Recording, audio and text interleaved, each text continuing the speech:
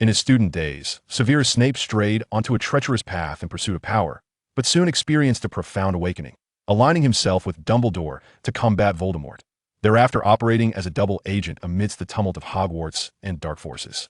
On the eve of the final battle, he was slain by Voldemort in accordance with Dumbledore's plan, yet was granted an opportunity for rebirth.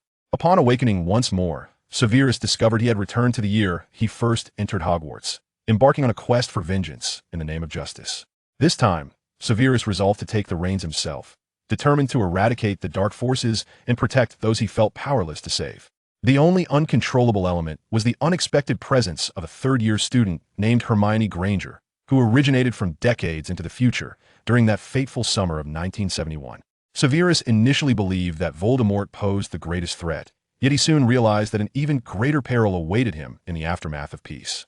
Chapter 1. Spinner's End. In the year 1997, at Hogwarts, Severus Snape collapsed onto the cold floor. The world had come to an end, and a terrifying silence enveloped the air around him. In his peripheral vision, he saw Lily's son and his inseparable companions entering the room. "Take it away." A dreadful rasping sound emanated from Snape's throat. He squeezed out the last remnants of his magic, allowing memories of the past to coalesce and surge forth from his mouth, ears, and eyes. Cold. Never had he experienced such frigidness, as if submerged in the frozen depths of the Black Lake. The chilling venom of the serpent spread, while his blood rapidly drained away the last vestiges of warmth. Perhaps the battle would not cease, but Snape understood that his own narrative had reached its conclusion. Hogwarts headmaster, professor of defense against the dark arts, potions master, head of Slytherin House, member of the Order of the Phoenix, Death Eater. These titles, which had lingered in the corridors of his past, would dissipate along with the quietly inscribed half-blood prints in the vast annals of time. Snape grasped Harry's robe, pulling him closer. "Look at me," he whispered, his dark eyes locked onto the green ones. A second later, the world crumbled silently, and he plunged into an endless abyss of darkness. An eternity passed, or perhaps time ceased to exist altogether. A glimmer of light fell upon his eyelids, prompting Snape to attempt to open his eyes. A bright mist enveloped him, the vaporous steam yet to coalesce into discernible forms. "Headmaster, they are camped in Dean's Forest, that mud blood. Do not utter that word." The girl with the surname Granger mentioned the location when she opened her bag. "I heard it." "Who?" Snape spun around abruptly, observing himself conversing with Phineas in the headmaster's office. The bright shadows within the mist were disturbed by his movement, transforming into the visage of Albus Dumbledore. "Do not be alarmed, Severus. How many lives have you witnessed perish?" "Recently, only those whom I was powerless to save," he heard himself reply, rising to his feet. "You manipulated me." "No." A surge of intense irritation welled up within Snape. As this thought crystallized in his mind, the mist was immediately dispersed. "Kill me, Severus. I want you to swear that you will use all your strength to protect the students of Hogwarts. Will you? You know, sometimes I feel our sorting is rather hasty. Mind quarrel, will you? Is this regret, Severus? And what will you offer me in return, Severus?" As if under the influence of a reversing charm, countless past images flashed before him. He beheld the disdainful glance Lily cast before turning away at the entrance of the Gryffindor common room. He recalled the moment after the OWL examination, when he, in a fit of rage and humiliation, hurled that unforgivable term at Lily, mudblood. He witnessed himself arguing with Lily in the castle courtyard. He saw the sorting hat descending upon his head. The surrounding shadows continued to twist and reshape, the phantasm of Hogwarts Castle flickering in and out of existence. Severus Snape was acutely aware of what lay ahead: the disheveled living room, the grimy Spinner's End, and his detestable Muggle father, and Lily and his mother. If every wizard must endure such memories before facing death, then this was nearing its conclusion. At that moment, the phantasm of Hogwarts began to rapidly dissipate. The figures surrounding the castle faded one by one. For no apparent reason, Snape knew that the ground beneath him was crumbling, and the descent was about to commence anew. "Wait, it is not over!" Snape shouted in fury, flailing his arms. As this thought emerged, he beheld his arms, thin and frail beyond recognition. Not far off, within the receding phantasm of Hogwarts Castle, amidst the other shadows, a small figure shone particularly bright, as if dozens or hundreds of figures were overlapping. Just a little longer, just a little longer. Snape exerted all his strength, reaching forward like a drowning man. He grasped it, a sound akin to an egg cracking. The ground vanished, and he uncontrollably plummeted downward. The year was 1971 in the town of Corkworth, specifically in Spidertail Alley. Severus Snape awakened amidst a surge of agonizing pain, as if waves of suffering were relentlessly crashing upon him from all directions. The chill in the air seemed to diminish. Wait, what exactly did that mean? Snape opened his eyes, instinctively employing his mental shields while subconsciously reaching for his neck. The pain persisted throughout his body, yet there was no snake venom. His neck was smooth, devoid of any wounds. The surrounding scenery gradually transitioned from a haze to clarity, revealing a dimly lit, cramped room. Moreover, Snape's gaze traversed the small, childlike hand suspended in midair, landing on a grimy window. Reflected in the stained, scratched, and dusty glass was a slender boy with black hair, who was intently observing him. By Merlin's ghost, what is happening? Snape raised his right hand, cautiously rotating, shaking, and clenching it into a fist. If this were the afterlife, it would be rather peculiar. He had never heard of such a phenomenon. Severus Snape rose to his feet and pushed the window open a crack, allowing his eyes to wander outside. The cobblestone alley lay hidden beneath the jagged glow of dim streetlights. The dilapidated, eerie ruins of brick houses, their windows boarded up with wooden planks, and Snape exhaled softly, inhaling the foul stench wafting from the sewage river carried by the evening breeze, his gaze shifting toward the distant horizon. Beneath the murky, oppressive clouds, a tall mill chimney stood erect against the sky, resembling a gigantic finger raised in warning. In all of Snape's memories, there was only one place that matched these elements: the outskirts of Corkworth, deep in the abandoned mill district of Spidertail Alley, his childhood home. Yet, Snape struggled to recall that not long ago, Voldemort had wielded that great serpent to inflict a fatal wound upon him. Lily's child and his companions had accepted his memories, following Dumbledore's script to prepare for the final confrontation. After that, he had plunged into a peculiar realm, a swirling mist of fragmented memories. And then, before he could gather his thoughts, a dreamy whisper emanated from behind him. Severus Snape turned alertly, only then realizing that there was another person in the room. Or, more accurately, someone occupying his creaky bed. Who is there? The words caught in his throat. The uninvited guest on the bed was a petite girl. Beneath her tousled, thick waves of brown hair rested a youthful visage. The girl was curled up, clutching a wand in one hand while the other clutched a bulging backpack, threatening to burst at the seams. Chapter 2. The Troublesome Rebirth of Life. When the world is happening. Severus Snape's gaze flitted over the girl's face and chest, his expression a tempest of confusion. It was not the sudden appearance of an underage girl in his bed that left him flustered. He could manage that. Rather, it was the golden red lion emblem on her wizarding robe and her identity that rendered him speechless, though she appeared more youthful and innocent compared to his recent memories. Severus Snape recognized her immediately. Miss Granger? Snape furrowed his brow and tentatively nudged the girl. The girl sleepily opened her eyes, her gaze wandering for a few moments before she abruptly became alert. She swiftly grasped her wand and pointed it at Snape while clutching a thin blanket around her body. Screaming in terror, "Who are you? Where is this?" Before Snape could utter a word of explanation, the door was violently flung open. A drunken man stumbled in. "You filthy little brat. Monster. It seems my earlier lesson was insufficient." "Huh? You." His attention shifted to the two confronting figures in the room. Then, his eyes fell upon the wand in the girl's hand, and his pupils dilated as a cruel expression swiftly overtook his features. The man staggered, cursing vehemently as he lunged towards Severus and Hermione. "Ah, another little monster. How dare you?" Watching the terrifying intruder, Hermione trembled, letting out a higher-pitched scream. "Shut up, Granger. You foolish girl."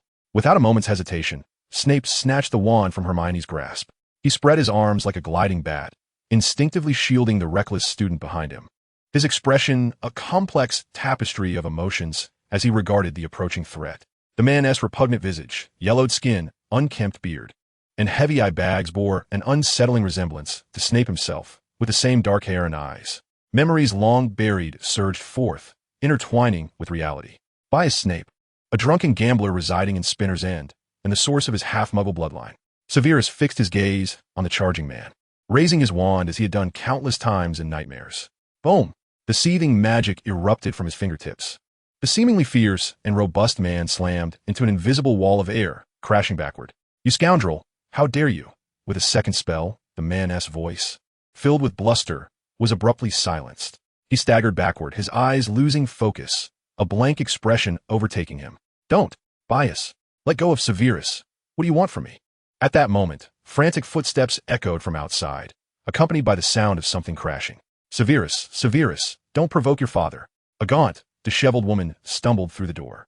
Severus's gaze snapped to the entrance, his entire being jolted. Mother, Eileen Prince Snape, his mother, who had been lost to time over 2 decades ago. "Oh, Severus, what in Merlin's name?" Before Severus could comprehend the situation, Eileen, upon witnessing the room's chaos, emitted a terrified whimper.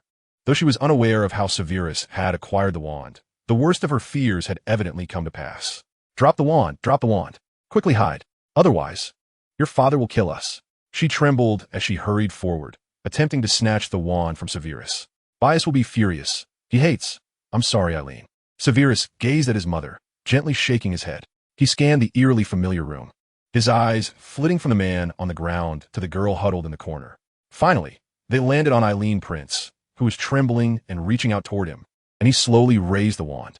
"Now, give me a moment. I need to understand what has transpired." Obliviate. In the next instant, Eileen's eyes lost focus, her expression turning vacant. The effects of the forgetting charm took hold, resulting in a brief period of disorientation, a detail absent from the textbooks on charms. Severus carefully guided Eileen to sit on the edge of the bed before turning to the girl. "You, who are you? Where's this? Are you a wizard? Is this Hogwarts? Who are those two? How do you know my name?" Before Severus could finish his first sentence, Hermione unleashed a rapid-fire barrage of questions. "Silence," Snape snapped, his irritation rising as the girl's voice abruptly ceased. "Very well, Miss Granger, I shall answer one of your inquiries." He glanced at the hesitant Hermione, his patience thinning. "Now, be quiet and follow me outside." "Who are you?" Hermione asked without hesitation. "My name is Severus Snape." "Professor Snape?" Hermione Granger's eyes widened in disbelief as she stared at the frail, disheveled boy before her. Clearly, this was a far cry from the Snape she remembered.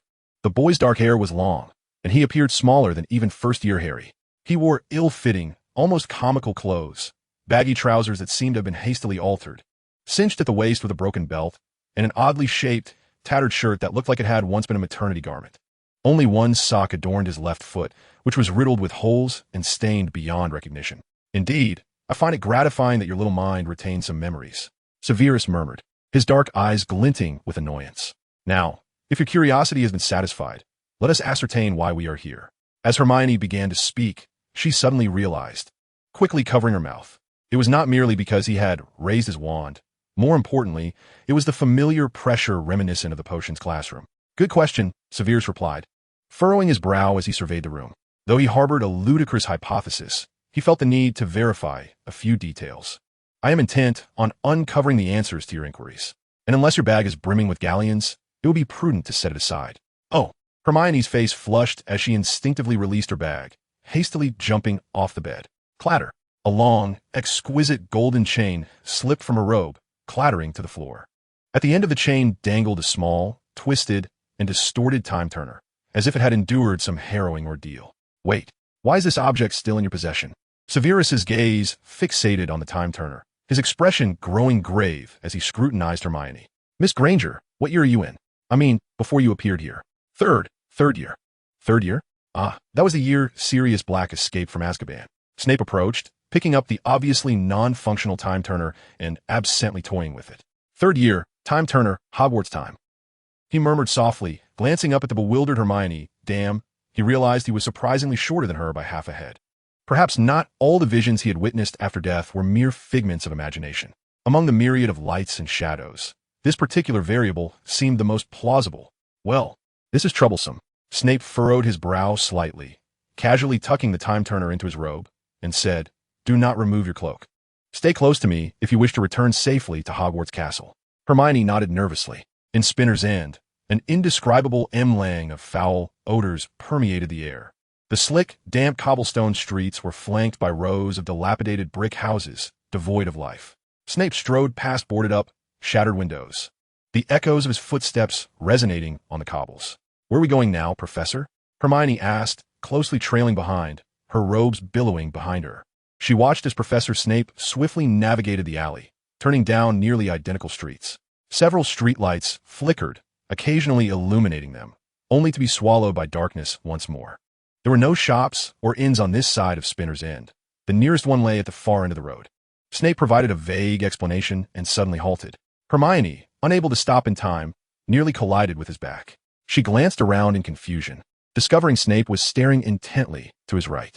They had left the maze-like brick houses and arrived at a quiet country road.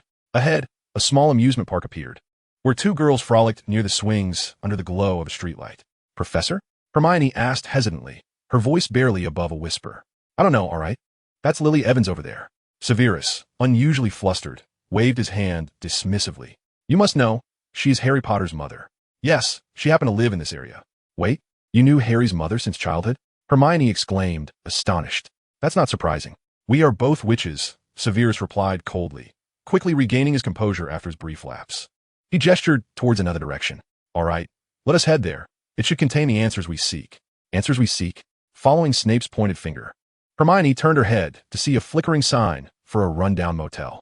Beneath the dim streetlight, the weathered sign by the roadside bore the barely legible name, Corkworth. "Yes. If you wish to subscribe to newspapers, you may use that name," Snape answered dismissively as they crossed the road that seemed to separate two worlds, arriving at the motel. As per his recollection, a small newsstand was situated beside the door, and the motel clerk was yawning listlessly. Severus's gaze fell upon the date on the newspaper. July 14th, 1971. Well, just as he suspected, something utterly preposterous had occurred. He had returned to 26 years prior, that July when he received his acceptance letter to Hogwarts. Severus turned to glance at the girl, who was curiously peering into the motel lobby. Worse still, he now had an additional complication that did not exist in the past. Chapter 3. The Railway View Motel. Severus pushed open the dark and gloomy door of the motel. "Proprietor, a room, please. Preferably one with hot water, near the window." He rubbed his emaciated stomach, contemplating, then added, "Also, 2 servings of toast, potatoes, and tea." "Go away. Don't linger here." The clerk, glancing at the scruffy, diminutive Severus, waved his hand impatiently. Just as the clerk behind the counter stood up, Severus produced his wand and pointed it forward. "Confundus." The balding middle-aged man comically let out a belch. Moments later, he sluggishly nodded and retrieved a set of keys from the wall, handing them over. "Tea, potatoes, and bread. I'll bring them up once I heat them. Come along."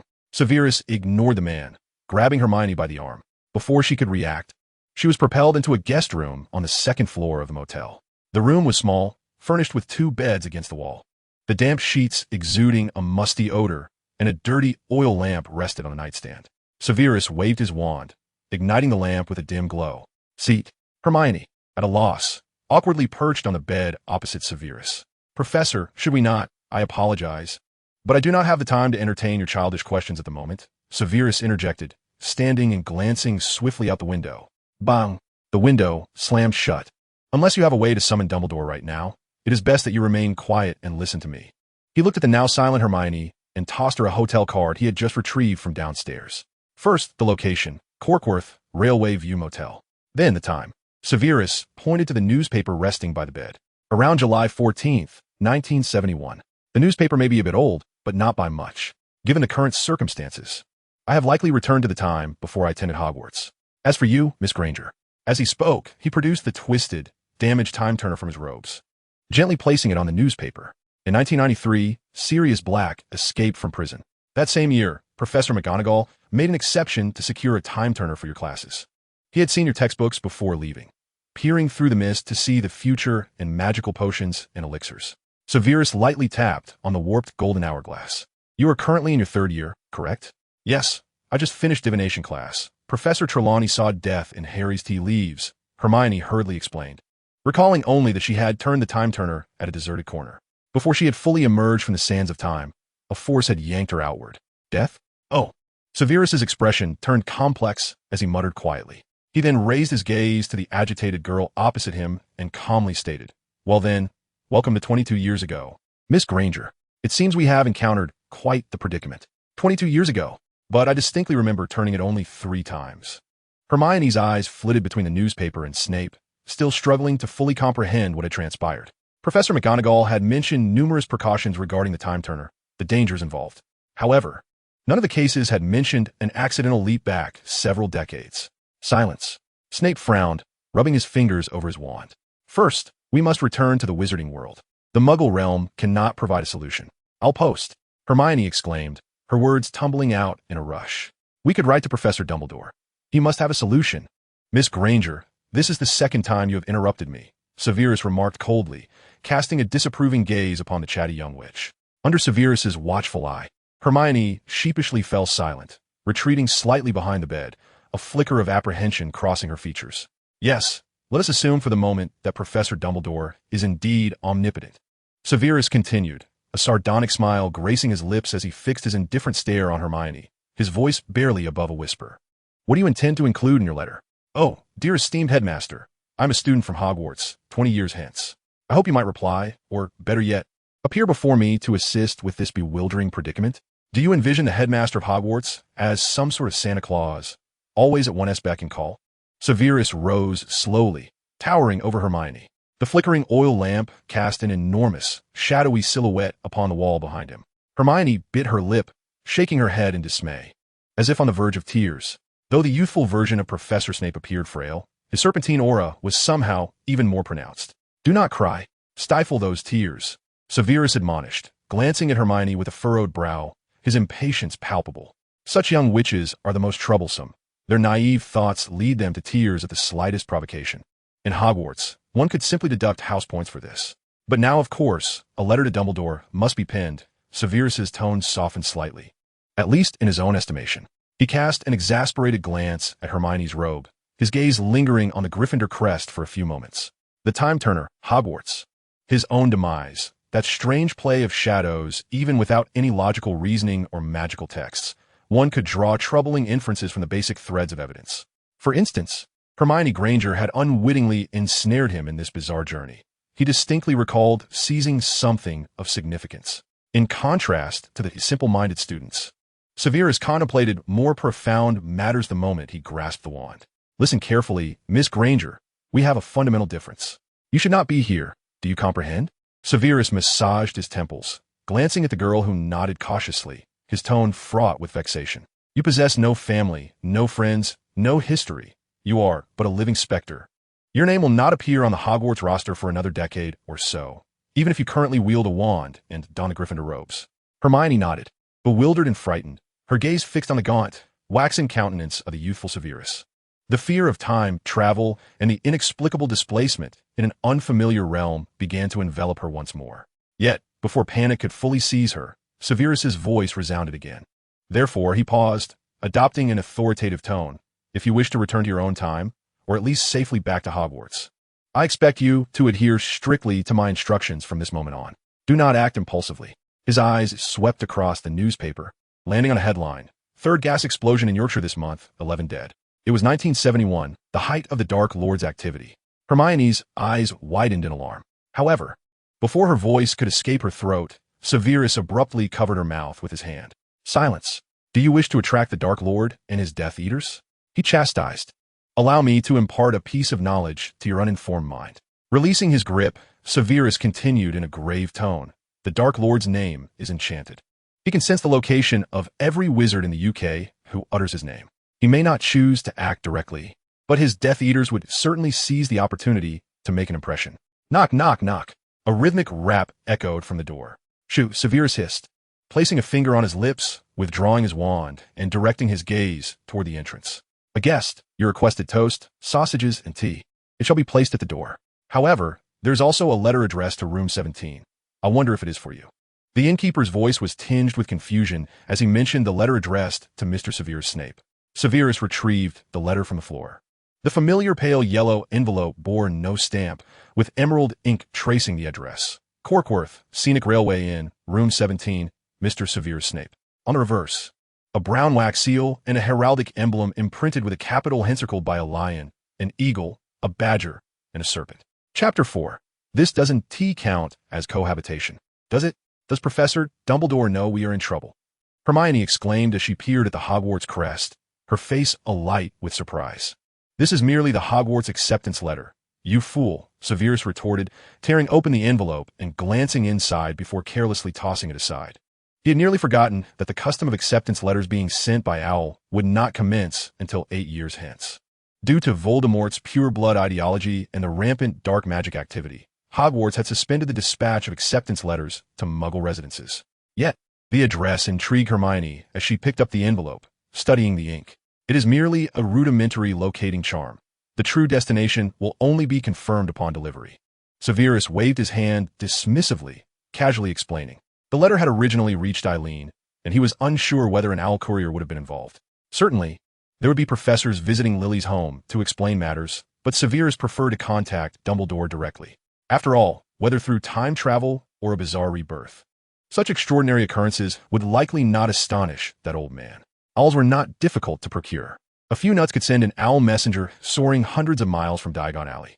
As a new student at Hogwarts this year, Severus would need to venture to Diagon Alley for supplies. However, this meant he must first return to Spinner's End. He couldn't even afford a copy of the Daily Prophet, let alone a wand.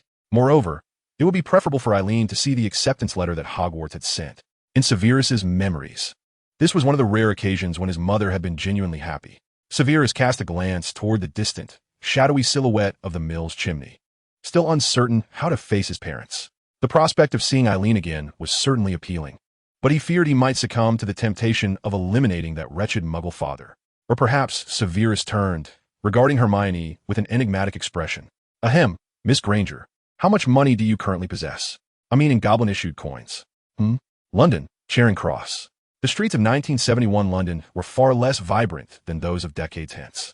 The cobblestone path was pockmarked and uneven, while a vintage car emitted black exhaust fumes.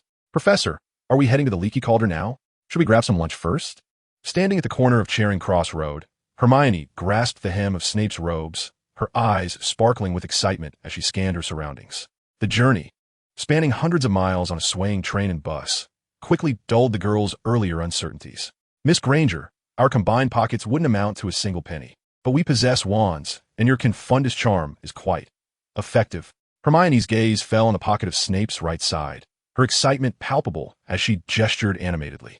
Perhaps the journey itself was not inherently fascinating, but the prospect of using a confundus charm as a universal currency added an exhilarating twist. Whether for tickets, meals, or even lodging, Snape could ensure they paid nothing at all with just a single spell. We are wizards, not cunning Muggle circus clowns engaging in petty deception, Severus replied coldly, casting a sidelong glance at the young, which trailing behind him.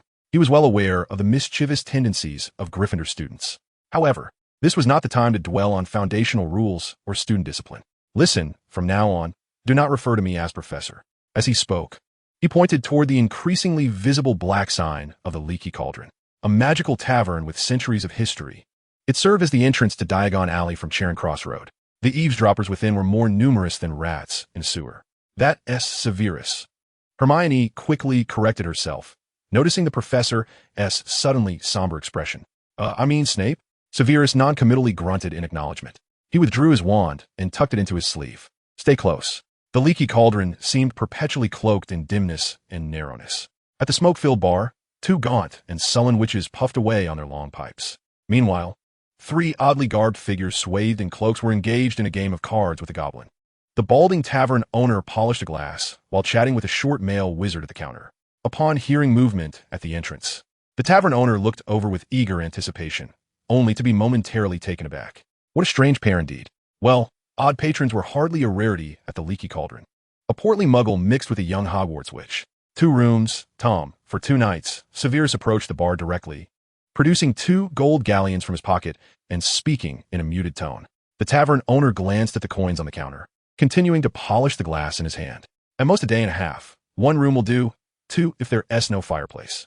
2 nights in that room at the end of the second-floor corridor and throw in an extra blanket and mattress. As Severus spoke, he added 3 silver coins, instructing, someone will be arriving later. Please light the fireplace for me. Oh, a returning guest? The tavern owner raised an eyebrow, casting a glance at the silver coins on the counter as he set down the glass he was polishing. Every year brings a few unfortunate souls who botch their magic, familiar faces and new ones alike. The Leaky Cauldron was undoubtedly a suitable temporary refuge, conveniently located near Diagon Alley and St. Mungo's Hospital for magical maladies. Look at you. The tavern owner scrutinized Snape's face closely. A youth potion or a de-aging spell? You look a bit worse for wear, my friend. That is none of your concern, Tom, Severus replied coldly. Ah, my apologies, merely curiosity. As the tavern owner, Tom did not care who this individual was, as long as he understood the tavern's basic rules. He shrugged, casually gathering the coins and retrieving a key from the wooden board behind him. Your room will be ready in 15 minutes. You can order something to drink at the bar in the meantime. No, I need to make a quick trip to Diagon Alley first. Severus took the key and tossed it back to Hermione. The Leaky Cauldron was certainly not a comfortable dwelling, but it at least offered safety. The inn had been in operation for centuries, and there had been no reports of significant problems. Meanwhile, Hermione, clutching the key, faced a dilemma. One room. Last night, at the railway view, and two. Today, at the leaky cauldron as well. Given the current circumstances, she really shouldn't be separated from Professor Snape. But Hermione lifted her gaze, her eyes quickly scanning the dark-haired boy ahead. From any angle, the portrayal of Professor Snape did not align with her recollections. With her keen ears, she faintly overheard nearby witches and wizards whispering, speculating about her relationship with the professor. By September, she would be 15, and she had begun to catch wind of certain things. This doesn't count as cohabitation, does it? Surely not. Moreover, Professor Snape appeared so youthful. No. This was not the time for such fanciful thoughts. The immediate priority was to locate Professor Dumbledore and find a way back to her own time. Of course, I will be residing with him. Just then, Severus's deliberately hushed, gravelly voice broke the momentary silence. We may need to stay here for a few days. Do not worry about the lodging costs. Shall we register our names? Severus glanced at the girl and replied without hesitation. You write this down, Arthur Weasley. And as for her, Molly Pruitt. In this uncertain timeline, it was best not to use their true names directly. If they were forced to remain in this past, someone would undoubtedly investigate their backgrounds, especially in a place like the leaky cauldron. Severus did not wish for a minor detail to jeopardize the entire situation. Meanwhile, the little witch holding the key suddenly froze. We're registered under the Weasley couple's names? Hermione's suppressed thoughts erupted once more. Chapter 5. The basics are fairly adequate. With no time to entertain the young witch's fanciful notions, Severus had much to accomplish today. After securing their lodgings, he led Hermione through the bar to a small courtyard enclosed by walls at the back of the tavern. Aside from a trash bin and some weeds, there was nothing of note. Hermione recalled the tips she had heard when she first started school. I remember this. Knock 3 times. Only inept wizards and muggles would resort to knocking on bricks. Severus, impatient, let out a grunt, drew his wand, and waved it casually. The wall standing behind the trash can trembled, swaying as it began to part to the sides. Amidst swirling dust, it opened into a broad archway, leading to a winding cobblestone street that seemed to stretch into infinity. All right, keep a firm grip on your wand. Severus did not retract his wand, but instead handed it to Hermione. I have many matters to attend to. You best keep up. Hermione, surprised to receive her wand, nodded in acknowledgement and hurried to follow. Unlike the bustling Diagon Alley of decades hence, the wizards on the street hurried by, shrouded in an atmosphere of palpable tension.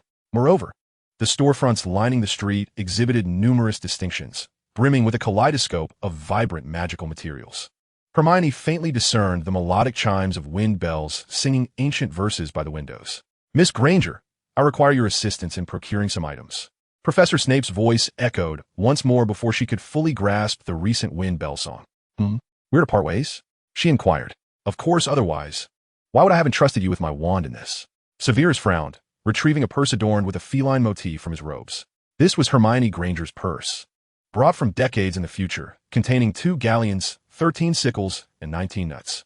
Severus had no intention of relying solely on Albus Dumbledore's benevolent generosity. If they were to purchase a wand, various supplies, and accommodations, alternative methods would need to be considered. A priority letter. 2 sickles should suffice. Severus closed the purse and tossed it to Hermione with an air of authority. I shall first visit the owl post to send this letter. You are to gather the items on this list and return here to await my return. A pewter cauldron, a set of scales, 21 fairy wings, 15 fresh roses, 500 grams of cloak grass, and 2 vials of fire lizard blood. Beauty potion? Before Severus could finish his list, Hermione impulsively interjected. Immediately, she clamped her hand over her mouth and recoiled. Oh no, I've interrupted again. Correct. The anticipated reprimand did not materialize. Severus regarded Hermione thoughtfully, his brow arching ever so slightly. TSK. It appears the know-it-all has retained some knowledge, albeit there are additional potion ingredients to procure. Daffodil roots and mugwort. Severus counted off another 7 or 8 potion ingredients on his fingers, retrieving the procurement list from the acceptance letter. These potion-related materials and tools should also be acquired. He gestured towards the nearest shop, where the sun cast a radiant glow upon the stacks of various cauldrons outside. Emerging from the leaky cauldron, the first establishment encountered was the Gringotts Magical Cauldron Shop, which had remained unchanged. Then we shall part ways here.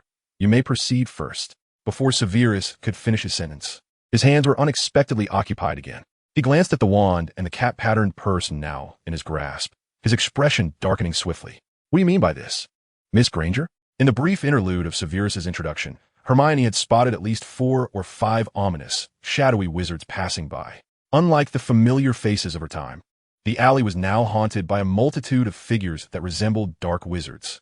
You warned me before we departed not to stray from your sight. Hermione bit her lip, fixing her gaze on the younger version of the professor, her expression resolute. I am afraid to be alone. 20 minutes later, the pair exited the dimly lit owl post. The rustling of wings gradually faded as a large barn owl soared overhead.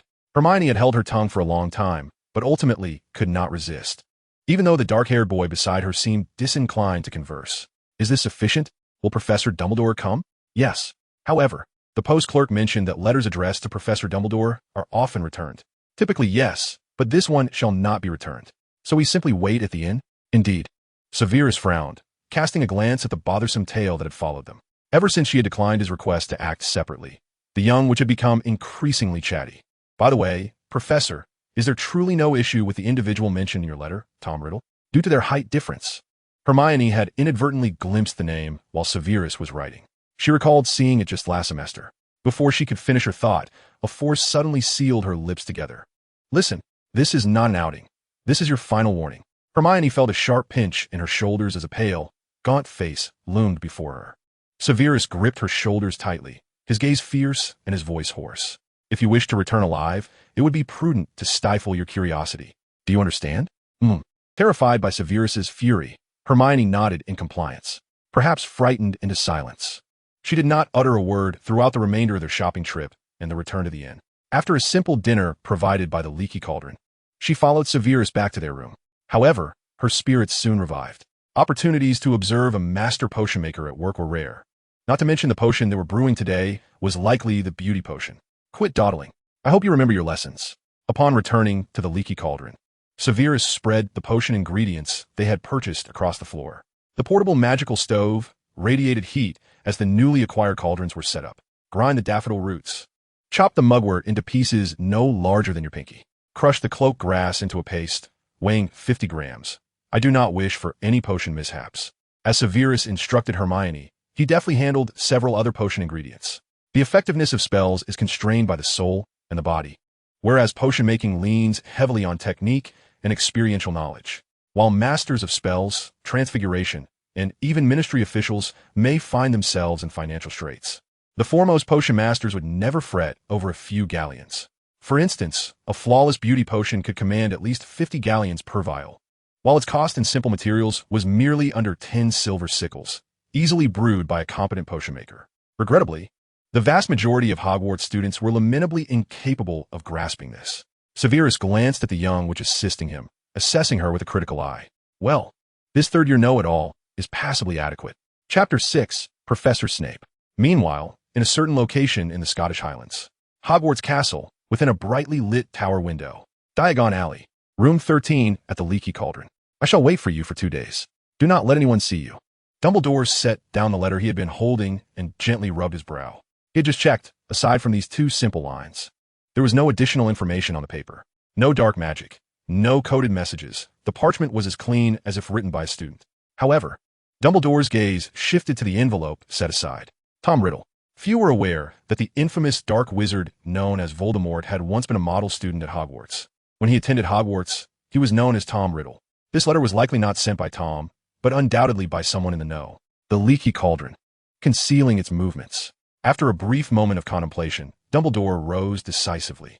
The elder's right hand brushed against the wand hidden in his sleeve as he swiftly resolved his course of action, regardless of the sender's true intentions.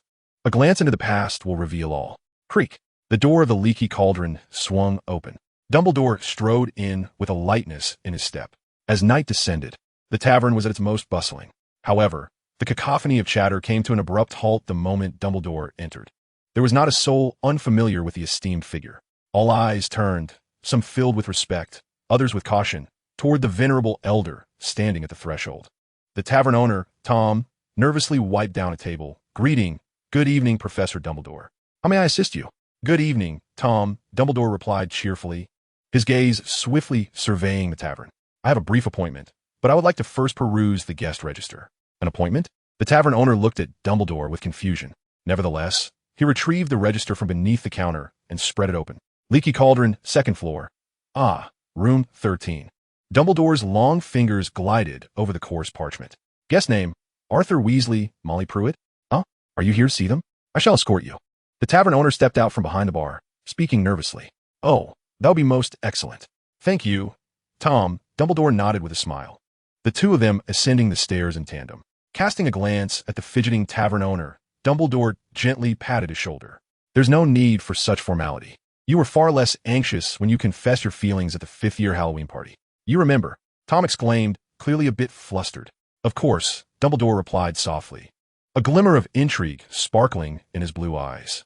I remember every student, whether it be you or Mr. Weasley, Miss Pruitt, as they conversed. They reached the door of the innermost guest room on the 2nd floor. The door stood wide open, seemingly awaiting a visitor.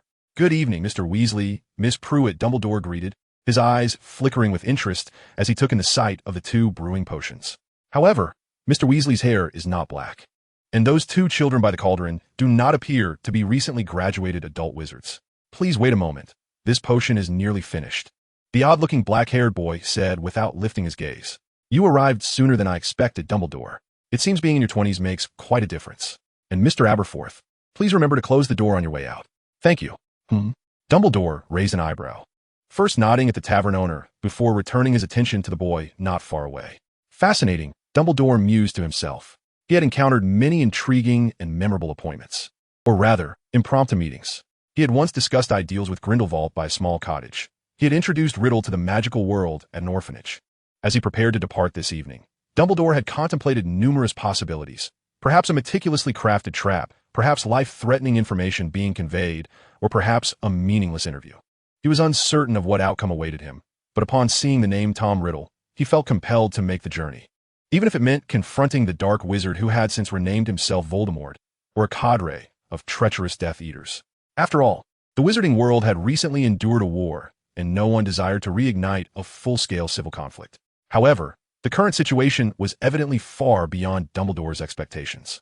The old wizard keenly surveyed his surroundings, not in a rush to interrupt the busy boy.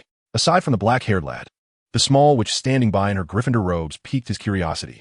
Dumbledore was quite certain that no such student existed in his memory of Gryffindor House. All right. After a moment, Severus exhaled slowly. He flicked his wand, skillfully transferring the potion from the cauldron into 2 slender vials. Apologies, please hold on for a moment. Severus did not acknowledge Dumbledore, but instead turned to Hermione. He lifted a glass, added 3 drops of potion, and calmly handed it to her. Professor, what is this? Hermione instinctively reached for the cup, perplexed. Drink it, Severus commanded. But this is the draught of living death, the elixir of life. I've controlled the dosage. The sleeping effect is just right. I understand, but why must I drink it? Hermione clutched the cup with both hands, a hint of panic in her voice. Because it is gentler and safer than the stunning spell. Most importantly, you will not awaken abruptly. Severus raised his wand, gesturing to the soft bed nearby, and spoke softly. In a moment, it will be time for a chat between professors. Students should be in bed, or would you prefer I sing you a lullaby? Oh. Hermione glanced at Dumbledore for help, but he remained silent, watching the 2 with keen interest. 3, 2. Gulp. Before Severus could finish counting down, Hermione downed the potion in one swift motion. Perhaps Professor Snape was a bit unnerving, but with Professor Dumbledore present, she felt reassured. Perhaps when she awoke, she would find herself back in the warm confines of the Gryffindor dormitory. Before Hermione's thoughts could fully form, a wave of drowsiness washed over her. Ugh, this reckless girl. Does she not understand my instructions? Shouldn't she sit on the bed before drinking? Severus frowned, moving her to the bed just before she collapsed. Well then, for the moment, there are no other interruptions. Severus glanced at Hermione, whose breathing had steadied, and walked over to the chair, finally meeting Dumbledore's gaze. I come from over 20 years in the future. The specifics of why are unknown, but I can prove everything I say. So, where shall we begin, Dumbledore? Or would you prefer to legilimens directly? He aimed to clarify this peculiar situation swiftly. Take your time. Dumbledore observed Severus with a joyful glint in his blue eyes. How shall I address you, Professor? He recalled the title that the young witch had mentioned before succumbing to slumber. Severus Snape. Snape. Dumbledore pondered for a moment, a curious look crossing his face. Then, Professor Snape. What position did you hold at Hogwarts before your arrival? Potions Master, Defense against the Dark Arts Professor, Head of Slytherin House, and Headmaster of Hogwarts School of Witchcraft and Wizardry, Severus replied, casting a steady glance at Dumbledore. Especially after you implored me to kill you. Chapter 7. Why are there only 6 Horcruxes? Oh, my successor? Dumbledore's interest intensified in his eyes. Throughout his long life, he had encountered countless fascinating young wizards. However, the tale of Professor Snape undoubtedly commences with the most captivating of beginnings. So, Professor Snape, shall I refer to you as such in the future? Dumbledore's cerulean eyes sparkled with delight as they fixed upon Snape, inquiring, What brings you to me, my professor? Generally, you would address me by my name, Severus, Snape replied, his brow arching slightly. Dumbledore's childlike tone was decidedly irksome. Yet, such an attitude was hardly surprising. Anyone from decades hence would find this scenario utterly bewildering. Fortunately, he had prepared himself well before dispatching the owl with his letter. At the far end of the second floor of the headmaster's office, there stood a distinctive oak door. Instead of responding to Dumbledore's inquiry, Severus began recounting what seemed to be an entirely unrelated story. The oak door led to an inconspicuous tower at Hogwarts, untouched by students. Atop this tower rested an ancient tome, bound in black dragon hide, its cover fraying with age. Its pages had not felt the touch of human fingers since it was placed there by the 4 founders upon a castle's completion. Beside it lay a small silver inkwell, from which a long, faded quill protruded. When a child in Britain first manifests their magical talents, the quill would leap from the inkwell, striving to inscribe that child's name into the great book. This tome bore powerful and enduring magic. It would refuse to allow the quill to write a name unless presented with sufficient evidence of the individual's magical abilities. Thus, for centuries, this tome has served as the sole institution through which Hogwarts selects its students, known to us as the Book of Admission and the Quill of Acceptance, Dumbledore replied gently. As the headmaster of Hogwarts, he often spent hours in this tower, hoping to witness their actions. Moreover, each year before the start of term, the headmaster would ascend the tower to transcribe the roster of that year's admissions. I have seen your name, Mr. Snape, but I cannot quite recall the names that precede and follow yours. Dumbledore sat up straight, his wand resting on his lap, casting a meaningful glance at Severus. I do not know about yours. Above my name is Sirius Black, and below it, Severus momentarily lost his train of thought, his voice softening. Lily Evans. She hails from the same place as I, from Cokeworth. Precisely correct, remarked Dumbledore, his fingers gently tapping twice on his wand. Invisible magical ripples emanated through the room, causing the windows to close softly and the door to lock with a click. Now, Professor Snape, Dumbledore said, his brow furrowed as he stroked his wand, seemingly deliberating over his words. Let us return to the matter at hand. What is it you seek from me? Or rather, what is it that I should do? The Dark Lord, Severus replied. Hogwarts has been breached, and I am unaware of the outcome. He had no clarity regarding whether Dumbledore's ultimate plan had succeeded. However, Severus recognized that Voldemort's revival and the siege of Hogwarts signified a grave flaw in the plan. If one were to assign a purpose to this extraordinary temporal journey, it would perhaps be to reverse that unfortunate outcome. From any perspective, the likelihood of Hogwarts staff and students defeating Voldemort outright was exceedingly slim. His self-sacrifice had merely marginally elevated the odds. The Dark Lord has created Horcruxes, and we must destroy all of them in our generation. Otherwise, countless innocent wizards will perish as a result. Horcruxes? Is it the shortcut through which Tom overcame death? Dumbledore's eyes flickered with realization, suggesting that his previous conjectures had veered off course. Nevertheless, Dumbledore chose to disregard the warnings of events yet to unfold and raised his wand once more, scrutinizing Severus with a stern gaze. Oh, ordinary wizards and members of the Order do not refer to Tom as the Dark Lord, Severus. The matters from the future may indeed hold truth, but it remains uncertain on which side one stands. I was once a Death Eater, Severus replied tersely. I later joined the Order, yet I remained a spy because I believe in you. A glimmer of amusement danced in Dumbledore's blue eyes behind his half-moon spectacles. Otherwise, the one standing here should be Tom, rather than this old man, correct? So, Headmaster, you may call me Severus, Snape interjected with a hint of irritation. Very well, Severus, Dumbledore shrugged. From your perspective, what should we do now? Quite simple. 3 things, Severus replied, his gaze unwavering as he addressed the elder. First, we must gather the Horcruxes. The Dark Lord's immortality. Indeed, you may also refer to him as Tom Riddle. Dumbledore interjected with a smile. Riddle's madness surpasses our imagination, Severus remarked, irritation flaring in his eyes as he shot a glare at the old wizard before continuing. According to our understanding from the future, he has created more than one Horcrux. Unless all are destroyed, he cannot be truly killed. Multiple Horcruxes? Dumbledore's brow furrowed as he keenly grasped this crucial detail. How many specifically? The Dark Wizard can sever his soul through acts of murder and other heinous deeds. The fragmented soul then transfers to an object, thus forming a Horcrux. A Horcrux can tear apart a person's soul, preserving a portion of it, which allows one to survive even if the body is destroyed, as long as a fragment of the soul remains intact. However, souls are meant to remain whole. Such division is an inherently evil act that defies nature. The more fragmented the soul becomes, the more unstable it grows. Thus, the majority of cruel dark wizards prefer to embrace death rather than create Horcruxes. 7. If your estimations during your lifetime were correct, Severus softly replied. Estimations? We have only found 7 in total, but those should be all of them. Severus recounted the information he had previously known, enumerating them one by one. Tom Riddle's diary, his ever-present serpent Nagini, Marvolo Gaunt's ring, Slytherin's locket, Hufflepuff's cup, Ravenclaw's diadem. Severus suddenly paused, shifting topics abruptly. Well, those are the ones we need to consider now.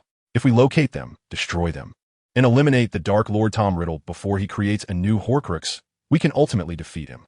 Wait a moment, Severus. If I'm not mistaken. Dumbledore raised his hand to interrupt, pointing out the discrepancy with measured calmness. You seem to have mentioned only 6 in total.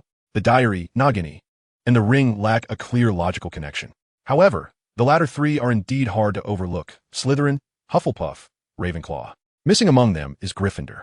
Dumbledore pondered for a few moments, his fingertips touching thoughtfully, and quietly speculated. The Sorting Hat? The 7th item is Godric's hat, isn't it? The treasure of Gryffindor is a sword, concealed within the Sorting Hat. Severus spoke coldly. Dumbledore, how many more times do you intend to test me? Well, that was the last time, Dumbledore replied with an unfaltering smile, his heart now devoid of doubt. No wizard from Slytherin, regardless of their prowess, could ever extract the sword of Gryffindor. This was a secret known solely to him. Ignoring Dumbledore's audacity, Severus continued, Tom Riddle has yet to locate the sword of Gryffindor. I suspect he deliberately left a location for it. Deliberately left? You mean the 7 you found? Dumbledore pressed on, unyielding in his pursuit of logical inconsistencies. There's one more, Lily's son. Severus interjected, involuntarily raising his voice slightly. By an unfortunate turn of events, he became the 7th Horcrux, but Lily is only 11 now. Lily? Oh, Miss Evans? So she. The Dark Lord found her, Severus replied coldly. She sacrificed herself, bringing 13 years of peace to the wizarding world. I see. Dumbledore nodded in realization, his gaze lingering on Severus' face for a few seconds before he sighed. I apologize. I was unaware that events would unfold in such a manner. If the condition for vanquishing Voldemort is the destruction of all Horcruxes, then many questions and attitudes become self-evident. The clues regarding Horcruxes did not appear suddenly. Modern wizards find it difficult to even comprehend the term Horcrux unless informed by someone. Even if Severus did not articulate it, Dumbledore could surmise the answer. It was none other than Albus Dumbledore decades later. I understand, and I promise you, Dumbledore stood, gently placing a hand on the black-haired boy's shoulder. This time, I shall not allow you, Miss Evans, or your children to face misfortune again. Severus silently regarded the solemn elder, his lips twitching slightly. Lily did not choose me. His voice was as hard as frozen iron. I see. Dumbledore's right hand awkwardly hovered in the air. Immediately, the old wizard coughed repeatedly, attempting to mask the past. Ahem, by the way, do you know the precise locations of these Horcruxes? That is the second question I wish to address. Severus' expression grew earnest, his youthful face etched with seriousness beyond his years. Dumbledore, I do know some of the exact locations of the Horcruxes, as well as the approximate locations of others.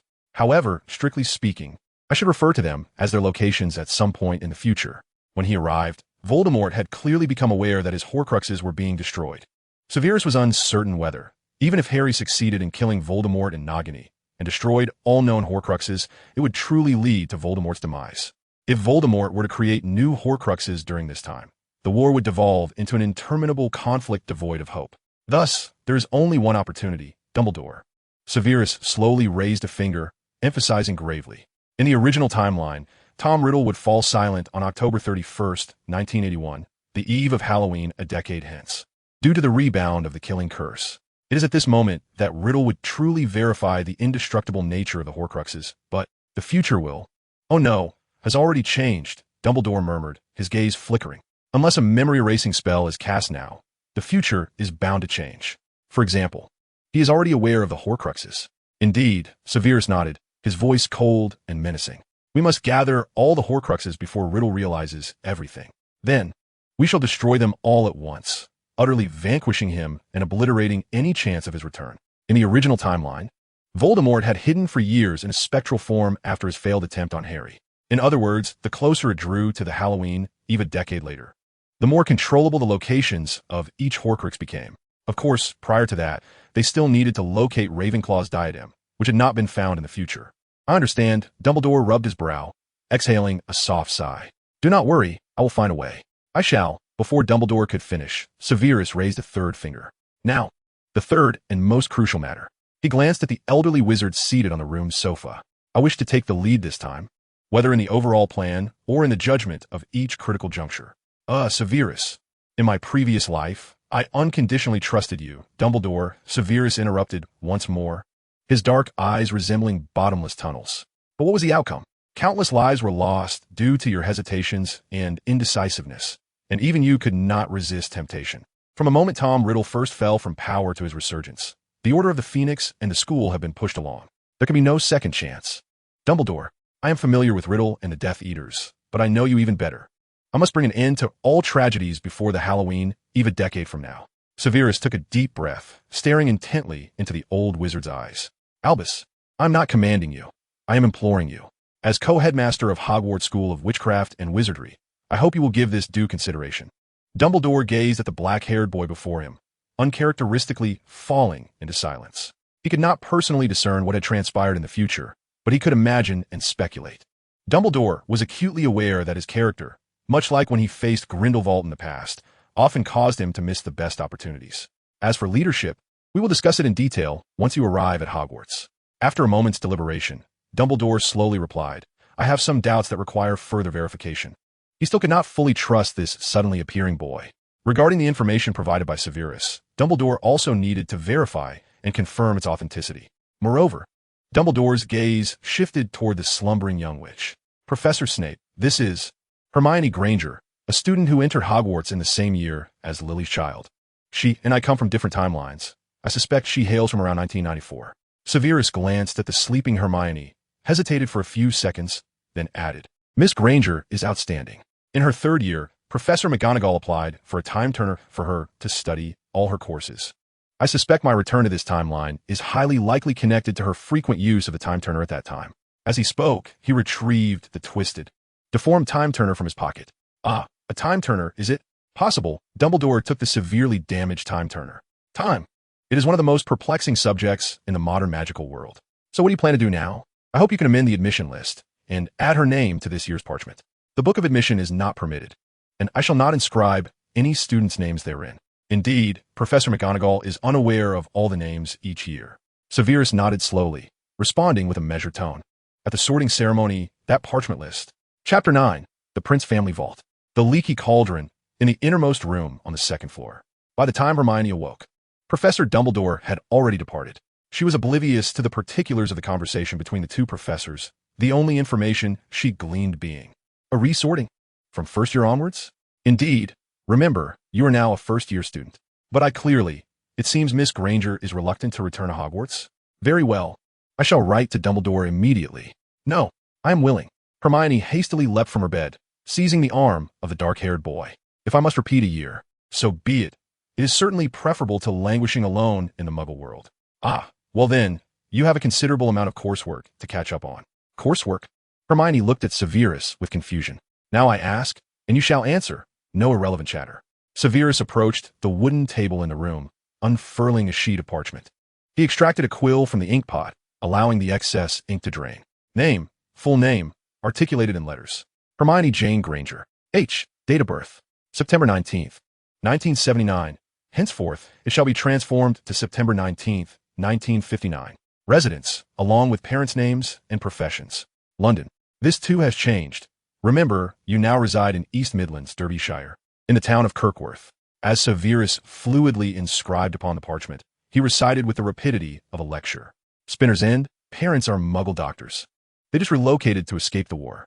Currently, he glanced up at Hermione, having encountered an attack from dark wizards, presumed missing. Professor, what is the purpose of this? Or do you intend to introduce each individual? I am Hermione Granger, from 20 years hence.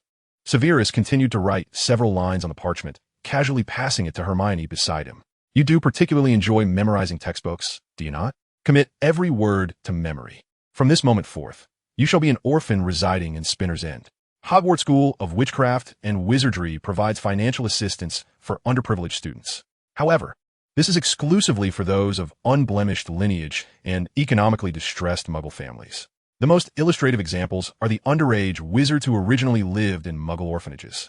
Without the scholarships provided by Hogwarts, these students would find it impossible to reach King's Cross Station in London, let alone exchange for wizarding currency to procure the necessary supplies for their education at Diagon Alley. Severus and Hermione, of course, do not meet this fundamental criterion. The former hails from a half-blood family, while the latter is entirely non-existent in this era. Dumbledore did mention before his departure that should they find themselves in financial straits, he would be willing to assist with his personal wealth. However, Severus opted not for this route, instead requesting a letter of introduction from Dumbledore. These vials of potions are... these are precisely the batch mentioned by Professor Dumbledore. Diagon Alley, Jonas magical potions and elixirs. For neatly sealed vials stood in a row, emitting a soft pink luminescence. The proprietor of the apothecary glanced at the boy before him, then unfolded the introduction letter he held. The contents of the letter were rather straightforward. A certain potions master at Hogwarts has brewed a batch of potions and wishes to investigate the market through the shops in Diagon Alley. The signature was that of Albus Dumbledore. Upon the boy's suggestion, they had recently verified the signature at Gringotts Bank. An authentic signature, and although the apothecary owner held many doubts, any suspicion of a prank dissipated. It is worth noting that even the Dark Lord, who cannot be named, does not dare impersonate Dumbledore in today's Wizarding World. As for why the transaction must be conducted through two underage wizards, potion masters and top wizards often possess peculiarities. Stranger occurrences can certainly arise. The four exquisite potions, by their hue alone, were indeed of masterful quality. The apothecary owner carefully lifted one of the vials, uncorking it and gently wafting the aroma beneath his nose. The scent was exceptionally perfect. Such quality potions could not be found elsewhere in Diagon Alley. The apothecary owner gazed at the crystal vial in his hand, utterly entranced. Truly, the work of Hogwarts Potions Professor is nothing short of magnificent. Ahem, do you accept? What is the price? If not, I shall seek another establishment. Severus cleared his throat, interrupting the musings of the middle-aged wizard with the bulbous nose. Were it not for the lack of funds, he would hardly bother brewing such a straightforward potion, purely aimed at fetching a high price. Oh, indeed. The apothecary owner snapped back to reality, hastily gathering the potions on the counter. Yes, we certainly accept. However, we operate under two modes. He rubbed his hands together, cautiously regarding Severus. Typically, we would purchase some potions outright for display on our shelves. However, for master-level potions, or those of uncertain quality, we prefer a consignment sale. What is the distinction? Severus furrowed his brow. The primary difference lies in the pricing, the apothecary owner elucidated, pulling out a ledger from beneath the counter. The former means we buy it outright at a set price, which often is not very high. Not very high, specifically how much? 45 galleons, the apothecary owner replied. Seemingly recognizing the inadequacy of the amount, he quickly added, I understand this price is rather low. Not to mention even doubling it, or no, tripling it. If a wealthy which were to appear, a higher price could be possible. However, we can only offer this amount for purchase. After all, business is not easy these days. Thus, I would suggest consignment sales. You set a price, and we take a percentage from the total sales. Agreed. That totals 140 galleons, correct? Severus nodded, realizing that this sum was indeed lower than he had anticipated. Nevertheless, considering the current tumultuous circumstances, various potion prices were certainly not comparable to a decade later. But the price. I understand. I believe my intentions are clear, direct sale. Severus stated decisively, removing his bag and placing it on the table.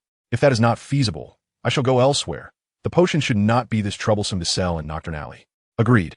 Please wait here for a moment. Before Severus could finish his sentence, the apothecary owner swiftly placed the potion vials on a shelf behind. He then hurried into the back room of the shop.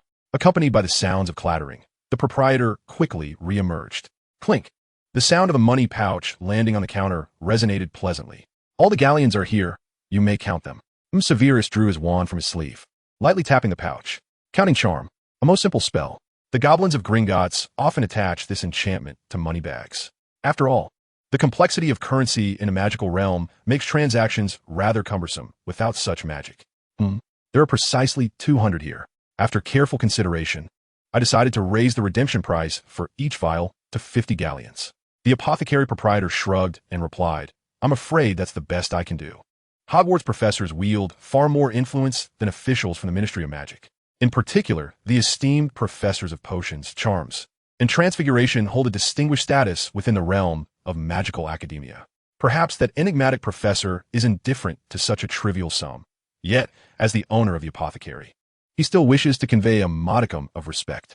Forgive my intrusion. The apothecary owner hesitated for half a second. These vials, are they for Professor Slughorn? It is made quite clear by Professor Dumbledore that certain inquiries are best left unasked.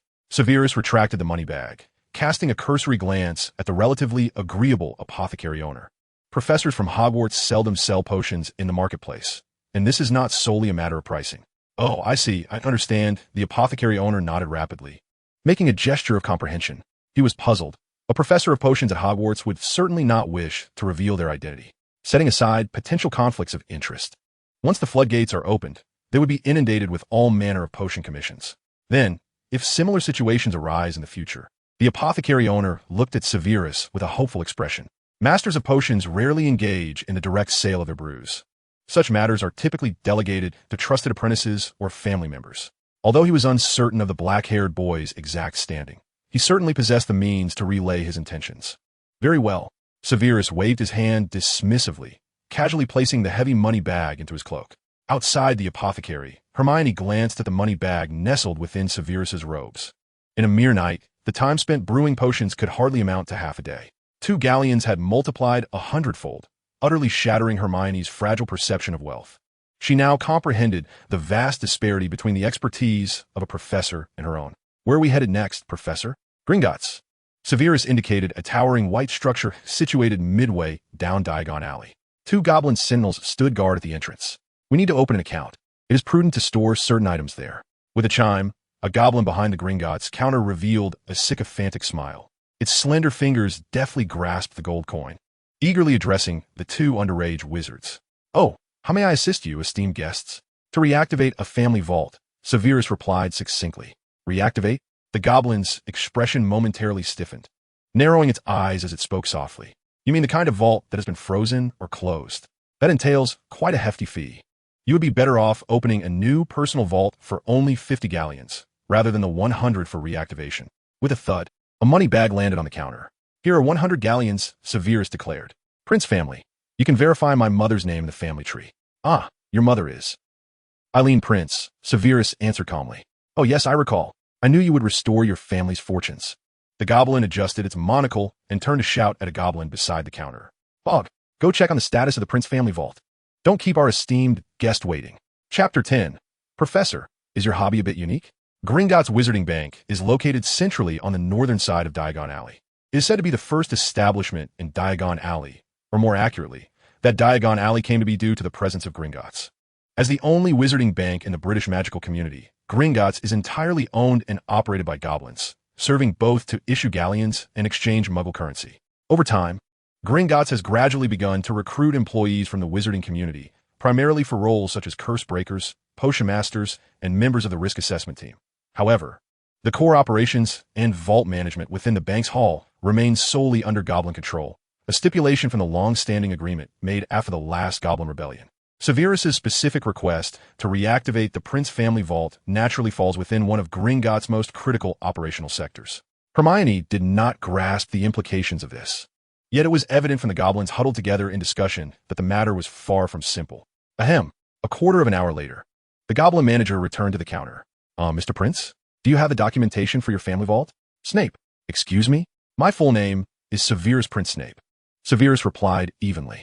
My mother is Eileen Prince, the eldest daughter of the Prince family. I'm also the sole heir of the Prince lineage.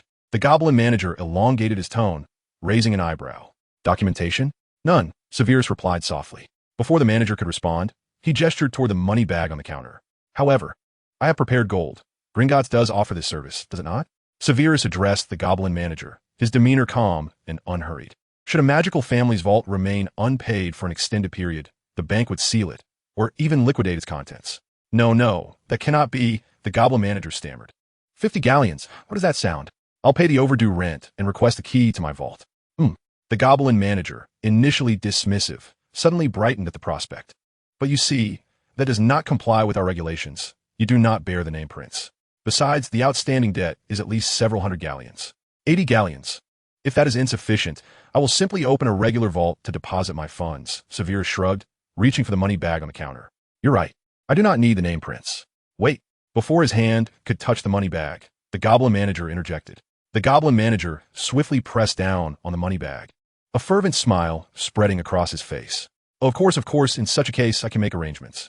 Bob, where's the information I requested? The goblin manager turned sharply, snatching a thick ledger from a nearby goblin. Prince, the Prince family, a pureblood family, while not as renowned as the Sacred 28. It is nonetheless an ancient lineage.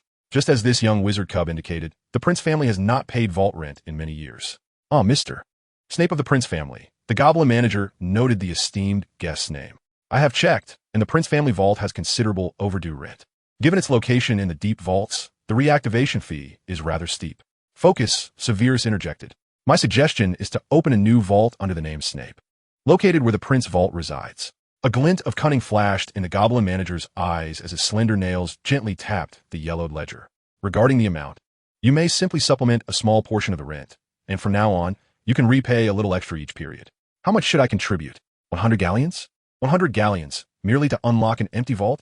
The nearby Hermione stared in disbelief, her eyes wide with incredulity. Had she not been commanded to remain silent, she would have been unable to restrain herself from interjecting. While Professor Snape's potions were indeed lucrative, the expenditure seemed utterly nonsensical. Very well, Severus replied with remarkable ease. The goblin manager beamed with satisfaction. It scrutinized the pouch of coins, counting out 100 galleons. Excellent, it declared, promptly stowing the gold away in its pocket. I shall arrange for someone to escort you to the underground vault. I will handle the rest of the procedures. Bonk. Bog was the goblin who had previously assisted in retrieving the vault registration book, distinguished by a black metal earring dangling from its right ear. Wait, I have another request. If you could assist in purchasing a few items. Severus leaned closer to the goblin manager, whispering a few words, casting a glance back at Hermione. The goblin manager's brow furrowed momentarily, but quickly regained its cheerful demeanor upon receiving several gleaming galleons. Rest assured, you may entrust everything to me, sir. Very well. I shall await you in the vault. Soon after, he and Hermione followed the goblin bog through one of the doors, exiting the grand hall. Why are you spending so much to access the vault? Hermione inquired. Do not ask too many questions, Severus replied. You will understand in due time. For now, remain silent. Bog opened the door for them. Unlike the magnificent marble hall, the stone corridor leading to the vault was both narrow and damp. The corridor sloped steeply downward, illuminated by flickering torches. At the bottom lay a small railway. With a sharp whistle, a small cart hurtled towards them along the tracks.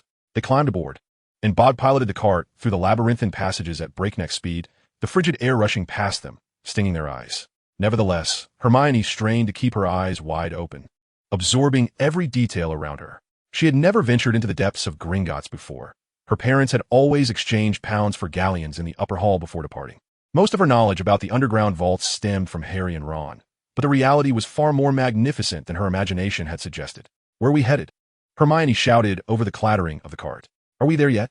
The lowest level, Severus responded, carefully counting the stalactites as they sped past. The largest and most secure vaults belong to the most ancient wizarding families, including the Prince family's vault. Just as he spoke, the car came to a halt beside a dark chasm. The Prince family's underground vault featured a keyhole, yet Bog did not retrieve a key. Step back, Bog instructed solemnly, extending a long finger to lightly rap on the door. The heavy, ancient vault door slowly began to dissolve. Hermione peered eagerly into the void beyond the door. Nothing was visible. Thud! A sound echoed as something fell to the ground. Hermione looked down to find an antique bronze key lying at her feet. The Prince family's vault had been reactivated. Bog picked up the key and handed it to Severus, grinning maliciously. Remember, 50 galleons each year, or the key will only last for a year. Do not worry, Severus replied nonchalantly, his gaze scanning the surroundings. I need to deposit some items in the vault. Return in approximately 2 hours. Not a problem, the goblin replied with a smile, but do not stray far from the vault entrance. It squinted slightly, pointing a long finger toward the ominous chasm. There are many unfriendly guards over there, for your safety. Lestrange, I have heard of that dragon, Severus remarked impatiently, subtly observing the expression of the goblin, Bog. Indeed, judging by the goblin's suddenly relaxed demeanor, he surmised he was correct. The Lestrange family's vault was now guarded by a dragon. While the Prince family vault held no treasures, it was adjacent to numerous vaults belonging to pure-blood wizarding families. During Voldemort's reign of terror, many members of ancient pure-blood families joined the Death Eaters, some perishing in battle, while others were imprisoned after Voldemort's downfall. Of course, a clever few managed to escape using their connections. However, Severus was aware that Voldemort's vast fortune was concealed within the vaults of certain families. Beyond wealth, the more crucial items were the Horcruxes. If there were any place more conducive to hiding than Hogwarts, it would undoubtedly be this collection of underground vaults deep within Gringotts. For instance, at some point in the future, Voldemort would conceal the Hufflepuff cup, transformed into a Horcrux, within the Lestrange family vault. I shall not go anywhere. If I wish to visit, I will summon them along. Severus replied in a flat tone, as this was a task that must be accomplished. Clatter, clatter. At that moment, the sound of a cart echoed from the depths of the chasm. The goblin Bog turned alertly, spotting a young goblin driving a cart that came to a halt beside theirs. Ragwort, what brings you to this place? You should not be here at this hour. Manager Flu sent me to deliver a few items. The goblin, named Ragwort, proclaimed proudly. It leapt from the cart and presented a bulging parcel to Severus. Here are the items you requested, Professor Snape. Please inspect their suitability. Items? Hermione, intrigued, glanced at Bog. They had all noticed Severus's final secret transaction with the goblin manager in the hall. The only unknown was what precisely he had commissioned the goblin manager to procure, especially considering the substantial sum involved, nearly rivaling the cost of reopening the vault. As the bulging parcel was opened, it revealed a plethora of garments, shirts, jackets, and even undergarments. Hermione gazed in astonishment at the pile of clothing on the ground, her eyes darting uncertainly towards Professor Snape, who was meticulously counting. Chapter 11. Do not dawdle, disrobe. A flickering glow emanated from the tip of the wand, a pale light trembling as it floated forth. Unlike the typical spells of ordinary students, the glowing points danced as if alive, swirling around them. An advanced magical technique. Hermione's gaze followed the roaming light. This was the standard of excellence for outstanding in OWLs, something she had read about in advanced everyday charms. In the eyes of most witches and wizards, potion masters were often not adept in charms. However, Professor Snape was certainly an exception. Not only was the advanced application of this illumination charm impressive, but his mastery of the Confundus charm, the Reversal charm, and the Oblivion charm placed him among the top 3 wizards she had encountered. Moreover, it was worth noting that Professor Snape's primary expertise lay in potion making. From a holistic standpoint, he could undoubtedly be classified as a top-tier wizard. Yet Hermione gazed at Severus, who was meticulously counting the pile of female garments, hesitating to voice her thoughts. Out of nowhere, she was suddenly reminded of Professor Lupin's class, where Professor Snape had donned women's attire. It was said that many top-tier wizards possessed 1 or 2 peculiarities. Perhaps this was the Slytherin headmaster's unique penchant. Moreover, Hermione's gaze fell upon the unopened garments. Non-magical women's clothing? Were there no shoes or stockings included? Just then, Severus rose, his brow furrowing in displeasure. I should have made it abundantly clear. A complete outfit, correct? Why are there no shoes or stockings? However, outside the leaky cauldron, the goblin named Griphook was preparing to offer an explanation. Or do you intend to refund me in galleons so I can exchange them for pounds and purchase them myself? No. Of course not. The mere mention of galleons made Griphook shiver, not to mention his own errands. If this order were to fall through, Manager Floor would likely devour him whole. I shall rectify this immediately. Please hold on. Mr. Snape, it will be completed shortly. However, do you have any specific requirements regarding the model and style? I'll give you 2 hours. As for the style, Severus nodded non-committally, glancing sideways. Granger, show him your shoe size. Huh? Hermione blinked in confusion. Before she could comprehend, Griphook had already noted her shoe size. Subsequently, 2 goblins hurriedly piloted a small cart, clattering away with great speed. Professor Snape, what is this? Once the sound of clattering faded into the darkness, Hermione finally seized the opportunity to ask a myriad of questions. Go inside.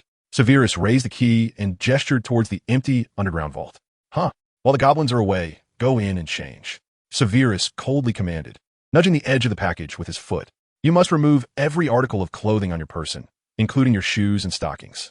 Ha, Hermione exclaimed, clutching her collar in panic, stepping back uneasily. Why? We are heading to the Muggle robe shop shortly. Severus impatiently approached her, seizing the fabric of Hermione's robes. But this garment, automatic ironing, self-cleaning, and stitch repair.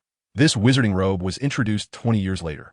Perhaps the goblins may not recognize it, but the tailors certainly will. He continued, recalling Dumbledore's warning from the previous night, his words rapid. Given the current situation, we are temporarily stranded in this time. Thus, our foremost task is to find a way to blend in. While there may be ample examples of prophetic talents, a traveler from a distant future is an entirely different matter. If you wish to survive, it's best to avoid any irrefutable evidence. Unlike Severus Snape, who experienced a soul reincarnation, Hermione Granger was indeed her physical self traversing through time. Those anachronistic items could be far more perilous at this temporal juncture than Horcruxes. What about my books? Precisely, we must return and bring them all here. Severus bent down, thrusting the stack of clothing into Hermione's hands. Then why did you have the goblins purchase them instead of? Hermione began, grappling with various questions. Because entrusting goblins will leave no traces in the Muggle world, Severus replied. Besides, 2 children purchasing clothing on the streets of London would draw too much attention. Must we keep them here? Hermione still hesitated. Do you think I restored this vault for no reason? Severus's patience appeared to be wearing thin as he lifted his wand. Now, stop dawdling and go in. Oh. Hermione felt a mix of confusion and panic as she clutched the pile of clothing. Yet, as she stepped into the empty vault, she stared helplessly at the youthful professor outside. What should she do? Did she really have to change in front of him in this underground vault? You have 15 minutes, Severus stated, raising the key and tapping it against the air. Close the door. The ancient door, once invisible, reappeared. 2 seconds later, the barrier between inside and outside was complete. Clutching the pile of garments, Hermione anxiously surveyed the desolate surroundings. She bit her lip, took a deep breath, and began to unfasten the buttons of her robe. Never mind. Professor Snape was right. Now surviving safely was the utmost priority. Meanwhile, outside the underground vault, Severus raised his wand and approached the edge of their platform. A brilliant light flickered. Dazzling magical radiance erupted from the tip of his wand. Darkness receded like a tide, revealing the silent entrances of nearby vaults. Lestrange, Avery, Flint, Greengrass, Selwyn, Caro, Yaxley. Severus squinted, discerning the family crests upon each vault door. Recognizing that a third of the pureblood 28 resided here. The defensive mechanism of the lower-level vaults of Gringotts Wizarding Bank harbored a critical flaw. Flying between the vaults of ancient magical families would not trigger the bank's alarms. 13. 14 minutes and 20 seconds. 14 minutes and 35 seconds. Within the Prince family's underground vault, Hermione anxiously counted the luminous dial in her palm. Before the minute hand could reach the 15th minute, the sound of the lock turning echoed from outside the door. Come out. Outside, Professor Snape instructed. Leave everything behind. Exit barefoot and put down your watch. Hermione nodded, cautiously placing her shoes and stockings beside the neatly folded clothing. While changing in the underground vault, a realization struck her. Whether it was opening the vault or storing clothes, everything pointed to a singular hypothesis. Barefoot, Hermione stepped out, her amber eyes fixed intently on the dark-haired boy illuminated by the faint light. Are we unable to return, Professor? Perhaps, Severus replied, pausing for a few seconds before nodding. Time turners can indeed lead to disastrous temporal accidents. However, such a bizarre reversal spanning decades is something even Dumbledore has never encountered. As for Severus experiencing a soul's return to childhood, there were no similar speculations or reasons to be found. What about my parents? You may observe them from a distance. Severus shrugged, seemingly disinclined to discuss the topic. In any case, we'll return to school after the September term begins. I've arranged for your enrollment. Leave the rest behind. Focus on what you must do, study. And you? Hermione instinctively inquired. I shall attend to my own responsibilities, Severus murmured. In the original timeline, both he and Dumbledore would have successfully thwarted Voldemort. This time, he intended to conclude all conflicts before Lily's graduation. 2 hours later, 2 goblins appeared at the entrance of the vault with remarkable precision. Hermione's change in attire did not elicit any further inquiries from the 2 goblins, for wizards are known to possess an array of peculiar habits. The fundamental rule upon which Gringotts Wizarding Bank thrives is to refrain from inquiring about matters unrelated to gold. Indeed, whether it be Grip Hook or Bogrod, their sole focus was on expediting the departure of the 2 individuals. Eager to secure the alluringly substantial commission temporarily held by Manager Floor, which had tantalized them for quite some time. Only once the wizards vacated could the 3 of them commence their division of the spoils. Perhaps it was merely an illusion, but the return cart seemed to traverse the path with greater haste than when they descended. A few minutes later, Severus and Hermione emerged onto the sunlit street outside Gringotts. Severus's pouch of gold coins had significantly diminished, yet he found himself with an extra stack of pounds. The exchange rate between galleons and pounds stood at 1.5, albeit with a hefty fee of 15. Thus, few wizards opted to convert their gold into Muggle currency. "We can purchase your uniform next time, along with your textbooks," Severus remarked, glancing down to count the gold in his pouch, revealing a rare expression of discomfort. The reopening of the Prince family vault, coupled with commissioning the goblins to procure Muggle clothing, had left him with merely over 20 galleons remaining. "Let us first pay a visit to Ollivanders," Severus suggested, lifting his gaze to discern the nearby signposts. Acquiring a wand was the paramount purpose of his visit to Diagon Alley. Although Hermione Granger's wand was functional, it could not rival the ease with which he wielded his own. Ollivander's wand shop, located at the end of Diagon Alley, was nearly devoid of patrons, as it was not yet the peak season for school supplies. "Wait here," Severus instructed, returning Hermione's wand to her before hastily entering the shop. "Good afternoon." A gentle voice greeted him. Mr. Ollivander materialized silently within the dimly lit shop, his pale eyes resembling two moons in the subdued ambience. "Ah, yet another new student? And your name is?" "Severus Prince Snape." "Ah, Prince," Mr. Ollivander mused for a moment. Yes, I remember your mother, Eileen Prince. 13.5 inches birch, with a core of snake heartstring. Before Ollivander could finish, Severus interjected. Excuse me, did you just say? My wand is 13.5 inches birch, with a core of snake heartstring." Observing the elderly man as if he had lost a cherished toy, Severus cleared his throat and reiterated, "I apologize, but I am in a hurry." Chapter 12. Ollivander's Nightmare. In contemporary Europe, 3 wand-making families hold undisputed prominence: the Gregoroviches, the Ollivanders, and the Junipers, responsible for crafting 99 of the wands used by European wizards. Decades ago, the title of Europe's foremost wand maker belonged to Gregorovich, who once possessed the legendary Elder Wand. However, with Garrick Ollivander, the latest heir of the Ollivander lineage, stepping into the limelight, Ollivander's wand shop swiftly ascended to become the preeminent wand emporium in the world, attracting numerous foreign visitors to London solely for the purpose of acquiring one of its wands, much to the disdain of local craftsmen. Garrick Ollivander exhibited prodigious talent from an early age, influenced by the family's age-old craftsmanship. Unlike other wand makers, he harbored ambitious aspirations to enhance the cores and woods currently in use, fervently pursuing the ideal wand from his youth. Before Garrick took over the family business, wizards typically provided wand makers with their preferred magical materials, often passed down through generations or trusted by their families. However, Garrick Ollivander was a purist in wand making. He believed that the finest wands should not contain the beloved whiskers of a customer's pet Kneazle, or the branch of a yew that saved a customer's father from poisoning, nor the hair of a mermaid encountered during a holiday in Scotland. Ollivander maintained that the best wands should encompass a powerful core, complemented by meticulously chosen woods that harmonize with the core's characteristics. Based on this philosophy, it was the wand that chose the wizard, rather than the wizard selecting the wand.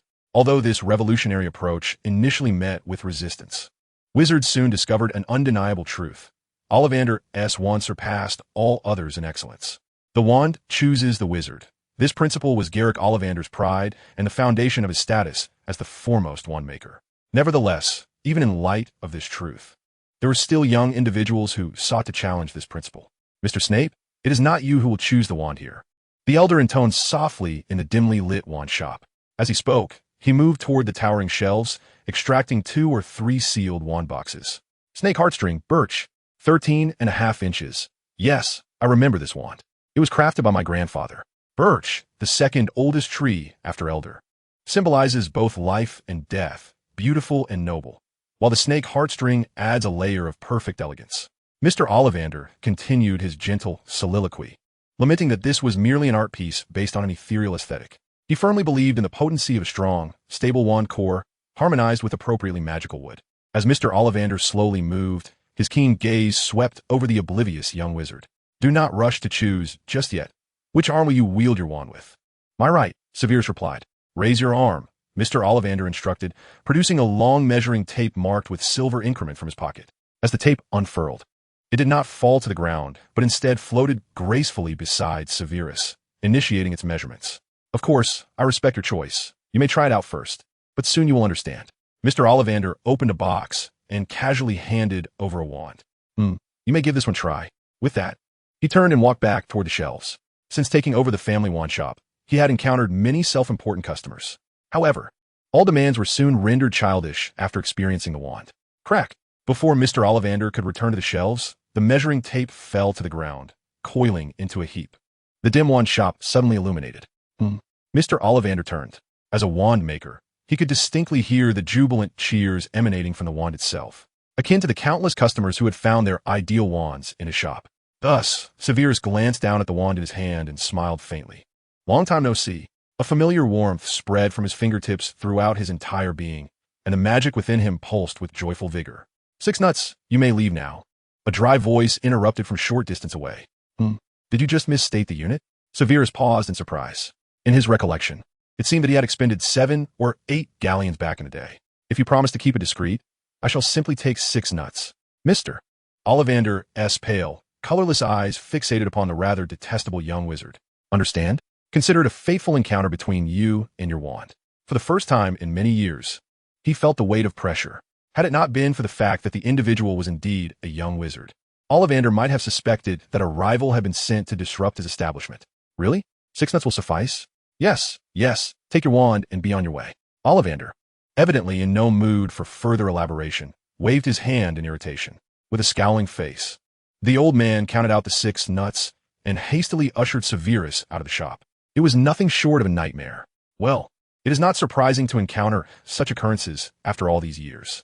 Mr. Ollivander watched as Severus vanished through the door and took a deep breath, gradually regaining his composure. Do not panic. It is not a significant issue. Your wand theory is undoubtedly sound. This is merely a rare event. Moreover, as Ollivander recalled the earlier scene, he furrowed his brow. In all his years of running the wand shop, he had never witnessed a young wizard with such exceptional control over their magical power. Even that nameless Dark Lord of your had not exhibited such perfect control upon his first encounter with the wand. Severus Snape, it seems, the Wizarding World is on the precipice of welcoming another remarkable sorcerer. Meanwhile, outside the leaky cauldron, you should stay here for the time being. Do not wander off. Severus instructed, pulling a pouch of coins from his pocket and handing it to Hermione. I must return to Spinner's and to attend to some matters. I will be back within 2 or 3 days at most. This contains 20 galleons, sufficient for your expenses. If there is an emergency, write to Dumbledore. However, Hermione bit her lip, glancing around anxiously. The leaky cauldron had returned to its usual quietude. The silence within was unsettling, save for the innkeeper. I can accompany you. I can assist you with potion brewing. You previously asked me to stay close. That was before. Severus interrupted impatiently, furrowing his brow. Let me clarify. Miss Granger, you are a liability, particularly in this environment. You would serve no purpose following me. Spinner's End is not a safe locale. Your fresh and clean visage would stand out too starkly there. Moreover, I must attend to some personal matters that are not suited for an onlooker. Do you understand? You now have 2 choices. Severus raised his wand, gazing at Hermione softly. Either return home on your own, or do you perhaps believe you can defeat me? Hermione's fingers twitched, but she made no move to retrieve her wand. She was acutely aware of Professor Snape's prowess, which was far from a mere showmanship of Professor Lockhart. Even in his youthful guise, his mastery of spells rendered her and her combined efforts utterly ineffectual. Very well, Severus nodded. Now, do you have any questions? Questions? Hermione pondered, instinctively fiddling with the pouch of coins in her hand. Considering the cost of accessing the vault, the expenses for her clothing, and the materials for the potions they would need to procure anew, this was nearly all of Professor Snape's remaining assets. 2 galleons would cover a day's stay at the leaky cauldron, including generous meals. Not to mention, if she were frugal, she could even manage to stay until the commencement of term at Hogwarts. Wait, 20 galleons? Professor, didn't you spend any money on a wand? Hermione suddenly realized that this figure did not align with her mental calculations. Indeed, I did spend 6 nuts, Severus replied casually. I simply informed Ollivander of the wand I desired, and he offered me a discount. Oh, Hermione blinked in surprise. She hesitated, glancing at her own wand. Is that how bargaining works? I know what you are contemplating. You may certainly try your hand at it when you have the opportunity, Snape remarked, casting a sidelong glance at Hermione. However, before you proceed, remember to conceal your current wand well. Students from Gryffindor have a penchant for attracting trouble. Rather than allowing this young one to remain idle, it would be better to find her something to occupy her time. Ollivander's silence would serve him well. A slight attempt might even aid in validating some of his hypotheses. I shall return in 2 days, Severus declared, turning on his heel and waving his arm behind him. For the next couple of days, Your homework is to independently brew 4 exquisite potions. Hermione nodded absently. A few minutes later, outside Ollivander's wand shop, Hermione cautiously surveyed the streets to her left and right. With no pedestrians in sight, she seized the opportunity to conceal her wand beneath the flower bed outside the shop. Then, with a soft jingle, she pushed open the door, the bell chiming cheerfully. "Good afternoon," a gentle voice greeted her. Mr. Ollivander emerged gracefully, a broad smile lighting his face as he looked upon Hermione. "Oh, have you just begun your studies at Hogwarts this year, dear?" "Yes." Hermione hesitated for a moment before quietly responding, "Vinewood Dragon Heartstring, 9 3/4 inches." "Pardon?" Mr. Ollivander's smile faltered. "Could you repeat that?" "Vinewood Dragon Heartstring, 9 3/4 inches," Hermione reiterated. "This nightmare is far from over." Chapter 13. Snape and the Girl from the Evans Family. Outside Ollivander's wand shop in Diagon Alley. "All right, take your wand and be gone," a voice barked as a young, which was expelled from the shop. However, this unwelcome customer did not choose to leave immediately. Cautiously glancing about, she knelt, rummaging near the flower bed by the door. Upon rising, she held a wand in her left hand that looked identical to the one in her right. How reckless! As Hermione Granger disappeared around the corner, a figure began to materialize across the street. Severus snorted disdainfully and shook his head noncommittally, hiding a wand in a flower bed. Indeed, Gryffindor students lacked common sense. Fortunately, Mr. Ollivander had not pursued her. Otherwise, the matter of the mirror wand would have been exposed in an instant. Never mind. This inadvertently spared him some trouble. Now, it was time to return and tidy up the mess at home. Severus shook his head, raised his wand, and recalled the location that lingered most vividly in his memory. With a crack like a firecracker, he vanished from the streets of Diagon Alley. In the town of Cokeworth, Severus reopened his eyes. Gentle sunlight bathed his face, and the warm earth cradled his feet. Dense thickets stretched like a fence on either side of his position. It was a nearly deserted small amusement park, dominated by a towering chimney that loomed in the distant sky. Not far away, 2 girls were embroiled in a quarrel, their swings standing still beside them. "This is not what you promised. You clearly stated you would help me inquire. I asked Penny, but the professor said no. You are utterly indifferent. He knows nothing of my grades." The older girl shoved her younger sister and retorted furiously, "We are sisters, sharing the same blood. Yet you failed to inform me where to apply for the test. There is no entrance exam for Hogwarts, and the Wizarding World does not adhere to the notion of a wizarding test." "Nonsense. Then how did that school find you?" "The book of admission and the acceptance pen." Severus could no longer contain himself and emerged from behind the bushes. Penny let out a shriek, retreating behind the swing, her eyes wide with a mix of fear and fury at the sudden appearance of the boy. "You weirdo. What do you want? Have you been eavesdropping all this time? Where are the book of admission and the acceptance pen?" Lily appeared startled as well. Yet her curiosity was piqued by the 2 newly heard terms. Magical artifacts of Hogwarts. They automatically record and select those children who exhibit magical potential, Severus patiently elucidated. The headmaster of Hogwarts extends invitations to underage wizards who reach the appropriate age based on the information in the book of admission. "Huh, as if you're the headmaster of Hogwarts," Penny scoffed derisively, as cold as ice water. Though Severus's sudden appearance startled her, she had now regained her composure. This oddball from Spinner's Inn might be peculiar, but Penny's courage returned as she gripped the swing support post. "What pen and book? I heard Lily mention that you, like her, have never attended a magical school." "Well, that is true for now," Severus nodded, candidly admitting. Perhaps in his youth, he would have been emotionally charged, but the soul within this body had long since changed. Ignoring Penny's provocation, Severus contemplated for a few seconds, observing Lily's pale face and deep red hair. "So, the school as professors have already visited? Which professor was it?"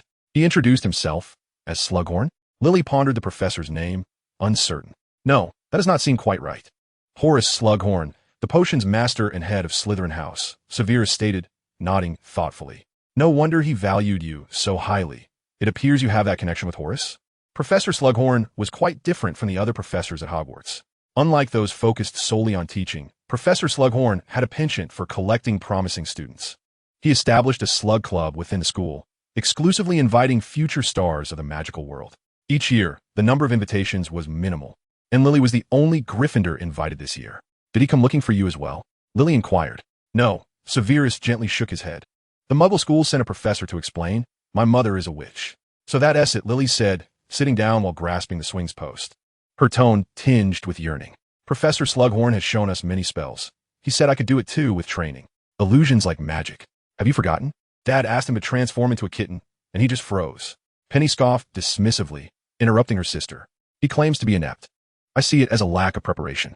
Hogwarts indeed has professors capable of transforming into cats, such as Professor McGonagall, who teaches transfiguration. Transfiguration? Lily blinked. Yes, transfiguration. The magic of transforming one object into another. You seem to understand. Coming from a wizarding family, why haven't you transformed anything? Penny taunted from the side, her gaze landing on Severus's comically oversized coat. Smack! Before her words could fully escape her lips, Severus casually flicked his wand. In the next instant, the swing post in Penny's grasp suddenly morphed into a giant python, flicking its tongue. Penny was stunned for at least 2 to 3 seconds, staring blankly at the snake's orange slit eyes. 1, 2. Penny let out an ear-piercing scream, collapsing on the ground. She struggled to rise, but her legs were utterly powerless. Severus. Lily appeared frightened as well, though more so with anger. She glared furiously at the dark-haired boy. Don't do that. Smack. Before Lily's reproach could conclude, a flicker of amusement danced across Severus's lips. He pressed forward, deftly caressing his wand as if tracing the surface of water. Flocks of birds. Flowers blooming. The terrifying python transformed into a bush composed of blossoms. Countless birds surged forth from the tip of his wand, gracefully soaring across the playground's open space. No, this is transfiguration, along with charms. Severus lightly tapped his wand, conjuring brilliant sparks in the air. Illusions cannot achieve this, can they? Should you wish to learn, I can teach you. Lily glanced at the boy, then at Penny, who was still seated on the ground. I refuse. That's Snape. Just then, another Evans girl suddenly spoke. But could you teach me magic? Even just to try. Chapter 14. Home and Magic. A muggle without magical potential wishes to learn magic? Severus raised an eyebrow. He did not respond immediately, casting a dispassionate glance at Penny Evans. The idealistic dreamer and the carefree fool, the former slightly less objectionable. This was perhaps a realization born from his years as a potions professor at Hogwarts. Severus pondered for a moment before speaking slowly. Magic. Do you truly have a way? Severus? Lily rose, her eyes glimmering with anticipation as she looked at the dark-haired boy. She fully understood her sister's longing for the magical world, even more so than herself. On the very night the professor arrived, Penny had penned a lengthy letter, intending to send it to the headmaster of the magical school. However, of course not. Muggles lack magic. They cannot perform spells. Hearing Lily call him Severus once more, a slight smile crept onto his lips. He paused, his gaze sweeping over the suddenly dejected pair of red-haired girls. However, deducing from the outcome is not entirely impossible. Huh? What do you mean? Deducing from the outcome? Penny and Lily lifted their heads in confusion. So what do you believe magic truly is? Severus waved his wand, causing yellow sand to rise like a waterfall in reverse. Forming a chair, he sat upon it, looking down at the two girls huddled behind the swing. Well, let me ask more directly. What do you wish to do after learning magic? Turn a steak into a dancing magical rabbit? He gestured with his wand. The fallen steak beside him transformed into a plump white rabbit, hopping gleefully to the swing's edge. Or an invisible hand, a powerful force, or to restore broken things.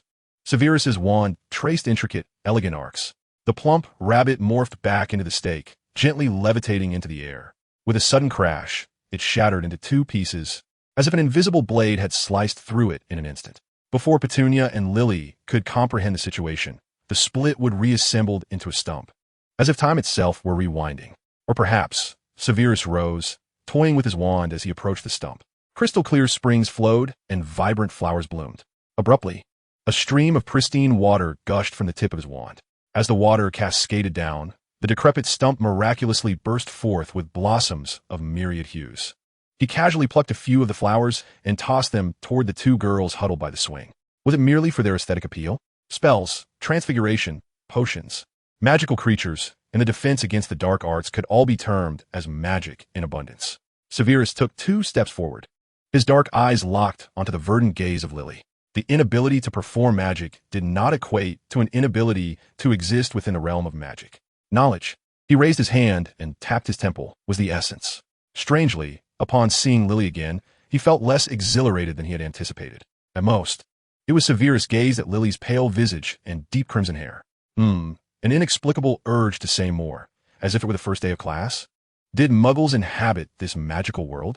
At that moment, Petunia keenly caught a particular piece of information. Some were muggles, some possessed low magical abilities, and others were squibs. Severus waved his hand dismissively, casting a glance at the eldest daughter of the Evans family. Wizards are not above others. They still needed to eat, sleep, and after graduation, they must provide for their families. As for the relationship between the Wizarding and Muggle worlds, he paused for half a second before responding with composure. Isn't my household a blend of both? So you can assist me. Before Severus could finish, Petunia interjected anxiously. The professor from Hogwarts promptly rejected her request without a second thought. Neither her parents nor her sister believed she was worthy of entering that magical realm. Although this boy from the Snape family could be peculiar at times, he was currently her only lifeline. Help me, Snape. You know so much about magic. Why? Severus took a step back, uttering coolly. Miss Evans, I do not see the necessity. I can pay you. Petunia paused for a moment, quickly retrieving a few banknotes from her pocket. I know your family is in dire need of money. I've saved quite a bit. It's all my pocket money for the coming months. Severus slightly furrowed his brow. He clearly did not wish to discuss matters regarding his family. However, before he could divert the conversation, Petunia's following words stunned him. Your mother is still unwell. I overheard the adults saying Mrs. Snape is gravely ill, and if she doesn't go to the hospital soon. What did you just say? How is Eileen? Severus's expression shifted dramatically as he gripped Petunia's shoulders tightly. In his recollection, he had no memory of his mother suffering from a severe illness at this time.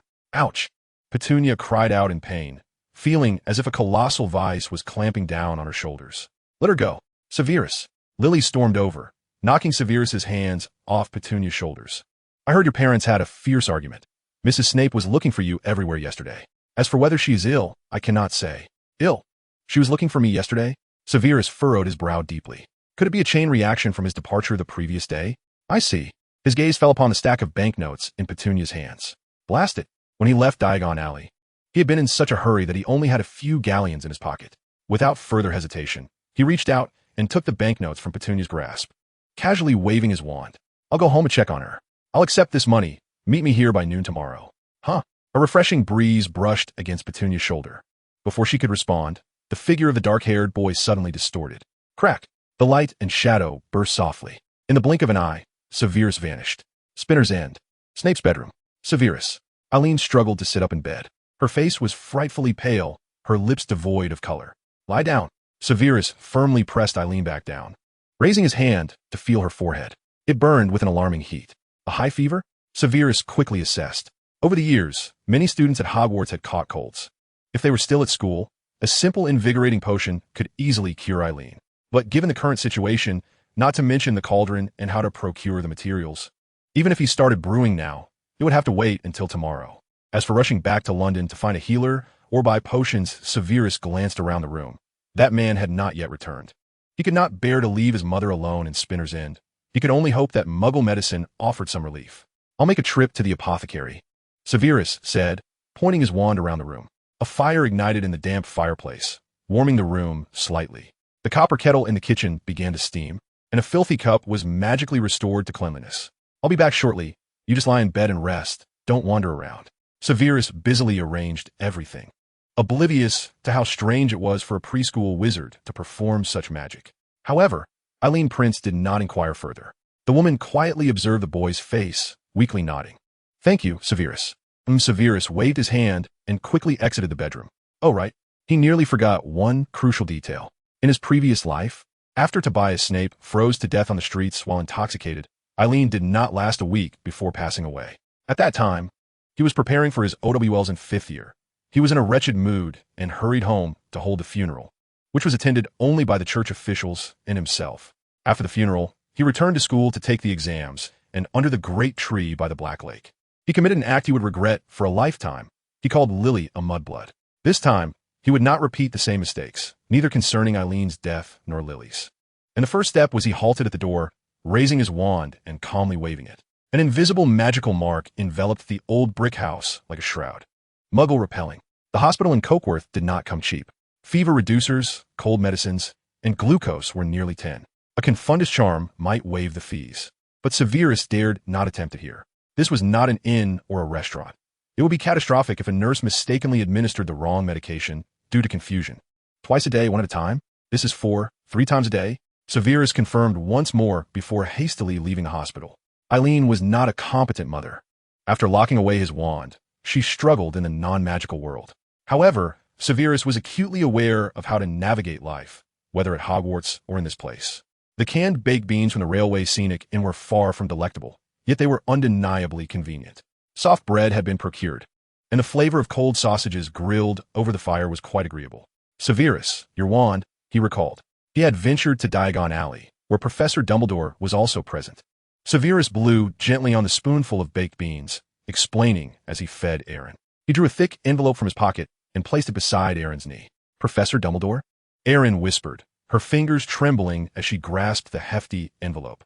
Her fingers glided over the Hogwarts crest, extracting the letter addressed to Severus. Indeed, she had known all along that her Severus would be able to attend Hogwarts. Moreover, he would be guided and welcomed by Professor Dumbledore himself. Severus replied absently, glancing at his mother's face. With the warmth of the water and the replenishment of dinner, color finally returned to her cheeks. The Muggle medicine had proven effective. After taking it at noon, her energy had markedly improved by evening. You should rest. We can discuss tomorrow later. Dinner concluded. Aaron took her fever-reducing medicine and soon fell asleep again. Severus observed his mother for a moment in silence before rising and exiting the bedroom. Now, it was time to address another troubling matter. Severus withdrew his wand and cast his gaze toward the far end of Spinner's End. Chapter 15, Aaron Prince. Deep within Spinner's End, a foul odor emanated from the dilapidated brick buildings. The streetlights flickered erratically, as if on the verge of extinguishing. Crack! Severus halted his steps. At the end of the road stood a 3-story gray building, brightly lit and bustling with noise. Once a union office, it had found new purpose following the factory's abandonment. Hey, kid, there's no milk to be had here. That's hard to say. Didn't you sample Celine's last night? Before Severus could approach the building, 2 burly men stationed at the entrance spotted him first. This was the only casino within miles of Cockworth, the most vibrant locale of Spinner's End. Wealthy individuals from major cities occasionally came here to test their luck or seek a thrill. I'm looking for someone, Severus murmured, his wand slipping from his sleeve into his palm. Is Tobias Snape inside? Who? I don't know him. Bang! The sound of gunfire erupted. A trash bin at the street corner exploded, rolling a considerable distance. Guns. The expressions of the 2 men, previously taunting, froze. £5, bring that guy out. Severus raised a £5 note, casually loosening his grip, letting it drift forward. As if caught in an invisible breeze, the bill floated gently before one of the guards. Rest assured, I merely wish to discuss a matter with him. It would be beneficial for all. All right. Gulp. One of the bearded guards swallowed hard. Unlike other countries in Europe and America, gun control in Britain was exceptionally stringent. As guards, their duty was to keep a close watch on the bleary-eyed gamblers, while managing their own curiosity was paramount. Moments latte. I knew it. Tobias Snape bellowed, being shoved out of the casino. He cursed, wide-eyed, glaring back at the gambling tables as if he had seen a red flag waved at a bull. You're all afraid. You see I'm about to hit the jackpot. So you throw me out, right? Where's he? Tobias. Severus stood beneath the streetlight. You little brat. Cursed luck. Tobias squinted, straining to make out the figure under the streetlight. The ill-fitting old clothes, greasy black hair, and a face that appeared as waxy as that monstrous woman's. So, that wretched woman sent you? I was just looking to confirm. Severus shook his head, casting a look of slight pity toward the man. Tobias. You are indeed an irredeemable scoundrel. Having said this, Severus stepped into a nearby alley. You wretched thing. Tobias Snape roared in fury, stumbling toward him. He swore that when he caught hold of this detestable little creature, he would at the very least break one of his arms. Stop. Don't let me. Tobias Snape's words were cut short. As he turned the corner, emerging at the alley entrance, he was met with a pair of deep, bottomless eyes, and a wand emanating white light. Obliviate. This was the last phrase Tobias heard before losing consciousness. 15 minutes later, crackle. In the smallest bedroom of the Snape household, an oil lamp cast a soft orange glow. The memory charm was truly a remarkable spell. Severus lowered the shutters, exhaling a sigh of relief. This idea had come from that Gilderoy Lockhart fellow. Death was not the solution to all bothersome individuals. Forgetting was a more gentle and dignified approach. He had erased all memories of Aaron and himself from Tobias Snape's mind. Henceforth, that man would have no ties or entanglements with the mother and son. Creak. The bedroom door suddenly swung open. Severus. Aaron appeared in the doorway, draped in a thin nightgown. She stared intently at the wand in Severus's hand, her face reflecting a mix of concern and fear. You haven't. Obliviate, Severus explained casually. He stood, intentionally avoiding Aaron's gaze. Everything in the room remained untouched. Hermione's satchel still lay on the bed. Severus bent down to organize it, sorting through the books as if they were filled with captivating treasures. What on earth? Erin regarded Severus with uncertainty. As a mother, she was certain this was her Severus. Yet, he seemed so unfamiliar. I am still myself. The only difference is, Severus continued to organize, carefully choosing his words. It was best not to reveal the events of his return from decades hence to others. Voldemort was a master of legilimency. Severus had to prepare for the worst from this moment on. Just then, his gaze fell upon a book nestled in the corner of Hermione's bag, through the mist to see the future. Ah, I have awakened my sight, he recalled. As Professor Dumbledore had said. Severus zipped up the bag and turned to Erin, maintaining a calm demeanor. I am a seer. I can predict certain events of the future. Erin Snape clearly did not anticipate this response. However, before she could formulate another question, Severus naturally continued explaining. Prophecies are random. As if one has dreamt and personally experienced certain scenarios. I have learned some magic and, yes, I have seen some troubling events. He paused, taking a deep breath, and spoke earnestly. Among the narratives, there lies the tale of you, Eileen. I learned of your demise during my 5th grade year. The physician attributed your passing to domestic violence. Domestic violence? Indeed, I once contemplated terminating that man's existence. Yet ultimately, well, here we are. Severus shrugged, rising to meet his mother's gaze unwaveringly. I shall not permit him to inflict harm upon you. Never shall it be allowed. Eileen Snape remained silent, her gaze fixed upon Severus's eyes. 1 second, 2 seconds. That look was more unbearable than that of Voldemort or Dumbledore. Just as Severus began to doubt the efficacy of his mental shields, she spoke. I understand. Thank you, Severus. Eileen sighed softly, a weary smile gracing her lips. Her memories with Tobias were not solely tainted, yet returning to the past now felt an insurmountable challenge. Severus's earlier words were somewhat exaggerated, though a significant portion of them likely held truth. Upon reflection, perhaps reclaiming her rightful surname was indeed warranted. However, the prince lineage? Eileen furrowed her brow slightly, recalling the blurred genealogy. Should there exist a possibility of uncovering the family tree in the future? She might discern from which ancestor Severus's gift originated. Now, her gaze drifted across the bulging backpack upon the bed. Eileen Prince pondered for a moment before softly inquiring. Now, tell me about you and that girl. What transpired? Severus hesitated, instinctively asking, which one? The one, Eileen was about to describe the girl she had seen the day before when she suddenly hesitated. Wait a moment. It sounds like there's more than one. Chapter 16, Dumbledore's Condition. Meanwhile, in a residential area several streets away from Spinner's End, in the second-floor bedroom of the Evans household, Petunia quietly asked Lily, Is that boy from the Snape family a bad person? I don't know. Lily's gaze fell upon the windowsill, where they had placed the flowers they picked from the amusement park earlier that day. However, Severus's magic is quite impressive. He undoubtedly knows more about it than we do. If you include an extra note in your reply, Hogwarts will receive my application. But you can't perform magic. That's all right. At least I can try. Severus also mentioned that not everyone in the magical world possesses magic.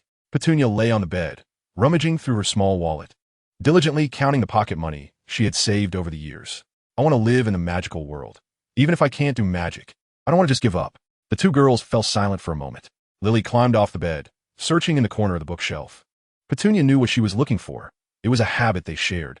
A few minutes later, Lily stood up, clutching a small package. After hesitating for a few seconds, she tossed it onto the upper bunk.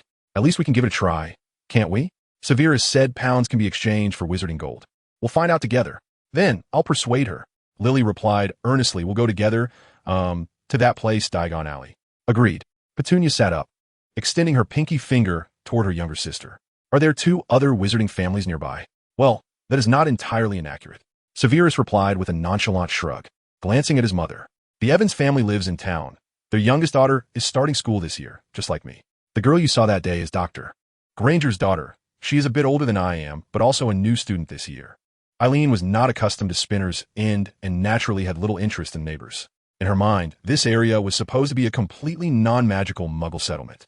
However, Professor Slughorn had visited the Evans household. Before Eileen could formulate another question, Severus swiftly responded, As for Granger, well, when Professor Dumbledore sought me out, he also paid her a visit. Wait, Professor Dumbledore? Eileen's attention was instantly captivated. The Grangers passed away not long ago, Severus said quietly, his face obscured by the shadows of the oil lamp. It's said that dark wizards have been active in this area recently. I suspect that is the reason. Dark wizards? You mean the Dark Lord? Eileen inquired softly. Professor Dumbledore did not explicitly state so, Severus replied. Although he can alter memories, he prefers a more stable resolution. After all, Corkworth already had a witch from a Muggle family. It would be no surprise to have one more. As for the Grangers, no wizard would investigate the death of a deceased Muggle. You knew each other before? Eileen asked curiously. More or less, Severus said. I could tell from the outset that they were witches, but I was uncertain if they recognized one another. Eileen nodded noncommittally, her gaze landing upon the backpack beside Severus's bed. So were these books? Granger's textbooks. Professor Dumbledore took her to purchase them in Diagon Alley. Severus replied with increasing fluency, shifting the burden entirely onto Dumbledore. Even if Eileen were to write and inquire with Albus Dumbledore's wisdom, there would be no oversight in his responses. Oh, right, we also need to buy the school textbooks. Eileen furrowed her brow slightly, suddenly recalling a pressing matter. Her family had scarcely any savings over the years, and collectively, she could barely muster 2 galleons. Hogwarts, Diagon Alley. We must buy the school supplies. I shall think of a way. Severus hesitated for a moment, his dark eyes shimmering in the light of the oil lamp. Observing Eileen's haggard, pallid face and the worry that lingered in her eyes, he stated, You need not. Professor Dumbledore has arranged a scholarship for me. He raised his wand, adding, Furthermore, I received discounts on many items. For instance, Mr. Ollivander charged me only 6 nuts for this wand. That's wonderful, Eileen replied, letting out a sigh of relief. She had been troubled by this matter. However, Severus paused for half a second. Professor Dumbledore has a condition. What condition? He wishes for Miss Granger to temporarily reside with us. Severus said seriously, casting a glance at Eileen, who had slightly furrowed her brow. The professor stated that if anyone inquires, we should say she is the child of a relative of yours. Eileen hesitated at this. Professor Dumbledore has promised to cover her living expenses, 100 galleons each year, Severus said softly, gazing at his wand. As for the first year's galleons, they are actually for my scholarship, as I was initially ineligible. That is no problem. Eileen glanced around the dilapidated room, and at her son's worn clothes. It's merely taking care of one more person. After Tobias's departure, there is space to spare. So, when will Miss Granger move in? Perhaps tomorrow or the day after. Severus remarked, glancing at the calendar perched on the table. I still need to make a trip to Diagon Alley to procure my school supplies. After all, leaving Hermione Granger alone at the Leaky Cauldron is a risk too great to take. The Evans family is also heading to Diagon Alley. Severus intends to play the role of a guide. This way, once the term begins, Erin will have someone nearby to look after her. Furthermore, Severus cast a glance at his wand, pondering if, based on previous experiences, Lily's wand might also be eligible for a discount. Chapter 17, Diagon Alley, A First Encounter. When underage wizards from the Muggle world reach the age of enrollment, Hogwarts dispatches professors to their residences to provide information about admission. However, this is limited to introducing children who have grown up in Muggle orphanages, who might also receive a scholarship, but nothing beyond that. The professors from Hogwarts provide a simple route to the Leaky Cauldron, along with an enrollment guide. For instance, how to exchange galleons, the currency of the Wizarding World. Generally speaking, most non-magical families require at least 2 days to complete the preparations for Hogwarts enrollment. Thus, when Lily informed the Evans couple that there happened to be a wizarding family with a child of the same age and year in Cokeworth, who could perhaps serve as a guide, the Evans couple promptly invited Severus to their home. Compared to the unexpected visit from the Hogwarts potions professor, having a child from the neighboring house was evidently far more reassuring and credible. Not to mention, Severus had waved his wand to assist Mr. Evans in repairing the rain-damaged eaves, effectively dispelling any remaining doubts. Of course, Severus's guidance came with conditions. He hoped Mrs. Evans could temporarily look after the ailing Erin. Upon gaining a rough understanding of the Snape family's predicament, Mrs. Evans readily agreed without hesitation, perhaps due to their shared experience as mothers. Their interactions proved less arduous than Severus had anticipated, especially when Mrs. Evans arrived bearing a basket of white bread and cured meats. London, Charing Cross Road. The entrance to the non-magical world lies here. Severus halted, casting a glance back at the Evans family trailing behind him. He raised his hand, pointing to the gradually materializing cauldron symbol. The Leaky Cauldron. We shall proceed to Diagon Alley from here. Mr. Evans looked up, somewhat bewildered, glancing about. They stood between a record store and a clothing shop, with no establishments resembling a pub in sight. Close your eyes. Your senses may deceive you. We shall guide you in, Severus said smoothly, grasping Penny's hand, while naturally taking hold of Lily's with the other. This way, Miss Evans, stay close. Lily, keep Mr. Evans in line. Severus pushed open the door and stepped into the dimly lit, shabby hall of the Leaky Cauldron. As usual, the tavern was dark and dilapidated, with only a handful of patrons scattered about. Mr. Snape, I have a letter for you from Professor Dumbledore, the innkeeper greeted, glancing towards the entrance.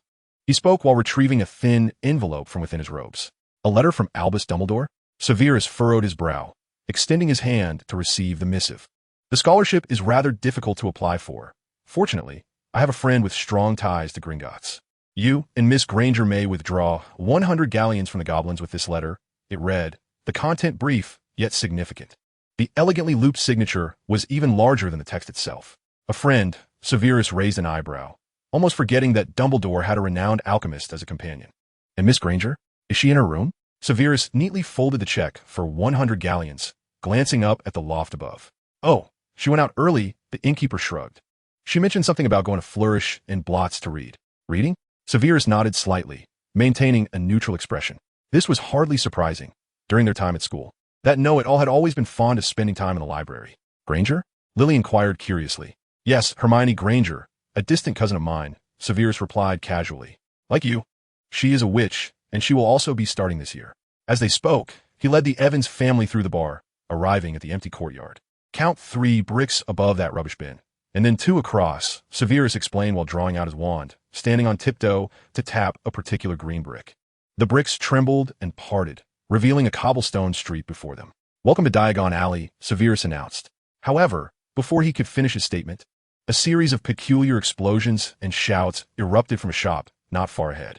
Suddenly, dozens of winged books burst through the door, flitting wildly across the cobblestone street. Come back, come back. Several wizarding shopkeepers rushed out, wands in hand, trying desperately to recapture the errant tomes. Many passers-by frowned and dodged, while some irritable individuals drew their wands in retaliation.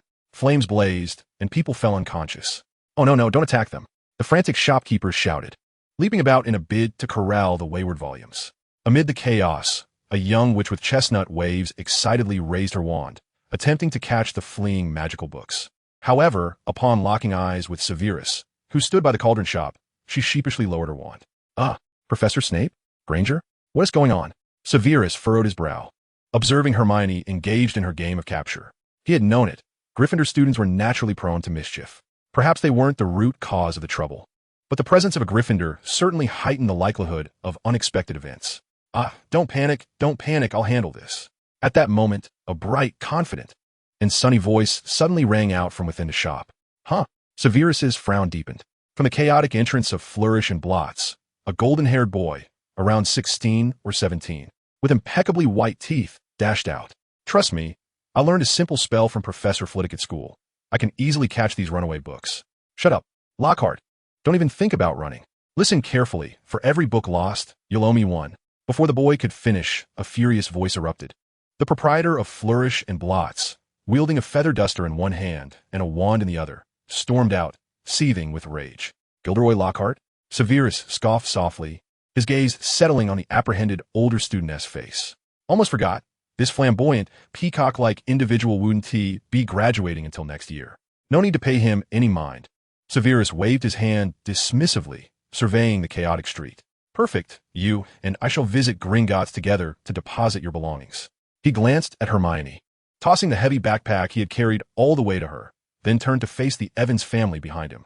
After all, the Leaky Cauldron was one of the last stops. By the time we return from Gringotts, it should be about time. Severus's words trailed off abruptly, as they lodged in his throat.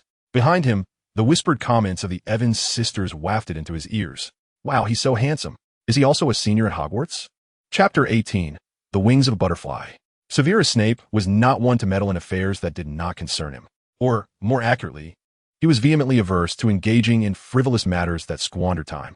In his past life, he was either overwhelmed by the pressures of academia and life, or he navigated the shadows of the opposing forces. Thus, when certain ostentatious and vain individuals appeared before him, potentially inciting misguided admiration among some students, he found it intolerable. With an impassive expression, Severus flicked his wand. An invisible wave of magic sliced silently through the air above Diagon Alley, resembling the scythe of the Grim Reaper. In the next moment, the winged spellbooks paused for a fleeting second before plummeting to the ground like birds with broken wings. Counter Curse. This was the most fundamental, straightforward, yet simultaneously the most powerful counterspell. Its sole effect was to forcibly terminate any ongoing magical effect. That will suffice, Miss Granger. You may stow your wand away now. Severus glanced at the dazed Hermione, his gaze sweeping over the chaotic and clamorous street of Diagon Alley. Had he not noticed before that the adult wizards of this era were so inept? It seemed that in the expansive Diagon Alley, not a single soul knew how to handle an unexpected situation. But never mind, the state of the Wizarding Society was not his concern. This way, we shall escort you to Gringotts to exchange for some gold. Severus retrieved his thoughts, turning to the Evans family standing beside him. I have some business to attend to as well. By the time we conclude our affairs, the situation here should return to normal. Yes, all right. Petunia cast a lingering glance at the winged books scattered on the ground. One had landed right at her feet, and she hesitated, contemplating whether to reach for it. Meanwhile, at the entrance of Flourish and Blots, Lockhart held his wand aloft, staring blankly at the cascade of falling spellbooks. He had yet to utter the incantation. How had all these books tumbled down? Is this you? Just then, the voice of the shopkeeper echoed from behind him. As the proprietor of Diagon Alley's largest bookstore, his magical prowess might not be formidable, yet his insight was undoubtedly top-notch. The mischief of a powerful rising star or the blunders of a fool were two entirely different matters. Oh, of course, merely a trivial matter. Lockhart, startled, swiftly turned around, beaming as he waved his hand dismissively. It was an effortless task, as I mentioned, easily managed. At that moment, a shop assistant returned, cradling several spellbooks. This batch of flying spellbooks seems to have had their enchantments entirely erased. Indeed, Lockhart nodded exuberantly. It appears you have uncovered my little secret. These books are unsellable. The assistant's subsequent words drifted into the air. Lockhart's smile froze in place. Meanwhile, with Severus and his companions, perhaps due to the impending school year, Diagon Alley was noticeably livelier than in the previous days. The magical shops lining the cobbled street buzzed with activity, their various wares dazzling to the eye. Petunia Evans gazed around in fascination, seemingly wishing to imprint every detail in her memory to take home. Mr. Evans remained vigilant throughout, anxious that Petunia might wander into one of the shops unawares. Meanwhile, Lily's attention was drawn in another direction. She turned her head to glance at the untidy-haired girl walking beside her. Since the gathering began, this unfamiliar girl had occasionally cast furtive glances in her direction. By the way, little Snape this is. Before Lily could finish her sentence, Mr. Evans interjected with his inquiry. Hermione Granger, Severus replied, discreetly shooting a warning look at Hermione, signaling her to remain silent. She is a distant relative of mine, also starting school this year, and is temporarily residing at the Leaky Cauldron. Oh, right. I heard you mention that at the pub earlier. Mr. Evans nodded, his face lighting up as he pushed his young daughter forward. My daughter is also starting this year. You two should chat more. Regarding magic, her mother and I are rather uninformed. Do you and Severus know each other already? Lily asked curiously, looking at Hermione with an open demeanor. Hermione cast a bewildered glance at Severus. Of course, she knew him, given he had taught her potions for 3 years. However, that response was not one she could voice, and she had never memorized a standard answer. Acquainted, though we have not met often, Severus replied, continuing to lead the group forward without looking back. However, she may be moving to Spinners and soon live with us. Recently, her parents were caught in an attack by dark wizards, and they have been temporarily missing. Dark wizards? Mr. Evans furrowed his brow. The Hogwarts professor had not mentioned such matters during his visit. This made it seem as though the magical world was not as secure as it appeared. Yes, the current state of the magical realm is quite turbulent. Severus nodded, unavoidably slowing his pace as he solemnly elaborated on the current situation. We are presently in a period of intense activity from Voldemort, with attacks against muggles and half-blood wizards occurring intermittently. The skirmishes between the Ministry of Magic's Aurors and Death Eaters have escalated into life-and-death magical confrontations. Hogwarts remains relatively safe for now, but once outside its walls, the situation becomes precarious. Extremist organizations? Indeed, as Severus spoke, Mr. Evans's frown deepened. Unlike these children, he had personally endured the harrowing experiences of the Second World War, witnessing far too much turmoil and tragedy. If even the children from wizarding families were aware of the dangers outside, then the reality could only be graver. Lily, regarding your schooling. At the entrance of Gringotts, Mr. Evans pondered for several seconds. Perhaps he needed to seriously consider whether to support Lily's attendance at a magical school. Furthermore, he now harbored doubts about the educational standards of such institutions. Earlier at the bookstore, that 16 or 17-year-old boy had failed to properly manage the errant spellbooks. If all the students produced by Hogwarts were of such caliber, it might be wiser to let Lily purchase spellbooks and study at home. After all, based on what he had gathered thus far, Severus, who had self-studied at home, evidently excelled far beyond them. Those vile dark wizards. Mr. Evans furrowed his brow, his expression serious as he addressed Severus. This must be a war among wizards, right? If we do not enter the magical world, it seems. The Grangers have no magic, Severus replied quietly. Dark wizards care not for who you are. As he spoke, he ascended the steps of Gringotts' wizarding bank with a lively stride. But believe me, this war shall soon culminate. Meanwhile, within the hallowed halls of Hogwarts Castle, in the headmaster's office, Horace Slughorn entered, his brow furrowed in curiosity.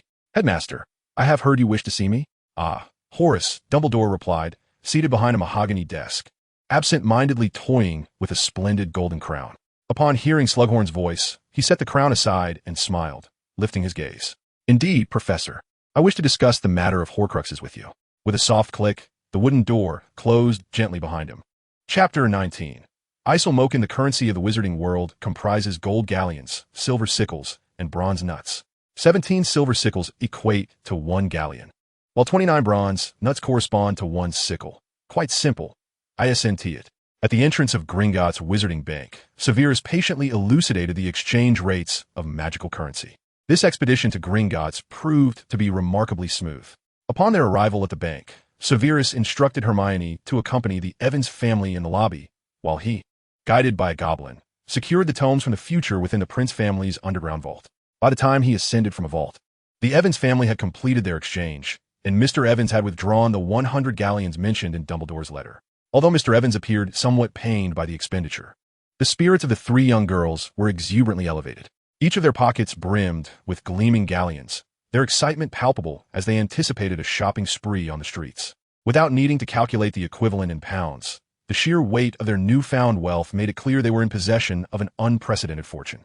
Let us proceed to purchase uniforms first, Severus announced, glancing at the shopping list he received from Mr. Evans. The first item on the enrollment list was the school uniform, comprising several lines of requirements. He lowered his gaze to the old clothing that Aaron had tailored for him from maternity outfit. While he was not particularly concerned with appearances, a change was indeed in order. A short while later, they stood before a shop located on the northern side of Diagon Alley, Moken's Robes. Severus raised his eyes to the sign, a place that left a lasting impression on him, not solely because decades hence it would evolve into the finest robe shop in all of Diagon Alley, but also because, during his initial visit with Aaron, he had dared not even step inside to inquire about prices.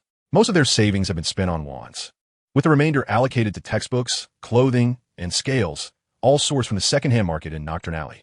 As for the present, at least clothing no longer needed to be scavenged from thrift stores. Gathering his thoughts, Severus pushed open the door and entered the robe shop.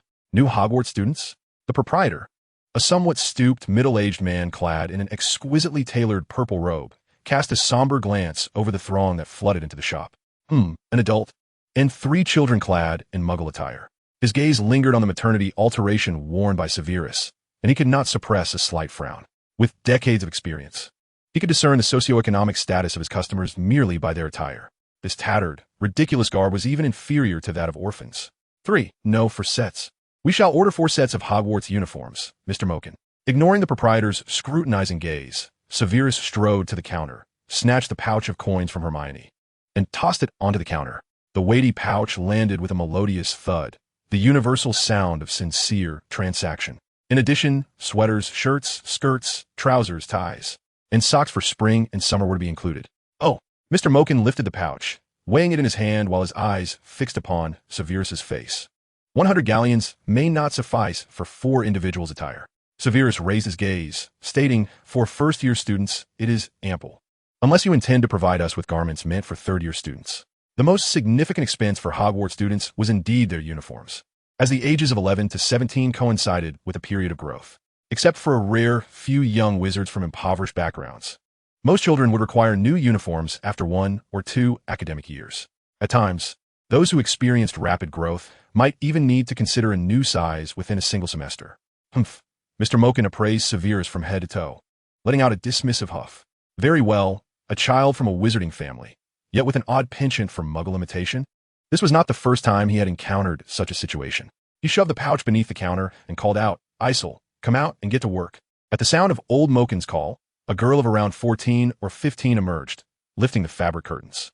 I'm here, father. Are you finally going to let me take over the robe shop? At least wait until after your graduation to discuss that. Old Moken snorted, pointing at Severus and the others. 4 of us. We each need 2. If your speed can match mine, then this summer is yours. Deal. The girl's eyes sparkled with anticipation as she dashed to Severus's side. Though not particularly tall, her stature was comparable to Hermione's, yet her movements were remarkably agile. Before Severus could react, she swiftly pulled him along and shoved him onto a changing room bench. Quickly, take off your clothes. The young Moken urged, her tone urgent. With an opportunity finally presented, she was determined to seize it. Wait a moment. Severus's expression stiffened slightly. That phrase sounds oddly familiar. Never mind, I shall assist you. As you need a complete change, Moken hastily declared, deftly drawing her wand. The stitches of the maternity alteration crafted by Mrs. Snape unraveled in an instant, disintegrating into tattered fabric. Extend your arms. A silver magical measuring tape sprang to life, swiftly measuring Severus's dimensions with rapid precision. What are you doing? Severus furrowed his brow, gripping his wand tightly in his right hand. Do not interrupt. I am pressed for time, Miss Moken replied at lightning speed, sticking her tongue out at Severus with a seriousness that bespoke a threat. You wouldn't want to go out in your birthday suit, would you? So cooperate. As Severus lifted his wand by half a centimeter, he suddenly froze. Then let us hasten. Severus, he muttered. He finally understood why, decades later. This shop would be renamed Madame Moken's Robes rather than any other title. With Miss Moken's temperament, it was indeed far too perilous for any wizard to provoke her. Though Moken had yet to inherit the robe shop, her tailoring prowess was undeniably exceptional. In merely 10 minutes, Severus underwent a complete transformation. Unlike his previous scruffy appearance, this time, Moken had outfitted him with a full set of Hogwarts uniforms. Even his undergarments and footwear were entirely replaced, though this last part was not included in the price. It was a personal gift from Moken's craftsmanship. Standing before the mirror, Severus gazed at the unfamiliar, yet familiar visage reflected back at him. The Hogwarts robe, in contrast to the cumbersome maternity outfit, accentuated his stature significantly. Beneath the robe, a gray sweater adorned her figure, while the collar of a white shirt peeked from the neckline of the sweater. As the sorting ceremony had yet to occur, the plain type bore no insignia of any house, serving merely as an embellishment. How is that? My skills are quite commendable. Aren't they? Moken exclaimed, circling around Severus with an air of pride. As she had anticipated, she had swiftly claimed the only male participant, gaining an advantage in this tailoring contest. Furthermore, the girl who bore a resemblance to her had significantly alleviated her workload. By the time she completed her tasks, old Moken was still wrapping things up on his end. With a swish, the curtain of the changing room was drawn back. Lily, unable to contain her excitement, stepped out and twirled before the mirror. She had tried on the black robe previously, but this time she was primarily assessing the fit of the skirt and sweater. So, could you step aside a bit? She remarked with a hint of annoyance. You're blocking the mirror. I can't spin around properly. Severus cast a lingering glance at his reflection. In the glass, a red-haired girl stood side by side with a dark-haired boy. They appeared undeniably well-matched, evoking a sense of familiarity, as if they had returned to Hogwarts. Dad, that skirt is clearly the wrong size. Before Severus could steal another glance, a girl with chestnut hair abruptly took his place. The future Mrs. Moken pushed Hermione beside Lily and pointed at the hem of the skirt, analyzing it with earnestness. Your skirt is cut too short. It should be longer, and the waist is too tight. Too short? Look down at yourself. Isn't that standard? Moken argued. First years have flying lessons. Skirts cannot be too short. Remember, you were the one who said so. Severus raised an eyebrow, unable to suppress the urge to touch the wand tucked in his pocket. This Miss Moken was rather bothersome. Chapter 20. Crimson on White Silk. Regardless of the world, selecting garments is a shared passion among all women. However, Hogwarts has a uniform code, mandating a consistent overall style and design. Thus, the young witch's personal flair is mostly expressed through skirt lengths and the fit of their attire. Furthermore, choices concerning undergarments, shoes, and socks remain free. Oh, younger sister, those black knee-high socks should wait a few years. They are more suited for adult witches. I recommend light, gray calf-length socks instead. White cotton socks? Well, they're acceptable, but it's best to prepare a few pairs of breathable light-color short socks. Indeed, of course, undergarments must be pure cotton and silk, corresponding to summer and winter wear. Moken deftly maneuvered among the 3 girls, coordinating various outfit details for them. Severus and Mr. Evans had attempted to offer suggestions earlier, but their lack of aesthetic sensibility and expertise resulted in the ladies being stripped of their voice. As an experienced tailor, old Moken was knowledgeable regarding fabric, but he faced a more pressing, albeit reluctant, task, dismantling his own shop as sign. With the wager settled, the establishment had now fallen into the hands of that girl. The aged sign was taken down, and the original shop name twisted and morphed with a flick of Old Moken-S wand. Ultimately, it stabilized, transforming into a name even longer than before, Moken-S Madame Robes Emporium. All right. Old Moken cast a solemn gaze at the sign before hanging it back on the shop door. Isel, this shop is now yours. Remember. Got it. Dad, please hold your tongue for a moment, the newly appointed shopkeeper replied, casually, quietly calculating the total price. 3 sets of Hogwarts female uniforms, spring and autumn sweaters, skirts, and, shoes and socks amounted to 5 items. In 1 male uniform, with undergarments included, 2 sets of shirts and shoes and socks. Thus, Isel Moken pondered thoughtfully. Turning to Mr. Evans, she stated earnestly, the total comes to 672 galleons and 15 sickles. Rounding down, you'll need to pay 572 galleons. That is quite expensive. Upon hearing the price, Mr. Evans snapped back to reality. The exchange rate of galleons to pounds is roughly 1.5, meaning 672 galleons amounted to a staggering 3,860 pounds. That nearly equated to 2 months' salary for him. Even if only counting Lily and Penny's expenses, it still reached over 1,000. Of course, didn't you say you wanted a complete set? Miss Moken replied matter-of-factly, counting on her fingers. 3 sets of plain robes, cloaks, gloves, pointed hats. These are merely the basics. Spring and autumn wear sweaters, shirts, short skirts, socks, pajamas, hair accessories, various boots. She gently tapped the counter, and a long scroll of parchment popped out. Elegant script listed the various fabric categories, along with pricing ranges, repair time, and magical effects. Naturally, you can forego the extras, such as items not on the list. Miss Moken waved her hand dismissively, glancing at the man who was frowning at the list, and shrugged. But I'd advise at least preparing 2 sets of spring attire. After all, once the weather warms up, you want to be bundled in heavy robes. Unless Miss Moken stuck out her tongue and made a silly face. Do you plan to wear only undergarments beneath your robe? That is certainly out of the question. Mr. Evans frowned. Is there such a student at Hogwarts? Who knows? I'm merely giving an example. Miss Moken replied nonchalantly. But, generally speaking, people wouldn't know what others were beneath their robes. Ahem. Severus suddenly coughed, his expression shifting between light and dark. Due to his impoverished background, he had only purchased 3 sets of second-hand robes during his school days. Every summer, he wrapped himself tightly in his robes, and even if it was a bit odd, it was tolerable. Until he recalled that dreadful summer afternoon. Dan Potter and his insufferable group of friends.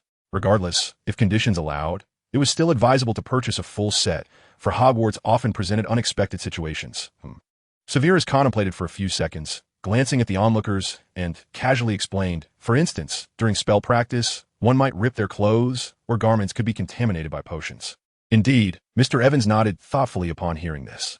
However, if this were solely the consideration, he glanced at the list in his hand, his gaze unconsciously landing on Penny. Since the Hogwarts admission list included only Lily, Penny's set of clothes was actually not particularly necessary. At most, it would suffice to buy her a witch's hat to keep her happy. Penny put those clothes back. Mr. Evans tilted his head, gesturing for Penny to return to her original attire. Penny Evans bit her lip, rooted in place, clutching the hem of her clothes, gazing pleadingly at Mr. Evans. Dad, please put them back. Don't make me say it a 3rd time. Mr. Evans furrowed his brow. Meanwhile, Hermione reluctantly set down the pile of clothes she had deliberated over for quite some time. During her school years, all of this was financed by her parents. She had no inkling of its exorbitant costs.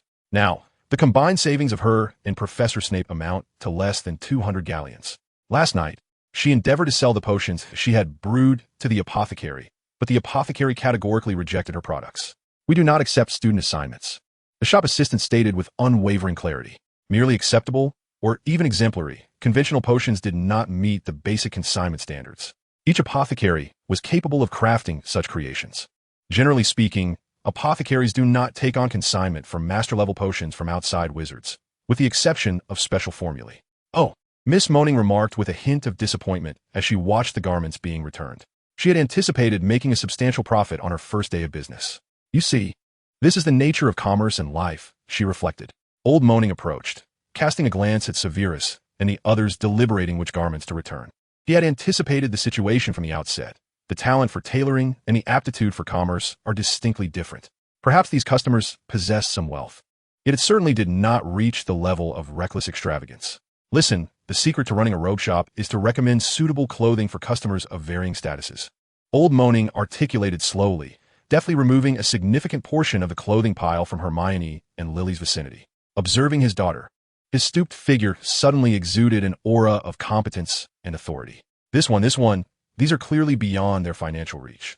At this juncture, Old Moaning's words were abruptly interrupted by a fit of violent coughing. He withdrew a handkerchief from his pocket and coughed several more times into it. A dark crimson stain gradually spread across the white fabric. "Father? What are you?" Before Old Moaning could conceal the handkerchief, Isle Moaning rushed forward. The first thing that caught her eye was the crimson mark emblazoned in the center of the white cloth. Wait! An uncontrollable wave of anxiety surged within her. She lifted her gaze toward the newly affixed sign at the entrance. Madame Moaning's Specialty Robe Shop. Chapter 21. The Master of Potions and the White Plague. Severus could not recall the exact date of the Moaning Robe Shop's renaming. In the original timeline, he and his mother, Eileen, would never have set foot in this establishment to purchase robes. Compared to these brand new, expensive, multifunctional magical robe shops, secondhand robe shops were evidently more suitable for economically constrained families. Nonetheless, he could ascertain one thing. At the very least, this shop had not changed its name this year. Or more accurately, during the summer he attended Hogwarts, this shop had yet to be renamed Madame Moaning's Specialty Robe Shop. A shift in reality? Or had something occurred to alter the course? Severus's expression grew grave, his brow furrowing as he gazed at the moaning father and daughter not far away. If it was the former, then their actions against Voldemort had become even more perilous. Those prophetic advantages could very well become traps that would lead to their demise. On the other hand, if all of this stemmed from certain events, Severus's gaze traversed the Evans family, Hermione, and finally settled on the dark-haired boy reflected in the mirror. A variable. Severus pondered for a few seconds before stepping forward and seizing the handkerchief from Miss Moaning's grasp. The stark white cloth, with its gradually spreading dark red blood, appeared alarming. Mixed within was an unusual, somewhat familiar scent. "This is..." Severus surveyed the surroundings, brandishing his wand and summoning potions and crystal vials to him. In the next moment, 2 crystal vials containing potions soared from the display behind the counter. "What are you doing? Alunklaring potion? Is this from St. Mungo's?" Ignoring the moaning family's outcry, Severus uncorked one of the vials and inhaled deeply. "Hemoptysis, alunklaring potion. You are in the late stages of the White Plague, correct? What?" Mr. Moaning's expression shifted dramatically as he forcefully snatched back the handkerchief and vial from Severus. Get out! Get out! We are not open for business today." The White Plague, a devastating disease that had existed for thousands of years, even in prehistoric times. Severus nonchalantly released his grip, allowing Mr. Moaning to reclaim the handkerchief, and spoke in a measured tone, as if delivering a lecture. "Yes, a few years ago, non-magical doctors discovered that this plague causes the lungs to become granular, a condition they termed tuberculosis based on its morphological characteristics." Pulmonary tuberculosis. Hermione could not restrain herself from interjecting, anxiously retreating several steps. The Granger couple were both doctors, and she had overheard these terms in passing. "Indeed," Severus affirmed with a nod, glancing at the crystal vial in Old Moaning's hand. "The lung-clearing potion may provide some relief, but it cannot delay or cure the White Plague. You must be aware of that.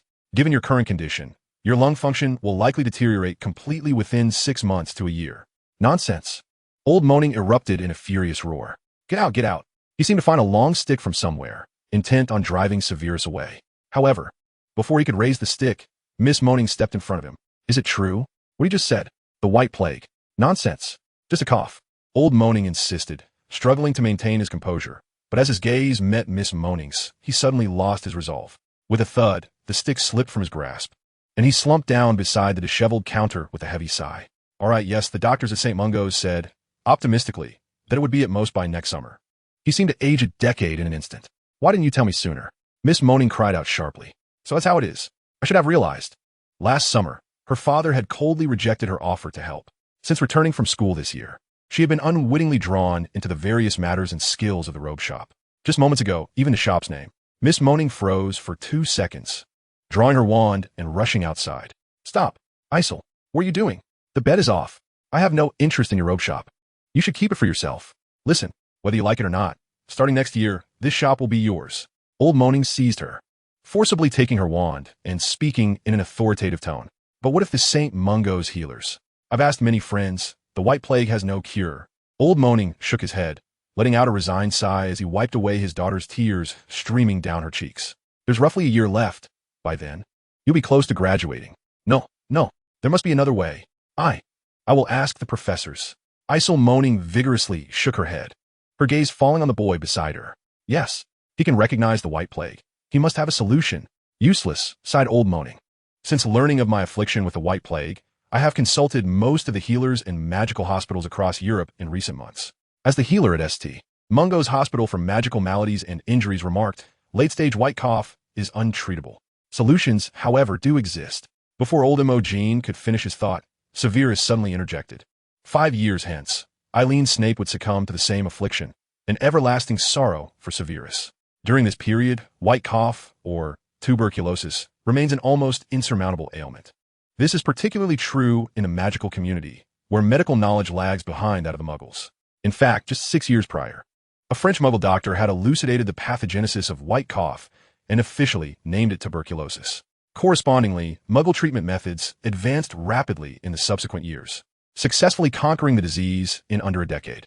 Inspired by this, the field of potion making at St. Mungo's would see breakthroughs in treating this ailment a decade later. The effects of Muggle potions on wizards are markedly diminished due to their unique physiology, but potion making exists precisely to overcome such challenges. As one of the most distinguished potion masters in the future European magical community, Severus naturally knew how to brew an antidote for white cough. My mother has a friend, Severus mused, contemplating. A potion master who happens to be researching an antidote for white cough. Perhaps he could provide a cure? Futile. Old Imogen scoffed, casting a glance at the gaunt Severus and dismissively waving his hand. He had heard too many similar tales. All turned out to be the bluster charlatans. Old Imogen did not believe that a freshly enrolled, visibly impoverished student would know any potion master. However, Miss Isol Imogen was evidently unwilling to let go of this glimmer of hope. Really? That potion master. There's a high probability he can cure it, right? Severus shrugged. The potion to treat white cough, derived from Muggle remedies, was not an exceptionally complex concoction. In the future, nearly every 6th-year student at Hogwarts would be able to brew this ingenious potion with ease. Nonetheless, Severus paused, his dark eyes locking onto Isol Imogen. Why should I assist you? At the very least, provide me with a reason. Isol Imogen was momentarily taken aback. A few minutes later, the bustling, vibrant cobblestone streets of Diagon Alley came into view. Lily, Petunia, and Hermione each pushed a small suitcase, while Mr. Evans and Severus carried a large bundle of clothing. Struggling to maintain a straight course with her suitcase, Lily curiously asked, Granger, is there really a potion master in the magical world who can completely cure tuberculosis? Miss Imogen merely symbolically collected 100 galleons, gifting the rest of the clothing to the group as a pretext. She even promised that this was merely the initial deposit, with further compensation to follow. Should Severus indeed succeed in curing old Imogen, he would become the most esteemed guest of the Imogen family for eternity. Naturally, Hermione replied without hesitation, if Snape says it will work, it will undoubtedly work. She and Lily walked side by side, their gazes fixed on the boy in front of them. That was Severus Snape, the potions master at Hogwarts School of Witchcraft and Wizardry. Even though students often spoke ill of Snape within the school, and his temperament was undeniably harsh, he was nonetheless recognized as the youngest head of house in Hogwarts history by none other than Dumbledore himself. At least in this era, that still short figure ahead was likely to be the most accomplished potion master of the time. Without question. If Snape says it will work, it will undoubtedly work. Meanwhile, Lily cast a glance at Hermione's expression, narrowing her eyes slightly. If her memory served her right, this Miss Granger seemed to be some sort of distant cousin to Severus. Chapter 22. Buy one, get one free. The list of supplies for first-year students at Hogwarts is quite extensive. The school's notification letter merely included essentials, lacking a comprehensive inventory of necessary items for campus life. As the school season approached, shopkeepers in Diagon Alley exerted every effort to promote their merchandise. Multifunctional velvet sleeping bags with 4 simulated environments, compact tents with top-notch soundproofing, shock resistance, and waterproofing.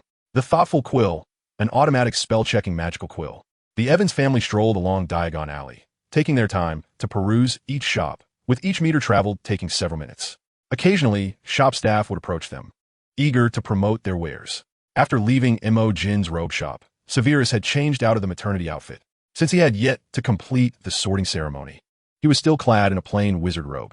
The other 3 girls followed suit, donning their robes and excitedly meandering through Diagon Alley. A Muggle adult, a plain wizard robe.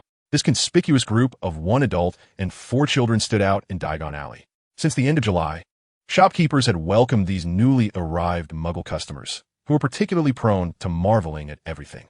First-year students' money was the easiest to earn. This was a consensus among all magical shops. Any magical product, even a magical toy, could easily open their wallets. The 4 first years, cloaked in wizard robes, obviously fell into the category of new students, representing a substantial business opportunity. However, once the shopkeepers ushered the group inside, they soon realized how intolerable the black-haired boy was. Sleeping bags?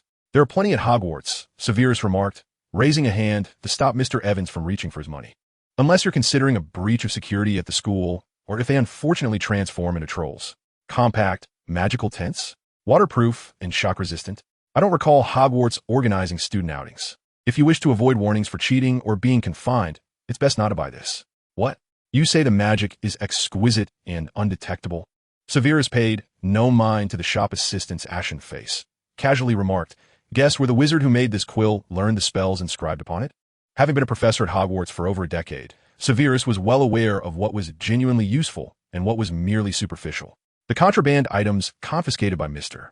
Filch, the Hogwarts caretaker, each year could adequately supply the entire school's potion consumption for a year. Of course, he did not mind the enthusiastic introductions from the shopkeepers or the offers of trial services. At least it spared him the task of guiding, allowing him to avoid answering and contemplating particularly foolish and tedious questions.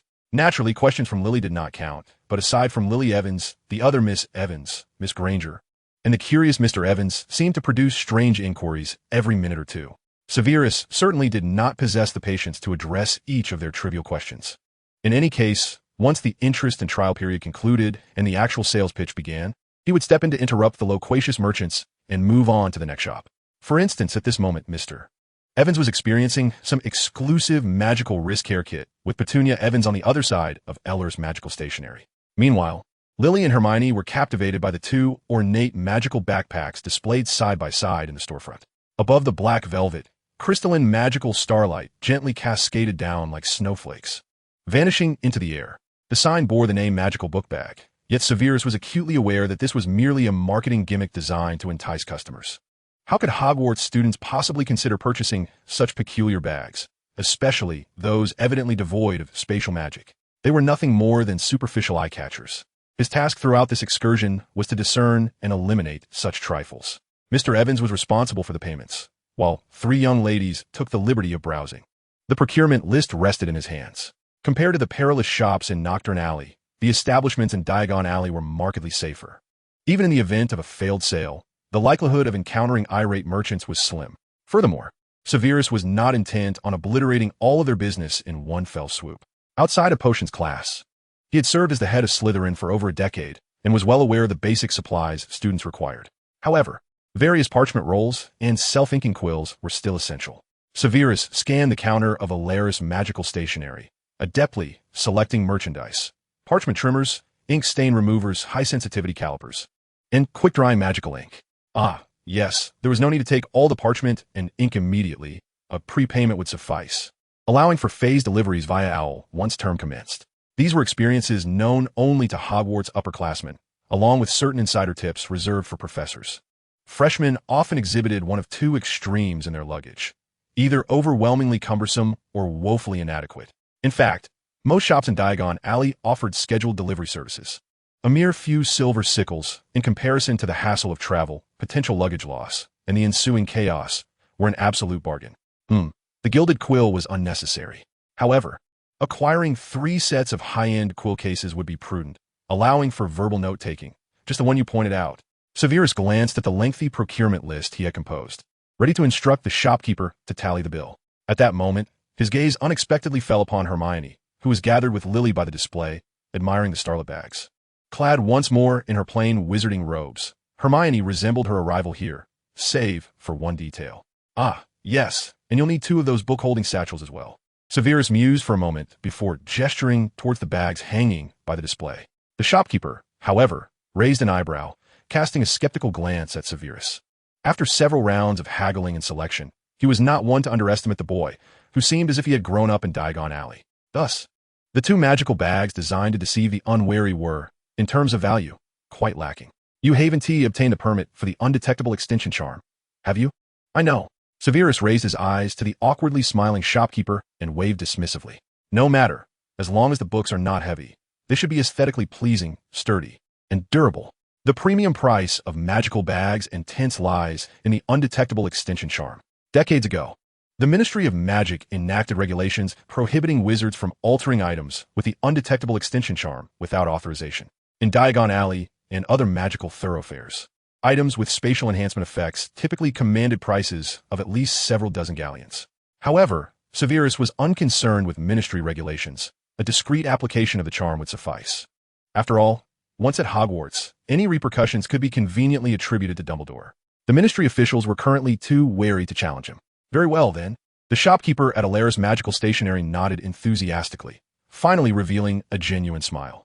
He hurriedly organized the procurement list and darted to the display, retrieving the 2 satchels hanging by the entrance. The total is, this one is separate, 64 galleons, correct? Severus interrupted the shopkeeper's ensuing remarks, pouring a stack of coins from his pouch and sliding them across the counter. Having saved a substantial sum at the robe shop, this expenditure was easily justified. Oh, is this a gift for us? Lily and Hermione exclaimed, their eyes gleaming as they received the shimmering magical satchels. Although it was still daylight, the myriad sparkling points remained distinctly visible. Rather than mere bags, they resembled exquisite satchels. However, Lily hesitated, glancing at her father, who was testing a quill nearby. This bag appears rather expensive, doesn't it? Meanwhile, Hermione fidgeted with the edge of her bag, her expression tinged with uncertainty. If it were from her father, it would be one thing, but Professor Snape had always struck her as rather austere. Severus observed Lily's hesitation and waved dismissively. Consider this a reimbursement for Granger's bag. Yours is effectively a buy-one-get-one offer. Hermione looked up in surprise at Severus, but he did not meet her gaze, continuing to explain to Lily Evans. Moreover, Hogwarts Castle is far from small. This way, you won't be burdened by carrying your textbooks haphazardly. Yet, Lily still seemed somewhat reluctant. However, Hermione quickly grasped the implications of Professor Snape's reference to her reimbursed bag, much like the clothes stored underground. Her bag contained all her books within. What's wrong? Don't you like them? Severus scrutinized the 2 young witches, his brow slightly furrowed. After a moment's reflection, he drew his wand, carefully examining the bag that emitted a continuous stream of sparkling light. Perhaps the magical luminescence could be dimmed if it proved too ostentatious. No need. It's not ostentatious at all. Before Severus could extend his wand, both girls instinctively clutched their satchels tighter and took a small step back. Very well. Severus raised an eyebrow and retracted his wand. Not far away, Mr. Evans had completed the payment for the remaining items. We may proceed to the next shop. Yes, Mr. Evans gazed quizzically at the girls who tightly clutched their magical satchels, seeking clarification from the trio. Meanwhile, Penny Evans's eyes were riveted on the cascade of starlight. A complimentary gift, Severus stated without batting an eye, because we made a large purchase, limited to 2 offers. Chapter 23, The Working Class. In Hermione's recollection, Professor Snape was a rather fearsome individual. The Gryffindors referred to him as the Bat, a cold-faced professor notoriously biased and unreasonable. His perpetually dark robes and ghostly footsteps could be said to herald the end of mirth within Hogwarts. Stern, unreasonable, biased, and eternally expressionless. His elongated tones were often laced with mockery. Whenever Professor Snape approached, joy seemed to vanish, akin to a lesser version of a Dementor. Although disrobing in the underground vault had been somewhat awkward, upon reflection, it was all in the name of her safety. After departing Alara's magical stationery, Hermione remained silent, watching the starlit specks cascading from her magical satchel. However, in the past few days of interaction, Professor Snape seems less inscrutable than before. On the other hand, she finds herself adorned in a brand new wizarding robe, carrying a satchel filled with parchment and quills. Familiar scenes and pathways gradually unfurl at her feet, as the world around her becomes increasingly tangible and unsettling. The time to which she once belonged appears to be beyond her reach for the foreseeable future. Otherwise, there would be no need for such preparations. In this unfamiliar realm, the only person who truly knows her identity and whom she can rely upon is what's the matter. Lily Evans turned her gaze to the trailing Hermione. Nothing. Hermione responded, her voice tinged with urgency.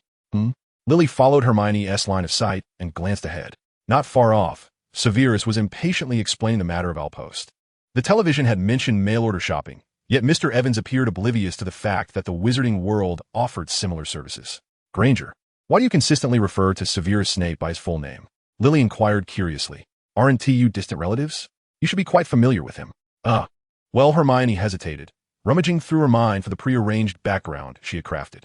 The identity Professor Snape had assigned her was indeed that of a distant relative, though it had not specified which branch of the family.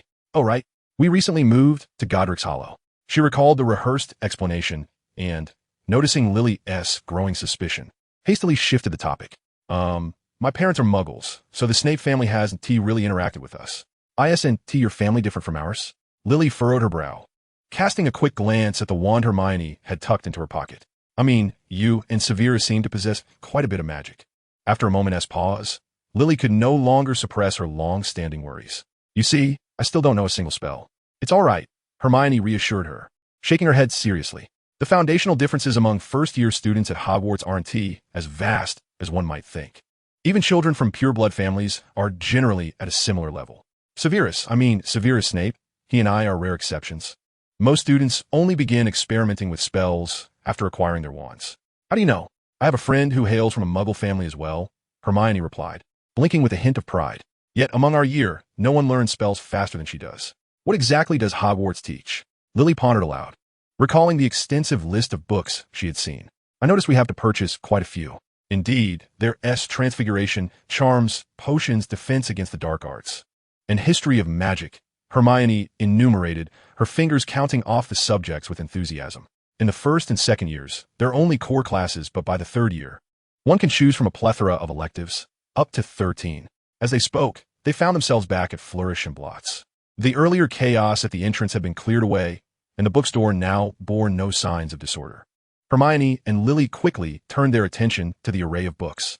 It was as if they shared an unspoken understanding, pausing their conversation to explore the enchanting world of literature before them.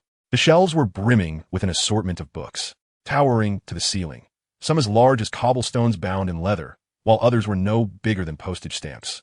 Some tomes were filled with peculiar symbols, while a few silent volumes languished in a corner. The previously fluttering, winged books were now confined within a large cage, appearing despondent. Oh dear, welcome, welcome. A boisterous, slightly exaggerated voice suddenly rang out as they stepped into the shop. A tall, curly-haired upperclassman emerged with a radiant smile. You must be here to buy books. Come find me. I'll recommend some for you. He proudly tapped the badge on his chest. Gilderoy Lockhart, in turn. Did you see? A special bookstore guide at Flourish and Blots. This isn't something just anyone can obtain. I'm not boasting. I'm well acquainted with Hogwarts textbooks and what's worth purchasing.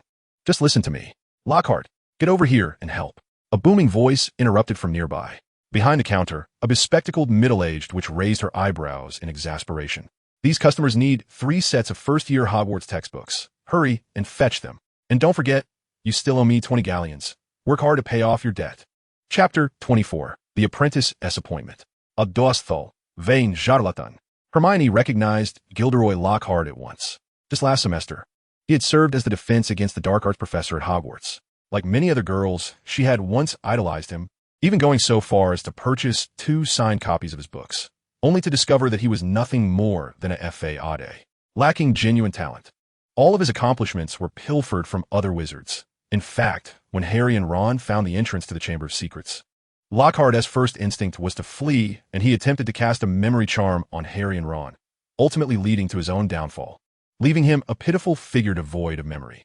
The thought of her past infatuation with him made Hermione want to draw her wand and cast several curses at Lockhart. Don't be deceived by that man's appearance. If you truly wish to buy books, you'd be better off consulting Snape. Hermione glanced at Lily Evans, whose eyes were fixed on Lockhart. Hey, Granger, do you know that Lockhart fellow? Lily asked, having heard some unfavorable rumors. Hermione nodded, her expression neutral as she recounted a tale about a friend. Meanwhile, amidst their hushed exchange, Lockhart approached the counter with a stack of books. Ah, first years, how delightful, he exclaimed, eyeing the dark-haired boy at the counter with a cold expression. Don't be too nervous, as a senior at Hogwarts. I have a few tips to share with you. For instance, don't carve your name on the Quidditch pitch, or you'll find yourself in detention for a month. Before Lockhart could finish, Severus spoke slowly, lifting his eyelids to scrutinize the smile frozen on Lockhart's face. I've heard tales of your exploits, sir. Quite riveting. Lockhart faltered, taken aback. However, I do have a question for you. As he sorted through the books, Severus casually inquired, Lockhart, you must be familiar with the process of publishing magical books and marketing magical products, correct? Lockhart's magical teaching abilities were so abysmal that Severus found it hard to articulate. Yet, the man did possess a few redeeming qualities, albeit few and far between. Compared to his lack of magical instruction and genuine skill, Gilderoy Lockhart excelled in marketing and deception. Sorry, little one, but those don't fall under the category of small tips. Lockhart's demeanor chilled, visibly discomforted by being pricked by a mere first year who hadn't even begun their studies. However, if you wish to publish something, you may submit it to me for review. I've established a school newspaper at Hogwarts. It's nothing. I was just asking casually. If you don't know, that's all right. Severus nodded. He meticulously counted the books, paid with a flourish, and departed. There remained ample shopping to be done in Diagon Alley, leaving him no time for idle chatter with Lockhart. However, the series of setbacks had evidently pricked Lockhart's pride. Just a moment. Lockhart hurriedly approached, hesitating briefly before gritting his teeth and inquiring, "Why do you ask this? I'm certainly knowledgeable about magical books and products." Severus, his expression impassive as he hefted the weighty textbooks, replied nonchalantly, "Oh, I happen to know a rather excellent formula for a magical shampoo, along with some unpublished potion recipes and theoretical studies." Since leaving the Muggle clothing shop, Severus had been contemplating certain matters. The current era was dreadfully antiquated. The white pestilence cure, new generations of magical shampoos, and improved cough potions. So many fundamental potions had yet to emerge. If he were to conjure a complete potion from thin air, it would likely draw attention. It would be best if he could simultaneously provide relevant documentation for discretion. The Voldemort of today was not the mad, arrogant fool he would become decades hence. Should a new star arise in the wizarding world, dark forces would soon come knocking. While a potion master might not be an easy target, Severus preferred to let others attract Voldemort's gaze. Since Lockhart had taken the initiative to approach him, he would not mind deftly resolving this minor inconvenience. Unpublished potion recipes? Lockhart suddenly became animated. Regardless of their authenticity, this sounded intriguing. I have also been researching magical shampoos, such as the Birdsnake Gold Shampoo. Perhaps we could combine our efforts. As for potion studies, I know a remarkable author who could assist with editing, layout, and even publishing. Yet, all of this hinged on the details of the potions you mentioned. A seemingly ordinary letter was abruptly thrust into Lockhart's hands. Instinctively, he raised his hand to accept the envelope and withdrew the letter. This certifies that this batch of potions is from. The content of the letter was quite simple, even somewhat disjointed. It resembled a hastily written roadside advertisement, claiming that a certain batch of potions came from an anonymous potion master. The only distinctive feature was the name at the end, the individual willing to endorse it. This. Lockhart's breath quickened as his gaze fell upon the flamboyant signature at the bottom of the letter. "I will be waiting for you at the Leaky Cauldron around 8 o'clock, Severus said, extracting the letter from Lockhart's grasp with 2 fingers, continuing in a flat tone. "At that time, I will hand you 3 potions along with the corresponding brewing processes. What you do thereafter is entirely up to you." 3 bottles? Lockhart repeated, perplexed. "Yes.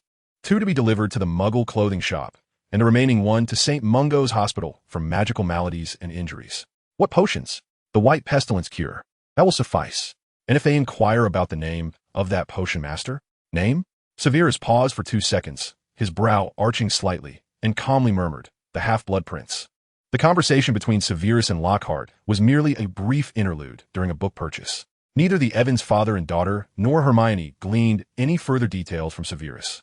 The enchanting array of magical tomes at the Leaky Cauldron soon captured everyone's attention. Petunia Evans was engrossed in a book titled The Secrets of Beautiful Waters. Love and Beauty Potion explained, appearing as if she could hardly wait to return home, gather the necessary potion ingredients, and attempt concocting a few brews. Compared to the esoteric spells and perilous magical texts, this seemed more akin to a whimsical soup recipe guide. "Can I look at these magical books later?" Petunia reluctantly closed the book and placed it in her bag at Mr. Evans's admonition. "You may, but most of them are rather useless. Consider them mere entertainment," Severus remarked. "Potions are not a haphazard concoction. The brewing process requires wand movements and gestures. Otherwise, you will merely end up with a foul-smelling, murky concoction, rather than a potion with miraculous effects. So as long as one has a wand, it suffices, right?" Lily cheerfully turned around. Her gaze had been fixed on Petunia's pastel-hued potion book. A potion that would make one beautiful upon consumption. God knows the allure held for young girls. Hermione looked expectantly at Severus, seizing the moment before school commenced. "Could you teach us to brew together?" Although she had observed the process closely a few times, the beauty potion was not merely one type. As a bookworm at Hogwarts, She knew that dozens of beauty-related potions were documented in the library. Professor Snape had purchased so many materials, surely not for just a simple one or two. Severus could not help but frown. Brewing for oneself and teaching others were two entirely different matters. Really? You could teach us, Severus? Lily chimed in, her eyes sparkling as she gazed at the dark-haired boy. Severus froze for 2 seconds, instinctively wanting to refuse the request. Mastering at least the 5th-year potion curriculum in less than a month was utterly absurd. Yet, as his gaze met those emerald-green eyes, Severus's lips twitched, and the refusal that had been on the tip of his tongue was inexplicably replaced with another term. Of course. After all, there's no harm in brewing a few beauty potions for practice. Moreover, the student's aptitude would undoubtedly surpass that of most of the unruly students he encountered in class. The shopping list for first-year students at Hogwarts included tin cauldrons. However, Severus had additionally procured an automatic stirring silver cauldron and a foldable brass cauldron for intermediate and advanced potion brewing. He had also acquired several styles of magical flames and stoves, as well as high-precision scales and measuring cylinders among other essential instruments. Subsequently, they engaged in a substantial shopping spree at the apothecary. Beauty potions, love potions, and various ingredients related to beauty potions were naturally prioritized. Furthermore, Severus prepared to procure several healing potions through Lockhart, requiring corresponding materials. The foundational potion powders necessary for Hogwarts Potions class would not be neglected either. From the perspectives of Lily, Hermione, and others, it seemed as though Severus had nearly purchased one of everything visible in the apothecary. When they departed, they were even carrying a horn from a unicorn, valued at a staggering 21 galleons. There were no magical markets near the town of Cokeworth, so Severus endeavored to gather all commonly needed potion ingredients. Besides instructing a few young ladies and experimenting with some potions through Lockhart, he also intended to prepare a series of everyday potions for his mother. Compared to the uncontrollable and unpredictable effects of magical abilities, Severus had far greater faith in the potions he brewed himself, ensuring that, at least during his school years, Eileen would not be once more felled by ailments like colds or diarrhea, and that Eileen Snape's frail constitution would receive the necessary care and nurturing. Perhaps he was not a professional healer, but after years spent at Hogwarts, Madame Pomfrey's requirements for potions were well known to Severus. The types of potions that a mature witch might need in her daily life were generally quite similar. Uniforms, paper and quill, textbooks, instruments, and potion ingredients. Standing at the crossroads of Diagon Alley, Severus meticulously cross-checked the Hogwarts supply list. Ah, now only your wand, Lily, remains. By the way, you might still be able to negotiate a discount for that, he remarked, casting a glance at an unobtrusive bulge concealed within Hermione's robes. Miss Granger had procured 2 twin wands from Ollivander, and for what he understood, the price was indeed somewhat favorable. Discount? Lily tilted her head in confusion. Precisely. Severus cleared his throat, eyeing the wand shop in the distance. Lily, all you need to do upon entering is inform Ollivander that your wand should be made of willow. Chapter 25, Fracture and Final Payment. 15 minutes later, outside Ollivander's wand shop. Bang! Out, out! Accompanied by an enraged bellow. A girl clutching a wand was thrust out of the shop. The door, which had never fully closed behind the curtain, slammed shut with finality. A sign reading "Closed for business" hanging outside. Unsurprisingly, Lily found herself ejected from the wand shop by the heartbroken Ollivander. Nevertheless, her willow wand had indeed seen a significant reduction in price. While it didn't quite approach Severus's near-gift level, it was close to half off. The only one truly wounded was Ollivander himself, who fell into a deep state of self-doubt, forced to close for business for a time. For 3 consecutive days, young witches and wizards challenged Ollivander's new theory that wands choose the wizard, rather than the wizard choosing the wand. The final results, however, indicated that every wand selected by these discerning customers was invariably the one with the highest compatibility. This led Mr. Ollivander to question whether his years of pride in defying tradition were as flawless as he had once believed. Severus, why was Mr. Ollivander so furious? Lily asked anxiously, tucking her newly acquired wand away and looking perplexedly at the dark-haired boy beside her. She had merely followed Severus's suggestion to specify the wood, core, and length of her wand. The elderly wand maker had reacted as if gravely offended, hurling the measuring tape against the wall with a resounding snap. When that wand landed in her palm, Ollivander's breath had been heavy, like a bellows, instilling an inexplicable fear. "Oh, it's nothing," Severus replied with a stoic expression. In Ollivander's shop, there existed an unwritten rule regarding discounts. If one selected a wand on their first attempt, he felt embarrassed to charge too much. Naturally, losing out on a bit of money would not put Mr. Ollivander in a cheerful mood. Beside them, Hermione regarded Severus with a peculiar expression. She had not anticipated Professor Snape's knack for fabricating such convincing fabrications. It seemed she would need to be more discerning in the future. That evening, as they began their journey home, the sun had fully set. They passed through the wall, returning to the now empty leaky cauldron, where they discussed accommodations over dinner. Mr. Evans had not driven over this time, and the last bus from London via Corkerville had already departed. After Severus's suggestion, Mr. Evans ultimately decided to book another room and take the train back the following morning. For the time being, Lily, Petunia, and Hermione would squeeze together, while the two gentlemen would naturally reside in another small room. The leaky cauldron was not connected to the Muggle telephone lines, but this was certainly something to inform Mrs. Evans about. Hence, after dinner, Lily accompanied Mr. Evans to Charing Cross to find a telephone booth, while Hermione and Petunia returned to their upstairs room to sort through the day's acquisitions. Aside from the Hogwarts list, they had purchased many delightful trinkets. Though Petunia could not perform magic, most magical toys and treats did not restrict usage to witches and wizards. She was eagerly anticipating her first taste of magic. As for Severus, he remained in the main hall of the leaky cauldron. He had arranged to meet Lockhart at 8 o'clock that evening. However, ding-dong. The clock behind the bar had unexpectedly struck 10. The hall was deserted, devoid of any patrons, not even the bartender, Tom. Only a sleepy old doorman remained at the bar, along with Severus, who had consumed 5 or 6 glasses of water. Severus scanned the empty hall, shaking his head in resignation as he set down his glass. He had indeed been stood up.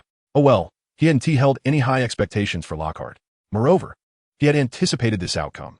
Even 10 years later, he would still be considered a youth in the field of potions. Not to mention, he was merely an unregistered first-year student now, which made it quite difficult for others to take him seriously.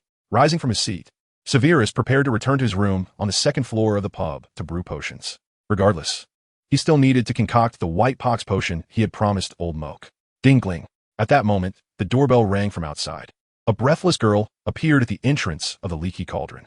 She hurriedly scanned the hall, her eyes lighting up when they fell upon Severus. "You are indeed here, Miss Moke." Severus halted, slightly furrowing his brow. "Is there something you need?" In his experience, those who unexpectedly knocked on the door in the evening rarely bore good news. "You fraud. I went to St. Mungo's Hospital for magical maladies and injuries." Miss Moke exclaimed angrily, striding swiftly to stand before Severus. "What tuberculosis? What white pox potion? Not a single healer has ever heard of these. And as for your so-called master of potions," pardon the interruption, Severus calmly raised his hand. Standing on the stairs, he looked down at Miss Moke. "If you truly believe I am a fraud, then why have you come seeking me?" "Because," Isolde Moke faltered, her initial bravado dissipating. For some reason, she suddenly felt as if she were facing a professor in Hogwarts Castle. "Because you harbor a notion that perhaps the fault lies with those healers. What if their claims of non-existence stem solely from their lack of understanding?" Severus spoke calmly as he turned to ascend the stairs, leisurely continuing, "You arrived just in time. I was about to brew that white pox potion. So, why not witness for yourself whether such a remedy truly exists?" Isolde Moke hurried after him, her confusion evident as she glanced at the boy beside her. Had she just heard him say he was planning to brew the white pox potion? Of course, if you were clever enough, perhaps you could learn by observing." Severus stopped before the door at the end of the hallway on the second floor of the pub and raised his hand to knock. "Granger, Lily, may I come in for a moment? I need to borrow a cauldron to brew a potion." Suddenly, a flurry of hushed discussions erupted from within the room, accompanied by the clattering sounds of items being hastily gathered. After what felt like an eternity, the door creaked open. Severus, Lily peered out, her expression tinged with caution. "The proprietor of the robe shop has come to collect the final payment." Severus gestured behind him and responded with an air of calm indifference, indeed. Chapter 26. His Royal Highness Lockhart was reluctant to assist in promoting potions, thus necessitating a change in personnel for this task, as well as for the potions advertisement. Severus was not well versed in the future of Madame Malkin, yet he was certain of one thing. In this era, he alone among the British wizarding community possessed the means to cure old Malkin. "Final payment?" Penny's voice chimed in from behind. "Yes." Severus shrugged nonchalantly. "A few vials of potion, quite straightforward. The only challenge lies within the modest confines of the leaky cauldron." The potion in the cauldron began to bubble and churn. "Miss Granger, take note. This is the final step." Severus brandished his wand, moving it with the deftness of a pastry chef wielding a piping bag. He stirred counterclockwise 3 times, envisioning the release of a cleansing charm in his mind. Suddenly, the turbulent potion stilled, transforming into a clear, azure elixir. There we are, a total of 4 vials, one to be taken morning and night. With a flick of his wrist, Severus traced small circles in the air with his wand. An unseen force drew the potion upwards, gently guiding it into the prepared crystal vials. The potion is ready, Severus announced, turning to his soul Malkin. Whether to consume it directly or to send it to St. Mungo's for validation is entirely your decision. Isolde gazed skeptically at the 4 crystal vials cradled in her arms. Is this potion truly so simple? Indeed, it is quite uncomplicated, Severus replied with another shrug. Moving to the window and pushing it open, the mist rising from the potion wafted towards the arching rooftops of Diagon Alley. The only true difficulty lay in how to enable a potion that should not exist for several more years to traverse the fabric of time. Oh, and one more thing, Severus remarked casually, tapping his fingers on the windowsill. My sole request is that through Mr. Malkin, the formula be donated to St. Mungo's Hospital for Magical Maladies and Injuries. This way, there will be no additional patent fees incurred during the production and distribution of the whitepox treatment. He paused for a moment, contemplating the empty street outside, before continuing. Furthermore, I hope St. Mungo's can provide information on difficult cases, non-magical maladies that, as of now, they have yet to solve. You may inform them that there exists a master of potions who might be able to assist. The enigmatic potion master who developed the whitepox remedy. A mysterious potion master? Miss Malkin inquired, her brow furrowing in confusion. Precisely, Severus nodded gently. If anyone asks, you may refer to him as the prince. The defeat of Voldemort is merely a necessary step in curtailing the forces of dark magic. But the ancient families lurking behind him are the true core of the matter. Given Severus's current status, it is challenging to find suitable reasons to engage with the elite wizarding factions. However, in this world, as long as a wizard lives, they cannot escape the cycle of life and death. Perhaps someone like Dumbledore could face mortality with equanimity, but the majority of wizards lack such elevated awareness. Severus turned to the bewildered Isolde Malkin and softly said, "This is the reward I seek. Should a patron in your shop know someone afflicted with a terminal illness, you can tell them that perhaps the prince could lend assistance." As a former Death Eater, Severus understood all too well how alluring Voldemort's promise of conquering death could sound. Even if Voldemort would never share the secrets behind it, that mere hint of temptation was enough to stir the hearts of the magical families submerged beneath the surface. Justice is not necessarily the pursuit of all, but a longer, more comfortable life likely is. In this era, Severus happens to hold a small part of the key. The prince, you say? I see, Isolde echoed, her gaze flickering over to the other 3 in the room. Remembering that this prince had accompanied the 3 girls during the fitting earlier that day, she, having spent years alongside her father in the shop, could instantly tell they were not siblings. However, if they were not related by blood, the peculiar assembly of 4 left her somewhat baffled. Yet, with the emergence of the title prince, a bold hypothesis suddenly sparked in her mind. His cryptic mastery of potions, his extravagant generosity, the harmonious mingling of muggles and wizards. Regardless, thank you for the potion, Your Highness, Isolde said with a nod, suppressing her curiosity. I will remember this. Good night. The priority now was to return home and devise a plan to persuade her father to try a vial. After all, St. Mungo's had already classified whitepox as terminal, and the healer had warned that without a miracle, it would be difficult to last until the next summer. The process of potion verification was far too cumbersome. Isolde could hardly wait that long. Professor Slughorn at Hogwarts had once mentioned that the best way to validate a potion was to drink it. Even if there were complications, she could always confront him at the pub later. That night, after Miss Malkin hurriedly departed, Severus chose not to linger in the room with Lily and her friends. Upon knocking on the door of the adjacent room, he found Mr. Evans seated upright at the edge of a chair, feigning seriousness as he perused the newspaper. Despite the animated images in the Daily Prophet, Severus did not believe the front page held such allure after all this time. "Oh, Snape, you're back," Mr. Evans remarked, as if just noticing the sound at the door, visibly relieved as he set the newspaper aside. "It's getting late. Hurry and wash up for bed. We have a journey ahead of us tomorrow." This boy from Spinner's End, hailing from a wizarding family, struck Mr. Evans as rather peculiar. As a father, he always felt an ominous premonition. Even though he knew Severus and Lily were likely of similar age, merely children not yet in secondary school, Mr. Evans sensed an underlying danger in him. It wasn't that he was malevolent, but the unsettling familiarity that arose when Severus was in the company of Lily and her friends was almost palpable. Though he seemed distant from Lily, Penny, and the girl named Hermione Granger, their interactions carried an inexplicable ease, as if they had known each other for ages. Moreover, the most telling detail was that Mr. Evans furrowed his brow, scrutinizing the lean boy who was now preparing for bed. Earlier, he had discreetly overheard a few snippets of conversation at the door. Besides Lily, Penny, and Hermione, it appeared there had been another girl in the corridor who had referred to him as Your Highness. Chapter 27. Mr. Evans's sense of crisis, the notion of a prince residing in Spinner's End, conjured whimsical memories for Mr. Evans, reminiscent of the fairy tales he had heard as a child from his parents. Tales of princesses hidden deep within enchanted forests, shrouded in mystery and beauty, surrounded by unimaginable magic. Typically, these narratives would lead to a brave knight or warrior, irresistibly drawn to the princess, who would endure a series of trials before ultimately uniting with her. However, when magic truly manifests and gender roles are reversed, the reality, at least within the courts of England and indeed all of Europe, is that princes are predominantly portrayed as frivolous and debauched young men. Though Mr. Evans lacked magical prowess, he was not without the ability to count. Miss Granger, the eldest in his household, along with the second sibling and now the young heir of the robe shop, had witnessed the rapid accumulation of admirers surrounding a certain Severus Snape.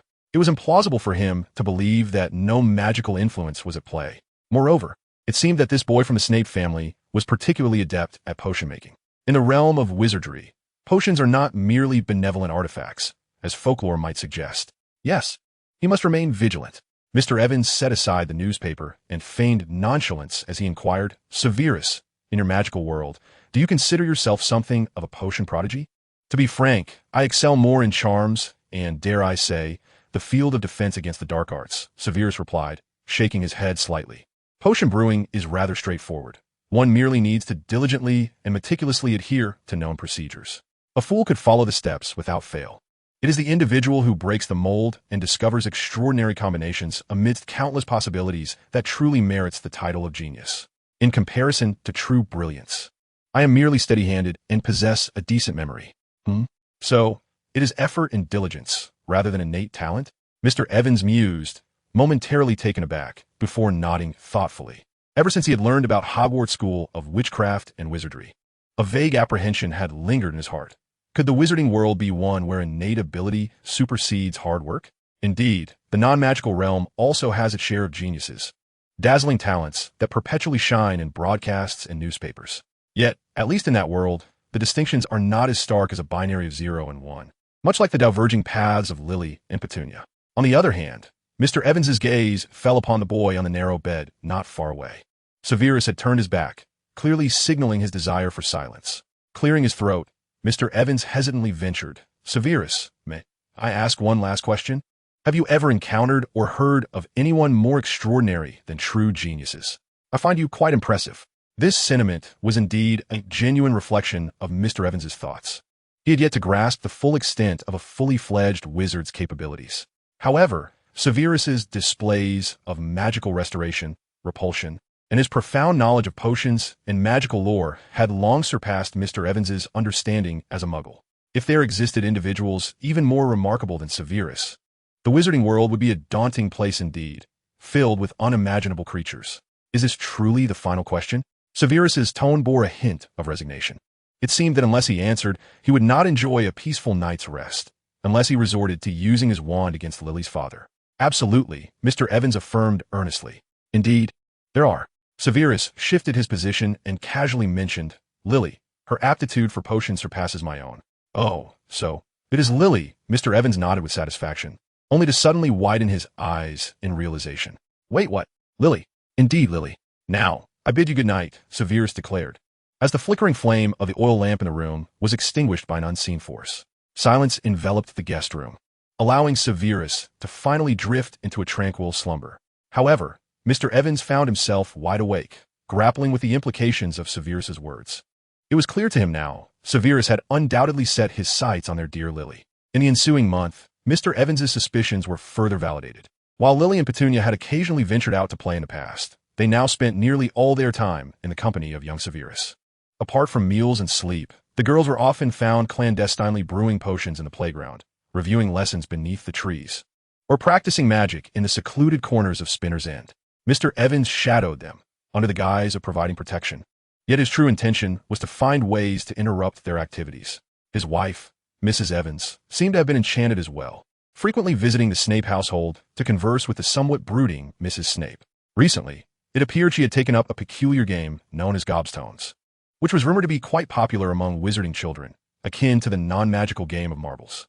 The sole distinction lay in the fact that the pieces used in gobstones were special stones that, upon losing points, would spray a foul liquid at the face of the loser's opponent. The enjoyment of winning an opponent's gobstones was an added thrill, though Mr. Evans found little amusement in it. Nevertheless, Petunia had become utterly infatuated with the game. To his knowledge, her bedroom cupboard contained at least 2.5 sets of trophies, all acquired from victories over Lily and Mrs. Evans. While Mr. Evans could tolerate their pursuits of chess, spellcasting, potion-making, and storytelling, what truly unsettled him were the vials of potions his daughters were consuming. Particularly alarming was the notion of a potion that could induce love. "Girls, we need to have a serious discussion, Mr. Evans declared gravely one Saturday at the end of August, blocking the sisters as they prepared to depart. "I believe I mentioned this previously. I urge you to consider the implications of those peculiar potions you are taking." "Why?" Petunia asked, slipping on her shoes without turning around. "Severus's potions are quite effective. My freckles have diminished significantly." "But," Mr. Evans began, "what if there are side effects? Or worse, what if he has ulterior motives? Such as?" Lily stood up, gently tapping the floor with the tip of her shoe. Haven't you heard? There are love potions. And what if he intentionally gives you some strange concoction?" Mr. Evans struggled to find the right words, glancing at his two daughters standing at the doorway. Their expressions a blend of impatience and exasperation as they waved their hands in animated gestures. "I know this may be a tad premature, but what if? You mean to say that Severus brews a love potion to make us fall for him?" Lily shot her father a peculiar look, bewildered. "What are you thinking, Dad? Severus and I are only 11. Moreover, Lily pushed open the door and gazed toward the street corner not far away, where a little witch, her small bag slung over her shoulder, was enthusiastically beckoning her. Chapter 28. The world is vast. A short 7 or 8 minute walk west from the Evans home leads to a small grove. Under the sunlight, a clear brook meanders through the thickets, sparkling like a myriad of jewels, while the shade casts a deep green coolness over the ground. For children, either seated or standing, comfortably nestled in the half-light, watched as a cauldron gently bubbled and simmered.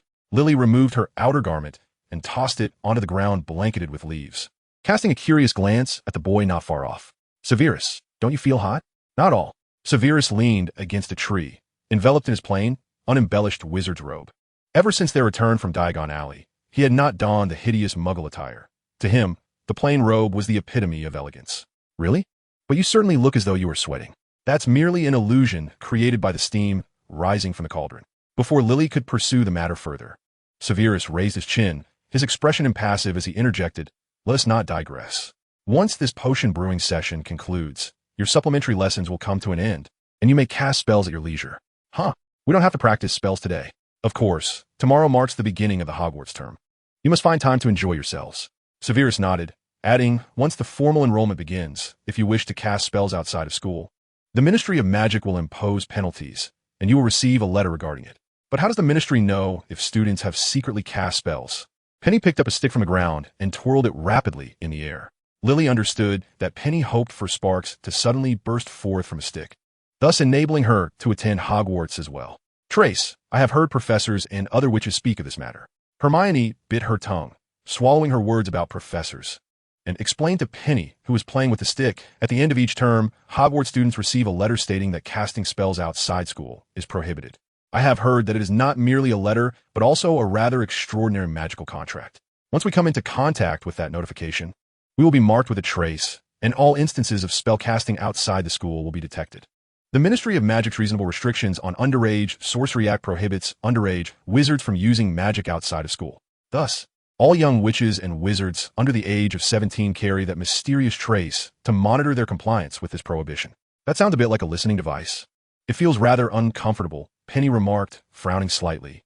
"Well, there's nothing to be done about it." Hermione sighed in resignation. After learning about the existence of the trace, she had secretly researched it in the library. However, despite scouring the entire Hogwarts library, she found no book that mentioned the trace. On the other hand, Harry being caught by the Ministry for casting spells for 2 consecutive terms indicates that the Ministry is indeed keeping a watchful eye on everyone. Hermione glanced at Severus, her tone laced with subtle complaint. "Perhaps the professors know how to evade the trace, but they certainly would not share such knowledge with us." "Indeed, there is little that can be done, but I have another question." Penny shrugged and turned to Severus, who was leaning against the tree with his arms crossed, a look of curiosity crossing her face. Why must Lily and Hermione start their revisions now? Can't they wait until school starts and practice slowly at Hogwarts? They certainly can, Severus replied, his expression unchanged. Even practicing magic solely during class is permissible. The exams at Hogwarts are not particularly difficult. A concentrated last-minute effort can suffice to pass. However, Severus paused for a moment, then continued in a flat tone. If you study in advance, you can play freely during your time at Hogwarts. The castle is quite expansive. While others are buried in their assignments, you could be having snowball fights in the courtyard. While others are practicing spells in the old classroom, you could be sipping lemonade by the lake, basking in the sun. The most crucial point is, Severus leisurely drew his wand and lightly tapped it, causing the leaves carpeting the ground to emit a delightful sound akin to a wizard unwrapping a gift. Colorful flowers erupted from the gaps between the leaves, transforming the previously rough, shady ground into a soft, vibrant floral cushion. The knowledge contained within textbooks merely scratches the surface. You must first master the content taught in class to have the opportunity to explore and study more fascinating and wondrous subjects, whether it be charms, potions, transfiguration, magical creatures, or the defense against the dark arts. Time is the most precious resource. Perhaps, years ago, Severus would have told them that diligent study and practice could enhance one's abilities or help them face challenges. Yet, after serving as a professor at Hogwarts for so many years, he had gradually come to understand the true essence that motivates young witches and wizards. Nothing is more delightful than the prospect of playing while others are laboring over their assignments. Moreover, he added, the visual effects and immersive experiences of magical demonstrations are equally significant. This insight was imparted by Professor Slughorn upon his return, rather than relying on intricate introductions. Offering a few cauldrons of half-finished potions as rewards can more effectively spark students' interest. However, most of the students in the school are quite similar to you, right? Lily inquired, peering at the nearly completed potion while caressing the thick layer of leaves beneath her and the floral cushion. Children of wizarding lineage. They start from a different point than we do. For instance, you possess so much more magic. I am an exception. I cannot be considered an ordinary student, Severus replied. When you arrive at Hogwarts, you will discover that you are among the most exceptional cohort. Really? Lily asked softly. Absolutely, Severus affirmed. While he could not vividly recall the general academic performance of his classmates from years past, one thing was certain. Regardless of the era, Lily and Hermione would undoubtedly stand out as the most brilliant students. Even without his additional guidance, their inherent talents and diligence would suffice to set them far apart from their peers. But no matter how hard we try, the top spot will still be yours. Hermione muttered softly. If she were to traverse this era alone, perhaps she could leverage her status as a repeat student to gain an overwhelming advantage. However, with Professor Snape as her classmate, Hermione, no matter how proud she was, could not envision herself surpassing a head of house in any subject. Theoretically, that may be true, Severus replied, but I assure you, I will not be the one at the top. Your only competition will be each other. Wait, are you implying that you intend to give us an unfair advantage? Lily exclaimed, her eyes widening in indignation. Severus hesitated, his dark eyes appearing somewhat unfocused beneath the dappled shade. He gazed at Lily's pale face and deep red hair. After the conclusion of the potions examination, Lily had posed a similar question. No, he replied, for my aspirations extend beyond mere grades. I have other goals. Severus's voice dwindled into a whisper. Lily, however, did not heed his words. She sprawled across the ground, adorned with verdant leaves and petals, gazing up at the lush canopy above. Hermione and Petunia followed suit, reclining comfortably and savoring their final moments of leisure before the onset of school. Severus regarded the trio of girls, choosing not to continue discussing matters of the magical realm. His gaze transcended the dappled green shadows, venturing into the somewhat blinding distance. During this period, he had been mulling over his true purpose and the reason for his existence in this world. If vengeance against the Dark Lord were merely to be his aim, it would be rather uninspired and vacuous. The early emergence of the white sickness potion, prompted by Miss Moak, had stirred some thoughts within him. Yet, the mere existence of a few pre-release potions might still fall short of sufficiency. Nevertheless, he had at least begun to grasp one overarching truth. Beyond the confines of Hogwarts and the Wizarding World, the universe appeared vast and uncharted. Chapter 29. Two Magical Families. Throughout the ages, the magical world has scarcely aligned itself with the notion of rapid evolution. This is not only due to the sluggish pace of innovation, but also because new knowledge disseminates slowly within the wizarding community. Severus provided Miss Moke with a complete set of recipes for the white sickness potion, accompanied by samples of the potion itself for verification. St. Mungo's Hospital for Magical Maladies and Injuries acknowledged its efficacy, although it appeared they did not wholly recognize the significant alleviation of Mr. Moke's tuberculosis. Indeed, the healing properties of the potion did not engender the sweeping impact upon the magical community that Severus had anticipated. It failed to gain widespread adoption even at St. Mungo's, let alone in broader applications. The tale of Old Moke's miraculous potion remained largely confined to the small circle of white sickness patients, akin to all unreliable rural magical legends. The title of Half-Blood Prince further embellished and, to some extent, corroborated the fantastical and dubious nature of this rural myth. In truth, as a master of potions, Severus was acutely aware of the prevailing disdain many wizards held towards the field of potion-making. Potions are not a form of magic, at least not in a narrow sense. Many mainstream wizards adhere to this stereotype. In contrast to spells and transfiguration, magics that could be directly wielded through wands, potions were often relegated to the same category as other magical products. The influence and transformative power of potions were typically gradual, enduring, and protracted. From the inception of a new potion to its stirring of controversy, months could elapse. Furthermore, the attention of the populace would take even longer to shift from potions to their respective masters. Thus, during this languid summer, the gaze of the magical world would not yet be cast upon the unassuming town of Cokeworth. In fact, in the records of the Ministry of Magic, it was still categorized as a non-magical zone devoid of wizard inhabitants. Eileen Snape had not employed magic in quite some time. For over a decade, she had been entirely severed from the magical community. As for the Evans family, Petunia, where have you put my history of magic? I haven't touched that hefty tome. Don't blame me for everything you can't find. What about my brass scales? They were with you just yesterday afternoon. You don't need to worry about that crystal ball. Severus said divination class doesn't start until third year. In their cluttered bedroom, the Evans sisters bickered while tidying up. The following day marked the date for boarding the Hogwarts Express, as indicated by the school's notification. The Evans family was suddenly engulfed by acute back-to-school anxiety, having become so engrossed in their merriment that they had completely neglected to pack, due to prior preparations and magical experiments. Their carefully packed parcels from Diagon Alley had already been dismantled. Hogwarts textbooks lay scattered throughout the house, along with various magical study supplies. The scales are in a box. Dear, Mrs. Evans's voice echoed up from the downstairs hallway. Your father and I are tallying the miscellaneous items. We'll come up shortly to verify the book list. Petunia, help your sister sort through her clothes. Only bring the essentials. Oh, I know, Petunia replied with a sharp tone directed at the stairs. She raised an eyebrow at Lily, wearing a self-satisfied expression. Let us leave the crystal ball and the curtains at home. You can come back for the rest after your third year. In contrast to the envy and resentment that once permeated their world, Petunia had now assumed the role of the Evans family's magical item overseer.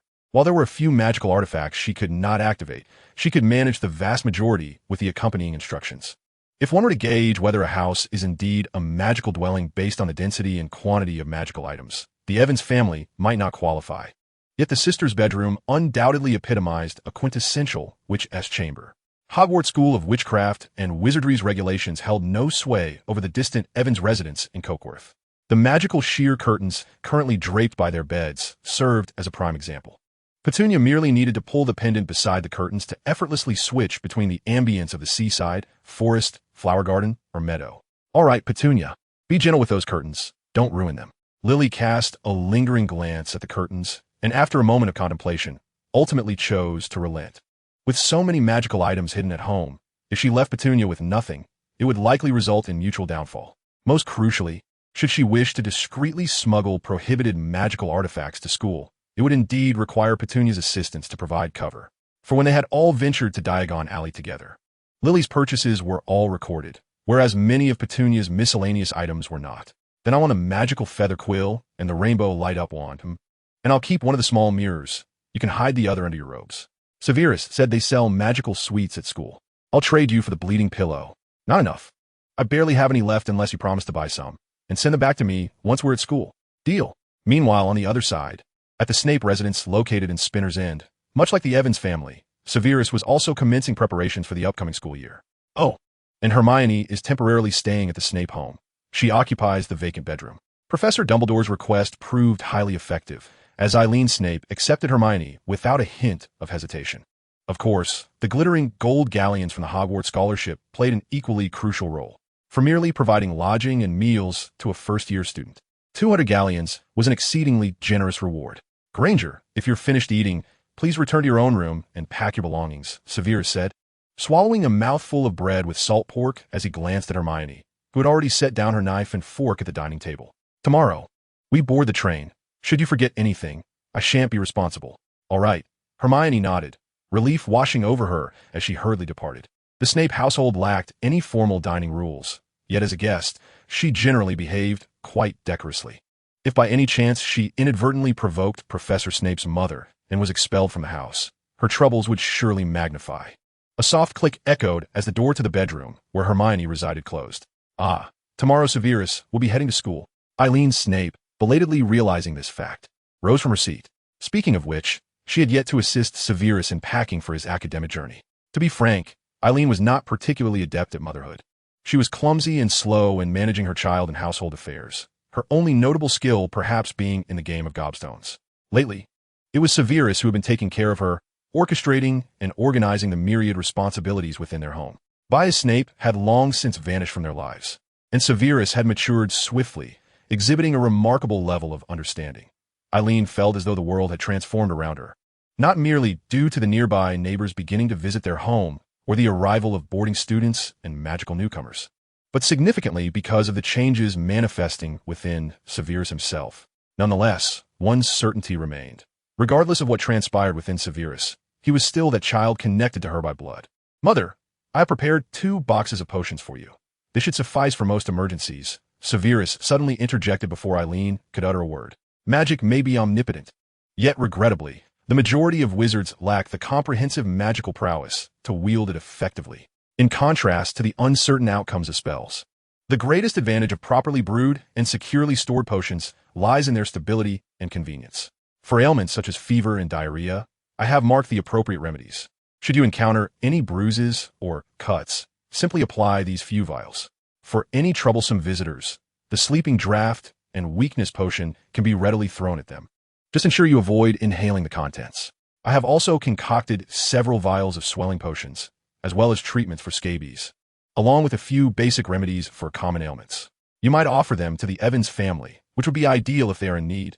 If not, they could serve as barter for supplies or other forms of assistance, a request I have already made of them. Severus guided Eileen to the living room cabinet, gesturing toward the 2 large boxes beneath it as he elaborated on their contents. Eileen Snape had not wielded magic in quite some time, and Severus was uncertain whether she could adeptly employ it to resolve issues. However, with these foundational potions as support, he could at least feel a bit more assured during his school days. After all, what kind of magical household would be unprepared with potions? Chapter 30, The Revelation. The world I have seen. Eileen Snape had never been a domineering individual. Perhaps her choice in marriage was the only act of defiance in her earlier life. Had the world not changed, her second act of defiance, intended for Severus's smooth transition into school, would have been unnecessary now. Truth be told, Severus's transformation had left her alarmed. She scarcely dared to inquire about the whereabouts of old Snape. Eileen's self-imposed exile merely involved casting aside her wand, not entirely abandoning her knowledge of the magical realm. Indeed, as the eldest daughter of the Prince family and a graduate of Hogwarts, she was acutely aware of the prowess Severus now exhibited. Such abilities could not merely be attributed to innate talent. Even the legendary Dark Lord could not exhibit such proficiency in magic prior to his schooling. The magical prowess and skill Severus displayed were at least on par with the elite field operatives of the Ministry of Magic's Department for the Regulation and Control of Magical Creatures. Even hypothetically, if his magical aptitude could be explained by innate talent, his mastery of potion making was beyond any such explanation. Severus had previously concealed his abilities under the guise of foresight and prophecy. Although Eileen harbored numerous concerns, she had refrained from pressing him further. However, on this final day of August, she felt it best to have a candid conversation with Severus, lest the opportunity slip away. Thus, as Severus finished detailing the 2 large boxes of potions he had prepared for her and turned to return to his room to pack for the following day, Eileen stood up and blocked his path, her expression serious as she gazed intently at her son, who was both familiar and foreign to her. Taking a deep breath, she addressed him. "Wait, Severus?" Severus halted, lifting his gaze to Eileen, signaling that he was listening. Your knowledge of magic and potions cannot solely be explained by foresight or prophecy, can it? Severus noncommittally huffed, offering no direct answer to Eileen's inquiry. Severus, could you tell your mother what has truly transpired? Severus did not respond directly. I need to pack. I must rise early tomorrow. Eileen interpreted his silence as a refusal to engage. Very well, she sighed, her heart heavy with worry as she stepped aside. Just as Eileen and Snape believed their conversation had reached its conclusion, Severus unexpectedly spoke again. I once read a storybook at the Leaky Cauldron, which recounted a wizard who, due to a magical accident, returned to his childhood. Eileen remained silent. Is there truly magic that can reverse time by decades? What do you think? I do not know, Eileen replied, casting a nervous glance at the box at her feet. Time reversal. She had heard tales of time turners. But this explanation was even more fantastical than foresight or prophecy. In that story, what did the wizard wish to do upon returning to his childhood? She inquired. Severus paused for a few moments, gazing deeply at his mother. His first thought was to prevent the death of his family. Family death? During his 5th year, his father had succumbed to drunkenness in the street, and a month later, his mother had passed away as well. Stories are fabricated, Eileen asserted. The real world cannot be so dreadful. Nevertheless, that is what was written in the storybook I read, Severus replied calmly, raising his gaze to meet the pale, somber features of his mother.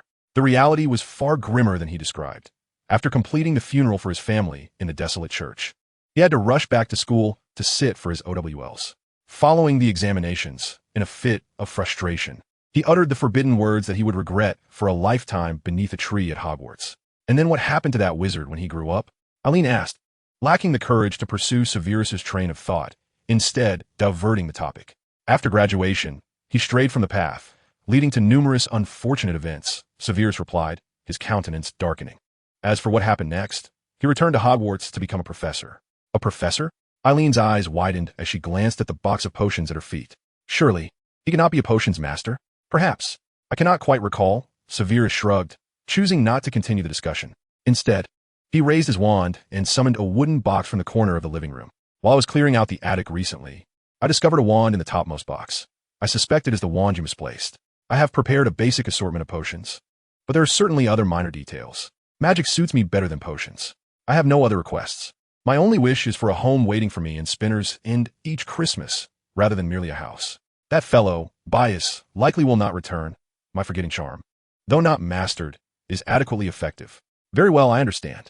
Irene instinctively raised her hand to receive the wooden box, her expression a tapestry of complexity as she gazed at the wand nestled within. Severus's responses were rife with peculiar absurdities, yet as a mother, she found herself believing a significant portion of them. Ah, yes, that little witch named Granger. Just as Severus was about to depart, Irene suddenly recalled one final inquiry. A few days prior, she had vaguely heard her utter, Professor Snape. Perhaps she had misheard? This was the reason for her residence in Spinner's End and her impending journey to Hogwarts. Severus replied calmly, stating that her mind was not particularly sharp and she struggled to retain information. A peculiar sound echoed from the direction of the guest room, as if someone had inadvertently collided with the door or some other object. Severus glanced indifferently towards the guest room before redirecting his gaze back to Irene. Let us visit King S. Cross Station tomorrow morning. It has been quite some time since you last ventured to London. Chapter 31. The Magical Car and Platform 9. The following day, Irene and Hermione awoke early, encountering each other in the modest living room of Spinner's End. The two women, one tall and the other small, simultaneously prepared breakfast while repeatedly checking the shopping list provided by Hogwarts, ensuring they had acquired all necessary items. Despite not being first-year students unfamiliar with Hogwarts, they felt an undeniable sense of unpreparedness as the calendar turned to September 1st. Severus could hardly endure the obsessive tendencies of these two women. Yet he found himself powerless to deter their incessant luggage checks. He decided to assist the Evans family next door instead. Similar to the Snape household, the Evans family also arose early, with the three women of the Evans household meticulously reviewing their luggage in the living room. However, Severus was not seeking the women of the Evans family. Rather, Mr. Evans awaited him anxiously beside an old Ford. Severus, are you certain this magic will pose no problems? Mr. Evans asked nervously, eyeing the wand in Snape's hand, hesitating to voice his concerns. The notion of a magically modified car sounded enticing, yet it also bore the semblance of a deal with the devil. It's merely the most basic of undetectable extension charms, Severus replied calmly, climbing into the back seat of the deep gray Ford. Few among the students and faculty at Hogwarts were aware that his expertise in charms was on par with that of other professors, rivaling his prowess in potion-making. Perhaps modifying a Muggle vehicle required some preparation without a point of reference, but fortuitously, Severus was acquainted with a master of Muggle modifications and had even beheld his work, the magically enhanced car that had once careened wildly through the Forbidden Forest. The responsibilities of the Hogwarts headmaster extended beyond the castle, and he had recently studied that very vehicle.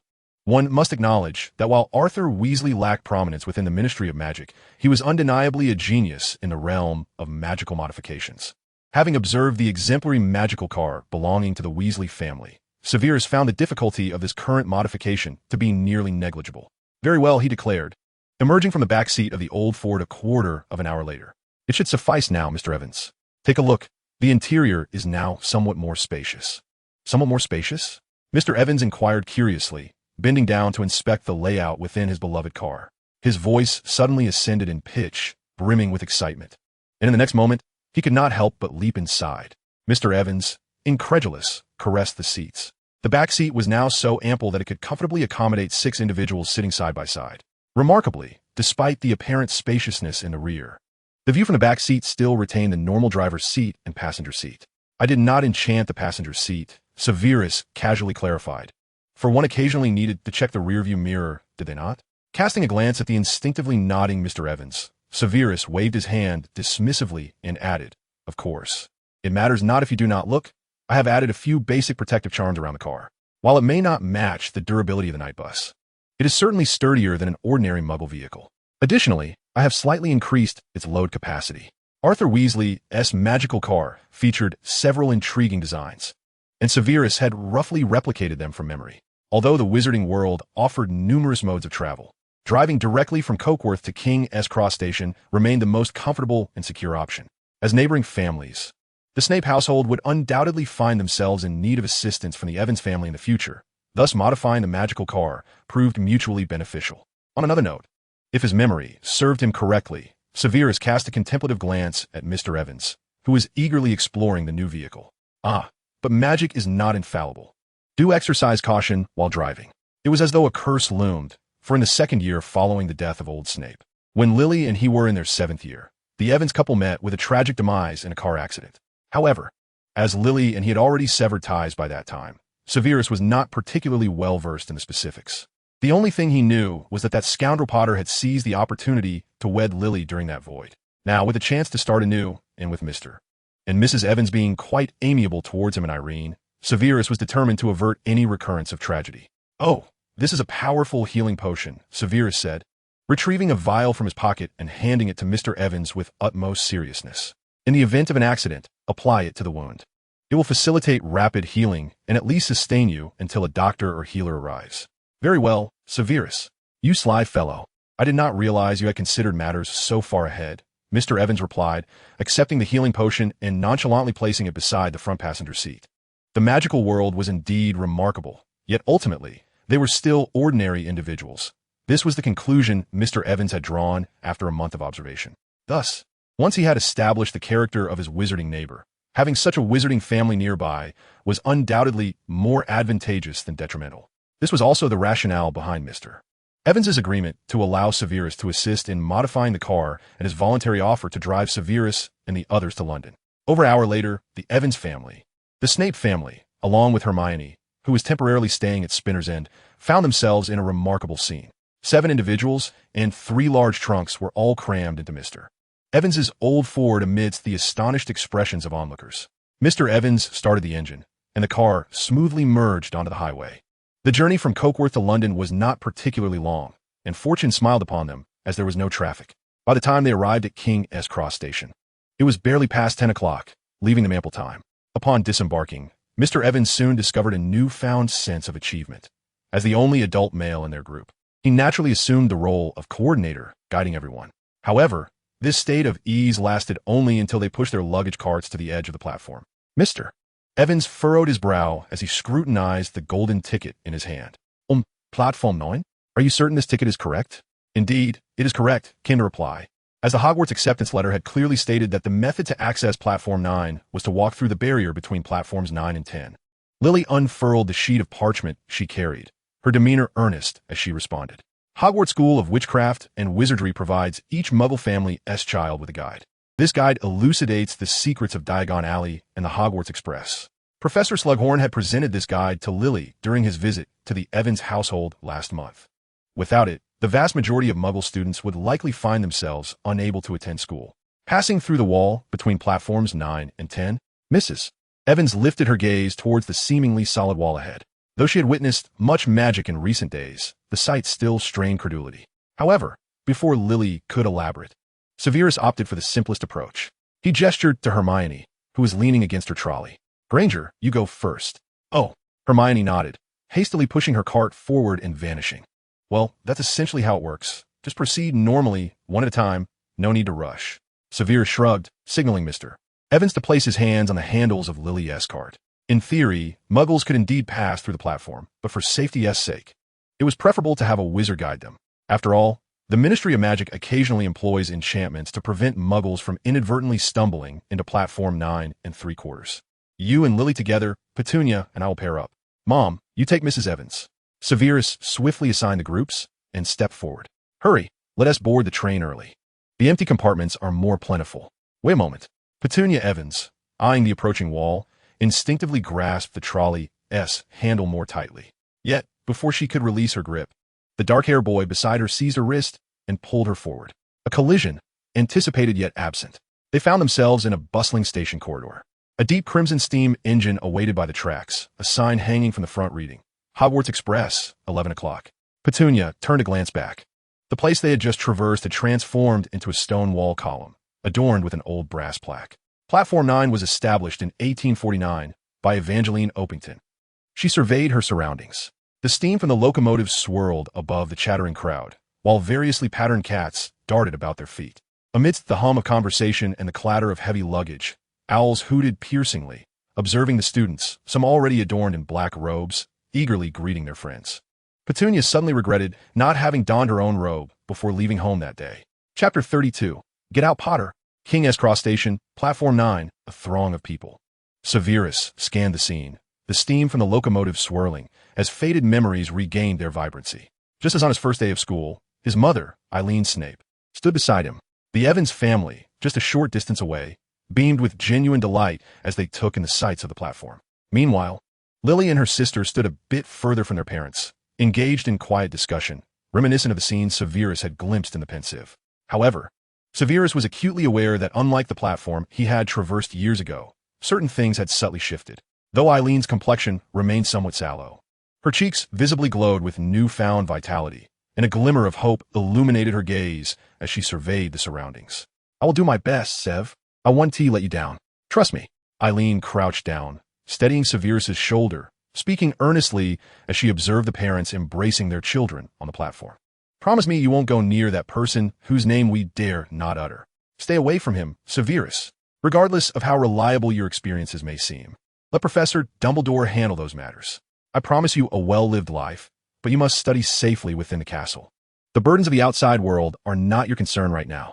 Rest assured, I have everything arranged, and besides, first year is far too early, Severus replied, patting Eileen's hand resting on his shoulder, his expression composed as he offered gentle reassurance.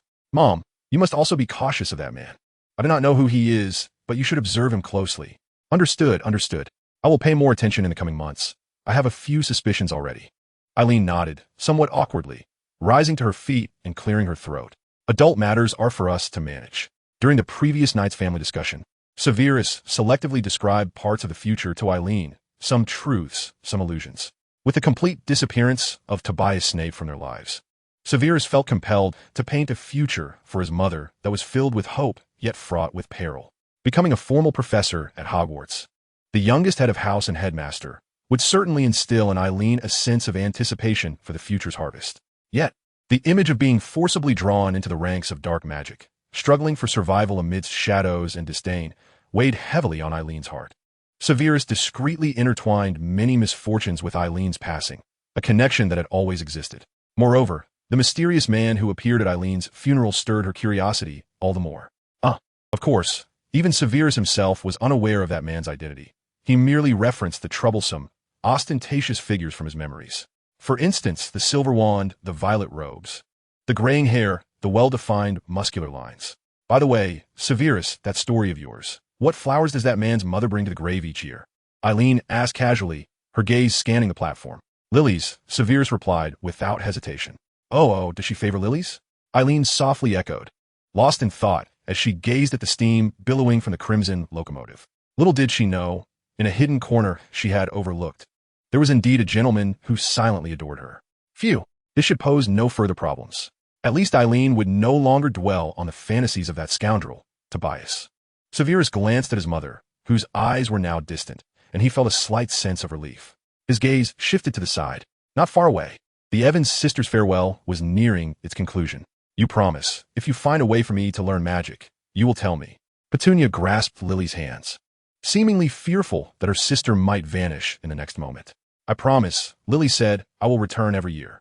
Don't forget those fascinating magical trinkets, Petunia added. There must be plenty of wonderful things at Hogwarts. And you and that Severus Snape fellow, you must not conspire to deceive me. I still think that fellow has ill intentions. He is still watching us. Dad says that only irresponsible wizards study love potions before the term starts. Lily glanced over at Severus, catching his gaze just as she quickly averted her own, like a startled rabbit. When you hastily seized the potion brewed by Severus, you did not mention any ill intentions he may have harbored. Petunia's face flushed crimson. Seize? Absolutely not. I heard you asking father to procure an owl for you, intending to write him directly. Me writing to him? How could that be? Petunia chuckled nervously, stammering her defense. I am merely concerned that you might be bullied. I will write to you every month. Lily stepped forward, gently embracing Petunia. I promise you, I will never conspire with outsiders, rest assured. If Severus has any malicious intent, I shall report him to the professors at school. I have hidden several vials of love potions and beauty potions in my bedroom drawer. Once you commence your studies, you will undoubtedly become the star of your year. Oh, and do be wary of that girl named Granger, Petunia remarked, giving Lily a tight hug. She seems rather peculiar. Look, she is hiding again. Hermione is reserving our seats in the compartment, so do not fret, Lily explained helplessly. Hogwarts has a substantial number of students each year. If no one reserves a spot in advance, by the time they finish their farewells, the compartment will be full. True, before Petunia could finish her sentence, the bright red steam locomotive emitted a long whistle. Hurry! The Evans couple rushed over, embracing Lily tightly before hastily ushering her onto the train. Meanwhile, on the other side, Eileen bent down to kiss Severus's cheek and push him onto the train. Remember to write once you arrive at Hogwarts. The school's Ollery allows free mail. Understood. I will visit the Ollery tomorrow at noon. Take good care of Lily, lad from the Snape family. Oh, the train set off. Severus shrugged and undermissed her. Evans's watchful gaze reached out to pull Lily, who was standing by the door, into the compartment. The Hogwarts Express, after all, is a magical train. Standing at the door to bid farewell can be perilous. The Hogwarts Express rattled through the countryside. Severus led Lily briskly down the aisle of the train. At last, they halted outside a compartment. Inside, a fierce argument was underway. Hermione occupied a window seat, her wand discreetly drawn from her sleeve. Two indistinct boys surrounded Hermione, grinning and saying something. Severus opened the compartment door, and upon hearing the sound, the argument temporarily ceased. What are you doing here? Severus furrowed his brow slightly. Thank goodness. You have finally returned. Hermione glanced at Severus, sighing in relief. I told them that this compartment was occupied, but they... Never mind. I do not wish to hear your excuses. Severus interjected, raising his hand to gesture towards the door. Get out. Hermione's protests were quelled by his imposing presence. However, the next moment, Hermione realized that Professor Snape had not been addressing her at all. Do not make me repeat myself for the third time. Severus directed his gaze at the black-haired boy sitting opposite Hermione, his expression revealing unmasked disdain. He narrowed his eyes slightly and said coldly, Get out, Potter. This compartment is taken. Chapter 33, The Upside-Down Bell. Lily stood behind Severus, feeling anxious yet a tinge of excitement as she observed the boys in confrontation. Her attention had been entirely focused on Severus and Hermione moments ago, and only now did she notice the two other boys in the compartment. One appeared as slender as Severus, with jet black hair, but it was evident he had been doted on since childhood. His childish grin reminiscent of a privileged young lord one might see on television. Perhaps the other boy bore a closer resemblance, lounging with his legs crossed, clad in a black jacket adorned with double rows of silver buttons. Who are you? I do not recall being acquainted with you. The black-haired boy turned his head, sizing up the unexpected intruder at the compartment door. Oh, I believe I'm under no obligation to introduce myself to you. Potter, Severus replied coolly as he spoke. He looked past the two boys towards Hermione seated by the window. You did inform these gentlemen that this compartment was already occupied, did you not? Hermione swallowed nervously and nodded cautiously. Professor Snape rarely displayed such overt disdain, coupled with the boy's appearance, surname, and her observations over the years at school. The identity of the black-haired boy was unmistakable. Harry Potter's biological father, James Potter. Because you were not here, they assumed. Those 3 trunks. Anyone with normal eyesight should be able to see them. Severus interrupted coldly, causing Hermione to promptly close her mouth. She had no desire to be embroiled in a feud from a bygone era. Harry was certainly her good friend, but in this time, the boy who lived had not yet cast his shadow. In any case, it was best for her to refrain from interfering in the conflict between the professor and Mr. Potter. The trunks? What, are you suggesting that the trunk is what goes to Hogwarts? James's expression darkened swiftly, his tone unfriendly as he inquired. So according to you, since your trunk arrived first, I must change places? Correct. I am quite pleased that your ogre-like brain can comprehend my words, albeit somewhat incompletely. Severus replied, disdainfully snorting, a hint of arrogant mockery gracing his lips. He turned his gaze towards the boy lounging nearby, speaking leisurely. I believe it is the 2 of you who should change places, right? Sirius? Sirius? That's Sirius Black? The notorious prisoner who escaped from Azkaban. Hermione's heart raced, her eyes widening as she glared at the boy casually sitting opposite her. Indeed, Sirius remarked, assessing Severus, you may leave now, but do remember to close the door behind you. Naturally, the girl in the back can stay. James grinned widely. Coincidentally, we have an extra seat here. Or are you also a girl? Sirius laughed uproariously. Noisy. Severus shook his head, his wand appearing in an instant. Before James and Sirius could react, they found themselves suspended upside down by a spell. Listen, allow me to impart a rudimentary lesson. Severus spoke softly, waving his wand, as James and Sirius's trunks rolled into the aisle. Subsequently, the 2 suspended and flailing figures were drawn away by an invisible rope. At Hogwarts, it is wise not to disregard the counsel of those more formidable than yourself. Thud! The 2 tumbled awkwardly onto the aisle. Come, Lily, do not mind those rude fools.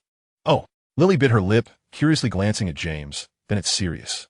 Severus's magical prowess was formidable, as she had always known, but with just a wave of his hand. Outside the compartment, Sirius and James groggily rose to their feet, their expressions a tumultuous blend of astonishment and indignation as they gazed at the boy within.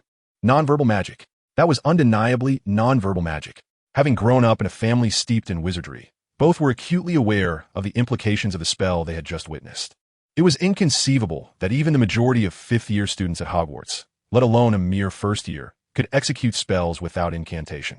Moreover, the peculiar nature of the spell, which involved levitating upside down, clearly suggested it was not something one would learn in class. Wait, who on earth are you? What is your last name, you scoundrel? James could not restrain his outburst. He had never before faced such an affront. It was evident that the boy inside must also hail from some illustrious wizarding lineage. If you wish to slumber all the way to Hogwarts, feel free to attempt a breach, came the retort from within. Bang! The compartment door slammed shut with a resounding thud. James and Sirius exchanged glances, each reflecting the same blend of frustration and helplessness. However, neither of them entertained the thought of brandishing their wands and storming into the compartment to reclaim their dignity, until they had mastered a few spells. Such an act would only invite humiliation. Inside, Lily regarded the boy beside her, hesitating for a few moments. Severus, why did you just? Shoo, just a moment. I wish to remain quiet for a few seconds. Severus inhaled deeply, closing his eyes as he savored the scene from mere moments before. In his original recollection, he had arrived late to the carriage, finding Lily already seated with James and Sirius. At that time, he had been subjected to their mockery and had nearly been tripped as he departed. It was from that moment that James Potter and Sirius Black had maintained an antagonistic relationship with him. For an extended period, whenever he was in Lily's company, those two would invariably stir up trouble. Alas, the current circumstances were far from the past. Professor Snape, what was that spell you just cast? Hermione interjected, her curiosity piqued. Disregarding the conflict among the 3, she was far more interested in the unfamiliar magic. The Hogwarts library housed numerous everyday spells, and students often shared the incantations they encountered in their readings. As the embodiment of a know-it-all, Hermione might not have known every spell, but she was certainly acquainted with a significant portion of the conventional hexes. However, she was unequivocally certain that the magic Severus had just conjured was not within her recollection. That was nonverbal magic, right? A brand new hex cast without an incantation. Where did you find that? Huh? Was Severus's spell really that impressive? Lily's attention was swiftly diverted as she glanced at the excited Hermione, puzzled. Most of her knowledge about the magical realm stemmed from Severus, so she did not grasp the intricacies of certain potions or spells. Indeed, nonverbal magic is at least of OWL's or even Newt's caliber. Not to mention, it's an entirely new spell not found in standard textbooks. Hermione rapidly explained, her gaze fervently scanning the surroundings. What obscure magical tome is this from? Or is it an ancient spell? You are quite bothersome, Miss Granger, Severus replied, furrowing his brow as he regarded Hermione with evident displeasure. For a fleeting moment, he even contemplated casting her out for her incessant chatter. Really? Severus, what ancient magic was that? Lily chimed in, leaning closer to Severus, her curiosity palpable. Severus hailed from the Prince family, a lineage shrouded in mystery, a fact Lily was already aware of. Considering the nature of magical families, it was hardly surprising that there were ancient legacies to explore. No, Severus said, retreating a step, feeling somewhat uncomfortable as Lily suddenly encroached upon his personal space. She was too close. He could almost see his reflection in her light-colored eyes. This is a spell I invented myself. Wait, you invented it. What spell is it? The upside-down charm, Severus replied, casually flicking his wand toward a nearby suitcase, which immediately flipped over, suspended in midair. See, it's not difficult. It's merely a simple spell, Severus stated nonchalantly, explaining that the trick lay in the manipulation of magic, merging levitation and grasping techniques. Wow, that's amazing, the two girls exclaimed in unison. Thus, naturally, the Hogwarts Express continued its journey with the clattering of wheels, while Severus's impromptu lesson on magic resumed. As for James Potter and Sirius Black, they were merely incidental to the proceedings, insignificant in the grand scheme of things. Chapter 34, Pandora. Ever since the arrival of the Hogwarts letters, Severus's magical lessons had maintained a steady rhythm of at least 2 classes daily. However, considering the enthusiasm of the Muggle students and the varying levels of their foundational knowledge, Severus predominantly tailored his lessons around potion-related topics. This was not solely due to his extensive experience teaching potions over the years, but also a strategic decision, compared to spells and transfiguration, which yielded quicker results and were more engaging. Potion-making demanded meticulous technique and a wealth of experience. Thus, the advantage of laying a solid groundwork in this rigorous discipline became distinctly apparent. On the other hand, both Lily, Hermione, and even Hinny, who was eavesdropping on their lessons, exhibited commendable interest and aptitude in potion-making. From Severus's perspective, Lily and Hermione had nearly reached a competent level as potion assistants, albeit limited to the basic potions they had learned and a few specific intermediate ones. Once their foundational skills in potions were firmly established, it would naturally be time to advance in the realm of spells. The Hogwarts Express was ill-suited for brewing potions, but it was relatively adequate for magical instruction.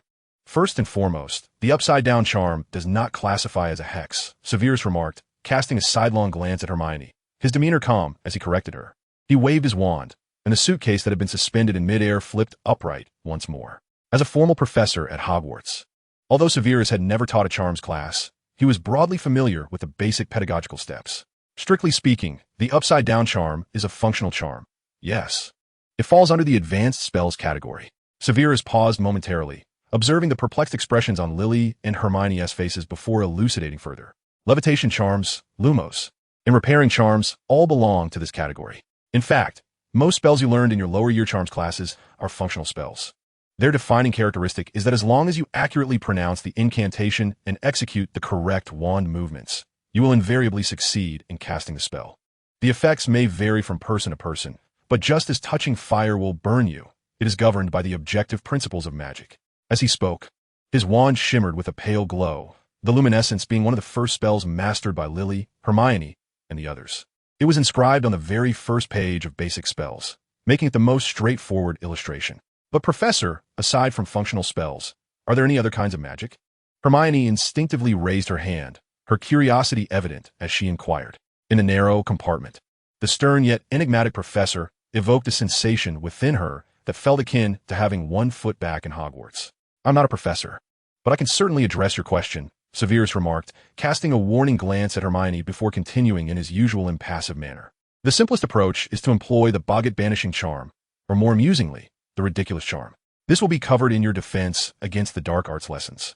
You must earnestly recall a humorous image to compel the boggart's transformation to falter, regardless of the content of your imagination. The essence of this magic lies within your emotions and inner psyche. Merely reciting the correct incantation and executing the appropriate gestures will not suffice for the spell to take effect. There are numerous similar charms, a significant portion of which lean towards the darker arts, while others are counter-charms that often present considerable challenges.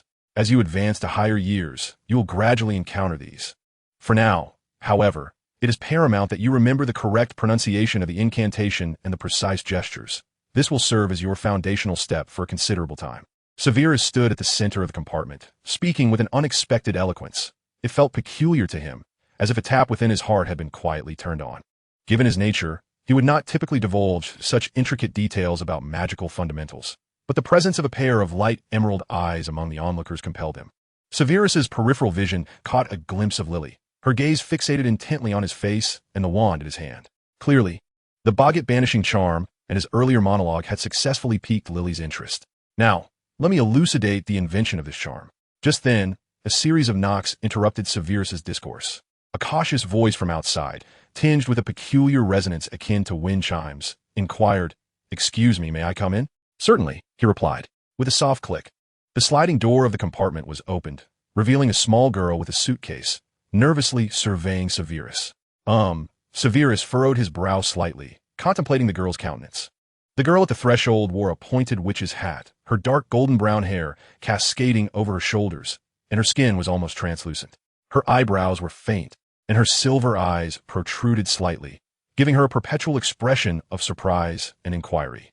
"I apologize, most of the other compartments are full," she said quietly, casting a cautious glance around.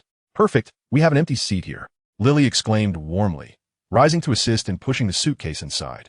Unlike the previous two arrogant boys, this girl was immediately endearing. "Oh, thank you, the girl with the pale silver eyes said timidly. However, her gaze remained fixated on Severus, as if she were on the verge of speaking. Perhaps you should introduce yourself?" Severus suggested softly, giving her an appraising look. Pandora Selena," the girl replied, visibly relieved. "Oh," Severus nodded. "Severus Snape," he indicated himself. Suddenly, a memory surfaced. Pandora Selena, the prodigious charm student from Ravenclaw in his year. If Lily was the most brilliant potion prodigy of this cohort, then Pandora was undoubtedly the most radiant star in charms. Nonetheless, Severus had little interaction with Pandora during their school years. Most of what he knew about her came from Professor Flitwick, the charms instructor and head of Ravenclaw House, who had long been searching for a successor. Had it not been for the unfortunate incident in Pandora's charms research, she might have had a promising future as the next charms professor at Hogwarts. Moreover, Severus was aware of another detail regarding Pandora. She had married Xenophilius Lovegood from the same house post-graduation and had given birth to a daughter named Luna. Miss Luna Lovegood joined Hogwarts a year after Harry Potter and became part of Potter's peculiar little group. As he regarded Pandora's visage, Severus found himself momentarily distracted, pondering the fates of the students at the school and whether Dumbledore's plans had borne fruit. "I overheard you discussing new charms and their classifications," Pandora ventured cautiously, glancing towards the dark-haired boy who was observing her, her hands nervously fidgeting with her robes.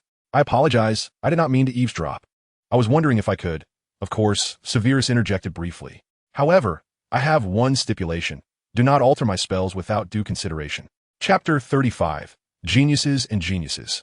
Objectively speaking, the difficulty of mastering the ridiculous charm is not particularly high. It possesses numerous advantages: silent casting, rapid execution, a powerful single-target control effect, and the mischievous benefit of evading reprimand from professors. More importantly, its learning curve is remarkably low. The challenge does not lie in the casting itself, but in the silent incantation honed through countless attempts and the requisite visualization of specific magical states.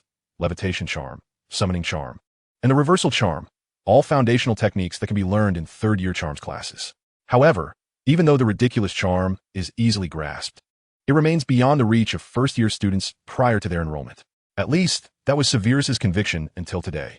"Wow, this charm is truly difficult to master," Pandora exclaimed, opening her notebook to meticulously record her newfound insights on the spell.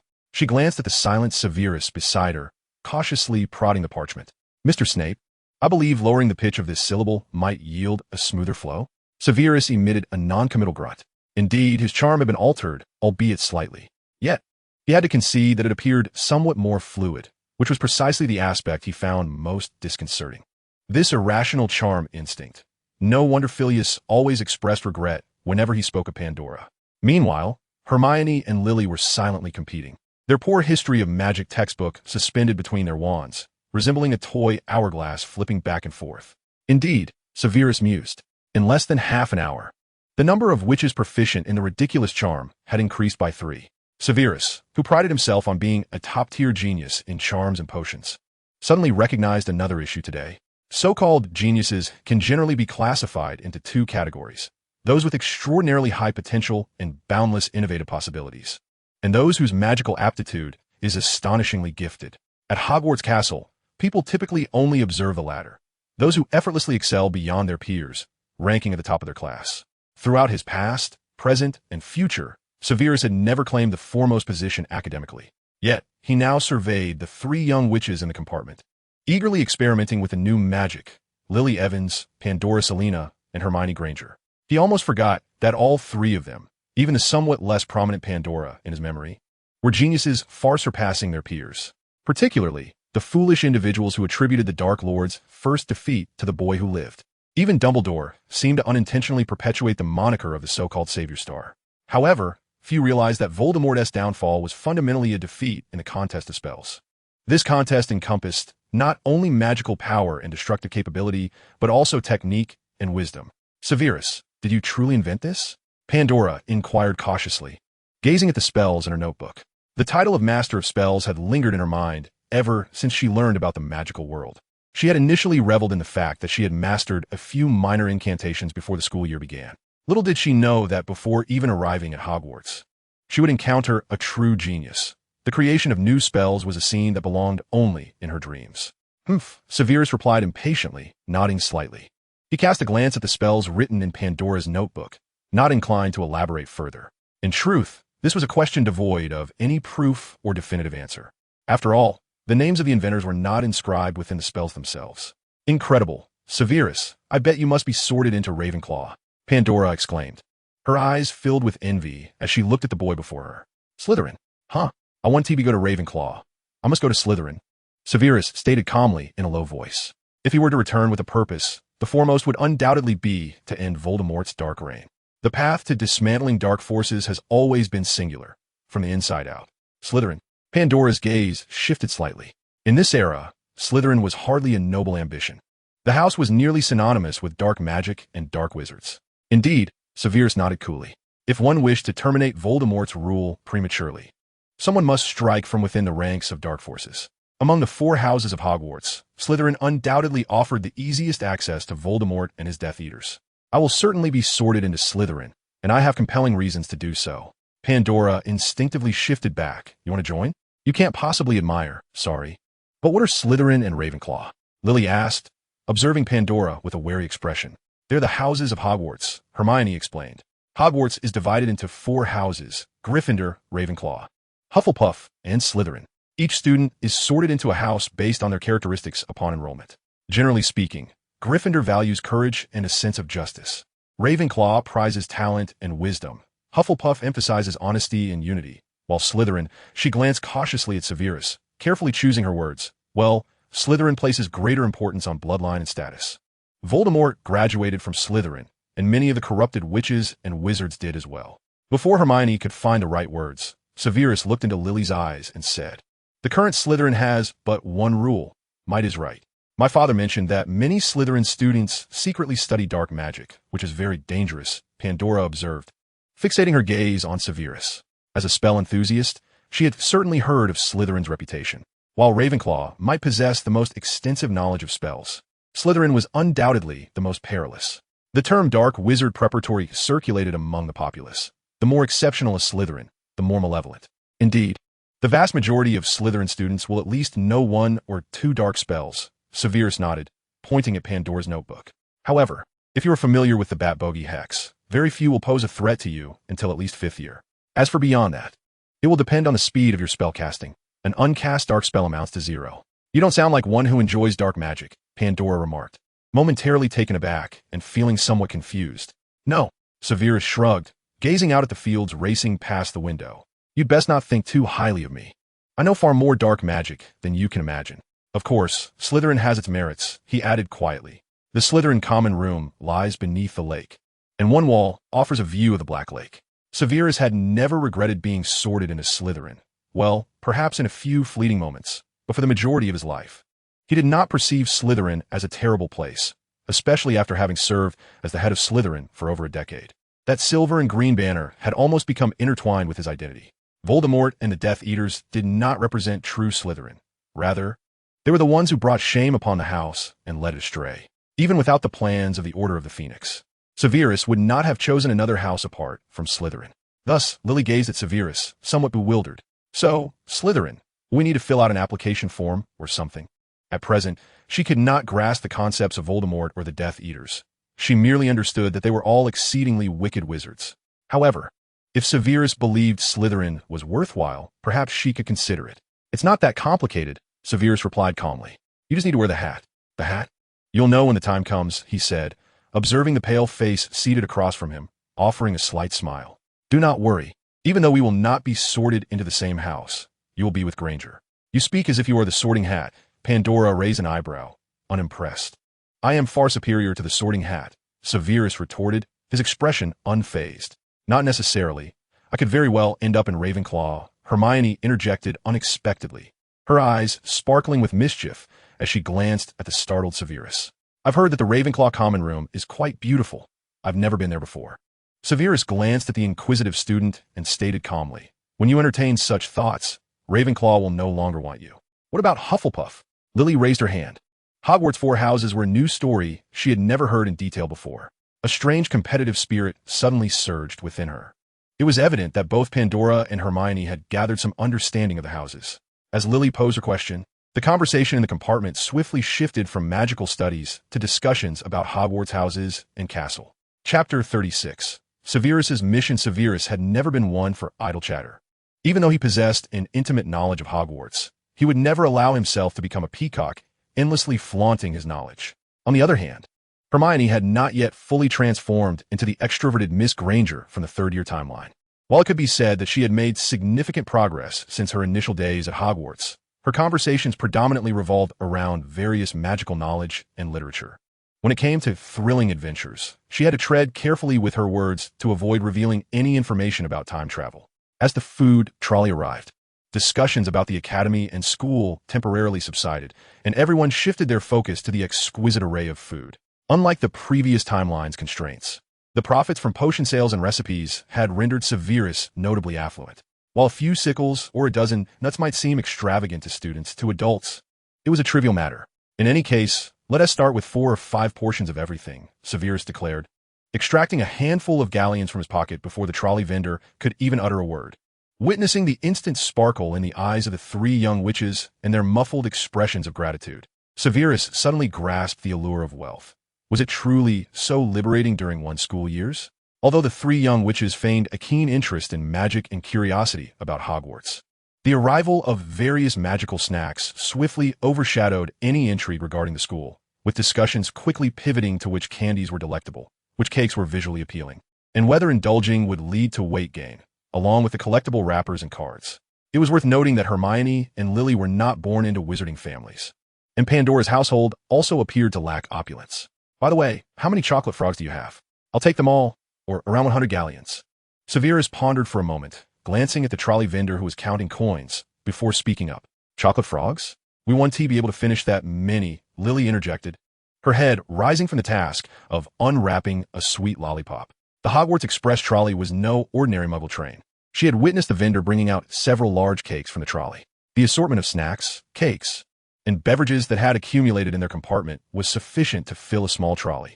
It was evident that the trolley had employed magic, as the quantity of food far exceeded what the eye could perceive. You're after the chocolate frog cards, aren't you? Pandora remarked, her gaze glancing over the glimmering coins, her tone thoughtful.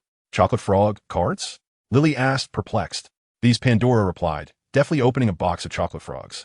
Capturing the escaping frog with her left hand while extracting a card from the bottom of the box with her right, waving it towards Lily with enthusiasm. Each chocolate frog comes with a card featuring a famous wizard from history. There are currently over 400 of them. Indeed, Severus nodded. Unopened chocolate frogs were considered a rare currency at Hogwarts. The true treasure lay not in the chocolate itself, but in the potential wizard cards contained within each box. Most children from wizarding families cultivated the habit of card collecting, and chocolate frogs were more valuable than galleons within Slytherin House. Given that Hogwarts was a full-time boarding school, acquiring chocolate frogs after the term commenced proved to be quite a challenge. As for Hogsmeade beyond the school grounds, while there were many magical snacks available, the supply of chocolate frogs was always limited. Naturally, such a bulk purchase was quite rare on this train, yet not entirely unprecedented. I'm sorry, dear children, but I must reserve a portion of these chocolate frogs. The trolley vendor shook her head, counting out several silver coins and returning the galleons to Severus with a smile. I promised Professor Slughorn that I would set aside some snacks and beverages for him. Slughorn? Severus furrowed his brows. Recalling the matter, he had almost forgotten. Horace Slughorn invited a select group of promising students to join his infamous Slug Club each year. However, it was both amusing and frustrating that he had never received an invitation during his own schooling. In truth, had it not been for Lily's invitation, Severus would have had little interest in the matter. As for this lifetime, upon further reflection, it appeared there was little necessity. Very well, Severus murmured, contemplating before adding. Could I have the remaining items after the professor's tea party? Of course, dear, the trolley vendor replied with a beaming smile. That will be 76 galleons and 13 sickles. A few hours later, the trolley vendor reappeared at their compartment door. Severus Snape, correct? Yes, I'll label your package with your name. Oh, by the way, you should hurry and change into your robes, she advised, glancing at the three girls in the compartment. We're approaching our destination. As she stepped out, the three girls, who had been chatting animatedly, suddenly turned their attention to Severus in unison. I'll go take a look in the corridor, Severus announced, standing up and stepping out of the compartment, leaning against the door. Outside the train window, the sky had darkened, revealing a landscape of mountains and woods beneath a deep purple sky. Behind him, the rustling of robes accompanied the whispers of the girls. The train was gradually slowing down. A peculiar emotion began to rise within Severus's chest. After a moment, someone gently knocked on the door from inside. You can come in, Sev. Severus nodded slightly and opened the door, returning to the compartment. The three young witches in their black robes appeared as though Hogwarts had already arrived. They seemed tense, as if the imminent arrival at the school had drained them of a desire to converse. After a few seconds of silence, Severus drew his wand and waved it casually. The remnants of snacks and drinks consumed by the group floated neatly to the table, while books and unfinished candies scattered around the seats each made their way into everyone's luggage. With a click, the four suitcases snapped shut in unison. You don't need to carry your luggage. Just label it with your name, and someone will deliver it to the school for us, Severus explained succinctly, his demeanor returning to a composed state, resembling that of a formal professor. In the final minutes on the train, Severus briefed the three young witches on the upcoming procedures. For instance, not to run off after disembarking, the crossing of the lake, the sorting hat ceremony, the welcome feast, and dormitory assignments. Severus did most of the talking, though Lily and Pandora occasionally interjected with questions, mostly about the houses. In truth, the distinction between houses is minimal. Aside from the location of the common room, the courses, fireplaces, and beds are quite similar, Severus explained. Pandora scoffed, as if you visited every common room. Severus chose to ignore her, his expression turning serious as he regarded the three girls. Do not choose Slytherin. It is not suitable for any of you. Gryffindor or Ravenclaw would be preferable. He meticulously glanced at each individual, allowing his gaze to linger on Hermione's face for several moments longer. As he returned from the future, Hermione Granger emerged as the most significant uncontrollable variable. He must minimize risks as much as possible. Severus had initially contemplated placing her in Ravenclaw, but reconsidered, opting not to complicate matters further. Moreover, having an additional friend beside Lily would undoubtedly ease her interactions with the troublesome trio. After all, once the term commenced, he would be unable to monitor Lily's situation constantly. Miss Granger, I trust you haven't forgotten your responsibilities as a student? Severus remarked. Rest assured. Hermione cast a glance at Snape. I will choose Gryffindor. I adore the crimson and gold bed hangings. Maintaining the original timeline was Severus's core directive for Hermione before the school year began. At the very least, he aimed to prevent any peculiar alterations to the world before the professors dealt with Voldemort. However, as Hermione observed Severus nodding in satisfaction, she turned her gaze to Lily. She had a lingering question. Mrs. Potter, well, for now, Lily Evans. If she were to uphold the original timeline, should she find a way to alleviate the discord between the Potters and bring them together? After all, it currently appeared that Miss Evans held no affection for Mr. Potter. and Professor Snape seemed to be a catalyst in this situation. Naturally, the astute Miss Know-It-All had no intention of directly inquiring. It was best to observe the matter further. With the prolonged sound of the train's whistle, the locomotive gradually came to a halt. Severus and his companions followed the flow of people down to a small dimly platform. The night air's chill caused several young ladies to shiver involuntarily. Yet in the next moment, a wave of warmth cascaded from above, swiftly dispelling the lingering coldness. Do not linger at the entrance. Proceed forward, Severus instructed, sheathing his wand, his demeanor as impassive as ever. As if the previous warming charm had no connection to him. Not far away, a one-eyed old wizard stood atop a wooden barrel, lamp in hand, bellowing, "First years! First years, gather here! Do not follow the crowd." The older students exchanged glances, directing the newcomers toward him. However, the first years were unlikely to miss the old wizard's message, even without the older students' prompting. Beside the one-eyed old wizard stood a towering giant, also holding a lantern, nervously scanning the bustling platform and clumsily echoing the old wizard's words. First years, gather here. Do not follow the crowd." The distinctive chill of the Scottish Highlands enveloped the platform. The air carried a hint of moisture, which Severus recognized as the mist from a black lake. First years, stay close, watch your step." The current guide, Rubius Hagrid, shouted, swinging his enormous oil lamp. The first years trailed after the two lanterns, resembling chicks following a hen, as they descended the winding path. "Hagrid, mind your lamp," the one-eyed old wizard chastised from a distance, having narrowly avoided a collision with the swinging lantern above his head. "If you bump into me, I'll have Dumbledore replace you." Apologies, Mr. Hum," Hagrid stammered, raising his arms in a flustered apology, appearing much like a child caught in wrongdoing. Few knew that this seemingly clumsy giant had been a contemporary of the notorious Voldemort. "Rubius Hagrid, the keeper of keys and grounds at Hogwarts," Hermione whispered to her friend, her gaze fixed on the young keeper. "Despite his fierce appearance, Hagrid is quite welcoming. Dumbledore places great trust in him. That's because he lacks much common sense. You'd best keep your distance." Severus interjected, casting a sidelong glance at the whispering girls. His tone cool. "Miss Granger, should you trespass into the Forbidden Forest and be apprehended by the keeper, I hardly believe you would extend an invitation to his hut for a warm cup of tea. Before you judge a person, it is prudent to contemplate whether such warmth is predicated on certain conditions." If Severus recalled correctly, the keykeeper Mr. Hum was set to retire this Christmas, after which all first-year guidance would fall to Hagrid. In terms of reliability and capability, Rubius Hagrid was indeed well-suited, for there were few creatures more dangerous than him lurking in the Forbidden Forest. As for notions of warmth and hospitality, they were scarce in this era. Unlike Harry Potter's time. Forbidden Forest? Keeper? Lily and Pandora blinked curiously. Hogwarts concealed numerous secrets, and the time spent on the train barely scratched the surface. However, before the two could voice their inquiries, an array of gasps erupted ahead. As they spoke, the group had traversed the dark woodland path and arrived at the lake's edge. The shimmering waters mirrored the profound sky, and by the lakeshore, dozens of small boats gently swayed with the lake's breath. The reason for the collective astonishment became clear as Lily lifted her gaze, mirroring her fellow students saw towards the opposite shore. On a towering hill stood an ancient, majestic castle, its spires reaching skyward, with windows twinkling beneath the starry expanse. "Welcome to Hogwarts," Severus remarked, shrugging slightly as he nudged the girls, signaling them not to pause in their steps. Nearby, two first-year guides had already reached the dock by the lake, hammering on the wooden posts. "Stop dawdling, come over. For to boat, don't crowd." Under Hagrid and Mr. Hum's urging, the first years clambered into the small boats in a flurry. Pandora chose to sit beside Severus, while Hermione and Lily settled across from them. "Is everyone aboard? Sit tight, do not stand up." Hagrid stood, surveying the little boats behind him. Once everyone was secure, the boats began to glide forward, gently making their way toward the castle.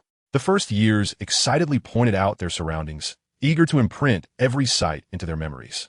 "How beautiful! Will we reside in those towers?" "Gryffindor and Ravenclaw's common rooms are in the towers. Ah, the one at the left corner is Ravenclaw Tower." Lily and Pandora gazed up in wonder at the approaching castle, their eyes shining. Hermione, meanwhile, quietly explained, much like a diligent tour guide. Yet, Severus's attention was drawn elsewhere.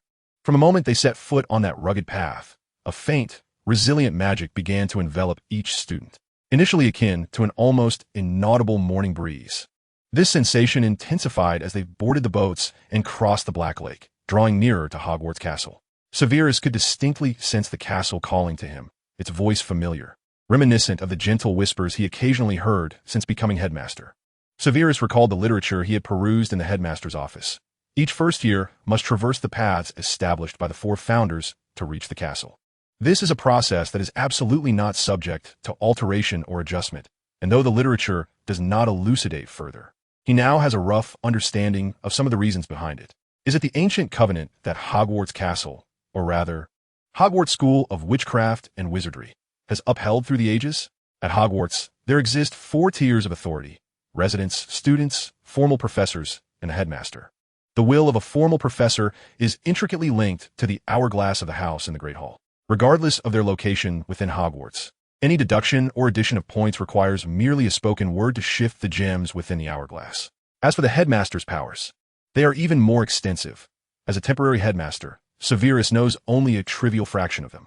The castle's defenses, apparition permissions, access to specific rooms. The mobilization of house elves, perhaps even Dumbledore has barely scratched the surface of all the headmaster's privileges. Logically, the headmaster's authority should currently reside solely with Albus Dumbledore. Yet, for reasons unknown, Severus furrowed his brow slightly, tentatively placing his hand on the edge of the boat. Splash! Water splattered as if something had pulled at it, causing the wooden vessel to lurch forward abruptly. Indeed, before the 2 guiding first years in front could notice, Severus swiftly retracted his hand. This was becoming intriguing. Severus raised an eyebrow, watching with keen interest as the imposing castle drew nearer. It seemed that in the annals of Hogwarts history, there had never been a case of 2 headmasters coexisting concurrently. Had there? Archways, tunnels, docks. Following was a path of shattered rocks and pebbles. At the path's apex, there lay a patch of grass shrouded in the castle's shadow. Finally, there were marble steps and a towering oak door, at least 5 or 6 meters high. Severus nostalgically counted the sequence of his journey thus far, observing as the heavy oak door slowly creaked open. Next would be the vice principal welcoming the new students and explaining the sorting, but regrettably, his advancement had bypassed this segment. Behind the door stood a tall, dark-haired witch clad in a vibrant green robe, gazing sternly down at the first years. Severus exhaled softly, allowing a smile to grace his lips. It had been a while. Professor McGonagall. In the Great Hall of Hogwarts, beneath the flickering candlelight, excited faces gathered around the longhouse tables. Vice Principal McGonagall stood before a triangular stool, glancing at the lengthy parchment in her hands. Lily Evans. Severus watched as Lily approached, her legs trembling, and took a seat upon the wobbly stool. McGonagall placed the sorting hat upon her head, and scarcely a second passed before it proclaimed in a booming voice, "Gryffindor." Lily removed the hat and returned it to McGonagall, hurrying toward the jubilant Gryffindor students. She glanced back at Snape, a hint of a resigned smile on her face, as if the sorting hat had denied her any opportunity for choice. Severus felt as though he had foreseen all that would transpire. Every outcome mirrored his expectations. Lily spotted Hermione shifting on the bench, making room for her. Hermione's sorting had occurred even more swiftly than Lily's. There had been no awkward delays, which, in some small measure, could be considered comforting. The roll call continued. A boy named James Potter was sorted into Gryffindor, while Pandora was delighted to be placed in Ravenclaw. As Pandora descended the steps, McGonagall finally called out the last student whose name began with his. Severus Snape. Severus inhaled deeply, approaching the stool. He was well acquainted with the sorting process at Hogwarts, yet never had he witnessed anyone being sorted twice. Indeed, he was now the second after Miss Granger to complete this milestone, simultaneously recreating history. Compared to the somewhat simple-minded Miss Know-It-All, Severus was uncertain of what the sorting hat would discern from his mind. Nevertheless, he knew precisely what he must do. Even before boarding the Hogwarts Express, Severus had made up his mind. Just as the sorting hat was about to obscure his vision, Severus slowly closed his eyes, performing a mental occlusion. Chapter 38. The existence of the unsuitable for sorting. Hogwarts, the Great Hall, in a shadowed realm beneath the sorting hat. "Oh!" Severus heard a low, astonished murmur beside him. Then a prolonged silence ensued. No whispers, no incessant inquiries. "Sorting hat?" Severus questioned inwardly. Still, there was no response. The sorting hat seemed to have transformed into an ordinary hat devoid of magic. The wide brim obstructed all sight. Severus was uncertain of how things appeared outside, yet he sensed that something unexpected was unfolding. The 4 founders of Hogwarts had infused their thoughts into the sorting hat, which listens to students' innermost desires and selects those who meet each house's criteria. As a master of mental occlusion and legitimacy, Severus was acutely aware that the magic embedded within the sorting hat was far from being merely a tool for reading thoughts. While the hat could indeed perceive people's thoughts, that was not its core ability. The true reason for the sorting hat's irreplaceability over the millennia was its capacity to uncover the hidden qualities and traits within students. Time ticked away, and a hum of whispers began to rise within the hall, reminiscent of the sizzle of flames growing ever more fervent. Phileas, it seems Minerva's record for the hat stall has been broken, remarked a short, portly witch with a warm smile, glancing at her companion. Pomona Sprout, the head of Hufflepuff House and also the herbology professor at Hogwarts. Not necessarily. I suspect the results will be announced shortly. Professor McGonagall's record stands at 5 minutes and 43 seconds. The diminutive wizard named Phileas extracted a pocket watch, casting a curious gaze toward the new student beneath the hat not far away. When I entered, I was sorted into Gryffindor. Ravenclaw. I heard Professor McGonagall was as well. I wonder what options that child is facing now. Hatstall. This is an ancient Hogwarts term specifically referring to new students whose sorting process exceeds 5 minutes. Instances of hatstall are exceedingly rare, occurring approximately once every 50 years. In fact, just prior to Severus's sorting, there had already been one occurrence of hatstall that day. Hey, Peter, you're called Peter, right? James clapped a hand on the shoulder of the small, timid boy known as Wormtail. His curiosity piqued. I remember you just went through that too. Could it be the sorting hat is randomly selecting a few of you to sing quietly? Wormtail appeared startled. He glanced around, stammering, as the gazes of his fellow Gryffindors made him anxious. I think the sorting hat is hesitating about which house to place me in. I guess it should be doing the same for him, right? Hesitating? Sirius Black perked up, a grin spreading across his face. Oh, that hat also suggested Slytherin for me. He chuckled, pointing proudly at the Slytherin table across the hall. All my cousins, uncle, and family members are Slytherins. I might just get a howling letter from them tomorrow. I had the same experience. The sorting hat gave me a choice between 2 houses. Upon hearing Sirius Black's words, Peter Pettigrew exhaled with palpable relief. Choices? Hadn't Severus already determined which house he wished to join? Lily anxiously cast her gaze towards Severus, who remained motionless a short distance away. But why? Something felt amiss. This was undoubtedly not the hat's customary dilemma. The sorting hat was malfunctioning. A hat in a state of confusion would not remain so silent.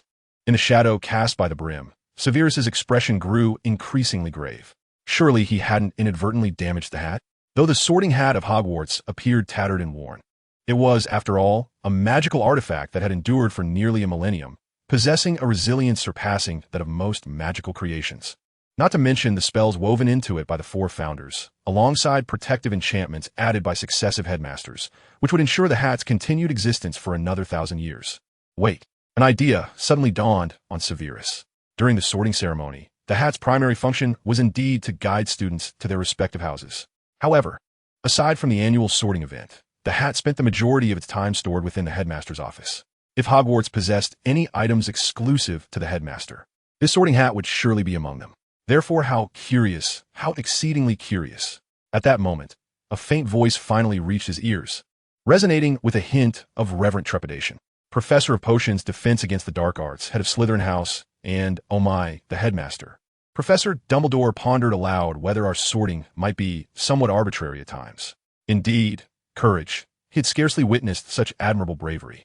The Half-Blood Prince, the youngest master of spells and potions, quite extraordinary. Rowena would undoubtedly duel for you, wand drawn against others. Loyalty, surpassing even Dumbledore's kindness. Forged the greatest accomplishments from the most unassuming of origins. Helga's voice clamored within every seam. Yet, none of these sentiments eclipsed the intensity of Salazar's displayed emotions. Severus sighed in relief, nearly convinced that the release of his mental barriers had somehow rendered the hat defective. Do not dawdle. You know where I ought to go. Zottinghut. Slytherin House? No, that was incorrect. The hat's faint voice echoed in Severus's ear, now tinged with evident distress. Slytherin has not bestowed anything upon you. Rather, it is you who aids Slytherin towards greatness. The crux of the matter is that you are the headmaster, professor. I cannot assign a house to the headmaster of Hogwarts. What do you mean? Severus furrowed his brow deeply. The headmaster of Hogwarts may emerge from a house, yet cannot be confined to one. The sorting hat hastily elucidated as if reciting a tongue twister. Hufflepuff is certainly Hufflepuff, but Helga, as headmaster, is not Hufflepuff. Thus, welcome back, Professor Snape, and I apologize. The 4 founders endowed it with the duty of sorting, while simultaneously granting it the responsibility of safeguarding Hogwarts. The current circumstances, evidently, were beyond the jurisdiction of a mere magical hat. Veit Zoltinghat. A sudden wave of unease washed over Severus. The hat's form twisted, and after a brief pause, it proclaimed loudly, Hogwarts. Severus heard the hat announce that word to the entire hall, concerned that the surrounding faculty and students might not hear clearly. He repeated the word thrice. He removed the hat. His expression darkened as he sat there. Every eye in the hall turned towards him, all processing the hat's implications. There was no applause. A buzz began to resonate throughout the hall, akin to a multitude of disturbed wasps. Some students stood, striving to see Severus more clearly, while he fixated on the hat in his hands, contemplating whether to cast a curse upon it. Professor Dumbledore rose from the head table, swiftly traversing the murmuring faculty table to stand beside Professor McGonagall. Before the elder could speak, Severus proactively handed the sorting hat to him. Professor, perhaps you may need to discuss this privately? A moment later, Dumbledore removed the hat, casting a complex gaze upon Severus. Very well. If he had harbored any doubts prior, they were now entirely dispelled. This Severus Snape, or should he say Professor Snape, was indeed the future headmaster of Hogwarts.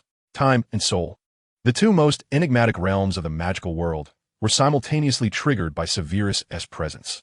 According to Severus's account, he had traversed through time while embodying the headmaster of Hogwarts. In other words, at this juncture, Severus' soul retained the attributes of Hogwarts headmaster. What shall we do now? Professor Dumbledore? Professor McGonagall inquired, her brow furrowed as she looked at the pensive Dumbledore. What did the sorting hat say? Into which house does this child belong? Merlin above. She had never heard of such a method of sorting at Hogwarts. The sorting hat could not designate Mr. Snape's house. Therefore, Dumbledore succinctly explained, drawing his wand and lightly waving it towards the faculty table. Suddenly, a set of utensils and chairs appeared at the edge of the table. Mr. Snape, please take a seat there for the time being. After tonight's feast, I shall await you in the headmaster's office. But Professor McGonagall gazed at Dumbledore in confusion. Continue with the sorting, Minerva. Dumbledore handed the sorting hat back to Professor McGonagall, winking playfully. The children are awaiting our announcement for the feast. Let us not prolong their time further. Severus rose, letting out a resigned sigh. He could feel hundreds of eyes fixated upon him, each one a spotlight. As the buzzing chatter grew louder, this overwhelming attention was something Severus had anticipated before arriving at the school. After all, he intended to showcase his abilities, to swiftly gain sufficient visibility and influence among students and dark circles alike. However, his original plan had been to accumulate this through study, campus activities, and daily social interactions, rather than through such an unusual means of gaining notoriety. Of course, returning to the faculty table to dine was a pleasant surprise for Severus. After all, it had been quite some time since he had sat at the bustling house table amid students. The sorting continued, yet everyone's focus had shifted away from it. The following feast, the announcements, the school song segment, were met with noticeably diminished interest. Regardless of the house, the sole topic of conversation that night was Severus Snape, Hogwarts' first ever houseless student. Chapter 39, Acquaintances, Passwords.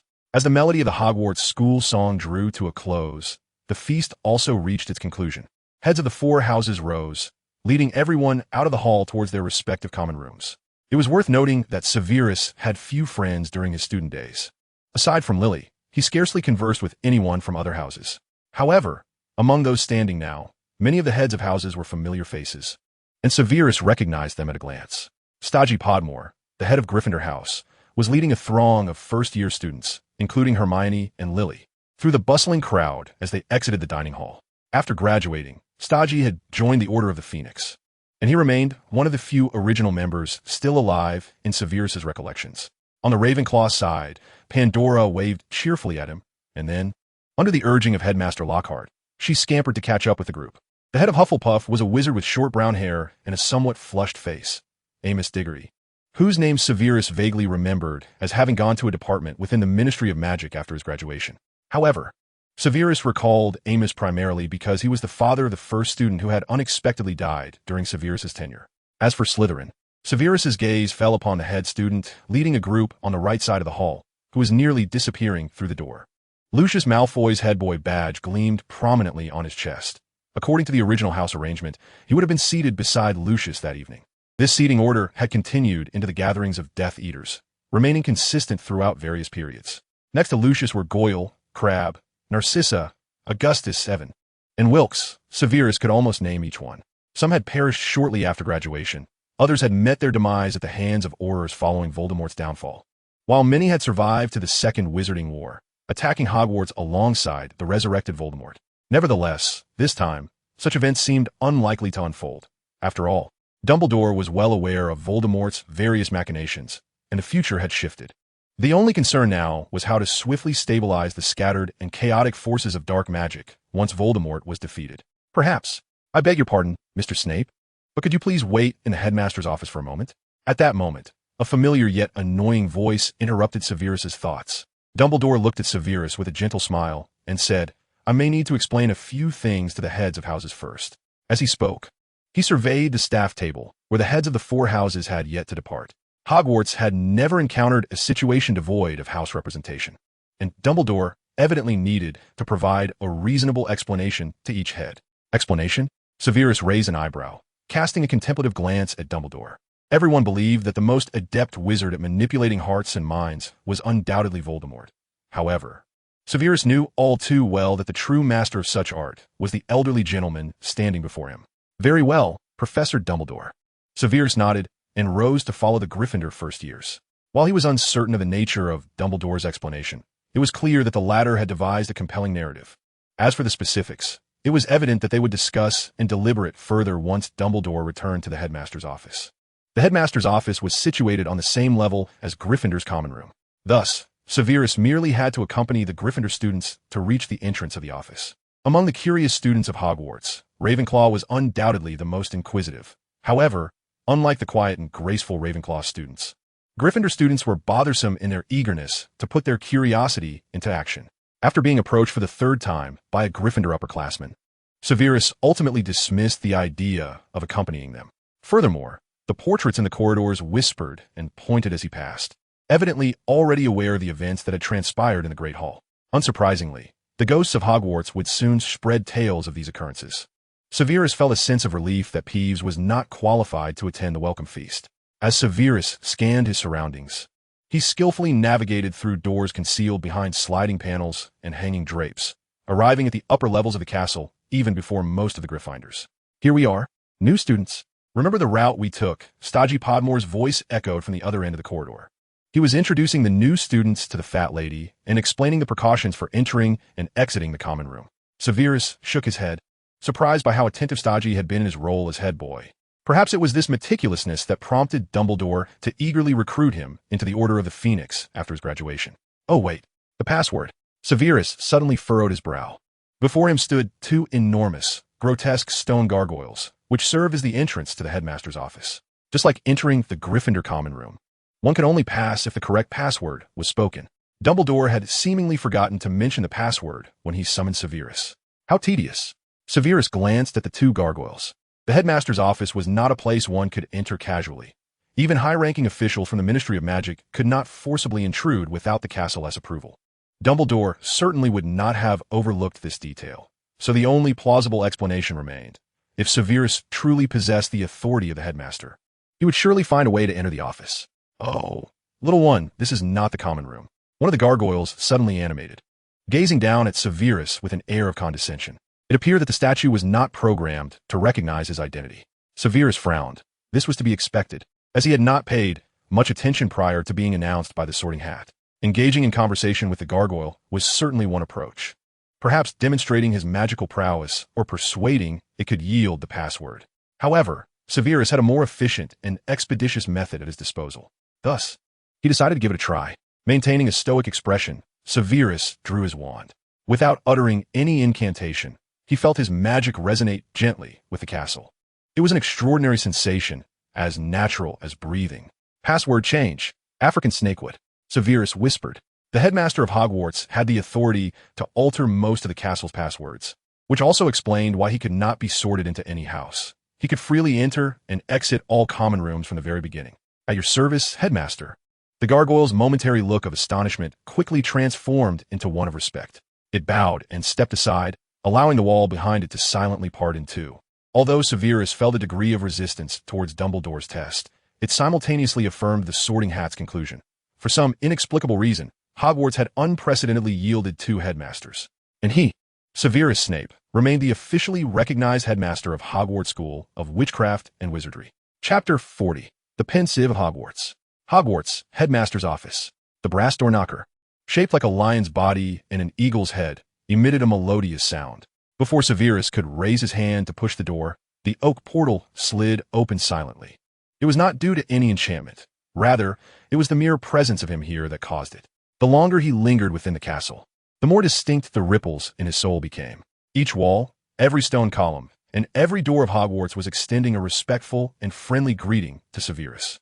The position of headmaster at Hogwarts is not conferred by mundane powers, a concept that the officials at the Ministry of Magic have persistently failed to comprehend.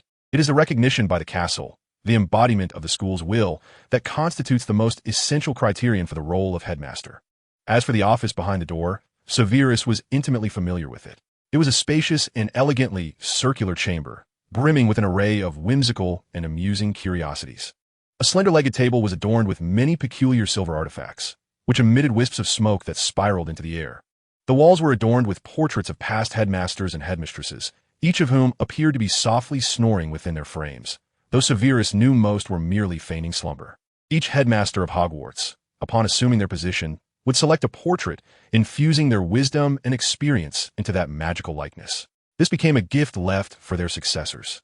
It was likely that in the future, Dumbledore's portrait would also be added, should he still hold the position of Hogwarts headmaster in the days to come. Severus surveyed his surroundings, feeling a twinge of hesitation. The portraits of Hogwarts' past headmasters vowed to serve the current headmaster. In other words, if he revealed his identity, would the surrounding headmasters adhere to reason or be bound by the castle's enchantments? Ultimately, however, Severus chose not to initiate conversation. These peculiar questions he preferred to ponder until Dumbledore returned to the office for discussion. For now, he cast a wary glance at the slumbering witches and wizards depicted on the walls. During their brief conversation at the Leaky Cauldron, Dumbledore had not directly gleaned those thoughts from his mind. Of course, this was not due to Dumbledore's adherence to moral boundaries, refraining from employing legilimency on a minor. The contents legilimency could access were confined to the events experienced by the physical body.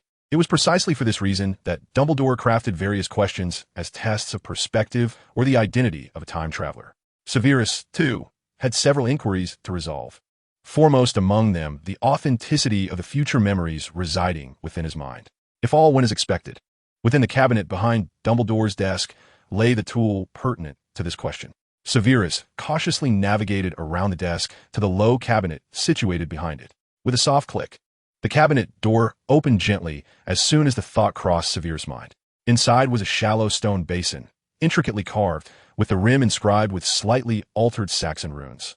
The basin contained a shimmering pool of silver light, resembling a brilliant slab of silver, yet continuously undulating, akin to ripples on a water surface stirred by a gentle breeze, and dispersing like clouds, softly rotating. It resembled liquid light as well as solidified wind. Severus was acutely aware of what it was, the pensieve of Hogwarts containing memories. Traditionally, a witch or wizard's pensieve, much like their wand, is considered a deeply personal possession.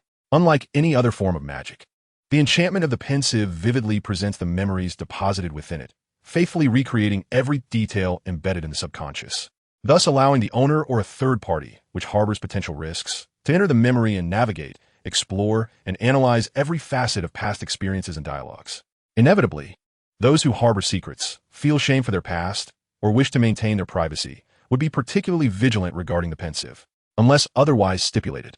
Any thoughts or memories stored within the pensieve would, like their owner's wand, be interred alongside them. However, Hogwarts' pensieve did not belong to any individual, but rather to the institution itself. The founders of Hogwarts discovered this half-buried pensieve at the site where they decided to establish the school. Generations of headmasters have utilized it, leaving behind their life experiences in the form of memories, transforming it into a precious repository for the current headmaster or headmistress, providing various reference materials and organizing essential information amidst the chaos of thoughts. As Dumbledore's successor, Severus naturally understood how to operate the pensieve, having borrowed it several times in the past. The pensieve has two methods of use. It can hold the memories distilled by the wizard and display the memories the user wishes to deposit. During his lifetime, Dumbledore imparted to Severus the magical techniques for condensing memories, and he had previously attempted to extract those future memories when alone.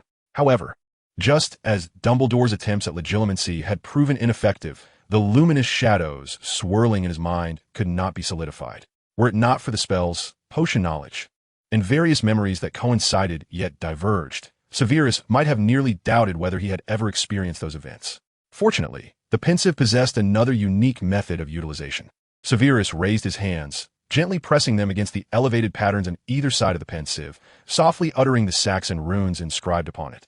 In the next moment, the mist-like memories within the pensive began to whirl rapidly. The fragmented Hogwarts castle, the night sky flashing with deadly curses, a giant dragon firework exploding in the great hall, and a magical goblet flickering with ghostly blue flames. All these myriad scenes surfaced and faded within the pensive, resembling a film reel being rewound.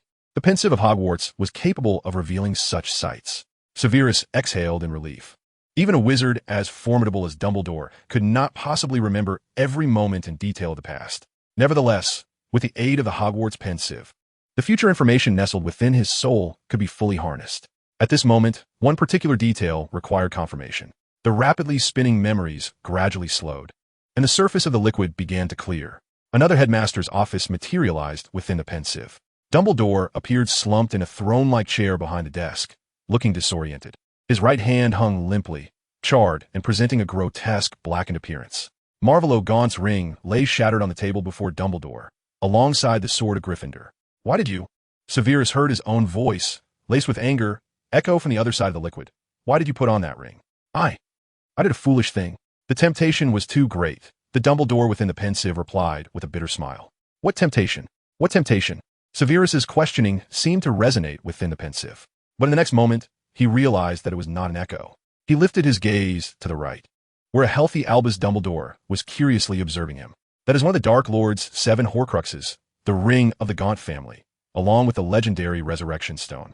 Severus cast a glance at the elder, loosening his hands from the sides of the pensive, and replied in a calm tone. "All plans unravel from this point. I am contemplating how to avoid repeating the past."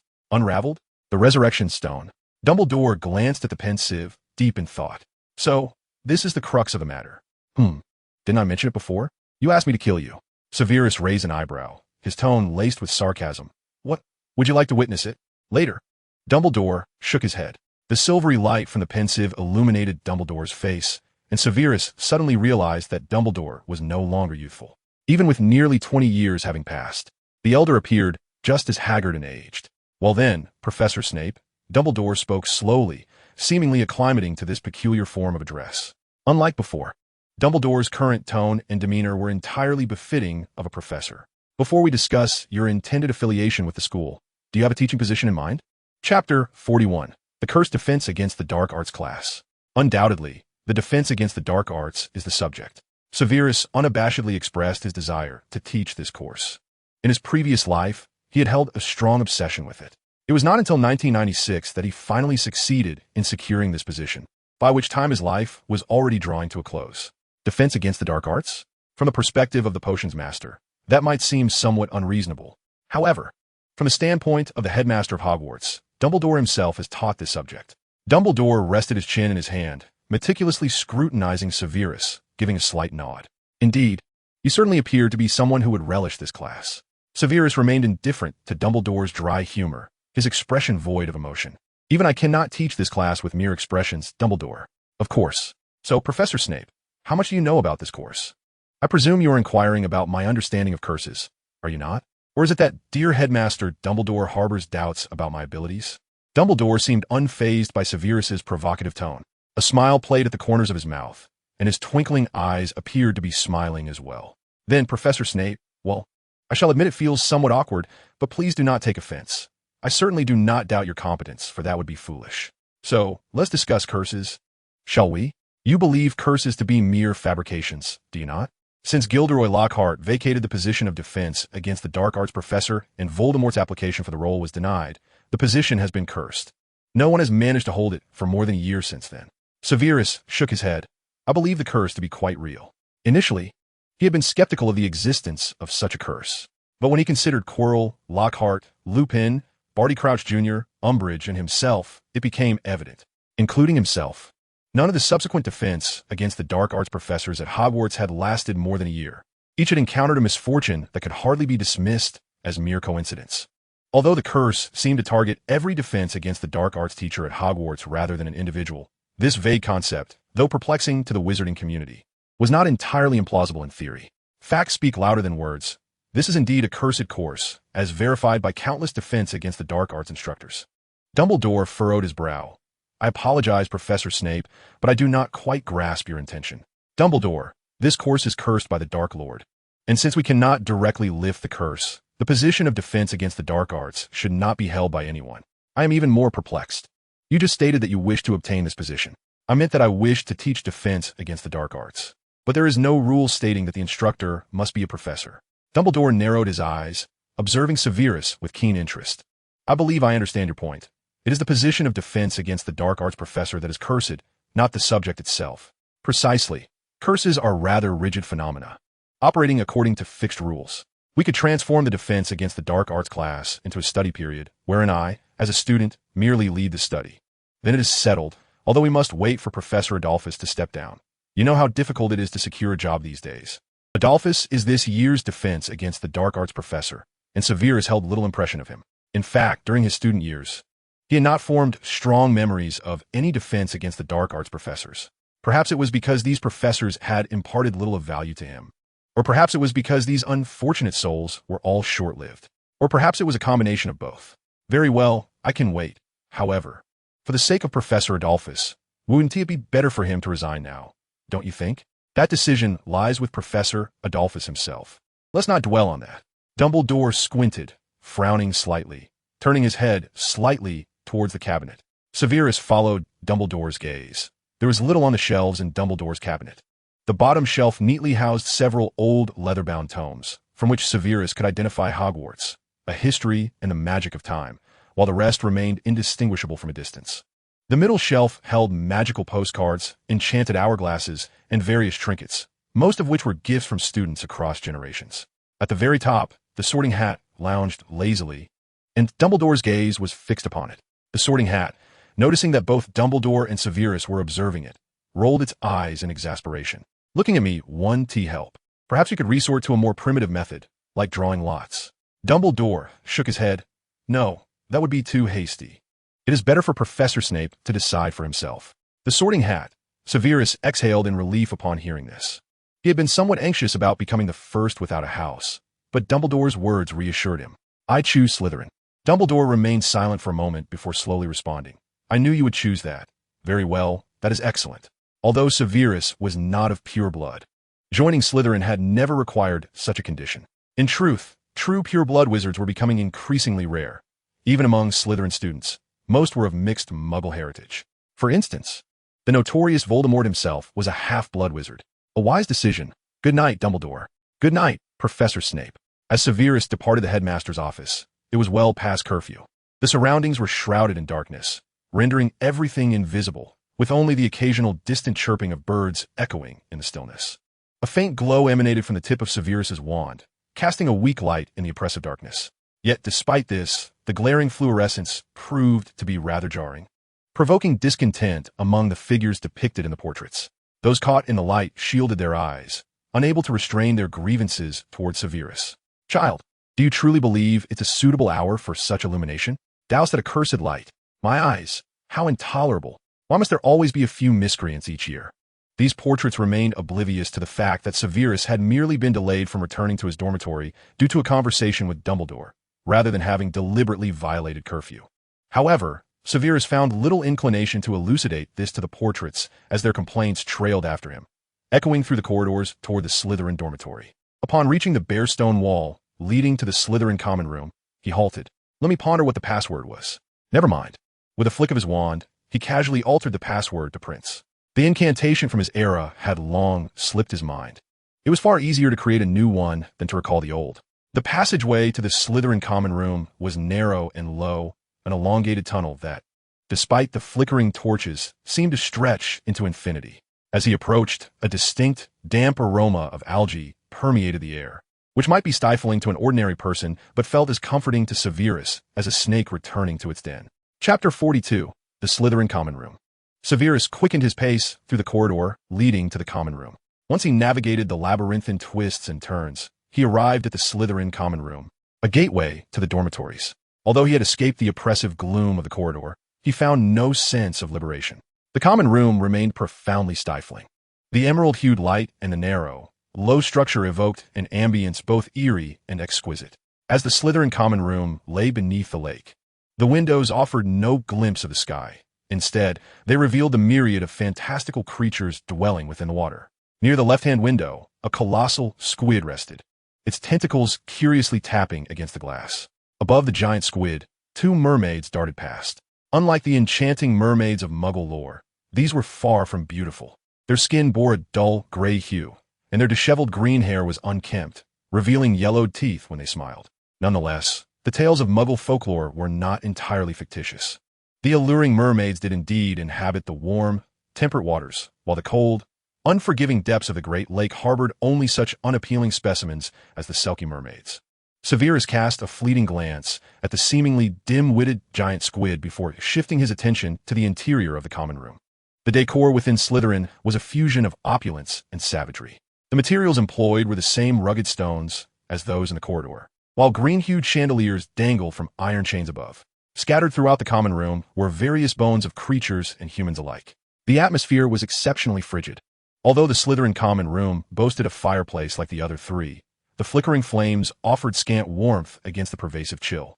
The common area lacked sofas, instead featuring European tables and chairs inlaid with emerald gemstones and adorned with intricate carvings. 3 upper-year Slytherin students congregated around the fireplace, engaged in animated conversation. All familiar faces, or rather, in the current Slytherin, there were few he did not recognize. A tall blonde girl with blue eyes sat at the center, Narcissa Black. In a previous life, she was the wife of Lucius Malfoy and the mother of Draco Malfoy. Narcissa's porcelain skin had drawn numerous admirers during her student days. Yet suitors within the school were few. This was not solely due to her typically frosty demeanor, but also because few wished to offend Lucius. It was common knowledge that Lucius Malfoy had a keen interest in Narcissa, and crossing the Malfoy family or angering the Slytherin prefect was ill-advised. To add to her discomfort, Lucius had stationed 2 of his cronies, Goyle and Crabbe, as her unwelcome guardians. On either side of Narcissa, the 2 hefty boys were hastily devouring donuts. These were the older versions of Goyle and Crabbe, the future companions of Draco Malfoy. Little Goyle and Crabbe were mere replicas of their elders, equally tall, equally rotund, and equally lacking in intellect. Oblivious to Severus's entrance, Goyle and Crabbe continued their indulgence, while Narcissa merely cast a glance in his direction before returning her attention to the 2 gluttons. Narcissa raised an eyebrow in disdain at their antics. "Are you 2 swine? How can you eat so much? And where did your donuts come from?" Having not been courting Lucius for long, Narcissa was already vexed by his possessive nature, which had led him to assign Goyle and Crabbe to her side, ostensibly for her protection, but in reality to ward off potential suitors. This arrangement frustrated her, as carrying 2 bodyguards did somewhat satisfy her vanity. Yet the realization that Lucius treated her as a possession irked her immensely. Goyle stuffed a donut into his mouth, his cheeks bulging reminiscent of a toad.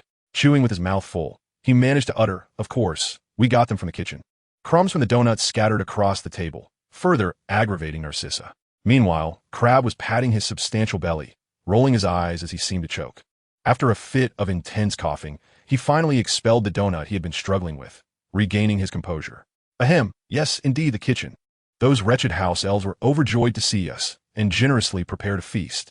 He patted his belly, letting out a satisfied belch. He and Goyle had already indulged quite a bit in the kitchen. Narcissa shook her head in resignation. Both theft and venturing out after curfew were violations of school regulations. While she personally saw little wrong with such transgressions, the fact that these 2 fools would breach curfew simply for the sake of sneaking snacks was absurd. Severus found no interest in this tedious dialogue. He did not linger, hastening towards the dormitories. However, to his surprise, Goyle shifted the conversation to Severus. "Hey, do you think that rejected thing will find a place to sleep tonight? Perhaps he is currently huddled with the owls in the Ollery?" In truth, the gossip surrounding Severus extended beyond these 2. Nearly every student from every house was discussing him. The Sorting Hat's failure to assign him to a house was an unprecedented event at Hogwarts. What was that chap's name again? Crabbe, evidently not having learned from past encounters, opened his mouth wide, shoving an entire donut into it. "Sis, what?" Yet he merely paused momentarily before continuing on. He is hardly a magnanimous individual, yet he dismisses Goyle and Crabbe, 2 foolish oafs, with an air of indifference. Narcissa turned her head away, furrowing her brow as she scrutinized the scene, ultimately confirming that Severus was indeed the new student without a house today. A significant smile graced her lips. "Ah, I recall his name is Severus. What are your thoughts on him?" Goyle, entirely oblivious to how Narcissa was leading him by the nose, responded with a tone of utmost disdain. "What else is there to consider? The Sorting Hat has not encountered a student it could not sort in nearly a millennium. That can only imply that the fellow is a rare breed of fool, devoid of any commendable qualities." Crabbe wore a smirk of malice. "That useless wretch is probably packing his bags to return home right now. He possesses neither the ambition and cunning of a Slytherin, nor the bravery of a Gryffindor, the wisdom of a Ravenclaw, and he lacks even the capacity to be a mere Hufflepuff. Why does such garbage have to remain at Hogwarts?" Narcissa glanced at Severus, raising an eyebrow in a knowing manner, a hint of amusement in her gaze. "So, this is how you perceive him, a talentless mediocrity." Goyle and Crabbe's deductions held some merit. It was surprising that these two creatures had a semblance of intelligence. Yet, they entirely overlooked another possibility. The Sorting Hat's inability to categorize him might not stem from Severus' lacking qualities, but rather from his possessing an exceptional abundance of traits required by all four houses, rendering the Hat incapable of making a choice. Which is it then, genius or garbage? It might be worth a try. After all, even idleness can be entertaining. Chapter 43. Mrs. Malfoy, please conduct yourself with dignity. Inspired by a mischievous idea, Narcissa rose and, in front of Goyle and Crabbe, approached Severus. She wrapped her arms around him from behind and tugged at his collar. "Isn't this the new student who couldn't be sorted? Such a worrisome child. Look, your collar is askew." Though her embrace was not tight, the gesture startled even Severus, let alone Goyle and Crabbe. They abruptly turned their heads, only then noticing Severus' presence and staring wide-eyed as Narcissa adjusted his tie. Nevertheless, they continued to shove donuts into their mouths. After a moment's hesitation, Severus furrowed his brow deeply and unabashedly pried Narcissa's hand away. "Mrs. Malfoy, please conduct yourself with dignity." Just as Hermione instinctively referred to Severus as Professor Snape, Snape too instinctively addressed Narcissa as Mrs. Malfoy. "Mrs. Malfoy?" This address ignited a fire within Narcissa, who already felt like an object owned by Lucius. She crossed her arms and retorted angrily. "Who says I must marry that man? Goodness, I merely had a romantic fling. Not a transaction to become a house elf for the Malfoy family. As long as I fancy it, I might become anyone's wife." Unsettled yet further, Narcissa's lips curled into a sly smile. "Perhaps I might even become yours. What do you think, my dear little junior?" She cast a sidelong glance at Goyle and Crabbe. And indeed, they both stood up simultaneously, glaring fiercely at Severus. This filled her with delight. Since he dared to disregard her, she would ensure Severus paid the price. Crabbe clenched his fists ominously, his expression darkening. "Get lost, and stay away from Miss Black." Goyle shouted, "Do you want to die? Do you even know whose woman Narcissa is? Do you know who the head boy of Slytherin is?" They dared not confront Narcissa directly, so they settled for venting their ire on Severus. Upon hearing Goyle refer to her as Lucius' woman, Narcissa erupted in a loud rebuttal.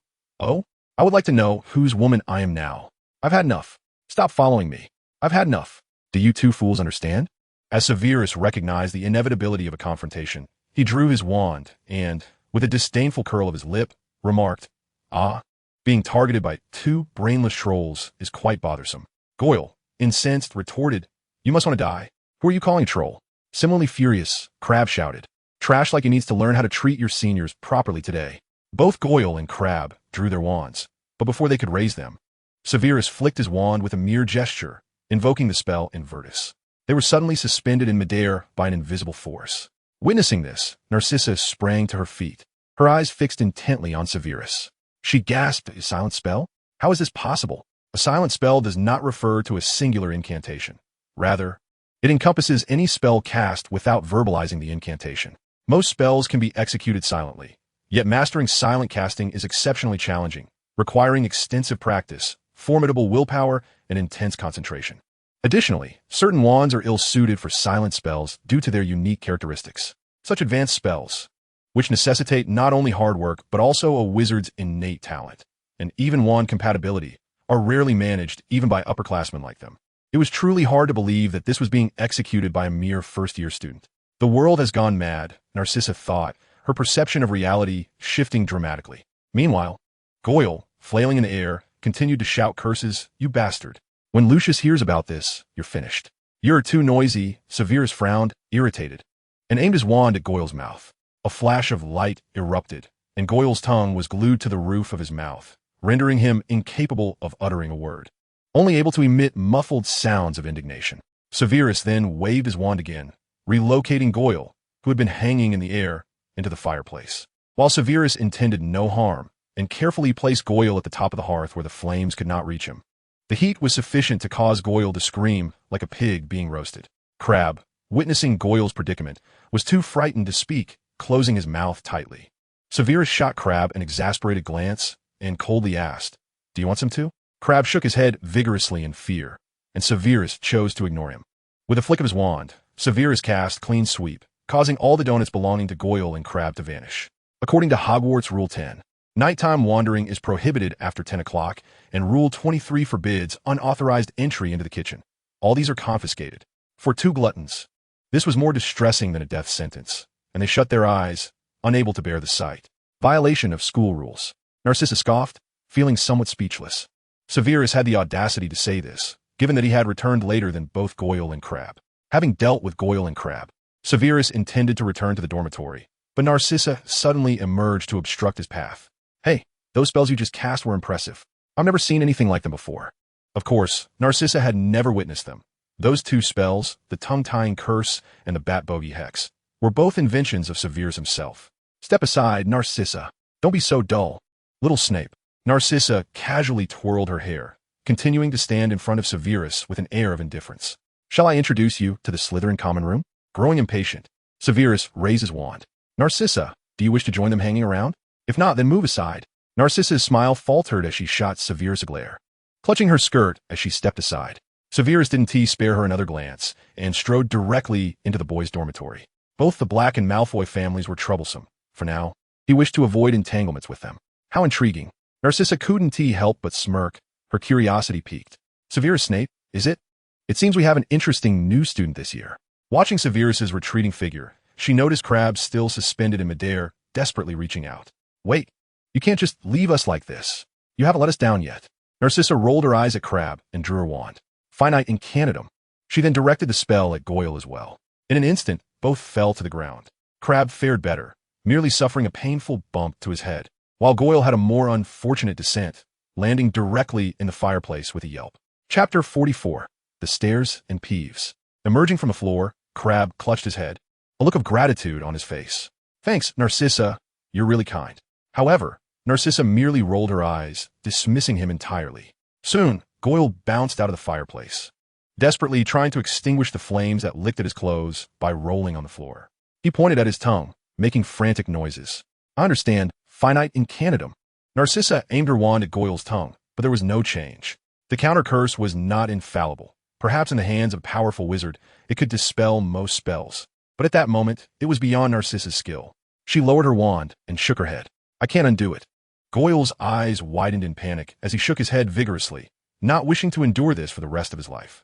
Narcissa sighed in exasperation. "Fine. It should just be a minor hex. At most, you'll be stuck like that until you sleep." Goyle sighed in relief and released Narcissa, but she added, "Though it might last a few days." "What?" Goyle grabbed Narcissa again, his eyes wide with terror. She forcefully shook off his hand. "Enough. You are truly insufferable. Go away." With that, she stormed toward the girls' dormitory. Just before reaching the door, she turned back.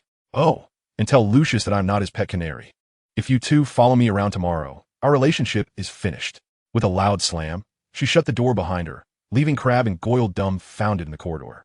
After a lengthy pause, Crabbe finally spoke. "What do we do, Goyle? Lucius is going to kill us." "Mmm. Speak plainly." Goyle, in a panic, grabbed Crabbe and pointed to his tongue, mumbling incessantly. "Try speaking properly after touching your tongue to your palate." The following morning, as Severus had anticipated, the students buzzed with gossip about him. "Is that little guy the infamous oddity from before? Goodness, he is actually in Slytherin? Is he trying to get himself killed? Another dark arts enthusiast, perhaps? But being with that sinister, malevolent crowd for 7 years will be quite the ordeal. Haven't you heard? He took down Goyle and Crabbe. Both 5th years. No way. A first year took down 2 5th years? That can't be real. Oh, it's true. I overheard Crabbe and Goyle complaining to Lucius this morning. But honestly, it's not surprising. They were always dim-witted." As Severus traversed from the common room to the Great Hall and then to his classes, nearly every passerby cast a glance in his direction, as if he were some rare specimen on display. This incessant attention irked him immensely. Were it not for the fact that he was merely a student in this time frame, he would have deducted points from each one of them, except for Slytherin, of course. He hurried through the corridors, nearly breaking into a jog. On his way to class, he brushed past James and Sirius. At that moment, James was scratching his head, perplexed by the map the school had provided. Seeing Severus pass by, he folded the map away. Damn, why does he seem so familiar with this place? James, should we go teach him a lesson? James shook his head, continuing to scrutinize the map. Damn it, why isn't this map working? If we don't figure out soon, we'll be at the mercy of that old coot, who, from what I hear, is quite difficult to deal with. So, have you found the way, James? No, my head is spinning. Why are there so many stairs? And why does that guy seem so at ease without a map? In truth, there were many first years like James and Sirius who were lost despite having a map. The staircases of Hogwarts were notoriously intricate, with over 120 different flights. But that was not the most daunting aspect. Some staircases changed destinations depending on the time of day, and others could simply vanish while one was traversing them. And to make matters worse, Hogwarts had numerous doors, some of which led to who knows where. Almost everything in the corridors of Hogwarts moved. The suits of armor and portraits were all animated. Thus, memorizing locations was futile. Otherwise, one might find themselves eternally wandering. It must be said, Hogwarts was not particularly forgiving to the directionally challenged. Long ago, a Hufflepuff student had gone missing, and after a month, when everyone presumed the worst, the student miraculously reappeared in the Ollery. However, for Severus, who had taught for many years, few knew Hogwarts' architecture better than he. While he wouldn't claim to know every nook and cranny, finding a classroom was relatively straightforward. As for the new students at Hogwarts, aside from getting lost, the mischievous antics of the ghosts could be quite bothersome. Yet, to Severus, those ghostly pranks were merely tiresome trifles. When those spirits discovered that no matter how they tried to frighten Severus, he remained utterly unfazed, their disappointment led them to shift their focus onto others. The sole exception was Peeves. The more helpless Severus appeared, the more audacious Peeves' pranks became. He would leap from behind doors to startle Severus, hurl moldy bread at him, and yank the carpet from beneath his feet. Ultimately, exasperated by Peeves' antics, Severus delivered a swift and decisive kick to the poltergeist. Despite being suspended mid-air, Peeves remained unruly, flailing about in an attempt to seize Severus, only to realize, with a sudden change in expression, that he was firmly ensnared by magic. Wait, who are you? It's impossible for your magic to be effective. Severus, who had initially intended to leave, hesitated, furrowing his brow. Peeves' identity was unique. He was not a genuine ghost, but rather a mischievous spirit born from the rebellious energies of students since the founding of Hogwarts. Only professors possessed the means to confront Peeves. Ordinary students stood no chance. This alone was sufficient for Peeves to surmise that Severus was no ordinary individual. But how much could he deduce? Perhaps he might assume that Severus was merely a newly appointed professor. Furthermore, no one would believe Peeves, not even other spirits. With this thought in mind, Severus chose not to engage further with Peeves and quicken his pace. Behind him, Peeves' cacophony echoed, "Wait. Come back, you scoundrel. Let me go. Hey, you there, student. Stop right now." Just after managing to escape Peeves, Severus encountered Argus Filch. Unlike the seasoned caretaker of decades hence, the current Argus Filch had only been at Hogwarts for less than 3 years and was overwhelmed by various troubles.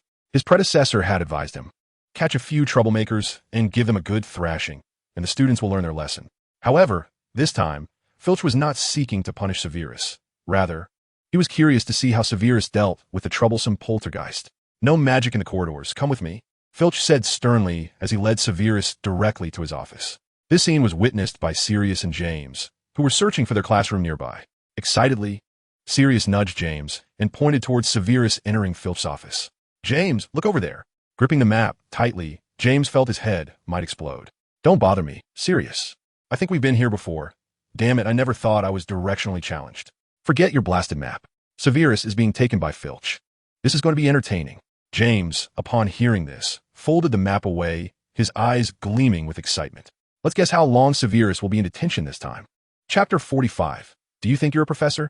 Eager to witness Severus's humiliation, James and Sirius abandoned their quest for the classroom and stood at the door, awaiting the return of Severus and Filch.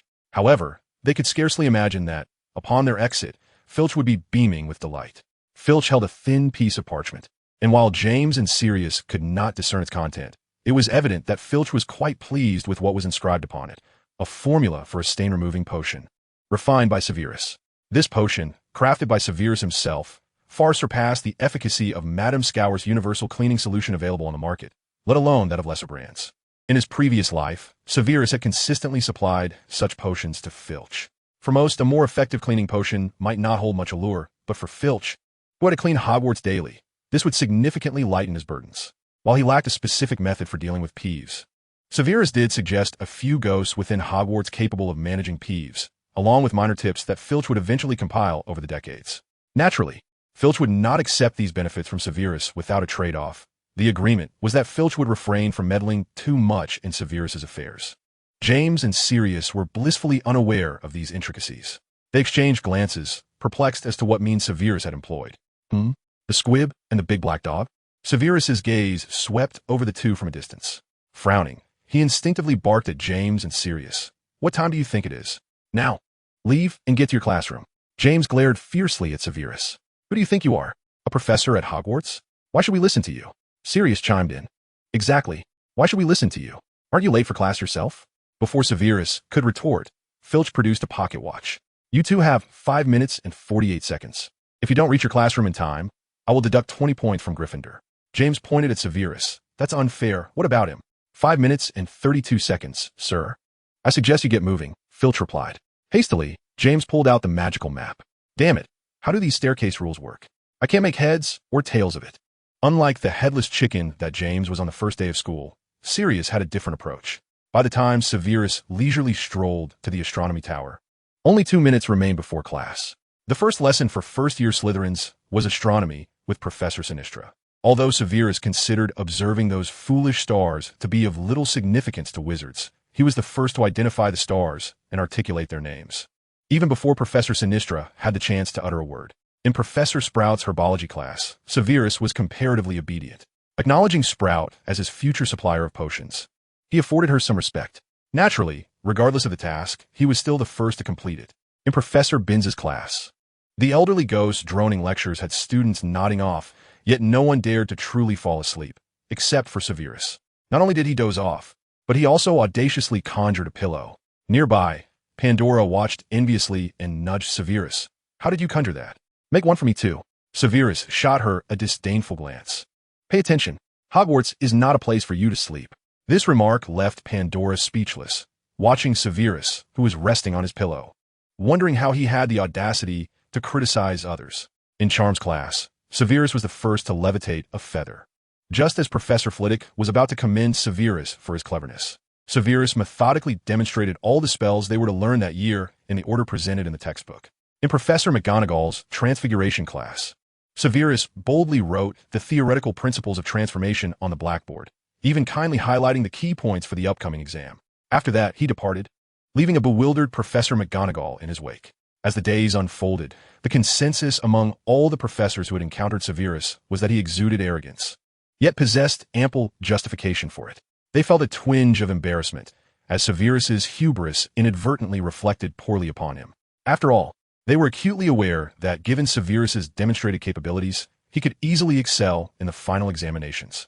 Only one professor had the audacity to deduct points from Severus in the very subject he excelled at, defense against the dark arts. Initially, Severus harbored a glimmer of hope for this class, eager to glean insights from other instructors. However, by the end of the lesson, he felt his blood pressure surging.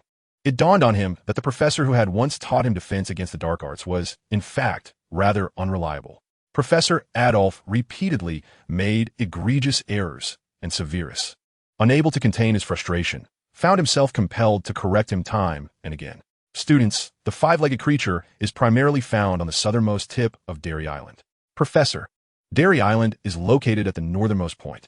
The ogre is hideous in appearance, yet it is not particularly dangerous. Professor, can you guess why it is called an ogre?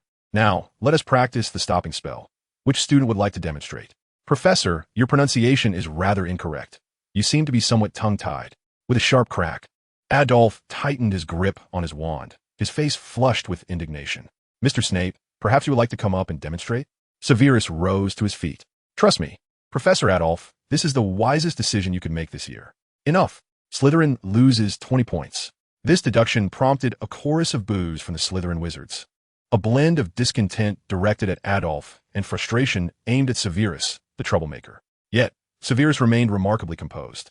Professor Adolf, Have I uttered any inaccuracies? Or are you merely embarrassed that your understanding of defense against the dark arts is inferior to that of a first-year student? Adolph's face reddened with rage.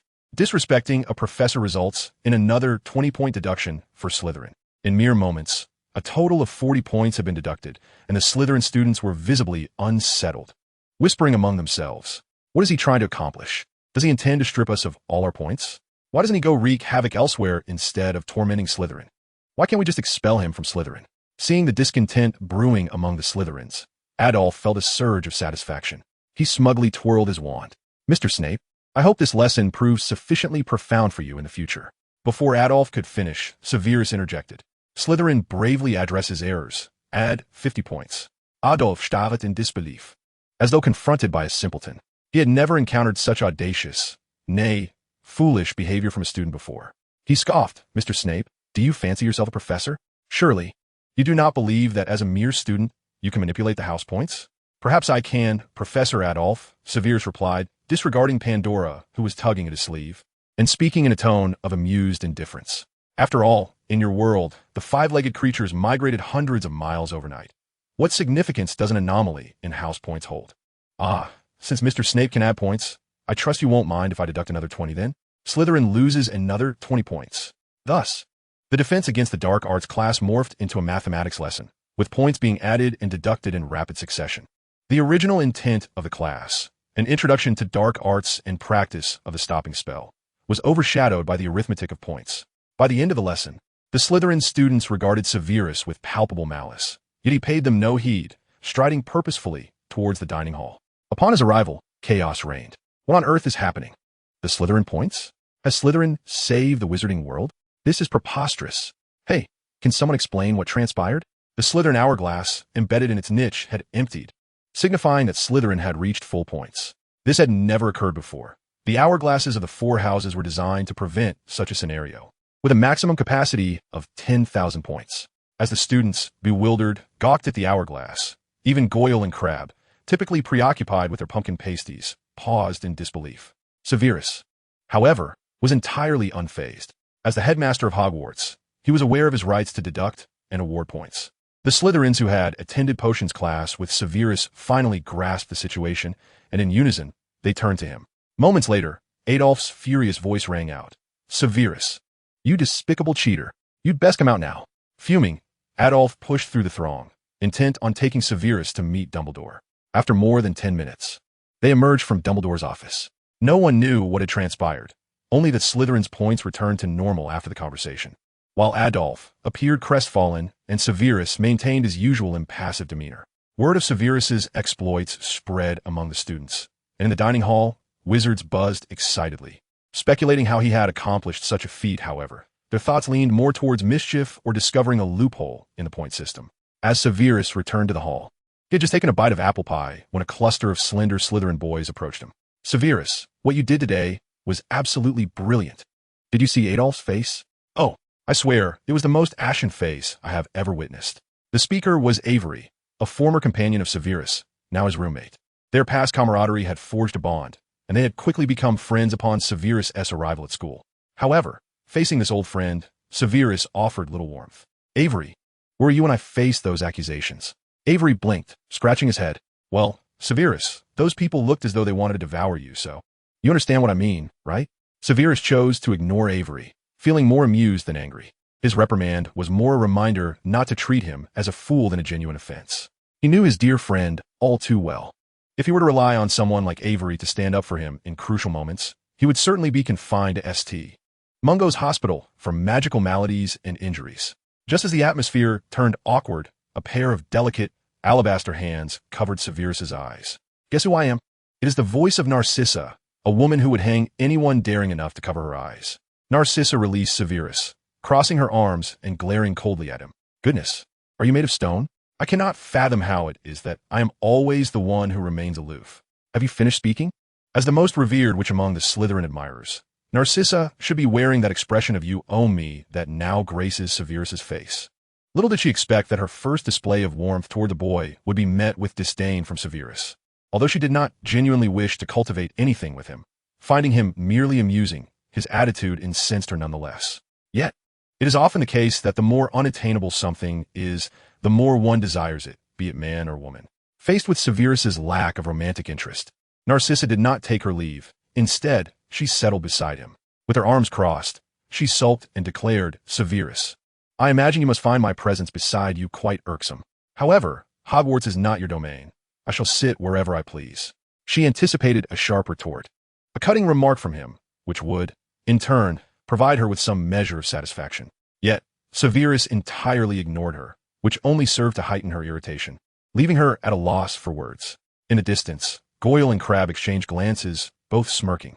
They had not dared to inform Lucius of Narcissa's desire to end their relationship, for they lacked the courage to do so and could only bide their time. In contrast to Severus's treatment of Narcissa, Avery exhibited a keen interest in the stunning witch. Propping his chin in a brazen manner, he whistled at her. "Hey there, beauty. Don't pay any mind to that unfeeling stone. Look at me instead." Narcissa whipped her head around, glaring fiercely at Avery. "I see you are seeking death. You first-year brat. How dare you whistle before me? Do you believe I want to cut out your tongue?" Her large eyes seemed ablaze, causing Avery to tremble and promptly lower his gaze, too intimidated to utter another word. Yet, despite her fearsome demeanor, once she turned her face away, she instantly resumed her alluring charm. In a tone tinged with playful affection, she inquired of Severus, "My dear Severus, how do you find the courses at Hogwarts?" "Quite interesting. Wouldn't you agree?" "No, rather dull," Severus replied. Narcissa, somewhat exasperated, responded, "Oh, come now, there's no need to oppose me so deliberately. I've never heard anyone claim that Hogwarts classes are exceedingly tedious." Severus set down the roast he had been holding. "Narcissa, I speak only the truth. These courses are genuinely quite monotonous for me." Narcissa rolled her eyes, and a sudden thought illuminated her expression.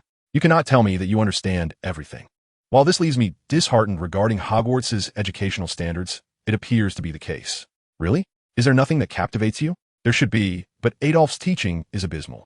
Severus exhibited no outward emotion, yet the mere thought of Dumbledore hiring a fool like Adolph as the defense against the dark art professor was deeply frustrating. In his previous life, in 1996, he had finally achieved his long-desired position as a defense against the dark arts professor, yet Dumbledore had repeatedly denied him that role. If the previous professors had been competent, he would have had no complaints. However, if someone as inept as Lockhart or Adolph could hold the position, it would be unreasonable for him to feel content. This time, he would not endure until the twilight of his life to attain the position he desired. Once Adolph stepped down, the post of defense against the dark arts professor would rightfully belong to him. Speaking of Adolph, Narcissa nodded in agreement. Adolph's classes are indeed dreadful. Listening to him is akin to reading the textbook directly. Her disdain for Adolph was genuine, though unbeknownst to her. There lay an element of flattery aimed at Severus within her words. However, Narcissa's inadvertent compliment went unnoticed by Severus, who was lost in his memories. This provoked Narcissa to shoot him an exasperated glare, but in an effort to ease the tension, she forced a smile. "By the way, what is your next class?" Avery swallowed hard. Seeing Severus neglect Narcissa, he seized the opportunity to ingratiate himself with her. "Our next class is Potions, where Professor Slughorn, our head of house, will undoubtedly be quite accommodating towards us Slytherins." Avery spoke with great pride, viewing favoritism as a rather cool aspect. The current Potions professor was indeed Slughorn, who was known for his preferential treatment of good students. Severus shook his head upon regaining his focus. While Slughorn is indeed protective, he favors good students over Slytherins, especially his Slug Club. Severus was well aware of Slughorn's tendencies. Slughorn would not simply favor someone due to their Slytherin heritage. On the contrary, a number of Slytherins were quite disliked by him, including Severus himself. Narcissa nodded in agreement. "Indeed, if you wish to gain Slughorn's favor, you must first join the Slug Club, assuming you possess the requisite talent." Avery sighed. "Then it seems I have no chance. You will join the Slug Club," Severus stated flatly. He knew that in his previous life, Avery had indeed become a member of Slughorn's Slug Club. Avery's eyes brightened at this. "Really? Can I truly?" Narcissa laughed heartily, slapping the table. "How could that be? He is merely comforting you, you dolt. Unless he has traveled from the future, how could he possibly know?" Avery pouted, stubbornly retorting, "Perhaps he saw my future through divination." Narcissa nodded sarcastically. "Yes, your reasoning is quite logical. Severus divined merely to ascertain whether you would join the Slug Club, of all things." At that moment, owls, as usual, flocked into the dining hall. One owl dropped a letter in front of Severus. He set down his goblet filled with pumpkin juice and opened the letter. "Dear Half-Blood Prince, thank you immensely for your white pox potion. My illness has been cured. Moreover, I have delivered your white pox potion to the Potions Association as per your request. Your white pox potion has received approval from the Potions Association. By the way, your potion has garnered rave reviews, and many members of the Potions Association are eager to meet you. Your faithful Abraham, Imogen. After a quick glance, Severus swiftly tucked the letter into his pocket. However, the contents of the letter were unmistakably clear to Narcissa. With feigned ignorance, Narcissa inquired, "What does the letter say?" "Nothing of consequence." Narcissa rolled her eyes and smiled knowingly. "Then let us consider it as nothing. To devise a potion for the white pox, even for those adept in potion making, is quite a remarkable achievement." Yet, Severus, having attained such a feat, did not seek to boast, but rather chose to conceal it. This junior student increasingly piqued her interest. "Professor Snape, who is this?" The voice of Hermione echoed from behind Severus. Turning around, he saw Hermione and Lily standing there, arms crossed, scrutinizing him. Lily, somewhat displeased, remarked, "I had intended to ask if he faced bullying in Slytherin, but it appears he is quite comfortable." With a sidelong glance at Narcissa, an unsettling sense of competition surged within her. Compared to the 11-year-old Lily, the slightly older Narcissa was undeniably more striking in stature, appearance, and presence. Of course, at this juncture, Lily was not yet inclined to harbor romantic feelings for Severus. However, she was undeniably irked. Narcissa, observing Lily's demeanor, grinned. "How could our Severus be bullied? It is quite the opposite. He hardly bullies others." Avery quickly chimed in. Indeed, on his very first day in Slytherin, he bested 2 fifth years. Lily's mouth fell open in surprise. "Severus, that might not be wise. They could retaliate against you." Hermione smiled reassuringly. "Fear not, Lily. Even the 7th years cannot contend with Severus." She understood Severus's prowess. As a formal professor and head of Slytherin House, Severus was beyond the reach of mere students, let alone 2 fifth years seeking revenge against him. Even summoning all the 5th-year Slytherins to confront Severus will be tantamount to bullying. Severus bullying all the 5th years. Lily shot a disapproving glance at her friend Hermione. "Hermione, this is unlike you. We all know Severus is strong. But let us not forget he is still a first year like us." Through their time together, she had forged a strong friendship with Hermione, as their personalities were quite similar. Chapter 48, Slughorn. The Crimson and Gold Gryffindor Crest. A first year from Gryffindor? Avery scrutinized Hermione and Lily, his brow furrowing. "Severus, these two are from Gryffindor. Avery, if you wish to keep your tongue from sticking to your teeth, it would be wise to remain silent." In his previous life, Avery had played a considerable role in the demise of his friendship with Lily. This time, he would not grant Avery another opportunity. "Very well, I shall be silent." Avery, though slightly disgruntled, dare not voice his discontent. He certainly did not consider himself a match for Severus. After all, not only 5th-year students, but even formal professors received no leniency from Severus. Severus glanced at his pocket watch and stood up. "Class is about to commence. Shall we proceed together?" The potions class for Slytherin was shared with Gryffindor. Lily nodded, of course. She then cast a glance at Narcissa, pride lacing her voice as she remarked, "I heard from the upperclassmen that this arrangement will persist until 5th year. In the dungeons of Hogwarts." The potions classroom exuded a peculiar aroma, with rows of glass jars lining the sides, each containing specimens of various magical creatures. Due to space constraints, these jars were relatively small, housing primarily juvenile specimens. Additionally, the classroom was filled with cabinets containing thousands of potion ingredients. Most common materials could be found here, barring those that were exceedingly rare or perilously hazardous. This place bore an uncanny resemblance to the classroom that Severus would later occupy as a professor, having undergone minimal change. The sole distinction was that the individual poised to teach at the blackboard was Slughorn. Just as Severus settled into his seat, the door creaked open, revealing a portly figure with short legs, followed by a round belly, and culminating in Slughorn's beaming face. "I'm Slughorn, and I am delighted to serve as your potions instructor. I have taught many illustrious students before you." During the class, Slughorn regaled tales of the famous individuals he had taught. While he did not recount these stories during every first class, they were an invariable feature of each session. This vain old man could recount the names of renowned students with ease, yet he struggled to recall the names of his ordinary pupils. As Hermione had traversed from 3rd year, she was unfamiliar with Slughorn. Observing Slughorn's incessant chatter, she raised an eyebrow at Severus. "Professor, no, I mean Snape." This gentleman in the back, Lily, twitched her ears and frowned. Why did Hermione always refer to Severus as professor? An inexplicable frustration welled within her. She crossed her arms and glared at Severus, her cheeks puffed with indignation. She knew Hermione and Severus were both her dear friends. and she had no reason to be angry. Yet, she could not shake the discomfort, much like when she had seen Severus dining with Narcissa. Oblivious to Lily's glare, Severus was busy explaining to Hermione, "I understand your concerns. Rest assured, he is not like Lockhart." Hermione was worried that Professor Slughorn might be as unreliable as her second-year defense against the dark arts professor, the current Ravenclaw head, Lockhart. Slughorn's current demeanor bore some resemblance to that of the future Professor Lockhart. Having already mastered the first-year material, she feared that encountering another unreliable professor would hinder her learning altogether. Yet, Hermione's apprehensions were unwarranted. Although Slughorn was somewhat self-serving, he was undoubtedly a true master of potions. Coincidentally, just as Severus and Hermione were cautiously discussing Slughorn, he happened to call out Severus's name from the front. "Severus Snape?" Upon his finger resting upon Severus's name, he visibly frowned. "I remember you. You are the one without a house. It seems you have chosen my house." Severus rose, his expression impassive as he replied, "Yes, Professor. I heard you had a spat with Crabbe and Goyle, and that you hung them up with a spell."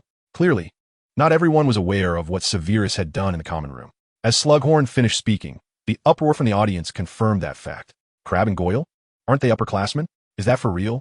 Good heavens, he can't have taken on 2 upperclassmen all by himself, can he?" Slughorn rapped his wand against the blackboard. "All right, children, let's all be silent. Mr. Snape, you are quite the headache, causing trouble on the very first day of school. Since you are so full of energy, why not join Gryffindor? I have heard that you are particularly lively in Mr. Adolph's class. Perhaps Gryffindor would suit you better?" As in his previous life, he continued to disfavor Severus from the outset. The only difference now was that he perceived Severus not as unintelligent or unlikely to become noteworthy. Instead, Severus Snape had become a mischief maker, a source of trouble solely for Slytherin House. Defeating upperclassmen? I knew it. He must be well-versed in dark magic. James, seated in the middle of the classroom, remarked with an accusatory tone, "Indeed, a natural Slytherin, a cunning and perilous seed of a dark wizard." Several Gryffindor students nodded in agreement, quietly speculating about what dark magic Snape had employed to challenge those above him. Lily curiously prodded Severus. "Snape, did you use dark magic? What is dark magic?" At this moment, Lily was still somewhat ignorant of the nuances of dark magic, but instinctively knew it was no benign matter. Before Severus could respond, James, with a fondness for Lily, interjected, "Dark magic refers to vile spells one's only dark wizards would cast. Just like that on the train. Otherwise, how could a first year possibly defeat an upperclassman? Quite unfortunate, isn't it? It exceeds your small mind's comprehension, doesn't it?" Severus shot James a cold glance, muttering softly, "And I wouldn't resort to dark magic against a student. Of course you, James, are a notable exception. Would you like to be hung up again?" James's expression stiffened. He turned his head away, huffing in indignation to preserve his pride. "You truly would. I knew you were no good." "Top, top." Slughorn knocked on the blackboard again. "What a bother this is. What shall we do, gentlemen? Should I wait for you to finish your duel before proceeding with the lesson?" Severus shook his head. "I don't believe that to be necessary." He added, "After all, we currently cannot find an appropriately sized matchbox to contain Mr. Potter's ashes." At his remark, many could not help but burst into laughter. James's face flushed. He clenched his fists, mentally noting this slight. "Silence." Slughorn tapped the blackboard once more. And once the room quieted, he spoke gently. 10 points deducted from Gryffindor, Mr. Potter. I hope this will remind you that you are in class, not an arena. As for you, Mr. Snape, I have heard that you are indifferent to the penalty of point deductions.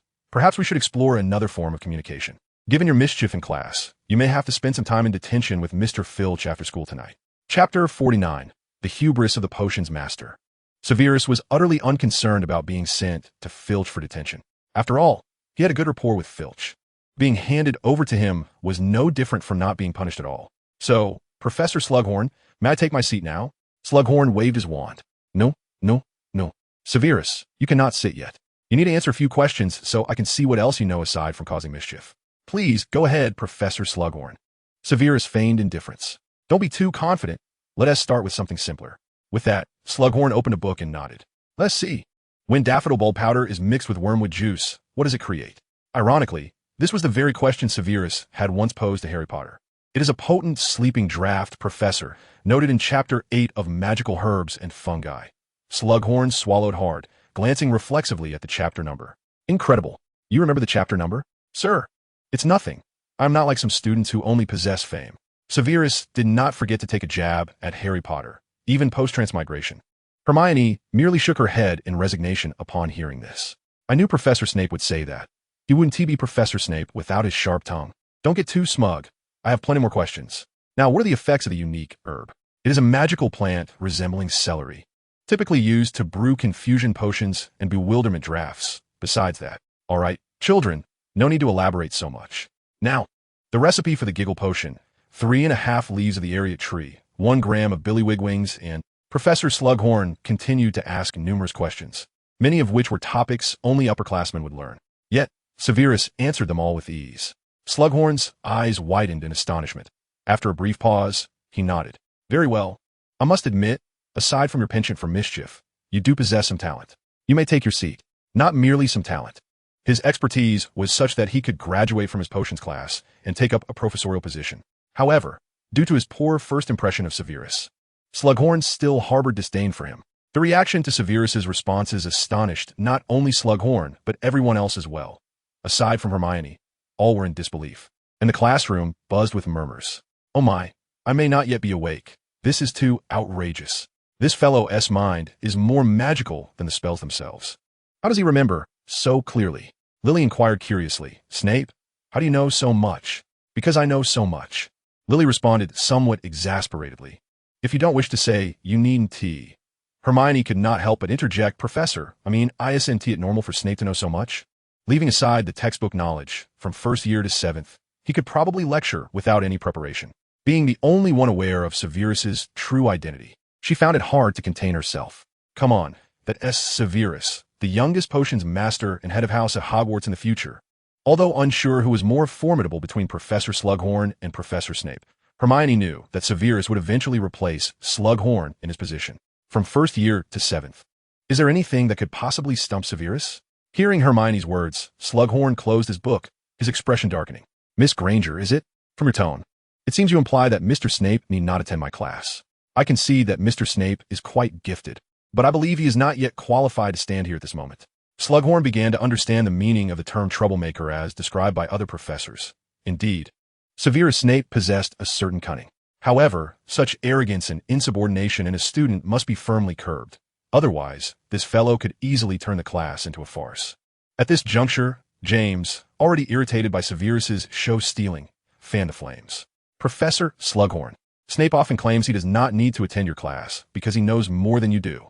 Slughorn saw through James's deceit immediately, but given his dissatisfaction with Severus, he did not mind being used by James temporarily. Is that so, Severus? How might one concoct the white blight potion? Professor Slughorn inquired, a smug expression adorning his face. Convinced that Severus would be unable to respond. The potion had just recently received certification from the Potion Association, and, aside from a select few members and its creator, no one was privy to its formula, not even he himself. The white blight potion is not particularly difficult. Should you wish to learn, I am willing to instruct you. To his surprise, Severus raised an eyebrow with keen interest and retorted, laced with sarcasm, in fact, I could brew it right here, right now. Are you certain you could manage that, Mr. Snape? The white blight potion has just been accredited by the Potion Association. I am indeed certain. That is impossible. Professor Slughorn exclaimed. Once I successfully brew it, you shall see that nothing is beyond my capabilities. James let out a derisive snort, smirking as he remarked. You truly are boastful. You claim to know the formula for a potion that has just been developed? Even Professor Slughorn himself has stated that it is impossible. Why not refrain from playing the hero? Sirius? With that, he nudged the sleeping Sirius. Sirius rubbed his eyes and mumbled, James is right. What did you say, James? In any case, James is correct. He then collapsed back onto the table, succumbing to slumber. Typically, he was brimming with vitality. But after sneaking into the Forbidden Forest with James the previous night and returning late, he was utterly exhausted and only desired sleep. Professor Slughorn shot Severus a disdainful glance and retrieved a vial of Felix Felicis from his dragonhide bag. Do you know what this is? Felix Felicis, brewed by my own hand, quite a rare commodity. Should you manage to concoct the white blight potion, I shall present you with this vial of Felix Felicis. Upon hearing the mention of Felix Felicis, the surrounding students cast eager glances toward it. Is that truly Felix Felicis? No wonder, Professor Slughorn, that you can brew such a challenging potion. Oh, how I dream of possessing a vial. If only I had one. I would save it for the day of the exam. Using Felix Felicis during the exam is prohibited. They will check. Professor Slughorn reveled in the envious gazes directed at him. Just as he was about to impart some wisdom regarding Felix Felicis, Severus interjected, "There is no need. Your potion is of inferior quality, and I have no use for such a thing." He was capable of brewing Felix Felicis himself, and far superior to Slughorn's concoction. Thus, he held no interest in Slughorn's potion. Rather, Severus yearned to explore Slughorn's private collection, having long heard of the rare materials the professor possessed. "If I successfully brew the White Blight potion, may I select 10 items from your storeroom? After all, those potion ingredients are wasted on you." "Wasted? You are insufferably arrogant. After all these years teaching at Hogwarts, I have never encountered such audacity." Slughorn's face flushed with anger, nearly provoking him to draw his wand in reprimand. "Very well, let be decided, but should you fail, you must vacate Slytherin tonight." "Agreed, Professor. Thank you for the potion materials. Now, immediately, brew." Chapter 50, Appraisal. The potion class was in utter disarray, under the watchful eyes of all present. Severus brewed a cauldron of White Blight potion. However, Slughorn was unaware of the formula, and with no patients present to verify its efficacy, there was no means of confirmation. The only certainty was that this audacious young man had indeed concocted an unknown potion. "Class dismissed. You shall pay for this." Slughorn pointed an accusing finger at Severus, snorting in disdain. Thus, the lesson concluded, and in a huff, Slughorn departed the classroom with the potion brewed by Severus in hand. Though Hogwarts lacked the means to authenticate new potions, he knew where to seek clarification on the matter. After class, James and Sirius intercepted Severus's path. With arms crossed, James mocked, "Where is our illustrious potion genius headed?" Sensing James's intent to provoke Severus, Lily, who had been laughing with Hermione, rushed forward to stand in front of Severus, glaring at James. "Were you planning, James?" Sirius yawned, reaching out for Lily. "Step aside, Lily. You should not assist that Slytherin weirdo." James brushed Sirius's hand away. "Let me speak with her." Sirius shot Lily a disdainful look, but said nothing further. Lily huffed coldly. "What do you wish to say? I witnessed everything. You intend to bully Severus. He deserves it. He's a liar. He cannot brew the White Blight potion." Lily retorted angrily. "How do you know Severus is lying? Have you ever seen the White Blight potion?" James explained. "Did you not hear Professor Slughorn? The White Blight potion has just received approval. How could he possibly know the formula?" "Severus certainly knows. I can vouch for him." Sirius glared at Lily. "I see you are in cahoots with him. A student claiming to know the formula for a potion just released by the Potion Association. You do realize how absurd that sounds?" Severus gently pushed past Lily, drawing his wand. "Let us not waste time. We shall commence." James and Sirius, recalling their previous encounter with Severus, instinctively took a step back as he brandished his wand. "Wait, what do you intend? This is the corridor." James stammered. "Are you afraid, Potter, or shall we proceed as you wish?" James swallowed hard, his eyes darting. "Do you think I fear you? Meet me in the Great Hall at midnight this weekend for a fair duel." Severus glanced at Lily beside him and then sheathed his wand. "Very well, until tonight. St. Mungo's Hospital for Magical Maladies and Injuries." Slughorn emerged from the flames of the fireplace, carefully extracting a vial of golden potion from his dragon hide bag. By its hue, it was evident that it was not Severus's White Blight potion. He pressed a kiss to the vial of golden liquid. "Oh, look at this color. How I anticipate the points it shall earn me." This was his latest creation, the Phoenix Awakening Potion, which surpassed the efficacy of any available awakening potion on the market. He had come to St. Mungo's primarily to register this new potion with the Potion Association located within, to earn points. Assessing Severus's potion was merely a secondary concern. He cast a dismissive glance at the vial of Severus's potion tucked away in his bag, filled with disdain. "You arrogant brat, I shall expose your ruse." With that, he strode into St. Mungo's. Inside the Potion Association at St. Mungo's, the members were engrossed in discussions regarding the recently registered White Blight potion, oblivious to Slughorn's presence. Who exactly is the Half-Blood Prince? I would love to meet that potion master. Who wouldn't he? Alas, he did not even leave his name. This potion is simply extraordinary. Did you know? When I received the report, my hands trembled with excitement. It is, without a doubt, the greatest invention in a century. I dare say, the Half-Blood Prince is undoubtedly a prodigy.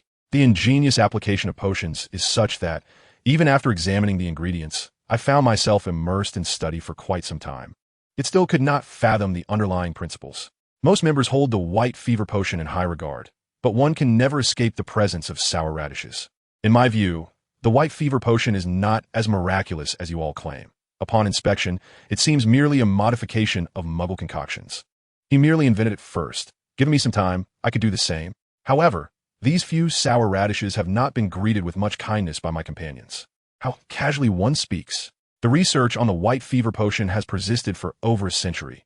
Is it not a display of talent to unravel such a monumental challenge? You among us have no right to speak so grandly. If you possess such ability, why not demonstrate your prowess by overcoming a century-old quandary? Faced with the relentless critique from their peers, these sour radishes fell silent, too intimidated to utter another word. At that moment, Slughorn, who had been waiting awkwardly for some time, cleared his throat twice, finally drawing the attention of the Potion Society members. Jack, who was responsible for potion evaluation and scoring. Welcome, Slughorn. Professor Slughorn, do you have any new research to share today? It had been quite a while since Slughorn had presented new findings, so Jack was eager for his visit. Slughorn proudly handed over his Phoenix Awakening Potion to Jack, exclaiming, "This potion took me 5 years to develop. How many points can I earn for it?" Jack employed a specialized potion evaluation spell, but upon completion, he shook his head. "I am afraid, Professor Slughorn, that I cannot register this, and therefore cannot award you any points." Slughorn's face, once filled with anticipation, fell in an instant. "Wait, why not?" "Because the Awakening Potion already exists. But my version differs from the formulas available on the market." Slughorn insisted loudly. "Indeed, it was different. Your formula incorporates dragon's blood, phoenix feathers, unicorn horn, and other rare ingredients, resulting in a superior effect compared to those available commercially. So why can't it be registered?" Jack replied with an awkward smile. "Have you considered the pricing issue, Professor Slughorn? The Awakening Potion is not a rare commodity. The top-tier Awakening Potions on the market are merely a silver sickle, and your potion could yield only a few drops. If Slughorn's Phoenix Awakening Potion had made any significant breakthroughs over those available, it might have been worth considering. However, in reality, it is not substantially better. Who would be willing to pay a premium for a potion that is merely slightly more effective?" His words were diplomatically phrased, refraining from outright stating that Slughorn had wasted 5 years producing something lackluster, merely to spare his feelings. This utterly futile invention was not worthy of registration. Upon hearing this, Slughorn seemed to come to a realization. He awkwardly scratched his head, unable to face the situation. "Ah, I see. You make a valid point. I overlooked the matter of pricing." He sighed and handed Jack Severus's white fever potion. "By the way, there's one more thing. Could you evaluate this potion for me?" "Certainly, Professor Slughorn." Jack naturally accepted the potion from Slughorn, casually uncorking the bottle. "And this is, I believe it is the white fever potion," he chuckled. "Of course, I'm just joking." "Goodness." Before Slughorn could finish his sentence, Jack's eyes widened in shock, cradling the diminutive potion vial in his hands. "Indeed, it is the white fever potion, flawless, and its completion time should be within half a day." Jack suddenly turned to Slughorn, exclaiming, "The Half-Blood Prince?" Chapter 51. The Perturbed Slughorn. Jack gazed at the potion in his hands, exhilaration coursing through him, even causing his hands to tremble slightly. "My word, this is the newly developed white fever potion," he exclaimed, raising his gaze with fervor towards Professor Slughorn. "I knew it. I knew you were the inventor of this potion. I just knew that the previous one was merely a prelude." This revelation made everything fall into place. How could the esteemed potions master of Hogwarts have possibly taken 5 years to concoct something so inferior? Slughorn's mind buzzed, his mouth agape like a fish stranded on the shore, struggling to articulate a response. "What did you say?" In Jack's eyes, he had spent 5 years developing a mere worthless potion. That was already a significant blow to his ego. What was even more unbearable for him was the realization that Severus had indeed brewed the white fever potion. Realizing his error, Jack's gaze became evasive, and he awkwardly chuckled. "Oh dear, look at what I'm saying. I didn't mean to imply that your Phoenix Awakening Potion was inadequate. What I meant was, it could use improvement." At that moment, all the members of the Potion Society stood up, clustering around Jack with curiosity, eager to catch a glimpse of the potion in his hands. "Is this truly the white fever potion? I never imagined I would see it so soon. Was it invented by Professor Slughorn? I should have suspected it all along." "So, Professor Slughorn is indeed the Half-Blood Prince? Does this pseudonym carry any deeper significance?" "Truly, Professor Slughorn deserves all the accolades. I can already foresee that tomorrow's issue of the Daily Prophet will feature him on the front page." Jack and the other members of the Potion Society offered lavish praise to Slughorn, eager to employ every eloquent word they had ever learned to extol both him and the white fever potion. They remained blissfully unaware of how increasingly pallid Slughorn's complexion had become. Despite his attempts to maintain a smile, it appeared more painful than a frown. Slughorn lowered his gaze, tugged at his clothing, then rubbed his nose, and finally as if summoning great resolve, spoke. "My dear friends, that is not me. It is my exceptional student. Yes, it is my student. As you know, I have many remarkable students, and I happen to discuss this with him." He spoke with a drifting gaze, unable to meet the eyes of the society members. Damn it, Severus truly knows the formula. But how could he possibly know? Could it be that Severus has encountered the true Half-Blood Prince? Or perhaps he is. Wait, the Half-Blood Prince. The term prince can denote royalty, but can also refer to prince. Many years ago, the Daily Prophet published a scandal involving Eileen, prince of the Prince family, marrying a muggle named Tobias Snape. Although they are not part of the Sacred 28, the Prince family still held considerable esteem within the wizarding community. This news caused quite a stir upon its release. Snape Prince. Thus, the Half-Blood Prince is, in fact, the Half-Blood Prince. Speaking of which, Eileen Prince was quite accomplished in potions during her time. As the captain of the Gryffindor Quidditch team and the youngest member of the Quidditch Club, such circumstances are not entirely implausible. Even if the white fever potion was not invented by Severus Snape, it is highly likely that it is connected to Eileen Prince, and in the magical realm, the two are often intertwined. Moreover, based on the registered name, it is evident that Snape will be recognized as a legitimate potion inventor in the future. This is a common occurrence in the magical world, as many magical families attempt to pave the way for their children in society. Goodness, has the world gone mad? How could a mere first-year student become the registrar for a century-old potion conundrum? Professor Slughorn? Professor Slughorn? Professor Slughorn, are you listening to me? Jack inquired thrice before Slughorn finally emerged from his stupor. Jack pressed on. "Professor Slughorn, what is the name of that student of yours? Might you bring him to meet us?" Before Slughorn could respond, others clamored for him to introduce them to the Half-Blood Prince. "Professor Slughorn, you simply must bring us to meet your student. I would gladly sacrifice years off my life for a glimpse of that potion master. Old friend Slughorn, haven't you always desired my commemorative monument from the first Quidditch World Cup? I'm willing to part with it if you can arrange for us to meet the Half-Blood Prince. And those Akami birds I've been breeding. I recall you wanted a few of their feathers for Veritasserum, didn't you? If you can secure us an audience with the Half-Blood Prince, they're yours." Although the members of the Potion Society did not intend to pressure Slughorn, their excitement drew them ever closer, ultimately cornering him against the wall. Faced with a myriad of eager, shining eyes, Slughorn swallowed hard. I will take you to meet him, but not now. He is quite a busy individual." Jack nodded in understanding. Of course, a person of his stature must be busy. We would welcome his visit to the Potion Society at any time. Slughorn finally exhaled a sigh of relief. He cast a glance at his Phoenix draft, feeling rather glum. "Jack, can you not register me for this? I believe there may be others who could benefit from it." Initially, Slughorn had little hope, yet to his surprise, Jack readily took a quill and inscribed the potion's details on the parchment. "Professor Slughorn, I cannot register your invention as an original potion. It must be categorized as an improved potion. As for the points, I can award you 10. The history of the Awakening Potion is extensive, with over 30 modified versions already in existence. It would be impossible to approve Slughorn's registration as an original invention." This was indeed a delightful surprise for Slughorn. The points awarded by the Potion Society could be exchanged for rare potions or valuable drafts. 10 points equate to 10 vials of dragon's blood, a considerable reward in its own right. Admittedly, this amount is relative, as Slughorn has expended more than 10 vials of dragon's blood in his pursuit of new potions over the years. However, receiving something was far better than receiving nothing. If he were to leave now, he would not suffer too much embarrassment. Yet, curiosity got the better of him, and he inquired, "By the way, what is the current point total for the Half-Blood Prince?" Jack exclaimed with excitement. 1,000 points. The white fever cure developed by the Half-Blood Prince is undoubtedly one of the greatest inventions of this century, poised to save countless wizarding families afflicted by the white fever. Mid-sentence, Jack sighed heavily. "Yet, it is a pity. According to the regulations of the Potion Society, I am only permitted to award a maximum of 1,000 points. The rules of the Potion Society explicitly state that original potion inventions are eligible for a maximum reward of 1,000 points, while improved potions can earn no more than 500 points. The reason Severus's white fever cure received 1,000 points was due to the cap on the reward, while Slughorn's 10 points were a result of Jack's special consideration. In light of this comparison, Slughorn found himself pondering whether he should be the one teaching Severus, or if it ought to be Severus instructing him. Of course, this presupposes that he could discern whether the true genius lay with the Half-Blood Prince or the rebellious princess of House Prince. After completing the registration, Jack set down the quill. "Professor Slughorn, you truly ought to express your gratitude to your student. I must be honest, without him, I would not have registered your Phoenix draft." Slughorn lowered his head, awkwardly nodding while mumbling, "Yes, I should indeed thank him."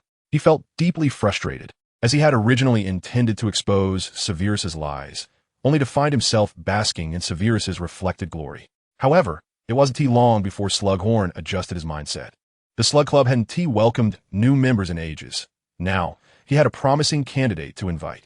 Chapter 52, A Familiar Midnight Stroll. At midnight on the weekend, Severus lay in bed, toying with a potion in his hands. His dorm mate, Avery, yawned and sat up, glancing at his pocket watch. "Snape, are you heading out now?" Severus ignored Avery, stowing the potion away and donning his wizarding robes before stepping out of bed. Mulciber, who had been keeping his eyes closed, sat up and remarked, "Snape, if I were you, I wouldn't venture out at this hour. Lucius has set his sights on you, as you know." Mulciber, like Avery, was a friend from Severus's previous life. Severus did not respond to Mulciber. With a creak, the door swung open, allowing a ghostly green light to filter in. Once Severus had departed, Mulciber sighed, shaking his head in resignation. "That arrogant fool. Lucius will make him pay." Avery shifted his pillow, lounging comfortably as he propped his legs. "That's not a certainty, Mulciber. Perhaps it will be Lucius who pays the price for provoking Snape." Mulciber shook his head. Severus could defeat Goyle and Crabbe because they were sufficiently foolish. Lucius was different. Not only was he a senior, but he was also our prefect. Severus had no chance whatsoever. At the same moment, in the Gryffindor common room, the darkened Gryffindor common room was shrouded in shadows post-curfew. James and Sirius crept cautiously down the spiral staircase, taking tiny, measured steps, with only the dim glow from the fireplace below to guide them. They could barely make out indistinct shapes, unable to discern their nature. "You two are not allowed to go. It will cost Gryffindor points." Lily, clad in a pink nightgown, stood up from her chair, blocking James and Sirius's stealthy descent. Behind her, Hermione illuminated the way with a flickering spell. The already guilty James and Sirius nearly slipped down the stairs upon realizing it was not their prefect approaching. Once they recognized her, Sirius crossed his arms, glaring at Lily in discontent. "Are you really looking out for Gryffindor, or are you just afraid we might confront your dear Severus?" At this, Lily's face flushed with both embarrassment and anger. "What nonsense are you spouting? Sirius, Severus, and I are merely friends." Sirius shrugged, grinning as he teased Lily. "Is that so? The way you're protecting Snape makes me think you've already decided on names for your future children with him." Hermione couldn't help but wonder what might have transpired had Severus and Lily been together.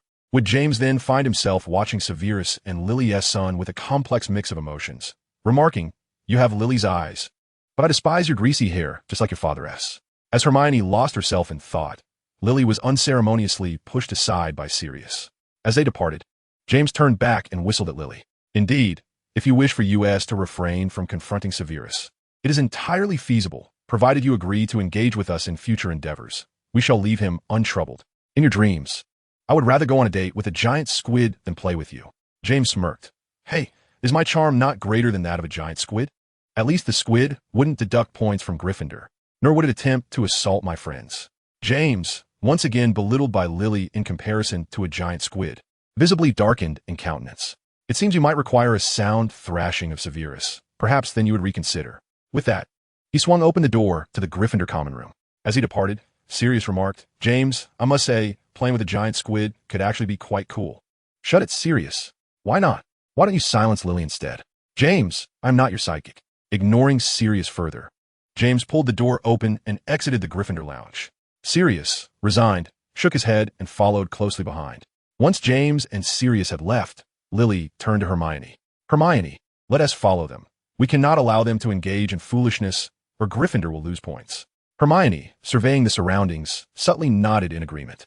Indeed, she had witnessed this before, or rather, she had played a part in it. With a flicker of light, Sirius illuminated his wand and began discussing strategies with James. The two boys animatedly deliberated their plan to ambush Severus, eagerly anticipating the moment they could humiliate him by removing his trousers. Lily, quietly trailing behind, twitched her ears, her brow furrowed in concern. She whispered to Hermione, "Does James truly wish to play with me? I dare say any sensible girl would not desire to associate with a bully like him. Lily, have you considered that you might one day marry James?" "Not a chance.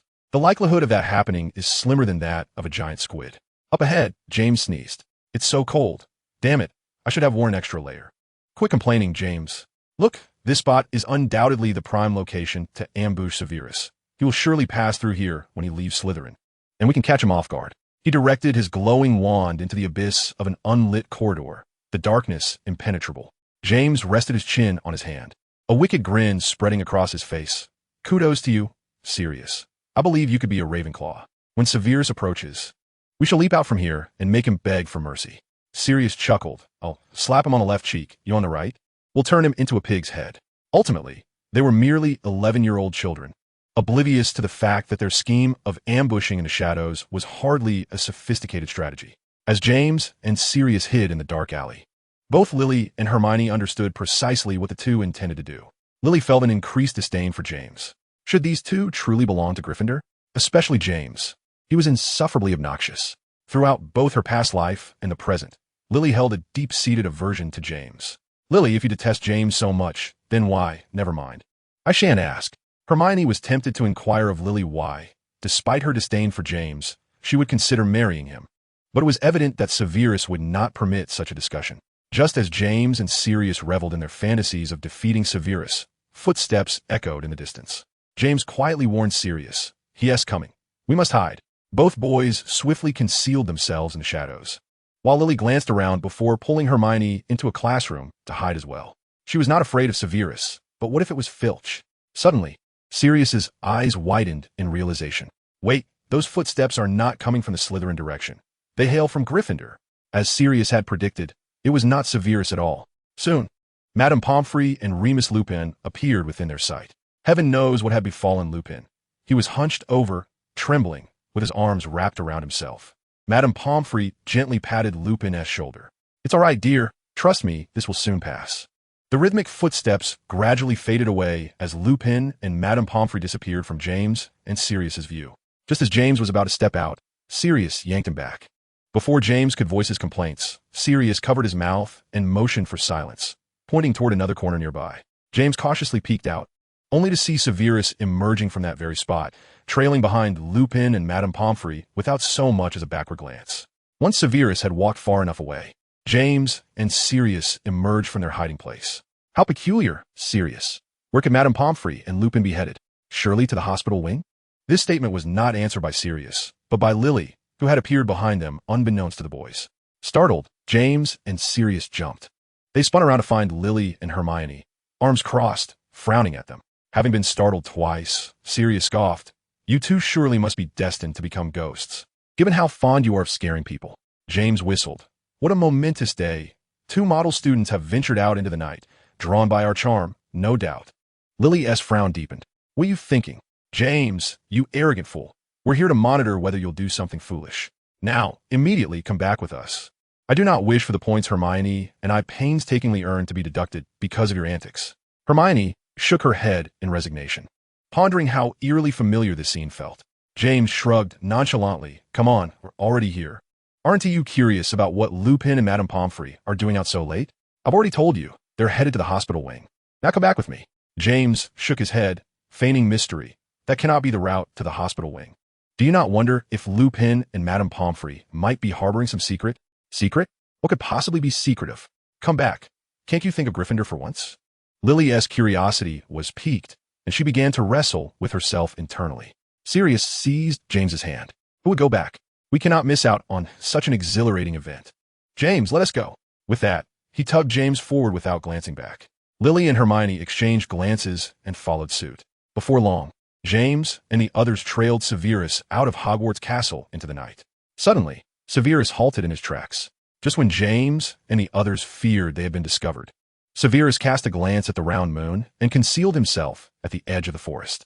James, following closely behind, furrowed his brow. What on earth are Lupin and the others up to at this hour? He had not pondered deeply on why Severus was tracking Remus and Madame Pomfrey. He surmised that Severus was merely curious, much like them. Hermione pursed her lips and remarked, "I believe we should refrain from following him any further. I think Professor Snape, Severus, must have something significant to attend to." Lily rolled her eyes, casting a perplexed glance at Hermione, somewhat irked. Why did Hermione always refer to Severus as Professor? What connection do they share? James smirked, a mischievous grin spreading across his face. "Indeed, perhaps your Professor Snape is concocting some dark magic and is in need of test subjects, hence his fixation on poor Madame Pomfrey and Remus." Hermione's cheeks flushed, and she shot a fierce glare at James. "Silence, Potter. I am not as tolerant as Lily." Outside the castle, the grounds were devoid of any cover, compelling the four to hide in a corner and peer cautiously. Moments later, Madame Pomfrey returned to the castle, but Remus was nowhere in sight. Upon seeing her depart, Severus began to stir once more.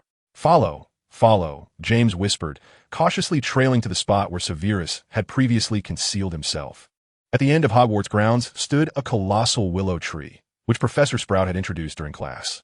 It was a particularly dangerous and rare magical plant, known as the Whomping Willow. The Whomping Willow was infamous for its ferocity. Anything that collided with it would be mercilessly battered by its branches. It was said that several unfortunate upperclassmen had already found themselves confined to the infirmary due to their recklessness. Consequently, everyone tended to keep their distance from it. What does that fellow intend to do? Come here in the dead of night to provoke the Whomping Willow and get a thorough thrashing? Sirius remarked, observing Severus as he halted before the tree with curiosity. The massive willow seemed to take note of Severus, its stout branches beginning to stir as if preparing for a confrontation. However, before the chaotic branches could unleash their fury, Severus skillfully picked up a stick. He calmly stepped forward and prodded the trunk of the Whomping Willow. In an instant, the flailing branches came to a standstill, as though petrified. Subsequently, Severus vanished among the roots of the tree. James stood in stunned silence, glancing at his three companions before shifting his gaze back to the Whomping Willow. He pointed at it, bewildered. "Wait, why doesn't the Whomping Willow strike him?" Lily and Hermione furrowed their brows, contemplating the motionless tree. The Whomping Willow remained frozen for only a few seconds before resuming its erratic movements, while powerful magic could induce a similar effect. It was evident from the earlier display that it was not a spell at play. Sirius, however, was more intrigued by another matter. More than that, I am curious as to where Severus and Remus have gone. Could there be a secret chamber beneath the roots of the Whomping Willow? Surely there are numerous hidden chambers within Hogwarts. As they conversed, the four had reached the side of the Whomping Willow. The glow of their wands illuminated the tree's thick trunk. The branches and stout limbs creaked ominously, whipping back and forth like a tempest, preventing them from advancing. Hermione, troubled, queried, "How are we supposed to get in?" Presently, Hermione, having traveled through time, had yet to uncover the secret of the Shrieking Shack and was entirely unaware of how to access it. James turned to Lily, eager to impress her. He picked up a stick. "This should be simple enough. We can enter just as Severus did." Mimicking Severus's earlier actions, he jabbed at the Whomping Willow. After a prolonged effort with no response, the stick was violently swatted away by the irate tree. James stared incredulously at his empty hand, then sulked despondently to the side. "Blast it, why does Severus succeed?" Hermione scrutinized the Whomping Willow, her brow furrowed in thought, trying to decipher how Severus had gained entry. Wait a moment. If it's about jabbing, there must be some pattern or characteristic to it, right? Perhaps a keyhole or a target, something distinctive. Suddenly, an epiphany struck her. "I know," she exclaimed, picking up the stick once more and aiming for a specific spot on the tree trunk. There, she noticed a particularly prominent knot, recalling that it was this very area that the professor had prodded earlier. James rested his chin in his hand, shaking his head with a chuckle. "That's impossible. I just tried that." Yet once again, reality delivered a harsh blow to James's confidence. The tree abruptly ceased its movement, appearing as though it had turned to stone. Even the leaves no longer rustling. James leapt to his feet, mouth agape. "Why, it's exactly the same." Hermione discarded the stick triumphantly. "Perhaps it's because I am more intelligent than you?" James's cheeks flushed, and he shot a glare at Hermione before hastily moving to the tree roots, where a dark opening awaited. Lo and behold, an entrance. "This time, I shall lead the way." With that, James charged forward and crawled into the hollow. Inside the tree trunk was an earthen slope, and the group slid down to the base of a very low tunnel. "Keep it down," Sirius urged in a hushed tone, barely containing his excitement. "Of course," Hermione replied, bending low to follow the two boys ahead. "Where does this tunnel lead?" Lily whispered from behind, holding her breath. "I'm not certain, but I suspect it leads to Hogsmeade. It seems to be in that direction." The group hurried along as swiftly as they could, stooping low. The tunnel stretched on, just as Hermione had surmised, and they had distanced themselves significantly from Hogwarts Castle. Finally, the passage began to incline upward, and after a while, it turned, revealing a faint glow ahead where a small exit awaited. The four halted, holding their breath, and cautiously edged forward. The earthen exit was obstructed by a small door, through which light filtered in, illuminating the tunnel with varying-sized holes. James and the others pressed against the doorframe to peer inside, revealing a disheveled, grimy room. The wallpaper was peeling, the floor littered with stains. and the furniture was all in disrepair, with windows boarded up. And within that dismal space stood Severus and Remus. Chapter 54. The Werewolf. Nighttime excursions are against school rules. Remus. Severus's voice was unusually calm, devoid of any emotion. His purpose for venturing out on this full moon night was solely for Remus Lupin. Remus was a werewolf, transforming under the full moon. To prevent the transformed Remus from causing harm, Dumbledore had arranged for him to be isolated in this abandoned shack. Each full moon, Madame Pomfrey would escort Remus here for seclusion. The Whomping Willow had been planted expressly for this reason. After all, without the protective willow, should a troublemaker like James sneak in behind Remus into the Shrieking Shack, it could spell disaster. The Shrieking Shack was no longer part of Hogwarts. The tunnel beneath the Whomping Willow led directly to Hogsmeade. However, at present, this shack had yet to earn the title of Shrieking Shack. The name would only emerge after Lupin's howl upon transforming during the full moon, alongside his anguished cries as he clawed and bit at himself, leading the local villagers to mistakenly believe they were haunted. The pivotal influence of Dumbledore in this matter cannot be overlooked. "You are Severus from Slytherin House?" Lupin heard the voice of Severus, astonished by his presence. His expression shifted to one of terror as he frantically waved his arms. "Leave. I'm losing control. If you don't go now, you will." Instead of retreating, Severus approached Lupin with deliberate slowness, observing him with keen interest. "Leave? Perhaps, but first, you must drink this." Severus produced the vial of potion he had previously handled. The werewolf potion, which would not come into existence in the Wizarding World for another decade or so, had a remarkably straightforward purpose. It allowed the afflicted werewolf to transform without harm during the full moon. Unlike the simpler white sickness potion, in terms of influence, the werewolf potion was worth at least a second-class Merlin Award.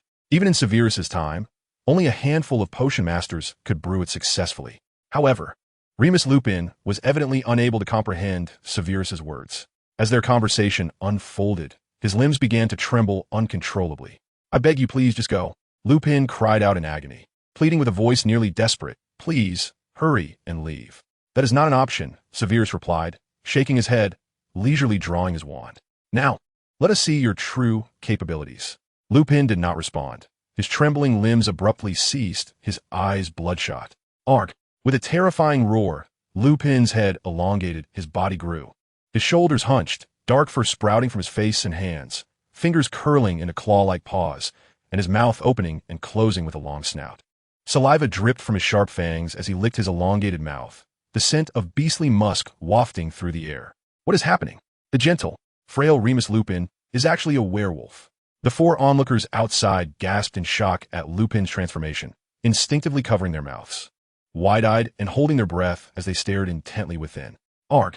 Without hesitation, the werewolf Lupin lunged fiercely at Severus. The majority of werewolves lose all rationality upon transformation, driven by bloodlust and primal instincts to attack any human nearby. This is the very reason the Ministry of Magic and the Wizarding World have relentlessly hunted werewolves over the years.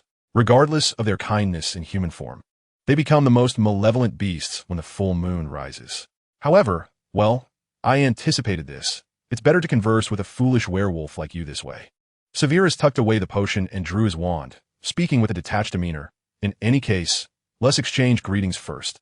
With a flick of his wand, Lupin, barreling towards him, seemed to collide with an unseen force, propelled backward with great speed. Compared to the adult werewolves Severus would encounter decades later, the 11-year-old Remus Lupin, even in transformation, resembled merely a miniature wolf cub. Severus, wand in hand and well-prepared, had no concern over any trouble he might cause. "How unfortunate, Remus. You are still unworthy." Outside, James and Sirius swallowed hard. James placed a hand on his racing heart, feeling as though it might burst. A werewolf is truly a werewolf. Severus is doomed. Sirius's eyes nearly pressed against the peephole, excitedly nudging James. "I bet a galleon that Severus won't last a minute." "Sirius, what on earth? This is no time for amusement. Lives are at stake." James furrowed his brow deeply, his wand already drawn. Though he held no fondness for Severus, it did not mean he could idly watch as a fellow student was slaughtered. "Forget him, James. Besides, he's a werewolf. The four of us combined wouldn't stand chance. Step back." Meanwhile, Lily tightened her grip on her wand, reaching for the doorknob. Quick as a flash, Sirius yanked Lily's hand away, glaring at her fiercely. "Do you know what you're doing? I'm going to save Severus. This has nothing to do with you." Sirius glanced through the peephole, confirming that Severus and Lupin were oblivious to their presence, before lowering his voice to admonish. How can you not understand? Severus is beyond saving. No, you are the one who doesn't understand. I can't believe you were sorted into Gryffindor, Lily retorted. She was not foolish and was well aware of the ferocity of werewolves. Even if everyone present were bound together, they would likely not be a match for a werewolf. However, those who could abandon their companions and flee alone were unworthy of being called Gryffindors. On the other side, Hermione also had her wand drawn, pointing it at Sirius with no regard. Step aside, or before we deal with the werewolf, we will deal with you. Are you both insane? James, we should ignore these two lunatics and leave. James, I'm sorry, Sirius, but I think they are right. James flung the door open and rushed inside, followed closely by Hermione and Lily. Madness, utter madness. Sirius shook his head in resignation, drawing his wand and following them into the fray. The abandoned shed suddenly became a cacophony of commotion as the four of them rushed in. Lupin, poised to swipe at Severus with his wolf claws, halted, and Severus stood frozen in place. Arg! The werewolf hesitated, its gaze darting between Severus and the others, before roaring and lunging towards the vulnerable targets. Obstacles ahead. Armored protection.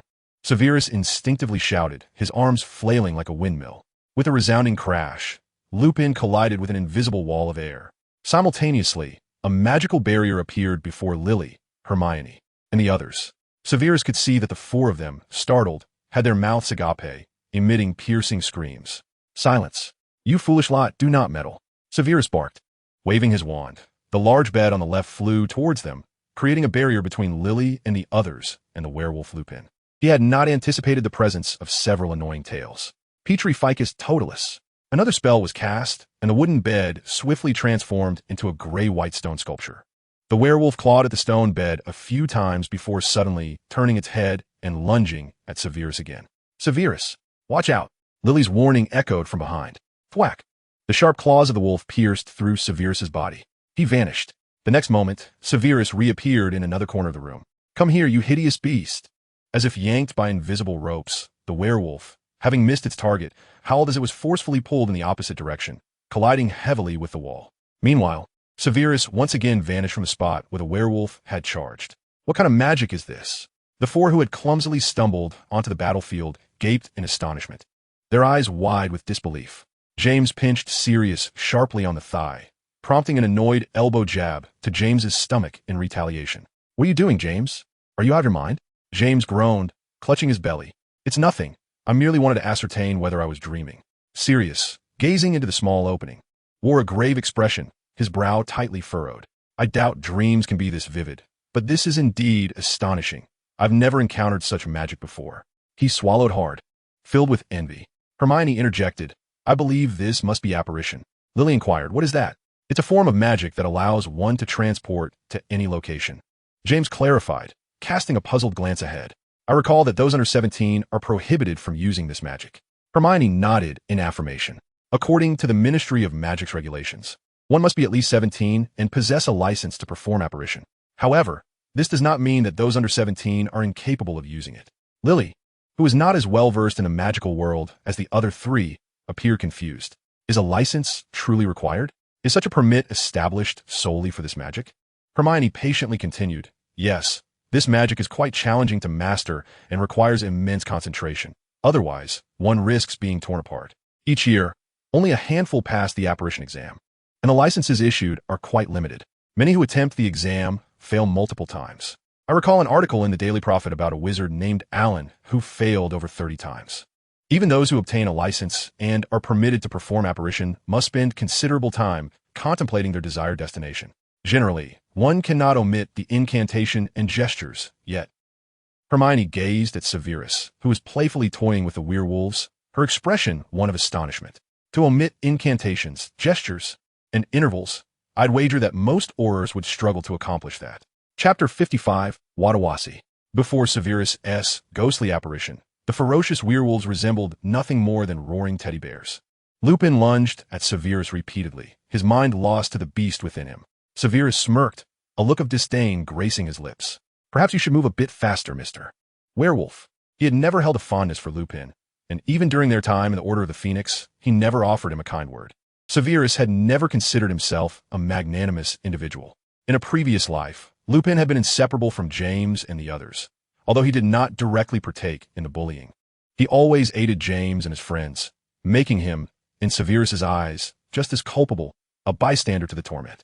His visit to the Shrieking Shack was not born out of a sense of compassion, but rather a belief that allowing a werewolf to roam the school posed a danger. Thus, he showed no mercy towards Lupin. As Lupin swung his claws once more, Severus aimed his wand at him and uttered the spell, Wadawasi. With a whoosh, the dilapidated bed was propelled from the room like a projectile, crashing into Lupin with a resounding impact. The werewolf was sent reeling, his senses disoriented. Limbs splayed against the wall. Before the stunned Lupin could regain his wits, Severus pointed at him, a faint smirk dancing on his lips. Wadawasi, Wadawasi, Wadawasi. Thus, Severus used the broken bed as an eraser, treating Lupin like a cockroach being battered against the blackboard. With each strike, Sirius and James's hearts raced in synchrony with the rhythm of Severus's assault on Lupin, their pulses rising and falling like a roller coaster. James, clutching his pounding heart, turned to Sirius, swallowing hard. Weren't we supposed to corner Snape and give him a beating? Sirius nodded, then added, I now believe we must have been out of our minds to seek trouble with this guy. Despite Sirius's strong aversion to Severus, he could not deny that Severus was not someone he and James could afford to provoke. This was utterly absurd. After all, that was a werewolf. To be manhandled against the wall like a mere rag doll was unfathomable. If it were the two of them, James grimaced. Just thinking about it makes me even more annoyed. Why is he so much stronger than us? Lily teased James with a smile. Perhaps if you devoted your mischief time to studying magic, you might reach half of Severus's level. Oh no, I think half is out of reach for you. Maybe a tenth would be attainable, she quipped, her tone light-hearted, infused with a hint of pride, as if she were speaking of herself rather than Severus. James muttered discontentedly. It's just catching up to Snape, right? I can do it. His voice trailed off, lacking conviction even to himself. Once Lupin was thoroughly dazed and unable to resist, Severus finally retrieved a vial of potion. He pried open Lupin's wolfish jaws and administered the potion. James furrowed his brow. What kind of potion is that? Lily replied casually. It's a potion for werewolves. Sirius shook his head. Currently, there is no known cure for werewolves. No alleviation methods exist. Hermione interjected dismissively. There may not be any on the market, but Snape has his own methods. Sirius glanced at Hermione, grinning. Do you even realize what you're saying? There's nothing available. Yet you think Snape can invent something? Do you truly believe he can concoct potions? Wait, you don't actually believe he claimed to have invented the Wolfsbane potion in class, do you? Hermione nodded firmly, stating, I believe. From her perspective, it seemed entirely plausible for Severus to have invented both the Wolfsbane potion and the other potion. In her time, Severus was regarded as a master potion maker, and creating potions that did not yet exist was well within his capabilities.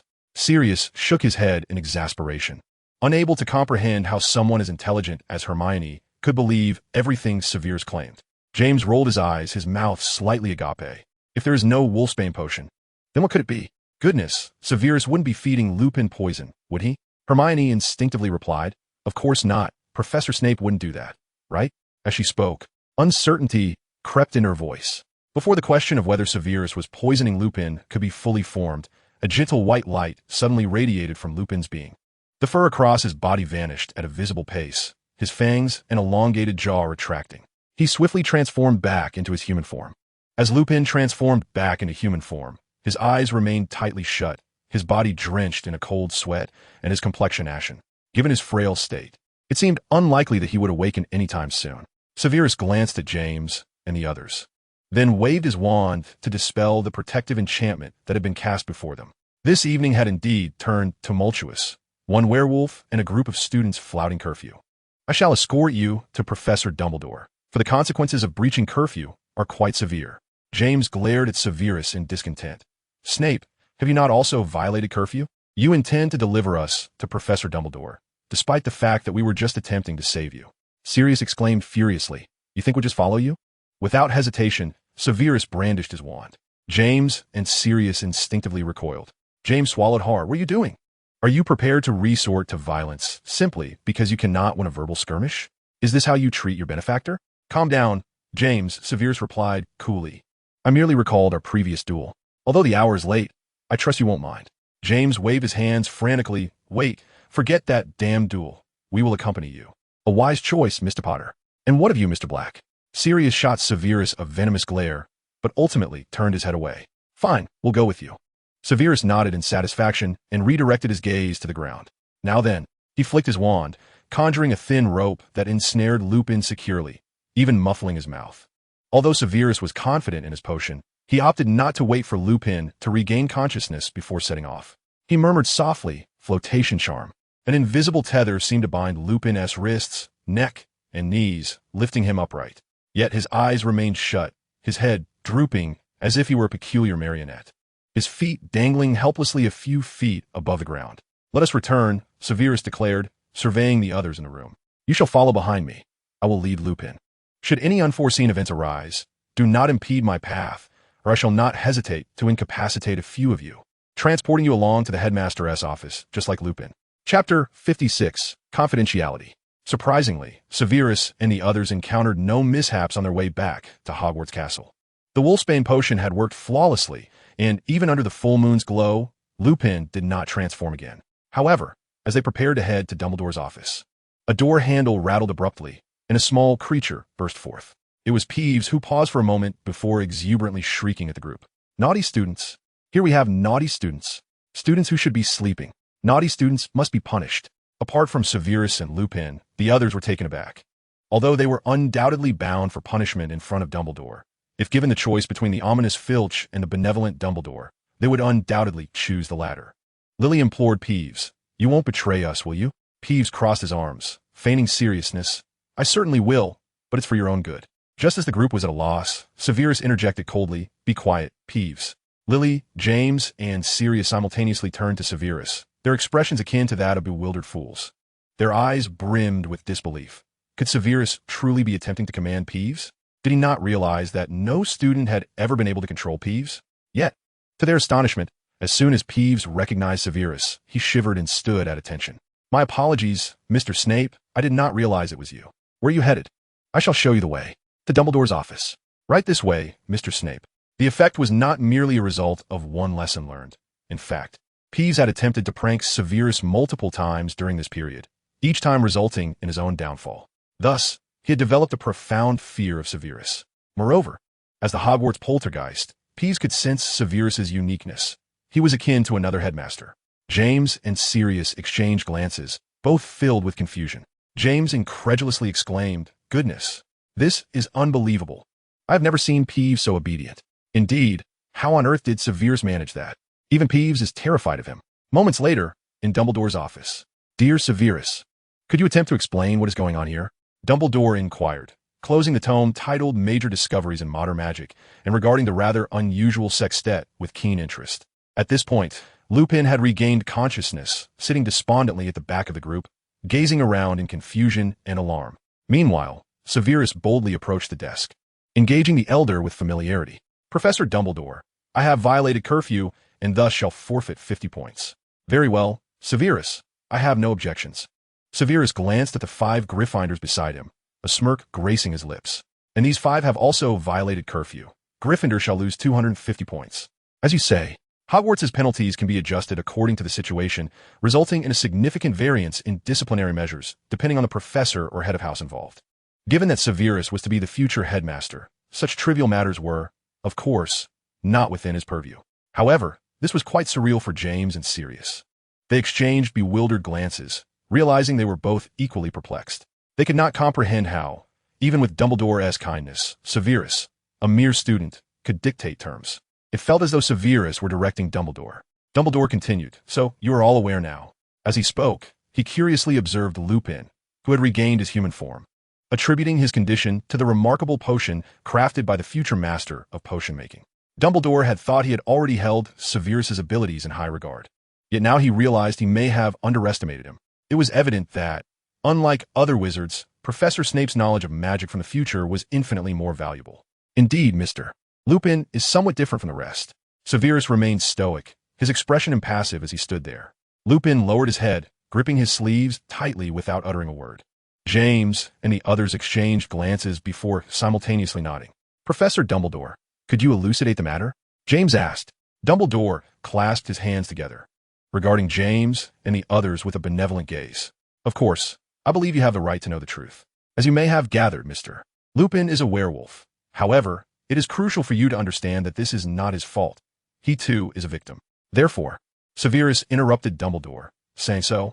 Albus, you chose to conceal the truth and keep that werewolf at Hogwarts, disregarding the safety of the other students in order to save him? James, Sirius, and even Lily were taken aback, their eyes wide with astonishment. Was Severus really this audacious? Not only did he show contempt for other professors, but he also disrespected Dumbledore. Albus had called upon him. Just when everyone expected Dumbledore to be enraged, he merely gazed into Severus's eyes. A glimmer of amusement flickered in his blue eyes behind the crescent-shaped lenses. Indeed, Mr. Snape, if you were to become headmaster, I believe you would make a similar choice. Although he had traveled from the future, through the memories Severus had shown him and his own recounting, he was well aware of many events that would transpire. Severus' head buzzed. Suddenly, a multitude of images surged forth from his mind. He recalled Dumbledore, on Christmas, urging the recluse of him to open gifts. He remembered asking Dumbledore, "What about my soul?" To which Dumbledore replied, "Only you know that helping an old man avoid suffering and shame will not harm your soul." Dumbledore's nobility lay in his willingness to offer anyone a chance, whether it be a Death Eater he loathed or a werewolf discriminated against by wizards. Severus turned his head with a hint of disinterest, shrugging and saying somewhat insincerely, "Well, I actually intended to expel him, but for your sake, I shall let it be." James and Sirius gaped in disbelief, their jaws nearly dropping. Even Lily and Hermione looked at Severus with astonishment. Did Severus truly dare to speak to Dumbledore in such a manner? Was he not afraid Dumbledore would expel him? Yet, Dumbledore not only refrained from anger, but actually smiled. "Thank you, Mr. Snape." Finally, James could no longer contain himself, asking Professor Dumbledore, "Do you not think Severus has gone too far?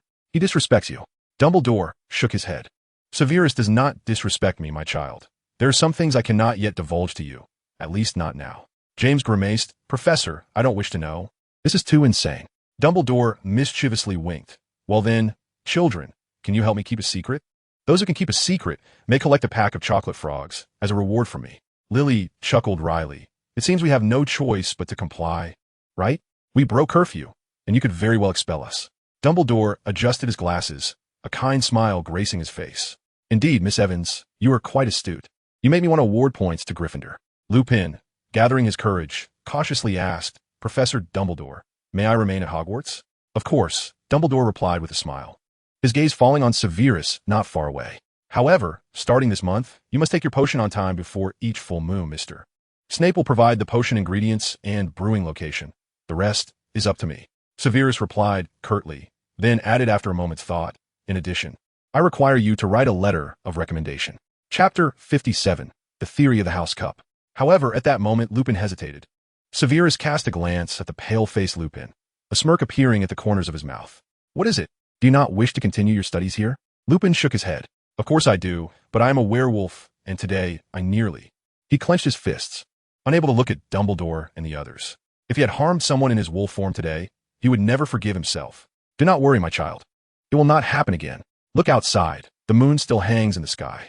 The Wolfsbane potion, while not capable of returning a werewolf to their human state, allows them to retain their sanity during the full moon. Severus had informed me that the potion he provides can temporarily alleviate the loss of rationality that comes with lycanthropy. Although it does not cure werewolves, at least it can help you maintain your reason on the night of the full moon, preventing you from committing dreadful acts. Lupin suddenly turned his head towards Severus, his eyes filled with excitement. "Is it true, Severus? Is there truly such a potion? What do you think you are now?" "Thank you. I genuinely do not know how to express my gratitude." Tears shimmered in the corners of Lupin's eyes. Yet, Severus did not even glance at him. "Do not thank me. Thank Professor Dumbledore instead. If it were up to me, you would have been expelled long ago." Dumbledore yawned, smacking his lips. He had noticed a characteristic of Professor Snape. He was not accustomed to expressing his better nature. "Now, gentlemen and ladies, I believe it is time for you to return to your dormitories. I wish you all sweet dreams, and do not forget your sweets." When Severus and the others returned to their dormitory to sleep, their pockets were filled with an assortment of magical candies, as they felt too embarrassed to refuse. Even Severus, who was not particularly interested in sweets, ended up with a heavy bag. The next morning, when the Gryffindor students awoke and saw the hourglass recording Gryffindor's points, they rubbed their eyes in disbelief, for the points had significantly decreased. Initially, they thought they had misread it or that something had gone awry, like the last time with Severus and Adolf. However, upon receiving confirmation, everyone was crushed. The news spread quickly, James and the others had caused them to lose 250 points. Now, not only did the Gryffindor students glare at them, but even the Ravenclaw and Hufflepuff students cast them disapproving looks. Previously, everyone had wanted to see Slytherin lose the House Cup, but now, with James and the others meddling, that hope seemed bleak. Those who usually shunned them in Slytherin were now exceedingly welcoming, practically offering to elevate the group on pedestals. During lunch, James and Sirius sat beside Severus. They did not sit at the dining table, but perched on the steps outside the hall with their plates. Severus found the table too noisy, while Sirius and James thought it was cool. As Severus was eating a kidney pie, he glanced up, then returned to devouring the pie on his plate. How peculiar. You two are actually sitting next to me. But you ought to keep your distance, especially you black. You smell of dung. James glared at Severus fiercely. Do you think we wish to sit here? Severus picked up another piece of kidney pie. What else should we do? Are you both under the full body bind curse? It's all your fault. You made us lose 250 points for Gryffindor. We will not let you off so easily. Oh, is that so? Severus replied nonchalantly. Since you won't let me off, how about we find a place to finish our unfinished duel? Sirius and James fell silent, even turning their heads away. At that moment, the voice of Lucius echoed behind Severus. Snape, come here. Severus turned to see Lucius standing with his arms crossed, glaring at him with malevolence. Beside Lucius stood several Slytherins, including Goyle and Crabbe. It was apparent that Lucius had discovered the news of Narcissa's breakup with him. Narcissa hurried over from a short distance, positioning herself protectively in front of Severus. Lucius, what are you doing? You dare to take your anger out on others regarding our matters? James and Sirius exchanged amused glances at the scene, their spirits lifted at the thought of Severus facing misfortune. Lucius smirked disdainfully. Oh, my dear Narcissa, I am merely fulfilling my duties as a prefect. This wretch has caused us Slytherins to lose 50 points. Shouldn't I address this? Narcissa bit her lip, speechless, casting Severus a withering glance, as if to say, look at the trouble you've caused. I cannot assist you. Severus calmly finished his plate of kidney pie, stood up, and leisurely wiped his mouth with a napkin. So, Lucius, how do you intend to thank me? What did you say? Lucius was taken aback, looking at Severus as if he were a fool. Goyle nudged Crabbe. Hey, they say we're the idiots, but I think Snape is the real idiot for believing Lucius would thank him. Crabbe scoffed, distancing himself from Goyle in disdain. Severus stated earnestly, I insist. You ought to express your gratitude, Lucius.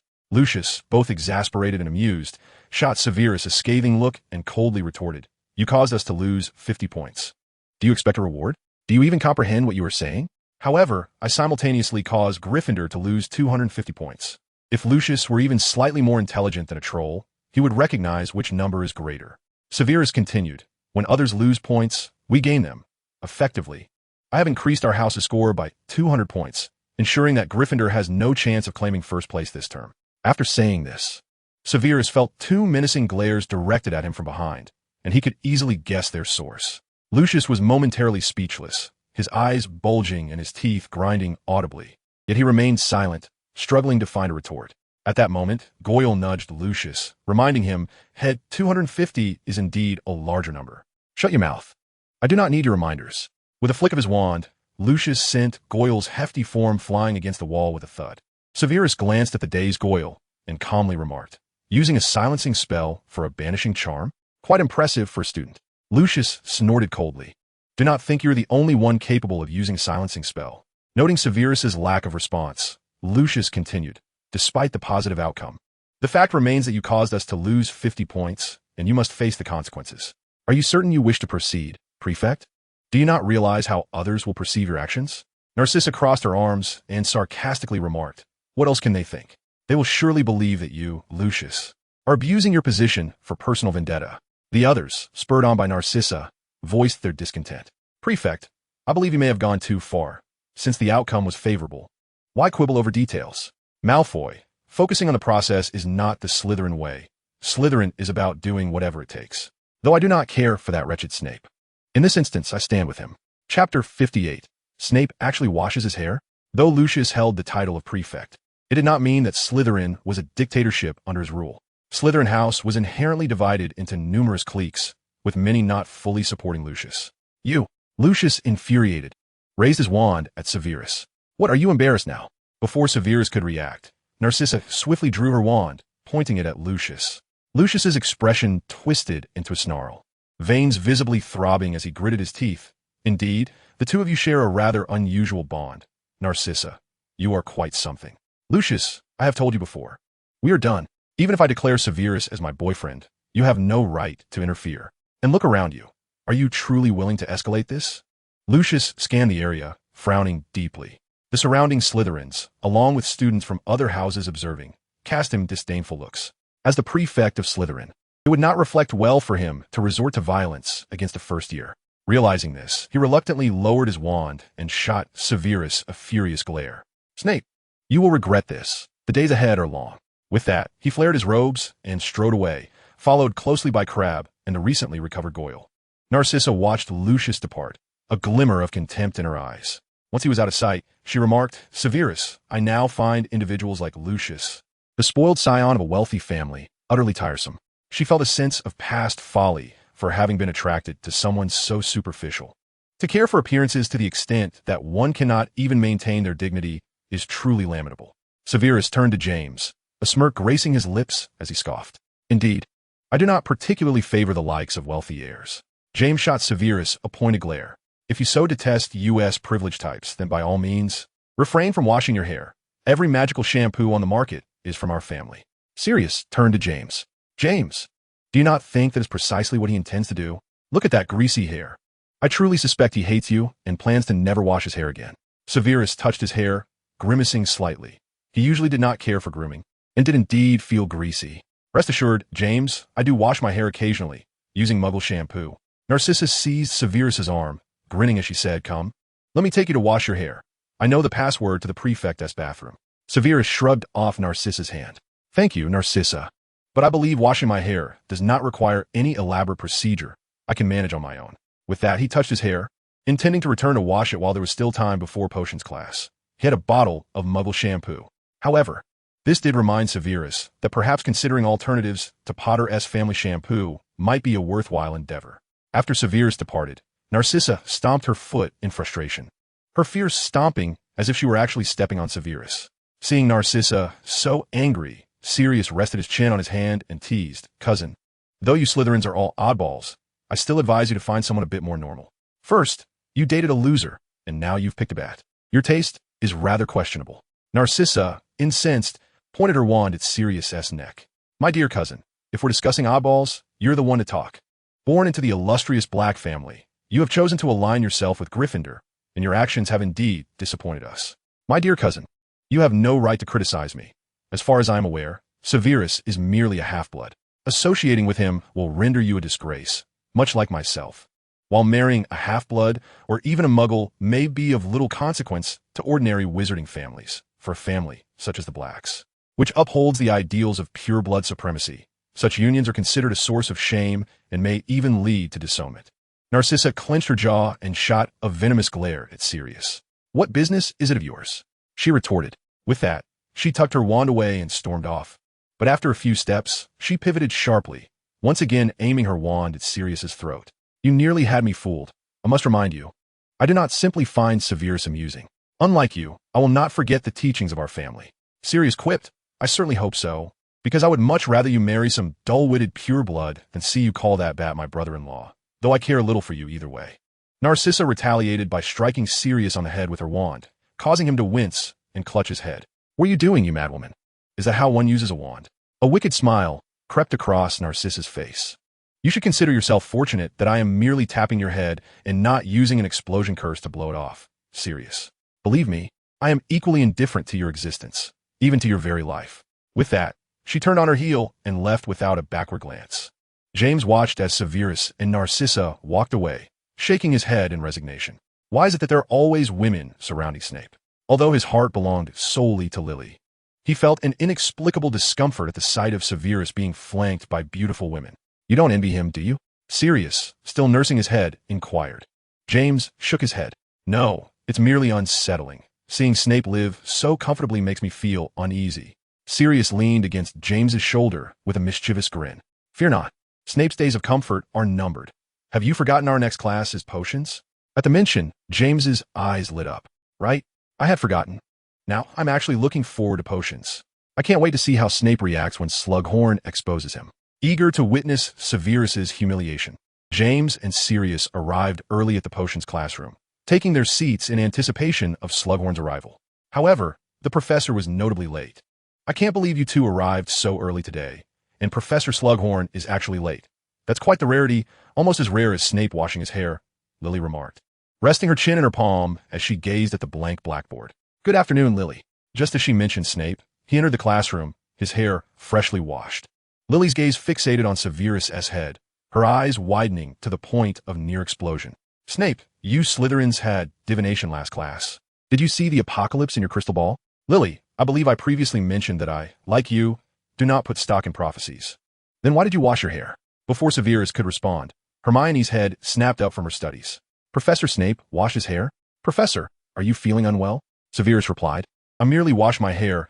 It will not bring about the end of the world, nor does it indicate any health issues. I trust you both understand that." Lily nodded. "Indeed, that is a bit exaggerated, but I suspect this is a sign of some impending disaster. Why is Slughorn still not here?" Severus, slightly irritated, sought to change the subject. Behind him, James snorted derisively, a smirk playing on his lips. "I take it you don't want him to show up, do you?" "What do you mean, Potter?" "Don't play coy with me, Snape. You know full well that the so-called white wormwood potion is nothing but a sham. When Slughorn returns, you're finished. It's all over." "James!" Lily shot a fierce glare at him. James, seemingly oblivious, continued, "I wonder if he will kick you out of Slytherin.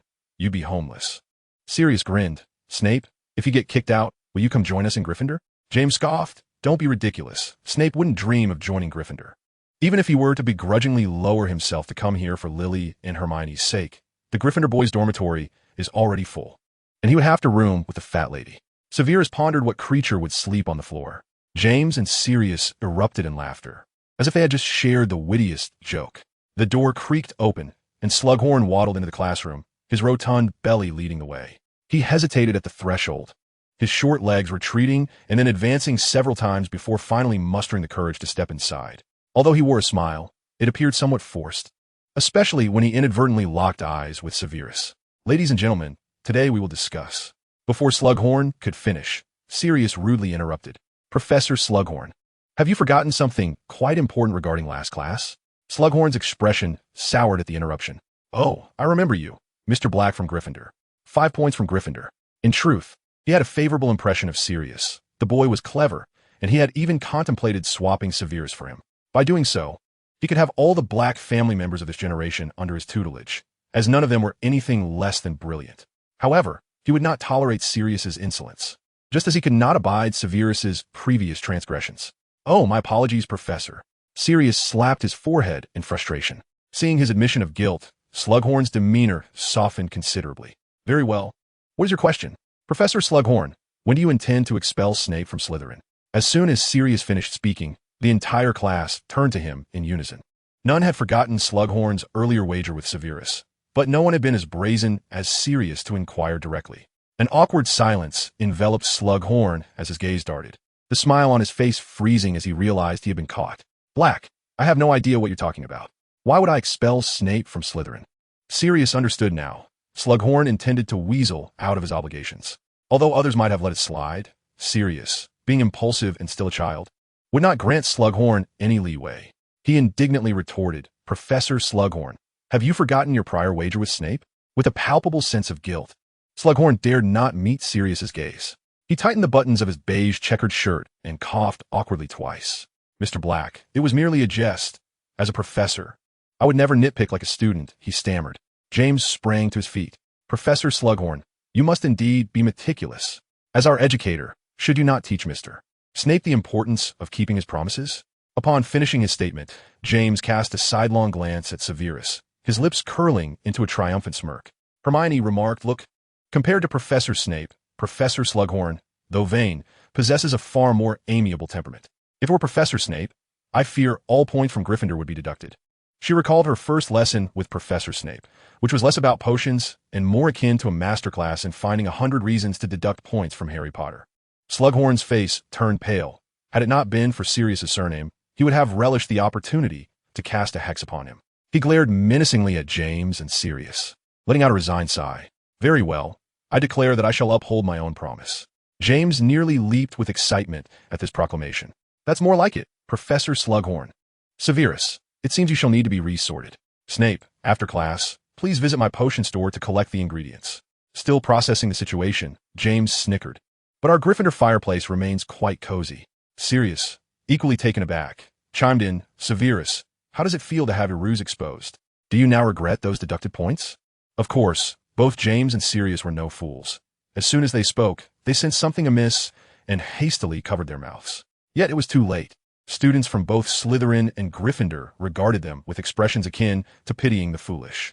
Slughorn crossed his arms, a mocking smile gracing his face. Excellent, my dear students. This is what one might call hubris. Although it is not within my purview to teach this lesson, I hope you will remember it. After all, he believed that embarrassment should not be his alone to bear. James and Sirius hung their heads, their cheeks flushed, their eyes fixated on the floor, as if some enchantment had rendered them unable to look away. No, this cannot be true, Professor Slughorn. You must be jesting. After a moment, Sirius exclaimed excitedly. James echoed his enthusiasm. Professor Slughorn, forgive us. We truly cannot believe your words. You can understand our incredulity, cannot you? It is simply too extraordinary that a first-year student has concocted the white fever potion. My heavens! Calm down, children. I understand this is difficult to accept, but reality is as such. He paused, glancing at Severus, a forced smile on his lips. Our Mr. Snape is indeed exceptional. I can confidently say he is among the finest students I have taught, at least based on his performance in the first year. I hope you all can learn from him. Perhaps a round of applause? Clearly, Slughorn was attempting to smooth over the situation. Though this was not part of his original plan, he had intended to address this matter when fewer ears were present. Chapter 60, The Slug Club. Scattered applause erupted in the potions classroom. While it was not uncommon for Hogwarts professors to commend students during lessons, such praise was typically related to the subject matter. It was exceedingly rare for someone like Slughorn to demand applause for a new potion in such a forced manner. Evidently, Slughorn had more on his mind. Severus raised an eyebrow, glancing at the hesitant professor with slight annoyance. Professor Slughorn, if you have something to say, do so plainly. Slughorn cleared his throat, lowering his head in embarrassment. There are a few matters, but let us discuss them after the feast. The feast? Severus repeated, somewhat perplexed. The dinners at Hogwarts were indeed lavish. It was clear that Slughorn was not referring to a typical dining hall meal. Indeed, Mr. Snape, I would like to invite you to join my club. Trust me, participating in my club will be immensely beneficial for you. Slughorn would never refer to it as the Slug Club, for the name itself was rather silly. Very well, Professor Slughorn, Severus replied blandly. He did not refuse Slughorn's invitation, but he was merely curious about what the professor wished to discuss. James and Sirius exchanged astonished glances, their mouths agape in disbelief. James incredulously asked Professor Slughorn, are you serious? So that means, yes, Mr. Potter, just as you surmised, the potion brewed by Snape is indeed the white fever potion. I had thought you to be a clever child, not in need of my reiteration. James was so stunned that he slumped back into his chair, his mouth forming an A shape. Sirius, I did not mishear, did I? Snape truly brewed the white fever potion? He turned, only to find Sirius frozen in shock, his mouth agape, resembling someone struck by a freezing charm. Despite the clarity of the situation, Slughorn's words had caused quite the uproar. The students below erupted into a cacophony of chatter. Snape really brewed the white fever potion. How on earth did he manage that? Goodness, he truly did it. Is it possible that no one can cure him? Slughorn exhaled a sigh of relief. The revelation of his secrets had not caused him undue distress, but rather offered him a sense of liberation. With his spirits lifted, he adjusted his mood and opened the textbook, flipping through a few pages before commencing with the day's lesson. That evening, Severus received an invitation from Slughorn to join the Slug Club for dinner, alongside first-time invitees Lily, Hermione, and Avery. James and Sirius were also meant to be invited, given their lineage from the Potter and Black families, respectively. However, due to their earlier antics in class that had irked Slughorn, he had temporarily decided against inviting them. When Avery learned of his invitation to the Slug Club, he was so ecstatic that he nearly leapt out of his seat in class. He rushed home to dig out his expensive, elegant wizarding robe from his dragon hide suitcase, admiring himself in the mirror and adjusting his tie repeatedly. Mulciber, why do I feel like it's Askew? On his bed, Mulciber closed the book Simple Spells for Deceiving Muggles, frowning slightly. Avery, you've asked me that no fewer than 30 times. Are you going to the ball or not? Those dolts in the Slug Club won't care what you wear. Avery shot a glance at Mulciber through the mirror. Mulciber, you're not envious of me because you weren't chosen by the headmaster, are you? Mulciber scoffed. I have no interest in becoming a slug. With that, he resumed his reading of Simple Spells for Deceiving Muggles. Severus glanced at the book in Mulciber's hands. noting how he still delighted in manipulating others. In his previous life, Mulciber had excelled in the Cruciatus Curse. After tying his tie for what felt like the umpteenth time, Avery turned to Severus. Severus, you were about to leave? Why haven't you changed your attire? Is there something amiss with the Hogwarts robes? Avery halted his task of tying his tie, gazing at Severus in astonishment, his wide eyes seemingly questioning whether Severus was serious. Are you really going over like this? It's Professor Slughorn's club banquet, after all. Indeed, you heard correctly. This is how I shall attend. Please, suppress your incredulous gaze. Avery was taken aback, exclaiming, Severus. For such a momentous occasion, you truly intend to don that outfit?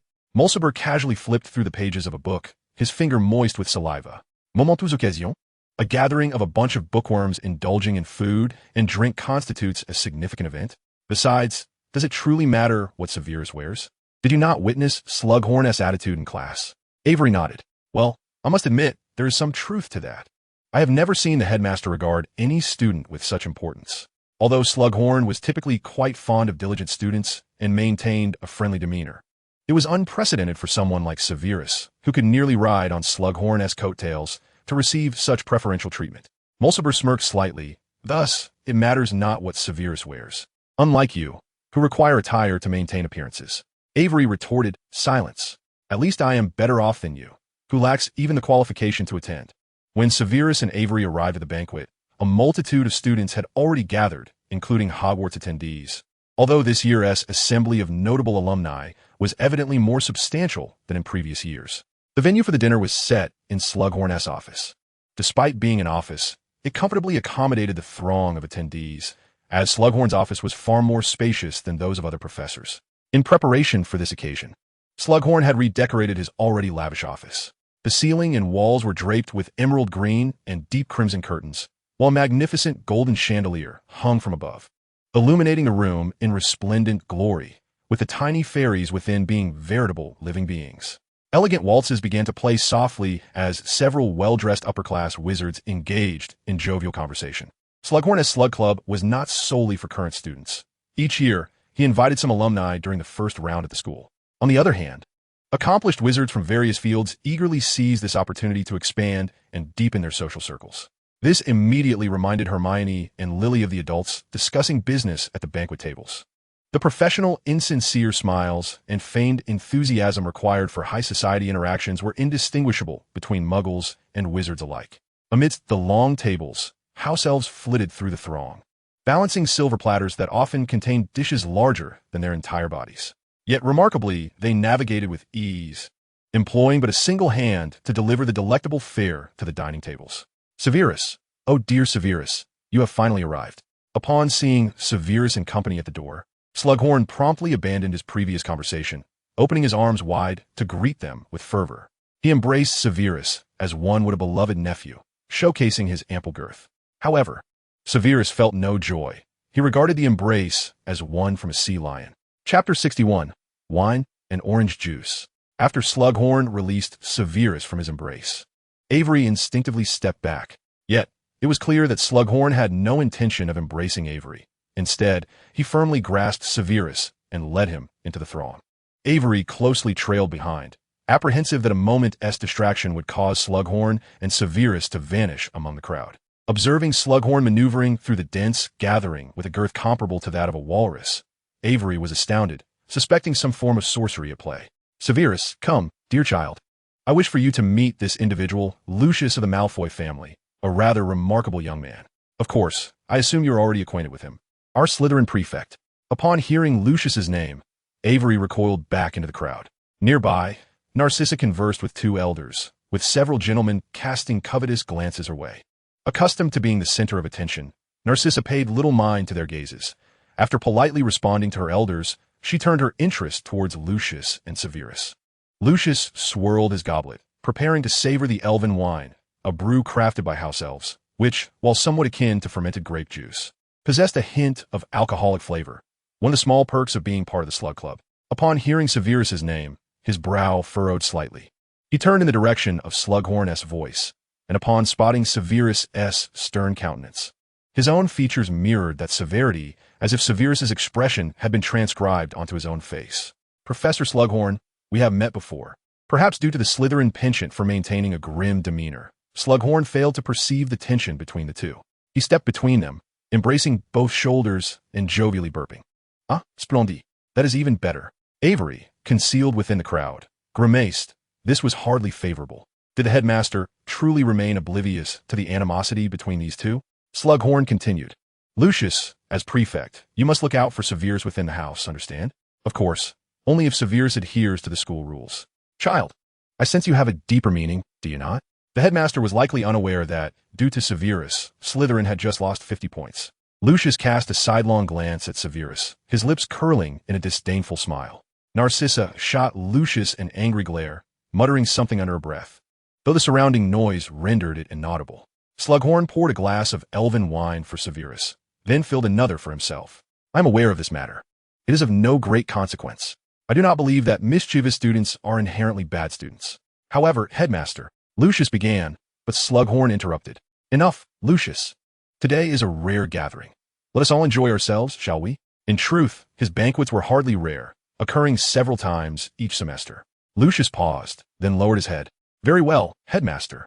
He could not comprehend why Slughorn, who typically abhorred rule-breaking students, would grant Severus such favoritism. Even if Severus were indeed exceptionally talented, it hardly warranted such leniency. Slughorn, satisfied, patted Lucius's shoulder.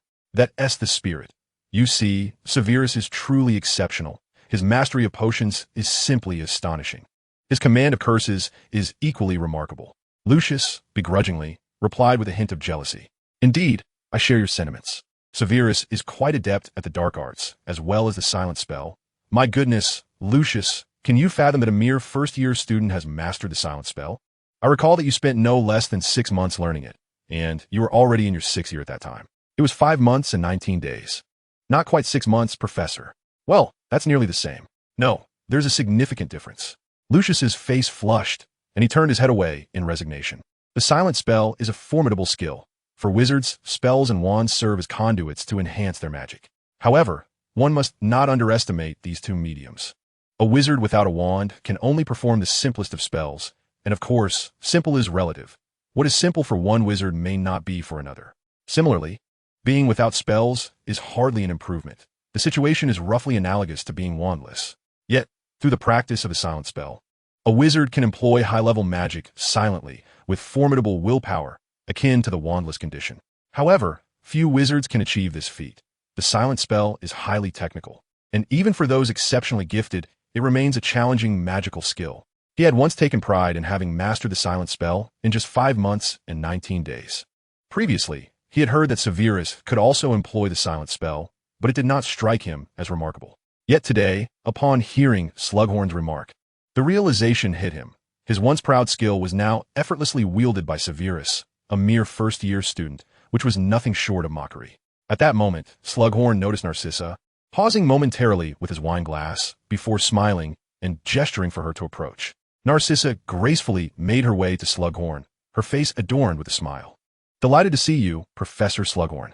I am equally pleased to see you, Narcissa. How are you and Lucius faring? Lucius's heart skipped a beat, while Narcissa squinted her eyes. Smiling at Lucius. I have parted ways with Lucius. Slughorn was taken aback, awkwardly exclaiming, What a pity, Narcissa. Indeed, I too feel as a loss. I often reminisce about the days spent with Lucius. Narcissa's smile grew ever more pronounced, seemingly relishing the chaos she was inciting. However, I now believe there may be even more exceptional young wizards within the school. Lucius clenched his fists, the tension palpable. If looks could kill, Severus would have perished dozens of times over. Severus, have you given this any thought? Your current actions are quite inappropriate. Initially, Severus had no intention of acknowledging Narcissa, but upon hearing Lucius's words, he expressionlessly opened his mouth. Narcissa stuffed a piece of pumpkin pie into Severus's mouth, then reached for another slice. Ah, my dear younger student, how obedient you are. Here, have another piece. Lucius scoffed, seething with rage as he turned on his heel, kicking a hapless house elf in his wake. Severus looked at Narcissa, closing his mouth. Narcissa, in turn, took a bite of the pumpkin pie herself. Don't get the wrong idea. I merely wished to irritate that fellow Lucius. Severus ignored her, perhaps more intrigued by the pumpkin pie than her words. Narcissa shook her head in exasperation, knowing this would be the outcome. Slughorn, having witnessed the entire spectacle, gaped in astonishment, utterly transfixed by the melodrama unfolding before him. He had managed to grasp the dynamics among the trio, yet he felt it unwise to comment on their youthful entanglements. After all, he dared not offend Severus, as he had matters to discuss with him.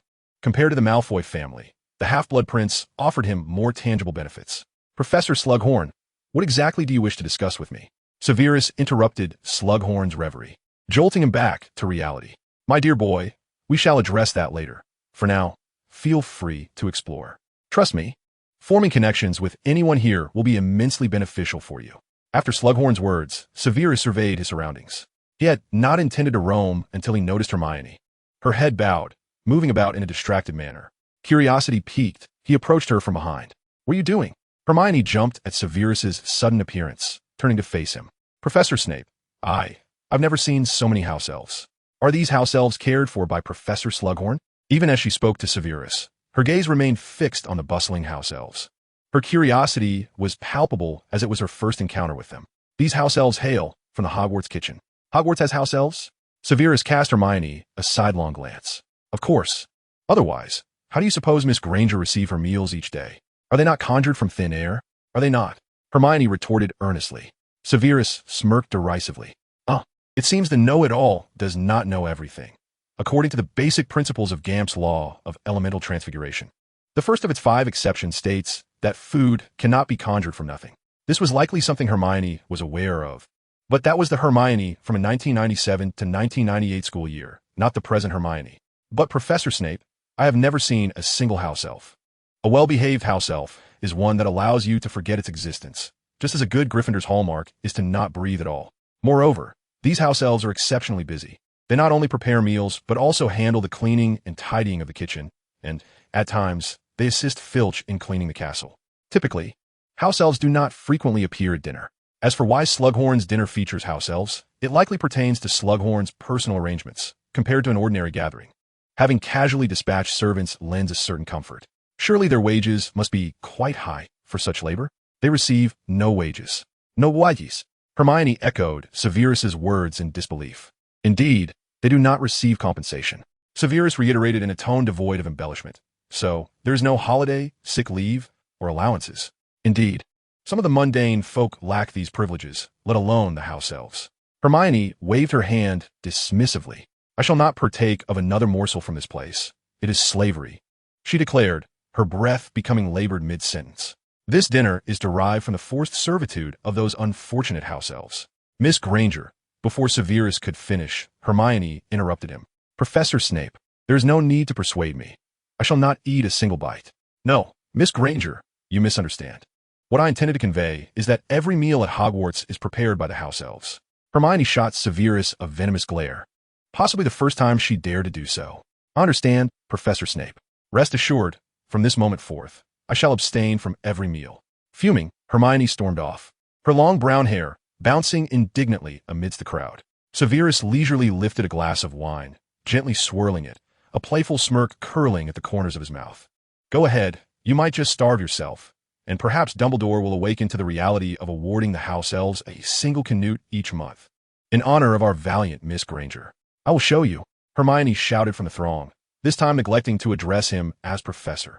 She crossed her arms, lamenting that Professor Snape remained as unyielding as ever, even with his diminished stature. Yet, the onlookers paid little heed to their altercation, merely exchanging knowing glances filled with intrigue regarding the dynamics between the two. In less than a few minutes, 2 witches had already engaged in notable interactions with Severus. Maneuvering past Hermione, he reached for a plate of kidney pies, inadvertently placing his hand atop another as he reached for it. It was Adolf, whose small eyes bulged with indignation upon spotting Severus. Snape, you're taking my pie. Adolph's voice emitted a raucous sound, reminiscent of a windbag, quite unpleasant to the ears. Professor Adolf, I believe there is no name inscribed upon this kidney pie indicating ownership, Severus replied, maintaining a stern expression, though lacking any overt provocation. Yet managing to irk Adolf nonetheless. How on earth were you invited here? Goodness, what standards does Slughorn use to evaluate his students? You never pay attention to my class. Adolf exclaimed. Professor Adolf, you must surely understand that no one truly listens to your lectures, Severus retorted coolly. Adolf, incensed, slammed his hands upon the table, growling. You foolish students will realize how vital my class is when you encounter a troll, or a werewolf, or worse. Worse things, such as the current defense against the dark arts class? Severus quipped, a smirk gracing his lips. You. Adolph's eyes bulged, glaring at the young wizard before him like an enraged bull. Chapter 63. The Cost of Potions. Ah, Adolph, we all believe our own classes to be the most significant. Slughorn's booming voice resonated from behind Severus and Adolph. Turning to look, Severus found Slughorn clutching a bottle of mead, his face flushed, the scent of alcohol wafting heavily around him. Noticing Severus's gaze, he belched contentedly, displaying the trademark grin of a drunkard. However, I have never encountered a potion prodigy quite like Snape. Among all the students I have taught, many possess talent, but I can assure you, Snape is undoubtedly the most gifted. He surpasses any student I have ever had. Had he merely stated that Severus was more talented than any of his students, few would have raised an eyebrow. Yet, Slughorn repeated it twice, prompting the assembled witches and wizards to exchange astonished glances. A flicker of disbelief passed through many eyes, as they simultaneously recalled a certain wizard, whose name could not be uttered. Could Severus's talent truly rival that of the Dark Lord? Adolph slammed his hand on the table, leaning forward, causing the sherry upon it to tremble precariously. Professor Slughorn, I do not care how gifted he is in potions. He never pays attention to my class. Professor Adolph, though you may find my forthcoming words difficult to accept, I must assert that it is entirely possible that Severus simply does not need to attend your class. Slughorn replied, What? You share that opinion? You believe my class to be worthless. He need only attend yours, correct? Slughorn paused, scratching his head awkwardly, his gaze drifting. In truth, I have little to offer Severus in class, at least nothing from the textbook. By the first lesson, he had already mastered what I intended to teach him. As the most socially adept professor at Hogwarts, Slughorn's greatest asset lay in his ability to refrain from stubbornness. Upon concluding his statement, he flushed, for the reality was even more astonishing than he had articulated. He had not taught Severus a single thing. In fact, the young wizard might hold knowledge that could surpass his own. But how could he admit such a thing? A professor with nothing to impart to a first-year student? Even more shocking, this first year had concocted a potion that eluded even the most experienced potion masters, a feat that had confounded the entire potions guild prior to his arrival. How could he voice such a truth? Yet, even as Slughorn concealed the facts, it was sufficient to astonish the members of the Slug Club. Among those present, barring the older professors, who was not a proud protégé of Slughorn, they understood, well, that he was no mere substitute like Adolph. At the very least, Slughorn undeniably deserved his position as the potions master at Hogwarts and head of Slytherin House. His expertise and teaching accolades were not fabricated through mere boasting. Yet, how could such a venerable professor possess nothing to teach a mere first year? This revelation was akin to declaring that a baby had vanquished the Dark Lord. My heavens, is there something amiss with my hearing? Is Professor Slughorn being serious? Observing Slughorn's demeanor, it did not appear to be a jest. Yet how could such a phenomenon be possible?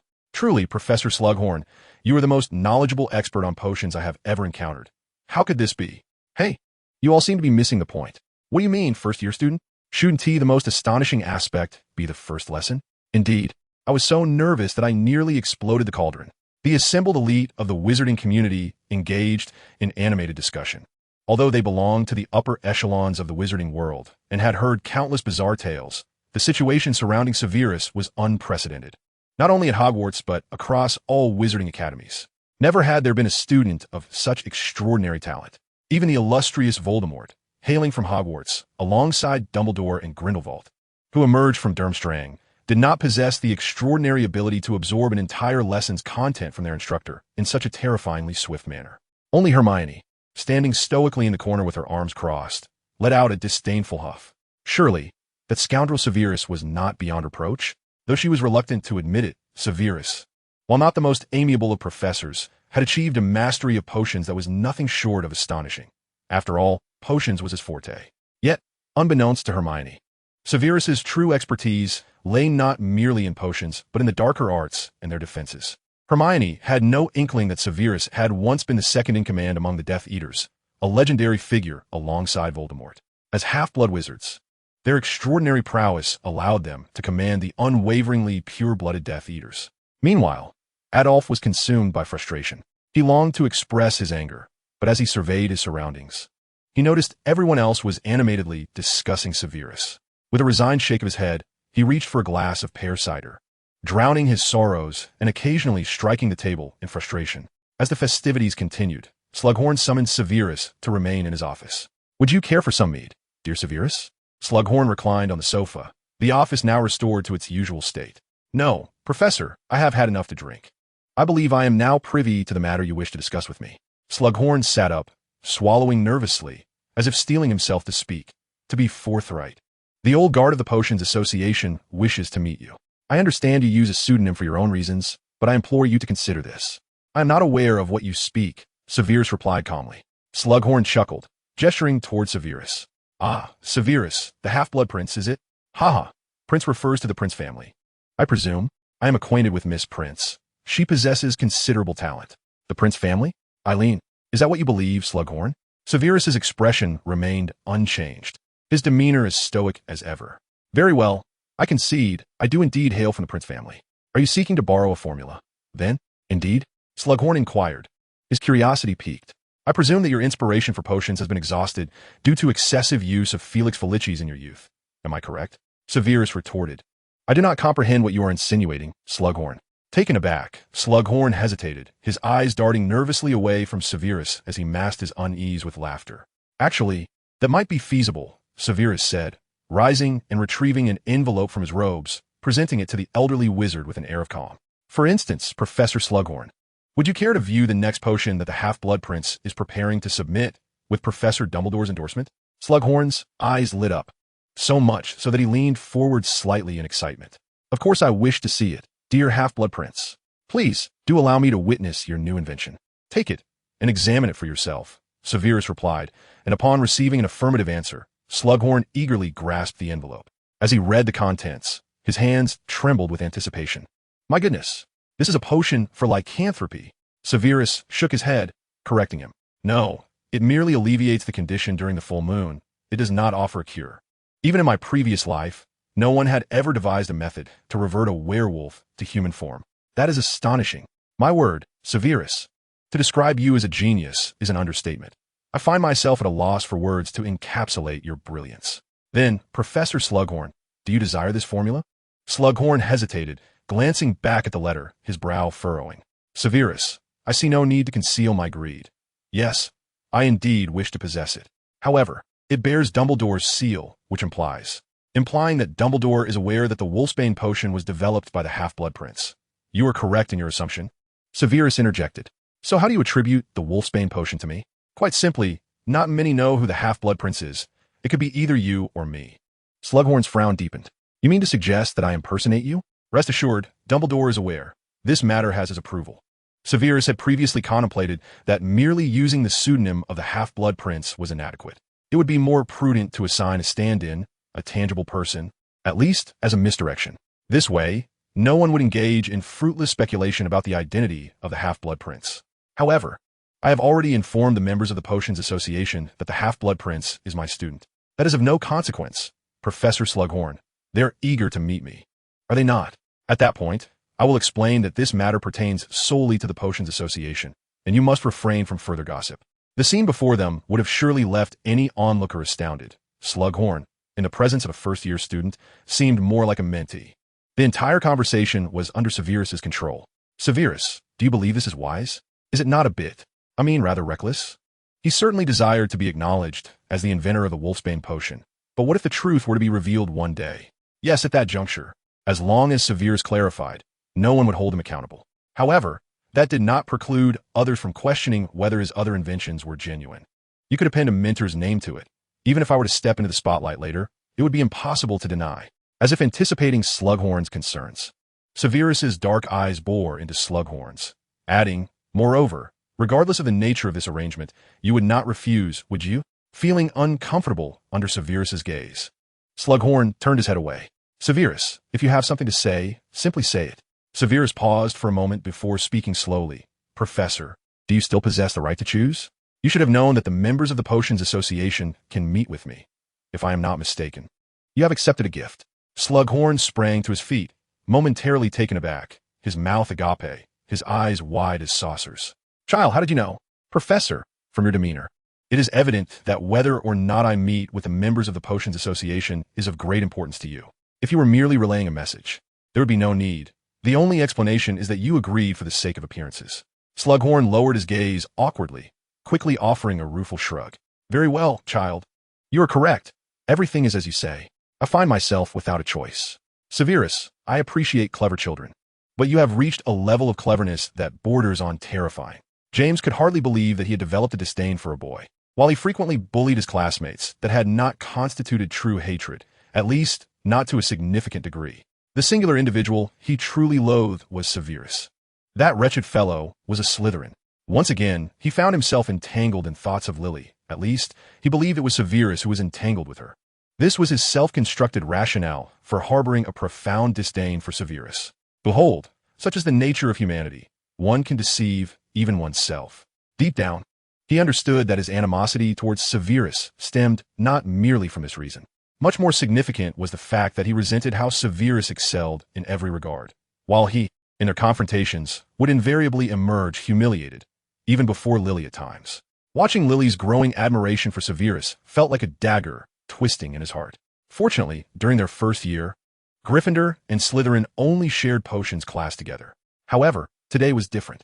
Today marked the commencement of their flying class.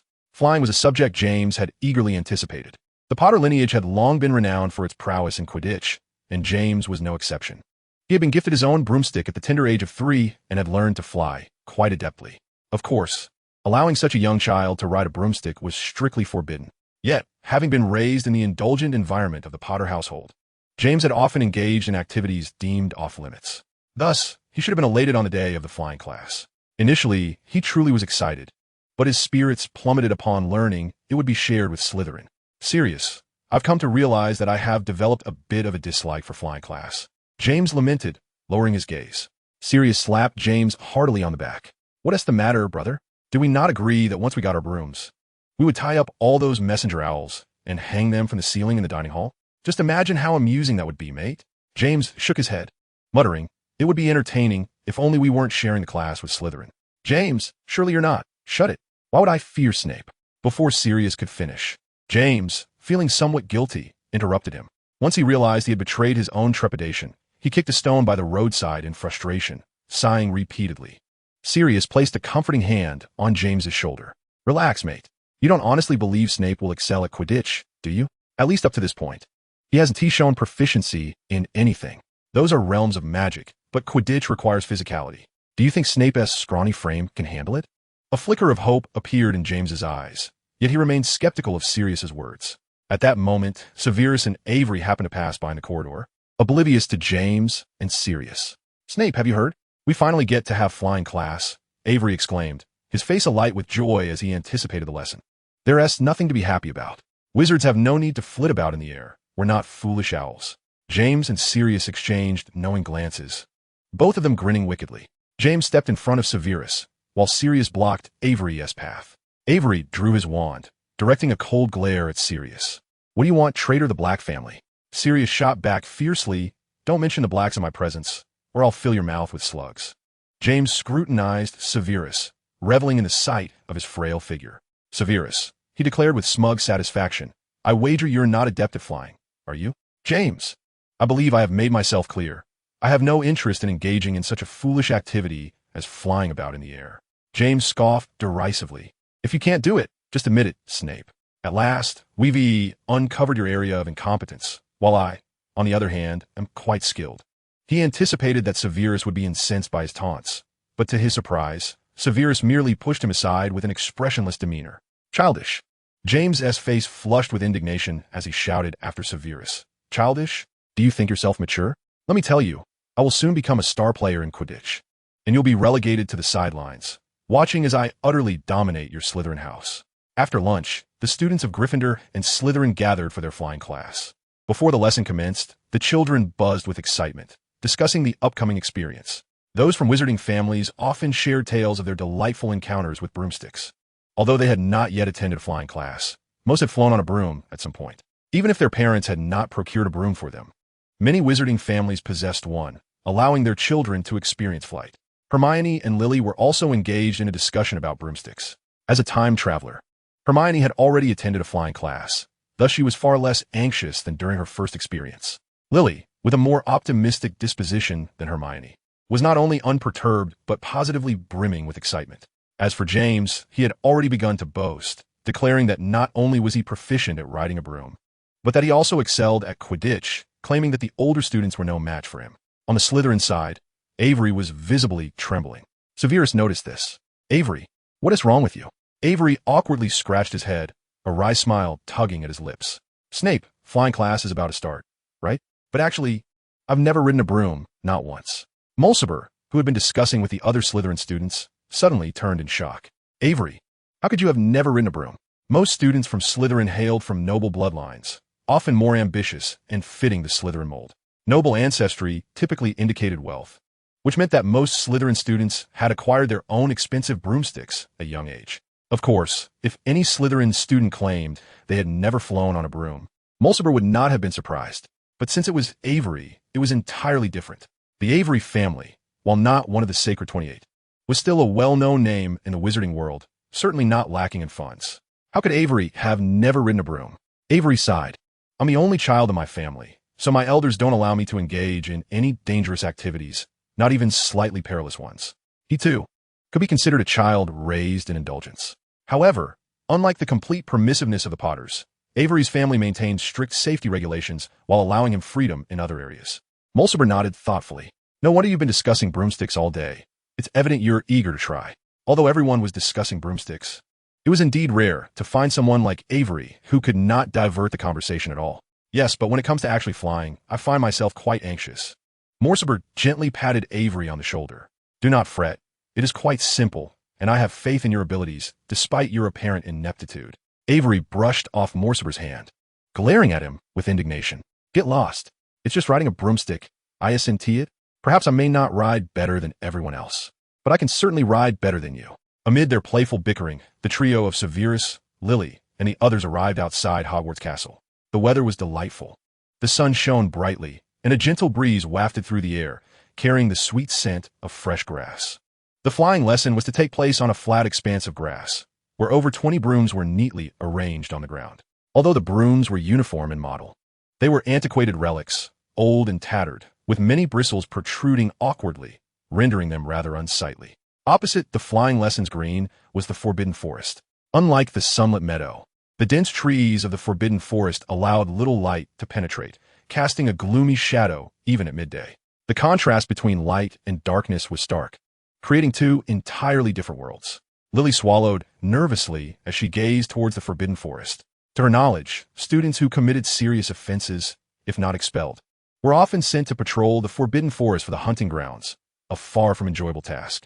Although fatalities were rare, numerous students had sustained severe injuries, often more than one could count. The thought sent a shiver down her spine, and she shook her head, forcing herself to dismiss it. Soon, Madame Hooch, responsible for the lesson, arrived at the scene.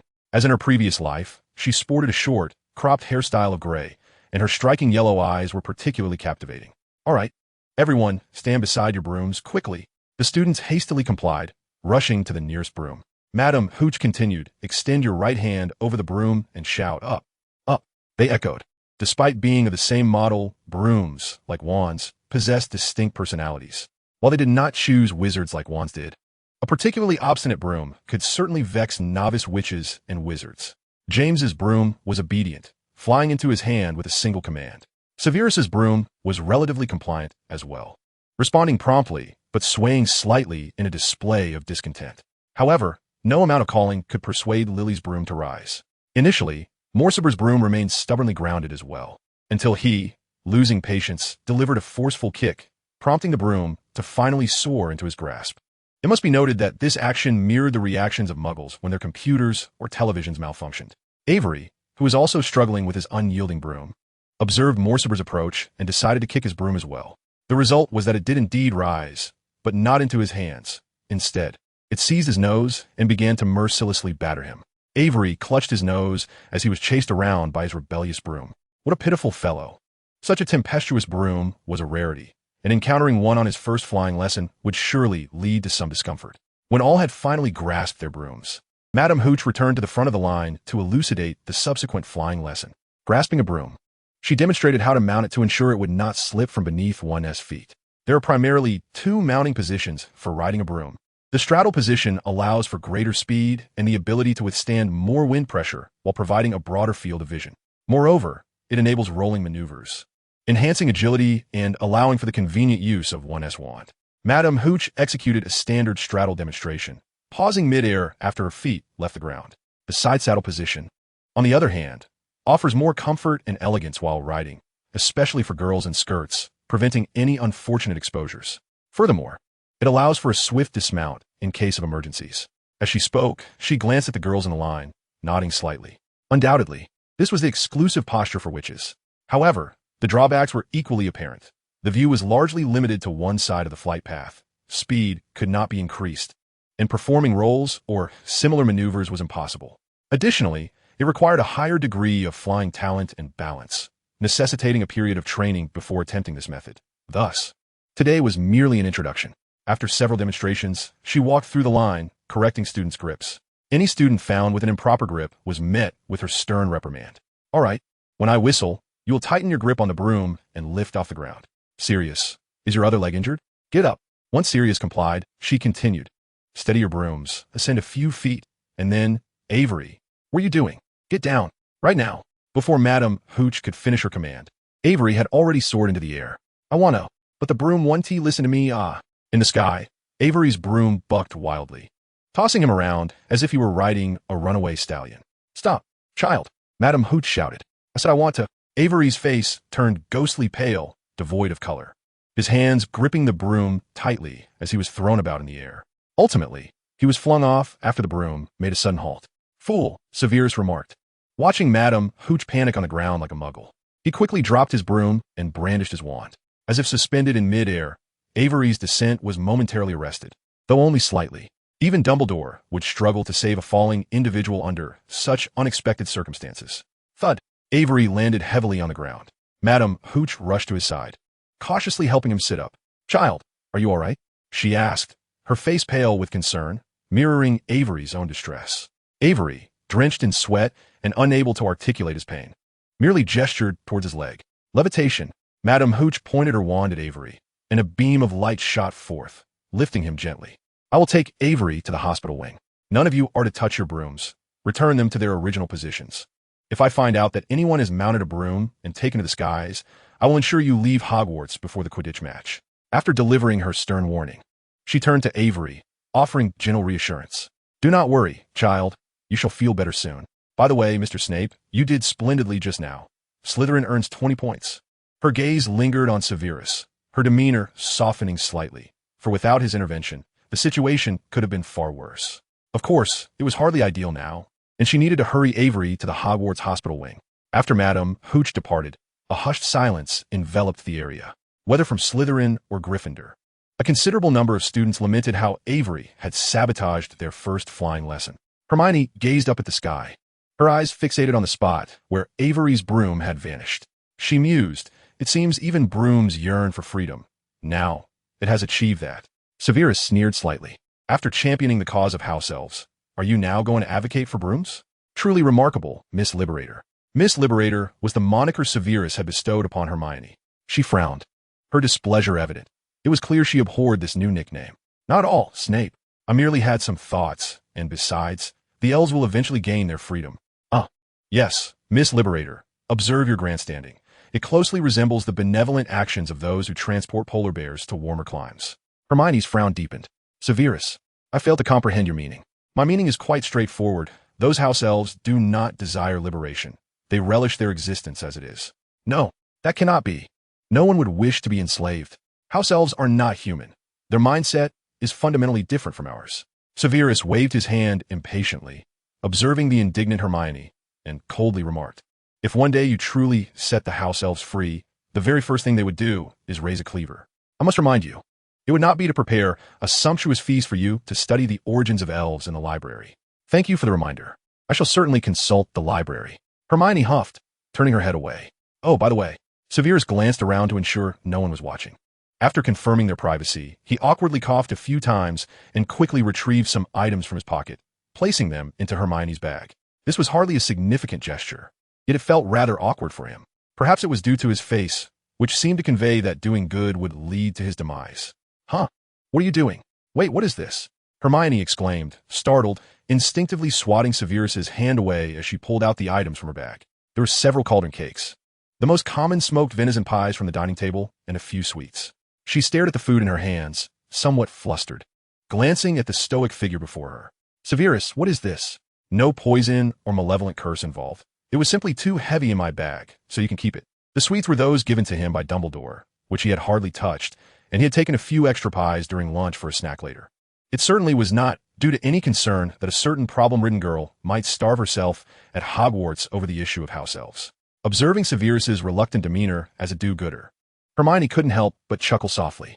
For some reason, her heart felt a slight flutter, as if stirred by honey. Professor Snape, if you continue to pilfer food from the dining table like this, your stern professor image will be irrevocably tarnished. Not a concern, if it comes to that. I wouldn't mind employing a few curses to remind you what constitutes a proper professor. Just then, James dashed past Severus and Hermione. He was clutching a golden snitch he had acquired from an unknown source, shaking it around like a young boy with a toy car. Ha, this feels fantastic. I feel like the best seeker in the world. Peter, the small rat-like boy, looked on with longing, and after a while, mustered the courage to ask James, "Could I play with it too?" Sirius knocked Peter to the ground, and then turned to apologize. "Oh, sorry about that." He did not bother to help Peter up, or even glance in his direction as he eagerly approached James. "James, let me play with the golden snitch for a bit." "Here, but don't lose it." Despite his reluctance, James cautiously handed the golden snitch to Sirius. Sirius joyfully whirled around with the snitch, running freely across the lawn. Peter, having regained his footing, followed the snitch with his eyes, instinctively reaching out his hand before retracting it. Lily, witnessing this, called out to Sirius, "Hey, Sirius, James, could you let Peter play with the snitch for a while? He really wants to join in." Sirius rolled his eyes, impatiently replying, "Enough noise. Fine, once I'm done, he can have a turn." Despite Sirius's unpleasant demeanor, Peter's eyes sparkled with excitement. "Really? Thank you, Sirius, you're so kind." Hermione, feeling somewhat bewildered, turned to Severus. "Snape, I don't understand." "Hermione, you don't comprehend that rat," Severus said with disdain, gazing at Peter from a distance. "That rat is the sort who plays with whoever is strongest. Quite a repugnant character. A rat? While he does resemble one, Severus, it's unkind to give people nicknames. I did not assign Peter a nickname. That fellow's animagus form is indeed a rat. Doirico Ron Weasley Spatrat. Indeed, after the downfall of the Dark Lord, it had been hiding out in the Weasley household." Hermione exclaimed, "How is that possible?" "Severus, you must be jesting. A wizard transforming into a rat to become Ron's pet is simply too absurd." But soon, as if struck by a thought, she shook her head. "I heard that Scabbers has lived for 12 years. A normal rat could never live that long." Halfway through her statement, she gasped, her mouth agape. "So, Ron has been." Severus smirked, a playful smile gracing his lips. "Yes, Mr. Weasley has been sharing a bed with Peter every night. You and Peter could be considered old friends." "How disgusting." Hermione shuddered at the thought of Ron cuddling with Peter at night, feeling fortunate she had not eaten anything at lunch. Poor Ron. Not far away, Sirius called out, "Hey Snape, how about a rematch with James?" Sirius, glancing at the golden snitch, recalled James's previous concerns. Peter, looking pitiful, fidgeted with his fingers. "Didn't you say I could play soon?" "Shut it, Peter. I said I would let you play. Can you not wait a moment?" Lily crossed her arms, glaring fiercely at Sirius. "Sirius, are you really going to bully your own housemates?" Sirius scratched his head awkwardly, casting a glance at Peter. "How could it be interpreted as me bullying him? That guy's always pestering me and James.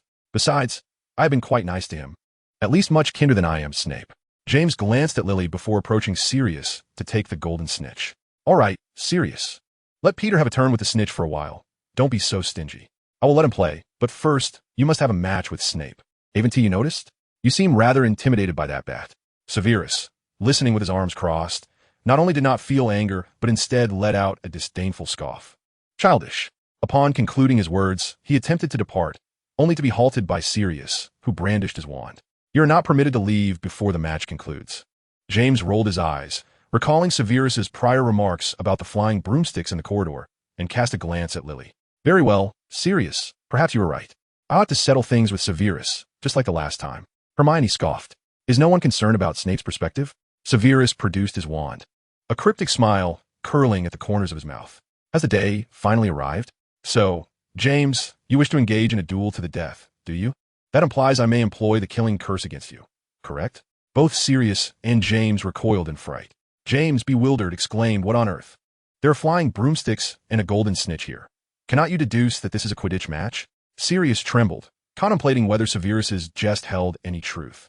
Could this wretch truly resort to the killing curse? Severus sheathed his wand. How dull. Who would wish to indulge in your childish antics? Wizards flitting about like owls in the sky is simply preposterous. With that, he strode forward without a backward glance. Observing Severus's intent to leave, Sirius shouted, "Hey, stop right there, coward. If you're afraid, just admit it."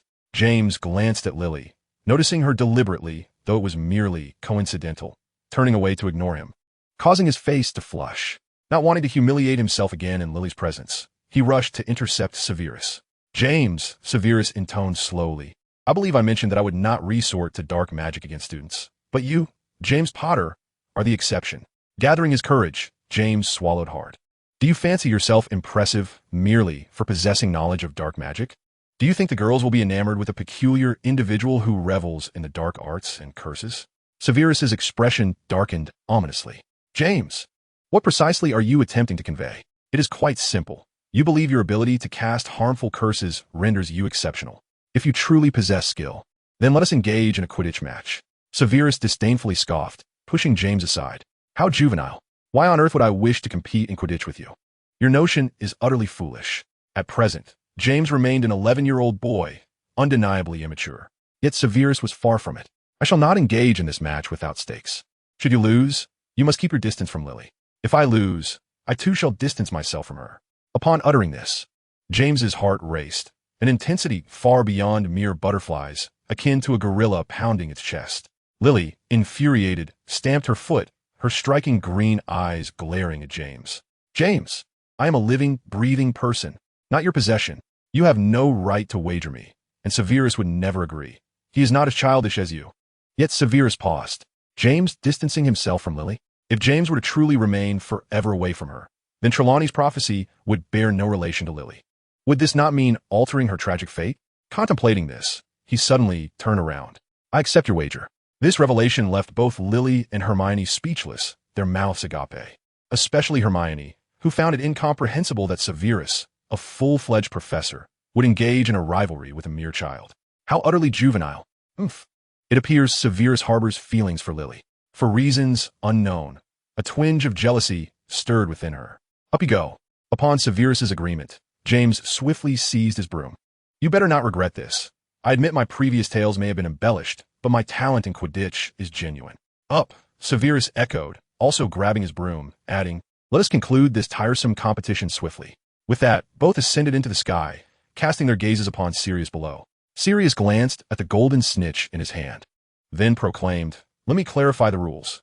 As this is not an official Quidditch match, the first to catch the golden snitch shall be deemed the victor. Do you both concur?" James and Severus nodded in unison. "Then, let the match commence." Chapter 68, The Slytherin Rules. The match began. Sirius released the golden snitch from his grip. James surged forward, racing after the snitch. His flight was commendable, gliding through the air like a swift swallow, nimbly darting about. He glanced back at Severus, observing him leisurely trailing behind, akin to an elderly person enjoying a stroll. This sight filled him with pride. "Hey, Snape, are you afraid of heights? You're flying so slowly. Should I grant you a 10-minute head start?" James gleefully circled back, flitting beside Severus, pulling faces. Severus maintained his usual scowl, betraying no change in expression, while his right hand discreetly withdrew his wand beneath his robes, unnoticed by James. Alarmed, James quickly darted away from Severus, resuming his pursuit of the golden snitch. Below, Sirius and Peter watched with fervor. Sirius was so excited he nearly leapt into the air, cheering for James. "You're doing great, James. Snape can't hold a candle to you." Peter bellowed, straining his voice to shout, "James is the best. Snape can go to hell." Hermione gazed at the leisurely Severus in disbelief, though she had never considered Severus adept at flying. He certainly should not be moving at such a novice's pace. Meanwhile, Lily crossed her arms, glaring fiercely at Severus. His actions led her to suspect he did not wish to see her, deliberately throwing the match. In the sky, Severus ceased flying after a while, resting his chin on his hand, observing James's fervent attempts to capture the golden snitch, a playful smile gracing his lips. "James, a little more effort, and I believe you shall succeed." James shot a glare back at Severus. He then charged once more toward the golden snitch, now within arm's reach, extending his hand. Victory was tantalizingly close. Severus drew his wand, calmly uttering, "Accio." As he spoke the incantation, the golden snitch halted midair before swiftly darting toward Severus. "Hey, wait, where are you going?" James reached out, but his grasp met only empty air as the golden snitch landed in Severus's hand. Severus blew lightly on the snitch, a cold smirk forming on his lips. "It is over, James. Your efforts were in vain." In an instant, silence enveloped the surroundings. As if a freezing charm had been cast, all present gaped, mouths agape and eyes wide, fixated on Severus. They remained motionless, resembling statues. After an indeterminate time, Sirius finally recovered, pointing an accusatory finger at Severus. "You shameless scoundrel. I have never encountered a fiend quite like you." Peter hurriedly echoed his sentiments, raising his voice slightly louder in a bid to appear more fervent. "This doesn't count. It's cheating. He was a despicable cheater." And the outcry from Gryffindor was incessant. "Wretched Slytherin, who told you that Quidditch could be played with wands? This is unjust. This is cheating." Regaining his composure, James furiously charged at Severus, snatching the golden snitch from his grasp. "You cheated. You lost. Stay away from Lily from now on. James, you truly lack the spirit of Quidditch. The match is over, and you're committing a foul," Severus retorted coolly. James widened his eyes, astonished by Severus's audacity. Mimicking Severus, he drew his wand and waved it dramatically through the air, then pretended to grasp at the void, imitating Severus's tone as he said, "James, you truly lack the spirit of Quidditch. The match is over, and you are committing a foul." He abruptly turned and glared at Severus. "Snape, your talent for fabricating lies is truly remarkable. Who exactly is committing a foul here?" "James, what foul? I'm not aware of any," Severus replied, unfazed. "This is not a formal Quidditch match. I believe you know that well. Was it not previously stated that capturing the golden snitch counts as victory? Are you not merely exploiting loopholes? That is not a skill. It is invalid. It is invalid." Severus laughed coldly. "Rules? Only the weak abide by rules. The strong wield them, even crafting their own." Mulciber clapped below, and fervent applause erupted from the Slytherin side, with some even cheering. "Well said. No wonder it's Snape." James descended to the ground, casting his broom aside. "Regardless of what you say, I will not believe your nonsense. You have committed a foul. I will not honor the wager." Severus also landed, gently placing his broom down. "I knew you would not honor it, for you are but a proud fool, destined to remain ignorant even in adulthood, ultimately paying the price for your ignorance." "Snape, you," James began to curse, but his heart sank suddenly, and his expression fell. He had spotted Professor McGonagall approaching them, and encountering her at this moment was even more daunting than facing a troll. "How dare you? Are you not afraid of breaking your neck?" Professor McGonagall's eyes blazed with fury as she glared at Severus and James. Severus maintained his impassive demeanor, betraying no thoughts, while James lowered his head, too frightened to meet her gaze. "Professor McGonagall, let me explain." Before James could finish, she interrupted him. "Enough, James. Come with me." James glanced at Severus, then back at McGonagall, cautiously asking, "Does Snape not have to come?" "No, he does not. Only you must come with me." Upon hearing this, James's anger flared. The prospect of imminent expulsion loomed over him. "Why, Professor? Why am I the only one being expelled while Snape is not?" "Mr. Potter, restrain your foolish anger. When did I ever say I would expel you?" James was momentarily taken aback, his mouth agape as he stared at McGonagall. "So, Professor, you are not taking me to be expelled for using a broom without permission?" McGonagall adjusted her glasses and shot him a disapproving look. "Mr. Potter, if you ever attempt such a thing again, I will expel you. However, not this time." A flicker of anger crossed her eyes regarding James and Severus's unauthorized use of brooms, yet she was primarily concerned with the students' displayed talent, as the lesson was meant to teach flying. "Then, Professor, what about us?" James inquired, somewhat bewildered. "Silence, just follow me," she replied. Chapter 69. What does it mean to be just a student? Is it really not expulsion or detention? James stood hesitantly, gazing at McGonagall. "Rest assured, I merely wish to recommend you for the Gryffindor Quidditch team as a seeker. If you do not wish to participate, I shall not force you." "No, Professor McGonagall. I want to participate. Please allow me to join. You are so kind." James was nearly bouncing with excitement at this news, which thrilled him immensely. McGonagall's usually tightly pressed lips relaxed into a smile as she shook her head. "If you truly believe I am kind, then refrain from causing me more trouble.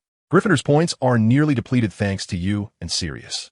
"Yes, Professor McGonagall, I promise I will never misbehave again." James likely only said this, for by the next day, he would forget.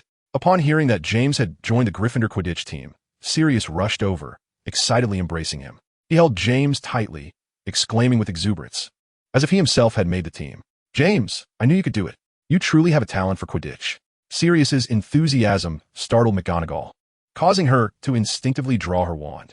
Once she realized that Sirius only intended to hug James, she returned her wand to her pocket, shaking her head in exasperation. This child, though clever, is far too reckless. He will inevitably face consequences. Then, Peter Pettigrew rushed over to celebrate with James, his face adorned with sycophantic smiles, his eyes narrowing into slits of delight. Truly, James, this is just your first step. I believe you will undoubtedly become the finest seeker. As Sirius, still embracing James, turned to grin widely, he remarked, you know, you don't have to be so nauseating. Why do I always find you so repulsive? James, rather charmed by Peter's flattery, chuckled, scratching his head. Oh, don't speak so grandly. It makes me feel awkward. What's your name again? Lily sighed. Peter Pettigrew. James patted his chest. Ah, little Peter Pan, from this day forth, you are my friend, and I shall not allow anyone to bully you. Little Peter Pettigrew. Peter's voice was so small it was nearly a whisper, reminiscent of a mosquito's buzz. James did not hear him and paid him no mind. He gently pushed Sirius aside, striding confidently towards Severus. How do you like that, Snape? Soon I shall join Gryffindor Quidditch as a seeker. Do you remember what I said before? I will become a star player, adored by the girls, while you will sit on the bench, watching as I utterly decimate your Slytherin. At his words, the eyes of all present Slytherins burned with fury, as if they were ready to devour him. Professor McGonagall seized James by the ear, twisting it sharply. James winced, instinctively covering his ear with his hand. Ouch, Professor McGonagall. Can you please let go? James, do you still wish to be Gryffindor's seeker? Of course. Let us go. Professor McGonagall. McGonagall released James, but before she could utter a word, the sound of Dumbledore's laughter echoed from behind. Oh, this year's children appear quite unruly, don't they, Minerva? McGonagall turned to see Dumbledore alongside Slughorn. She sighed. Indeed, Professor Dumbledore, this year's crop of students is more mischievous than any before. Dumbledore chuckled gently. Having energy is commendable, but it must be tempered with restraint. Upon hearing Dumbledore's words, McGonagall glanced back at James, then at Dumbledore, adjusting her glasses with a slight furrow of her brow. Professor Dumbledore, may I handle this matter? I assure you, I will address their behavior with the utmost seriousness. Slughorn and Dumbledore exchanged glances, with Slughorn shrugging and shaking his head in disapproval. Dumbledore inquired, Professor McGonagall, what is it that you and Professor Slughorn are oblivious to? McGonagall opened her mouth slightly, pushing her spectacles up the bridge of her nose. Professor Dumbledore, Professor Slughorn, are you not here regarding James and Snape's unauthorized use of flying broomsticks? She had assumed that they, like her, had rushed over upon witnessing James and Snape careening about on broomsticks. Slughorn's eyes widened in surprise, his previously jovial demeanor now replaced with concern. What? You mean they were just flying about on broomsticks? They haven't met the flight requirements yet, have they? My goodness, I cannot afford to lose my finest student, he lamented, clearly referring to Severus. Dumbledore, however, appeared even more amused. Fear not, Professor McGonagall, Professor Slughorn. Most children have learned to ride broomsticks before entering Hogwarts, so there is no need for excessive worry. Professor Dumbledore. McGonagall's voice rose significantly. This is no trivial matter. Do not forget that not all students have practiced on broomsticks. While she did not wish for Dumbledore to expel James and Severus, she also did not want him to dismiss the situation lightly. Then perhaps we should assign them detention with Filch after school, Professor McGonagall. McGonagall nodded in agreement. That will suffice, Professor Dumbledore. Curiously, James asked Professor Dumbledore, if you're not here to see me and Snape, then what is your purpose? No, my child, Dumbledore replied. You are partially mistaken. We are indeed not here to see you, but we do have matters to discuss with Severus. James pressed on, what matters, Professor? Dumbledore glanced at Severus and then shook his head, playfully winking. Mr. Potter, that is a secret of the Hogwarts faculty, which I cannot divulge. James's mouth fell open in astonishment. A secret? What could Snape possibly have that is secretive? He is merely a student.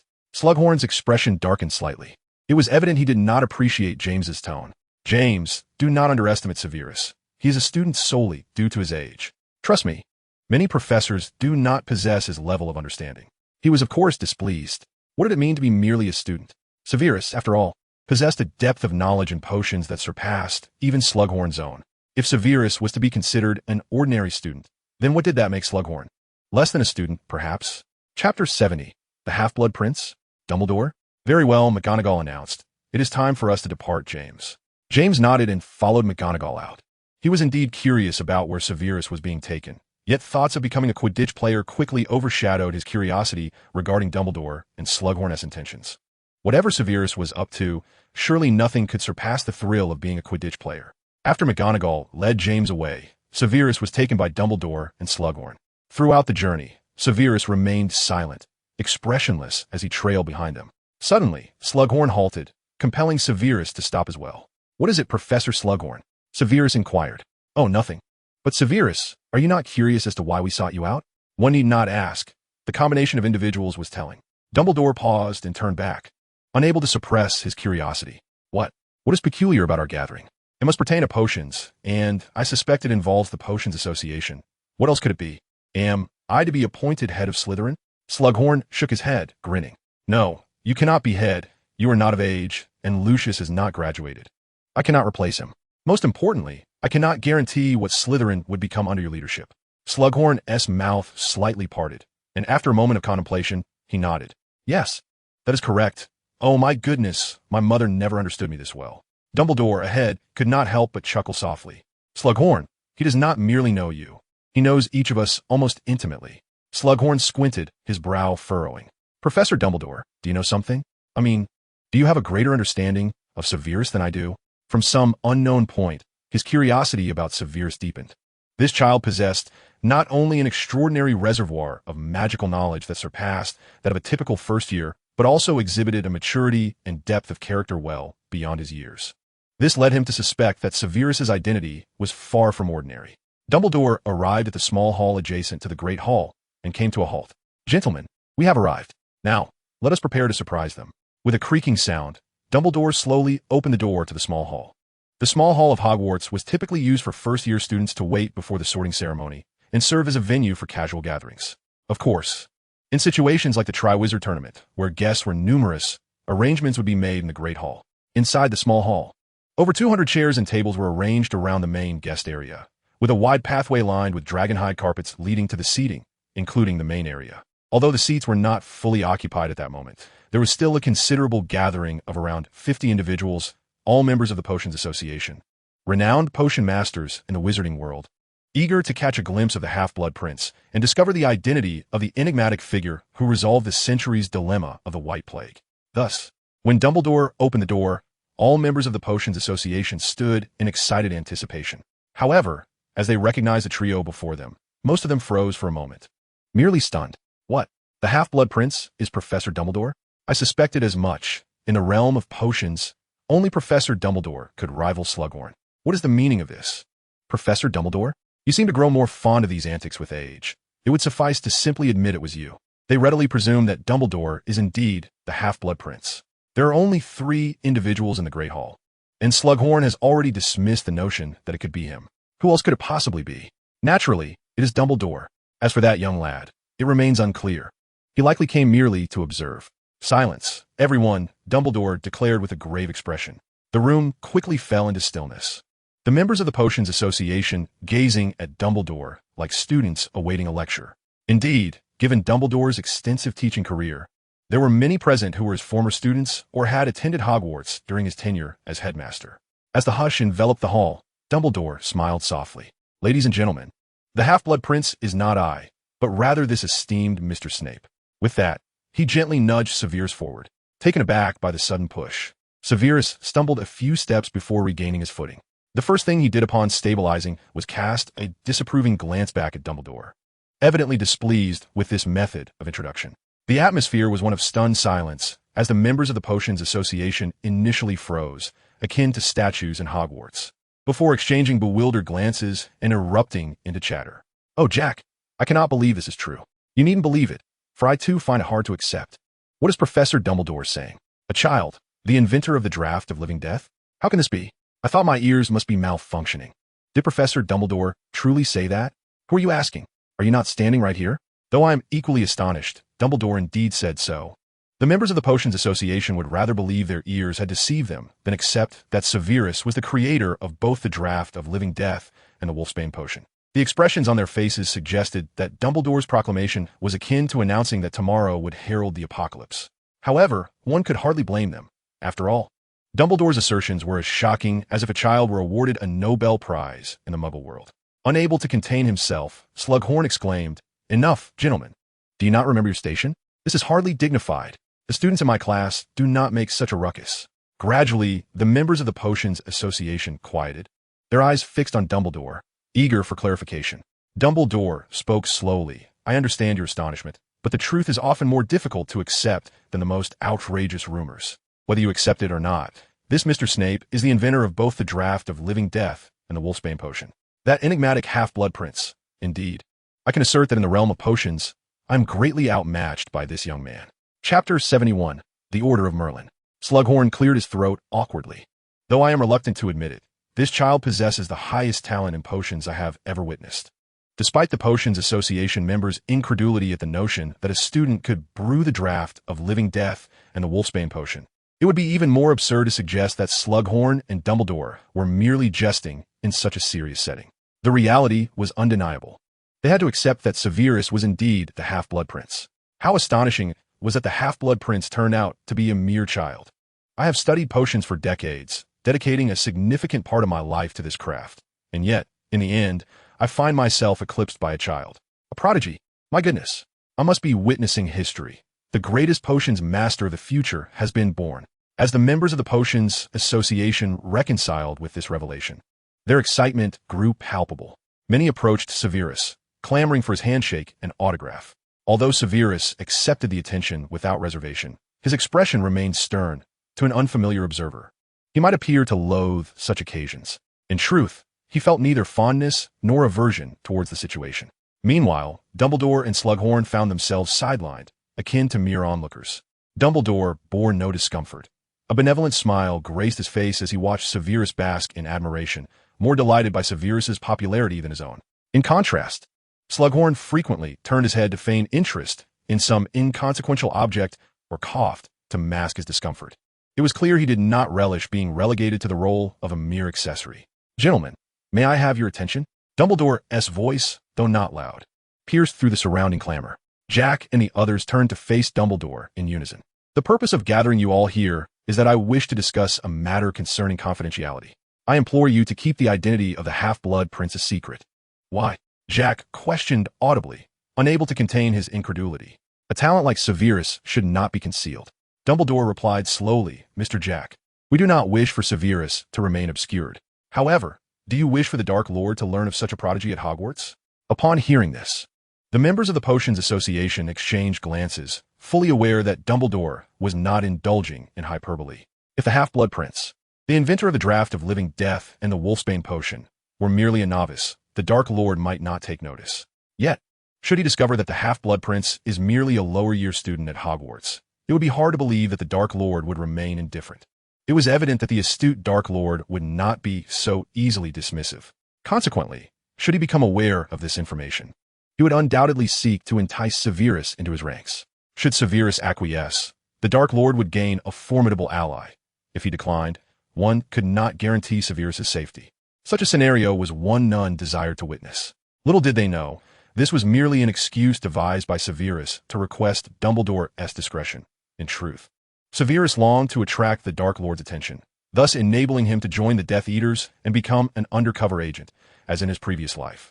After extensive deliberation, the members of the Potions Association largely concurred with Dumbledore's perspective. However, mere verbal assurances were insufficient. To ensure Severus's safety, they resolved not only to publicly attribute the identity of the Half-Blood Prince to Slughorn, but also to require all present to sign an unbreakable oath. To further compensate Severus, the Potions Association decided to apply for a first-class Order of Merlin on his behalf. Of course, although it was framed as an application for Severus, the truth was that the Potions Association had a fixed quota for a first-class Order of Merlin every decade, which had yet to be utilized, thus guaranteeing a favorable outcome. Upon hearing this, Slughorn could not restrain himself and sprang from his seat. "The Order of Merlin? A first-class one?" Slughorn exclaimed, his mouth agape in astonishment. It was crucial to note that the Order of Merlin was exceptionally prestigious, awarded only to those who made significant contributions to the magical world, akin to the Nobel Prize in the Muggle realm. Moreover, a first-class honor? That, indeed, is the most coveted of the 3 levels of medals. It was only after Dumbledore vanquished Grindelwald and saved the magical world that he was awarded a first-level medal. Yet, He himself had applied for the Merlin Medal on multiple occasions, only to have his request consistently denied. In stark contrast, Severus, who has only just entered his first year, has already attained the Merlin Medal he has long dreamed of, inciting a jealousy so intense it could almost shatter his back teeth. Slughorn's booming voice drew the attention of everyone present towards him. "Do you have any objections, Professor Slughorn?" inquired Headmaster Gale, who had just announced his intention to nominate Severus for the first level of the Merlin Medal. Slughorn swallowed hard, a sheepish smile spreading across his face. "No issues at all. What can I possibly object to? I am delighted that Severus, as my student, has achieved the first level Merlin Medal." He retook his seat, fortunate that no one seemed to notice his unease, as all eyes were fixated on Severus. After sitting down, Slughorn felt his face flush. He never imagined that the esteemed head of Slytherin and a renowned potions master would one day feel envious of a first-year student. It would be laughable to share this sentiment, yet the reality was undeniable, and Severus certainly possessed the merit to evoke such envy. After the meeting concluded, Severus fortuitously arrived just in time for lunch. He refrained from sharing the news of the Merlin Medal or the Half-Blood Prince with Avery and Mulciber. Instead, he concocted a casual excuse, claiming that Slughorn, much like Dumbledore, praised his talent in potions and wished for him to assist Dumbledore in brewing essential potions for the school. That's impossible. While the headmaster certainly favors good students, you're only in your first year. The potions Dumbledore requires are exceedingly challenging, Avery exclaimed incredulously. As Severus nonchalantly mentioned his upcoming task of brewing potions for Dumbledore, Avery, who had been poised to take a bite of pumpkin pie, halted mid-motion, utterly astonished. Mulciber downed his glass of orange juice in one gulp, and then snatched the piece of pumpkin pie from Avery's fork, chewing it loudly. "This is utterly ridiculous, Snape. That defies all logic, doesn't it? Those seventh-year students have never been asked to help by Professor Dumbledore. Brewing potions has always been the sole responsibility of Professor Slughorn." Chapter 72. Seeking Seekers and Merlin Medalists.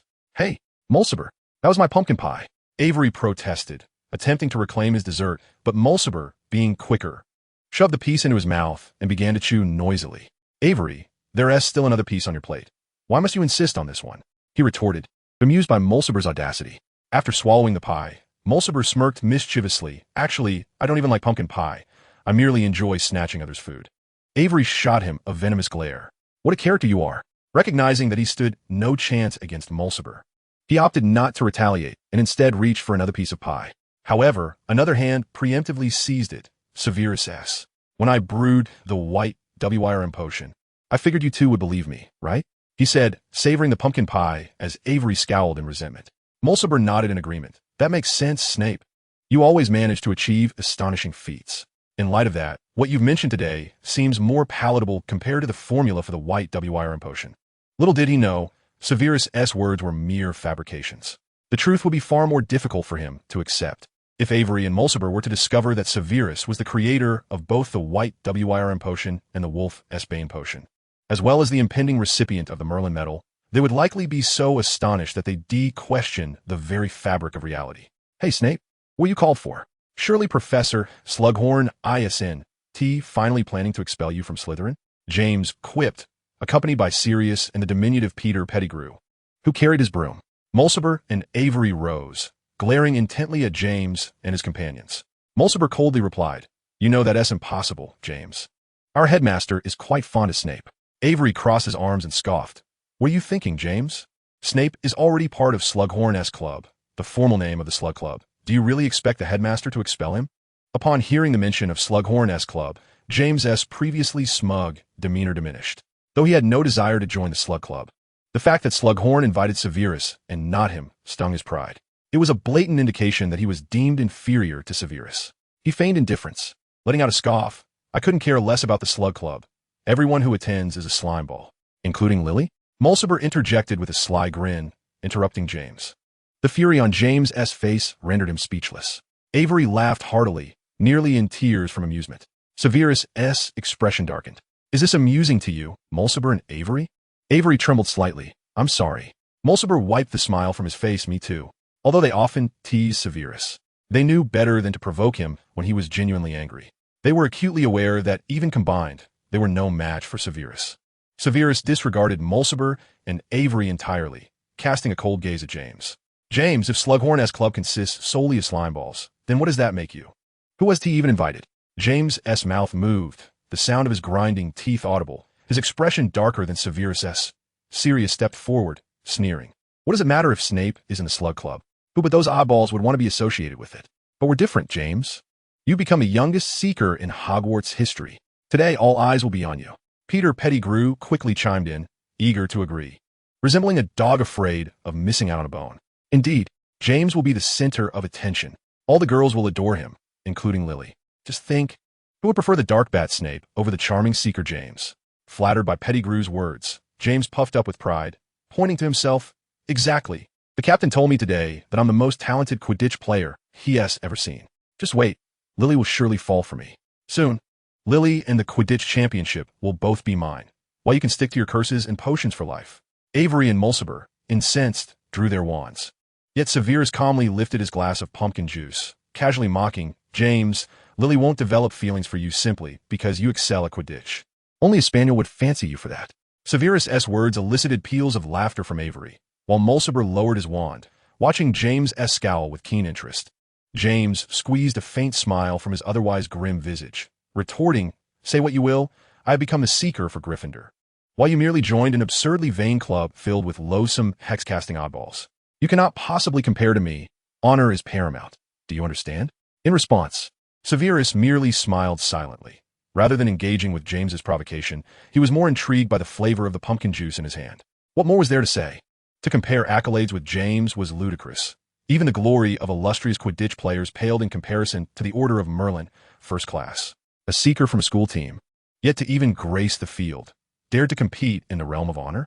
It was almost laughable. As James noted Severus's indifference, his expression soured further. He disdainfully pouted. Snape, it's futile to feign profundity. In Quidditch, you shall never match my prowess. Sirius mocked. Even if you were to join the Slytherin Quidditch team, it wouldn't hold a candle to James. Not to mention your own physical condition is abysmal, and your Slytherin team is hardly stellar.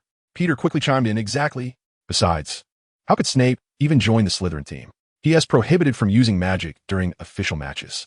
James yawned and smacked his lips. Enough of this banter. I'm eagerly anticipating the celebratory feast everyone is preparing for me. I believe we should take our leave now.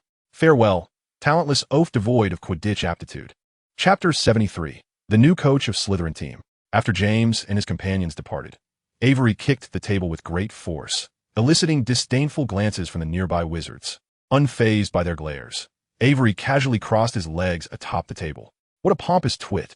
Yes, just a Seeker now. What is there to boast about? This year, Slytherin will utterly trounce them. Mulciber shook his head. I fear that unlikely. Slytherin has languished at the bottom of the Quidditch ranks for many years, while Gryffindor, Ravenclaw, and Hufflepuff have been alternating championships. We hardly stand a chance.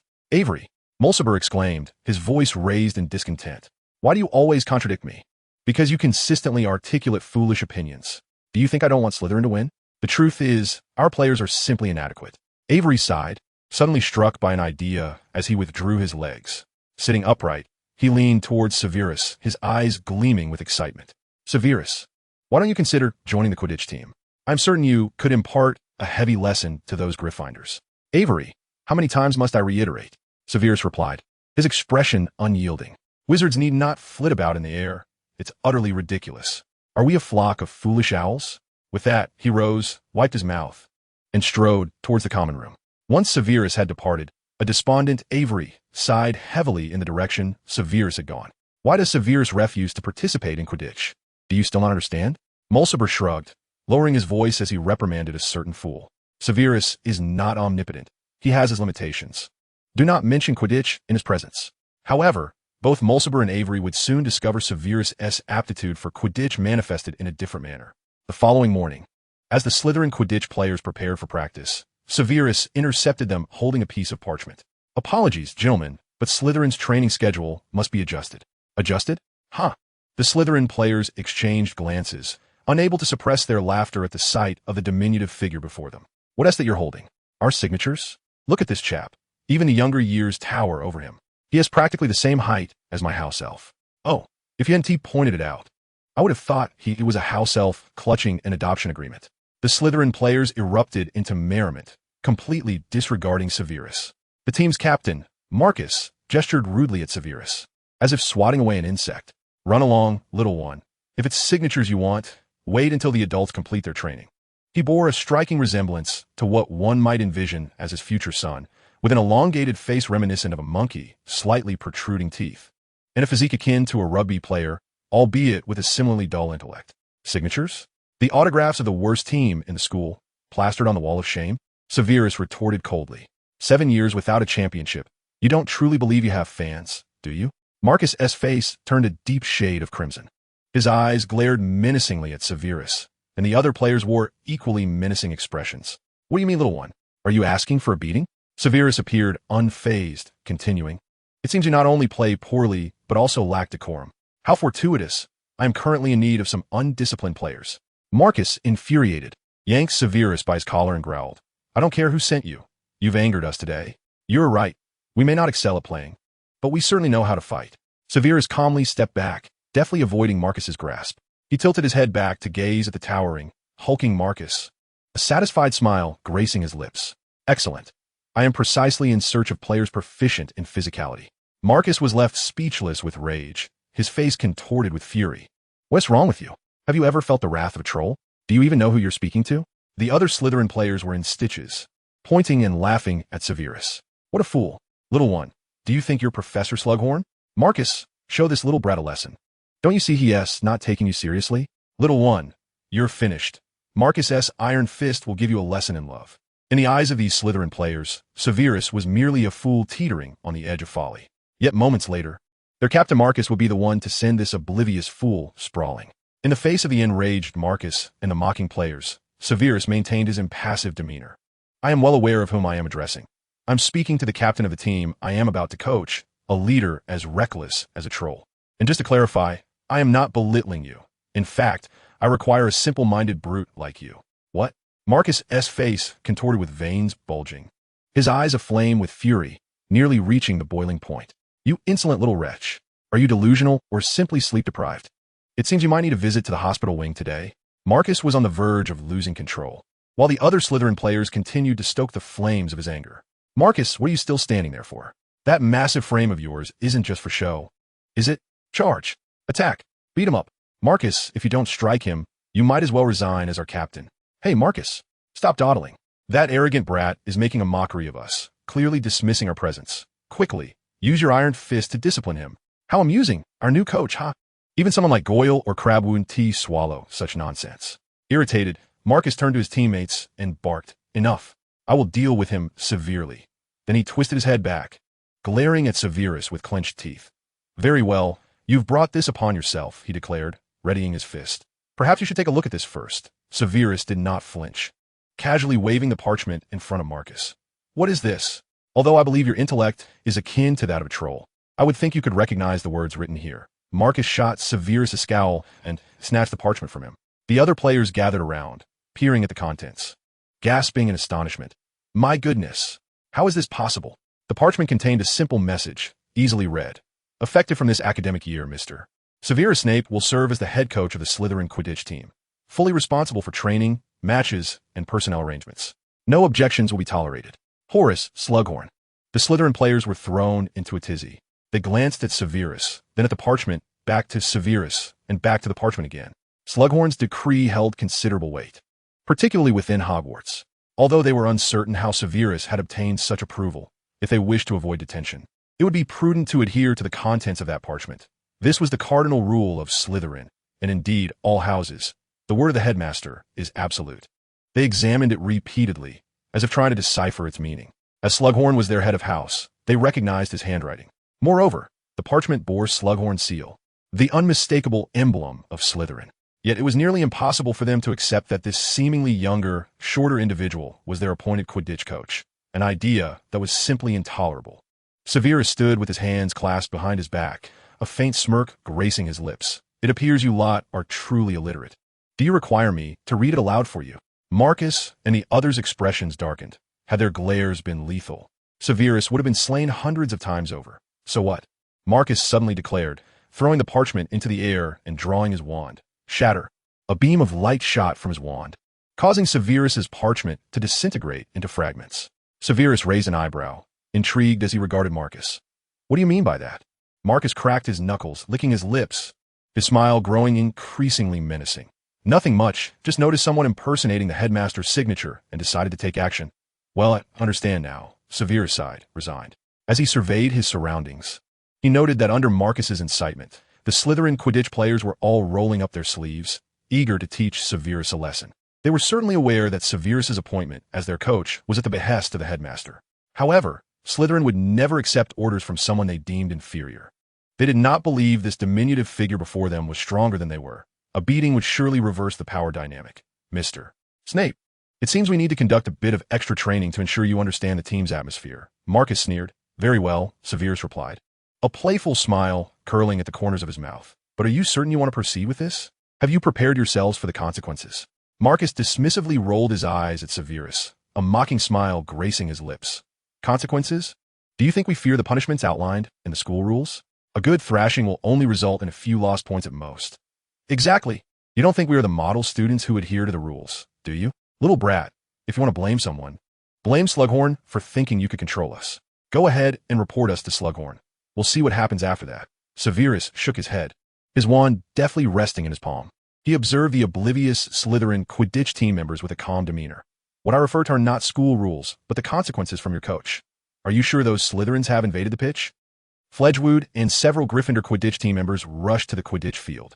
Today, the pitch belonged to Gryffindor, but shortly after breakfast, they had been informed that Slytherin was already there.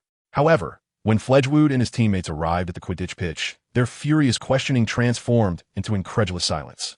In truth, not just him, but all the Gryffindor players gaped in shock at the scene before them. A small figure was perched atop a pile of battered Slytherin players, surveying them from his elevated throne. Ah, gentlemen of Gryffindor, do you require something from my Quidditch team? Fledgwood's brow furrowed slightly. Your Quidditch team? Indeed, my Quidditch team. I have just become the coach of Slytherin, and they have welcomed me into this position. Severus concluded by delivering a swift kick to Marcus's head. Marcus grinned, promptly echoing, yes indeed. We are thrilled to have Severus as our coach. It is our honor that he has taken on this role. Wood raised an eyebrow skeptically. He perceived no signs of enthusiasm whatsoever. As an outlier during the sorting ceremony, Severus Snape was quite notorious. Fledgwood had certainly heard some rumors about Severus. However, he had not anticipated that a new student could achieve the remarkable feat of dominating the entire Slytherin Quidditch team. Severus rested his chin on his hand, his deep, dark eyes fixating on Wood. So, you must be the captain of Gryffindor? What can I do for you? Fledgwood glanced over the disarray of the Slytherin team, swallowed hard, and forced himself to speak calmly. Your team has occupied our Gryffindor pitch. Please vacate it. Thank you. He was surprised by his own audacity in delivering such a request. This new student was rumored to be a terrifying figure capable of single-handedly defeating the entire Slytherin team. Slytherin occasionally produced a few adept practitioners of dark magic, ruthless and cunning. Recently, rumors at Hogwarts suggested that Severus had possibly made contact with the Dark Lord, learning many nefarious spells. However, contrary to Fledgwood's expectations, Severus did not display the arrogance typical of other Slytherins. Fine, since you can't train today anyway, I'll return the pitch to you. Severus leapt down from Marcus and the others, casting a glance back at them. Hey, stop playing dead and get up quickly. Upon hearing this, the group of Slytherins shuddered and promptly scrambled to their feet. Without any complaint, they obediently followed Severus, one after another, as they exited the pitch. Not only had they never faced a 7-on-1 match, but they also had no chance to retaliate. This was far more effective than Slughorn's directives. Chapter 74, Quidditch, the victor takes all. Wait, Snape. Before Severus could walk far, James rushed out to block his path. Severus frowned. What are you doing? That should be my question to you. What on earth are you up to? Do you think that just because you've become some sort of coach, you can outdo me in Quidditch? Outdo you? Please, don't overestimate yourself. I intend to adorn the Great Hall with Slytherin banners by the end of the term. Severus pushed James aside and left with the Slytherin team. Once Severus had distanced himself, the astonished Gryffindors closed their gaping mouths, directing their gazes towards James. James, you and Severus are in the same year. What on earth is going on with that guy? Indeed, what is his background? Did you see how those Slytherin players looked just now? That guy is practically a monster. I should keep my distance. James, for reasons unknown, felt uncomfortable under the questioning and retorted, Don't ask. That guy isn't good at flying and isn't adept at Quidditch. Having an outsider as Slytherin's coach will only lead to more humiliating defeats. On another day during lunch, Severus casually mentioned his appointment as Slytherin's Quidditch coach to Mulciber and Avery. Mulciber was so taken aback that he dropped the pumpkin pasty he had just snatched from Avery. You're joking, right? You really became Slytherin's coach? Yes. Is there a problem? While Mulciber was still in shock, Avery snatched back his pumpkin pasty and wolfed it down, fearing Mulciber might reclaim it. Of course there's a problem. Both Mulciber and I believe you're not skilled in Quidditch. Mulciber quickly shook his head. No, I never thought that. Avery, can't you handle your own business alone? What do you mean handle my own business? Avery shouted. Wasn't it you who started this? You scheming, oversized pixie. Firstly, I am not inept at Quidditch. I merely believe wizards shouldn't need to fly about aimlessly. That's as foolish as an owl. Mulciber and Avery chimed in unison, echoing Severus's sentiments. A statement they had heard so often that their ears were nearly calloused. Exactly. Therefore, I won't be participating personally, but under my guidance. It will be no problem for Slytherin to win the championship. This was not arrogance. During his previous life as the head of Slytherin, the house had monopolized the Quidditch trophy for a considerable time. Avery scoffed. Are you sure you can manage? You seem to dislike Quidditch. Before Severus could respond, a shout from Marcus resonated behind Avery. You little runt. Who do you think you're questioning? Dare to challenge Coach Snape again. And I swear I'll hang you from the ceiling as decoration. Avery trembled in fear, turning around to see Marcus's imposing figure, causing him to tremble even more. Please forgive my ignorance. Marcus glared at Avery menacingly, which made Avery shudder violently, lowering his head and falling silent. Severus wiped his mouth and said calmly, All right, that's my friend. Marcus straightened up immediately. Sorry, Coach, I didn't know he was your friend. Severus rose from his seat. Marcus, it's about time for practice. Yes, Coach. The team is waiting for you. Severus nodded and departed the dining hall, with Marcus following closely behind. Once Severus had left, Avery and Mulciber exchanged glances. Avery smirked. This hardly resembles a coach and captain. It's more like a lord and his bodyguard. Just like the relationship between Crabbe, Goyle, and Lucius, Mulciber added. Around 10 o'clock, Severus and Marcus arrived at the Quidditch pitch. The Slytherin players were already training vigorously. If any other team saw Slytherin's training methods, they would surely scoff. These players were not practicing their Quidditch skills, but rather honing various underhanded tactics. Severus instructed the Slytherin players on how to utilize angles and teammates to obscure their fouls, how violent actions could go unpunished, and when committing a foul could actually be advantageous. Initially, even these not-so-upstanding Slytherin players scoffed at such dirty tactics. However, once they experienced the benefits firsthand, they became addicted to them. As Severus had previously told James, only the weak adhere to rules, the strong exploit them, even creating their own. Rules are merely tools to manipulate. Fouls that go unnoticed by referees hardly qualify as infractions. When the Slytherin players noticed Severus, they all ceased their training and descended to his side. Coach, teach me more about those collision techniques. That move you taught earlier was really effective. Coach, what new techniques do you plan to teach us today? Coach, I didn't fully grasp some parts of the training 2 days ago. Could you please guide me again? The players' eyes sparkled as they addressed Severus, a stark contrast to their previous disdain for him. After they finished their excited chatter, Severus explained several new strategies to them. These strategies were all tactics he had developed during his previous tenure as head of Slytherin, and, without exception, they were distinctly Slytherin in nature. The core of Severus' strategy was simple. The focus should not be on the golden snitch, but rather on neutralizing the opposing team's active players. Victory is everything. This approach was particularly suited to the current Slytherin team, composed of tall, simple-minded players. They struggled to comprehend overly complex tactics, but were quick to learn these brutal and savage tricks. Observing the Slytherin players clashing ferociously on the pitch, Severus not only guided them, but also envisioned these muscle-bound warriors clashing with Gryffindor, a strategy that had once led him to 7 consecutive Quidditch championships as head of the house. Time flew by, slipping through his fingers like grains of sand. In the blink of an eye, Severus had spent 2 months at Hogwarts. This experience of rebirth felt wondrous to him.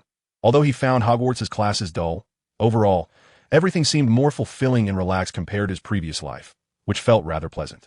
Chapter 75, Pandora and Lady Grey. On the eve of Halloween, Severus awoke to the enticing aroma of roasted pumpkin wafting in from the corridor, captivating his senses. Hufflepuff House is the closest to the kitchens among all the houses, yet this does not imply that Slytherin, located on the same level, is devoid of the aromas wafting from there. Avery, who harbors an insatiable passion for pumpkins, abruptly sat up in bed, and had it not been for Severus restraining him, one might have thought he would dash off barefoot to devour the pumpkins. The first class of the morning was Professor Flitwick's Charms lesson, where Severus and Pandora were the first to complete the spells assigned by Professor Flitwick. In truth, they hardly needed to listen to Flitwick, for they already possessed the knowledge. After class, Pandora intercepted Severus as he attempted to leave. Wait, I have a question about magic that I must ask you. I believe you have mastered the material covered in class, and if you have any queries, you should consult Professor Flitwick. After all, Dumbledore has not compensated me for this. Severus felt a headache beginning to form. He was not particularly adept at dealing with someone as clingy as Pandora. You know what I mean? The spell you used on the train. Do you still have that self-invented magic? She had taken an interest in Severus ever since the train journey, marveling at his ability to devise spells in his first year. A remarkable talent indeed. I mentioned that Dumbledore has not compensated me. What if I said I could take you to the Ravenclaw common room? Severus retorted dryly. Oh, heavens, our poor Slytherin doesn't even have a common room. So I must go to your Ravenclaw common room, mustn't I? His tone was reminiscent of reciting a lesson, yet it dripped with sarcasm. However, today was exceptional. Madame Grey had finally consented to recount the history of Ravenclaw, along with her tales of the Blood Traitor Barrow and the Ravenclaw diadem, knowledge not found in textbooks. Severus maintained his poker face, responding mockingly, indeed. It seems imperative that I make a visit. I absolutely must hear a ghost narrate the history of Ravenclaw and the diadem. Suddenly, his eyes widened. Wait, the Ravenclaw diadem? In a previous life, he and Dumbledore had speculated on the types of objects Voldemort might choose to craft into Horcruxes. Ultimately, they concurred that Voldemort would likely prefer items that showcased his identity. The Ravenclaw diadem undoubtedly fit Voldemort's taste, and they believed that if Voldemort were to find it, he would certainly transform it into a Horcrux. Pandora arched an eyebrow, a smile gracing her lips. I knew you would be intrigued. Yes, I'm most certainly intrigued. I am utterly eager to hear a ghost recount her rather dull, fascinating tales, so please do take me. Ugh, I can't shake the feeling that you aren't genuinely interested in stories, Severus, but regardless, I will take you, provided you teach me some spells that only you know. It's a deal. Let us hasten, for I can hardly contain my excitement to hear that insipid tale. Do be quiet, Severus, while I am still willing to take you. Pandora led Severus to the tower housing the Ravenclaw common room. The entrance to the Ravenclaw common room is the most distinctive among the four houses. At the entrance, there is a bronze eagle-shaped knocker, which possesses life. To enter Ravenclaw, one must answer the knocker's question. Those who answer correctly, regardless of their house, may enter, whereas those who fail to answer, even if they are Ravenclaws, must remain outside, waiting for someone to let them in. If one happens to be the last to return and cannot answer, the unfortunate soul must contend with Filch. However, this scenario has never occurred thus far for Ravenclaw students, who symbolize wisdom, seldom find themselves at a loss for answers. Especially not someone like Pandora, who is exceptionally bright. Upon leading Severus into the Ravenclaw common room, she provided an answer before the knocker could finish its question. Next time, I shall pose a more challenging question. The knocker reluctantly opened the door, clearly displeased with Pandora's dismissive demeanor.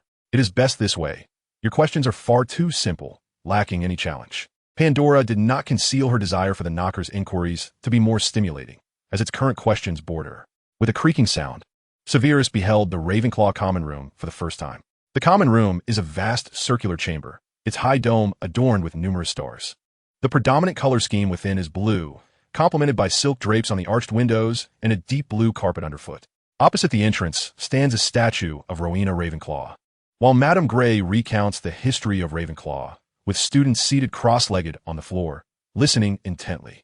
However, upon noticing Severus in his school uniform, Madame Grey paused and fixed her gaze upon him. This poised and elegant lady displayed little change in expression, merely raising an eyebrow slightly.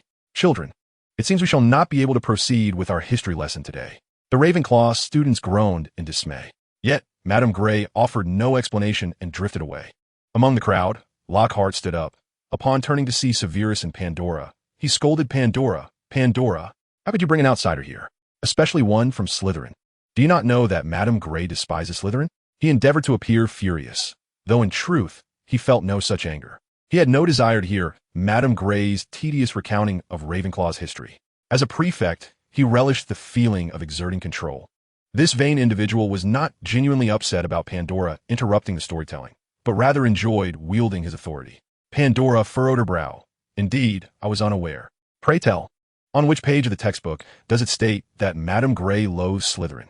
Or perhaps you have previously reminded us.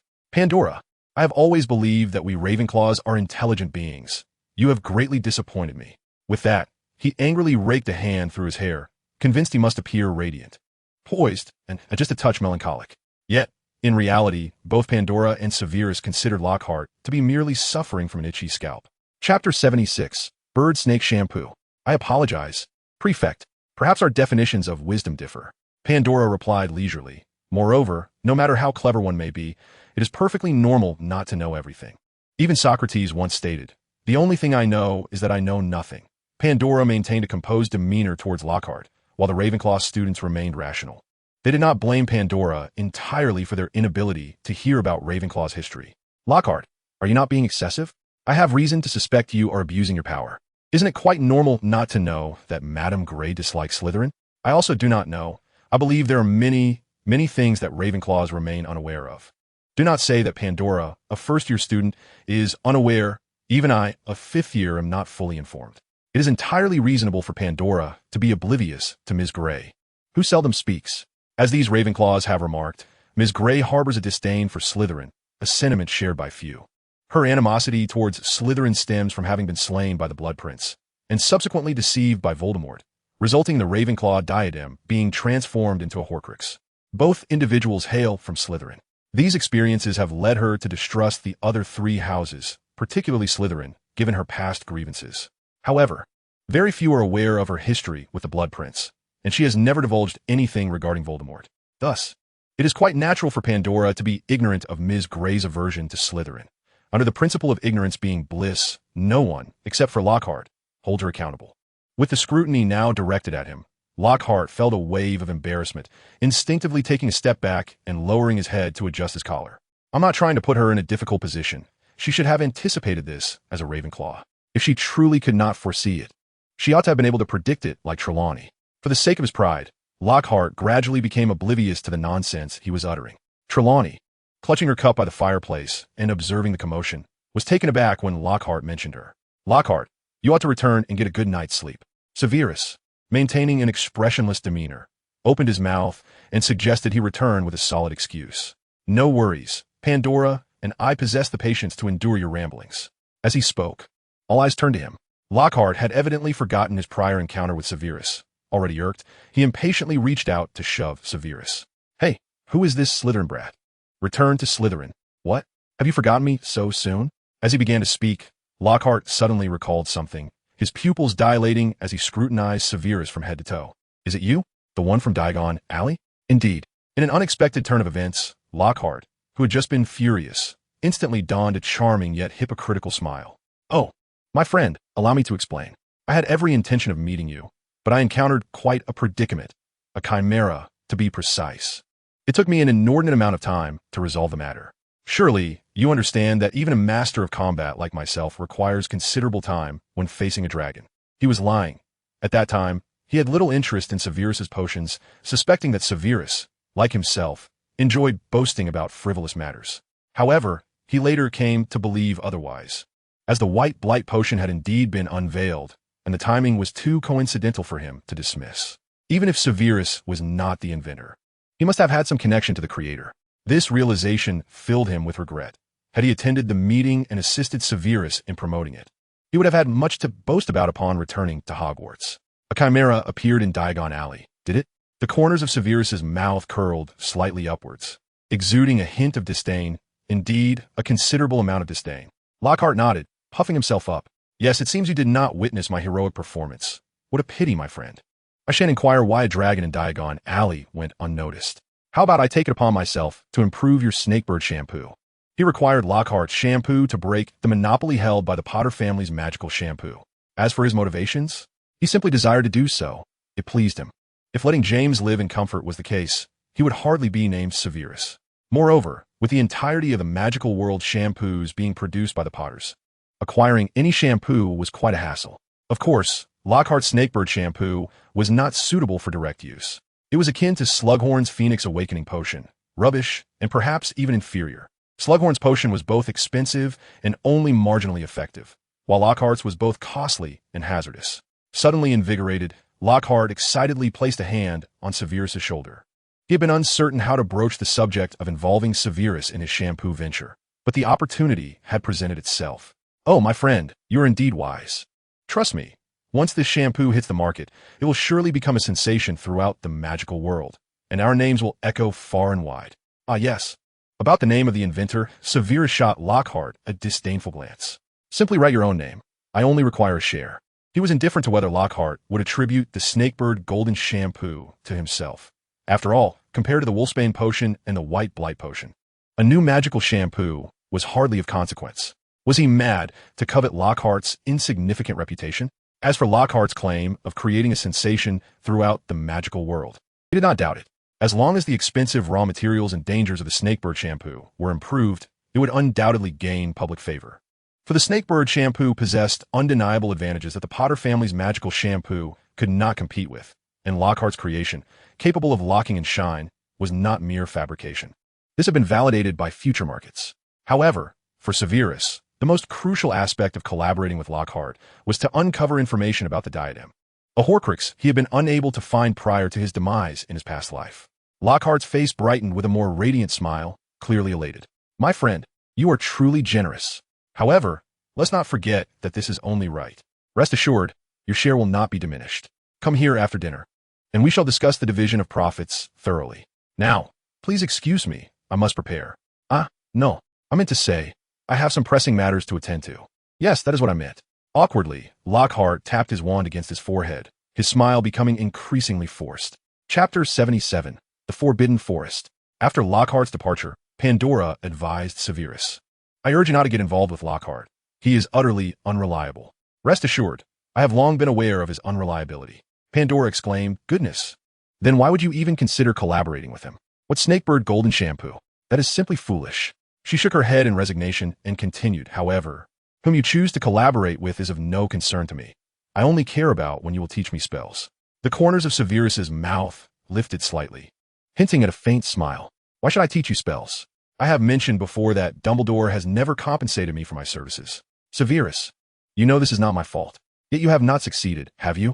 Pandora, if you could persuade Ms. Grey to recount that tedious history, I would be more than willing to continue our arrangement.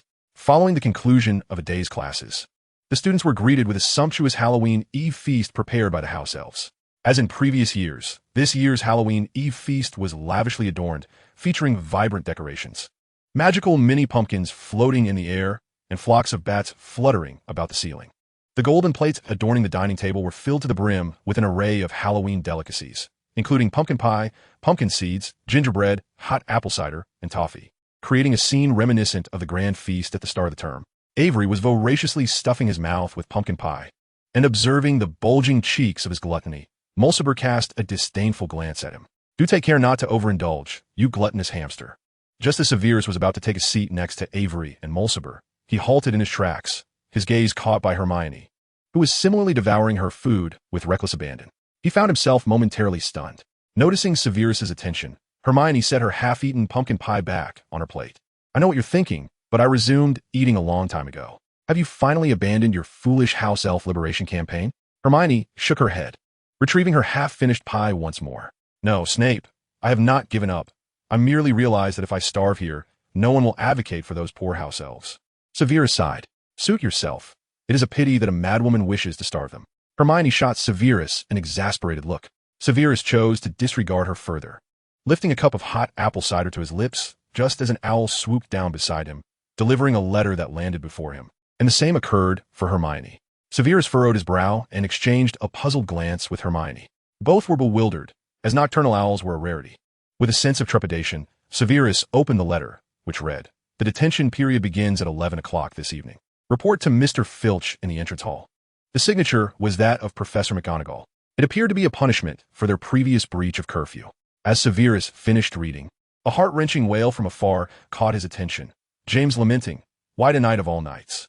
Let me enjoy my day. Severus paid no heed to James's outcry, contemplating whether or not to attend the detention. After dinner, he had intended to discuss the matter of the Snakebird Golden Shampoo with Lockhart, but venturing into the Forbidden Forest would mean leaving Lockhart in the lurch. He could opt out, given his former status as headmaster now placed him on equal footing with Dumbledore. However, considering the safety of Lily and Hermione, he ultimately resolved to attend. That evening, Severus, along with Lily and others, was escorted to detention. 5 students were to be punished, while Lupin, having obtained permission, faced no repercussions. The path to the Forbidden Forest was led by Filch, who clutched a lantern and prattled incessantly. I trust you will think twice before breaking school rules again, although Mr. Snape is an exception. I believe the poor Mr. Snape has been led astray by you lot. James nearly leaped up in indignation, vehemently countering Filch. Snape is not our fault. Even if we hadn't gone, he would still be there. Filch shot James a venomous glare. Alarmed, James averted his gaze, awkwardly scratching his head, too intimidated to meet Filch's eyes. Filch cast a sidelong glance at James and the others, continuing, if you were to ask me, I would say hardship is the best teacher. How unfortunate that they do not allow me to chain you up and dangle you in the dungeons. If they did, I'm sure you would mend your ways. He added, of course, I must reiterate that Mr. Snape is innocent. Look at that innocent little gaze of his. I believe he is merely a victim. James could not restrain himself from retorting. How do you see innocence in his eyes? All I see is darkness and dampness. Much like a serpent's gaze. Sirius scoffed disdainfully. Yes, here we are, a bunch of Gryffindors dragging a Slytherin out of his common room. You find that reasonable, do you? Filch's face contorted with anger as he retrieved a quill and a leather notebook from his pocket. I believe Gryffindor has accumulated far too many points. I must deduct 20. Yes, I shall do just that. As a squib, Filch lacked magic and could not directly manipulate the point system. Thus, he could only memorize the deducted points to report to Dumbledore later. James and Sirius dared not speak further, resorting to glaring daggers at Severus to express their protest. That night, the Forbidden Forest was unusually tranquil, eerily so, as the dense, shadowy trees emitted not a single sound. Even the usual calls of birds and beasts were conspicuously absent. The only sound was the rustling of leaves in the wind. The silvery full moon hung in the sky. Yet a thin veil of mist had descended, casting a shroud of obscurity over the already dim surroundings. Holmes stood outside the Forbidden Forest, holding a lantern as he awaited Filch and the others. Filch glanced back at the group of miscreants before turning to Holmes. These rascals are in your care. Holmes checked his watch. It is nearly time.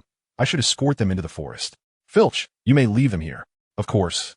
I have no intention of entering that wicked forest, especially at night. There is no telling what lurks within, including werewolves. Filch's cold gaze swept over James and Sirius. He expected his words to instill fear, yet James and Sirius appeared rather jovial, as though they were off to enjoy an adventure. Little did he know, they had previously ventured into the Forbidden Forest, and as for werewolves, hadn't they just seen one? Filch snorted, you two shouldn't celebrate too soon. Beware of being snatched away by a werewolf. He then turned to Severus, gesturing towards him. Home, this is Mr. Snape. He has been ensnared by these troublesome children, so do take special care of him.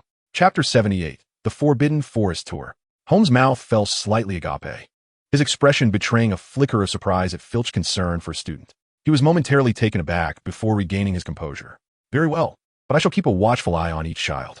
His astonishment stemmed from the unexpected display of care from Filch. To speak frankly, if someone were to tell him one day that Filch was feeding students to a troll, he would not doubt it in the slightest. You ought not to concern yourself with those miscreants. Only the fear of death will illuminate their past transgressions. I shall return at dawn to collect their remains, of course, with the exception of Mr. Snape. With that, he turned and walked towards the castle, the swaying lantern gradually fading into the darkness. Holmes cast a glance at James and the others, sighing. Well, while you may deserve to be sent to the Forbidden Forest for breaking school rules, I do not wish to see any of you come to harm. Therefore, I hope you will be obedient. The forest has not been safe lately. Lately? Lily inquired curiously. Yes, it has been exceedingly perilous. Although the Forbidden Forest has never been a safe haven, it has become even more dangerous as poachers have begun to appear within. Severus frowned. Are they dark wizards? It remains uncertain, but I suspect that is indeed the case. At that moment, an image of Lupin transformed into a werewolf inexplicably flashed through James's mind. Could it possibly be a werewolf? In truth, he wanted to ask whether it could be Lupin in his transformed state causing the trouble. However, bound by his promise to Dumbledore to keep the secret, he could not voice his inquiry. Holmes shook his head, expressing his skepticism. It is highly improbable that it is a werewolf. Capturing a unicorn is no easy feat, and 5 unicorns have perished recently. Werewolves simply lack such prowess. James, brimming with excitement, inquired, so our mission is to find the poacher, is that correct? Do not be so exhilarated. This is hardly entertaining. Even if we do not confront the poacher directly, there are numerous perilous creatures awaiting us. To be honest, I did not advocate for bringing you all into the Forbidden Forest today. Hagrid is on leave, and his presence would have made a significant difference. James and Sirius exchanged knowing glances and shared a smile, their eyes gleaming with a hint of pride as they contemplated revealing their previous escapade into the Forbidden Forest. Lily tugged at Severus's sleeve. Snape, is the Forbidden Forest truly dangerous? James patted his chest, interjecting, fear not, Whatever danger we may encounter, I shall protect you. Lily shot him an exasperated look, retorting, I was asking Snape, not you. Indeed, the Forbidden Forest is fraught with danger, but there is no need for alarm. All will be well, especially since the most fearsome entity within it is currently absent, Severus replied slowly. Holmes paused, a look of confusion crossing his face as he questioned Severus. What is the most terrifying presence within the Forbidden Forest? And how do you know it is not here? Did you not just say he is on leave? Holmes chuckled at this. While I do not consider Hagrid to be a terrifying figure, it is true that, aside from werewolves, none can rival his strength in the Forbidden Forest. In fact, most of the dangers within are creatures that Hagrid has introduced, and his presence has significantly heightened the risks. Thus, it is not inaccurate to claim that Hagrid is the most dangerous creature within the Forbidden Forest. As Holmes conversed with James and the others, they meandered through the Forbidden Forest, searching for clues.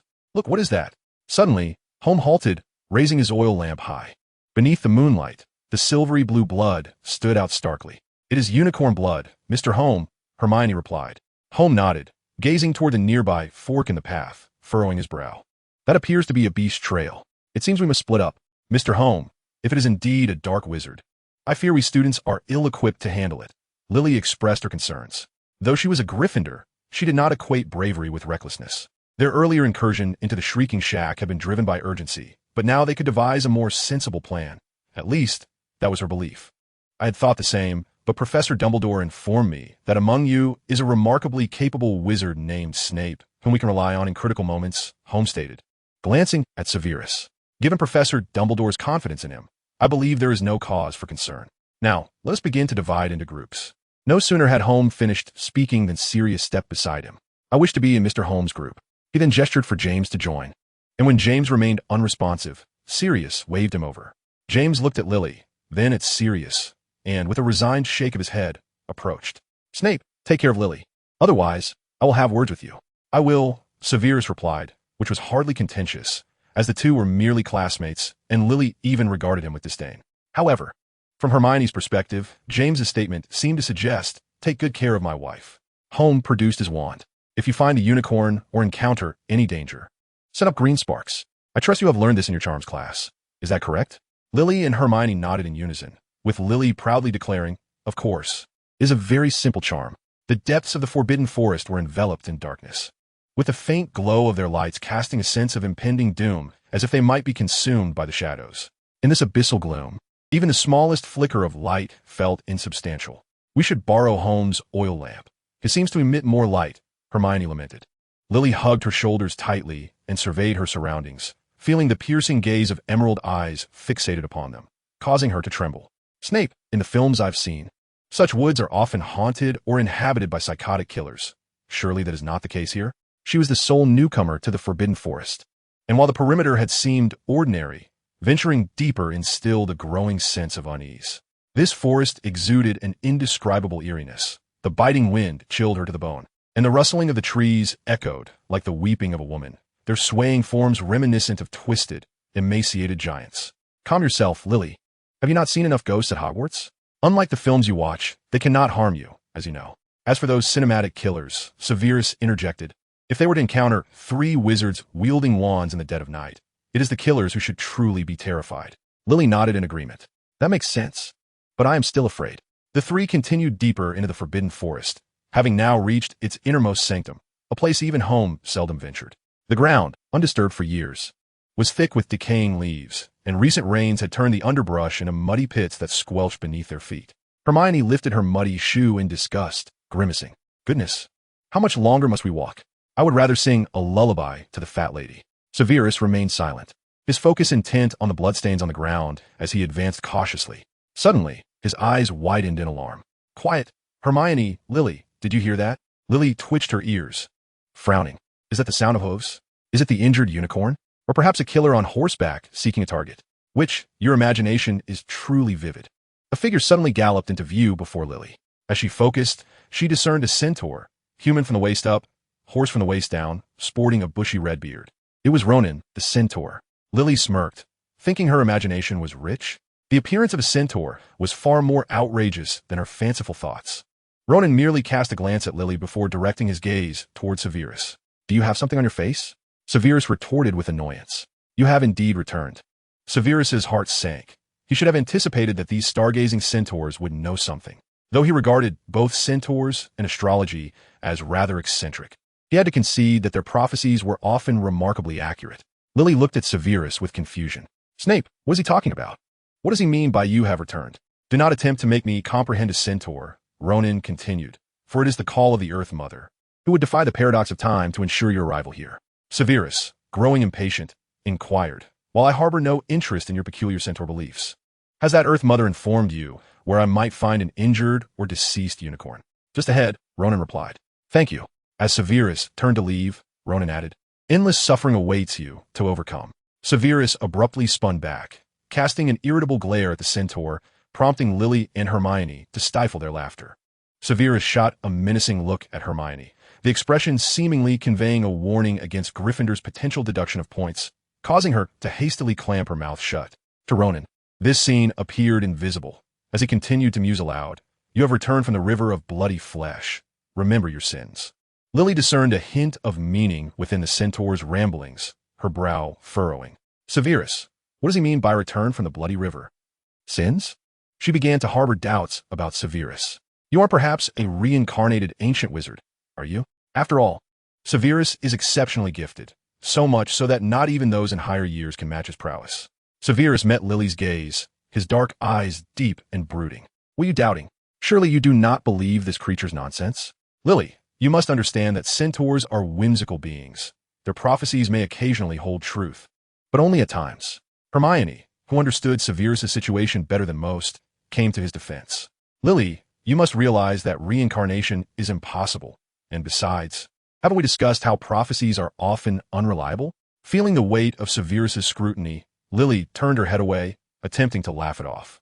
Yes, I didn't truly believe it. She suddenly felt foolish for entertaining the wild words of a creature she had just encountered. Ronan gazed up at the night sky, unperturbed by Severus' rudeness, his focus on the stars growing increasingly grave.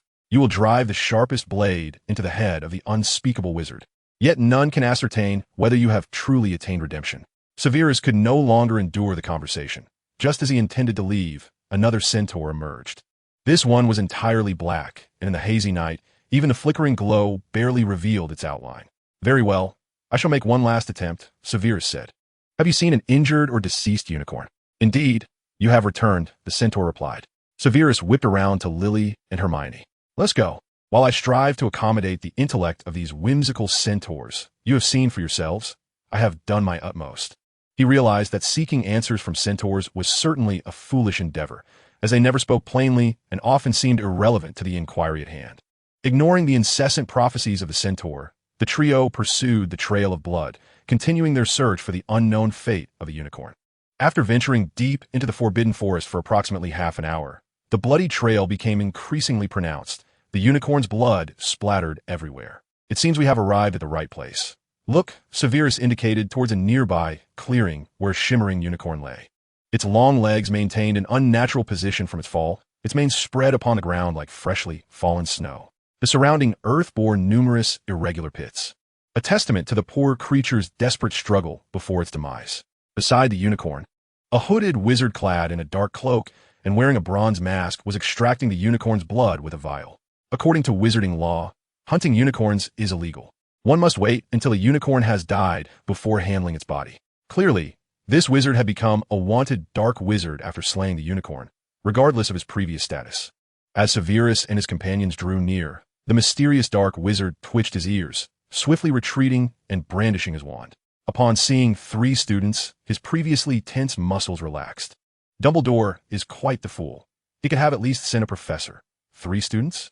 How delightful. I can take you 3 as gifts for the Dark Lord. Though the dark wizard's face was obscured by the mask, his light-hearted tone indicated he was evidently amused. Voldemort's dark forces had no plans to assault Hogwarts directly, but capturing a few wayward youngsters from the Forbidden Forest was an entirely different matter. Perhaps then, they would no longer need to stealthily hunt magical creatures within the forest, but could simply demand a ransom from the school. Upon realizing the potential identity of the dark wizard, Lily instinctively aimed her wand, attempting to conjure smoke into the air. However, the dark wizard was swift, raising his wand first. Cruciatus. Before the incantation was complete, Severus waved his wand, sending a stout branch flying, which struck the dark wizard and sent him sprawling. Do you seek death, Rodolphus? Severus's voice was cold and devoid of emotion. Yet his grip on the wand betrayed his fury. Severus positioned himself protectively in front of Lily, while Hermione had already conjured smoke into the air. Lily stared at Severus, bewildered. Rodolphus had drawn his wand before her.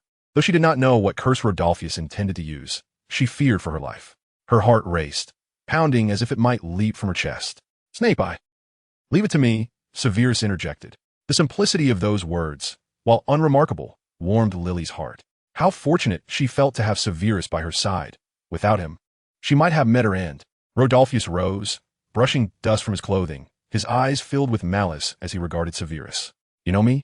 How did you recognize me?" He shifted his focus. Previously intent on capturing all 3 students, he now aimed to take only 2. Severus's earlier strike was a humiliation he sought to avenge by eliminating Severus. A smirk crept onto Severus's lips, a look of disdain gracing his features. "Of course. It is from that throat of yours, seemingly soaked in phlegm. Your disgusting voice makes me want to vomit." Rodolphus aimed his wand at Severus, coldly declaring, "Ah, so that is the reason. My apologies, but I assure you, you shall never hear my voice again." Avada Kedavra! A blinding green light shot towards Severus.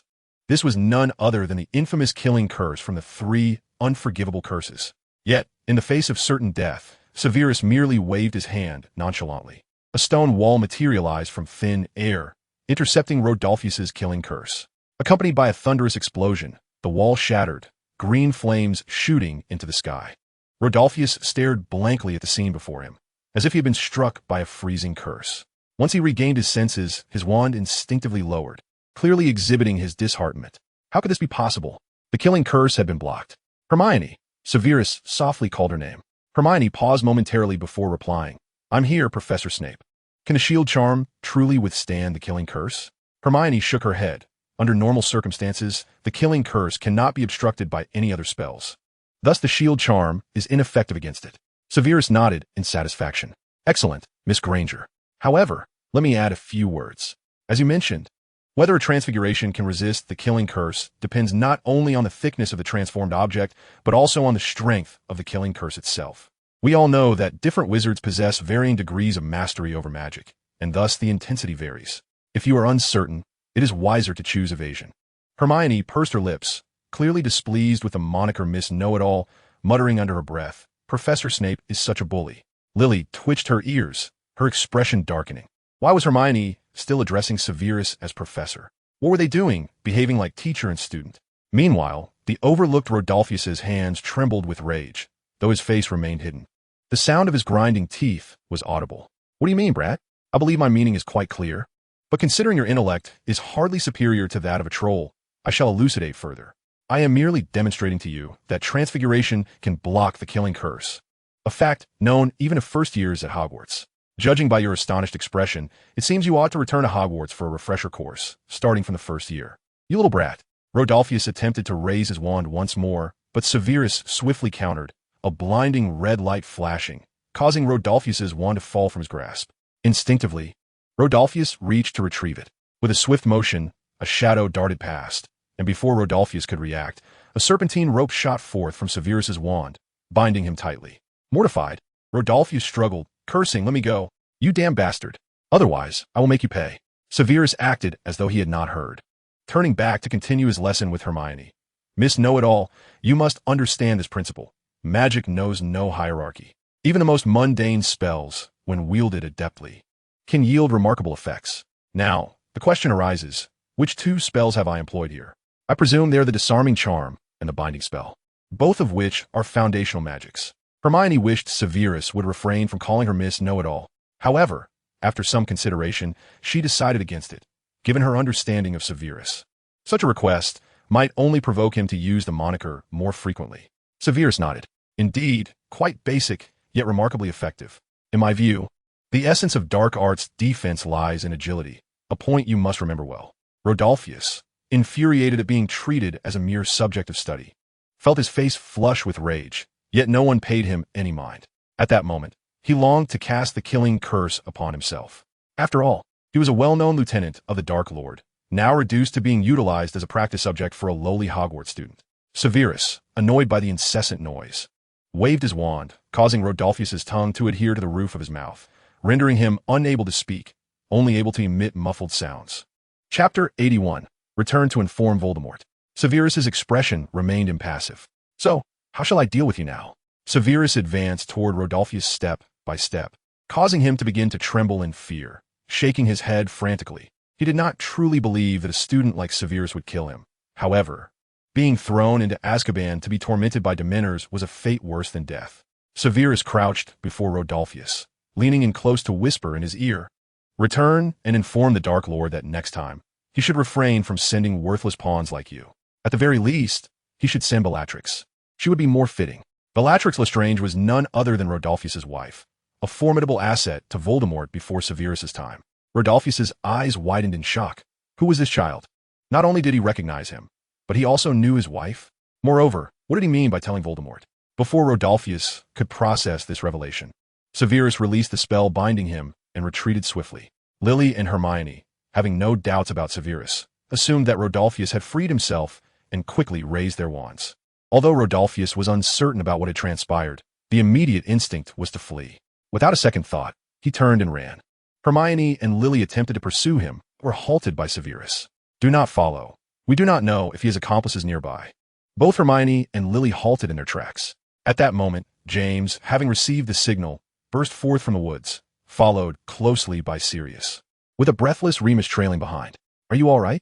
James's inquiry was directed at the group, yet his gaze remained fixated solely on Lily. She nodded, "I'm fine, thanks to Severus." Lily's offhand remark stirred a pang of jealousy within James. He crossed his arms, sulking, "Ah, yes, thank goodness for Severus.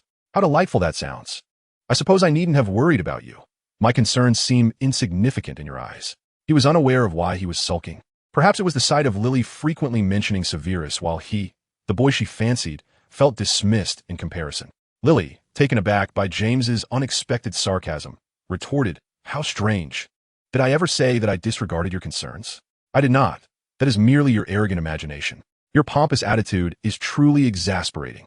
Initially, she had felt a modicum of gratitude for James's swift arrival, but now found it utterly diminished by his own actions. Realizing his behavior was rather absurd, James scratched his head awkwardly. "All right, I admit I was in the wrong, perhaps." Lily turned away, ignoring him entirely. Gasping for breath, Horn bent over, resting his hands on his knees as he surveyed the surroundings. His gaze ultimately settled upon the lifeless body of the unicorn. After a brief pause, he straightened up and inquired, "Can anyone tell me what transpired?" Severus cast a glance at the unicorn's corpse nearby. "We encountered Death Eaters. That unicorn was slain by them, and I believe that suffices." Sirius crossed his arms, scoffing dismissively. "Impressive, indeed, Death Eaters. If they were truly here, do you think the three of you would still be standing?" His prejudice against Severus led him to doubt the veracity of Severus's words. Had Severus truly managed to subdue Lupin? Lupin was merely an underage werewolf, hardly comparable to the bloodthirsty Death Eaters, let alone the perilous adult werewolves. Lily shot a glare at Sirius. "Look at that sour expression. Have you had too much of that sour candy? If you doubt it, why not consult Hermione and me?" Sirius shot a disdainful look at Hermione. "Who doesn't know that you two traitorous Gryffindors are in cahoots with Severus?" Severus retorted coldly, "Sirius, not only did we indeed encounter Death Eaters, but that man is also your brother-in-law, Rodolphus." Sirius curled his lip, his eyes brimming with contempt. "Don't defend those filthy Death Eaters. I don't know where you heard that name, but don't think I would simply believe it because you mentioned a Death Eater." At that moment, Horm exclaimed upon discovering something, bending down to retrieve a wand. It seems that fellow fled in such a hurry that he even abandoned his wand. "This is Blackthorn, isn't it? Quite the common choice among Death Eaters." He examined the wand in his hand, turning it over. It was an 11-inch Blackthorn wand, with the core of the main hair of a Kelpie. Upon seeing the wand, Sirius immediately recognized it as Rodolphus's, turning his head away in embarrassment, his face burning as if he had been slapped. It truly was. Rodolphus suddenly appeared from the void and under the moonlight. He felt an unusual chill pervading his old residence. He tightened his coat, hesitating at the entrance for quite some time before finally summoning the resolve to step inside. The garden within the courtyard bloomed with black and white roses, their fragrance wafting through the air. Rodolphus had always held a fondness for black and white roses. Under ordinary circumstances, he would have paused to admire them, but today he found himself overwhelmed with irritation. In truth, he felt vexed by everything. Even the slightest breeze could ignite his frustration. Simultaneously, he was consumed by fear.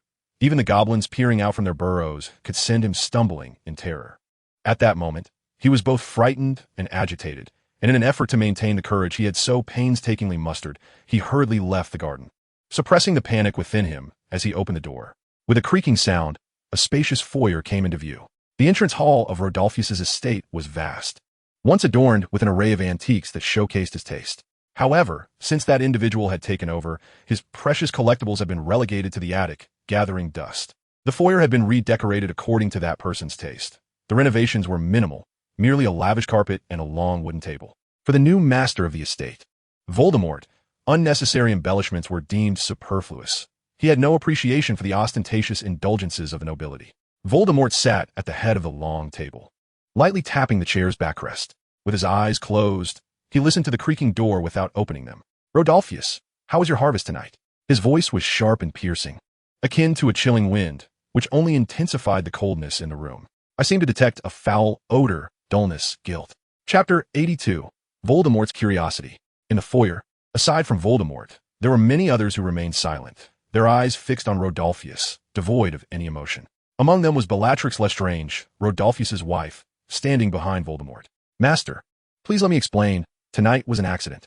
As Rodolphus spoke, the taciturn Death Eaters exhibited a range of reactions. Some wore smirks of schadenfreude, others turned away, while a few recalled something that made them tremble, hands clutching their chests.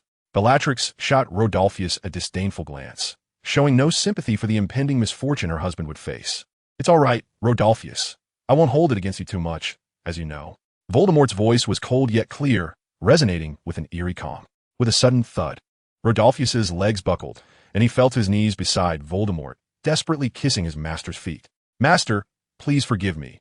There were extenuating circumstances. I encountered a rather troublesome wizard." Bellatrix kicked Rodolphus aside, scolding, "How dare you? How dare you touch our master with your filthy mouth?" "Bellatrix, are you to make the judgment for me?" Bellatrix quickly stepped aside. "Master, I did not. I merely felt anger at Rodolphus for bringing you shame." "It's all right." Voldemort gently stroked Rodolphus's head as one would a beloved dog. "Tell me, whom did you encounter? Dumbledore or McGonagall?" Rodolphus swallowed hard, lowering his gaze. "No, neither. It was a student." Instantly, the foyer erupted in chilling laughter. Voldemort leisurely remarked, "A troublesome wizard, yet merely a student. What a delightful jest, Rodolphus." Rodolphus, terrified, clung to Voldemort's leg, pleading, "Master, you must listen to me. It is not as you think." "Enough," Voldemort hissed. "Rodolphus, I believe you are fatigued. Go and have a good night's sleep." Rodolphus, pale with fear, understood that his merciful master was not allowing him to return to his room for a restful slumber. Overwhelmed by dread, Rodolphus's mind went blank as he helplessly watched Voldemort raise his wand. As Voldemort appeared poised to speak, Rodolphus, in a frenzied attempt to explain, shouted, "He blocked my killing curse with a transfiguration spell." Voldemort's wand hovered in midair. "Who? The student?" Rodolphus nodded frantically, "Yes." The foyer fell silent, and the Death Eaters exchanged glances, each one scrutinizing the other. A student had managed to use a transfiguration spell to block a killing curse. How could they not find this astonishing? While any wizard might wield a transfiguration spell, how many could conjure one powerful enough to counter a killing curse? The answer was but one, their illustrious master, Voldemort. Bellatrix glared at Rodolphus with disdain. "You truly bring shame upon our pure blood, to deceive our master for the sake of survival." "I did not." Voldemort lowered his wand. "Very well. I know you did not. I can see that." The Death Eaters widened their eyes. They understood that in the presence of their master's formidable legitimacy, there was no possibility for Rodolphus to lie. However, how could they possibly accept this? Merely a student from Hogwarts, capable of mastering transfiguration to such an extraordinary degree. To withstand the killing curse necessitates the transformation into a material of considerable density, a feat that has scarcely been documented in the annals of wizarding history. Has the educational standard at Hogwarts truly reached such heights? Rodolphus Lestrange inquired in a chilling voice. "Please continue. What other distinctions does the boy possess?" He did not delve into Rodolphus's memories. Rather, he anticipated gleaning more information directly from Rodolphus's lips. Indeed, he had developed a keen interest in Severus. "He is from Slytherin. He knows me and Bella. His name is Snape, and he even mentioned that next time he visits Hogwarts, Bella should be invited." Bella cast a dubious glance at Rodolphus. "He knows me? Are you certain?" "Bella, you know I cannot lie before the master." A faint smile crept upon Voldemort's lips. "How intriguing, truly fascinating. I desire that boy." "Bella." Go and bring him to me. I shall do so, my master, Rodolphus replied, avoiding Voldemort's gaze. He swallowed hard, summoning immense courage to ask, Master, might you forgive me? His words spilled forth, urgent as a rushing river. He understood that without such boldness, he would soon lose the nerve to utter them. After a brief silence, Voldemort slowly responded in a voice reminiscent of a serpentine whisper, I am pleased that you have brought me such intriguing information. I shall not kill you. Rodolphus exhaled in relief, only for Voldemort to continue. All right, Bella, take him away. I suspect this will prove quite entertaining. Upon hearing this, Rodolphus felt a chill run down his spine, fully aware of the impending consequences. Yet, even with knowledge of the punishment he would face, he once again prostrated himself at Voldemort's feet, expressing gratitude like a dog. Thank you, my master. I shall never forget your kindness. Indeed, even facing torture, he felt compelled to thank Voldemort. Of course, this was not genuine gratitude, but rather a submission born from fear. Most Death Eaters harbored no true loyalty to Voldemort. Perhaps it was fear, or perhaps self-interest, that compelled them to bow before him. He counted among the few who followed Voldemort wholeheartedly, yet this did not absolve him of fear towards his master. Bella, impatient, yanked Rodolphus away. Enough. Keep your distance from the master, you worthless fool. She dragged Rodolphus into the chamber and promptly closed the door, whereupon a cacophony of anguished screams erupted. Now, Voldemort interlaced his fingers and surveyed the assembly of Death Eaters. Share your thoughts, my dear servants. He seldom heeded their opinions. To him, there were no companions, only subordinates. Yet he would choose to respect the few esteemed within their ranks, not out of regard for the individuals themselves, but rather for their power. Master, I believe we should recruit that boy. He is from Slytherin, and I suspect they would be eager to align themselves with us. Your decisions are always the wisest. I will forever heed your counsel. Chapter 83. Fenrir, the Werewolf, and Lockhart. Undoubtedly, Severus, who could deflect the killing curse with transfiguration as a student, is indeed a rare talent. Regardless of any shortcuts he may have taken or other factors at play, the Death Eaters dared not express their thoughts. They feared inciting the wrath of their esteemed master. Should they do so, they would meet the same fate as the still wailing Rodolphus. Except for Fenrir the werewolf, who voraciously devoured the food on his plate, a glint of malice flickering in his eyes. Snape? Merely a wet-behind-the-ears brat. Voldemort observed the brash Fenrir with keen interest. No one could discern whether he was angered. In truth, Voldemort's smile signified little. He might not smile when pleased, and he often bore a grin while committing murder. Fenrir, do you harbor discontent with my decision? Not at all. After wiping the grease and remnants from his mouth with his sleeve, Fenrir continued, May I request something? Can I accompany Bella? Why? Are you also intrigued by Snape? Fenrir scoffed. Why would I be interested in that mere child? I intend to deal with that accursed half-blood prince, Slughorn, that old relic who dares to brew such despicable potions. Upon finishing, Fenrir clenched his fists, his teeth grinding audibly. Ever since the Wolfsbane potion was released, he had been on a quest to uncover the identity of the cursed half-blood prince. The potion had severely impacted his werewolf legion. He had been able to control those werewolves because they could not integrate into the Wizarding World due to their inability to manage themselves during the full moon. Although the Wolfsbane potion provided only a temporary remedy, it still made it challenging for werewolves to assimilate into the Wizarding realm. However, it offered them a glimmer of hope, prompting many werewolves to betray Fenrir in their quest to return to the Wizarding World. This greatly displeased Fenrir. In that case, please extend my regards to my dear mentor, Professor Slughorn. A sinister grin crept across Fenrir's face. Master, if I encounter that boy named Snape, may I eliminate him on the spot? Do as you wish. If you manage to dispatch him, it would merely indicate he is not as formidable as he seems.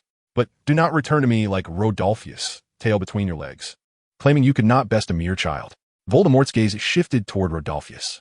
Fenrir dismissed, just a child. I need not even intervene personally. Any one of my werewolves could handle him. Is that so? I genuinely look forward to your encounter. Why did you not seek me out? Are you so lacking in time management? Mr. Snape, you have squandered my precious time.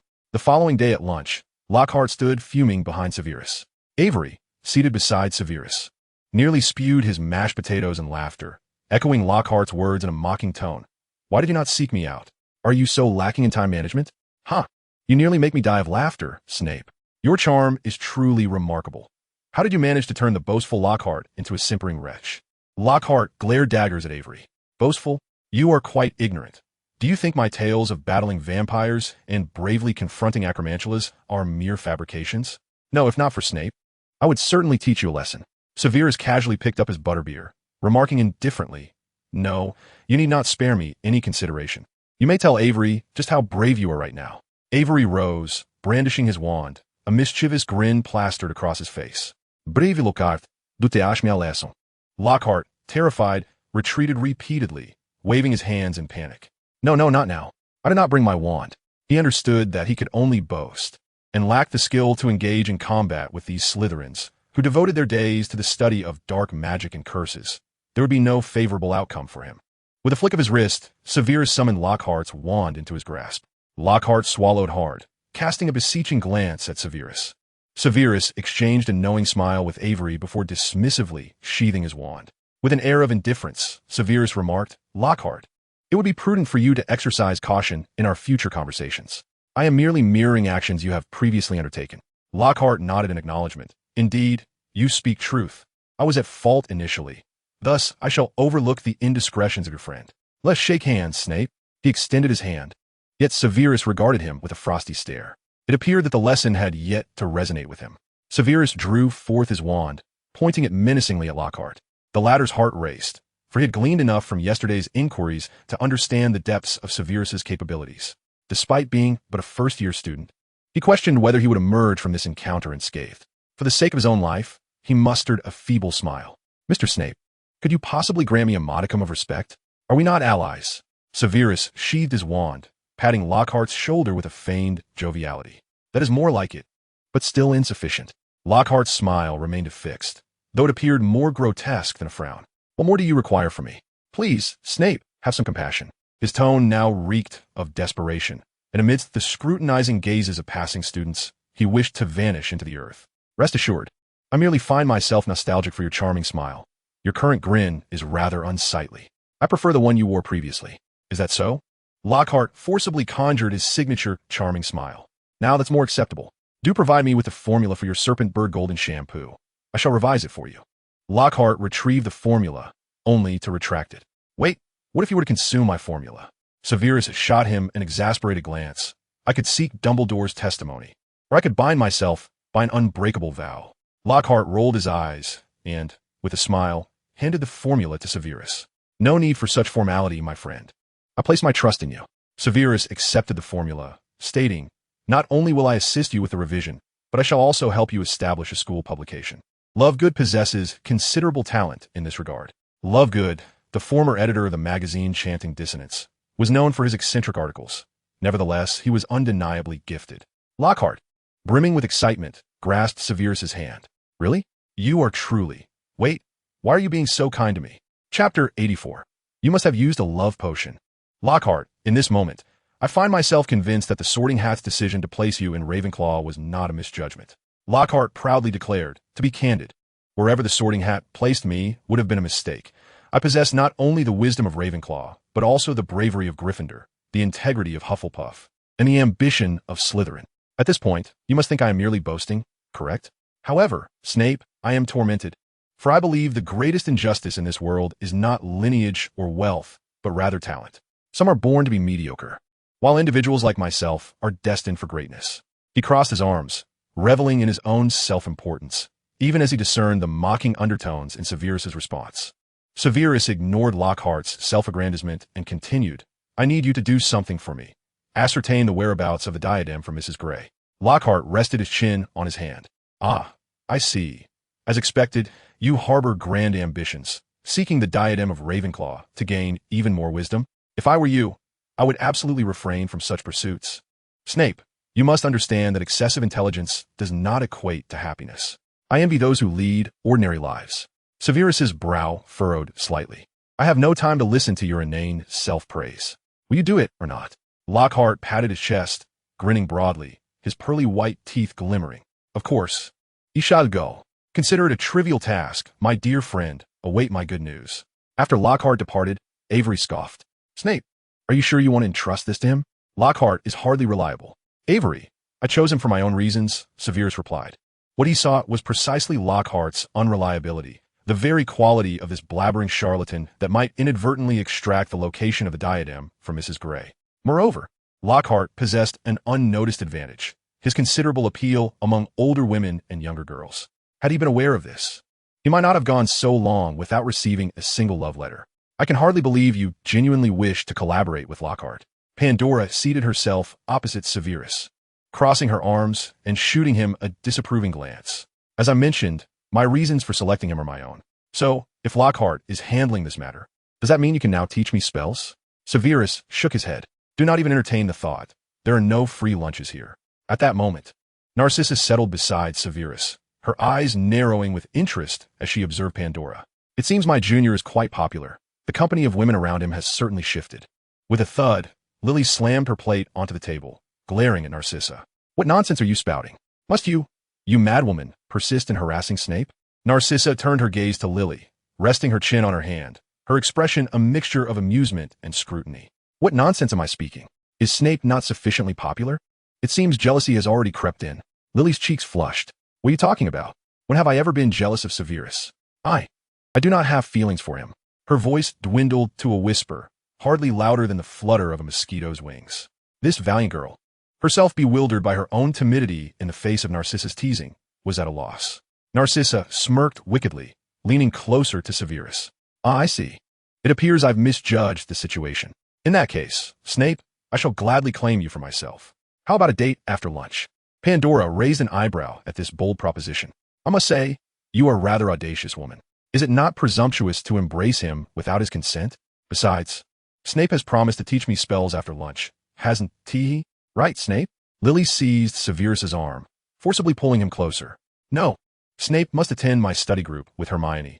Wouldn't it be better for the two of you to take a stroll together? Driven by competitive spirit, Narcissa yanked Severus back towards her. A study group? Huh, truly an activity befitting a bookworm. What do you think class time is for? Surely, inviting that Ravenclaw along would be a better choice. Isn't it delightful for the three of you bookworms to gather together? As Pandora observed the unfriendly demeanor of the two women towards her, she decided to abandon her pretense of modesty, seizing Severus by the arm. Whether it be a study group or a leisurely stroll, would you two kindly accompany him? Surely, the brilliance of Severus's intellect should not be squandered on such trivialities. He ought to join me in exploring spells. No, he should accompany me for a walk. No, he must join me for the study session. No, teach me magic. The three girls tugged at him for what felt like an eternity, growing increasingly exasperated. After exchanging glances, they simultaneously demanded, Severus, you decide whom to accompany.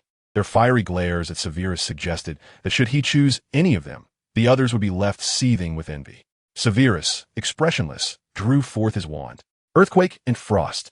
In an instant, the three girls were transformed into stone statues, frozen in place. With the girls no longer a bother, Severus breathed a sigh of relief and stood upright. Women can be such a nuisance. Avery, we should be on our way. However, Avery disregarded Severus's remark.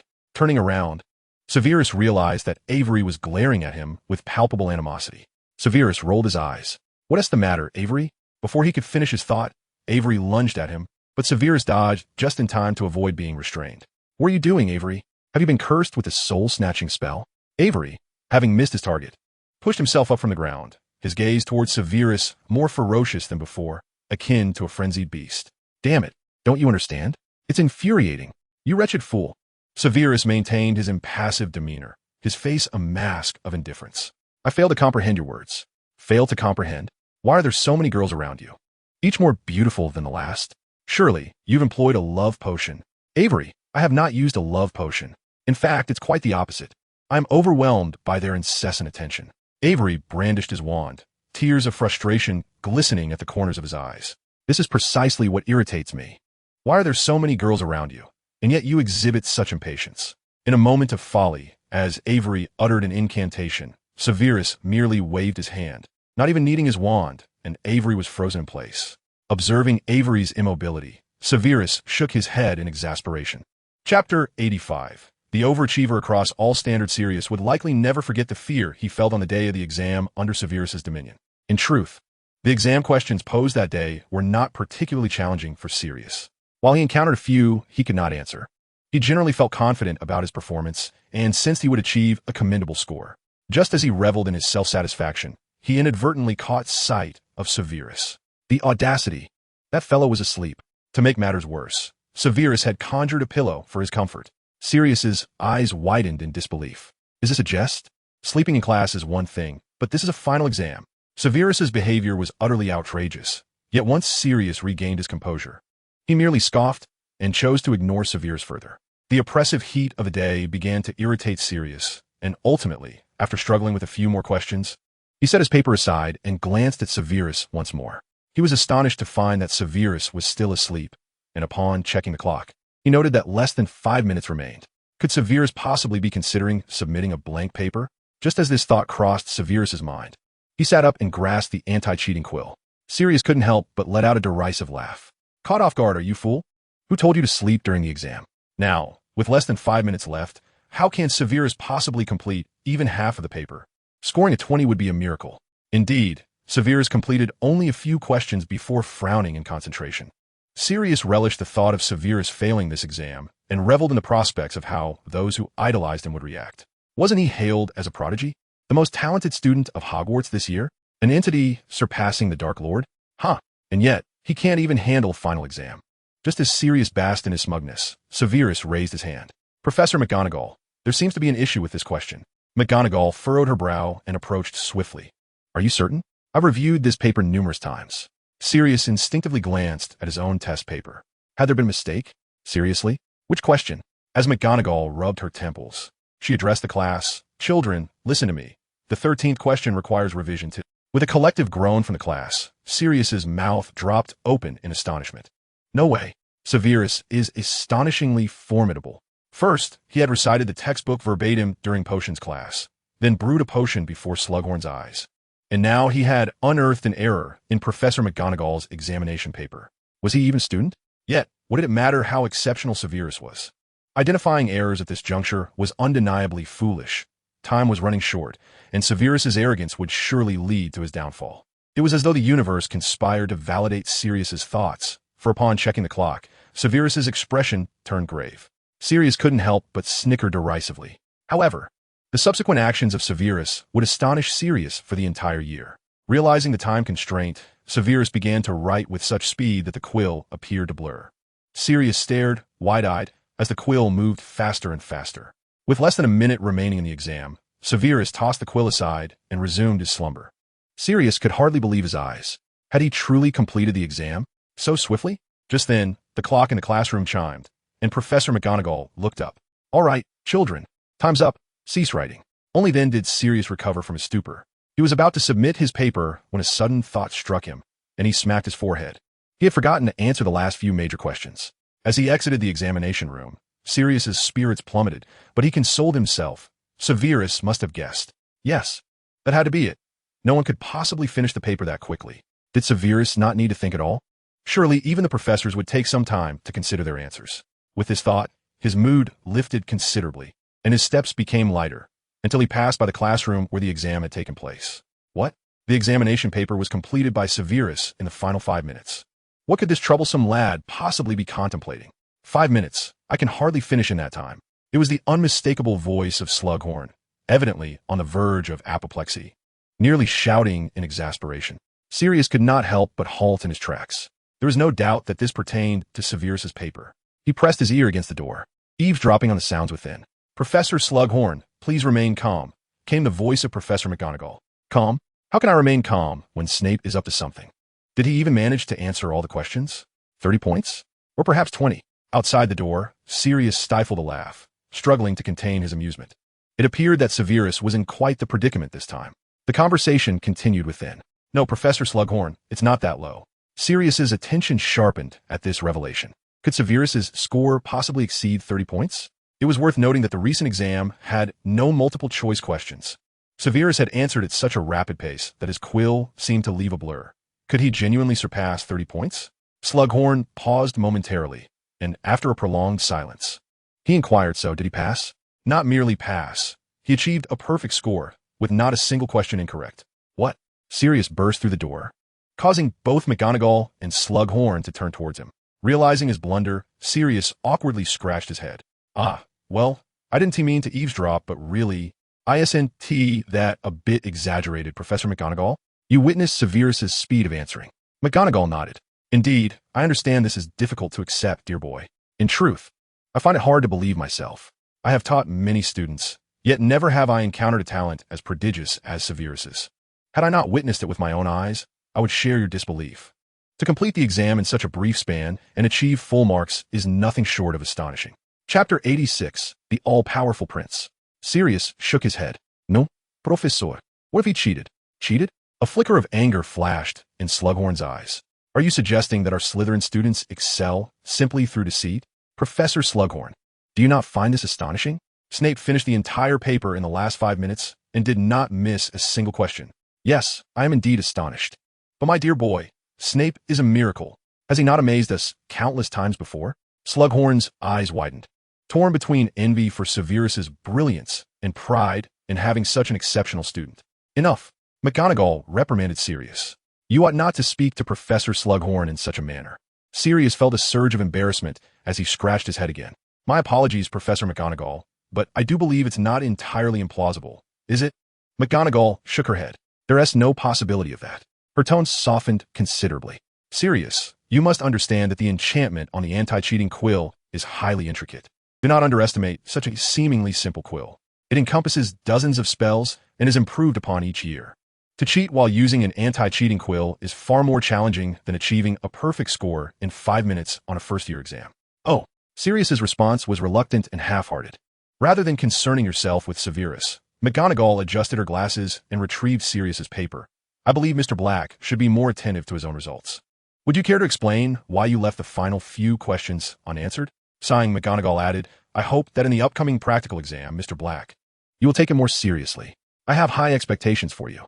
Sirius hung his head in dejection. Very well, Professor McGonagall.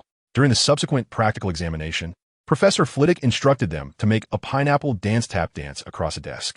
Sirius distinctly heard Severus enter, and not long after, Professor Flitwick exclaimed, Goodness, this is simply marvelous. How on earth did you accomplish this? I dare say your pineapple would win a championship in wizard tap dancing.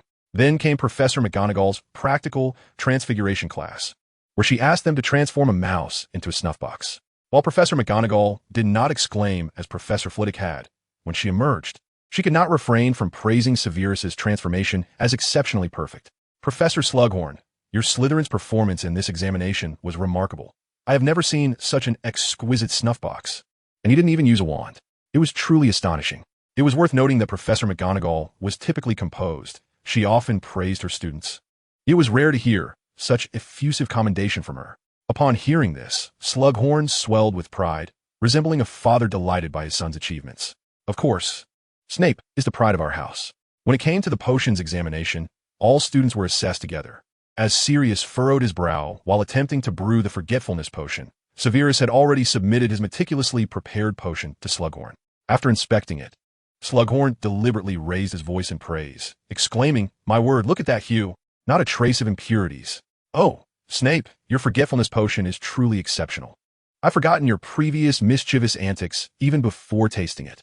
Although Severus had long since astounded the entire potions class, this time his performance left all students in awe, chattering excitedly about the event. Oh my goodness, didn't he simply pull that from his bag, did he? I haven't even prepared my potion yet, and he has already completed his. Wake up. Snape, didn't he even bring a bag? And didn't we have a check before the exam? TSK, that guy is a monster. The book clearly states that brewing a forgetfulness potion takes at least 10 minutes. Exactly. Could it be that the textbook is incorrect? I tell you, don't even try to compare yourselves to Snape. That fellow is simply a monster. Slughorn cleared his throat a couple of times. Children, quiet down. I have some good news to share. Due to Mr. Snape's performance, our potions textbook will be revised. The forgetfulness potion can now be brewed in as little as 3 minutes. He glanced at the potion in his hand, a proud smile spreading across his face. And it is quite perfect indeed. The final examination was the written test in history of magic. Severus, having slept through class, had never attended a single lesson on the subject, and thus received special consideration from Professor Binns. Professor Binns scrutinized Severus intently, eager to witness what he could achieve without attending class. Yet, the more he watched, the wider his eyes grew. Ultimately, when Severus finished his paper, and Professor Binns realized that Severus had not missed a single question, he snatched the test paper away in disbelief. He suspected that Severus had employed some method to know the questions in advance. To test Severus, he pulled out a hefty tome on the history of magic and randomly selected a topic. The students exchanged glances, shaking their heads in resignation. This scene felt eerily familiar. Another oblivious professor dared to challenge Severus Snape. Indeed, Professor Binns's book was perused at an ever-accelerating pace. Yet no matter how intricate the inquiries posed, Severus answered with remarkable fluency. In the end, even Professor Binns could not help but concede that Severus's knowledge of the history of magic was truly commendable. However, Severus humbly claimed that his grasp of the subject was rather mediocre. If it were any other discipline, he could recite the page numbers. But not in the case of history of magic. After the examination concluded, while other students jubilantly celebrated its end, Sirius found himself with a furrowed brow alongside those who had performed poorly, such as Goyle and Crabbe. James excitedly embraced Sirius from behind, accompanied by Peter Pettigrew. "Brother," James exclaimed with palpable enthusiasm, "why the long face? Did the exam not go well?" Sirius shook his head. "Aside from the written portion of Transfiguration, I believe the rest went quite well." Peter Pettigrew offered a feeble consolation. "Sirius, regardless of how you feel, you surely did better than I did." His words bore an unmistakable air of sycophancy. Despite having ingratiated himself into James's circle for some time, he remained an outsider, largely ignored by both James and Sirius. As if he were but a wisp of air. James, perplexed, inquired, "Brother, then why the grim expression?" Sirius let out a heavy sigh. "I simply cannot fathom why that wretched Snape excels in every subject. Is he even human?" In Chapter 87, The Pumpkin Feast, James placed a reassuring hand on Sirius's shoulder, a flicker of melancholy crossing his eyes.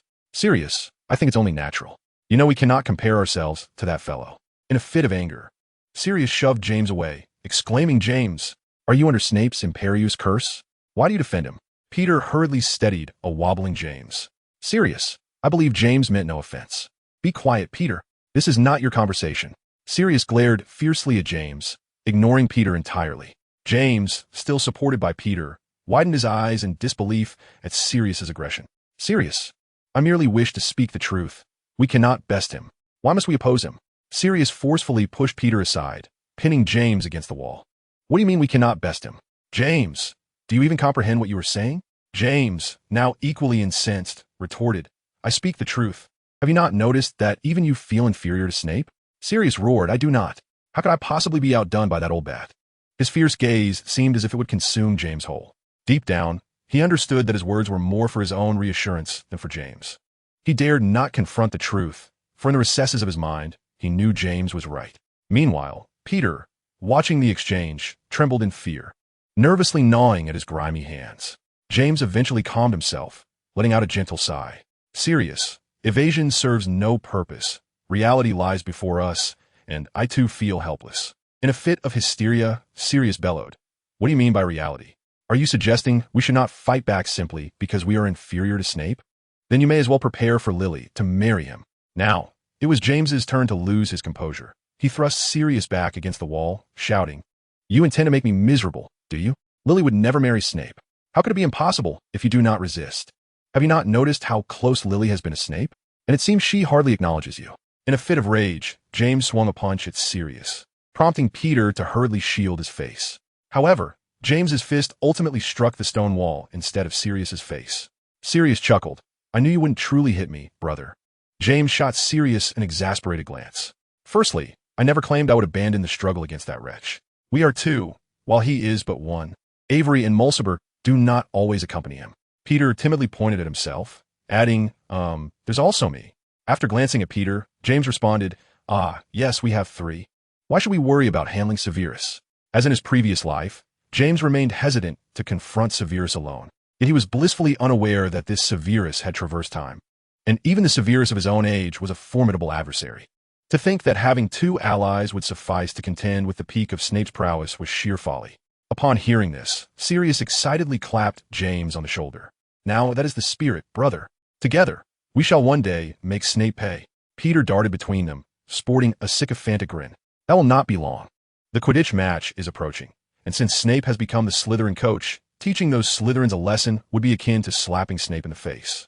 After Peter's words, he cheerfully fanned his own face, eliciting laughter from Sirius and James. Sirius patted Peter on the head. "Peter is right. James, do you have confidence?" Awestruck, Peter lowered his gaze, rubbing his ears, his smile tinged with a hint of happiness. "Thank you. I merely spoke what needed to be said." James thumped his chest, declaring, "Indeed, the Slytherin team is utterly insignificant, and I have heard it said that Snape knows nothing of Quidditch, His coaching is filled with nothing but subpar techniques. Defeating Slytherin will be a breeze. Meanwhile, in the Slytherin common room, first-year students were celebrating Severus, with Narcissa joining in the festivities. Upon Severus's entrance, the room erupted with cheers. Severus glanced at the large table formed by several smaller ones, laden with towering piles of pumpkin cakes, pumpkin pies, and jugs of pumpkin juice. A frown creased Severus's brow. Halloween has already passed, has it not? What is the meaning of this? Mulciber kicked Avery sharply. It's all this pumpkin fanatic's fault. We asked him to fetch some snacks from the kitchen, and look what he brought us. Avery, nursing his bruised backside, jumped up. I was merely trying to help. I specifically chose the tastiest treats. Not everyone is as obsessed with pumpkins as you. You pumpkin lunatic, Mulciber retorted, as Narcissa struggled to ignite the fireworks. She shot a glance at Avery and Mulciber. Enough of your bickering. Hurry up and bring out the surprise. Avery replied, right away, boss. Severus furrowed his brow. Boss, surprise? I hardly know where to begin lamenting this. Avery eagerly produced a beautifully packaged chocolate cake. Happy birthday. Severus stared blankly at Avery, bewildered. Wait, today is not my birthday. Before Severus could process this, Narcissa adorned him with a birthday hat. What can be done? You have never revealed your birthday to anyone. Thus you decided to designate today, a day of significance, as your birthday. Severus listened in a state of bewilderment, curling his lips in disdain. What day of significance? An examination? What is there to celebrate when one does not even know the results? Narcissa shook her finger, a triumphant smile gracing her lips. Who says I do not know? I just discreetly inquired with Professor Slughorn, and you are the top of your class. Moreover, you're the first at Hogwarts to achieve perfect scores in all subjects. This is nothing short of a remarkable feat. She was slightly mistaken. It was not merely remarkable. It was an extraordinary accomplishment. No one, not even Voldemort at his prime, had ever attained such perfection in Hogwarts examinations. Chapter 89, I approve. Is that so? Severus replied in a rather indifferent tone. Narcissa placed her hands on Severus's shoulders. Casting him a reproachful glance, in an almost playful tone, she lamented, What do you mean by is that so? You seem utterly unenthused about your birthday. Thus, today is not my birthday at all. Narcissa, as if she had not heard him, tightened her embrace around Severus. I understand now. You must be lacking in libations? Avery, look at the good deed you've done. Hurry to the kitchen and fetch some drinks. Avery grumbled in discontent. Why must it be me? Do you require my assistance? A cold voice emerged from behind Avery. Avery turned around cheerfully, saying, Then, thank you. He had not finished speaking when his face drained of color. The speaker was Lucius. Lucius stood very close behind Avery, with Goyle and Crabbe flanking him. Upon Lucius's arrival, the first-year students panicked, hastily lowering their heads. Narcissa crossed her arms, glaring fiercely at Lucius. You are not welcome here, Lucius. There is no place for you at this gathering. Lucius glanced disdainfully at the food on the table, a smirk creeping onto his face. A pumpkin feast? I have no interest in attending such a foolish celebration. I am here to escort you all away for violating school rules. Hearing Lucius's serious intent, the first-year students bowed their heads even lower. Narcissa, with a hint of anger, questioned, Lucius, pray tell, which school rule prohibits students from holding a feast in the common room? Lucius shrugged nonchalantly, no, of course not. Everyone is entitled to enjoy a feast, provided the food is prepared by you and not pilfered from the kitchen. Avery sprang forward, agitated. What do you mean by stolen? I obtained this food from the kitchen, given to me by the house elves. Does that qualify as theft? Lucius's lips curled into a wicked smile. So you admit to having entered the kitchen? Realizing his blunder, Avery turned to Severus and Narcissa for support. Severus remained silent, while Narcissa shot Avery a withering glance, shaking her head in resignation. Goyle nudged Crabbe, chuckling, Look, Crabbe, finally someone is even more foolish than we are. Crabbe shot Goyle an exasperated look, indeed. Someone is finally more foolish than you. At that moment, Severus, who had remained quiet until now, spoke up. How could anyone be more foolish than the two of you oafs? Though Avery may not be the brightest, he is certainly not your equal. Goyle and Crabbe glared menacingly at Severus, while Avery looked at Severus with deep gratitude, genuinely surprised that Severus would come to his defense. Lucius cast another glance at the table, a smug grin spreading across his face. I regret to inform you that your gathering is cancelled. We will be taking this food, and Avery will accompany us. Goyle and Crabbe exchanged knowing smiles, both understanding that once the food was taken, it would belong to them. However, as Lucius attempted to magically clear the table, Narcissa raised her wand, aiming it at Lucius. Lucius forcefully grasped her wand. Enraged, Narcissa, are you displeased with your head boy? Goyle and Crabbe also procured food from the kitchen, Why do you not reprimand him? Lucius scoffed derisively. Do you have any evidence? Even if you did, I am a head boy. I can punish whomever I choose. Goyle and Crabbe chuckled maliciously, their faces contorting with glee. Narcissa glared fiercely at Lucius, momentarily at a loss for words. Lucius sneered, Narcissa, do not be angry. When you frown, I find you even more beautiful. Upon hearing this, Narcissa seized Severus in a tight embrace, provocatively smiling at Lucius. Am I not even more beautiful now? Lucius's face turned an alarming shade of crimson, veins visibly throbbing. You madwoman! Narcissa, uninterested in Lucius any further, picked up a slice of pumpkin cake and fed it to Severus. Open wide. I shall feed you, dear Severus. Lucius, infuriated, drew his wand, pointing it at Narcissa. Stop this at once. You shameless woman.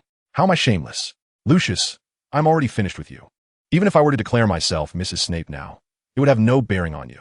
Come now, open wide. Severus, are you afraid of Lucius?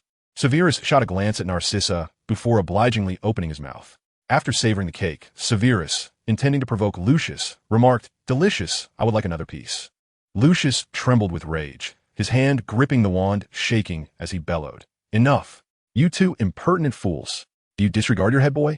You both shall come with me. Lucius, head boy, who do you intend to take? A voice from behind, not characteristic of a student, interjected. Furious, Lucius could not help but recognize the voice and snapped. And who are you, fool? This matter does not concern you, Professor Slughorn. Professor Slughorn, holding a bottle of mead, entered with a burp. Continuing on, Lucius, are you implying this matter does not pertain to me? Lucius lowered his head, unable to meet Slughorn's gaze.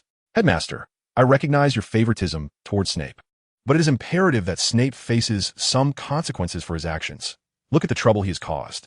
With all this food supposedly pilfered from the kitchen by his companions at his behest, he knew full well that this matter had little to do with Snape.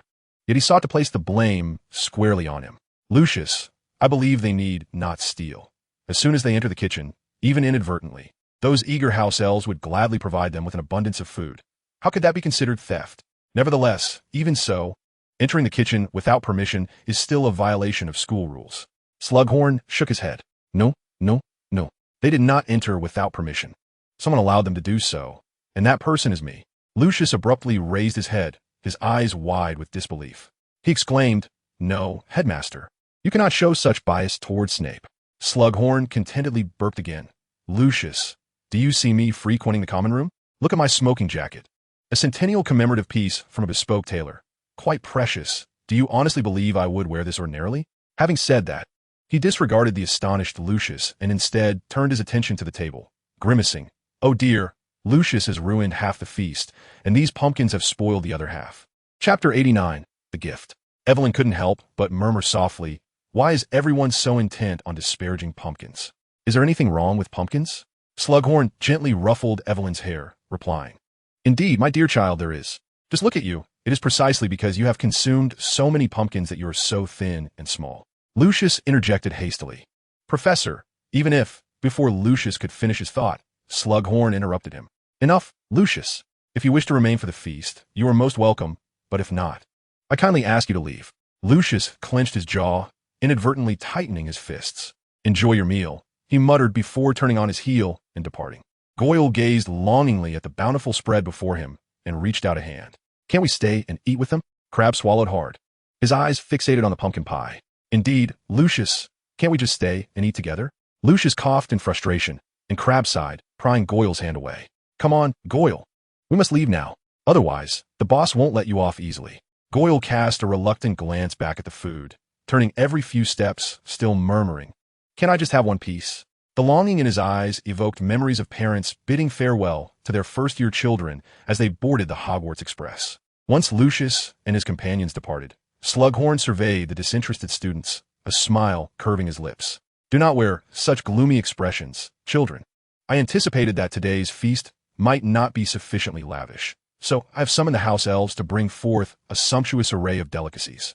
You may eagerly anticipate my exquisite taste. His words elicited a cheer, and with the headmaster's support, the first years quickly forgot Lucius's menacing visage.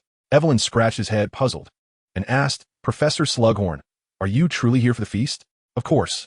I mentioned that this smoking jacket is a limited edition from the centenary collection of the extraordinary tailoring shop, and it is quite precious. I would not don it unless attending an important banquet. Mulciber, holding a cup of pumpkin juice, inquired curiously. Then who invited Professor Slughorn? Narcissa shot a glance at Mulciber and Evelyn, exasperated. It was I. Who else could it be but you two fools? Did you not consider that making such a ruckus would attract Lucius? Evelyn and Mulciber exchanged glances, awkwardly smiling in unison. Slughorn downed his mead in one gulp, then let out a satisfied burp. Narcissa, you certainly have a discerning eye. I knew you were astute. It is all due to your excellent guidance, Professor Slughorn, Narcissa replied. Upon hearing Narcissa attribute the credit to him, Slughorn beamed with delight, patting Severus on the shoulder. Well done, truly splendid. He winked at Severus. Although he said nothing overtly, it was clear he was hinting that Narcissa would make a worthy addition to his household. At that moment, Narcissa cast a flirtatious glance at Severus. Bothered by the attention from both, Severus hastily shifted the topic. Professor Slughorn, have you requested mead from the house elves? Slughorn paused, then smacked his forehead in realization.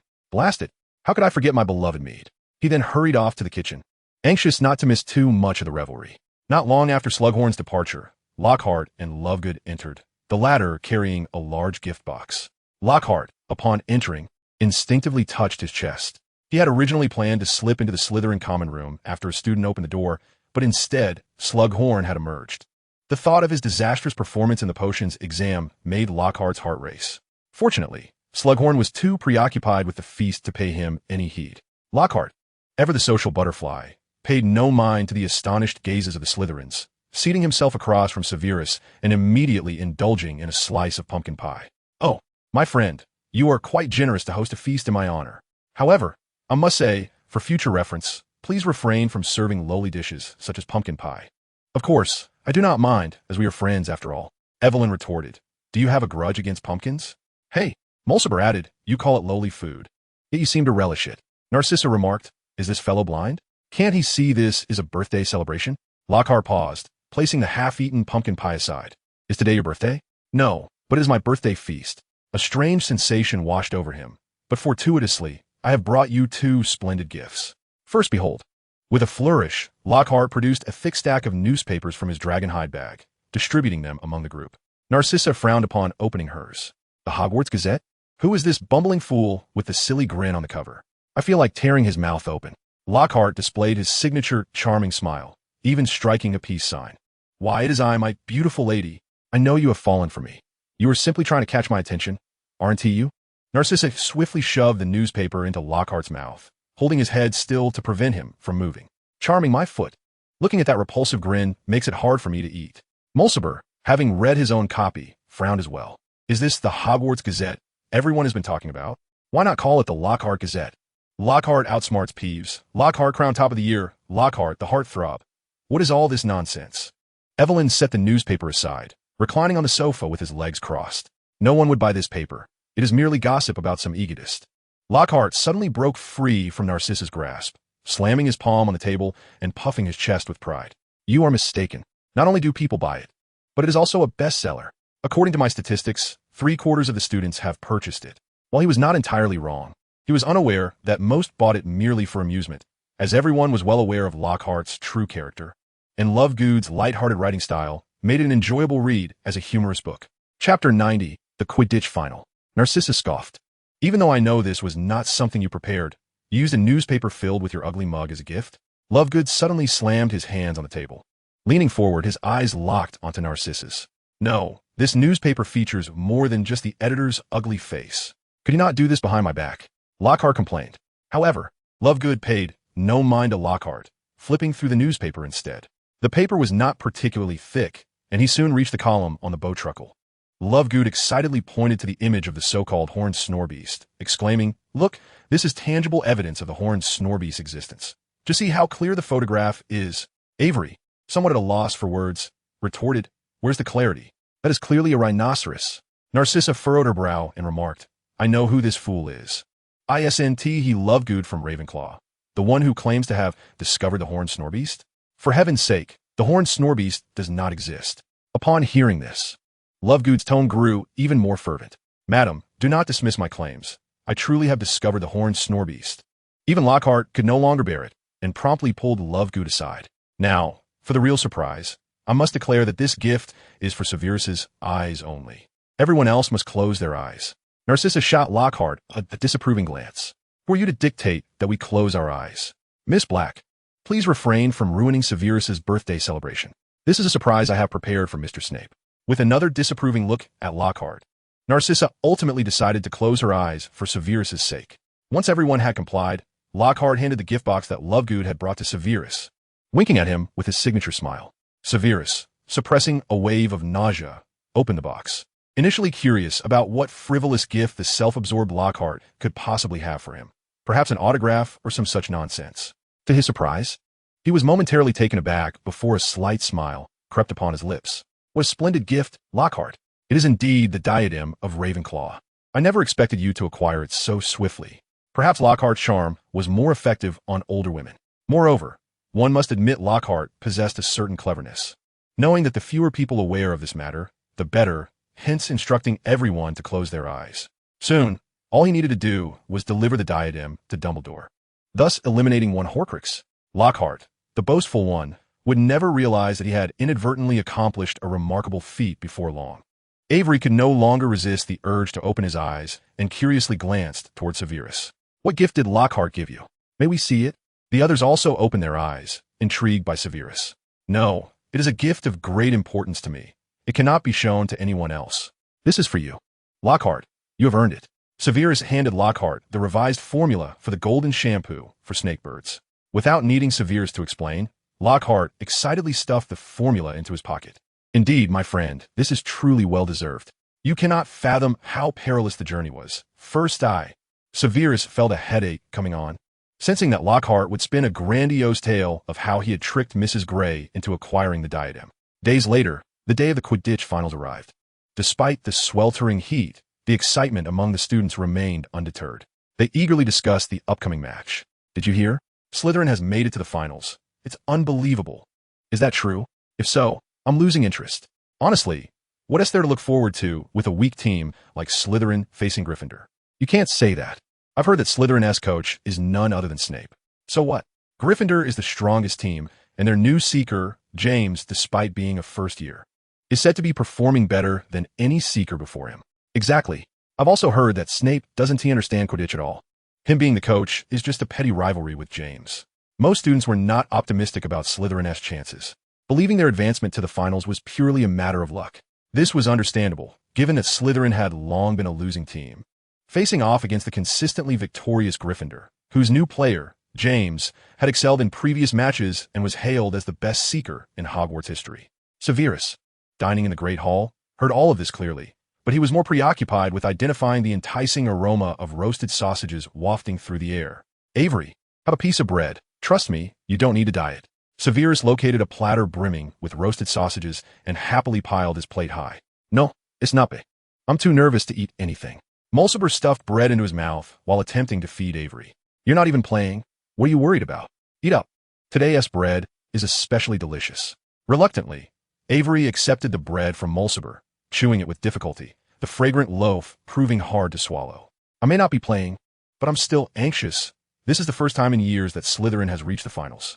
At that moment, Sirius's laughter erupted from behind Avery. Pumpkinhead, your friend is right. You have no reason to be nervous, as Slytherin stands no chance against us Gryffindors. Severus and the others turned to find Sirius and his gang. Mulciber glared menacingly at them. What do you three want? Sirius shrugged, smirking. Nothing much, just came to see the losing team as coach. Avery slammed his hand on the table, the force causing the dishes to rattle. Losing team? The match hasn't even started yet. Sirius snorted dismissively. Does it even need to? The outcome is as clear as day. ISNT that right, James? James confidently thumped his chest. Of course, as long as I'm here. Gryffindor is guaranteed victory.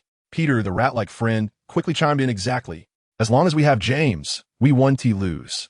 Calmly, Severus speared a roasted sausage with his fork, barely bothering to glance at James and his companions. So what exactly are you three here for? I admit today sausages are quite delectable, but you needn't indulge to such an extent. Sirius glared at Severus.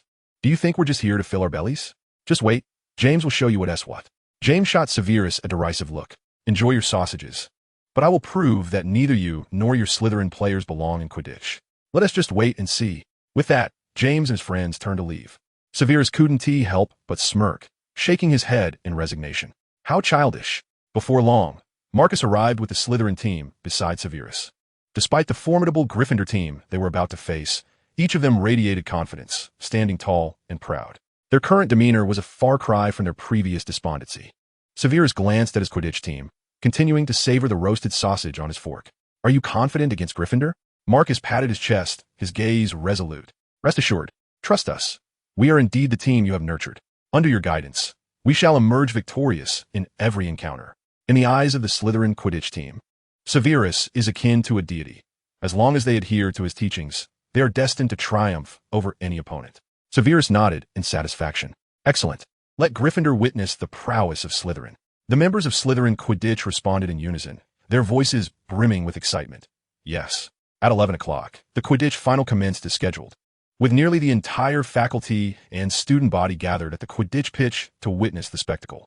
Even before the match began, students in the stands were fervently cheering for their beloved Quidditch teams. The cheers from the Gryffindor supporters overwhelmingly surpassed those of Slytherin. As a formidable team, Gryffindor naturally attracted a large following, and aside from Slytherin, the other three houses were not particularly fond of them.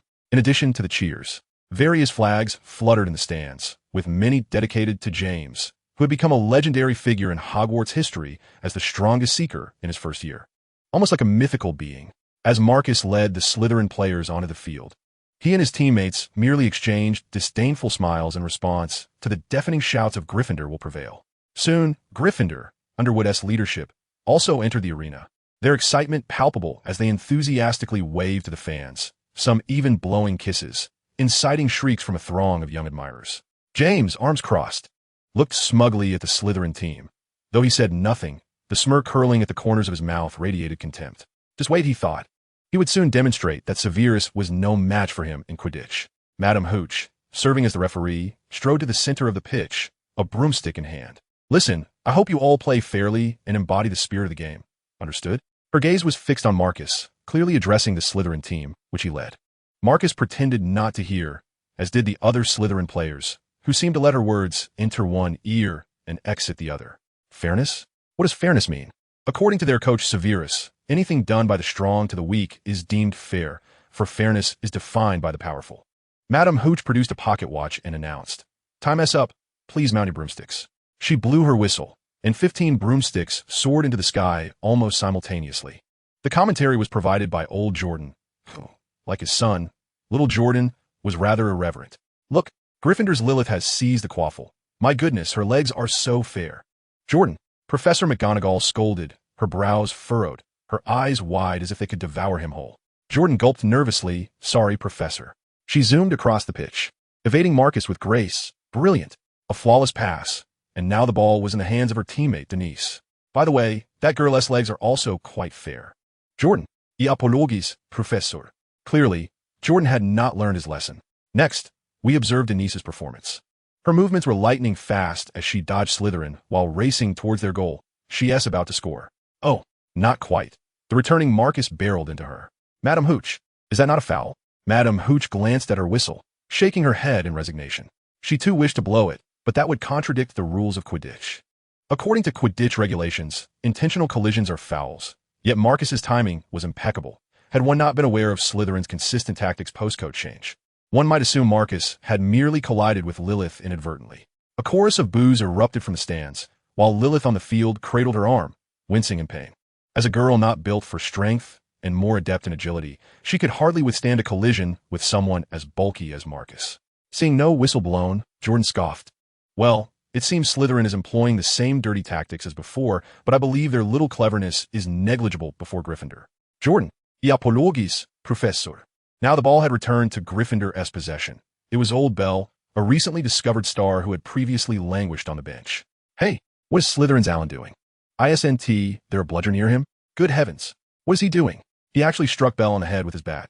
Surely this must be a foul, right? Foul! The Gryffindors in attendance stood up, furious, and so did a number of Ravenclaws and Hufflepuffs, while the Slytherins cheered loudly. Madame Hooch, fuming, blew her whistle and reprimanded Alan. Gryffindor was awarded a free shot at the goal, which indeed brought them closer, but the loss of one of their key players, Bell, was a far greater blow. Severus smirked, delighting in the sight of a clenched fist James. The show was just beginning. Chapter 92. The Quidditch Cup and the House Cup. Clearly, this ruling was unjust for Gryffindor, yet it adhered to the rules, leaving many dissatisfied, including commentator Jordan.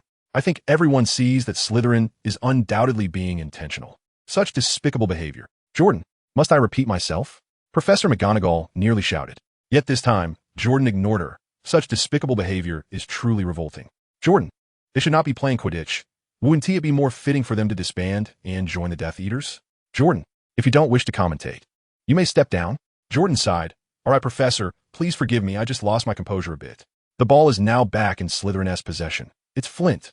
Oh, he has been struck on the nose by the quaffle. How spectacular. Sorry, Professor. Let us check the ball now. Oh my goodness, the ball remains with Slytherin. And oh no, Slytherin has scored. The Slytherins erupted in jubilation, and Avery even leapt up in excitement. In the eyes of the other houses, such underhanded tactics, even if victorious, would be a disgrace, but not for Slytherin. They firmly believe that one must stop at nothing to obtain what they desire. On the field, James pounded the air in frustration, watching as his teammates were battered time and again by the muscular Slytherin players while he could do nothing to assist. This feeling was sheer torment, yet he was unable to help. Wood had instructed him to remain in a safe position until the golden snitch was spotted, lest Slytherin resort to any means to eliminate him. Just as he anxiously gripped his broom, a flash of gold streaked past him. The golden snitch. James felt a surge of excitement as he dove down to pursue it. And at that moment, Slytherin seeker Higgins also spotted it, and both raced towards the snitch. James was swifter than Higgins, his hand outstretched as he nearly grasped the golden snitch. Suddenly, Marcus lunged forth, colliding directly with James. Though James adeptly sidestepped, Higgins had already seized the elusive snitch. The arena erupted with the deafening cheers of Slytherin, their long-awaited victory silencing the protests of the other three houses. And all of this transpired before Madame Hooch had the chance to boast, which meant it was indeed valid. Jordan, infuriated, led the charge against Madame Hooch's decision, even though he was well aware that her ruling was entirely justifiable. When Marcus and his team claimed the Quidditch championship, nearly every Slytherin surrounded them, chanting their victory slogans and hoisting the winning team aloft. Severus watched from the stands, a sense of satisfaction washing over him. Yet, Marcus and the others did not forget Severus. As they were lowered from the crowd's embrace, they hurried to his side, with Marcus even offering him a bear hug. Coach, this is incredible. Everything is splendid, and it's all thanks to you that we VE triumphed. You are nothing short of a deity to us. Severus, quite exasperated, pushed Marcus away. Enough, don't behave like a child. Your snot is dripping onto me. Snape. James squeezed through the throng, disregarding the hostile glares around him, glaring fiercely at Severus. Marcus released Severus and lunged at James, grabbing him by the collar. What do you think you're doing, brat? We're not on the pitch anymore. I could unleash my fury on you. Marcus, let him go. I'm curious to hear what he has to say. Marcus glanced back at Severus, then obediently released James. Fuming, James stood before Severus. What is this? How despicable. I refuse to accept it. A faint smile crept across Severus's lips. Who cares whether you accept it or not? I only desire victory, and your opinions are of no consequence. With that, Severus turned to leave, but James attempted to pursue him, only to be restrained by Marcus's hand, left to hurl threats at Severus's retreating figure. Snape, one day I will surpass you. You will be utterly defeated. Soon enough, the semester drew to a close. When Severus arose to attend the end-of-year feast, the hall was already filled with students. He felt a surge of happiness at the hall's adornments of green and silver. And behind the head table, an enormous banner depicting a Slytherin serpent hung, signifying Slytherin's triumph in the House Cup. The Slytherin students were elated. First the Quidditch Cup, then the House Cup. What could be more delightful? However, the students from the other three houses were far less jubilant. Though they were excited at the prospect of the impending summer vacation, that exhilaration was severely dampened by Slytherin's victory. Severus took a seat between Avery and Mulciber, and just as he settled, Dumbledore arrived. His presence swiftly quelled the noise in the hall. Dumbledore, brimming with enthusiasm, declared, "Another year has passed. Before we indulge in the splendid feast before us, allow this old man to share a few clichés." Before Dumbledore could finish, Adolphe burst in, his face etched with terror, blood seeping from his shoulder, revealing what appeared to be animal bite marks. Before anyone could react, he leaned against the table, gasping, "Werewolves! The werewolf pack is here." With that, his feet slipped and he collapsed to the ground, unconscious. The hall erupted into chaos, prompting Dumbledore to cast his wand. unleashing a series of sharp firecracker explosions to restore order. Heads of houses immediately escort your students to their dormitories. Despite the efforts of the heads and older students to maintain order, the scene was still tumultuous, with students fleeing to their dorms. Severus moved against the tide of students, while Lucius watched, indifferent to Severus's plight, wishing nothing more than for him to be devoured by a werewolf. Severus struggled through the crowd, encountering the similarly defiant Hermione. He grasped her hand, startling her. "Professor Snape?" she exclaimed. "Look what we have here. Our ever-curious Miss Know-It-All, so keen on studying. What brings you here? Hoping for a close encounter with a werewolf?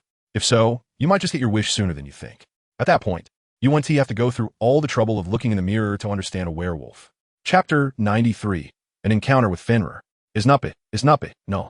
Lily is still unaware of the werewolf situation. Severus's expression grew serious. "This is dire. Do you know where Lily is?"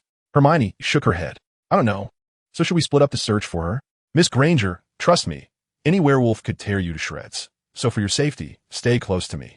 Though Severus had not favored Hermione in his past life, that did not mean he was oblivious to her character. Knowing Hermione, even if Severus instructed her to return to the dormitory, her concern for her friends would likely compel her to sneak out. Severus and Hermione scoured the premises like headless chickens in search of Lily.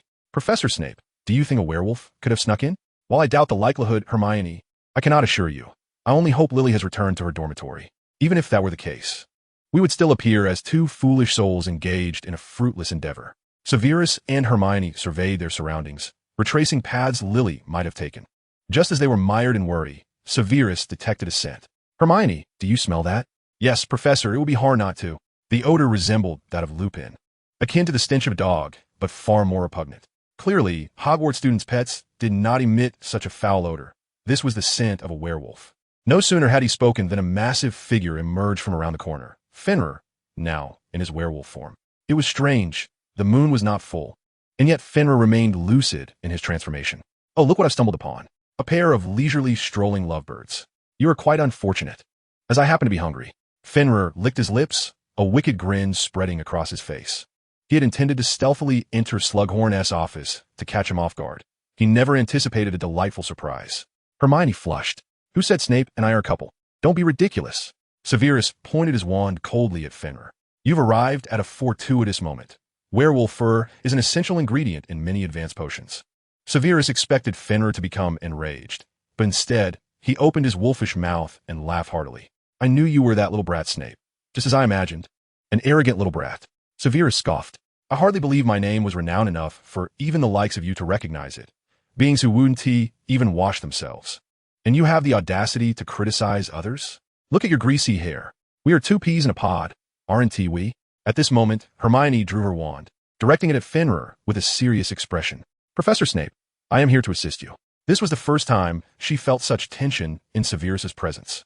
The adversary she faced was not a juvenile werewolf like Lupin, but a formidable adult werewolf. Upon encountering this mature creature, Hermione realized that Lupin's smaller form was quite diminutive in comparison. The hulking figure before her was intimidatingly large, comparable to Hagrid, who possessed half-giant lineage. Considering Hagrid's formidable strength, he had established himself as a dominant force within the perilous Forbidden Forest. Furthermore, research indicated that werewolves possessed significantly greater strength than similarly sized humanoid beings, meaning that the werewolf before her was likely even more powerful than Hagrid. How could she not feel apprehensive? Even Severus would likely find it challenging to contend with such a foe. Yet, in contrast, Severus remained remarkably composed. "Miss Know-It-All, it appears our defense against the Dark Arts class is about to commence once more. Are we to study werewolves after Death Eaters?" He added nonchalantly, "Do not be anxious. Miss Know-It-All, I am acquainted with this foolish wolf. His name is Fenrir, and he is the one who bit Lupin." To suggest that Severus was entirely unperturbed would be misleading. Fenrir was no mere wretch like Rodolphus. This adversary proved to be rather formidable. Upon hearing Fenrir's name, Hermione's hand trembled uncontrollably around her wand. She pressed her other hand against it, swallowing hard. "Professor Snape, are you certain? Is this truly Fenrir, the leader of the werewolf pack?" As a top student at Hogwarts, she was well aware of Fenrir's notorious reputation among werewolves. From her understanding, Fenrir was among the most vicious of his kind. Even when not under the full moon, he harbored a relentless thirst for human flesh. His brutal nature and imposing stature rendering him a tyrant among his peers who dared not defy him. He was the alpha the strongest among werewolves. Fenrir paused, taken aback. Hey, little brat, how do you know it's me? It would be normal for someone to have merely heard of him. But Severus, recognizing him, indicated that the latter must have familiarity with him. Yet, Fenrir could not recall ever encountering that loathsome little brat, Severus. However, Severus paid no heed to Fenrir or Hermione, continuing in his own musings. If we were to bind this creature and present him to Lupin, allowing Lupin to reflect on his tragic past, I believe that would be quite a delightful spectacle. Hermione protested loudly, incredulous. Professor Snape, can you not take this seriously? We are dealing with Fenrir. Fenrir wiped the drool from his face, his expression darkening. Yet, in his werewolf form, his emotions were obscured by fur. Snape, you shall perish at my claws today. I will prove that your arrogance is utterly worthless. With that, Fenrir charged forward, lacking any semblance of strategy. Yet, werewolves do not rely on finesse. Once his claws grasped Severus, the latter's demise would be imminent. Stupefied, a beam of red light shot from Severus's wand towards Fenrir. Yet the werewolf, unaffected by the stunning spell, continued his relentless advance. Severus grimaced. Indeed, it was akin to a muggle anesthetic, ineffective against such a large werewolf. As Fenrir closed in, Severus swiftly conjured a stone wall. He anticipated that Fenrir would crash into it given their proximity. However, the werewolf's agility was simply unparalleled. Fenrir leaped over the stone barrier, launching himself through the air towards Severus. Chapter 94. The Non-Existent Spell. Severus quickly yanked Hermione aside, narrowly avoiding Fenrir's razor-sharp claws. Nevertheless, Fenrir's massive frame collided with them, forcing Severus and Hermione to stagger backwards several paces to maintain their balance. Oh, arrogant little wizard, watch me cast a spell. Look, what is this? Your wands. Ha, you are doomed. A wandless wizard is no different from a muggle. Fenrir gleefully flaunted the two wands he now possessed, evidently his primary objective all along. Severus smirked. He had known this beast feared magic. Hermione, I command you as your professor, leave at once. Despite his impassive demeanor, he lacked absolute confidence in his ability to vanquish Fenrir. Hermione shook her head defiantly. I will not leave. I cannot stand idly by while my friend is in danger. She was startled by her own words. Was Severus considered a friend? In her past life, he had been nothing more than a detestable professor who would deduct points from Gryffindor, even if she merely raised her hand to answer a question. Yet in this lifetime, Severus was different. This version of him still possessed his flaws, yet he treated her with kindness, fostering a sense of reliance in her that had long been absent, especially in an era marked by profound loneliness.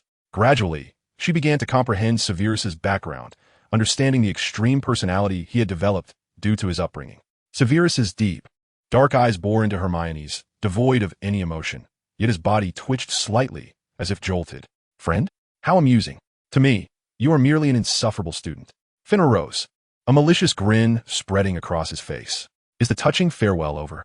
First of all, she is not my lover. Your beastly intellect is lacking. I merely stated she is an insufferable student. TCH, who cares about that? He retorted. Secondly, you previously claimed that a wandless wizard is no different from a muggle. And you were correct. Even the most skilled wizard would find it challenging to face a beast like you without a wand. However, Severus replied leisurely. Who said a wizard possesses only one wand? A feeling of foreboding crept over Fenrir as he furrowed his brow. What do you mean? Granger. Severus extended his hand, and a wand appeared perfectly in his grasp. Unlike other wizards, Hermione, having traversed through dimensions, possessed two identical wands from different timelines.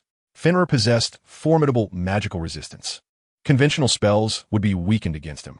However, those were merely harmless schoolyard spells. Had Fenrir truly been so powerful, he would not have bowed to Voldemort. In contrast to those antiquated, unforgivable curses, Severus had devised a simpler, more effective spell of his own. The non-existent spell.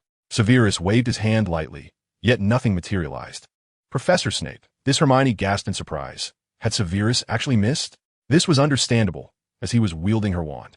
If a wizard used another's wand, it would, to some extent, diminish the potency of their magic. Yet, to fail entirely was unforeseen. Just moments ago, Fenrir, who had exhibited some trepidation, erupted into laughter. Ha, little brat, are you merely fanning me? Severus chuckled, albeit with a somewhat unsettling smile. I would advise you to remain still. My apologies, it seems my warning comes a tad late. No sooner had Severus uttered these words than Fenrir's right arm silently descended, the severed limb as smooth as a mirror, and a torrent of scalding blood erupted forth like a fountain. How could this be? Fenrir writhed on the ground in agony, vociferously swearing vengeance upon Severus. Hermione's eyes widened in disbelief at the spectacle before her. What sort of sorcery was this? Fenrir's forearm appeared as if cleaved by an invisible sword. Behind it, a deep scar silently branded the wall, reminiscent of a dragon's claw. This magic was indeed intangible. Could it truly kill without a sound? Severus coldly regarded the writhing Fenrir beneath him. Kill me? With your current state? You, squirming like a worm? Fool, what have you done? There are no beams, no sparks. Severus replied icily. I am under no obligation to enlighten a werewolf about the wonders of dark magic. The killing curse, a spell of Severus's own invention, manifested without any forewarning. No beams, sparks, threads of light, or even sound. Executed in silence, it could indeed kill unseen, making it exceptionally suited for assassination, while also being a formidable piece of dark magic. Something fell at Hermione's feet, and she glanced down to see her wand, which she had forgotten in the chaos. She gasped. How could she have overlooked that? Shouldn't she be more astounded by Severus's spell's effect? Based on her understanding of magic, that killing curse was undoubtedly advanced. A typical witch without a wand would struggle to perform even the simplest spells, yet Severus managed to wield powerful magic, even considering his status as a professor. This was utterly outrageous. She realized her understanding of Severus was woefully inadequate, limited to the annoying professor renowned for his prowess in potions. Little did she know, Severus was far more than that. His most remarkable trait was his near omniscience. In potions, he had corrected errors in textbooks while still a student. His talent in transfiguration was exceptional, not quite rivaling McGonagall's, yet still formidable. In spell invention, he had created numerous curses and dark magic. In combat, he was undoubtedly a master, particularly skilled in silent spells and wandless magic. Were it not for his role as the creator of the killing curse and his remarkable speed in casting, achieving such an effect in casual circumstances would have been nearly impossible. Hermione. Just as Hermione was lost in thought, Severus gently called her name. Professor Snape. Is there something you need? Nothing of consequence. With a flick of his wrist, a beam of red light shot forth, and Hermione collapsed into unconsciousness. He reached out, steadying the staggering Miss Granger as she sank beside him, before turning his gaze towards the shadows nearby. Well then, if you have witnessed enough, you may as well reveal yourself, Bella. Chapter 95, Bellatrix. Bella, full name Bellatrix Lestrange, was the eldest daughter of the Black family, sister to Narcissa Black, and among Voldemort's most fanatical and brutal followers. She harbored an almost obsessive admiration for Voldemort, yet was bound by the traditions of her ancient, pure-blood family, the Blacks, to marry Rodolphus Lestrange, the eldest son of that family. Following Voldemort's first downfall, she, along with the Lestrange brothers and young Barty Crouch Jr., employed the Cruciatus Curse to extort the whereabouts of the Longbottoms, leading to their madness and subsequent life imprisonment in Azkaban, as decreed by the Wisingamoth. She later escaped in 1995, pledging her fealty to Voldemort once more. While she may not have been the most powerful of the Death Eaters, she was undoubtedly among the most loyal and deranged. Had Rodolphus previously succeeded in his endeavors, Bella would have undoubtedly arrived at Hogwarts alongside Fenrir. This, too, was Severus's intent. Severus waited in silence. After a long while, the corridor suddenly resonated with manic laughter. How delightful, how delightful. No wonder the master took a liking to you, little one. You truly are intriguing. When did you first take notice of me? A tall woman emerged from the shadows, her long, lustrous black hair cascading around her, a robust jaw, thin lips, heavy eyelids, and long, thick eyelashes. Bellatrix Lestrange possessed the typical beauty and arrogance of the Black family, yet with an added touch of madness that surpassed Narcissus. Bella clapped her hands, cackling uncontrollably, her laughter echoing throughout the corridor, utterly chilling. I noticed from the very beginning when I saw Fenrir, Severus remarked coldly, this beast alone cannot gain entry to Hogwarts. Fenrir, clutching his wound, retorted weakly, Bella, kill him for me. Bella barely glanced at Fenrir, resting her chin in her hand as she circled around Severus, her interest piqued. She nodded, asking with feigned curiosity, what was that dark magic you just performed? Quite remarkable. Even I have never seen such an intangible dark spell. Do it again for me. Bella, I'm under no obligation to inform you, nor am I required to demonstrate again. I can only tell you that it is of my own creation. Bella's eyes widened in disbelief, her mouth slightly agape. What did you say? How old are you, little one? That dark magic you just cast was your own invention? She struggled to accept this reality, as it was far beyond reason. First year, any issue with that? First year? Bella repeated in incredulity. And you ask if there's a problem? A first year invented a dark magic of such caliber? How am I to believe that? During her own time at Hogwarts, she had been one of the top students. Yet if someone had claimed that a first year invented a spell like the Killing Curse, she would have deemed them insane. In her first year, she was still grappling with the basics of magic, perhaps merely getting ahead in her studies. Creating advanced dark magic was unthinkable. It was akin to a muggle child in first grade, while Severus was already teaching at a prestigious university. Who wouldn't be astonished by such a notion? The truth was evident. Had the Killing Curse existed long before, wouldn't it have been widely utilized? Bella nodded in agreement. Indeed, that is true. No one understands dark magic better than we Death Eaters. Unless, of course, this dark magic is genuinely Severus's original creation. So, when you plan to invite me to join the Death Eaters? Bella inquired. Have you forgotten the Dark Lord assigned you a task? Bella suddenly paused, instinctively taking a few steps back, drawing her wand and eyeing Severus warily. Are you trying to use legilimency on me? Little one, do you think I wouldn't dare to kill you? I have not employed legilimency against you. Although I could, such an obvious matter does not require it. Bella glanced down at Fenrir, who was now clutching his wound, too pained to utter a word. How intriguing, my little imp. You must be aware that Fenrir serves the Dark Lord as well, correct? Indeed, and what of it? It is precisely why I spared this fool's life. If I am not mistaken, it is not the Dark Lord who seeks my demise, but merely Fenrir. Am I correct? That is true. Yet the Dark Lord's intentions of inviting you hold no relevance. Do not pose such rudimentary questions to me. Your husband was deliberately allowed to escape. And now you stand before me, Bella. Oftentimes, one need not seek answers from others. How fascinating. So, do you wish to join us? Before Severus could respond, Bella promptly waved her hand. Ah, my apologies for committing such a banal error. You are right. Many times, one does not require answers from others. Thus, I welcome your alliance. Bella extended her hand, and Severus grasped it without hesitation, a satisfied smile gracing his lips. Although he and Dumbledore had numerous disagreements, they were united in one belief: to dismantle and eradicate the forces of darkness, one must combine both internal and external efforts. Fenrir, in a fit of rage, forced himself to stand despite his injuries, exclaiming, Bella, if you will not avenge me, I shall do it myself. Bella cast him a disdainful glance. By all means, if you wish to forfeit the protection of our master for you and your werewolf legion, I shall not impede you. I hardly consider you a match for Severus. You. Fenrir glared menacingly at Bella, yet ultimately lowered his gaze in resignation. He understood that he and his werewolf pack could not sever ties with Voldemort. It was not merely a matter of losing benefits. Serving Voldemort was not a choice one could make lightly. If he were to break away from the Dark Lord, Voldemort would pursue him and his followers to the ends of the earth without mercy. Bella, seeing Fenrir's capitulation, chose to disregard him. She redirected her focus back to Severus. There's one thing I've always been curious about. How do you know of my troublesome husband? Oh, and Fenrir, of course. Do not inquire too much. Secrets buried within are weapons, while sharing them relinquishes that power. Bella furrowed her brow slightly. You insufferable little imp. Truth be told, despite your youth, I genuinely believe that if you were on the opposing side, it would be utterly terrifying. She could not help but gasp in astonishment. She had never encountered someone as shrewd as Severus. What experiences could a child have endured to develop such depth? I shall take that as a compliment. So, what do you intend to do? Join our ranks now, or remain at Hogwarts? I shall join while continuing my stay at Hogwarts. I believe the Dark Lord would appreciate having an informant within the school. Severus glanced at Fenrir, whose howls of pain had begun to subside.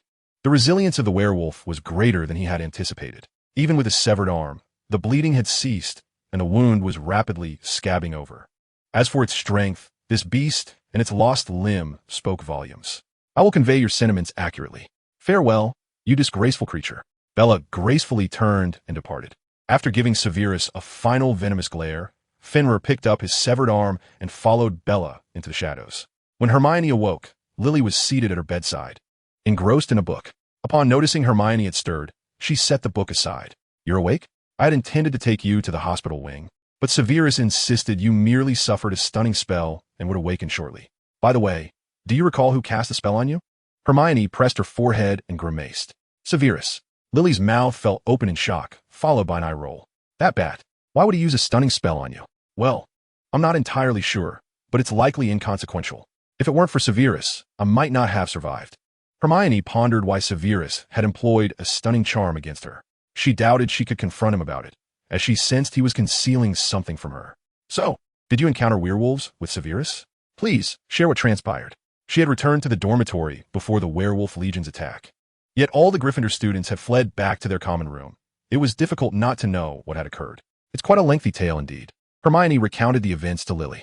Upon hearing that Severus had wounded Fenrir with a killing curse, Lily, who detested dark magic, expressed her displeasure by resting her chin in her hand. That's Severus. He truly dabbles in dark arts. Why doesn't he learn to use his skills for good? But then she added, however, that killing curse of his is quite impressive. It's nearly silent and invisible, making it exceedingly difficult to evade. Hermione excitedly interjected, not only that, Professor Snape didn't even use his wand. He managed to perform such advanced magic without it. Observing Hermione's eyes nearly sparkling with admiration, Lily rolled her eyes and chuckled. It seems you hold Severus in high regard. Indeed, I previously wasn't fond of Professor Snape, but now I realize he is quite admirable, and his mastery of magic is beyond my imagination. In truth, she had harbored considerable disdain for Severus, but as a diligent student, she refused to admit her dislike for her professor. Chapter 96, Going Home. Goodness, Hermione, you don't even deny it, and I've been meaning to ask, why do you refer to Severus as professor? Hermione turned her head away, her gaze drifting as she hastily changed the subject. I merely admire him, and you, Lily. Why do I get the impression that you care quite a bit about Severus? Lily's face flushed. What are you talking about? When have I ever cared about that bad? You are obviously concerned. Every time Narcissa teases Severus, you appear quite displeased. No, how could I possibly care about Severus? Do you know why I returned early from the end-of-year feast? Why? Lily huffed. Because this year's Quidditch Cup and the House Cup were both snatched by Slytherin due to Severus's scheming. I am absolutely furious about it. I will not forgive his despicable tactics. You are entirely correct. We shall seek retribution during the summer, over the matter of the House Cup and the Quidditch Championship.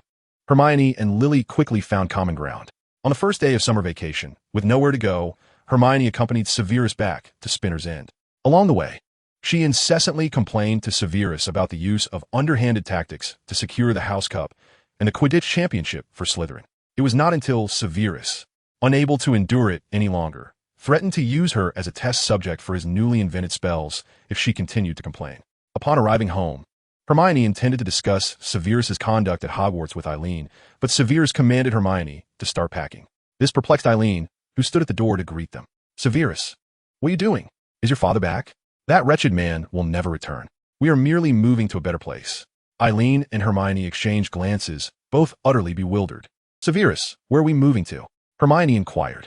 Oh, I should rather ask where we can move to, as we have no money. A rare, tender smile graced Severus's lips. Mother, once we arrive, you shall know. Now allow me to build some suspense. As Hermione gazed upon Severus's frosty visage, an unexpected smile of joy emerged upon her face. And she couldn't help but reflect that even a man as brooding as Professor Snape could exhibit gentleness in the presence of his mother. Perhaps those with naturally cold dispositions cherish heartfelt connections all the more. Who knows, in the future, Professor Snape might marry and be a wonderful husband. Unlike the Dark Lord, the professor was not devoid of affection. He simply might not know how to love someone. Just as Hermione was lost in her musings, Severus urged, "What are you dawdling for, Miss Granger? I certainly do not wish to keep you as an idle burden." Hermione grimaced, "Absolutely not. Whoever marries Professor Snape will undoubtedly be treated like a house elf." Aaron pinched Severus's cheek. "Oh, Severus, I shall not permit you to be so rude to Hermione. How can you speak to a young lady in such a manner?" Though she felt that Severus had matured considerably, he remained her child in her eyes, regardless of his internal growth. "I understand. Mother, please release my face," Severus said, feeling mortified at being chastised in front of his student. Aaron let go and gently caressed Severus's cheek. "Hermione, my Severus is not a bad person. He merely struggles to express his affections. This child has endured so much hardship that he has forgotten the taste of happiness." As she spoke, Aaron's voice quivered with emotion. She loathed her marriage, but was grateful for the kind-hearted son it had bestowed upon her. Severus shot a fierce glare at Hermione, who was secretly amused. And seeing her smile fade, he remarked, "Mother, I believe that wretched happiness matters little to me. I am utterly indifferent to it." Hermione, perplexed, asked, "But Severus, if life is not about happiness, isn't that rather tragic?" "Tragic? I do not perceive it that way at all. Life is replete with magnificent pursuits. And compared to these grand endeavors, personal emotions pale in significance." Severus could hardly fathom why people sought joy, whether joyous or not for him. Aside from safeguarding his cherished ones, the paramount concern was the study of potions and spells. Once the Voldemort issue was resolved, he intended to dedicate himself to his research. His perspective diverged from that of ordinary individuals. Having grown up in an oppressive environment, he was more acutely aware of his life's pursuits than those raised in comfort, naturally leading to a fervent dedication. Aaron and Hermione exchanged resigned glances, both convinced that Severus was beyond saving. "Mother," Severus said, while shoving magical tomes into a box, "I believe your complexion has improved significantly." "Indeed, it has been much better since your father's departure," Aaron replied matter-of-factly, though the underlying sadness was understood only by her, Severus, having endured years of domestic abuse, though her health had improved considerably. The psychological toll had left her appearing a decade older than her peers. Yet, she cared little for appearances, content as long as she could enjoy life with her son. Severus wished to console his mother, but was ill-equipped for such matters, ultimately saying, "Our future days will be much better." Aaron embraced both Severus and Hermione, a radiant smile illuminating her face. "Yes, with you, me, and Hermione, our days ahead will grow ever brighter." Hermione's cheeks flushed, while Severus's face, too, turned slightly red, a miraculous occurrence for him. Severus muttered under his breath, "Why must you include Hermione? She is not part of this family." Aaron shot him a disapproving look. "Nonsense. She is your distant cousin. That is merely a fabricated relationship." Just then, the doorbell rang. Aaron and Severus exchanged glances, both filled with a hint of uncertainty. It seemed unlikely that anyone would visit them. A flicker of fear crossed Aaron's eyes. Could it be your father returning? Severus set down the magical books. "Mother, you know that is impossible. I shall answer the door, even if that scoundrel were to return. I could simply cast the Obliviate charm again." Chapter 97. Granger, you are indeed up to no good. Severus opened the door to find not the father he could never bear to see, but an irate Lily. "Snape, do you not realize that your assistance in Slytherin's victory?" Before Lily could finish, Severus pulled her inside. "You arrived just in time. We are moving. Come lend a hand." Caught off guard, Lily nodded. "Oh, all right." But it wasn't long before she realized the situation. She stomped her foot in frustration. "Snape, do you not notice that I am angry with you? Do you not think your methods to help Slytherin when the Quidditch Cup and the House Cup are rather despicable?" Severus pointed toward the kitchen. "You can handle that. Is this what has you upset? Honestly, do you think I am some sort of house elf?" Despite her temper, Lily dutifully set about tidying the kitchen. "Why can't we use magic?" she complained. Hermione explained, "Because this is a muggle neighborhood. Using magic would attract the ministry's attention." "Oh, I almost forgot. Wait, Hermione, why are you here too? How cunning of you to not inform me of the move and come alone to help." Lily said with a hint of jealousy. I actually live here," Hermione replied. Lily dropped her utensils. "Why do you get to live here?" "I want to live here with Severus too." Severus rolled his eyes. "Why would you want to live with me?" Severus's feelings for Lily were complex. In a past life, his affections were not merely romantic. He had considered the possibility of marrying Lily, but he would have accepted not marrying her as long as she didn't end up with James. His love for Lily was pure, representing a yearning for light and happiness, though he would never admit it. In this life, however, his feelings were even more complicated. He viewed Lily as a troublesome child, and his affection for her had become so convoluted it could fill a book. Thus, he would never behave like a lovesick fool around her. At Severus's remark, Lily's face flushed. Let us just forget I said anything." She was puzzled as to why she suddenly felt envious of Hermione living with Severus. After all, Hermione was his cousin, and it was only natural for them to share residence. Yet, she simply could not shake the discomfort. Under the diligent efforts of the four individuals, the tasks were swiftly accomplished. Severus's home had always been sparsely furnished, largely depleted by his unscrupulous father. After the belongings were sorted, Lily gazed at the empty house and sighed. Severus casually remarked, "What? Do you wish to stay? Then it's yours." "I certainly do not wish to dwell here. I was merely contemplating whether, with your departure, I would be unable to visit you during the summer." "Not at all. The new place isn't far." "Really?" Lily's eyes sparkled with excitement. "That is splendid." Upon their arrival at Severus's new residence via SlowBurn, the three companions, excluding Severus, were utterly astonished. Before them stood a grand mansion rivaling the opulence of the Rodolphus estate, albeit devoid of any furnishings due to its recent acquisition. Upon witnessing such a sprawling abode, Lily couldn't suppress her skepticism. "Severus, did you rob Gringotts?" Hermione rolled her eyes. "Severus, I better not see your name in the Daily Prophet." "Cease your foolish illusions," Severus began, but before he could finish, Eileen grasped his face, her expression grave as she sternly demanded, "Severus, tell me the truth. Where did this mansion come from?" "Mother, do not heed the nonsense from those two fools. This was purchased with my scholarship from Hogwarts and my share from Gilderoy. He was not being entirely truthful. Gilderoy shampoo had only recently hit the market, and even with the scholarship, that paltry sum would hardly suffice. In reality, it was acquired through the patents for the Wolfsbane potion and the shrinking solution. Naturally, Eileen was not easily deceived. She released Severus and placed her hands on her hips, scrutinizing him. Is that so? Hermione, connecting the dots, quickly realized that Severus must have earned considerable profit from his two inventions. Understanding the scenario, she hastily supported Severus's fib. Oh, how could I forget? Severus indeed partnered with Gilderoy in selling magical shampoo, and it has been quite successful. I believe he is not lying. Hearing this, Eileen remained skeptical. Yet considering it more plausible than the notion of Severus robbing Gringotts, she accepted his explanation. She sighed, "My dear child, it must be burdensome for you. Such a large house, I worry you might not adjust. Mother, you ought to live like this. Have you forgotten your former life?" Before marrying Tobias, Eileen was part of a distinguished family in the wizarding world, and at that time, her family's estate was no less impressive than this one. A bittersweet smile graced Eileen's face. Those are bygone days. But with such a large house, how shall we clean it? We have no house elf. Severus turned to Hermione. Isn't there a ready-made house elf? Right here? Who are you calling your house elf? Hey, the summer days passed peacefully, devoid of significant events, with Severus and Hermione often brewing potions while Lily frequently came to assist. Until one day, an unexpected visitor arrived. On that day, Lily was lamenting to Severus about James. I truly cannot fathom how James managed to acquire my address. He sends owls to my home every day, inviting me to a ball today, claiming it is my honor. Goodness, what is that arrogant fool thinking? Severus, shaking a vial of potion, paused momentarily. So did you accept? How could I? Who in their right mind would want to attend a ball with that arrogant fool during a lovely holiday? Isn't he going with Sirius? They seem quite suited for each other.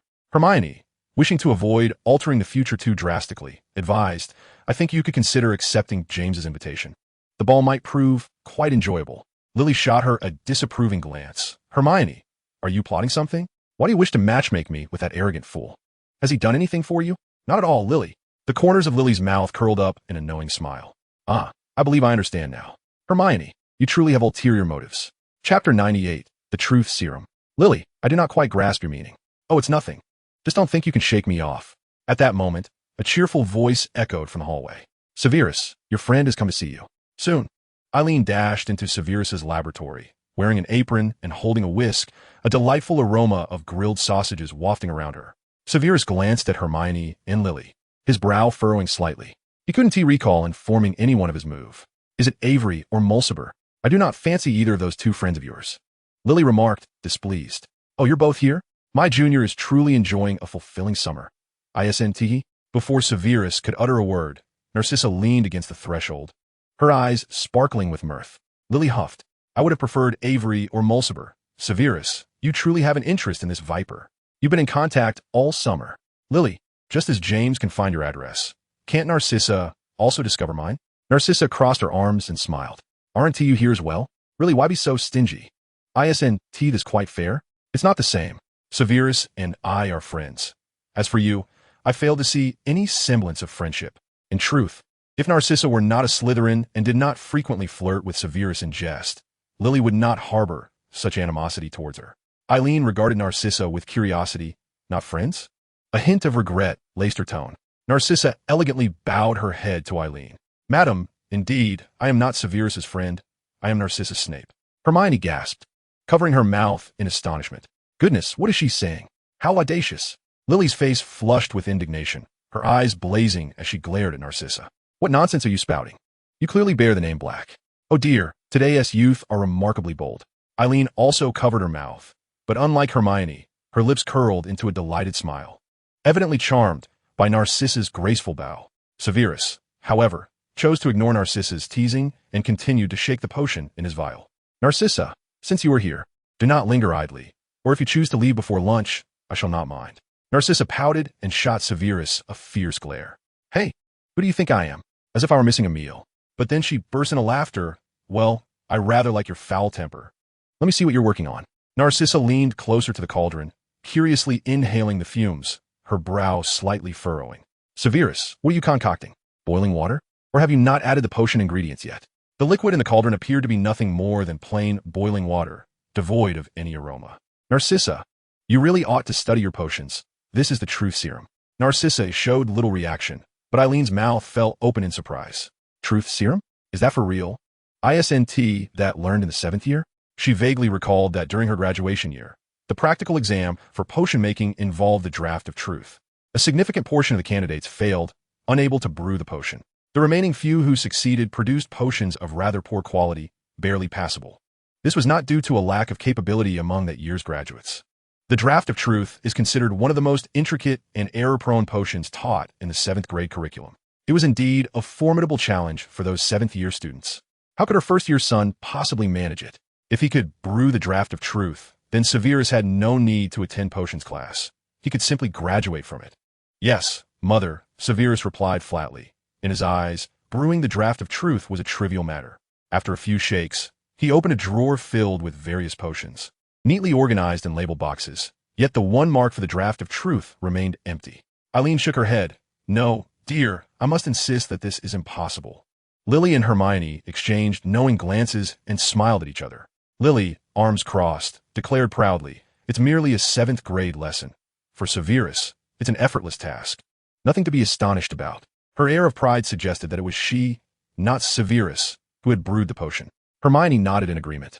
Professor Snape can concoct potions far more complex than this. He recited the numbered content of our textbook from memory on the very first day of class. It would be unusual for him to fail at brewing the draft of truth. After all, he is a potions master. How could he teach students if he himself couldn't brew it? Children, let me ask you, how long does it take to brew the draft of truth? Before Severus could respond, Hermione eagerly answered, at least a month. Her eagerness to demonstrate her knowledge prompted the attention of the others. Eileen chuckled softly. This child must have been a model student. Hermione, feeling a bit embarrassed, tucked a lock of hair behind her ear and smiled awkwardly. Narcissa, with her finger to her lips, blinked and then burst into laughter. Wait a moment. It's only been half a month since summer break. Severus, how on earth did you brew the draft of truth?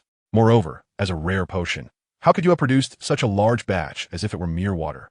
Narcissa's skepticism was entirely justified. The textbook clearly stated that brewing the draft of truth requires at least a month, and such at least statements are typically conservative.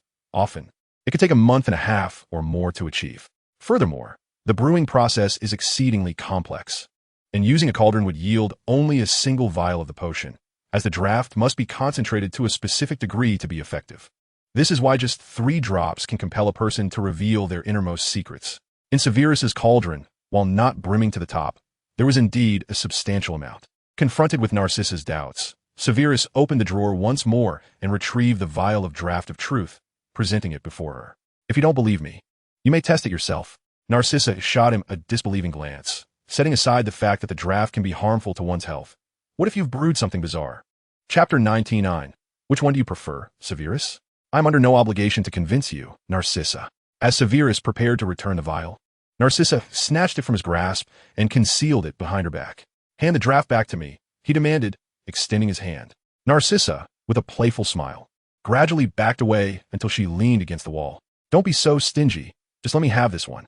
Oh, perhaps I should call the Ministry of Magic and inform them of your thievery. Then you can apply the draft on yourself. Eileen gently placed her hand on Severus's unruly hair, soothingly ruffling it. It's merely a potion. Let Narcissa have it. I don't believe Severus has genuinely brewed anything worthy. It's likely just a failure. Severus cast a disapproving look at Narcissa. Fine, but if you misuse it, beware of being thrown into Azkaban. The Ministry's regulations on the production of the draft are not particularly stringent, but using it without their permission is illegal.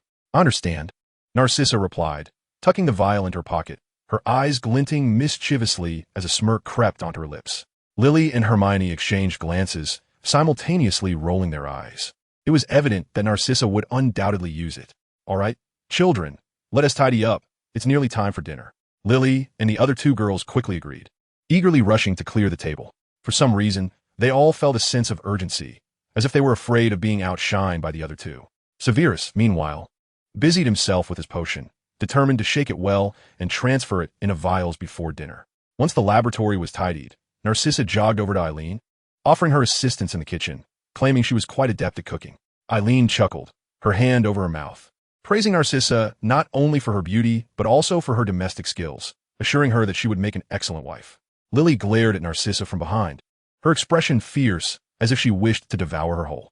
She resolved silently to learn how to cook, vowing not to stand by while Narcissa flaunted her culinary prowess before Aunt Eileen. Meanwhile, Hermione had quietly picked up a book titled The Magic of Toasting and began to read. As preparations for lunch commenced, Eileen decided to add 2 more dishes due to Narcissa's unexpected arrival, and all 3 girls eagerly volunteered to help, dragging Severus into the kitchen as well. While peeling potatoes, Lily couldn't help but complain, "Why must we, as witches, peel potatoes like muggles?" Narcissa, resting her chin on her hand, surprisingly concurred, "Indeed, how dull. Why do potatoes even have skins?" Severus, engrossed in his task, shot them both an exasperated glance. "What is there to complain about? Haven't you peeled potatoes at home?" Lily shook her head. "My mother says I'm still too young. I can only approach the kitchen in a few years." As she spoke, she glanced at Narcissa, a slight smirk on her lips. "Speaking of which, isn't there a certain someone who claims to be quite the cook? Why can't you even peel potatoes?" "Yes, I'm quite skilled in the kitchen, but why not leave the peeling of potatoes to the house elves?" Lily shook her head in disbelief, sighing, "The privilege of the wealthy. Do you have house elves to attend to your every need, even for brushing your teeth and washing your face?" "How could that be? House elves are exceedingly rare. Even in families as large as ours, we might only have 1 or 2. Do you take my family for one of those?" "Oh, I see. However, in addition to our 2 house elves, we also employ numerous servants. Those tasks, if I wished, could easily be handled by them." Lily paused, her knife hesitating momentarily, her expression souring as if to suggest that the spoiled rich girl was quite insufferable. Was being wealthy truly so impressive? Unable to contain her frustration any longer, Hermione set down the potato she was peeling and shot a fierce glare at Narcissa. "Are you proud of yourselves? You have 2 pitiable house elves enslaved in your home, and you don't even pay them for their labor." Severus shook his head helplessly and let out a soft sigh. Narcissa, momentarily taken aback, burst into uncontrollable laughter, clutching her stomach as she doubled over, tears streaming from her eyes. "Oh, you little Gryffindor, you are simply too amusing. Do you even realize what you're saying? Don't you know those house elves enjoy their servitude?" Meanwhile, Lily stood in stunned silence, her almond-shaped green eyes brimming with confusion. "So, house elves don't receive any compensation?" After casting another menacing glance at Narcissa, Hermione resumed peeling the potato, her fierce demeanor suggesting that she viewed Narcissa as just another vegetable. "You wicked exploiters. Don't you feel a twinge of guilt?" Aaron gently ruffled Hermione's hair, a smile gracing her lips. "Your potato peeling skills are quite commendable, Hermione." Unlike Lily and Narcissa, it was evident that Hermione and Severus frequently engaged in household chores, their movements efficient and practiced. Narcissa glanced at Severus, who was intently focused on his potato peeling, and chuckled. Severus is quite skilled as well. Aaron praised, "Narcissa, you truly are perceptive." "No, I merely pay a bit more attention to Severus. I find him intriguing." Aaron's smile widened in delight. "Is that so?" Narcissa shot a smug glance at Lily, as if to suggest she should learn a thing or two. Lily huffed, inwardly cursing the sycophant. Aaron brought out the stew she had prepared, glancing back at Severus. "Severus, come here for a moment. I need to speak with you." Severus set down his knife and followed Aaron outside. Once at the dining table, Aaron observed the 3 girls bickering and pulled Severus aside. "Severus, tell your mother. Which one do you prefer?" "Neither. They are both quite bothersome." Aaron shook her head in exasperation. "How could that be? I think all 3 are lovely, honestly." During lunch, Aaron couldn't help but commend Narcissa for her culinary skills, remarking that the seafood risotto was particularly authentic. "Of course, I have spent quite a while perfecting that dish." Narcissa beamed, her eyes narrowing in delight at the compliment. Lily scoffed. "Indeed, it would be even better if you could handle the ingredients yourself, wouldn't it, Narcissa?" Narcissa shot Lily an annoyed look. "I apologize, but I have house elves to do that for me. Being wealthy does come with its own set of challenges." Chapter 100. What would happen if I married Severus? So, Severus picked up a piece of kidney pie. "What brings you to my house? Are you here to mooch off my food?" Narcissa paused mid-reach for pumpkin juice. "Mooch? No, not at all. In fact, I'm here to invite you to come over for dinner tonight. Interested?"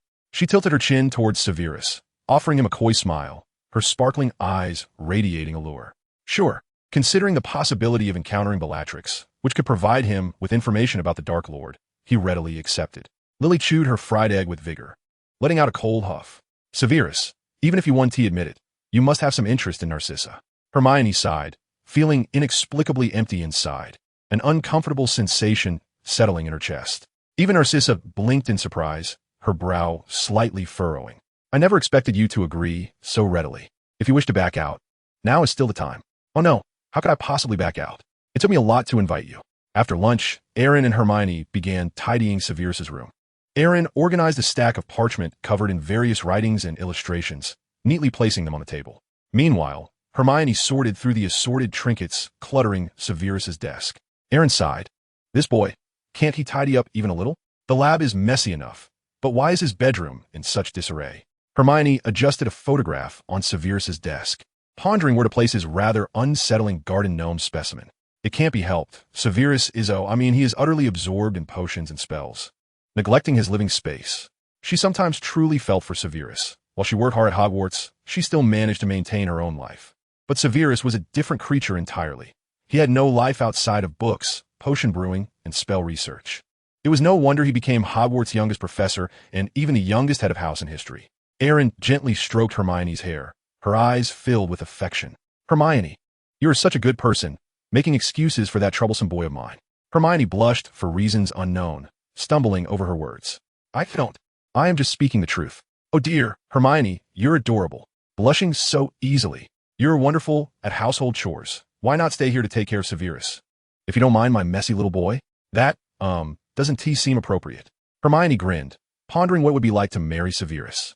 Oh, Miss Know-It-All, hurry and fetch that noisy little brat a diaper, or I might just lose my patience and cast a stunning spell on him. Oh dear, never mind. I can't bring myself to say it. Hermione, look what I brought you. A poor house elf that requires no payment and no days off. We can exploit it to our heart's content. Oh, darling, look what else I have for you. This is someone you know, your friend Harry Potter's father. Our classmate, James. I plan to torment him with the Cruciatus curse. Yes, I know I'll be sent to Azkaban for it, likely to die there. And then you'll be left to mourn me. But I'll still do it, because I am the insufferable Severus. Oh, look at you. How did you manage to pass your potions exam? Given your abysmal potion brewing skills, I'll have to go to Hogwarts and revoke all your good grades. Yes, I'll do it, even though I know those grades mean a lot to you, and you're my wife. But until then, I am the insufferable Professor Snape. Hermione gasped, shaking her head vigorously. No. Let us just remain ordinary friends. Aaron chuckled, patting Hermione's shoulder and covering her mouth in laughter. All right, it was just a jest. Hermione, you were so innocent, actually contemplating it. Hermione awkwardly fiddled with her hair, forcing a smile while her gaze drifted. No, really, I was thinking seriously. In truth, she didn't dislike Severus' S-type. In fact, a man as seemingly competent as Severus was rather charming. Yet the thought of Severus being her professor and his unpleasant demeanor made it difficult for her to accept any overly intimate feeling she might have for him. Of course, that was merely the present.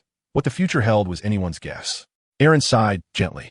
I am well aware that you may not have a fondness for boys like my Severus. He is what he is, perhaps a bit neglectful of his hygiene and rather morose, which is rather unacceptable. After all, he is still so young. Shouldn't he be relishing his youth and engaging a game of Quidditch or two? Hermione, sensing the precariousness of the topic, deftly shifted the conversation. Speaking of Quidditch, isn't Snape still the coach for Slytherin? Aaron, who was in the midst of tidying up, paused in surprise before breaking into a smile. Coach, Hermione, how silly of you to refer to a player as a coach. I never anticipated my son would join the Quidditch team, though, to be honest, Slytherin's Quidditch squad has always been rather lackluster. She believed Severus would merely warm the bench. Yet even this thought filled her with a sense of pride. Hermione shook her head. No, he is not just a player. He is indeed the coach, as specially appointed by Professor Slughorn. Aaron was taken aback, her hand instinctively covering her mouth, her eyes widening. Goodness, has Professor Slughorn lost his senses? Although it's for my precious son, this seems rather. In the absence of full context, even Aaron, Severus's own mother, found Slughorn's decision to be absurd, bordering on irresponsible. How could a first-year student possibly be a coach, especially one as seemingly devoid of athletic prowess as Severus? Hermione bit her lip, then sighed unconsciously, asserting that no, Professor Slughorn was not losing his faculties. Rather, he was quite astute. Though Snape himself may not be adept at Quidditch, one must concede that he possesses a keen tactical mind, having led Slytherin to victory in the championship. Heavens, Slytherin won the championship? Aaron's tone suggested that Hermione was not merely discussing a sporting event, but rather recounting some bizarre tale of a pure-blood giant fathering a child with a house elf. The Slytherin Quidditch team had languished for many years, even during her own time at school. Indeed. Oh, dear Aunt Aaron, you can surely believe me, can't you? After all, this news is hardly a boon for us Gryffindors. Chapter 101. I must compose myself. I never imagined Severus would excel in Quidditch tactics. This child may very well achieve great things in the future. The smile on Erin's face was now impossible to conceal.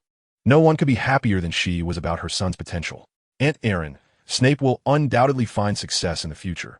Trust me, he will become an exceptional professor.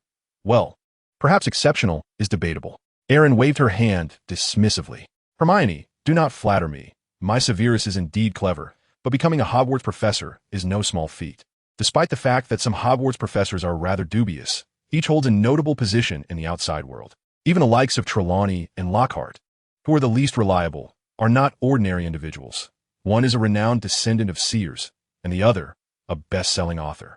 Thus, in Erin's eyes, while Severus is undoubtedly a bright child, the idea of him becoming a Hogwarts professor is simply beyond her imagination. Aunt Erin, Snape unquestionably possesses the potential to become a professor. Do you not know that he ranked first in the entire school during this term's final exams? However, in Hermione's view, it would be truly strange if Severus did not become a professor. After all, Severus was a professor in his previous life, and even served as the head of Slytherin House. Someone who could attain such a position in a past life should find it effortless to secure a professorship in this one. First? Oh my goodness, is that true? Did he perform that well? Erin gasped, her mouth agape and her eyes wide. Aunt Erin, did you truly not know? Have you not signed anything for Severus? Erin shook her head. When I saw Severus return from his finals with a stern expression, I assumed he had performed poorly. Aunt Erin, even if Severus were to one day bring Gringotts home, he would still wear that same serious demeanor. Indeed, it seems true. That child always appears stoic, as if he has never smiled. Hermione rolled her eyes, offering a wry smile. How could that be? He certainly has moments of joy and laughter, especially when he is reprimanding James and Sirius for their mischief. Particularly when dealing with James, there are times when Severus seems even more delighted than the children themselves. Erin ruffled Hermione's hair, her smile radiating warmth. So, just how many points did Severus score? I had thought you would surely be the one to take first place, Hermione. Erin believed that Severus must have merely edged out Hermione by a few points, considering she was close to achieving a perfect score herself. Hermione chuckled awkwardly. He scored 20 points higher than me. After saying this, she lowered her gaze. While it was entirely reasonable for Severus, as a professor, to outperform her, it still stung her pride. She had never expected to surpass Severus in an examination, but she had at least hoped to achieve comparable results. Yet now, that seemed a mere fantasy. Oh, 20? Wait a moment. Oh my goodness, does that mean Severus? Lily suddenly froze. Disbelief etched across her face as she gazed at Hermione. Hermione nodded. Yes, Severus achieved a perfect score. With that, she let out a gentle sigh, shaking her head in resignation. There was little she could do. No matter how academically gifted she was, Severus was a professor, and one of the most distinguished among them. Erin's mouth fell open wider, her eyes resembling saucers. But Hogwarts has never had a student achieve a perfect score. Now we have one, and it's your son. Erin trembled with excitement, her voice quivering. Hermione, you're not deceiving me, are you? But how could such a thing be possible? Aunt Erin, do I strike you as the sort of child who would indulge a deception? In reality, Severus not only achieved a perfect score, but also pointed out a mistake made by Professor McGonagall. Oh my goodness. This marked the third time Erin had called upon the heavens that day. Indeed, it seemed the divine was quite busy. She was so overwhelmed that her head buzzed, her body instinctively leaning backward, though she managed to grasp the table for support. Hermione hurried to steady Erin, concern etched upon her face. Aunt Erin, are you all right? Erin waved her hand dismissively. It's nothing. I was simply taken aback. Severus is truly remarkable. Erin, your reaction is indeed quite exaggerated. No, Dramione. You cannot fathom the magnitude of this achievement. Since Hogwarts was established, no one has ever scored a perfect mark. And you tell me that my son not only achieved this feat, but also identified an error made by Professor McGonagall. I know Professor McGonagall. She is no fool. If Dumbledore were to ever step down, without question, the next headmaster would be Professor McGonagall. Who could possibly hold a higher reputation than her, aside from Dumbledore himself? Yet today, you tell me that my son, having just completed his first year, has uncovered a mistake made by Professor McGonagall in the final exams.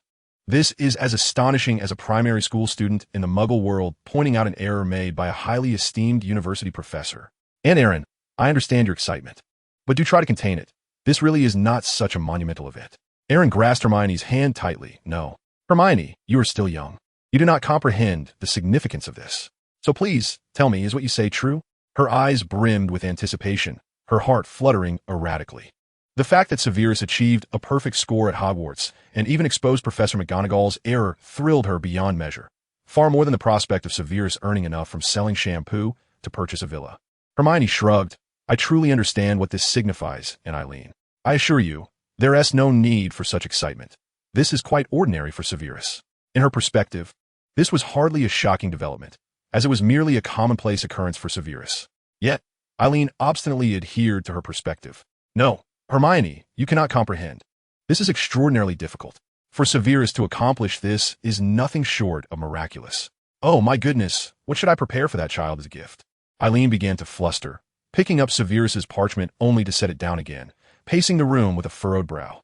Clearly, she was so overwhelmed with excitement that her thoughts became muddled, her actions driven by subconscious impulses. Hermione chuckled softly. And Eileen, please take a moment to calm down. I believe that for Severus, any gesture from you will bring him joy, even if he is unlikely to express it.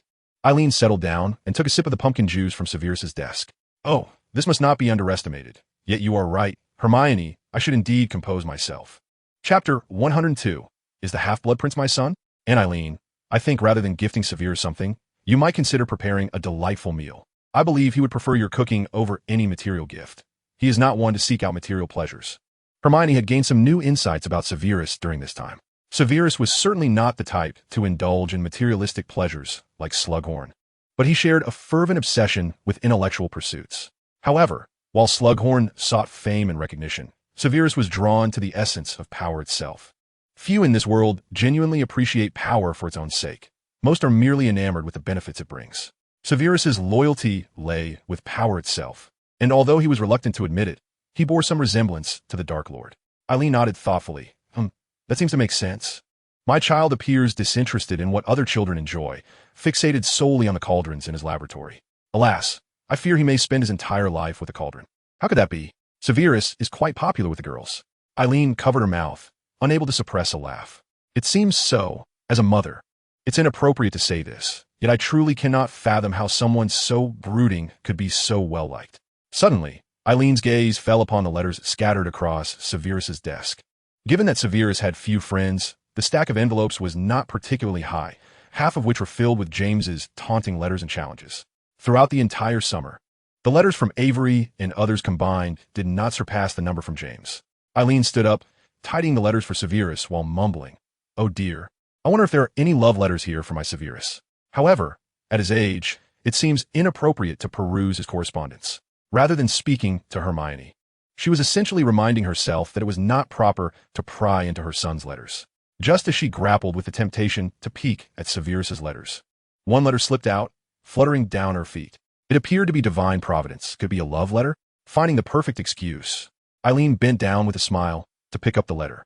Hermione immediately recalled Severus's peculiar situation and, fearing the exposure of his identity as a time traveler, quickly reached out to stop her. And Eileen, this is not advisable. I mean, it is rather inappropriate. However, it was too late. Eileen had already opened the letter. Oh, I am so sorry, Hermione, but it cannot be undone, can it? What is it? Not a love letter. Wait, this says, "Dear Half-Blood Prince, thank you immensely for your white fever potion. My illness has been cured. Furthermore, I have delivered your white fever potion to the Potions Association as per your instructions. Your potion has received approval from the association. By the way, your potion has garnered rave reviews, and many members of the association wish to meet you. Sincerely, Abraham Muggins." As Eileen read the contents, her brows furrowed deeper, her heart racing. Her emotions were a whirlwind. Initially, she felt a sense of unreality, followed swiftly by excitement. It was tinged with doubt. What was going on? The potion master, known as the Half-Blood Prince, who had recently made waves in the Wizarding World, was her son, who had just completed his first year. Was he truly the same Half-Blood Prince that had dominated the front page of the Daily Prophet? Eileen gasped, covering her mouth in astonishment, while Hermione mistakenly thought Severus' identity as a time traveler had been revealed.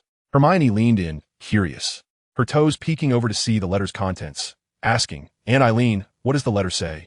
"Oh, it's nothing much, Hermione. I'm merely wondering if I were to say that Severus is that Half-Blood Prince, would you believe me?" Hermione rolled her eyes. "Aunt Eileen, I'm unsure what you are suggesting. The Half-Blood Prince is Professor Slughorn. Don't you read the Daily Prophet?"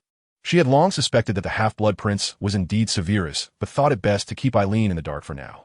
Oh, I do read it, but not consistently. Is that so? Eileen's expression darkened slightly, though it was more a sense of relief that was hard to articulate. It was strange, under normal circumstances.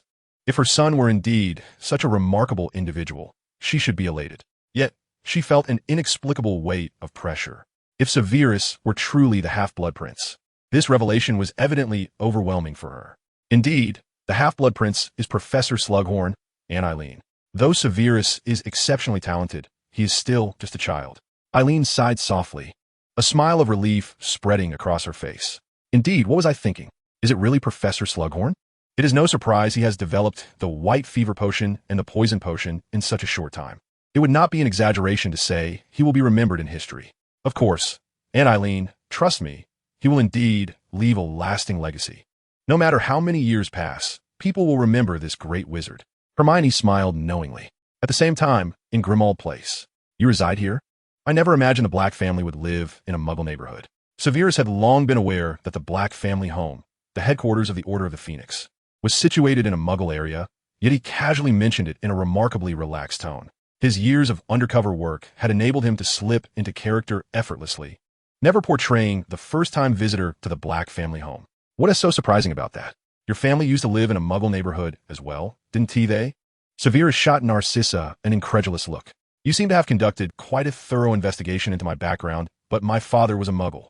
It is entirely normal to reside in a Muggle neighborhood. Narcissa, recalling something, pursed her lips. Speaking of your lineage, Severus, could you refrain from discussing your bloodline in front of my mother? Narcissa's mother, Druella Rosier, like most members of the Black family, placed a high premium on blood purity. Not to mention those of Muggle descent. Even half-bloods evoked his disdain. I have no obligation to heed your words, Narcissa, Severus remarked, his countenance betraying his displeasure. Although he harbored an obsession with bloodlines himself, it did not imply that he welcomed others scrutinizing his lineage. Were it not for the possibility that Bella might be present, he would have turned on his heel and departed. A bittersweet smile formed on Narcissa's lips. Well then, consider this my request. Grant me a favor. She winked at Severus, who exhaled a resigned sigh. Very well. As long as that woman does not go too far, I shall endure a modicum of her presence out of respect for you. Chapter 103, Number 12, Grimmauld Place. Narcissa's face brightened instantly. That's more like it. Let us not stoop to Aunt Walburga's level. She is quite advanced in years. So what is your house number? I presume it is 12? Narcissa abruptly turned to Severus, her mouth agape. How did you know? It's quite evident. Anyone could deduce it, provided they aren't a troll. I have visited this place innumerable times in my previous life. Even had he never visited in his past, he could easily surmise it. As he took a step forward, merely thinking of Grimmauld Place number 12, a dilapidated door materialized between 11 and 13. Soon, the grimy walls and foreboding windows appeared as if the house had suddenly expanded from between the two neighboring properties. It seemed that even in this era, the Black ancestral home remained as dilapidated and filthy as ever. Oddly enough, the premises were vast, and a mere couple of house elves could hardly manage. Traditional wizarding families like the Blacks were notoriously rigid, firmly believing that house elves were the finest servants and would never contemplate hiring human cleaners. Severus had already used his wand to unlock the door and turned back to Narcissa. What's the matter? Aren't you coming in? Narcissa, having snapped out of her reverie, pouted in response. Why does it feel as if I've arrived at your home? Have you truly never been here before? Severus, uninterested in her queries, slammed the door behind him, entering the house. Hey, wait for me. This is my home, after all. Narcissa extended her hand, but it was too late. Severus had already shut her out. Upon stepping into the dimly lit foyer, a wave of dampness mingled with an overpowering stench of decay assaulted his senses. It was almost unfathomable that the Black family resided in such squalor. Even in Severus' eyes, which were accustomed to grime, this place was appallingly filthy. The traditions of the Black family mirrored the rot of their ancestral home. He glanced back at Narcissa, who was staring at him wide-eyed. With a forceful shove, Narcissa barged past Severus, releasing the orbs from her trunk, which floated one by one to the light fixtures, illuminating the space in a warm orange glow. Severus, it's much brighter now. Isn't it? How do you find this place? Quite suitable for you. I would say consider it. Narcissa's pouting expression transformed into a grin. It was evident that her suggestion encompassed more than just the house. Not particularly. It's too filthy. Too filthy. Narcissa's eyes widened in astonishment as she repeated the phrase. for it was unexpected coming from Severus, a man not known for his cleanliness. However, she quickly added, well, indeed, it is rather dirty, hence we must tidy up. Severus pointed to himself. Do I resemble a house elf to you? Narcissa made a mock gesture of prayer, adopting a slightly sultry tone. Oh, please, my dearest Lord Snape. Cleaning is quite the hassle, so. I do indeed look like a house elf, do I? She assured him, I shall treat you to a meal later. Severus sighed. Very well. In order to distinguish myself from someone who feasts off your hospitality, I shall play the role of a house elf this once. That's more like it. Now, come here for a hug. Narcissa opened her arms and approached Severus, who quickly drew his wand. Narcissa seized Severus' wand, glaring at him fiercely. What do you take me for? A werewolf? At that moment, a rustling sound emanated from upstairs, followed by an old-fashioned gas lamp illuminating, casting a flickering, surreal light. Beneath this illumination, Severus could vaguely discern the dilapidated wallpaper peeling away in strips along the shadowy corridor and the floor, which had become so grimy that its original white hue was barely perceptible. In the corner of the corridor, the dustbin overflowed with grime and cobwebs. It appeared the old mansion had been cleaned at some point, though how long ago was anyone's guess. The rustling from above soon transformed into the creaking of decayed stairs. As the footsteps approached, Walburga descended, supporting herself on the banister. Her exaggerated mouth resembled that of a troll who had intruded upon her abode, her face contorting into a myriad of wrinkles.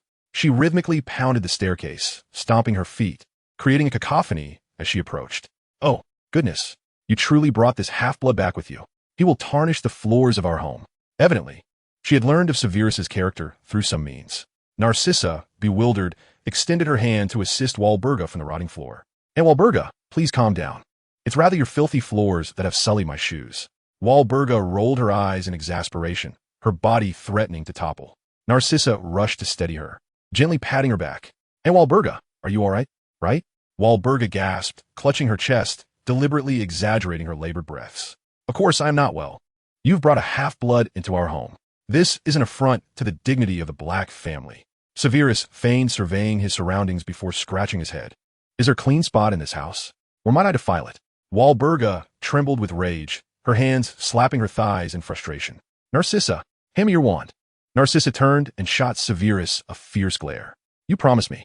I promised it would be tolerable if she didn't go too far. Just look at her. She is practically ready to unleash a killing curse. What is all this ruckus? Has a troll barged in?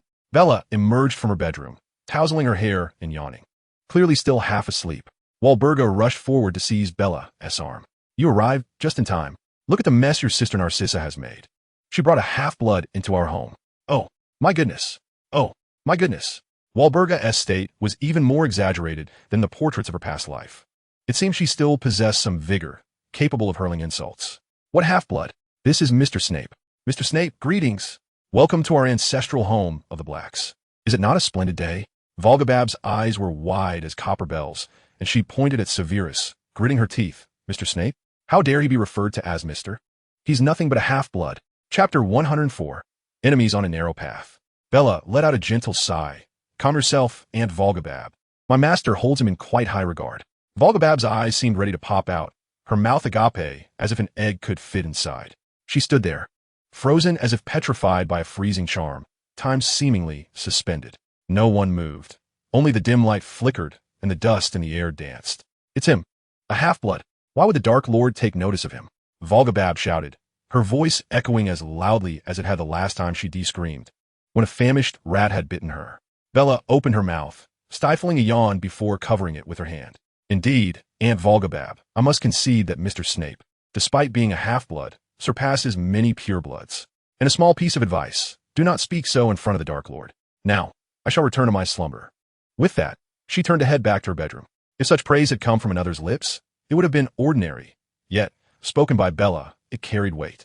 As a legitimate member of the Black family, her acknowledgement of a half-blood like Severus was a remarkable endorsement, especially for someone so fanatical about pure-blood supremacy. Volgabab seized Bella by the arm. No, today is cleaning day. You must participate in the tidying up. If an old woman like me can emerge, what excuse do you have? Bella, frustrated, tugged at her hair, nearly wishing to pull it out. Ah, why must I endure this dilapidated house? At that moment, a cacophony of metal clattering echoed from outside, the chain sealing the door rattling loudly. Severus and the others peered outside, and soon two figures appeared at the entrance. The light was dim, and Severus squinted, yet before he could discern their identities, a beaming Volgobab had already rushed forward. Rodolphus, standing at the door, mistakenly believed he was the one being welcomed, a smile curling at the corners of his mouth. However, Volgobab didn't spare him a glance, instead embracing Lucius from behind. "Oh, Lucius, what brings you here? Look at you, you've lost weight." She pinched his cheek, her concern palpable.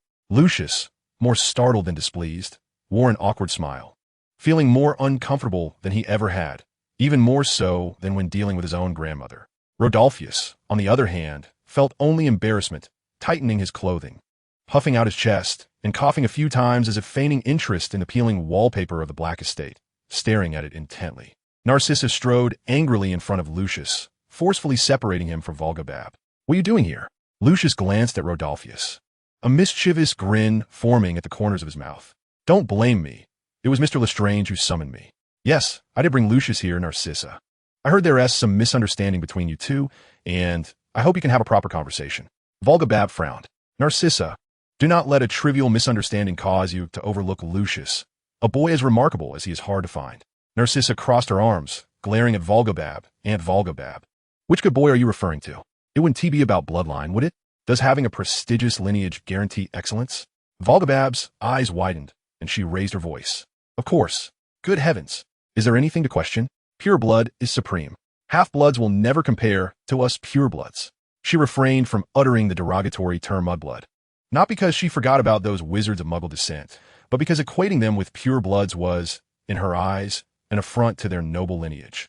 The door creaked open, revealing Sirius's bedroom. "How annoying. Can't anyone let me sleep? What is all this about purebloods? Aren't we all half-bloods? Don't you realize?" Volgobab, as if losing her mind, covered Sirius's mouth. The remaining members of the Black family, along with Lucius, seemed to have rehearsed a unified front, collectively glaring at Sirius.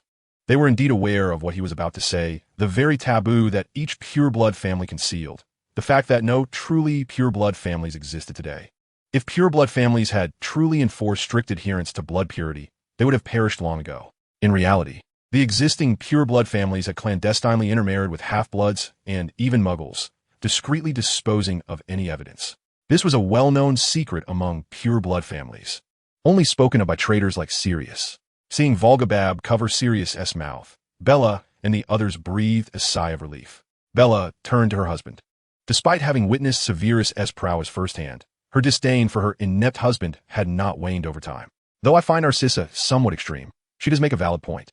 The disgrace of some purebloods does not compare to those exceptional half-bloods." Rodolphus remained silent, his head bowed. Volgobab glanced at Bella, then at Narcissa, her mouth agape. She paused momentarily before her face contorted, resembling a deflated football, all the more wrinkled. "What's the matter with you two sisters? Oh, good heavens. Is it not enough that our Black family has produced a traitor like Sirius in your generation? You dare question pureblood status?" Narcissa rolled her eyes. "Aunt Volgobab, how can we question pureblood status? We are merely speaking the truth. Indeed, there are a few half-bloods who are exceptionally talented, such as Severus." Both she and Bella had always been fervent supporters of pureblood supremacy. Their acknowledgement of Severus did not contradict their lifelong beliefs, but rather stemmed from admiration for his power. Magic is power. The rules are established by the strong to bind the weak. The strong need not abide by the rules. Had Volgobab truly understood Severus' strength, even this obstinate traditionalist would have altered her perception of him entirely. Lucius regarded Severus with a gaze full of enmity. "Aunt Volgobab, Mr. Lestrange, you must have noticed the considerable tension brewing here." Rodolphus, finding an ally, perked up. "Narcissa, do not forget, even if Mr. Snape possesses some skill, bloodline remains the most crucial standard for us pureblood families." Rodolphus dared not offend Severus too openly. Should the Dark Lord learn of it, given his keen interest in Severus, he might face dire consequences. As for Lucius, he wisely refrained from delving too deeply into bloodlines, having heard some tales about the Dark Lord, who was not, in fact, a pureblood himself. Chapter 105, Disputes and Cleaning. Volgobab glanced at Narcissa, then at Severus. The subtle expressions of Rodolphus and Lucius quickly made her grasp the situation. "Narcissa, if you dare, I will disown you." The matriarch of the Blacks bellowed. Bella burst into laughter. "Aunt Walburga, I trust you wouldn't. Did I not mention that the Master holds a keen interest in Mr. Snape?" Narcissa immediately glanced at Sirius, then turned her attention to Bella, her eyes widening in surprise. What is Bella doing? Sirius is still here. Is that not foolish? In truth, Bella is not foolish. She simply speaks more freely at home, and Sirius, already aware of her and Rodolphus's allegiance to the Death Eaters, chose to overlook Severus. Walburga shot Bella a venomous glare. The Dark Lord would never concern himself with such trivial matters. How could such a minor issue disturb his grandeur? Moreover, I am convinced that the Dark Lord would not wish for the bloodline of the Black family to be sullied. Bella crossed her arms and shook her head with a smile. Aunt Walburga, you evidently underestimate the Master's interest in Severus. Just yesterday, the Master mentioned Severus not once, but several times in her presence, albeit briefly each time. Yet, such attention is unprecedented. Clearly, even if Severus is not pure blood, he holds significant meaning for the Master. Perhaps it is precisely Severus's half-blood status, combined with his prowess, that has earned him favor. Sirius yawned and smacked his lips. So, Snape is about to start licking the Dark Lord's boots, is he?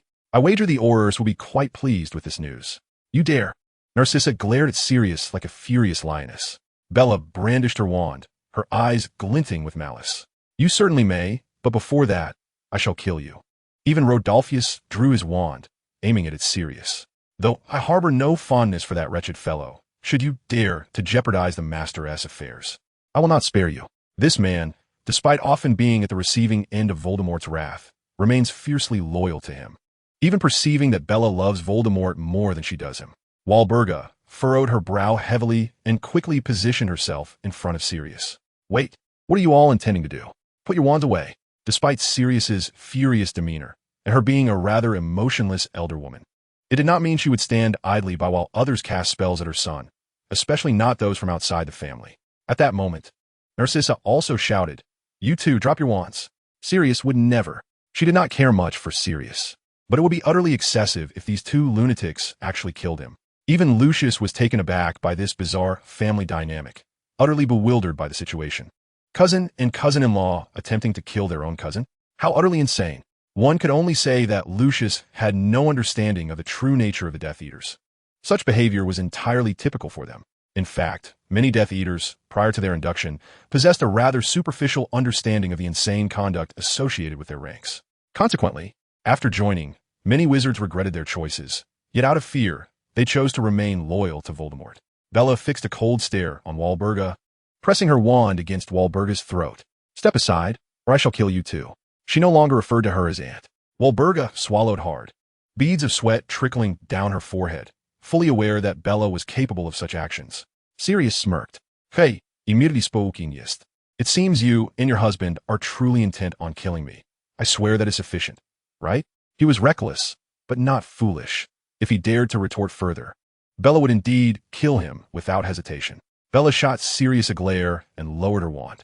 There shall be no next time. Otherwise, even Aunt will not protect you. Understood.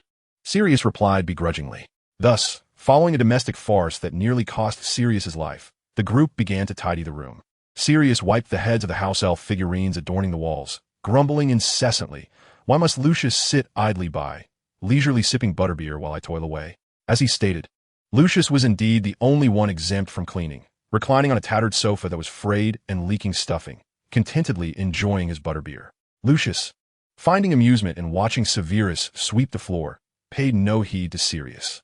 Of course, Severus's willingness to clean stemmed from his desire to appease Narcissa, as well as his reluctance to stoop to the level of an aging matron on the verge of death. After all, if he provoked Walburga further, he might inadvertently cause her demise, which would be quite unfortunate. Walburga, while magically rolling up the carpet, shot Sirius a disdainful look.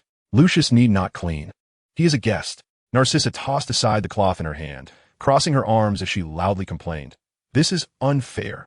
Snape is also a guest. If Lucius refuses to clean, then Severus should not have to either.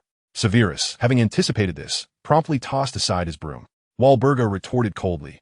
He is your guest, not one of the Black family. Lucius stood up voluntarily, a smile plastered across his face.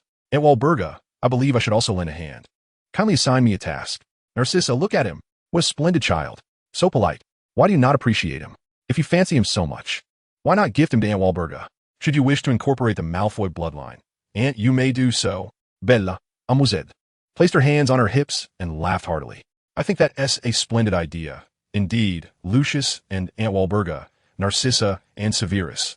This problem is thus resolved. Walburga retorted angrily. What nonsense are you two girls spouting? Is it amusing to jest about this old woman?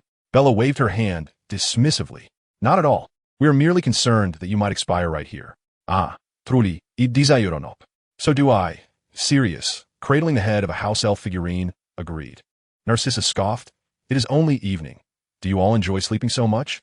Lucius, contemplating how this family had narrowly avoided a calamity, now found them engaging in normal conversation, which struck him as surreal. He instinctively glanced at Severus, his sworn enemy. Despite his deep-seated dislike for Severus in this peculiar family, only he and Severus did not belong. And, seeking a sense of belonging, he subconsciously did so. No one noticed Lucius's astonishment as Walburga, while applying magical cleaning solution to the carpet, grumbled, I truly do not understand why that esteemed individual would take an interest in a half-blood. Surely pureblood children, like Lucius, are far superior. Chapter 106, The Black Family Dinner. Outside, the metallic clanking and the rattling of locks echoed once more. Alfred and Regulus entered. Oh, what a lively gathering today, Alfred exclaimed cheerfully, markedly different from the other members of the predominantly dark-hued black family. Meanwhile, Regulus stared intently at Severus, his mouth slightly agape. Severus raised an eyebrow, slightly pursing his lips. Is there something on my face? Alfred turned to Regulus, vigorously ruffling his hair. What is the matter? Were you not eager to meet Mr. Snape? Severus's brow furrowed slightly. Regulus pointed at Severus, his eyes shimmering with admiration. Are you truly Mr. Snape? The very same Mr. Snape whose name reverberated throughout Hogwarts within a mere year? I have heard tales of how you recited Slughorn's questions in potions class, flawlessly, even down to the page numbers. Is that genuinely true? Goodness, how did you manage such a feat? Walburga, tossing aside a cloth in frustration, stormed over and seized Regulus, pulling him into her embrace while casting a fierce glare at Alfred. In an exaggerated tone, she exclaimed, Look, oh my stars, for the esteemed black family's sake.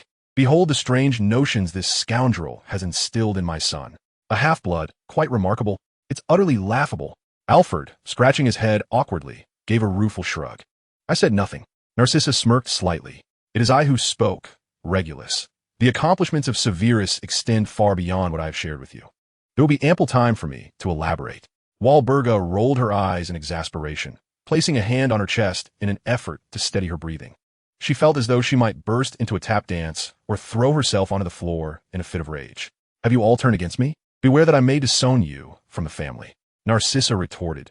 Shouldn't it be Aunt Walburga who faces disownment? Everyone appreciates Snape, except for you. Bellatrix nodded vigorously. Indeed, Aunt Walburga, even my master holds Snape in high regard. Are you disputing my great master's opinion? A hint of a mischievous smile curved Bellatrix's lips.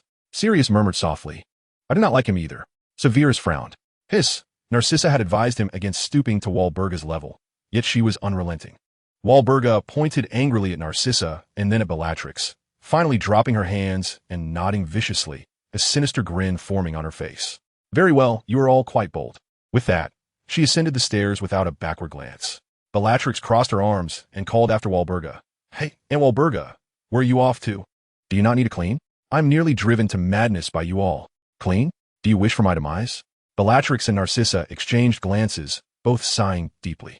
Once Walburga departed, Regulus sidled up next to Severus. Oh, hello, Mr. Snape, he said cheerfully. I truly admire you.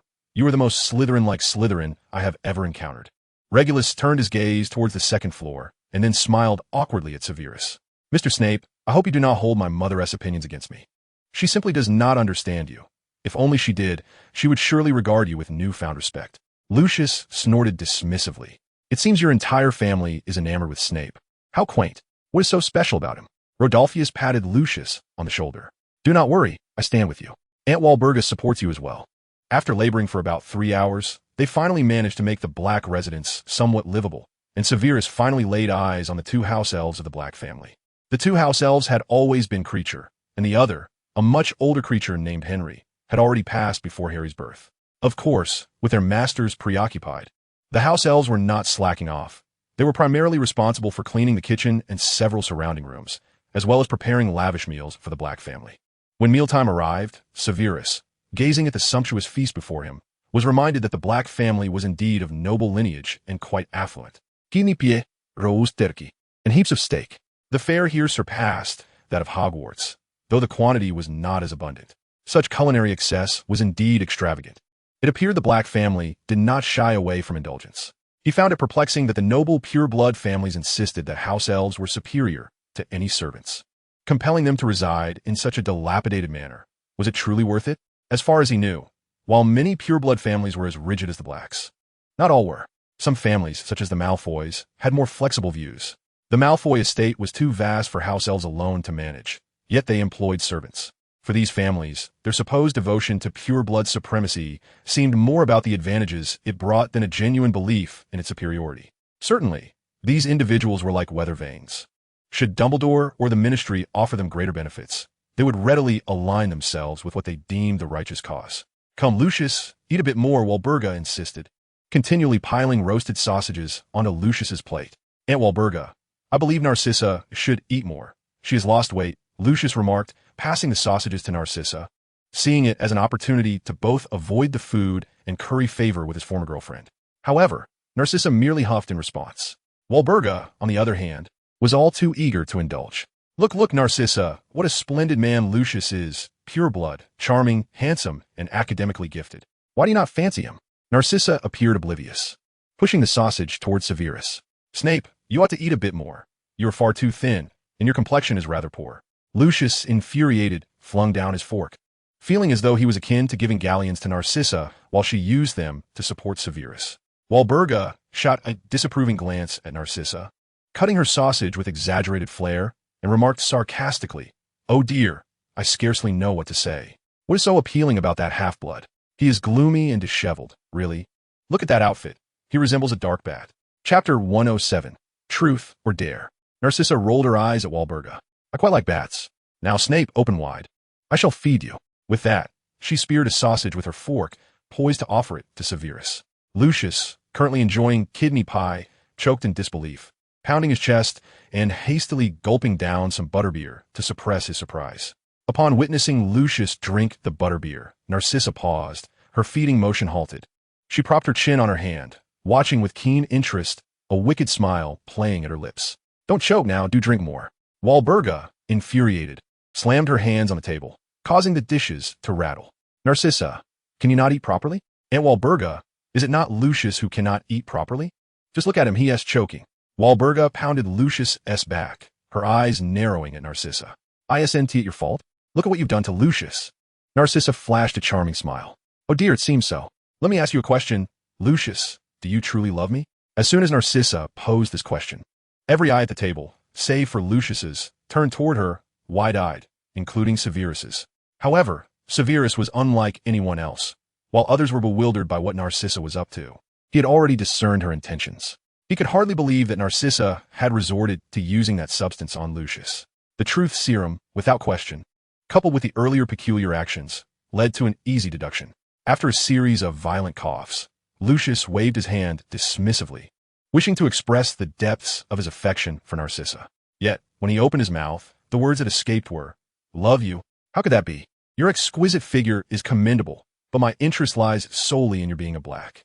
As soon as Lucius uttered these words, he quickly covered his mouth with his hand, his eyes widening in terror as he scanned the expressions of those around him. Just as he had feared, the atmosphere was thick with an eerie silence. Regulus, Alfred, and Walburga stared, their eyes wide as saucers, mouths agape in shock. Narcissa and Bella, the two sisters, clutched their stomachs, laughing uncontrollably, tears streaming down their faces. Rodolphus, who had been spearing a roasted potato with his fork, momentarily froze before exhaling heavily, forgetting to extract the fork from the potato. Severus remained the sole, unaffected observer, calmly savoring his sausage. Meanwhile, Walburga's face underwent a remarkable transformation, shifting from a yellow hue to a sickly green, then to the color of liver. The elderly woman's rage was palpable, yet she managed to force out a semblance of a smile. Poor Lucius, to marry someone who does not even return your affections. Do you know why? It is the duty of pure blood families. The preservation of pure lineage supersedes all else, does it not, Lucius? Although she longed to strike Lucius herself, she refrained, wishing to avoid straining relations with the Malfoy family. Lucius exhaled a sigh of relief, but the moment he felt a sense of ease, his lips betrayed him, voicing his innermost thoughts uncontrollably. "Indeed, Narcissa, Your figure is not what captivates me. It is solely for the sake of family lineage. Lucius's eyes widened in horror. While the words were not erroneous, he could not fathom how they had escaped his lips. Walburga was immensely pleased with Lucius's response, patting him on the shoulder. Good lad. Aligning with our House of Black is undoubtedly a wise choice. Narcissa narrowed her eyes, a smile curling at the corners of her mouth. And what of you, Mr. Malfoy? What do you think of our esteemed House of Black? Realizing he was on the brink of disaster, Lucius instinctively tried to cover his mouth, but it was too late. The House of Black? Umph. Were it not for my father compelling me to unite with your family, I would have no interest whatsoever. Among the Sacred 28, there are distinctions of status. The fallen House of Black should be grateful for our generosity in allowing this union. Just look at this place. It is filthy. Far less tidy than the quarters of my house elf. Lucius's demeanor could only be described as grotesque. His words dripped with scorn and disdain. Yet his expression was one of profound anguish. Covering his mouth, he bit down hard on his fingers, shaking his head in despair. And it was evident to all that something was amiss. Nevertheless, no one cared. Even members of the Black family, including Sirius, regarded Lucius with palpable hostility. And Walburga's expression darkened ominously. That's enough, Lucius, she commanded. Return to your lavish, pristine estate. Lucius shot a venomous glare at Severus. Even he, in his dulled state, realized that he had unwittingly consumed the truth serum at some point. Severus shrugged, his face impassive. Do not look at me like that. This is not my doing. Did you not see who was laughing the hardest just now? Lucius's gaze shifted back to Narcissa, his eyes still filled with malice. Narcissa waved him off. Go on, hurry back. Did you not hear Aunt Walburga telling you to return to your splendid, clean estate? Lucius sighed, pleading with Walburga, Madam Black. Narcissa slipped a potion into my drink. Walburga, adopting an exaggerated tone, scoffed. Oh, a potion? I can certainly identify truth serum. Am I incorrect? So, should I forgive you? Do you not see how that is even worse? It means everything you say is true. It is true. But my father is eager to unite with the House of Black, and that too is true. I am currently under the effects of the truth serum. You need not doubt my honesty. While truth serum can be manipulated, it requires immense willpower, something no one present would attribute to Lucius. After all, the Malfoy family had long been known for their lack of backbone, having perpetuated a lineage devoid of fortitude. Walburga rolled her eyes, letting out a soft sigh. Very well. For your father's sake, I shall pretend I heard nothing, but old Malfoy must pay a visit. Narcissa scoffed softly, making a dismissive sound. Before Lucius could breathe a sigh of relief, his mouth betrayed him yet again. My father? I'm afraid he cannot come. He has dragon pox and syphilis and cannot go anywhere. Walburga leapt to her feet, roaring, What? Dragon pox and syphilis? Your father has that. Get out. Wait. It's my father who has it, not I. Lucius protested. Narcissa grinned wickedly. How do you know you don't? Dragonpox is far more contagious than traditional syphilis. No, Lucius Malfoy stammered, but it was clear that Walburga had no intention of allowing him an opportunity to explain. Enough. Get out of my forefather's house. Walburga bellowed, or I shall have your head mounted on the wall beside those lowly house elves. Creature, who had just placed food on the table, immediately grasped his eyelids in agony. Oh, no, dear mistress, please do not hang him. It would besmirch our loyalty. Clearly, Creature was more concerned about whether his own head would one day adorn the wall than about the presence of a dragon pox and syphilis carrier. Chapter 108, An Uninvited Guest. Lucius rose from his chair, his expression resembling that of someone constipated. Wait, I can explain, even if my father cannot come. My mother can. Walburga shouted. Anyone from the Malfoy family, regardless of who they are, shall never cross the threshold of our ancestral black residence. Out. Creature, see him off. At your command, my dear lady. Creature merely snapped his fingers, and the door swung open on its own, an invisible force propelling Lucius out. Afterward, Creature bowed elegantly to Walburga. Walburga glanced at Lucius's vacated chair, her mouth curling in disdain. Creature, clean that chair, and everything Lucius has touched. If we catch dragonpox, I shall have your hands severed. My dear mistress, I shall ensure that such a thing never occurs. The wretched carrier of dragonpox shall not taint our noble home. With that, Creature shot a glare at Severus, and that filthy half-blood as well. Narcissa, cradling her hands, coldly remarked, Creature, is it not just that one should be punished for speaking ill of our guests? Upon hearing Narcissa's words, Creature abruptly slammed his head against the wall with great force, doing so in silence. It was not due to a lack of pain, but rather because Walburga had previously expressed her disdain for hearing his piercing wails during mealtime. Narcissa observed with a certain intrigue as Creature battered his head, blood splattering, while she lifted a mug of butterbeer. Perhaps it was time to introduce a new form of torment, such as pinching his ears in the oven door. No sooner had Narcissa uttered this than Creature snapped his fingers and vanished without a trace. He must have used disapparition to teleport to the kitchen, where he was likely inflicting pain upon his own ears in the oven door. Meanwhile, Henry silently took over Creature's duties, being a house elf born for domestic chores.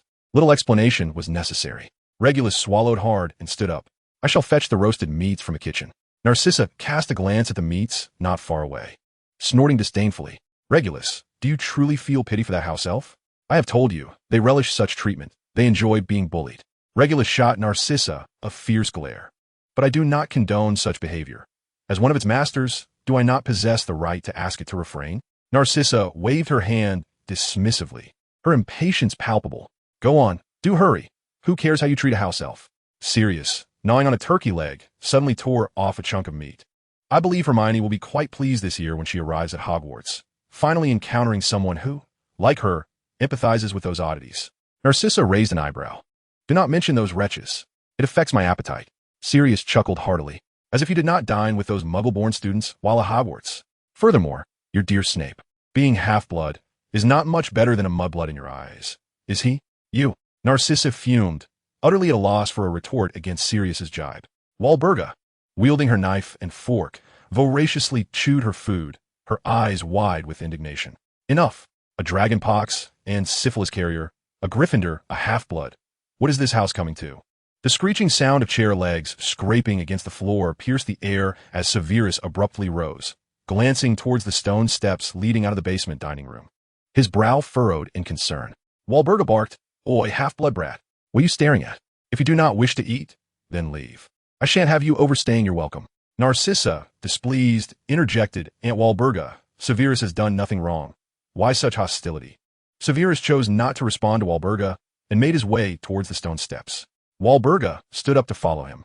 Hey, where do you think you're going? This is not your home.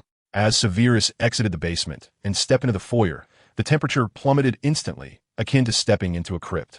On the tattered sofa, beneath the dim light, Severus discerned a figure seated there.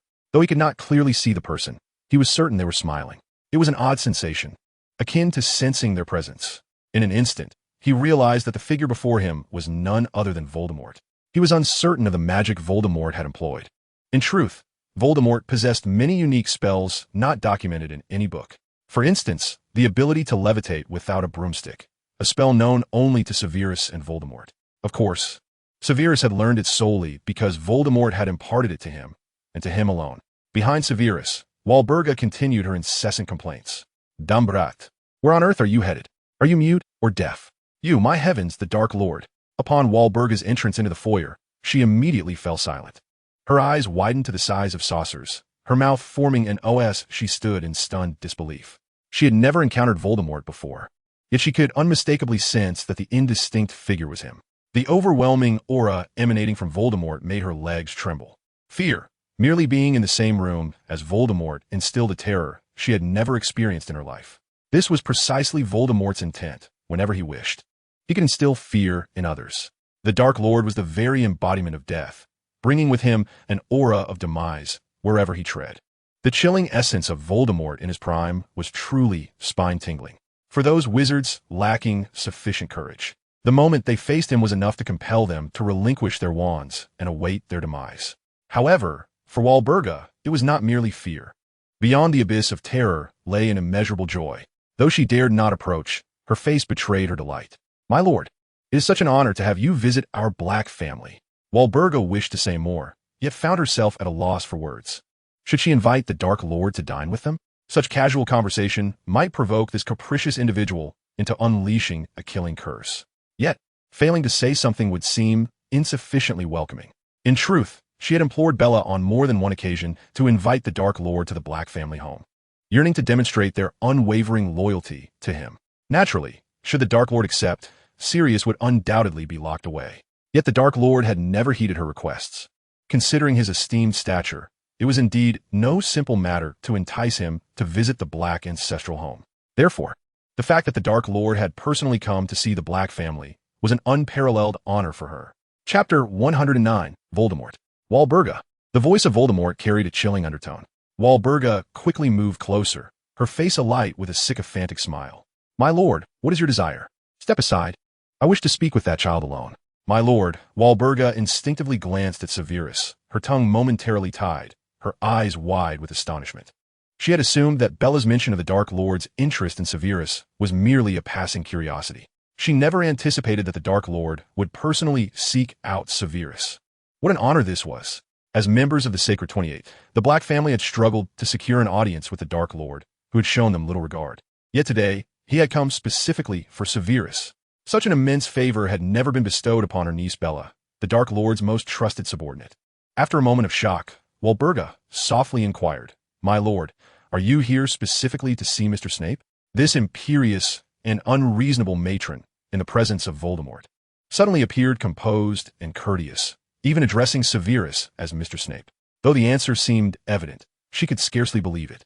The Dark Lord, whom they revered as a deity among purebloods, had come to meet a half-blood. Indeed, Voldemort, you ought to be grateful that my spirits are high today. Otherwise, I would not hesitate to employ the Cruciatus Curse to remedy your deafness.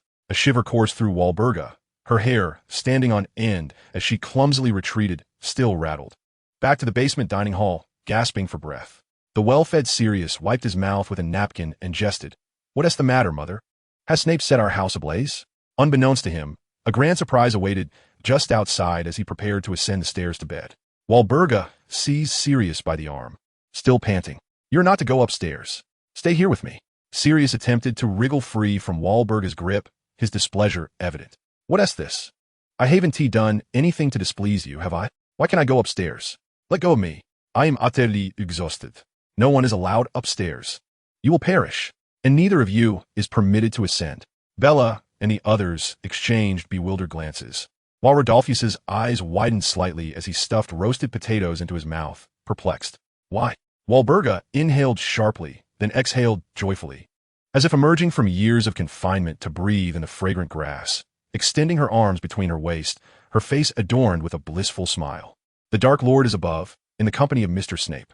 It had not been long since Severus transformed from a half-blood to a half-blood, ultimately being addressed as Mr. These titles signified a profound shift in Severus's standing within Walburga's esteem. The power of magic. To garner such regard from that esteemed individual, one need not be merely a half-blood. Even a filthy mud-blood, in Walburga's eyes, would be akin to gold. With a clatter, Rodolphus's cutlery clattered to the floor, his eyes widening even further, mouth agape in disbelief. What? The master is personally meeting that fellow. Oh my God. Bella, grimacid. Her displeasure evident at the thought that the master had never met her in person. The master seems overly fond of that brat, doesn't he? Although, I must admit, the boy is quite talented.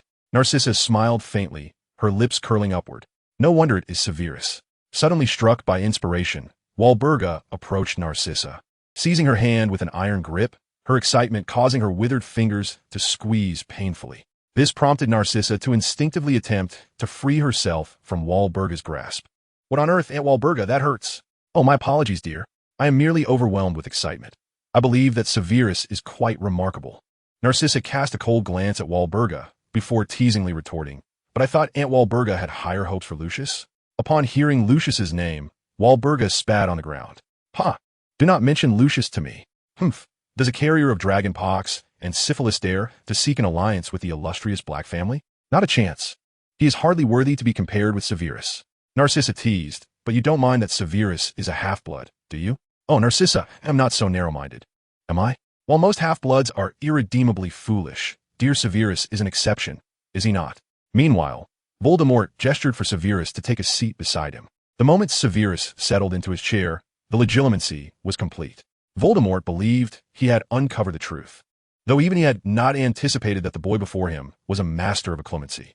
How would the most feared dark wizard of the age, the one and only Dark Lord, Grindelwald lacking such a title, feel if he were to discover that during their first encounter he had been deftly manipulated by young Severus?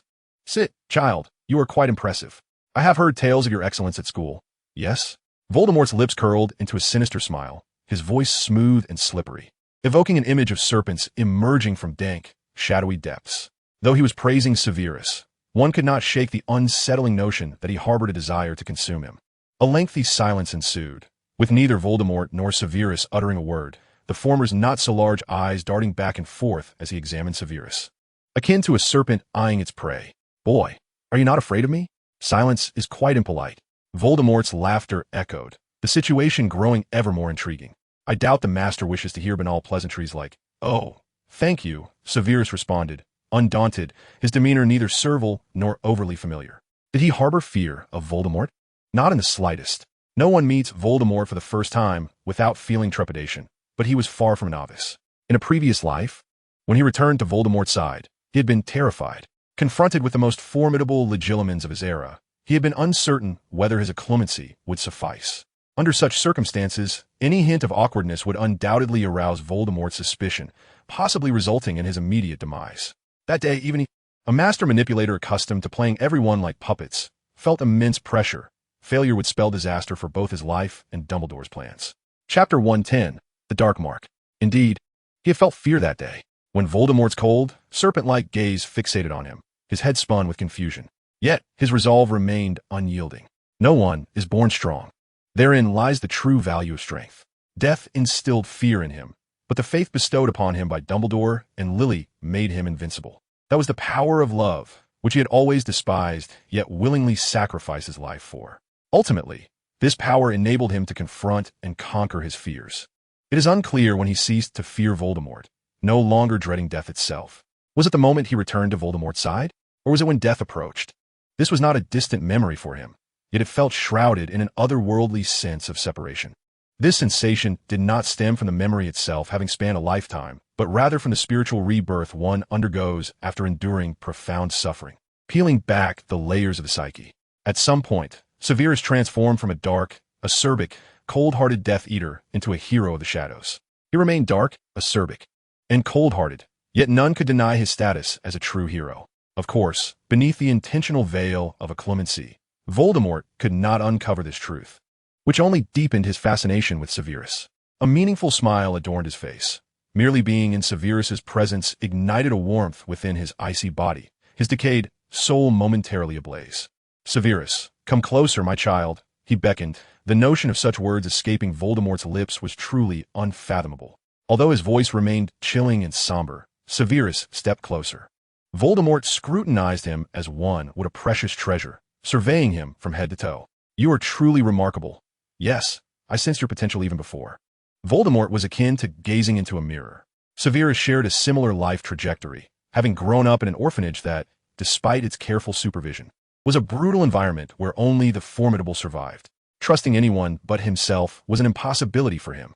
Consequently, he remained oblivious to love, believing that magic equated to power and that power encompassed everything. He was resolute in his conviction that power was the essence of existence. Severus was born in Spinner's End, a wretched place replete with foul sewers, eternally festering refuse, inebriated drunks, destitute beggars, and gaudily adorned elderly women puffing on cigarettes. Residing in such a locale, one's soul inevitably festers like the stinking muck surrounding it. To compound his plight, Severus endured an abusive father and a feeble mother. Voldemort was not mistaken. They were indeed similar, their souls condemned to rot from the moment of their birth. Severus regarded Voldemort with a desire to feign enthusiasm, but ultimately decided against it. He maintained a stony visage, devoid of emotion, and stated flatly, "Yes, my lord, that is why I have come to your side. We are of the same ilk." The term ilk nearly elicited a laugh from him. While he did bear a resemblance to Voldemort, they were far from kindred spirits. Severus was far more fortunate. He possessed the capacity to understand love. In fact, he cherished love more than those who lived in blissful circumstances. Yet, being ensnared in the mire, he was at a loss as to how to nurture such affection. In his past life, Lily had been a beacon of light, the sole radiance amidst his darkness. Life was never equitable. Love resembled honey. Some were destined to be surrounded by abundance, while Severus was granted but a single drop. This singular gift weighed heavily upon him. Delicate as it was, he feared its dissolution in his mouth or tainting in his hand. However, this love was fated to become distorted. A life birthed from a twisted childhood yields a love that is equally aberrant. His affection for Lily in his previous existence could not be termed as acceptance. It was betrayal of self in the name of love. Time and again, he relinquished his principles for her sake. Gryffindor, mudblood, abhorrence of dark magic. Lily's acceptance of him was unquestionable, Yet his feelings for her transcended mere acceptance. His refusal to abandon dark magic was not simply for its sake, but a desperate attempt to retain Lily. Magic was power. Both Voldemort and Severus were etched with this belief in their very bones, stemming from a childhood environment that fostered self-preservation. Such individuals are riddled with contradictions, both arrogant and insecure, firmly convinced that only the strong can possess anything.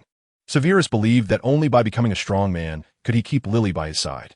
In that life, his love was suffocating, grotesque, like a filthy monster. Yet, this monster was pure, devoid of impurities. Whether it was Voldemort or Dumbledore in his past life, they both initially assumed that Severus's desire was for the woman named Lily. However, Severus was neither a sycophant nor a romantic idealist. Sycophants and romantics love women. Severus loved Lily. To waver in affection is human instinct. Corporeal love will inevitably dissipate under primal urges. Thus, when Severus summoned his Patronus in his previous life, Dumbledore was astonished to inquire, "Lily?" Even after all these years, Severus's response remained unwavering. Always. A love that penetrates the marrow and reaches the soul never deteriorates. Love is the quintessence of Severus's being, as long as it endures. It cannot vanish. This is a truth that Voldemort will never comprehend, leading him to erroneously believe that Severus and he are indistinguishable. Now let's commence.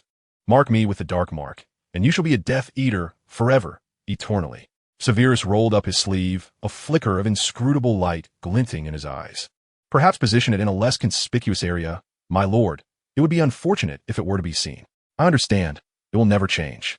Upon returning to the dining hall, intending to savor the feast, Voldemort seized Severus's hand. "Mr. Snape, come here. Tell us, what did the Dark Lord discuss with you?" Severus furrowed his brow. "Mr. Snape? Has the sun risen in the west?" Voldemort waved his hands, wearing a sycophantic grin. "Look at what you say. Come, take a seat here." Voldemort pressed Severus into the seat of honor, much to Rodolphus's chagrin, while Sirius huffed in annoyance. Before Severus could utter a word, Voldemort hastily poured him a glass of butterbeer. "Mr. Snape, you must be parched. Have a drink to soothe your throat." Severus picked up the glass, glancing incredulously at Narcissa. "Have you poured Veritaserum into my drink? Honestly, how much did you add?" Narcissa shot him a teasing glance. "Drink freely. You are our esteemed guest, a favored companion of the Dark Lord."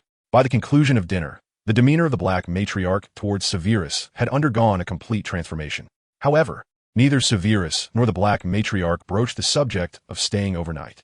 Once dinner had concluded, Severus returned directly to his home in Spinner's End.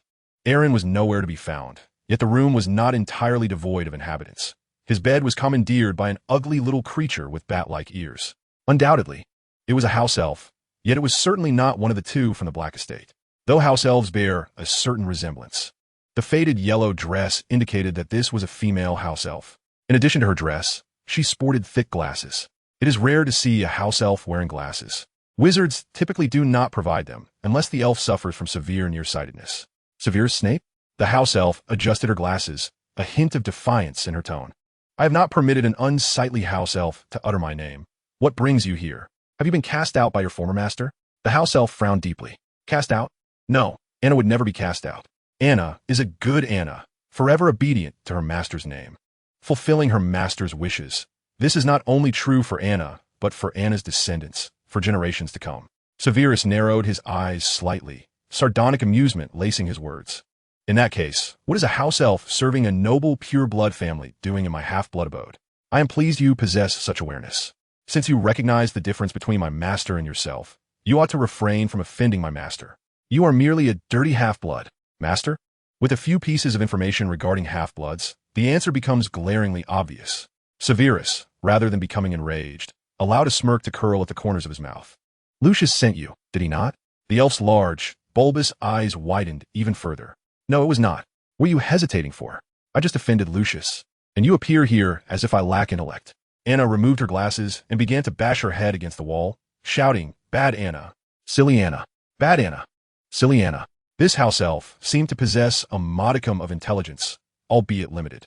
Almost all house elves exhibit this peculiar behavior, often resorting to self-punishment. If Severus is not mistaken, this elf named Anna is likely connected to a future elf known as Dobby. Severus observed Anna's frenzy with keen interest, casually commenting, "This is insufficient. You have betrayed your master. You ought to strike yourself with greater force rather than merely feigning effort." He held no sympathy for the house elf seeking to vent its frustrations upon him. Mercy towards an enemy is cruelty towards oneself. Upon hearing this, Anna increased her efforts, her anguished cries likely echoing throughout the freezing house. Fortunately, Eileen and Hermione were out shopping at that moment. Otherwise, they would undoubtedly have rushed in upon hearing such commotion. One could only imagine the expression on Hermione's face, the ever-protective elf advocate, upon witnessing another house elf inflicting harm upon itself in Severus's quarters. After a considerable time of forcefully colliding with the wall, Anna's head was left bloodied, streaks of crimson staining the wall. It must be said that these house elves possess remarkably resilient skulls. Had a human attempted such actions, they would have long succumbed. With Anna having completed her self-inflicted punishment, it was now Severus's turn. In a light-hearted tone, he quipped, "Ah, a house elf has issued me a challenge. Should I be frightened?" Anna's face darkened. "You shall soon pay the price for your foolishness. House elves are not merely capable of household chores." She was correct. The servitude of house elves to wizards does not stem from inferiority, but rather from their superiority, often possessing greater magical prowess than the majority of wizards. With a snap of her fingers, Severus instinctively dodged and drew his wand. Nevertheless, even then, the wand nearly slipped from his grip. With surprise, he glanced down at the wand that had slid to his fingertips, allowing a cold smile to escape his lips. As a house elf whose sole purpose is domestic labor, you are performing remarkably. This is merely child's play. Even if I excel in household tasks, dealing with a lowly half-breed like you is sufficient.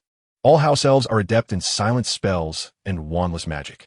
They seldom require wands, yet their magic is exceedingly potent. In truth, these servants of wizards possess a magical aptitude that surpasses that of their masters. Moreover, their magic is remarkably swift, typically while a wizard is still incanting. A house elf can snap their fingers and disarm them in an instant. What kind of reward should I bestow upon you? Although Severus appeared to remain unfazed, Anna perceived it as mere bravado.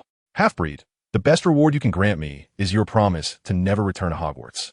With that, she prepared to snap her fingers once more. However, Severus merely waved his hand, unleashing an invisible force that sent Anna flying. With a resounding crash, she collided against the wall, her large ears pressed against the surface, her glasses askew. How could this be? Anna adjusted her glasses, glaring fiercely at Severus, wincing in pain. You are even faster than I. Has your master not informed you that I am a master of silent spells? Severus retorted coolly.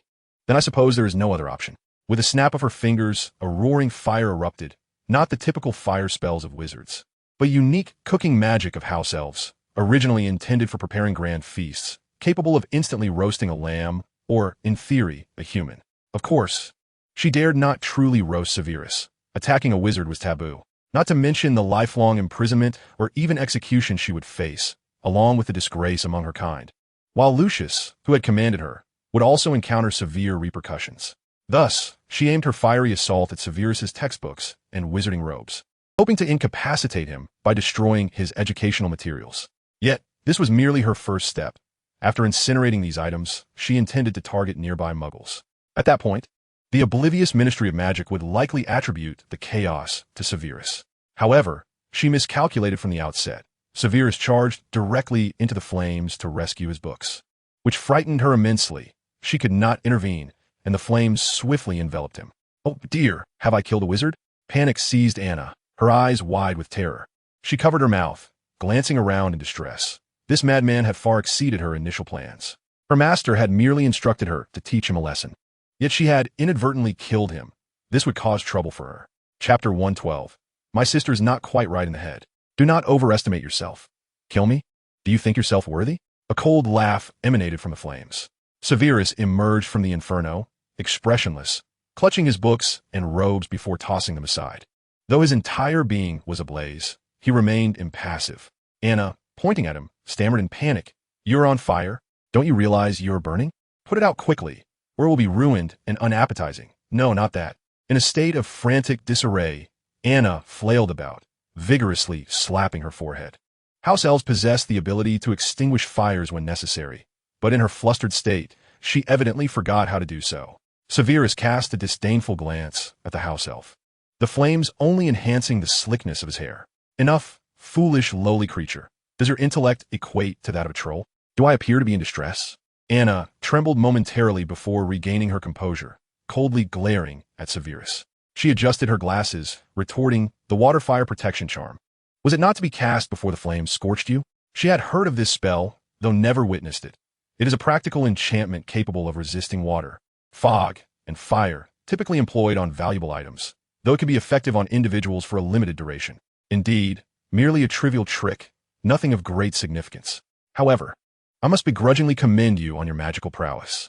You filthy half-breed, do not take pride in your trivial cleverness. I shall, before Anna could finish her sentence. Severus waved his hand, casting a spell that sent her flying.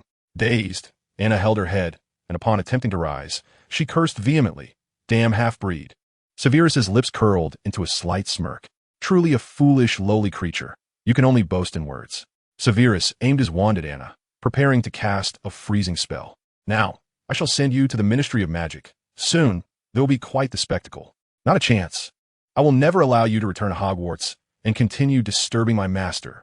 With a snap of her fingers, she vanished into thin air. Severus scoffed. When a house elf is determined to escape, their disapparition is indeed quite difficult to intercept.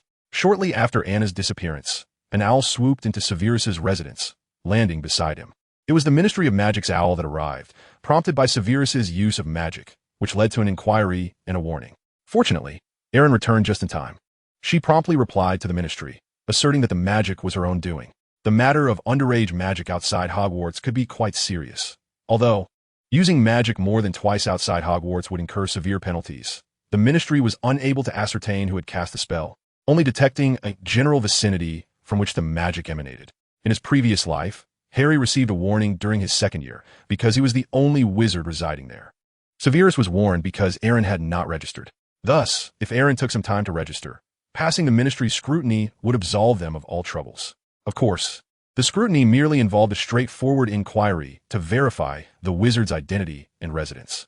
If every wizarding family's child were to be scrutinized, the minister's office would likely be inundated with owls delivering complaints.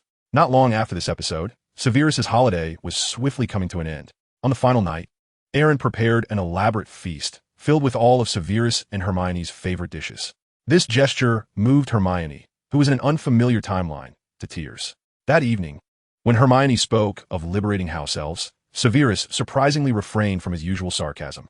The next morning, Erin drove Severus and Hermione to the train station. The vehicle, however, was not Erin's own, but rather the one modified by Severus belonging to the Evans family. Mr. Evans was unable to take Lily to the station due to last-minute obligations. And after a year, the two families had developed a cordial relationship. Most wizards were not adept at driving, but Erin was different, as her husband was a muggle. Having lived in the muggle world for so long, she was quite proficient with muggle contraptions. Due to traffic congestion, they arrived at King's Cross Station rather late, with Erin hurrying ahead, dragging their large trunks, while Severus ambled behind. Erin turned back, urging, "Hurry up, or you'll miss the train. We still have 10 minutes. But I estimate we can reach it in 5. Severus replied leisurely, "There's no need to rush." Erin shook her head in exasperation. She took Lily and Hermione through the platform first, attempting to secure a good seat on the train. By the time Severus meandered to the entrance of Platform 9, Erin, Hermione, and Lily had vanished from sight. However, he did encounter another familiar face. "Severus?" Pandora's breathless voice came from behind him, evidently having run quite a distance, and now leaning against her knees, gasping for breath. "I can't believe I made it here so quickly to see you, Snape. Don't be in such a hurry. We still have 3 minutes. Did you come alone?" Severus glanced at his pocket watch and inquired. "Yes, my dad overslept. He is always so unreliable." "Oh dear, there's so many people." Pandora scanned the crowd, grimacing, knowing they could not let muggles see them vanish into thin air. "I told you not to rush. There will be plenty of opportunities. Just like now." Pandora seized her chance and dashed forward, only to crash into the wall. The impact was not light, and she yelped, clutching her head in pain. Nearby muggles turned their attention to her, and a security guard approached, calling out, "What are you doing?" Severus helped Pandora up, gently rubbing her head. Just as she was feeling touched by his kindness, Severus's next words nearly caused her to choke. "I apologize, this is my sister. Her head isn't quite right. She always fantasizes about being a witch. She insists she must take the train from Platform 9 to a place called Hogwarts." The guard, intrigued, asked, "Did she tell you what she intends to do at this Hogwarts?" "Learn magic," Severus replied, raising his hands in mock seriousness. The guard smirked, shaking his head as he walked away, muttering, "Learn magic? That delusion sounds severe." Pandora swatted Severus's hand away, glaring at him. "You're the one with the problem. Chapter 113. The Night Thestral Carriage. She mentioned there are many witches like her there, attending classes. I see. It appears your sister's delusion is quite serious. You should take her for a proper examination. I will. I'm taking her to the psychiatric hospital right now, so she won't cause any trouble here. With Severus's explanation, the crowd gradually dispersed, losing interest in their antics. Severus seized Pandora, ignoring her struggles, and dragged her to a corner of the platform. Calm down, unless you wish to end up in Azkaban for violating the statute of secrecy. But why can't I pass through the wall? As they spoke, the clock at King's Cross ticked down, and Pandora suddenly panicked. It was evident that someone had sealed the wall to Platform 9. Severus's expression grew complicated as he began to suspect, or rather, he had never anticipated this predicament would befall him. The Malfoy family's house elf truly had no sense. Undoing the magical barrier was not overly difficult, but the challenge lay in the fact that he could not draw his wand in front of a crowd of muggles. Severus scanned the bustling platform, abandoning the idea of finding a wayward house elf to unleash his frustrations upon. It must be said, this was not an entirely disastrous scheme. At the very least, it was particularly effective in terms of annoyance. What do we do now? The train is leaving. Gringotts. I remember there should be some retired magical carriages there. Pandora yanked her arm away from Severus, glaring at him fiercely. Shouldn't you be sending me to a psychiatric hospital, dear brother? If you wish to go, then do so on your own. I must return to Hogwarts for school. Oh, look at my poor brother. He has been infected with my delusions. Hogwarts doesn't even exist. Severus chose to ignore Pandora and began walking away, infuriating her as she chased after him. Hey, stop right there. Where are you going? Stop your pathetic delusions. Hogwarts doesn't exist. In London, at Diagon Alley, Severus led Pandora to Gringotts. Beside the imposing bronze doors stood 2 goblin guards, scrutinizing the wizards arriving for their purposes. Within Gringotts lay an intricate array of security systems. This was merely one aspect of it. The extensive security measures included various disarming charms, magical traps, and even a dragon. Thus, attempting to rob Gringotts was exceedingly challenging, even for Severus, who would need to exert considerable effort. Fortunately, he was not there for robbery, but merely to rent a retired magical carriage. However, prior to that, Gringotts required a basic magical inspection, a standard procedure for entering the core areas that did not involve vault extraction. As the goblins surrounded them, inspecting their presence, the two, with nothing to hide, engaged in casual conversation. Severus, it appears that the muggles at the train station also possess magical detectors. Though wizards seldom interact with muggles, train stations are an exception, as the only way to reach Hogwarts is typically via King's Cross Station. That is not a magical detector. It is merely a metal detector, intended to ascertain whether one is carrying blades or similar items. Is that so? When I first boarded a train, I was genuinely apprehensive, fearing they might discover I was a wizard. Fear not. However, that door resembles a magical detection gate, and should you be identified as a wizard, they would confine you to a zoo, labeling your cage with a sign that reads Little Wizard. Severus maintained a stern demeanor, absurdly jesting. Do you believe I would take you at your word? Muggles are completely oblivious to the existence of wizards. No, they have always been aware. It is merely that wizards assume they are ignorant. In truth, they have been covertly apprehending wizards and imprisoning them in zoos. If you don't believe me, ask Lily. Pandora shot Severus a sidelong glance. You know I would never inquire, which is precisely why you say such things. Your statements are riddled with inconsistencies. Dull indeed. Of course. It is dull. I'm a Ravenclaw, after all. After completing their inspection, they successfully passed through the second silver gate, which was adorned with verses that conveyed the notion that thieves would inevitably face dire consequences. Upon traversing the silver door, as they entered the foyer, the goblins bowed respectfully, wearing ingratiating smiles. We wish to rent a magical carriage. Sell one to us, for you have no further use for it. Magical carriages were once widely utilized in the last century, but as the Ministry of Magic has increasingly prioritized the concealment of wizards, these conspicuous carriages have become impractical in many contexts. Consequently, magical carriages have gradually fallen out of favor, currently residing only in Hogwarts, Gringotts, and the homes of those wizards who relish collecting antiquities. When the goblins discerned that Severus and Pandora were not there for business, their ingratiating smiles remained unabated. After all, for them, it matters not what Severus is there for, as long as they can profit from it. Goblins are indeed fond of wealth. Their establishment of a bank was a judicious decision. To procure a magical carriage, one must venture to the underground vaults, where the remaining magical carriages are secured. Guided by the goblin, they entered a rough-hewn stone corridor illuminated solely by torches. Soon, They boarded a goblin cart, which whisked them through a labyrinthine passage, ultimately halting before an enormous vault door. This was the goblins' exclusive vault, containing the assets of Gringotts, guarded by 2 goblin sentinels, a feature absent in other vaults. Esteemed guests, please wait here while I retrieve the carriage. Upon opening the vault, the goblins swiftly brought forth a carriage drawn by 2 thestrals. Pandora gazed at Severus in confusion. What is he leading?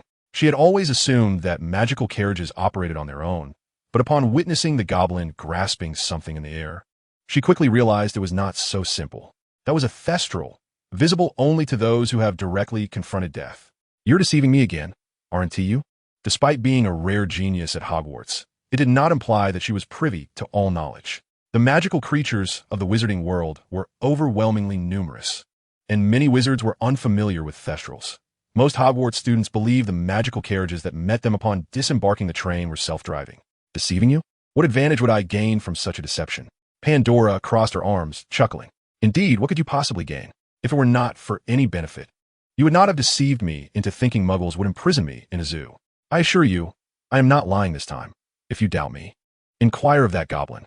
Before Pandora could pose her question, the goblin holding the thestral placed his hand upon his chest and bowed elegantly to her. Dear lady, that gentleman did not deceive you. Goblins are indeed such, exceedingly polite and courteous. Of course, this refers only to their outward demeanor. Beneath their gentlemanly facade, each goblin harbors a treacherous nature, yet in their eyes, they are not vile. In fact, they view wizards as the truly contemptible ones. It was only then that Pandora began to believe. Her curiosity piqued. She inquired, Severus, can you see them? I can. Severus gently stroked the thestral's head. This creature, deemed ominous, was to his taste. Like all thestrals, it was gaunt, appearing perpetually famished, possessing the body of a flying horse, yet the head of a dragon. What pleased Severus most were its large bat-like wings, perhaps due to the fact that he was often likened to a bat himself. Contrary to popular belief, these so-called ominous beings are, in fact, quite gentle. As soon as Severus placed his hand upon it, the thestral tenderly licked his palm. Chapter 114, The Fire Dragon. To see a thestral signifies having witnessed death firsthand. Casting a glance at the boy beside her, Pandora hesitated to inquire further about what Severus had experienced. Was it the loss of a friend or a family member? However, she could never have imagined the multitude of deaths Severus had witnessed. After settling the payment, Severus guided the magical carriage outside. Buckle up, we are bound for Hogwarts. How we get there? Do you know the way to Hogwarts? Pandora climbed into the carriage, her curiosity directed towards Severus. I have a general idea. A general idea? What does that mean? Are you certain it is reliable? Ignoring Pandora's complaints, the magical carriage ascended into the sky. Pandora rested her chin on her hands, leisurely gazing out the window, appreciating the picturesque scenery. Oh, look what I have discovered. When renting a carriage, there's a complimentary gift. Let me see what it is. Severus inadvertently kicked a hidden compartment, which sprang open to reveal a bronze box. Intrigued, Pandora immediately leaned closer to examine the box. Goblins actually provide gifts? How peculiar. Typically, those goblins are meticulous when selling, fearing that wizards might seize any advantage. Indeed, that is why it is best not to open it. It could be a trap. Severus set the box aside, and to their surprise, it emitted a radiant glow. Severus furrowed his brow. What is happening? I have never heard of this. Did you see that, Pandora? It just glimmered. Enough, Severus. You are truly insufferable today, concocting tales to frighten me. Aren't you? Pandora added. Though you're already quite bothersome in general. I truly am not. I swear upon your intellect that I genuinely saw it glowing. Swearing upon my intellect? I appreciate that. Pandora scoffed. But soon, her curiosity overcame her, and she asked, Did you truly see it glowing? Pandora, I'm under no obligation to convince you. Severus, I believe you understand that even in the wizarding world, witnessing what others cannot see or hearing what others cannot hear is generally not considered a fortuitous occurrence. Certainly, and though I was raised in that dull muggle world, do not forget that my mother was a witch. What followed was a prolonged silence. Pandora rested her chin on her hands, while Severus retrieved a spellbook, engrossed in its pages. After a long spell of monotony, Pandora suddenly inquired, So what exactly is happening? Why can't we pass through platform 9 3/4? Has the magic failed?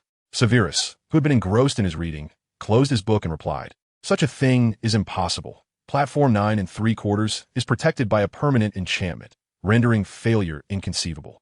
Therefore, your deduction is that someone has cast a charm to obstruct us from boarding the train.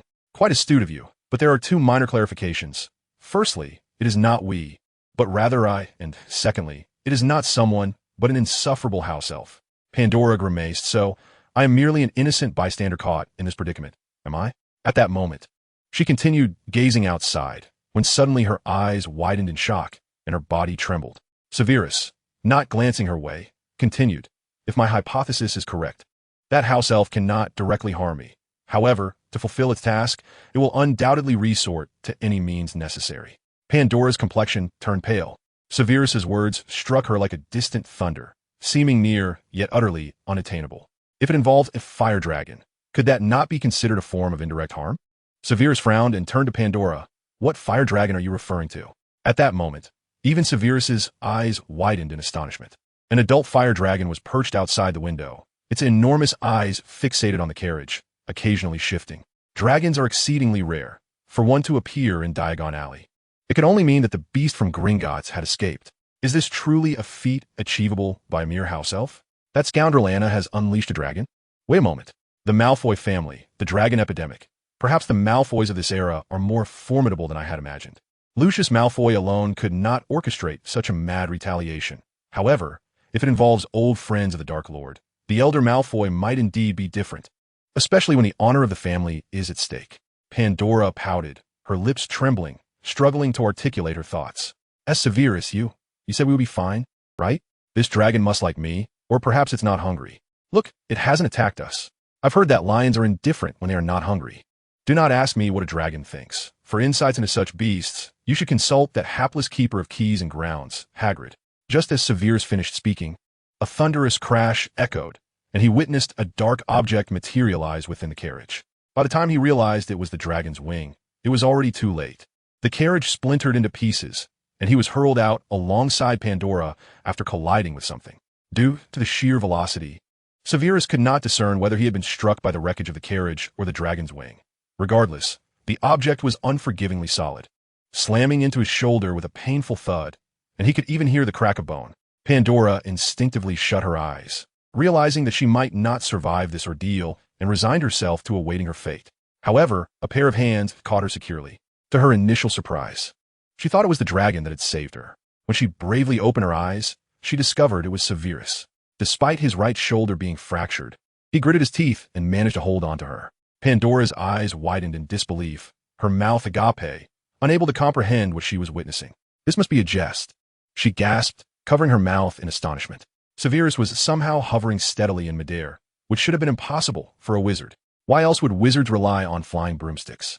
Pandora, do you realize? What? She paused, wondering what Severus was about to say.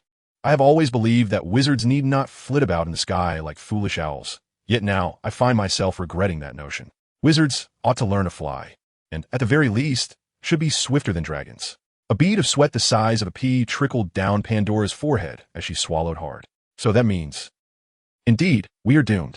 Just then, a brilliant crimson flame surged towards them, the searing heat scorching their skin. As the flames threatened to engulf them, a flash of light appeared, and they vanished without a trace. Oh, I thought I was on fire just now, Pandora remarked upon finding herself in an unfamiliar environment. Severus surveyed their surroundings, his brow furrowed as he instinctively reached for his wand. Aren't you curious about where we are now? They found themselves in a cave, which appeared unremarkable. However, with the appearance of the fire dragon, Severus could not afford to assume that this place was as innocuous as it seemed. Rather than where we are, I should be more concerned about what you have done, he stated. Pandora was certain that Severus must have done something. Otherwise, how could that dragon be involved? Upon confirming that there seemed to be no immediate threat, Severus frowned and retrieved a vial from his bag. It contained a potion that could temporarily alleviate pain. However, wizarding potions are not omnipotent, and none could mend broken bones instantaneously. He pinched his nose and swallowed the potion, grimacing as it slid down his throat. All right, it was indeed my doing, but I had no knowledge of where we are. The key in a box is a door key. As Pandora closed her eyes, a key fell from the box, which Severus caught just in time. In the urgency of the situation, he had acted without thinking. Pandora sighed. Now, let us not even speak of returning to Hogwarts. Escaping this dreadful place is uncertain. Pandora, why not utilize your time complaining to seek an exit instead? Or perhaps even resort to hanging from a rope? Either option would surely trigger a change in circumstances. Would it not? Pandora shot Severus a fierce glare. I was merely voicing my grievances. It seems that following your advice would make me appear as if I am wholly at fault. Wasting time is indeed a grave offense. You'll come to understand that our time is limited and life spans but a few decades. Pandora cast a sidelong glance at Severus, muttering under her breath. What is that, a midlife crisis? Following Severus to the cave entrance, they encountered 2 massive Roman columns and several haphazardly placed ceramics. Pandora looked up at the 2 stone pillars. How peculiar! Why erect columns in a cave? Though uncertain of the reason, this was good news, as it indicated that someone had been there before. I suppose you need not endure a primitive existence here. What do you mean not? It seems this does not concern you. Indeed, it does not. I can apparate and leave whenever I wish. If it were not for Hogwarts. Severus suddenly realized that although Hogwarts could not be apparat from, the Shrieking Shack could be.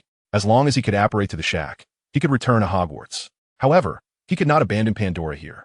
So, should I thank you then? Oh, have you finally come to that realization? Realizing the magnitude of your kindness. Pandora cast a sidelong glance at Severus. Please, do hurry along. Your generosity is beyond what I can bear. Emerging from the cave, they were greeted by the sight of a floating island, suspended in the air with no visible paths leading to it, clearly enchanted by some form of magic. Upon this island stood a diminutive castle, its stone walls adorned with moss, with some sections leaning precariously, suggesting it had long been abandoned.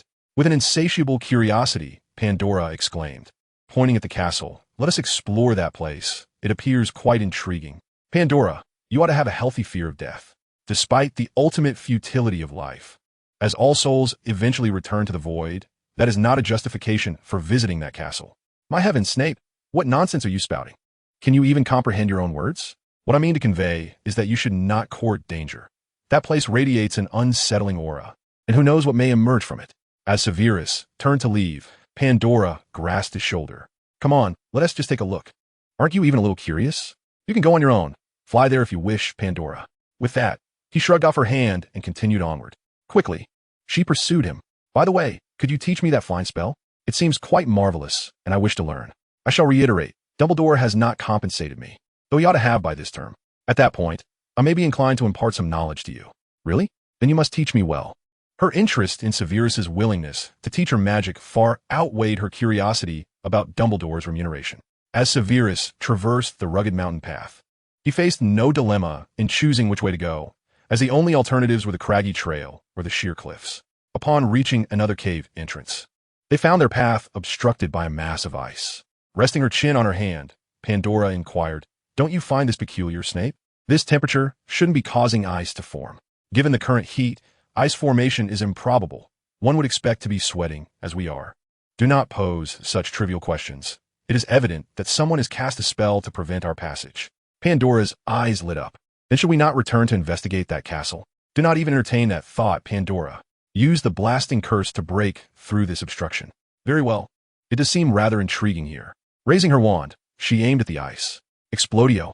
A brilliant flash erupted from her wand, accompanied by a thunderous boom. However, the ice merely shattered into a few fragments, and the rebound from the explosive spell startled Pandora into dodging hastily. Oh, Pandora, are you unaware that an explosive curse rebounds upon contact? Why the panic? I know, but merely knowing doesn't prevent mishaps. Adjusting her hair with the water pooled on the ground, she declared, "Do you care about your appearance?" Severus had not considered her concern for her image. In his previous life, he had not known Pandora well, but he was acquainted with her daughter, Luna, having taught her for many years. Luna was a girl who cared little for such matters. As Luna tidied her hair, she complained, "Of course I do, even though I'm more intrigued by spells. That doesn't mean I lack femininity." Once satisfied with her appearance, Luna picked up a shard of ice, grinning. "Give it up. The blasting curse will never suffice. Though I cannot ascertain the precise magic at play, these ice blocks harbor magical elements far denser than ordinary ice." "I see. It appears we shall conduct a lesson. With Hermione absent today, you shall be my pupil, Miss Clingy." "What nonsense! Do you presume yourself a professor?" Pandora laughed in irritation. Though Severus was undoubtedly talented, what right did he have to adopt a professor's demeanor when they were of the same year? Severus, seemingly unfazed, continued, "Magic is a wondrous phenomenon, influenced by many factors. Miss Clingy, can you tell me what influences magic?" "The wand and the spell, along with various emotions." As Ravenclaw's most regrettable spell-casting prodigy of the century, Pandora answered without hesitation. Magic is indeed marvelous. Some aspects require profound emotion, and another crucial point is the mastery of the spell. Furthermore, my answering you does not imply I regard you as a professor. I merely wish to convey my understanding. Correct. Moreover, I must add that the mastery of magic is intricate. It encompasses not only articulation and the incantation's power, but also the inherent mystery of the magic itself. Severus nodded, his mature demeanor contrasting awkwardly with his youthful visage. To this day, we remain unable to fully comprehend the essence of magic, rendering many spellcasting techniques ineffable. The multitude of factors influencing magic results in each wizard wielding varied potency when casting spells. Pandora rolled her eyes at Severus. So, what exactly are you trying to say? I simply wish to express that failure should not be blamed on magic. He elongated his habitual tone. Pandora crossed her arms and scoffed. If you're so capable, then you try it. I would like to see if you can shatter it. She gestured toward the ice block, having already attempted it herself. The magic within this ice was profoundly potent, likely as resilient as the vault doors of Gringotts. Not even the most advanced dark magic in Severus's repertoire would easily damage such a door. Without uttering a word, Severus waved his hand, omitting any incantation. In an instant, a tremendous explosion resounded, deafening Pandora and leaving her ears ringing, while the force of the blast sent her tumbling backward. As dust settled, Pandora struggled to her feet, coughing a few times and brushing off the debris. When the haze dissipated, her eyes widened in astonishment. The ice was not merely shattered, it had been obliterated, leaving no trace but a wisp of white smoke where it had once stood. Casting a quick glance behind her, she noted a deep crater where she had been thrown. Are you attempting to kill me as well? Speak not such foolishness, it was all calculated. You were never in danger, Severus replied, his mastery over magic evident as he anticipated the shockwave would propel Pandora away. I thank you, I suppose. With that, Severus and Pandora pressed onward into the depths of the cave. Exiting, they found themselves confronted with another treacherous mountain path. Before long, the road ahead was abruptly severed. Yet, for wizards, such an obstacle posed little concern. The real issue was that this path led to the abandoned castle. Pandora triumphantly declared, See, you took a long detour, but we must still proceed there. Let's continue. Though Severus said nothing, his expression betrayed a profound displeasure, akin to someone who had just learned that Christmas had been canceled. With a flourish of his wand, the shattered remnants of the walls soared into the air, reassembling into their original form in an instant. Oh, you are indeed correct. We should not have ventured here. As they entered the castle, Pandora set her wand down, gasping in astonishment. At the heart of the castle stood a most peculiar creature. It possessed a human head, the body of a lion, and the tail of a scorpion. This abhorrent beast was grotesque to the point of nausea, primarily due to its human head, which was devoid of hair and speckled with pallid gray splotches. The creature, a human-headed lion with a scorpion's tail, was an exceedingly rare and perilous monster, its hide rendered immune to most forms of magic. For wizards, it was an arch-nemesis. In 1296, an incident involving a human-headed lion-scorpion had occurred, yet the creature had evaded the scrutiny of the Ministry of Magic, as no one had been able to capture it. Pandora's instinct was to flee, but the creature had already taken notice of them, shaking its head and uttering incomprehensible words as it charged towards them.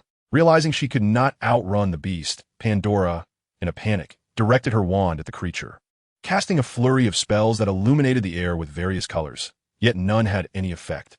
Just as the monster was about to pounce, Severus scooped up Pandora and soared into the air. The creature swiped at them with its claws, its incomprehensible language sounding like a stream of curses. Pandora's heart raced violently, akin to a gorilla pounding on her chest, and the thought of being caught by the beast sent shivers down her spine. Thank you, Snape. It's fortunate you can fly. What's the matter? Do you know how to handle this situation? Pandora sighed. Do you think the professor's penchant for bravado has not waned? At this moment, we should certainly flee. No wizard can defeat a human-headed lion scorpion. It is immune to most magical attacks, and scarcely any spell can harm it. Even those magics that could potentially affect it would not deal any fatal damage. So I truly cannot fathom how a wizard could triumph over such a creature. Pandora, you bookworm, you lack an understanding of the essence of combat. While a significant portion of fighting depends on the strength of magic, that is not the entirety. Strategy is equally paramount. Severus, being a master of combat, possessed not only formidable magic, but also the strategies and experiences gleaned from countless battles. A wizard who has never faced real combat finds that their magic, no matter how potent, is ultimately just a facade, psychology, environment, and unforeseen circumstances all influence the course of a battle. Only by mastering these elements can one be truly regarded as a combat master.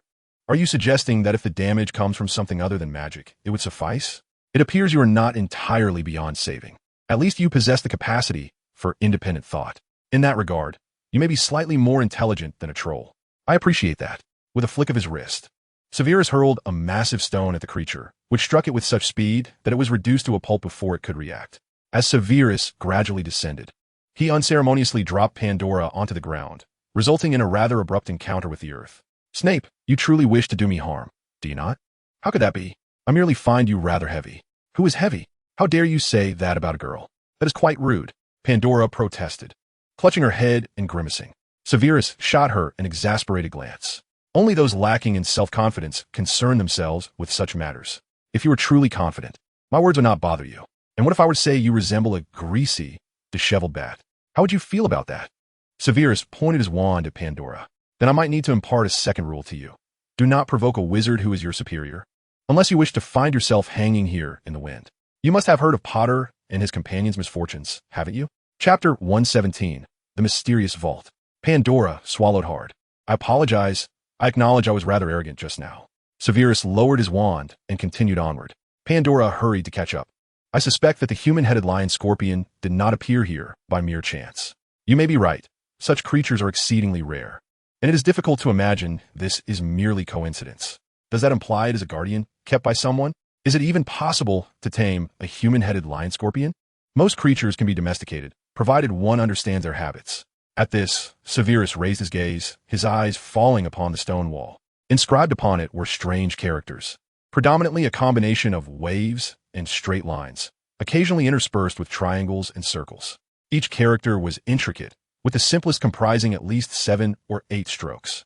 This script was unfamiliar to Severus, as it did not resemble human writing. Perhaps it belonged to fairies? Or centaurs? Or even a human-headed lion scorpion itself?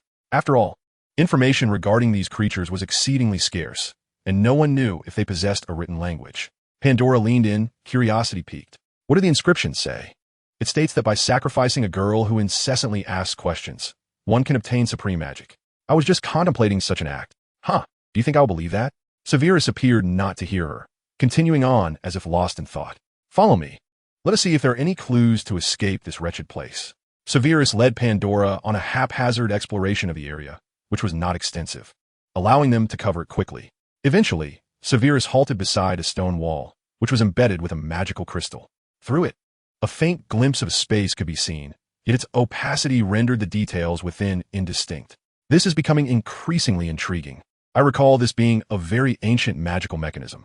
In truth, it is not the creation of wizards. Such magical crystals are the handiwork of fairies. Fairies, in addition to their proficiency in arithmetic and economics, excel in the crafting of various magical devices and artifacts. This enables them to excel at Gringotts' work and become exceptional artisans. So, Severus, what is the function of this mechanism? It serves the same purpose as a key, but is both safer and more complicated. While a key can be replicated, this magical door cannot be, as the creations of fairies are intricate and complex. After saying this, Severus reached out, and the seemingly solid wall rippled, allowing his hand to slip through, followed by his body. Pandora mimicked Severus's actions, entering the wall alongside him. Upon passing through the magical door, Severus surveyed the surroundings. The space was largely empty, save for a few Roman columns and a splendid chandelier. And there stood a tall counter upon which a snoring fairy was perched. The fairy slept soundly, bubbles of mucus forming and bursting, with drool pooling at the corners of its mouth. It was indeed a rare sight, despite fairies' reputation for cunning. They seldom resorted to trickery unless they believed that even deceit would bear no consequence. Severus smirked. How unfortunate we are. After enduring numerous perilous trials, we have finally returned to Gringotts, and everything is set to begin anew. Although he has never been here, the decor and the presence of goblins unmistakably indicate that this is indeed Gringotts. But why have we returned here? Is this all the doing of that house elf you mentioned? Pandora, if a house elf possessed such formidable abilities, it would no longer be referred to as a house elf. We might as well call a house wizard. And Severus, who do you think is responsible? Do not inquire of me, Pandora. I am no oracle. I merely know that we stand before what appears to be the VIP entrance of Gringotts, designed to facilitate its owner's access to their vault. This suggests that the vault's origins date back to a time well before the invention of flue powder. As Severus spoke, he moved forward but was halted by Pandora. Wait, what do you intend to do? What else is there to do? Naturally, I shall inform that goblin that we have inadvertently stumbled into this place and request it to escort us out. Afterwards, we can hire a carriage. If we haven't angered any deities, I trust we shall not encounter another dragon this time. My goodness, do you not wish to take a glance at that vault? Severus furrowed his brow. What nonsense is this? To simply intrude upon another's vault? Honestly, are you Severus or am I Severus? Must you be so rigid? Since we are here, it would be a grave pity not to explore. Pray tell, what do you take my surname for? Why should I enter? Severus rolled his eyes. Swallowing his words, he had intended to express his reluctance to enter the vault, but soon recalled that such VIP vaults are typically unaffordable for the average individual. Only the wealthiest families would consider unlocking them. Among these notable families, a considerable portion consists of purebloods, many of whom are followers of Voldemort. This implies that the vault may house Horcruxes or clues pertaining to them. Should he be a member of one of those families tasked by Voldemort to safeguard a Horcrux, it would undoubtedly be stored in Gringotts, given its unparalleled security in the Wizarding World. The Hufflepuff Cup, for instance, was hidden in Bellatrix's vault, further supporting the notion that a Horcrux could very well be concealed within this vault. You make a valid point. Since we are here, we might as well take a look. With that, Severus approached the goblin. Pandora was utterly bewildered, her mind brimming with questions. How had this man so suddenly altered his stance? Nevertheless, it was of little consequence. At least their intentions were now aligned. Severus rapped on the counter. Awaken. The goblin offered no response, continuing to snore. Just as Pandora expected Severus to persist, he bellowed, Get up, you filthy, wretched goblin, do you hear me? Pandora felt a jolt of fear at his sudden ferocity. Was Severus truly so arrogant? To trespass into another's vault with such audacity? The goblin trembled, instinctively leaning back until it realized there was nothing behind it. Its small arms flailed desperately, but to no avail. With a resounding crash, it likely fell to the floor. Before long, the goblin returned to the counter, trembling as it donned its spectacles. After regaining its composure, it offered a sycophantic smile. Esteemed guest, welcome to Gringotts. Esteemed guest? Severus retorted, I hardly feel esteemed. Before the goblin could focus its gaze, Severus impatiently interrupted, We pay a significant sum for your services in safeguarding our vault, and you dare to sleep on the job. As Severus's voice grew louder, he pressed the unfortunate goblin further. Pandora was taken aback. This was not the Severus she knew, but rather a haughty aristocrat. Oh, I am terribly sorry, sir. I did not anticipate what? Severus brusquely interjected. Did you not expect that our family might wish to reclaim our own possessions? Surely you claimed the contents of our vault for yourselves? His brusqueness was strategic. Gringotts verifies client information, and the best way to avoid inquiries is to keep the goblin disoriented. He was not particularly concerned about verbal verification, for in a critical moment, he could employ legilimency to extract information from the goblin's mind. However, he feared the goblin might produce cumbersome verification magical artifacts, especially since this was Gringotts' VIP vault, which boasts far more intricate security measures than a standard vault. If they encountered an honesty detector, he need not worry excessively, as its function merely involves detecting hidden spells and concealed magical items. Severus and Pandora had employed no spells, and their magical artifacts were entirely legitimate. Yet, should the goblins resort to using detection devices, their ruse would be uncovered. While Severus possessed a mental blocking charm to obscure his thoughts, Pandora would not escape unscathed. Thus, he opted to assert his dominance, compelling the goblin to respond rather than pose questions, thereby unintentionally lowering its own standing. This might enable them to bypass some of the verification processes. If all else failed, he would have to concede. He had no intention of resorting to the Cruciatus Curse unless absolutely necessary. However, the situation unfolded more smoothly than even Severus had anticipated. The goblin extended its hand. Sir, please hand me the key, and I shall unlock the vault door. Severus retrieved the key. Here you go. He could not ascertain whether the vault key was the same as the door key, but if it were not, he was at a loss. At that juncture, even if he could convince the goblin of his legitimacy, without a key, the goblin could not gain entry.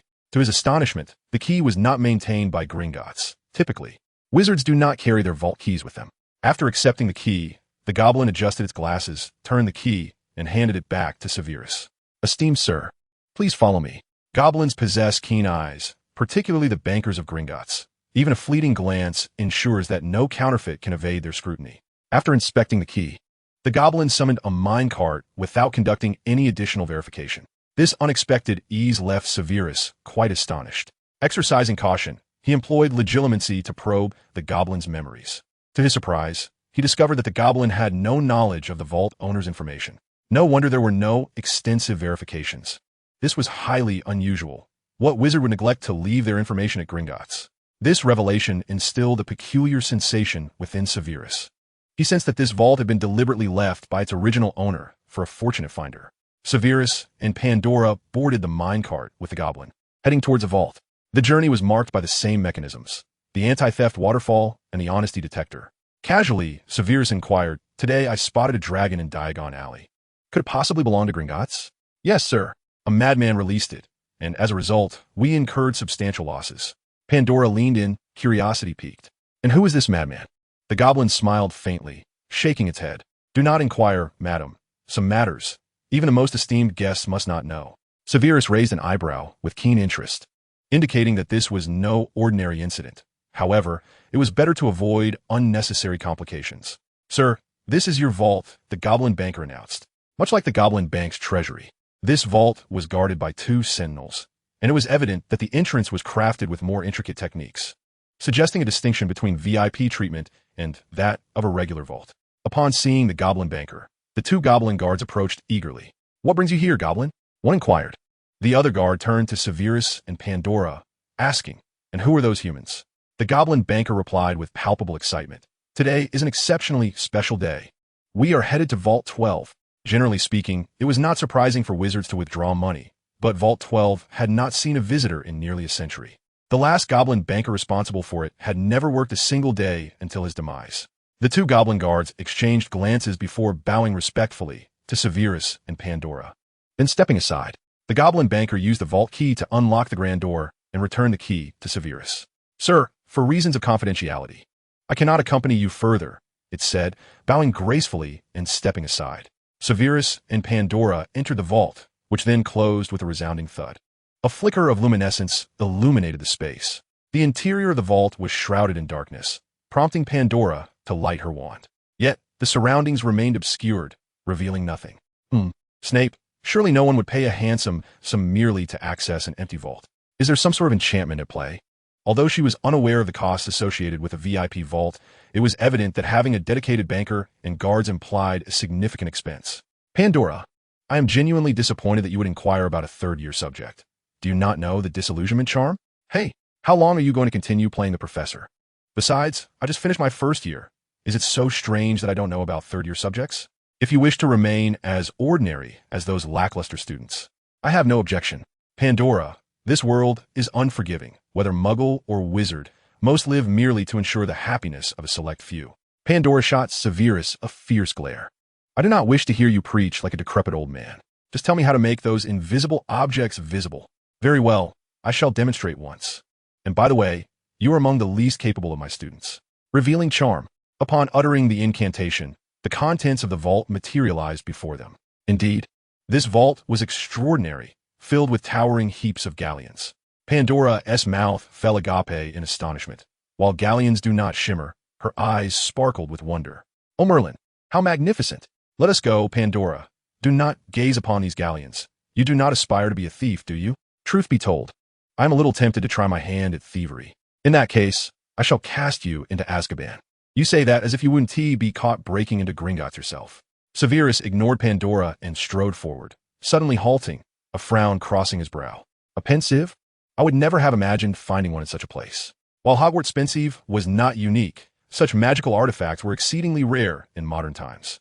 The vault contained a solitary pensieve, surrounded by an expanse of empty space, appearing rather forlorn. Curious, Pandora leaned closer. "It truly is a pensieve. It seems we are not far from the truth." "Not necessarily.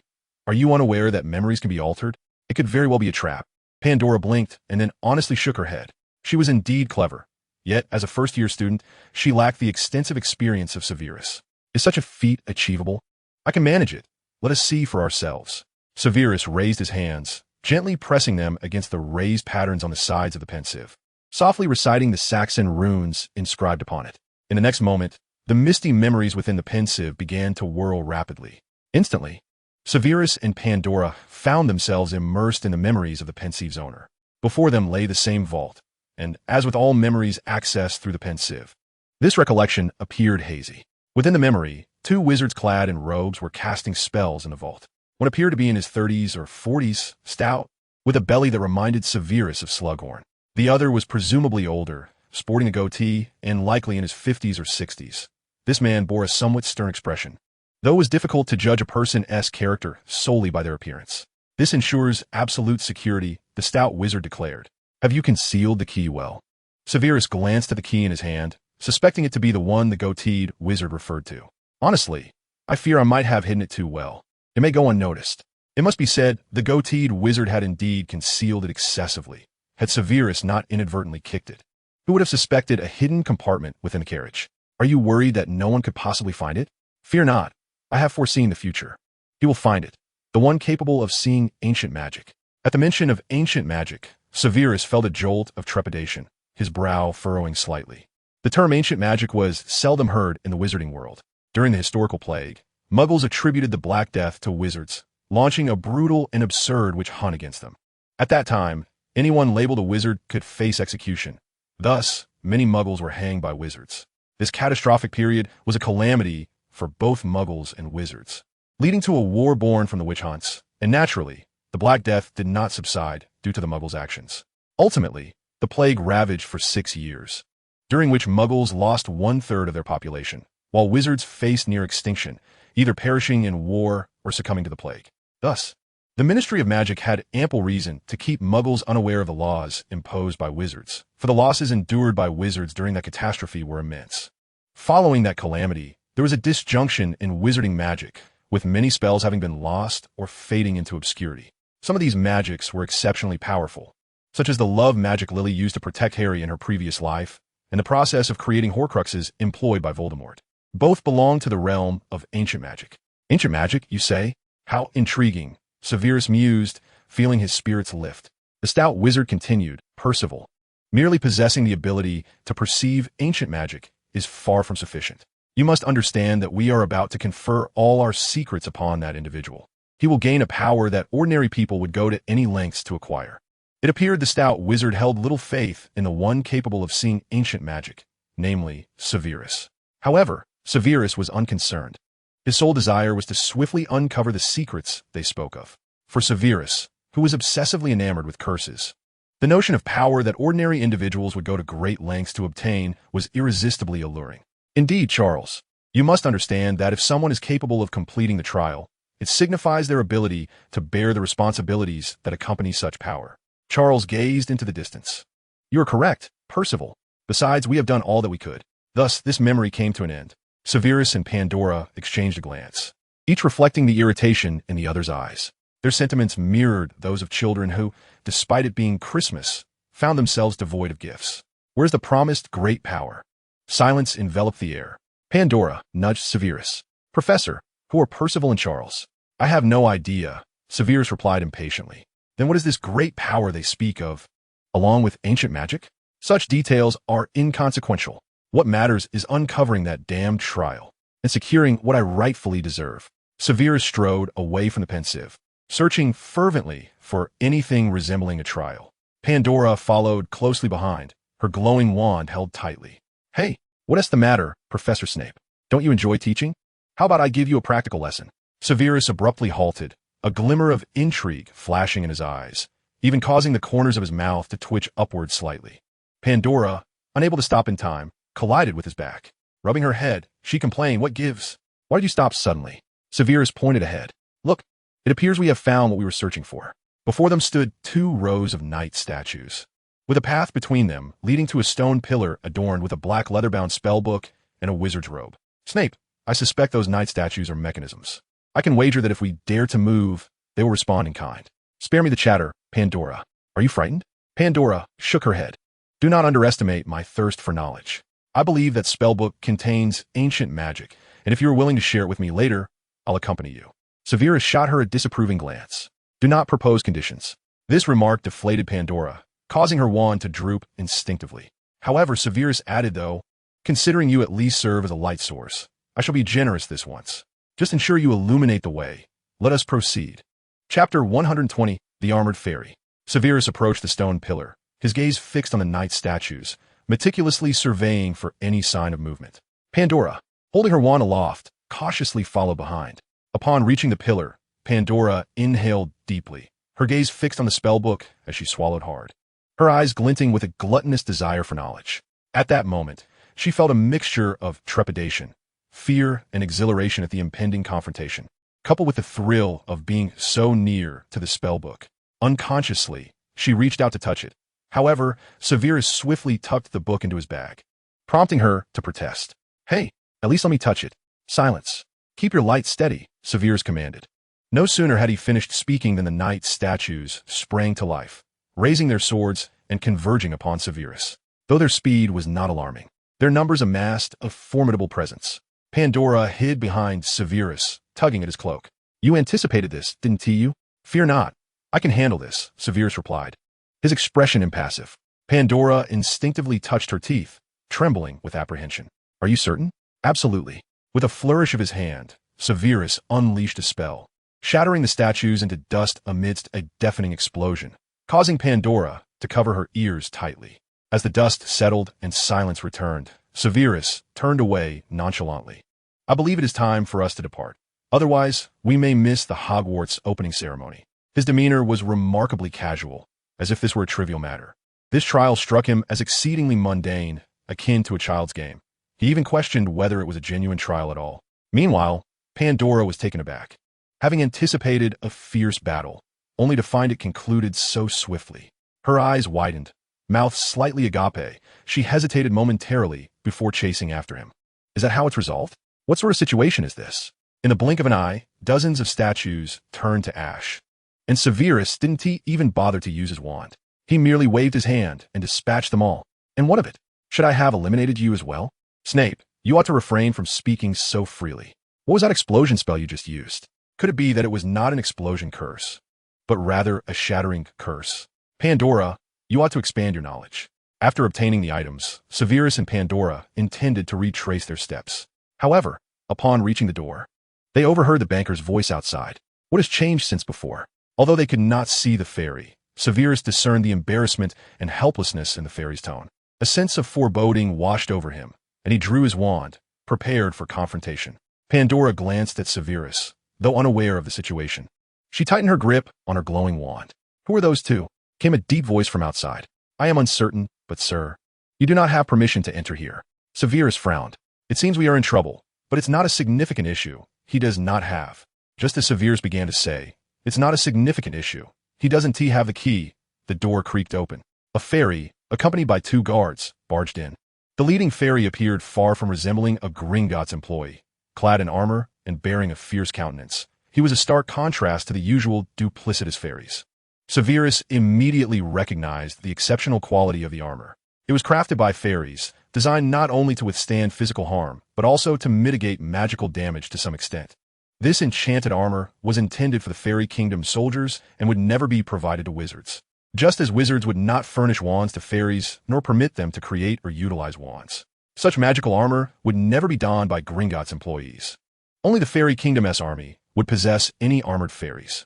Just the sight of this magical armor led Severus to realize that the situation was likely dire.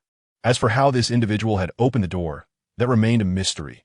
It must have involved some advanced magic akin to house elf spells. The fairy's magic operates on a different system than that of wizards. And in truth, wizards have limited knowledge of what fairies are capable of. It seems I was correct.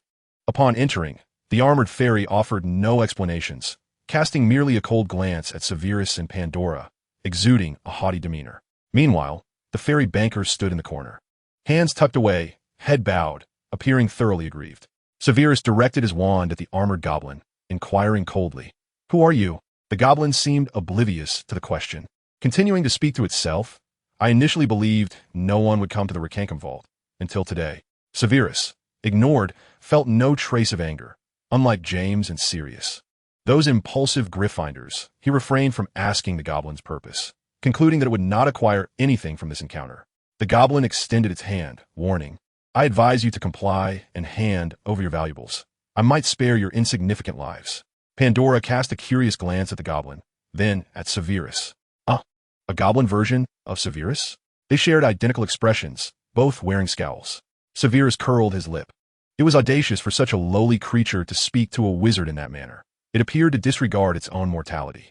One of the fundamental conflicts between wizards and goblins stemmed from wizards categorizing goblins as inferior beings, foolishly believing that goblins relished such a designation. Upon hearing the term inferior beings, the goblin's veins visibly throbbed with indignation. I have had enough. Do you wizards presume yourselves to be creators? Goblins are not inferior beings. At that moment, the goblin banker, summoning courage, placed a hand on the armored goblin's shoulder. Mr. Ranrock, the goblin banker, chuckled nervously, his laughter tinged with trepidation and awkwardness.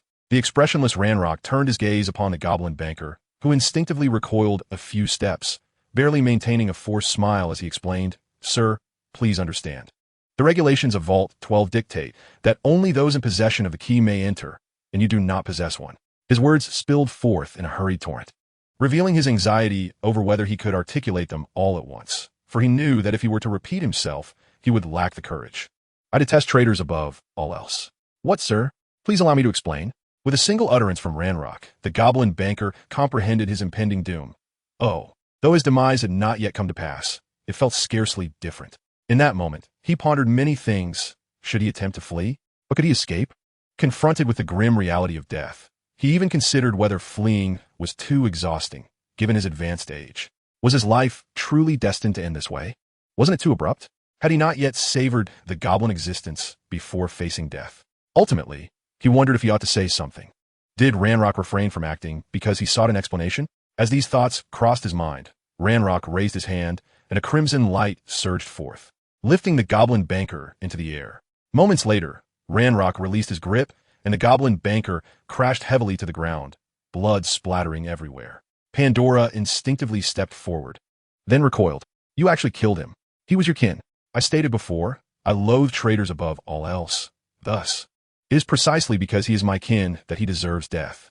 Ranrock wiped the blood that had splattered onto his face, disdainfully smearing it onto a nearby goblin guard. He continued, "Now where were we?" In response to the goblin banker's demise, Ranrock exhibited not a shred of emotion, as though he had merely swatted a mosquito, entirely inconsequential. Pandora gasped, not solely due to Ranrock's cruelty, but more so from the sheer terror of his formidable magic. With a mere gesture, a life imbued with magic was extinguished, the act seemingly requiring no more effort than a simple yawn. Such a being, Pandora had only encountered one before, Severus. Who among them was the stronger, Severus or Ranrock? Pondering this, she turned her gaze to Severus, who wore a stoic expression. "As for your overconfidence, you shall perish at my hands." Ranrock cackled, but his demeanor shifted abruptly. Raising his hand, a beam of crimson light shot toward Severus. Almost concurrently, a similar red light erupted from Severus's wand, the two forces colliding in a brilliant display, resulting in a standoff that forced both Severus and Ranrock to retreat. However, while Severus steadied himself after 2 steps, Ranrock struggled to maintain his footing, nearly toppling backward were it not for 2 goblin guards who caught him. Severus glanced at his hand, noting the bruising from the impact. He had not anticipated that a goblin could wield such power. He begrudgingly offered a measure of praise. Typically, goblins were weaker than wizards, although the disparity was not insurmountable. He was surprised that one could contest him to such an extent. Little did he realize that Ranrock was no ordinary goblin. Renowned as the most magically gifted and accomplished goblin of the past century, Ranrock, despite his species' limitations, was no match for most wizards. It was unfortunate that he had encountered Severus so early in his career.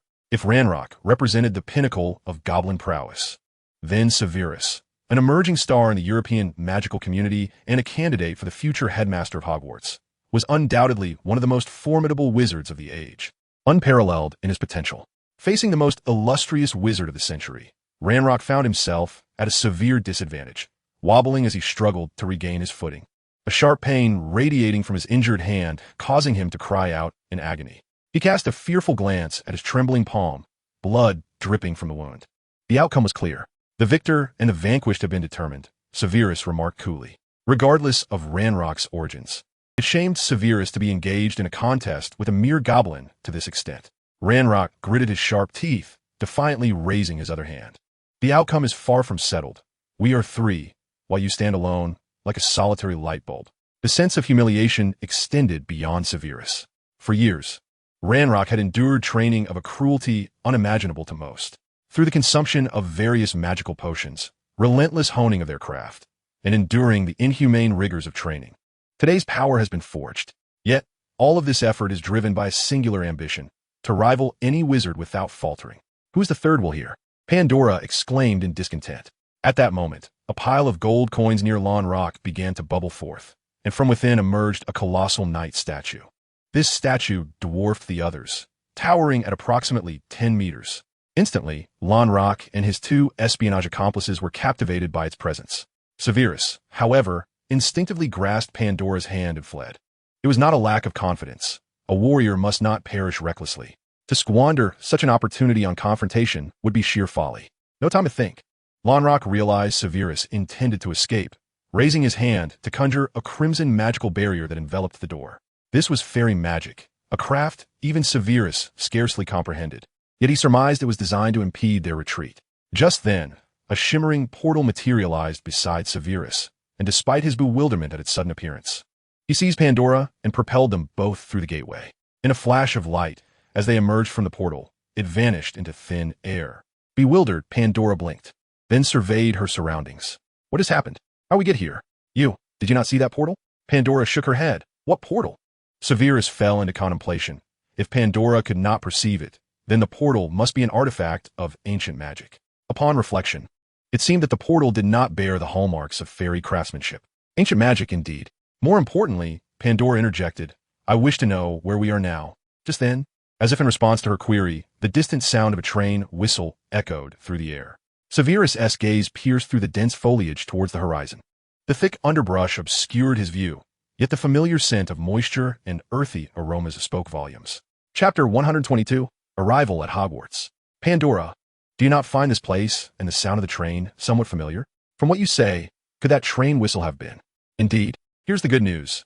We can return to Hogwarts simply by following the tracks. The bad news is, we'll miss the opening ceremony unless you can outrun a train. But Severus, you can fly, can't you? Perhaps. Pandora looked at him with hopeful expectation. That won't suffice. I could manage alone, but you're too heavy. Severus replied impassively. Well, if you finish your inquiries, we can proceed. Pandora narrowed her eyes and shot a frustrated glare at Severus. Snape, a person like you. I foresee you waiting alone in solitude for eternity. An hour later, Hogwarts. Oh, it's all your fault, Pandora. If not for your insatiable curiosity, we would have arrived before the feast commenced. Severus stood with his hands clasped behind his back, gazing towards the castle where the sorting ceremony was taking place. Inside the castle, the atmosphere was lively, filled with laughter and the tantalizing aroma of feasting, while rain poured down outside, leaving Severus and Pandora drenched and miserable. You can't blame me, can you? You agreed to it too. Besides, you gained quite a few advantages.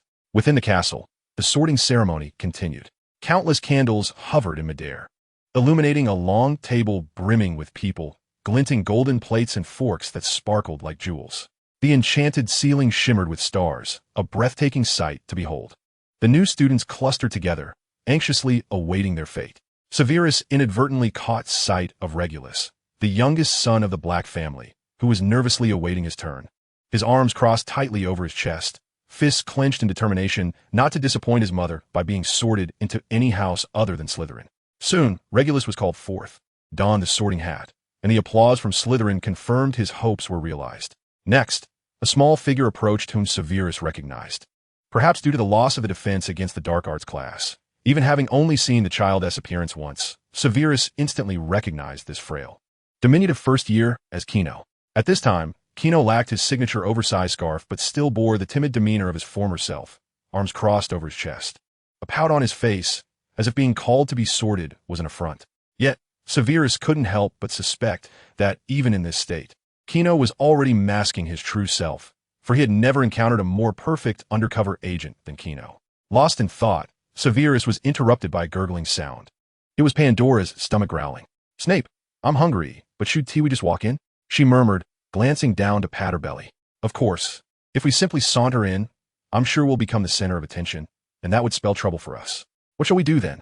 Pandora's gaze fell, her expression dimming. After all the effort to reach Hogwarts, if they were still to face expulsion, it would be more merciful to end it all right there. Let us wait until nightfall to sneak in. For now, let us remain hidden. Do you think you can wait until nightfall? A cold female voice interrupted from behind, sounding decidedly not like Pandora. Of course I can. I know the professors at Hogwarts all too well. They lose themselves in culinary delights, especially Professor Slughorn. Just look at his belly. He is a glutton, and his eyes should be fixated on the feast right now. Severus's eyes widened in shock as he realized both McGonagall and Slughorn were conspicuously absent from a banquet. Whirling around, he discovered Pandora standing silently, head bowed, while McGonagall and Slughorn loomed behind him. McGonagall crossed her arms, casting a frosty glare at Severus, while Slughorn, fuming, rolled his eyes, his hefty belly heaving with each breath. "Continue," Slughorn demanded sternly. "What are you so intently focused on?" Though his voice was low, it brimmed with indignation. "Focused on me, Professor? Why are you and Professor McGonagall here?" Severus sighed internally. How reminiscent this scene felt. Only now he was the one in trouble instead of Harry Potter. McGonagall shot Severus a sharp look. Two children missed the Hogwarts Express. Do you think it would not come out? If you had delayed any longer, we would have informed your families of your little escapade. Slughorn tossed a newspaper at Severus. What does today's Daily Prophet say? Tell me, Snape, do you believe the Hogwarts Express is beneath your esteemed status? A magical carriage? Are you not aware that magical carriages have long been prohibited from flying in the skies? Severus scoffed, his disdain palpable as the sense of DJVU grew ever stronger. Allow me to explain, Professor Slughorn. Silence. The irate Slughorn interrupted brusquely, his fury unmistakable. Enough. Do you have any idea how worried Professor McGonagall has been about you two? We have been out in the rain searching for you two fools. In a magical carriage, no less. How could you even conceive of such a thing?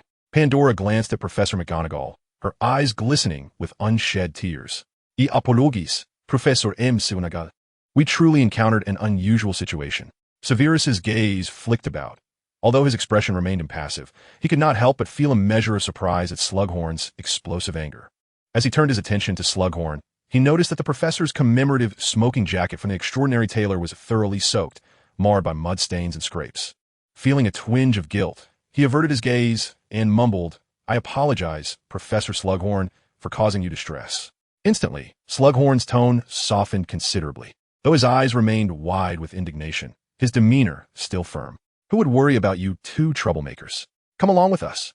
Slughorn and McGonagall ushered Severus and Pandora through the entrance hall toward the underground classroom, drawing the attention of many onlookers as they departed. Lily was the first to rise. "Goodness, no wonder we haven't seen Snape. What on earth happened?" Hearing this, Hermione also stood, scanning her surroundings. "Lily, have you seen Snape? I've been quite concerned. He didn't board the train." Chapter 123, A Battleground. Lily gestured toward the door, not far away. "I think Severus is in trouble. I just saw Snape being taken away by Slughorn and Professor McGonagall along with Pandora." Passing by, Narcissa abruptly halted in her tracks, then turned back. "Is my Severus being taken away? Why?" Lily shot Narcissa an incredulous glance. "What do you mean, your Severus? When did he become yours?"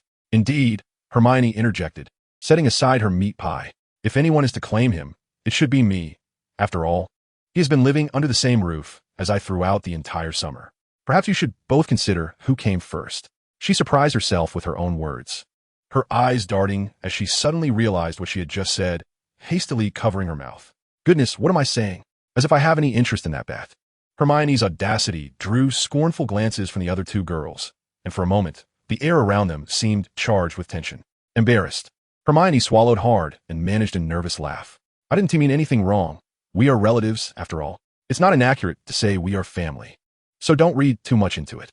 Lily and Bella, upon hearing Hermione, redirected their antagonism back toward each other, their eyes practically sparking with animosity, as if they wished to electrocute one another. Narcissa crossed her arms, her smile twisting into something akin to a grimace. "Oh dear, you've claimed more than once that you have no interest in my Severus. If that is the case, why the jealousy?" At that moment, the ever-enthusiastic Lovegood observed the scene and quickly pulled out his notebook, muttering to himself as he documented the unfolding drama. Breaking news. The most talented genius at Hogwarts, Snape, finds himself entangled in a romantic rivalry between two young ladies. Narcissa and Lily simultaneously turned to glare at Lovegood, their voices uniting in a fierce reprimand. "What on earth are you writing?" Frightened, Lovegood hastily concealed his notebook, resembling a startled cat, his hair bristling with dread. "Just scribbling nonsense. I won't publish any of this." Yet, once Lily and Narcissa's gazes shifted away, he jotted down, "Dear readers, welcome to this issue of Romantic Gossip, which promises to be rife with tension, Brought to you by your intrepid reporter. The air between Narcissa and Lily remained thick with animosity. Mimicking Narcissa's stance, Lily crossed her arms, a smirk gracing her lips as she scoffed, "I truly have no feelings for Snape. However, as his friend, I cannot abide the thought of him ending up with someone like you." Narcissa flicked her hair with confidence. "What of it? I possess achievements, beauty, intellect, and lineage. Apologies. But aside from your worthless bloodline, I have all that you claim to possess." "Ah, but I have a figure to match, do you?" "You." Lily's face flushed with indignation, her ire intensifying. Narcissa pinched Lily's cheek, sneering, "You little brat, attempting to compete with me? Let me tell you, men prefer women with alluring figures. I'm still just a child. You're the one who should be ashamed, comparing yourself to me." Narcissa's face reddened with fury as her veins pulsed visibly. "Who are you calling an old woman? With your physique, even if you developed for another 20 years, you wouldn't amount to much." Lily glanced down, realizing she could see her shoes, her face burning with embarrassment. "Stay out of it, you old woman. I've told you, I'm not an old woman." As tensions rose, Hermione quickly intervened, grasping Lily's arm. "All right, Lily, isn't figuring out what is happening with Severus the priority here?" Her intention was to clarify whether Severus would face expulsion, but both feuding girls misconstrued her meaning. Narcissa slammed her palm against her thigh. "Yes, that little imp isn't the main concern. It's the one who left with Severus that matters." Lily's eyes widened with realization. "Pandora? It is rather strange. That girl seems to always cling to Snape. As his friend, I must protect him." Hermione chuckled awkwardly. That is not what I meant. I was saying." Before Hermione could finish, Lily seized her arm. "Come on, Hermione. We must go find Snape and clarify what is going on between him and Pandora. I want to go too." Narcissa chimed in, following closely behind, though Lily shot her an exasperated glance. Meanwhile, Lovegood, fervently scribbling away, glanced up and noted, "Shockingly, a third female character has emerged. How infuriating. Snape truly ought to be punished for being so popular with the ladies.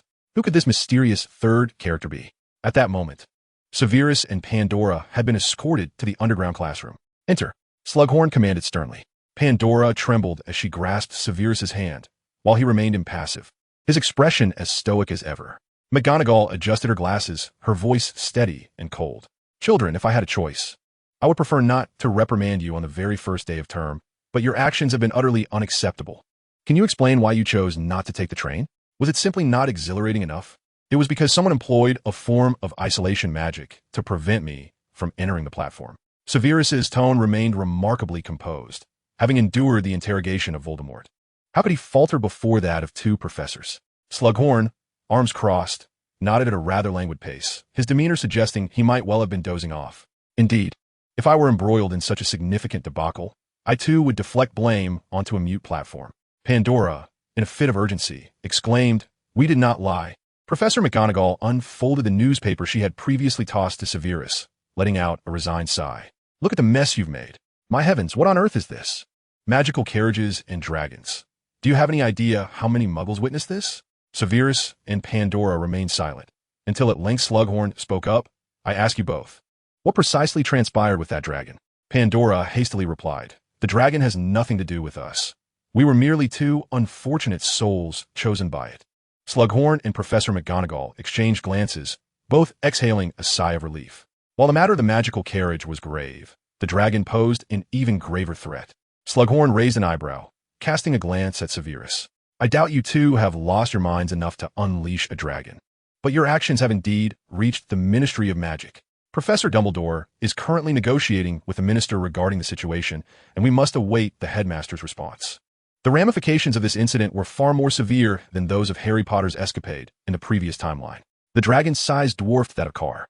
Although Severus had not unleashed the dragon, it undeniably thrust the ministry into a far more complicated predicament. Furthermore, Harry and Ron's reckless driving in the past had also attracted the ministry's attention, which Dumbledore had managed to suppress. Pandora kept her head low, wishing to bury it in the earth. "I am sorry." As for Severus, he appeared unfazed. "Professor Slughorn, please inform Professor Dumbledore that we merely purchased a magical carriage, soared into the sky, and unfortunately encountered a rampaging dragon. The magical carriage is part of Hogwarts' original mode of transport. There is nothing amiss." McGonagall, adjusting her glasses, scrutinized Snape, a glimmer of shrewdness in her eyes. "I suspect the truth is not as you say, Mr. Snape, at least not entirely." "Professor McGonagall, My previous statement about our inability to access Platform 9 and 3/4 was not a falsehood. You may employ any method you wish, whether it be Veritaserum or an unbreakable vow, he asserted. You are well aware that we do not subject students to Veritaserum or unbreakable vows. McGonagall, of course, had no intention of heeding Severus's suggestion. This was Hogwarts, not Azkaban. Slughorn sighed. Let us proceed as Severus suggests, Professor McGonagall. McGonagall frowned, her voice tinged with agitation. Professor Slughorn, do you comprehend what you are implying? Are you suggesting we deceive the Ministry of Magic? We must prepare a written account, which is of utmost importance. Yes. For this matter, I shall not expel my students. Slughorn winked at Severus. The Ministry would not assist him in gaining points for the Potion Association. Then, he gestured toward Pandora. As for that young lady, you may converse with Professor Flitwick and request him to expel his own student. I imagine his expression would be quite entertaining. McGonagall fell silent, lost in thought, setting aside the fact that Professor Flitwick would never do such a thing. The heads of the 4 Hogwarts houses shared Dumbledore's affection for the students. They would not wish to expel any student, even if they were not from their own house. Professor McGonagall, Severus broke the silence, speaking slowly. I hope you will believe our account. We truly had no other recourse but to resort to such measures due to our inability to enter Platform 9 and 3/4. What other reason could there be? To seek thrill intentionally? Or perhaps out of an insatiable curiosity? He paused momentarily. He himself would not act out of mere curiosity, yet Pandora might very well do so. Naturally, he would not voice any self-incriminating thoughts. McGonagall shot Severus a sharp glance. Even so, your actions were exceedingly reckless. You ought to have your parents write to us. We at Hogwarts are not so devoid of humanity. I understand. I was remiss in my consideration, Slughorn sighed. Very well. Professor McGonagall and I will take responsibility for your folly, but you must grasp the gravity of this incident. Severus, I shall write to your mother and assign you detention. As for you, young lady, I trust Professor Flitwick will do the same. Furthermore, I must warn you, we will only cover for you this once. Next time. Whether Dumbledore intervenes is his affair, but Professor McGonagall and I will not assist you again. McGonagall nodded. Indeed, only this once. Upon concluding, she raised her wand, gesturing toward the table, which then bore a large platter of kidney pies and a jug of chilled pumpkin juice, accompanied by 2 silver goblets. You shall dine here, and afterward return to your respective dormitories. Professor Slughorn and I must return to the feast. Once the door closed, Pandora exhaled deeply, leaning against the chair and quickly collapsing into a heap. Phew, we're saved. Severus, honestly, I thought we were going to be expelled. Severus seized a piece of kidney pie. Rest assured, it is not a grave matter, merely a bit troublesome. Do we not clarify everything with Professor Slughorn and Professor McGonagall? We were beset by a dragon, which caused a magical carriage to ascend into the heavens. He had long anticipated the possibility of such a situation, yet, as he had stated, it was not a dire concern. The Ministry would still afford Dumbledore some respect. Pandora sighed. What an unfortunate turn of events. To have such a thrilling start to the term. Even I find it a bit overwhelming. Despite her fondness for excitement and novelty, this particular thrill, fraught with the risk of expulsion, was best avoided. Do be quiet. While the risk is considerable, is the reward from this journey not worth it? Severus? He retrieved the spellbook from his bag, and Pandora immediately perked up, sitting upright and reaching for a piece of kidney pie. However, upon seeing the contents, both nearly cried out in dismay. Severus closed the book, rubbing his temples in frustration. The text was identical to what they had seen in the castle. Utterly incomprehensible. Pandora could not contain her complaint. What language is this? Goblin script? Merfolk script? Or some indigenous dialect? Do not inquire of me. I am quite exasperated at present. Pandora slumped back into her chair, resembling a deflated balloon. Alas, while I enjoyed decoding games, I longed to learn those ancient spells more swiftly. Severus sat up, pulling out the wizarding robe from his bag. At least we have this. However, it is infuriating that we have no idea how to utilize it. Perhaps it is an invisibility cloak? Why not try putting it on? The magical world is not solely comprised of Harry Potter's famous invisibility cloak. However, other cloaks of invisibility are not nearly as effective, each possessing its own limitations. However, even those ordinary invisibility cloaks are rare commodities in the magical realm. Acquiring one would indeed be a fortunate endeavor. Contemplating this, Severus was about to attempt wearing the cloak, but hesitated. Was this wizarding robe truly safe? What if it were a trap? Although, based on the memories from the pensieve, Charles and Percival had no reason to harm him. What if the memories were fabricated? It seemed unlikely, yet a thorough examination was warranted. Severus cast a spell with his wand to inspect the robe, discovering no traces of dark magic, which allowed him to don it with a sense of relief. Pandora, am I invisible? He inquired. Pandora shook her head. No, I can still see your wretched face. Can't you lighten up a bit, Snape? Clearly, this was not an invisibility cloak. Speaking of which, I have an oddly peculiar sensation. What kind of peculiar sensation? Severus mused. I cannot quite articulate it, but I feel compelled to do this. He picked up the candlestick from the table and poked the burning candle into the robe, extinguishing the flame instantly, yet the robe remained unscathed. Pandora stood up in astonishment, leaning in with curiosity. So this robe has been enchanted with a water and fire-resistant charm? How astonishing. After being stored in the vault for so long, its magical properties haven't waned? I suspect it is not so simple, Severus replied, extending his hand to reveal a flickering ember of flame within his palm. So, this is a robe capable of absorbing elemental energies? A truly remarkable design. Pandora immediately grasped Severus's implication. He removed the robe. Indeed, this is far more practical than a mere water and fire-resistant robe, and it is not available in the market. Wait, how do you know how to use it? Severus placed the robe back in his bag and shrugged. I do not know, just as I do not understand why I can perceive those things you cannot. How extraordinary. Could it be that you are a relic from the ancient past? Severus rolled his eyes and shot a glare at Pandora. I am from the future. Pandora chuckled. That's a good joke, Snape. She never would have imagined that Severus was speaking the truth.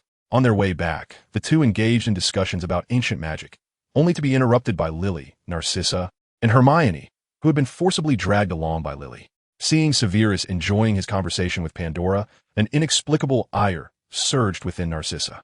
Hey, Snape, why is that woman with you? Don't you think an explanation is in order? Narcissa, don't be so rude. What do you mean by that woman? Pandora, you know her.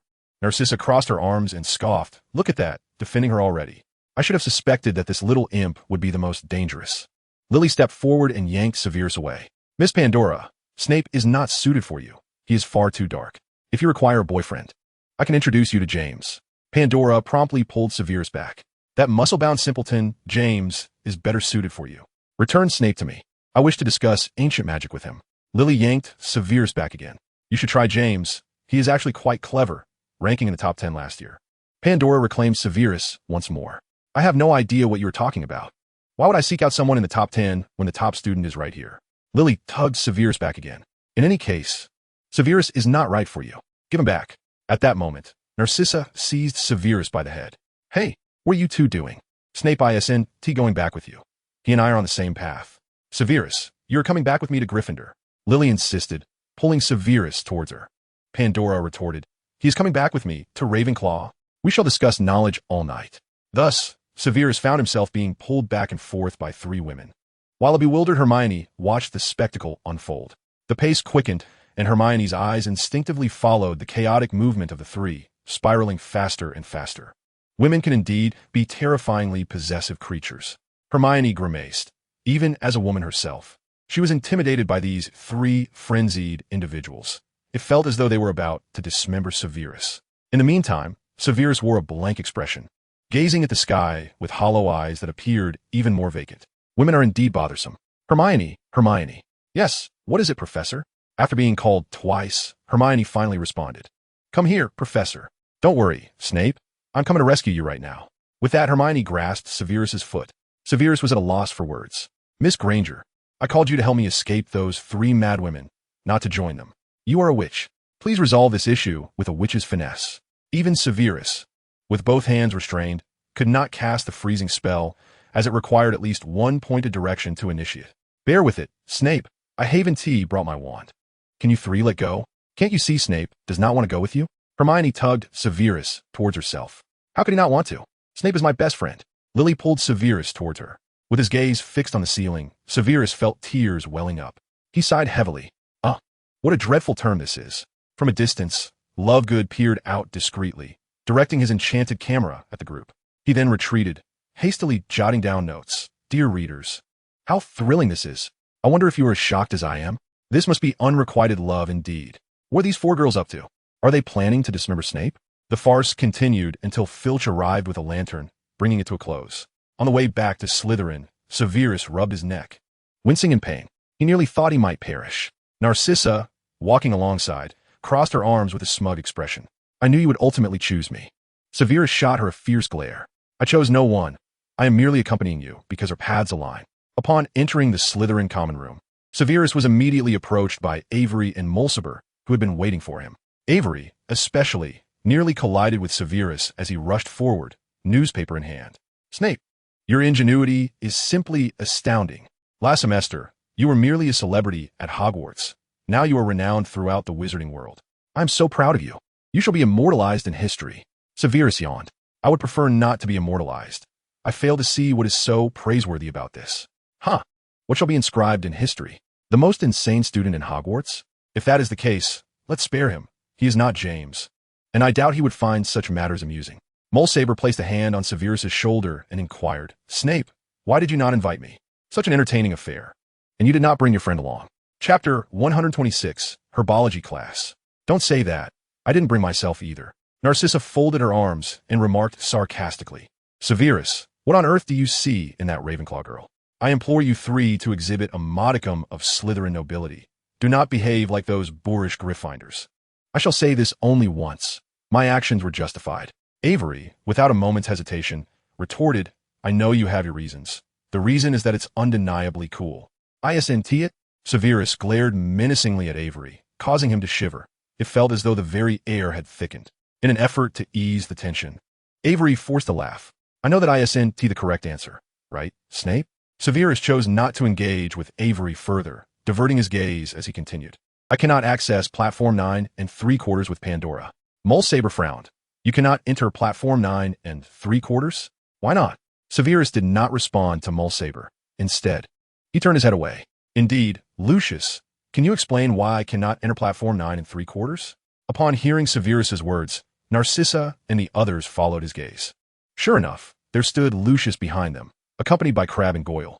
Lucius smirked, a look of smug satisfaction adorning his face. Snape, I have no idea what you're on about. Professor Slughorn is clearly partial to you, bringing shame upon Slytherin by not expelling you. Narcissa coldly interjected. What has Snape done to bring shame upon Slytherin? Merely arriving late due to unavoidable circumstances? Not only was he late, but our Mr. Snape also had the audacity to parade through the air in a magical carriage with a dragon. As soon as he finished, Goyle and Crabbe erupted into foolish laughter. Goyle jeered. Snape, did the dragon singe your backside? After Goyle's laughter subsided, Crabbe scoffed. What a stroke of luck. I thought I wouldn't have to see your sour face this year. Narcissa shot Lucius an eye roll. That is still preferable to you. The carrier of dragon pox and syphilis, is it not? Upon Narcissa's remark, Goyle and Crabbe instantly wiped their grins away, retreating a few steps back. Lucius surveyed the surroundings before turning to glare at his two lackeys. What do you two mean by that? Crabbe swallowed hard, forcing a nervous smile. Nothing. The air is just better back here, much fresher. Goyle chuckled awkwardly. Boss, I'm just worried you'll pass the dragonpox to me. Enough. You two, come here. I do not have dragonpox. Crabbe pretended not to hear, feigning interest in the fireplace he had stared at for years, crouching down and fixating on it. Oh, our Slytherin fireplace is quite peculiar. It's always burning but lacks warmth. Is the fire not hot enough? The honest Goyle merely shook his head. Boss, I want to keep my distance. I fear dragonpox. Lucius's face turned a deep shade of crimson, trembling with rage, his voice grating as he spoke through clenched teeth. I command you two imbeciles to come here at once. I shall not spare you. Goyle and Crabbe simultaneously flinched, heads bowed, shuffling slowly to Lucius's side. Lucius shot each of them an exasperated glance. Why are you standing so far away? Do you think I will eat you? Come closer. Goyle and Crabbe inched a bit closer to Lucius. Lucius rolled his eyes in frustration. Let us go. With that, he strode hastily out of the Slytherin common room, with Goyle and Crabbe trailing behind at a leisurely pace. The following morning, tranquility returned as usual, although discussions about Severus and Pandora's exploits continued. However, the majority spoke of this semester's defense against the dark arts class. Have you heard? Professor Dumbledore has not hired a new defense against the dark arts teacher. Is the class going to be canceled? That cannot be. How could such an important course be canceled? Indeed, these are critical times. I wish to learn more defensive techniques. The long tables in the dining hall were laden with an array of breakfast offerings. Bowls of pumpkin porridge, towering heaps of fried potatoes, fried fish, slices of bread, and plates of eggs and bacon. One must admit, Hogwarts is undoubtedly a haven for food lovers, as if the school fears that students might go hungry. Severus sat down next to Avery, while Mulciber was urging Avery to sample the Starry Skies pie, a rather dubious dish. Take a bite. I assure you it tastes delightful. Then why aren't you eating it? Look at those lifeless fish eyes. They're no different from Snape's dead fish eyes. Avery, oblivious to Severus's presence, remarked. Is that so? It does bear some resemblance. Severus picked up a piece of Starry Sky's pie, examined it, and began to eat with an impassive expression. Avery nearly fell off the table from shock, forcing a nervous smile as he stammered. How does it taste? Not bad, just rather unappealing in appearance. Mulsaber exclaimed in surprise. Really? You actually enjoy this? Avery turned to question him. Didn't you say it was delicious? An awkward Mulsaber quickly changed the subject. Snape, have you heard? Professor Dumbledore has not hired a new defense against the dark arts professor. Is it true that the class will be cancelled? I have known for some time. But rest assured, although there will no longer be a professor for defense against the dark arts, it will not be cancelled. Avery exchanged glances with Mulsaber, both eyes glimmering with skepticism. Avery asked in confusion, how will we have class without a professor? Severus smiled knowingly. You will find out in due time. I am quite looking forward to this semester's defense against the dark arts class. The first class of the second semester was herbology. Severus followed Avery and Mulsaber out of the castle, crossing the vegetable patch towards the greenhouse. Hogwarts's greenhouse contained no fruits or vegetables. Instead, it was filled with various magical plants. Professor Sprout awaited them, and, after taking attendance, she addressed the students. Children, we are heading to the third greenhouse today. It contains some dangerous specimens, but as long as you follow my lead and refrain from touching anything, there will be no danger. With that, she retrieved a key from her belt and unlocked the door, a wave of fertilizer and earth scent wafting towards them. Severus and the others followed Professor Sprout through the first greenhouse and arrived at the third greenhouse, where the plants match her description, predominantly hazardous magical flora, including several 2-meter-tall man-eating plants, their leaves swaying threateningly within a caged patch of herbs. Chapter 127, Mandrake, Hogwarts, Herbology Greenhouse. Professor Sprout crossed her arms over her chest, presenting a warm smile to her students. Beside Professor Sprout, there sat a stool adorned with colorful earmuffs. Children, today we shall repot the mandrake, she announced. Severus, enlighten me on the characteristics of the mandrake. She had a penchant for posing questions to Severus, perhaps because he always provided satisfactory answers. The mandrake, also known as mandragora, is a potent restorative agent, even when not combined with other potion ingredients. Professor Sprout nodded in approval. Very well, Severus, please continue. What are the uses of the mandrake? The mandrake can be employed to counteract transfigurations and curses, and most antidotes require it, Severus replied. And what of its dangers? Professor Sprout inquired. The mandrake is an exceedingly perilous magical plant. The sound of its cry can be fatal. Excellent. As expected, Severus has never disappointed me. Slytherin earns 30 points. Professor Sprout felt an urge to applaud Severus. She had never witnessed a student answer so impeccably, as if they had devoured the textbook whole. Just then, Mulsaber raised his hand. Professor Sprout, I have a question. Go ahead, child. You may ask, she encouraged, genuinely surprised. Mulsaber gulped nervously. Professor Sprout, we aren't actually going to handle mandrakes today, are we? Fear not, child. You see, the mandrakes we have chosen for this lesson are still quite young, so even a mistake will not lead to fatalities. You might merely faint. She gestured towards a row of dark pots. Curiosity piqued. Everyone except Severus crowded around. It was a row of mandrake seedlings, their hues a blend of green and purple, appearing rather unremarkable, simply ordinary plants. Each of you will need a pair of earmuffs. Although the juvenile mandrakes are not lethal, I must warn you, their cries are not pleasant. At this, the students scrambled for the earmuffs, while Severus looked on disdainfully, bemused by their childish antics. However, when he approached to claim his own, he found only a solitary pair of pink, plush earmuffs remaining. At that moment, he comprehended what the others had been clamoring for. He wished he could rewind time and join in the fray for the earmuffs. Professor Sprout, are there any other earmuffs? He asked. Put them on. They suit you well. Mr. Snape, she replied. I refuse. I would rather faint in the presence of the mandrake's cries. Severus adamantly refused to wear the earmuffs, regardless of Professor Sprout's entreaties. Ultimately, a Slytherin girl, who harbored a fondness for him, exchanged her earmuffs with him, and the matter was settled. Now that everyone has their earmuffs, Professor Sprout announced. When I instruct you to put them on, ensure that you do so. Once donned, do not remove them unless I raise 2 fingers.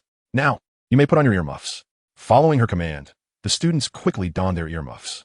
Is there anyone who has not put on their earmuffs? Professor Sprout asked. No. Professor Sprout, Avery answered instinctively. Avery, do you not sense something amiss? No, wait, Professor, my earmuffs are not on properly. Avery tightened his earmuffs. Is there anyone still not wearing their earmuffs? Professor Sprout inquired once more. Upon receiving no response, she herself donned her earmuffs and then grasped a mandrake firmly, pulling it from the soil. Gasps erupted as it became apparent that what Professor Sprout had uprooted was not merely a root, but rather a grotesque infant with pale green skin covered in spots, who immediately began to wail loudly upon being extracted. Professor Sprout placed the mandrake into a large pot and covered it with dark compost, leaving only its leaves visible.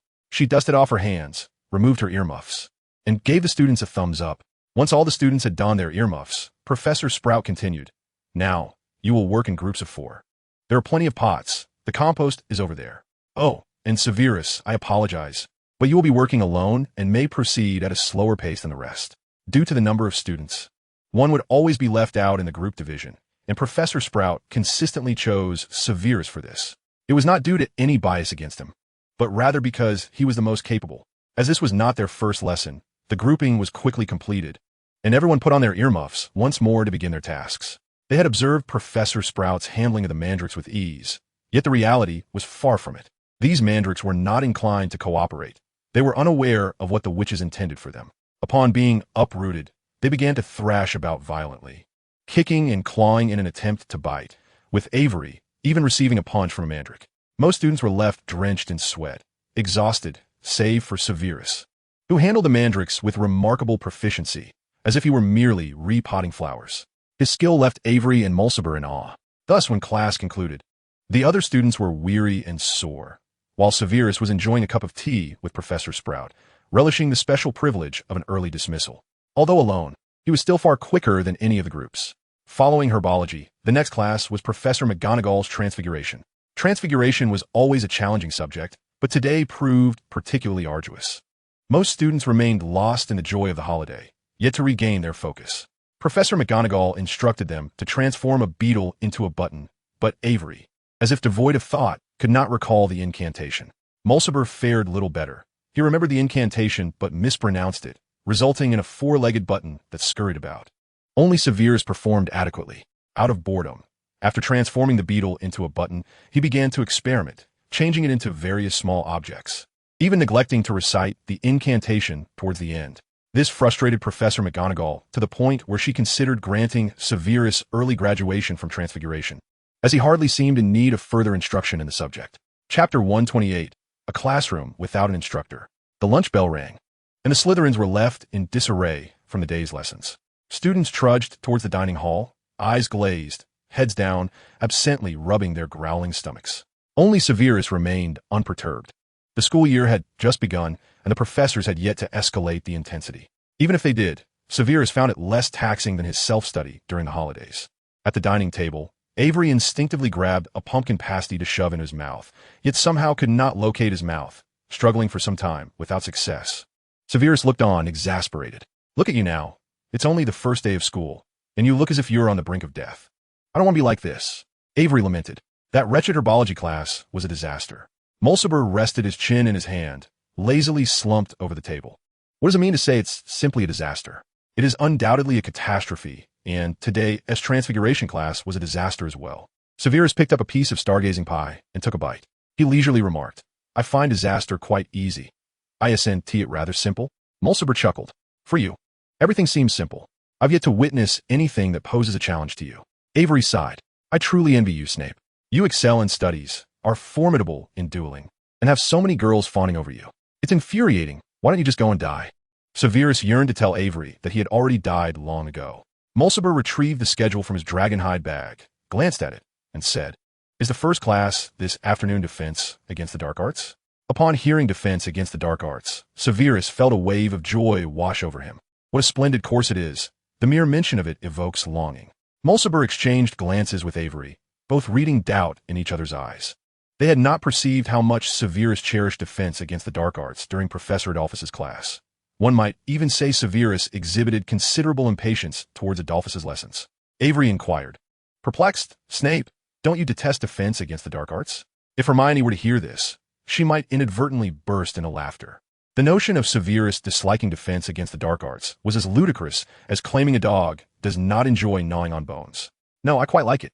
I simply loathe Adolphus's desecration of this noble subject." He deliberately used the term noble, for though it may not be entirely fitting to describe a course in such a manner, it sufficiently conveyed his affection for defense against the dark arts. "Hello, Mr. Snape." A cheerful voice emerged from behind Severus. He turned to find Regulus standing there, camera in hand. "Would you like to take a picture? With me? Or do you prefer a selfie?" Regulus held the camera prominently, making it hard to ignore his desire for a photograph. Evidently, the gathering at the Black family mansion, coupled with the dragon incident, had left a profound impression on Regulus. "Of course, with Mr. Snape. Truly, it is an honor. You've garnered quite the attention on the first day of school. Many envy you.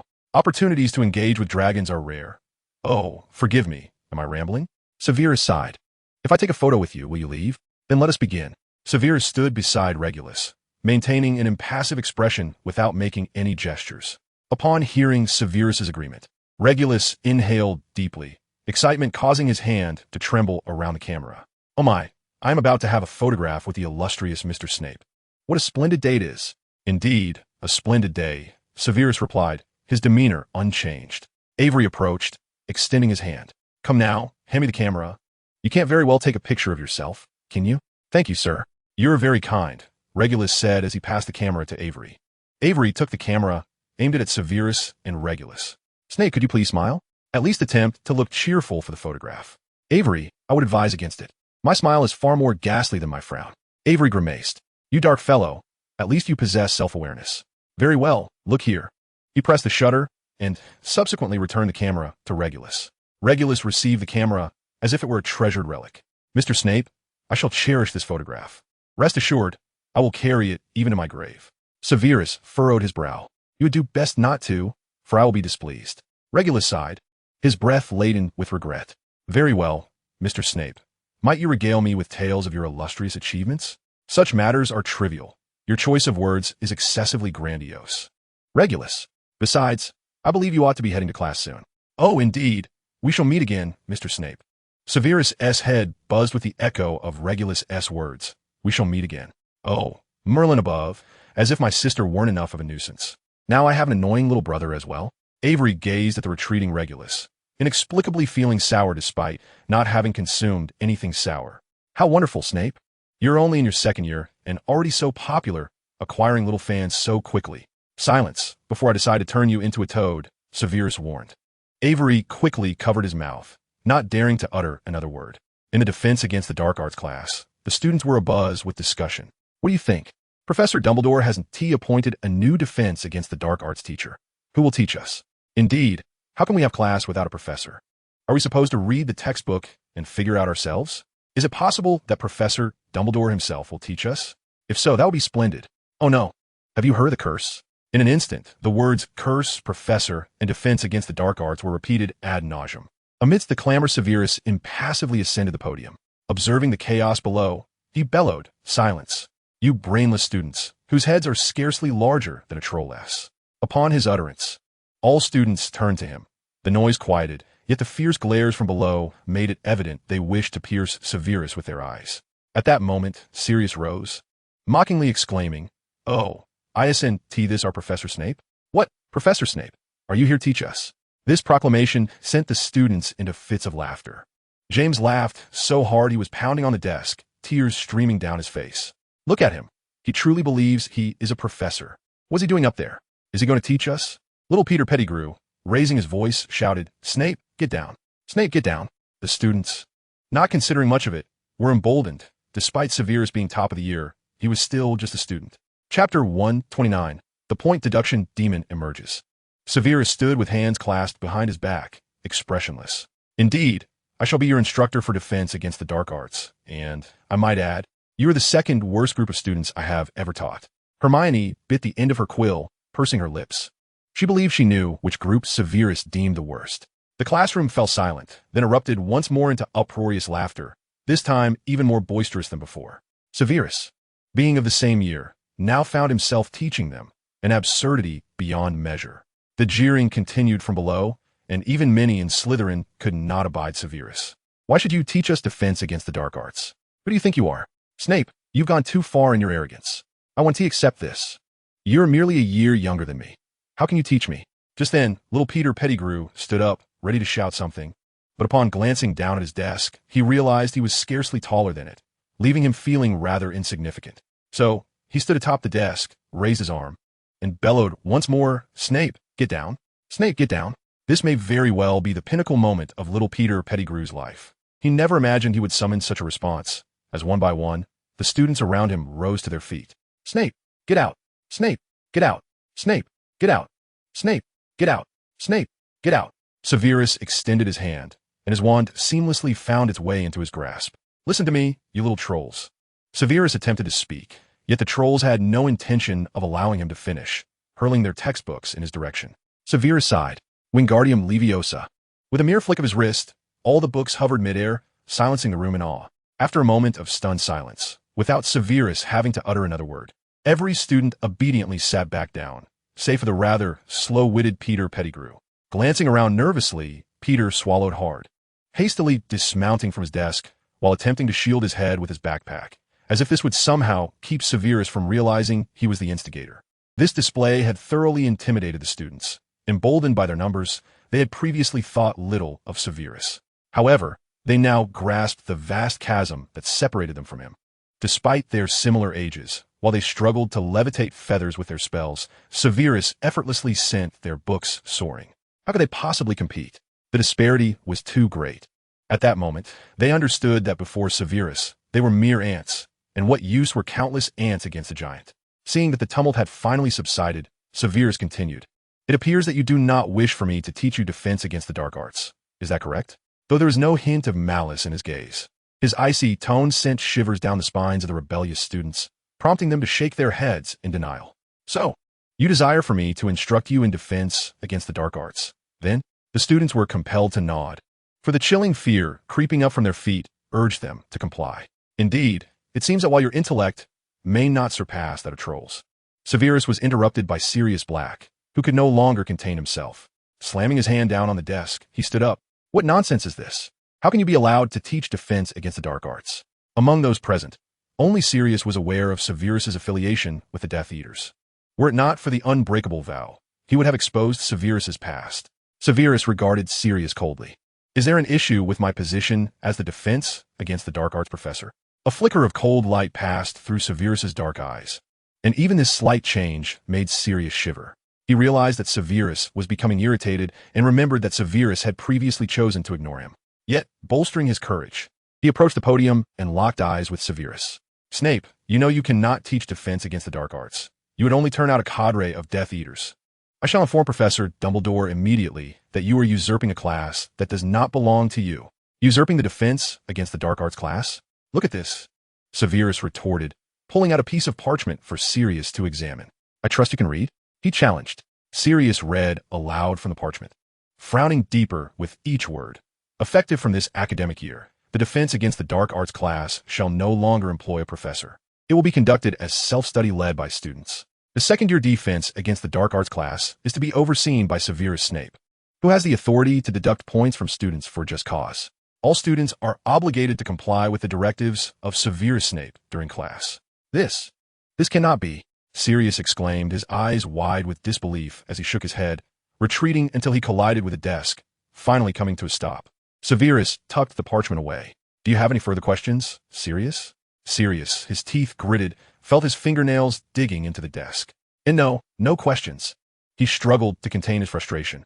According to Dumbledore's handwritten decree, Severus indeed had the authority to deduct points in defense against the dark arts, leaving Sirius too intimidated to even glare at him. Turning away, Sirius slumped back to his seat, visibly dejected, his posture slightly hunched, clearly affected by the prospect of having his adversary as an instructor. Severus rolled his eyes, a glint of mischief flickering within. "Hold on, Sirius, you stay here. James, you come up as well." Unable to contain his anger, Sirius shot back, "Snape, what more do you want?" Severus's lips curled into a slight smirk as he replied coldly, "Do not blame me. You brought this upon yourself. For your insolence, Gryffindor loses 10 points. You." Sirius's eyes widened in indignation, yet he dared not retort further. This insufferable bat was more ruthless than he had anticipated.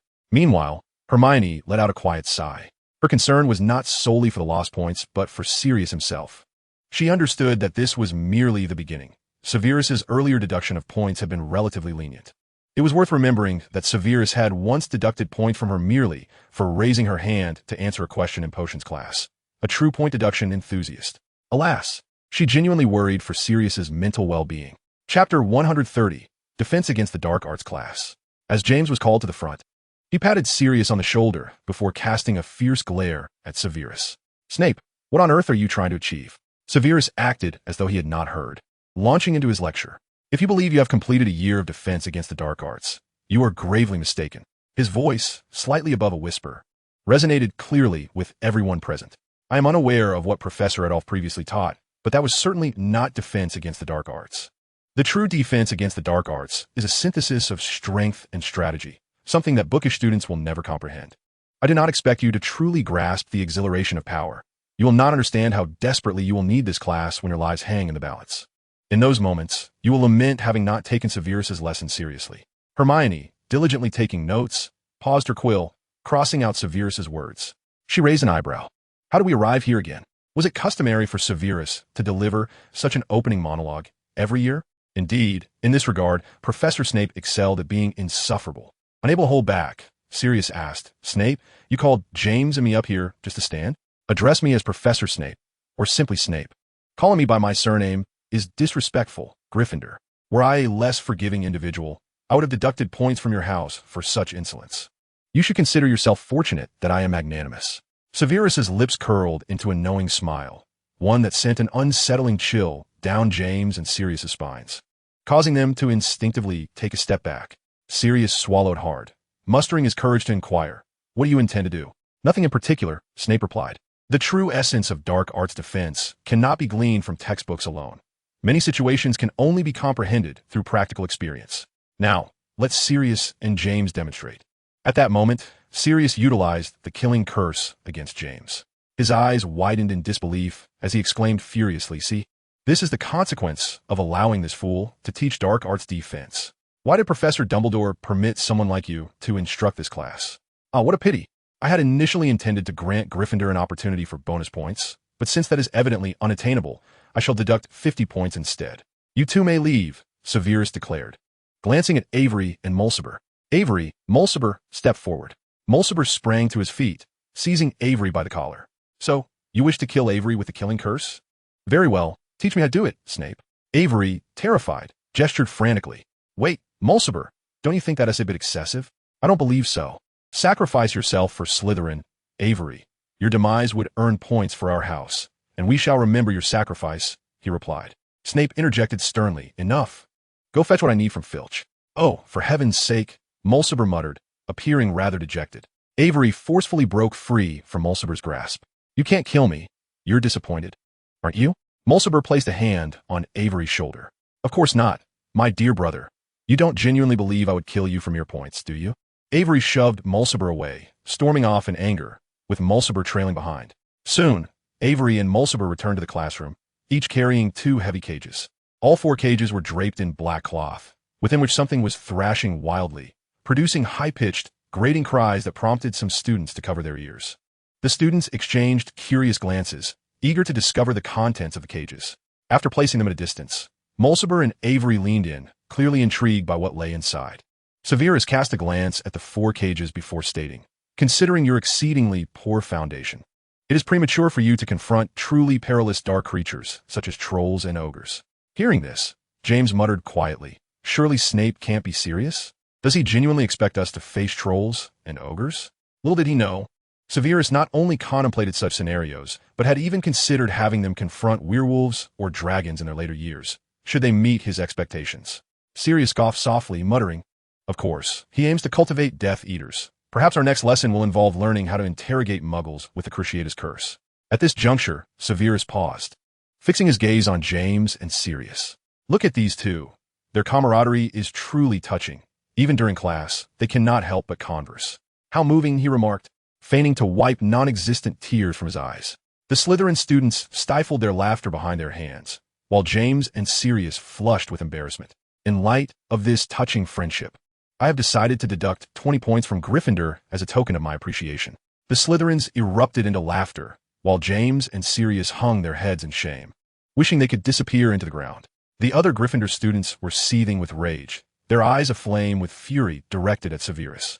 Unperturbed by Gryffindor's ire, Severus continued.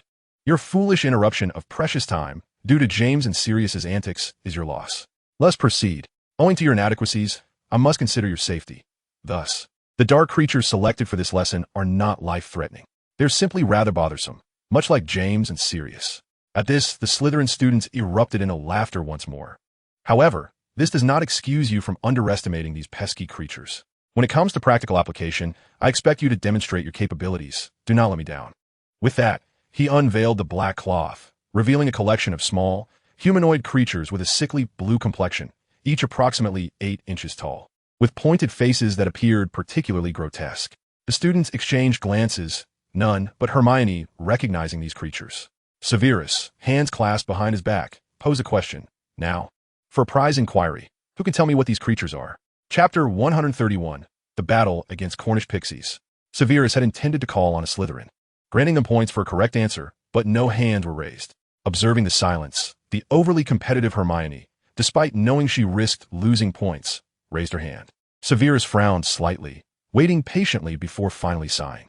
Hermione, you may answer. Cornish Pixies. Correct. Gryffindor earns a point. Thank me. Hermione, Severus said with great difficulty. As if the words were being forcibly extracted from his throat, his expression one of utmost discomfort. Thank you, Professor, Hermione replied, settling back into her seat. The other Gryffindors were contemplating just how unreasonable Severus was, while only Hermione understood the effort he had made. Severus had actually given Gryffindor a point. Typically, raising her hand would merely prevent her from losing points. This led her to worry about Severus's health. Was something amiss with him that prompted such unexpected generosity? Severus continued. Now, observe closely. I will only demonstrate once. He swiftly opened the 4 cages, and as he did, the pixies erupted from their confines like rockets, startling the students. Before they could comprehend the situation, Severus raised his wand, pointing it at the pixies that had yet to scatter, and shouted, Freeze! Instantly, all the pixies were immobilized at a distance, their faces still adorned with lewd grins. See? Quite simple. Even you foolish students should be capable of this, he asserted. Sirius scoffed. What a trivial task. It's merely the freezing charm. Everyone knows that. Many students shared this sentiment. Really? I expected Snape's dreadful temperament to yield more challenging tasks. Or those creatures again. They look no different from garden gnomes. Humph. To think he would underestimate us. Such tiny nuisances are hardly worthy of practice. Silence. Severus commanded. And in an instant, the raucous students fell silent. This effect was achieved by only Severus and Professor McGonagall. I am aware that you wish to demonstrate that you are entirely capable of handling the Cornish pixies without any need for learning. I share that hope, thus. Prove it to me. Mundungus, you shall go first. From the Gryffindor ranks emerged a stout little man clad in a tattered coat, his height scarcely surpassing that of the diminutive Peter, though his belly could easily accommodate 1.5 of him. His stubby legs raised concerns. One could only wonder when they might finally protest against the weight they were burdened with. Mundungus Fletcher, a former member of the Order of the Phoenix, was regarded as the least popular among them, save for Severus. A quintessential embodiment of ineptitude, he was meant to safeguard Harry in a past life, but, due to a botched cauldron business, he abandoned his post, allowing Harry Potter to encounter a Dementor. During the Battle of the Seven Potters, as one of the decoys, he exemplified what it meant to flee in the face of danger, driven by fear for his own life. Moreover, he frequently engaged in unscrupulous dealings. The Slytherin locket, which was entrusted to the Order, was pilfered by him. Subduing those pixies? A trivial task, Mundungus declared as he brandished his wand. Flicking it a few times to regain the feel that had slipped during the holidays, a confident smile gracing his lips. One each. Severus directed his wand at a pixie. Mundungus scoffed. TCH, do you look down on me? If I succeed, will Gryffindor earn some points? He entirely dismissed the notion of danger posed by these diminutive creatures, believing them to be no more perilous than garden gnomes. Indeed, such a belief would soon be proven misguided. Stupefied, once the spell was lifted, the pixie froze for a moment, then screeched before launching itself at Mundungus's face, contorting it into various shapes. Mundungus had no time to react. Instinctively, he stepped back while reaching for the pixie. However, the nimble creature leaped onto his head, and amidst a cacophony of laughter, it yanked out clumps of his hair, blood included. The onlooking students turned pale, suddenly realizing that these pixies were far more vicious than they had previously imagined. A number of Gryffindors hastily drew their wands, eager to rescue him. Yet, as Mundungus writhed in agony, Severus maintained an expression of impassivity and remarked, "Never underestimate the speed of these pixies. Eliminate them before they reach you, or this will be your fate." Lily and the other Gryffindors could no longer remain seated, rising to their feet and hastening forward, only to be obstructed by Severus. "Where do you think you're going?" Lily glared at Severus, her face flushed with indignation. "To stop that pixie, of course. This could lead to a fatality." "Severus, not at all. There has never been a recorded incident of pixies causing death." Sirius crossed his arms and snorted derisively. "Just as I'd expect from you, Snape. Your standard is merely to avoid fatalities, is it? You could say that." Severus retorted. It's hard to believe you are truly this kind of person. Even if you dislike Gryffindor, surely you wouldn't jest about such matters." I assure you, I am not joking. While I indeed harbor disdain for Gryffindor, today's lesson applies equally to Slytherin." Upon hearing this, the Slytherins, who had been secretly reveling in the situation, fell silent, their expressions turning ashen. With a resounding clap, Mulciber slammed his hands on the table and stood up. "Snape, what on earth are you trying to achieve? We are merely students." "Indeed, you're just students, so what? Do you believe the Dark Lord will spare you simply because you are students when you plead for mercy?" Mulciber faltered, unable to maintain eye contact with Severus's dark gaze. "Your argument is rather cunning." "Cunning? Do you consider me cunning merely because you deem the likelihood of encountering the Dark Lord to be negligible? Very well. What if it were Death Eaters instead? Or what if it were these Cornish pixies right now?" A heavy silence enveloped the room, though anger simmered among the students. They found themselves unable to counter Severus's words. Severus continued, "Let's set aside these considerations. Even the present Cornish pixies are beyond your capability to handle. If one were to invade your home one day, what would you do? Cry for your mother? I trust you wouldn't. He understood that showing leniency to these students today would only lead to cruelty tomorrow. Maintaining some semblance of innocence among students still in their studies was entirely unsuitable for the current era. As for whether Voldemort would suspect him, he had no concerns. Should the Dark Lord grow suspicious, he could simply claim that this was not to resist the Death Eaters, but rather to cultivate them. Noticing the silence, Severus continued, "This is merely a straightforward lesson. The injuries you sustained stem from your own weakness, not my fault." "We are weak. Is it not you who is excessively strong?" A Gryffindor retorted from the crowd. Lily sighed. "Severus, you cannot impose your standards, being the top of your year, upon everyone else." "Is it my standard, then?" Severus lowered his wand. Before anyone could comprehend his intentions, he waved his hand, and the Cornish pixies sprang into motion once again. Yet, before the students could scream, Severus waved his hand once more, freezing the pixies in place again. This sequence repeated multiple times, the absurdly agile Cornish pixies rendered utterly immobile under Severus's command. Even James could not suppress his astonishment, his mouth agape in disbelief as he marveled. How is this possible? Is it truly as simple as a wave of the hand? What level of skill must one possess to achieve such mastery? Lily added, he didn't even utter any incantations or wield a wand. My goodness! Without prompting, all eyes turned to Mundungus, who, at that moment, was engaged in a struggle with the Cornish pixie. Mundungus had seized the pixie by its throat, glaring with fiery eyes as he growled, "You wretched little creature." The pixie retaliated by sinking its teeth into Mundungus's arm, thrashing about with a vigor akin to a powered toy. Severus glanced at Mundungus and shook his head in resignation. Pathetic. To resort to physical confrontation as a wizard, what distinguishes him from Muggle? He added, most lamentable is that it appears he cannot even win. Though he harbored little hope from Mundungus, he at least expected him to passably perform.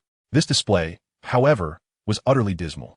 Lily could not contain herself any longer, asking, what if Mundungus truly fails? Severus glanced at his watch. I told you he cannot succeed. In 5 minutes, I shall intervene. At the very least, I hope he realizes just how weak he is during this lesson. The students exchanged glances, a silent understanding passing among them.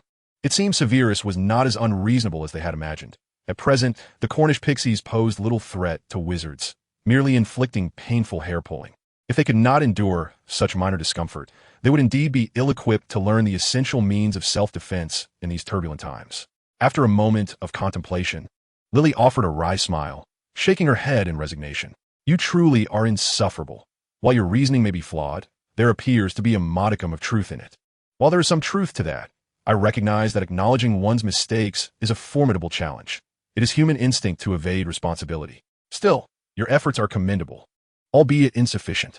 So, Severus, when shall you concede that you lack attention to cleanliness? I have always admitted my shortcomings. I simply struggle to amend them. Upon witnessing Lily conversing with Severus, James, consumed by jealousy, positioned himself defensively in front of her. Snape, spare us your trivialities.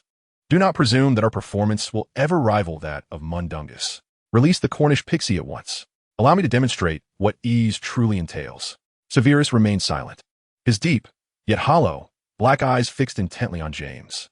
James swallowed hard, instinctively averting his gaze from Severus' penetrating stare, which felt as if it could see through him, inducing discomfort. What exactly are you trying to convey? He retorted. I merely find it curious. I never claimed you were incapable, did I? Why this urgent need to prove yourself? Ere, let us commence. Very well, as you wish. With a flick of his wrist, the Cornish pixie nearest to James regained its agility and lunged at him. James reacted swiftly, yet before he could utter a spell to freeze it, the pixie leapt upon him, pinning his face to the ground. Attempting to retaliate, James aimed his wand at the pixie, but the creature seized it and flung it away. This provoked Lily to gasp. James, despite her disdain for him, their shared Gryffindor house and year instilled a flicker of concern for his safety. Realizing he was embarrassing himself in front of Lily, James flushed crimson and yanked the pixie down, unleashing a flurry of punches upon its head. This is what you get for being disobedient. Severus was momentarily taken aback, his eyes wide with astonishment. What is this? Physical magic? At that very moment, Mundungus found himself similarly subdued by an irate pixie, receiving a barrage of blows. Although he could not comprehend the harsh cries emanating from the pixie, they likely echoed James' sentiments. As James continued his relentless assault, Severus sighed and with a flick of his hand, immobilized the battered pixie. Within mere minutes, it was left bruised and battered from James' onslaught. Yet, James showed no signs of halting until Severus grasped his wrist. Enough. Do not lose your composure here. Capturing a Cornish pixie is no simple feat, and besides, we did not compensate these creatures, did we? Hermione blushed and shot a glare at Severus, though she remained silent. However, Severus was not inclined to let Hermione off the hook, teasingly remarking, "Ah, the joys of slave labor, Hermione. That is quite different, Professor Snape." Now, Hermione could address him as Professor Snape without hesitation, despite the disparity between being a substitute and a true professor. Most might find it odd, except for Lily, who continued to cast a fiery gaze of hostility. James rose, gingerly touching the wound on his forehead and grimacing. Snape, do not forget your words. If I defeat the pixie, should I not earn points? Chapter 133, Favoritism and Professors. Very well, Gryffindor receives 5 points. Hermione rolled her eyes. Professor Snape, you should know that points at Hogwarts are awarded in whole numbers. As the defense against the dark arts class commenced, Hermione grew increasingly comfortable, calling Severus professor with ease. Unlike before, when she would fret over missteps, she finally felt a sense of relief. Once he accumulates an integer, it will suffice. Severus contemplated granting James 5 points this time, followed by 4 the next, and subsequently 1, then 8. Severus. Lily's large green eyes bore into Severus. Very well, Gryffindor earns 1 point. After all, James had already lost enough points today. Returning 1 was hardly a matter of consequence. James scoffed. Thanks for your benevolence, Snape. How generous of you. Severus, lost in thought. Ignore James. Lily? Yes? What is it, Severus? When you marry in the future, do not consider James. His violent tendencies are quite pronounced, and I fear he may become abusive. The age disparity between Severus and Lily weighed heavily on his heart. He could never pursue her, yet he could not bear the thought of her marrying James. That scoundrel should remain with his good friend, Sirius, for all eternity. Lily blushed, blinking in confusion. What? How do we arrive at this? Why does it pertain to me? James fumed. Snape, you petty wretch. Is 1 point worth such retaliation? Next, Avery stepped forward. Ignoring James' outraged shout, Severus continued to call names. All eyes turned to Avery, who pointed at himself. Me? Why am I chosen? Mulciber shoved Avery forward. Fear not, Avery. Everyone must participate. Are you ready? Severus inquired coolly. Avery shook his head repeatedly. Wait, Snape, I am not prepared. Danger does not wait for your readiness, Avery. With that, Severus waved his hand, and the nearest pixie lunged at Avery. The foolish boy covered his face in fright, prompting Severus to turn his head in exasperation. However, the pixie seemed uninterested in Avery and instead leapt over him to seize Mundungus by the ears, lifting him off the ground. Once Avery cautiously opened his eyes and surveyed his surroundings, noticing the pixies targeting Mundungus, he let out a sigh of relief. 5 minutes will suffice, correct? This timid soul dared not aim his wand at Mundungus, fearing the pixies would shift their focus onto him instead. Indeed, Severus replied curtly. Next, Hermione. Originally, Severus had no intention of calling on Hermione, but seeing her eagerly raise her hand, he acquiesced. Are you ready, Hermione? Ready, Professor. With a flick of his wrist, the nearest pixie charged at Hermione. She swiftly brandished her wand, exclaiming, freeze and chill. Just as the pixie was about to pounce, her spell successfully immobilized it, allowing her to breathe a sigh of relief. Despite having previously frozen a group, those pixies were at a distance. This time, the proximity demanded swifter spellcasting. Well done, Hermione. Hermione's body jolted, her eyes widening in disbelief. Had Severus just praised her? That exacting Severus? Hermione, what occupies your thoughts? Do not wear such an expression as if the sun has risen in the west. Ah, apologies, Professor Snape. I was merely contemplating whether you ought to award Gryffindor some points. Severus sighed deeply. Very well, Gryffindor earns 1 point. Are you only going to award a single point to those successful Slytherins, Professor Snape? This time, Severus was taken aback, squinting his eyes and furrowing his brow as he fixed his gaze upon Hermione. When had the ever-knowledgeable Miss Granger mustered the audacity to oppose him? Nevertheless, this did remind him that being overly critical of Gryffindor could indeed pose challenges when reporting to Dumbledore. Hermione, are you questioning my judgment? Hermione, startled, quickly shook her head. I did not mean it that way, Professor Snape. I was merely inquiring. She was herself astonished by her boldness in challenging Severus. In a previous life, it was said at Hogwarts, better to reason with one's girlfriend than to reason with Professor Snape. It is quite simple, Hermione. I award points based on performance. Thus, Hermione dared not pursue her objections further, despite her awareness that Severus was merely seeking excuses. However, Lily could no longer remain silent and interjected, Severus, is Hermione's performance not exemplary enough? Hermione gasped, whirling around to stare at Lily with wide eyes. What on earth was Lily doing? Did she not understand Severus? Inciting his ire could lead him to deduct 1,000 points from Gryffindor without hesitation. Yet Severus sighed. Very well, perhaps I have indeed been too stringent. 10 points to Gryffindor, despite the fact that, due to his current psychological age, he viewed Lily as a mischievous child and found no interest in pursuing her. It did not imply that his feelings for her had diminished. Ultimately, he found himself unable to be harsh. Lily beamed with delight. Now that's more like it. Severus truly is the best. James, witnessing Lily's exuberant smile, felt a surge of jealousy, his rage boiling over as he glared at Severus, as though he were a rival intent on stealing his beloved. Hermione, meanwhile, stood agape, astonished beyond belief. She had never perceived their relationship as anything beyond that of close friends, but it appeared that Severus and Lily shared a far more profound connection. To think that with a single remark, Severus had actually awarded her points. Was this truly Severus? She was unaware that he had become less accommodating towards Lily in this life. In the previous life, after calling her a mudblood, he had even threatened to linger outside the Gryffindor common room until he could see her. Of course, in this life, Severus would not be so dramatic.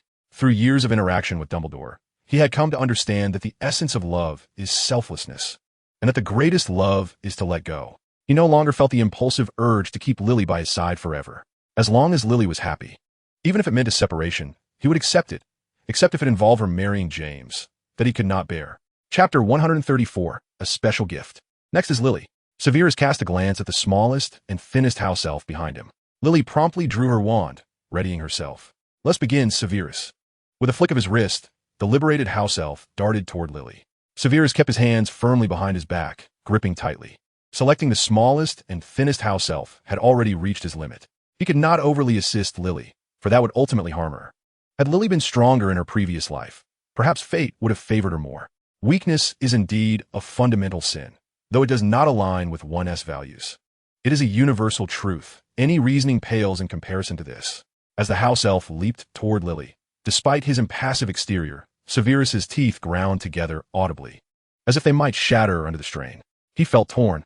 He could not allow anything to harm Lily again, yet he feared that excessive favoritism might lead to her detriment.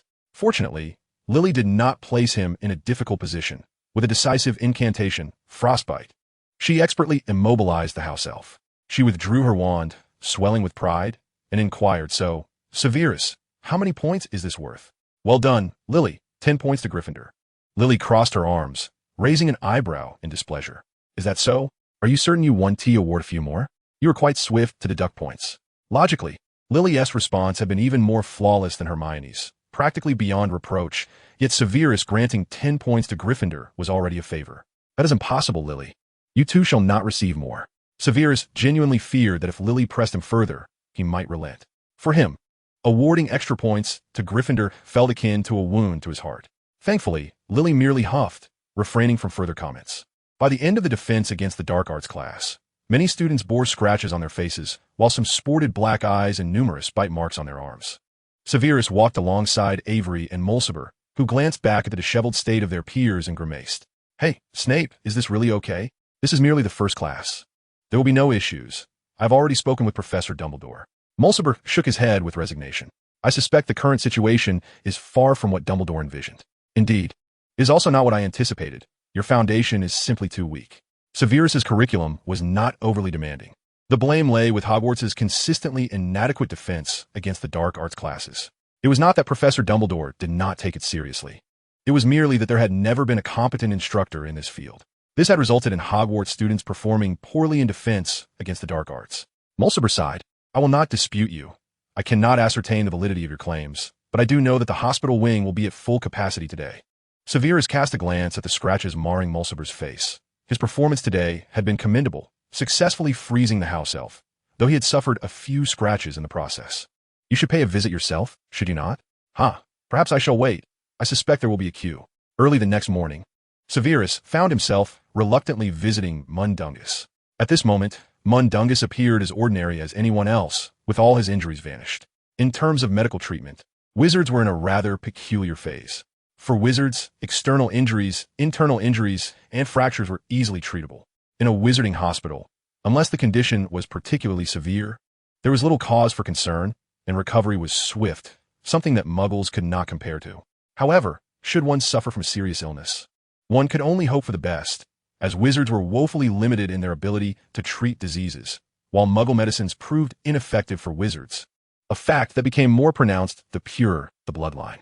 Upon seeing Severus, Mundungus immediately set down the bowl of pumpkin porridge he had been holding, glaring at Severus with a fierce scowl, as if his eyes might ignite. "Ah, if it isn't our Professor Snape. What brings you to visit this unfortunate soul whom you have so thoroughly tormented?" He was the most unfortunate victim of Severus's antics the previous day, having been left behind while the others had already been discharged. "Professor Dumbledore asked me to check on you, and I brought a little gift." Severus was unusually agreeable, a stark contrast to his usual demeanor. Montague crossed his arms, disdainfully snorting at the gift. "Do I really need your trifling present? Leave it here and be on your way." He thought simply, convinced that his report from the previous day had borne fruit, and that Severus had come to plead for mercy. "Well then, I hope you like it," Severus said, clapping his hands together as Mulciber entered, carrying a cage containing 2 Cornwall pixies. The moment the pixies spotted Montague, they reacted like lecherous admirers seeing a beautiful woman, grinning lewdly, and shaking the cage vigorously in a frantic attempt to escape and torment Montague. Terrified, Montague yelped and swiftly leaped onto the bed, hiding in a corner. Take those 2 little monsters away." Although all Cornwall pixies appeared similar, he could immediately discern that these were the very 2 that had been his bane. Mulciber placed the cage perilously close to Montague, a wicked grin plastered on his face. "Don't be so formal. This is a gift specially prepared by Snape for you. Do you like it?" Severus, with a stoic expression, added, "I hope you will accept this. It is but a token of my goodwill." It must be said that Dumbledore's suggestion for Severus to apologize was far from prudent, especially towards Gryffindor, despite his actions today resembling those of a villain. When had he ever conducted himself like a paragon? After all, the Severus who had been loathed by all houses except Slytherin in his past life would not suddenly become congenial simply due to his reincarnation. Mulciber positioned the cage even closer to Montague, so much so that the pixies could almost tug at his leg hair. This startled Montague, prompting him to flee from his sickbed, cautiously observing the pixies from behind the bed, trembling slightly. It seemed the Cornwall pixies had left an indelible mark of fear upon him. Severus glanced at the cage. "It appears you do not care for this gift. Take it away, Mulciber." Mulciber sighed with mock regret. "What a pity. Why do you not appreciate it? This was Snape as carefully chosen pet for you." He then deliberately leaned back, shaking the cage in front of Montague, which caused Montague to scramble backwards into the corner with astonishing speed. Chapter 135, The Dueling Club. Montague frantically waved his hands. "Take it away quickly." After Mulciber had sufficiently amused himself, he hummed a tune while removing the cage. Montague watched Mulciber leave before finally daring to glare at Severus. "Is this why you came? Now that you've achieved your goal, can you leave?" "Not entirely. Professor Flitwick also asked me to check if you were still able to participate in today's dueling club. Montague blinked rapidly. Dueling club? What is that? As the name suggests, you dolt. It is a club I suggested to Professor Flitwick for training students in combat skills. All students are required to participate. You're coming back? You're already making our lives miserable this early in the term? Do you think you're a proper professor now? Montague, wouldn't it be better to keep your mouth busy with spells at the dueling club rather than whining like a coward here? Get up this instant. Wait. I'm a patient. Oh, my stomach hurts, ah. It hurts. With that, Montague clutched his stomach, feigning a heart-wrenching agony. Severus couldn't help but applaud Montague's theatrical performance. Well done, but it won't help you, Montague. Even if your water broke today, you must accompany me to the dueling club. Get up, or I will summon Mulciber back. In essence, Severus was seeking retribution. He had never been one to exhibit magnanimity. Upon hearing that Severus would call Mulciber back, Montague's stomach ceased to ache, and he begrudgingly donned his boots before trailing behind Severus. In the great hall, the long tables had vanished, replaced by a grand, gilded stage against the wall. Due to its mandatory nature, nearly all students had gathered. Of course, even if it weren't compulsory, most students who had not suffered under Severus's torment the previous day were eager to attend. They were all eager to participate, wands in hand, some waving them about to gauge their feel. Opportunities for practical combat in Hogwarts were rare, unless one was a bully like James who sought out conflicts with those he deemed undesirable. The students who had endured Severus's trials the day before were not entirely devoid of enthusiasm for dueling. However, they had indeed been thoroughly exhausted. First, they were tormented by mandrakes and herbology, then by transformation spells and transfiguration, and finally, they were pestered by those bothersome Cornwall pixies.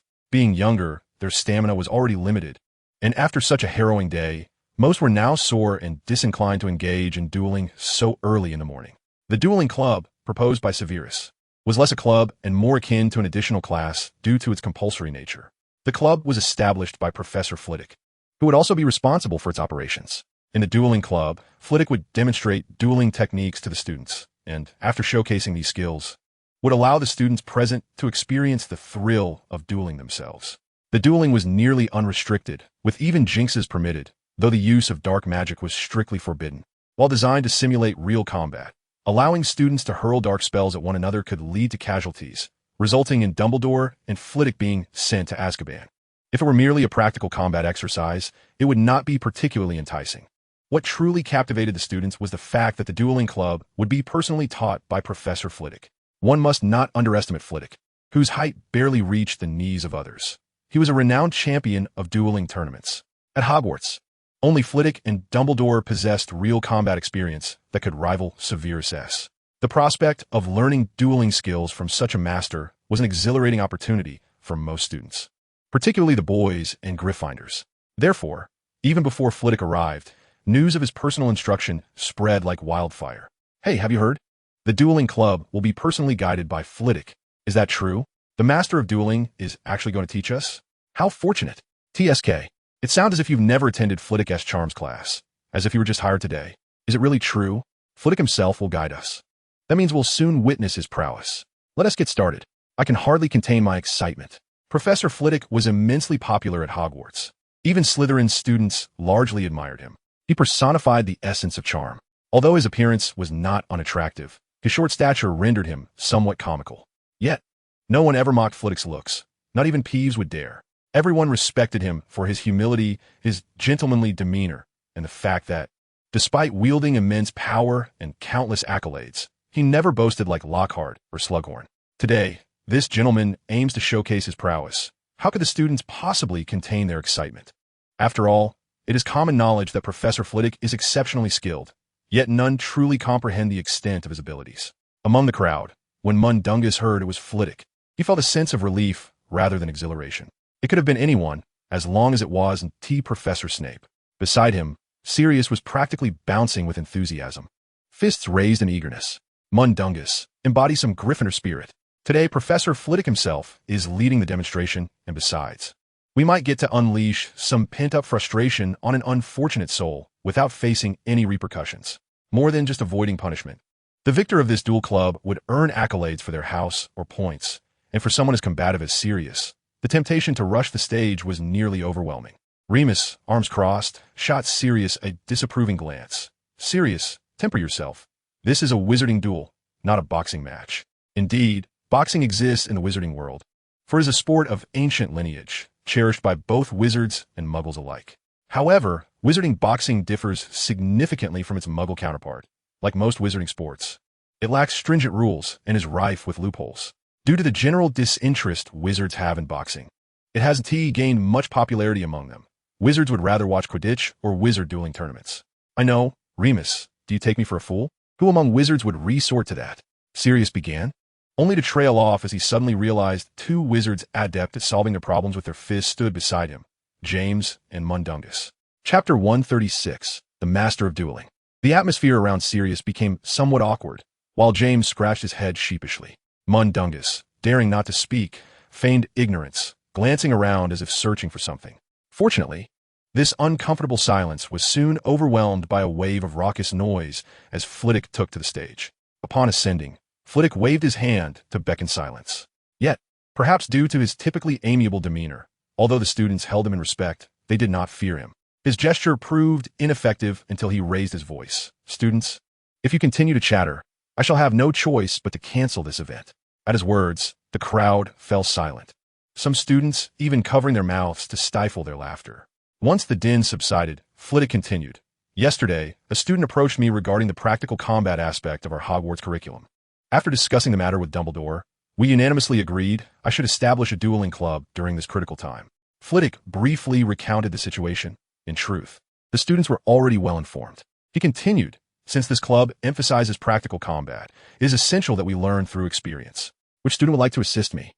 With a swift kick, Mulciber propelled Lucius onto the stage, quickly maneuvering Avery in front of himself, as Lucius stumbled awkwardly onto the platform.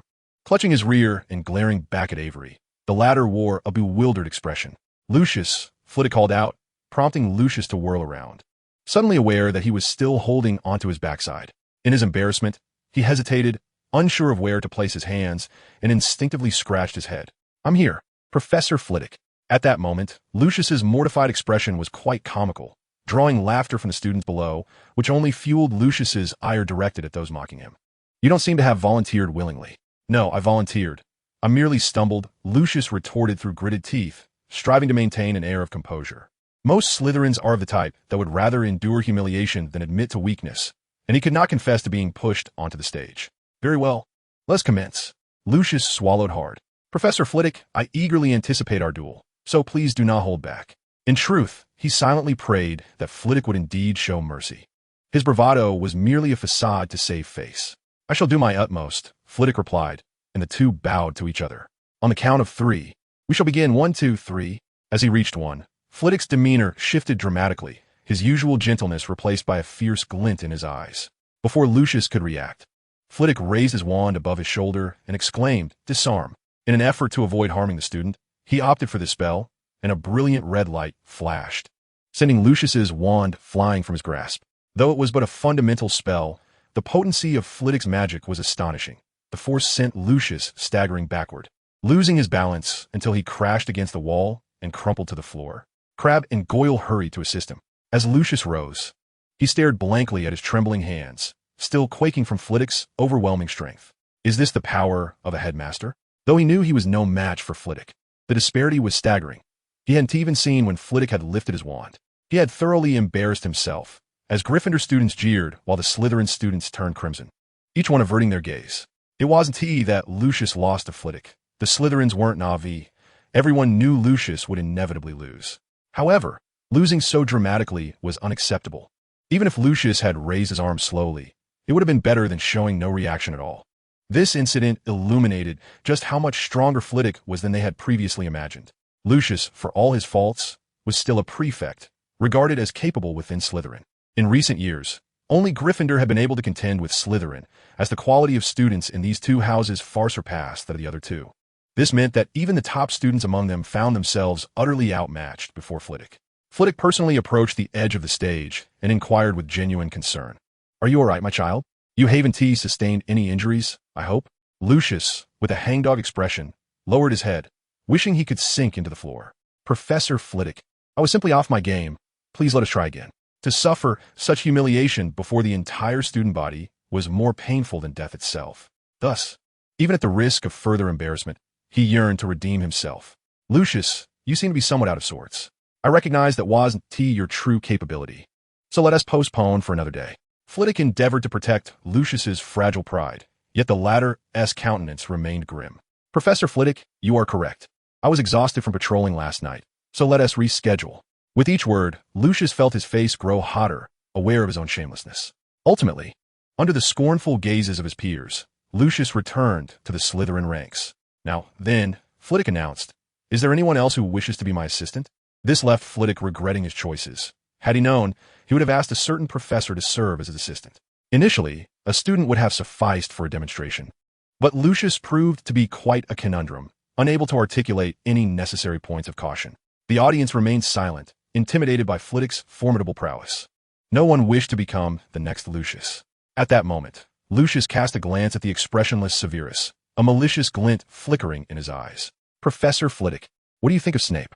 His words drew the attention of many, prompting Flitwick to furrow his brow slightly. "I believe I need a higher year student." It wasn't that Flitwick looked down on Severus. It was merely that Severus was only in his second year, and given Lucius's lackluster performance as a near graduate, how could he possibly choose a second-year student? Lucius, with a playful grin, clasped Severus's shoulder and remarked, "Professor Flitwick, Snape is quite adept at dueling. He managed to take down 2 upperclassmen in his first year." Chapter 137, Flitwick versus Snape. Flitwick rolled his eyes, contemplating Severus for a moment before beckoning him forward. "Child, you shall do nicely.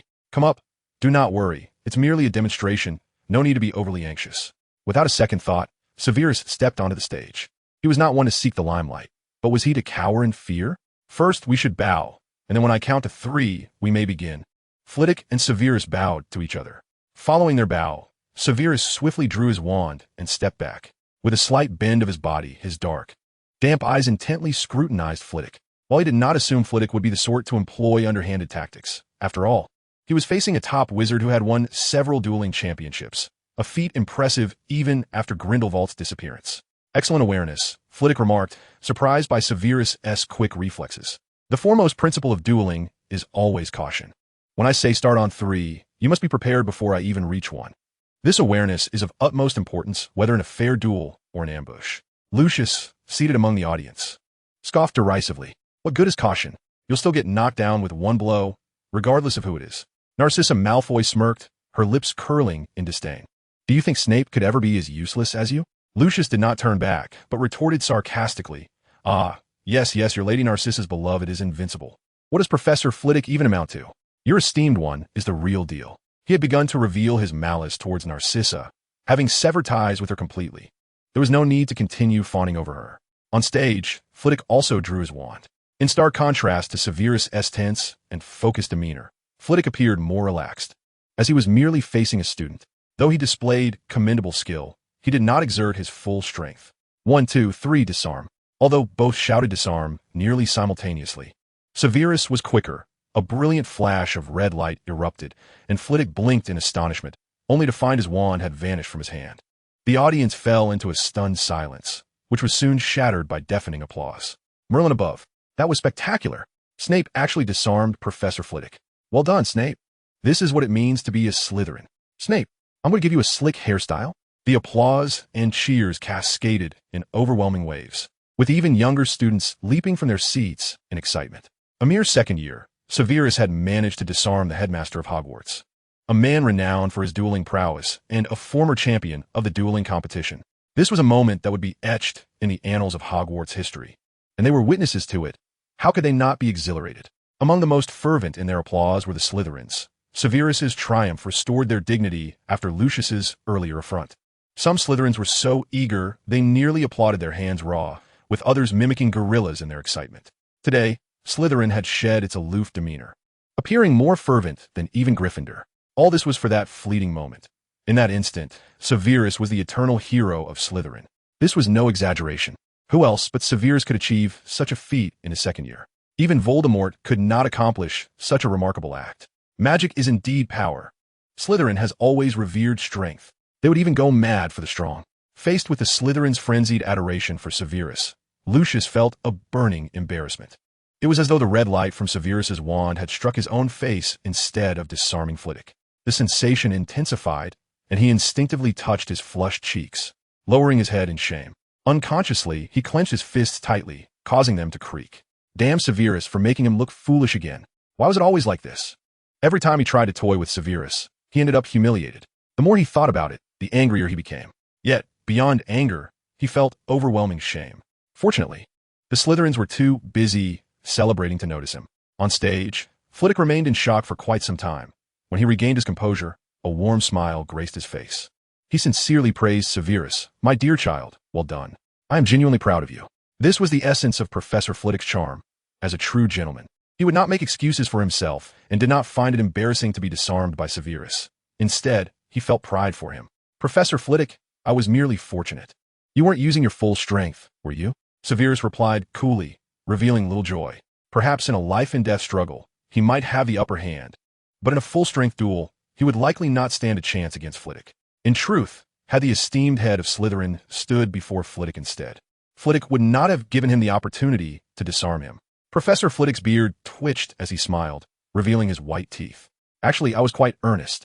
Although I did not exert myself to the utmost, to face a second-year student with full force would mean certain defeat." Below, Hermione gazed at the humble Severus with furrowed brows. My goodness, is this really Snape? It was undeniable that, whether in his past life or this one, Severus was always characterized by his domineering, rude, and harsh demeanor. Hermione never expected to see him display humility towards Flitwick. Beside her, Lily observed Severus' back on stage. A glimmer of admiration in her eyes. "Hermione, I thought you understood Severus better than I did. He is actually quite kind." Lily viewed Severus through a lens of affection. Regardless of past lives or this one, during this period, Lily has yet to harbor any disdain for Severus. Their relationship is at its most harmonious. As for whether Severus is indeed a kind-hearted individual, there is no doubt that after years of influence from Dumbledore, he has become a good person. However, if Severus were to hear others refer to him as benevolent, he would undoubtedly find it amusing and would dismiss the notion with contempt.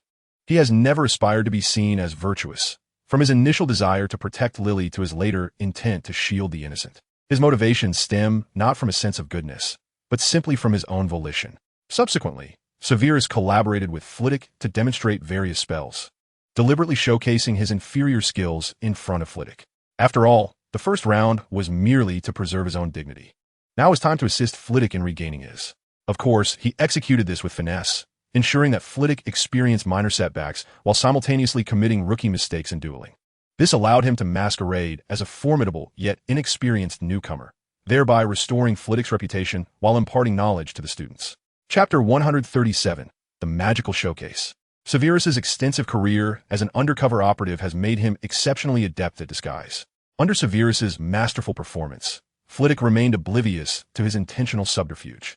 Nonetheless, he couldn't help but marvel at Severus's prowess, expressing his intention to recommend him for the dueling championship. However, Severus graciously declined Flitwick's kind offer, as he held no interest in competitions. He preferred authentic dueling over mere tournaments.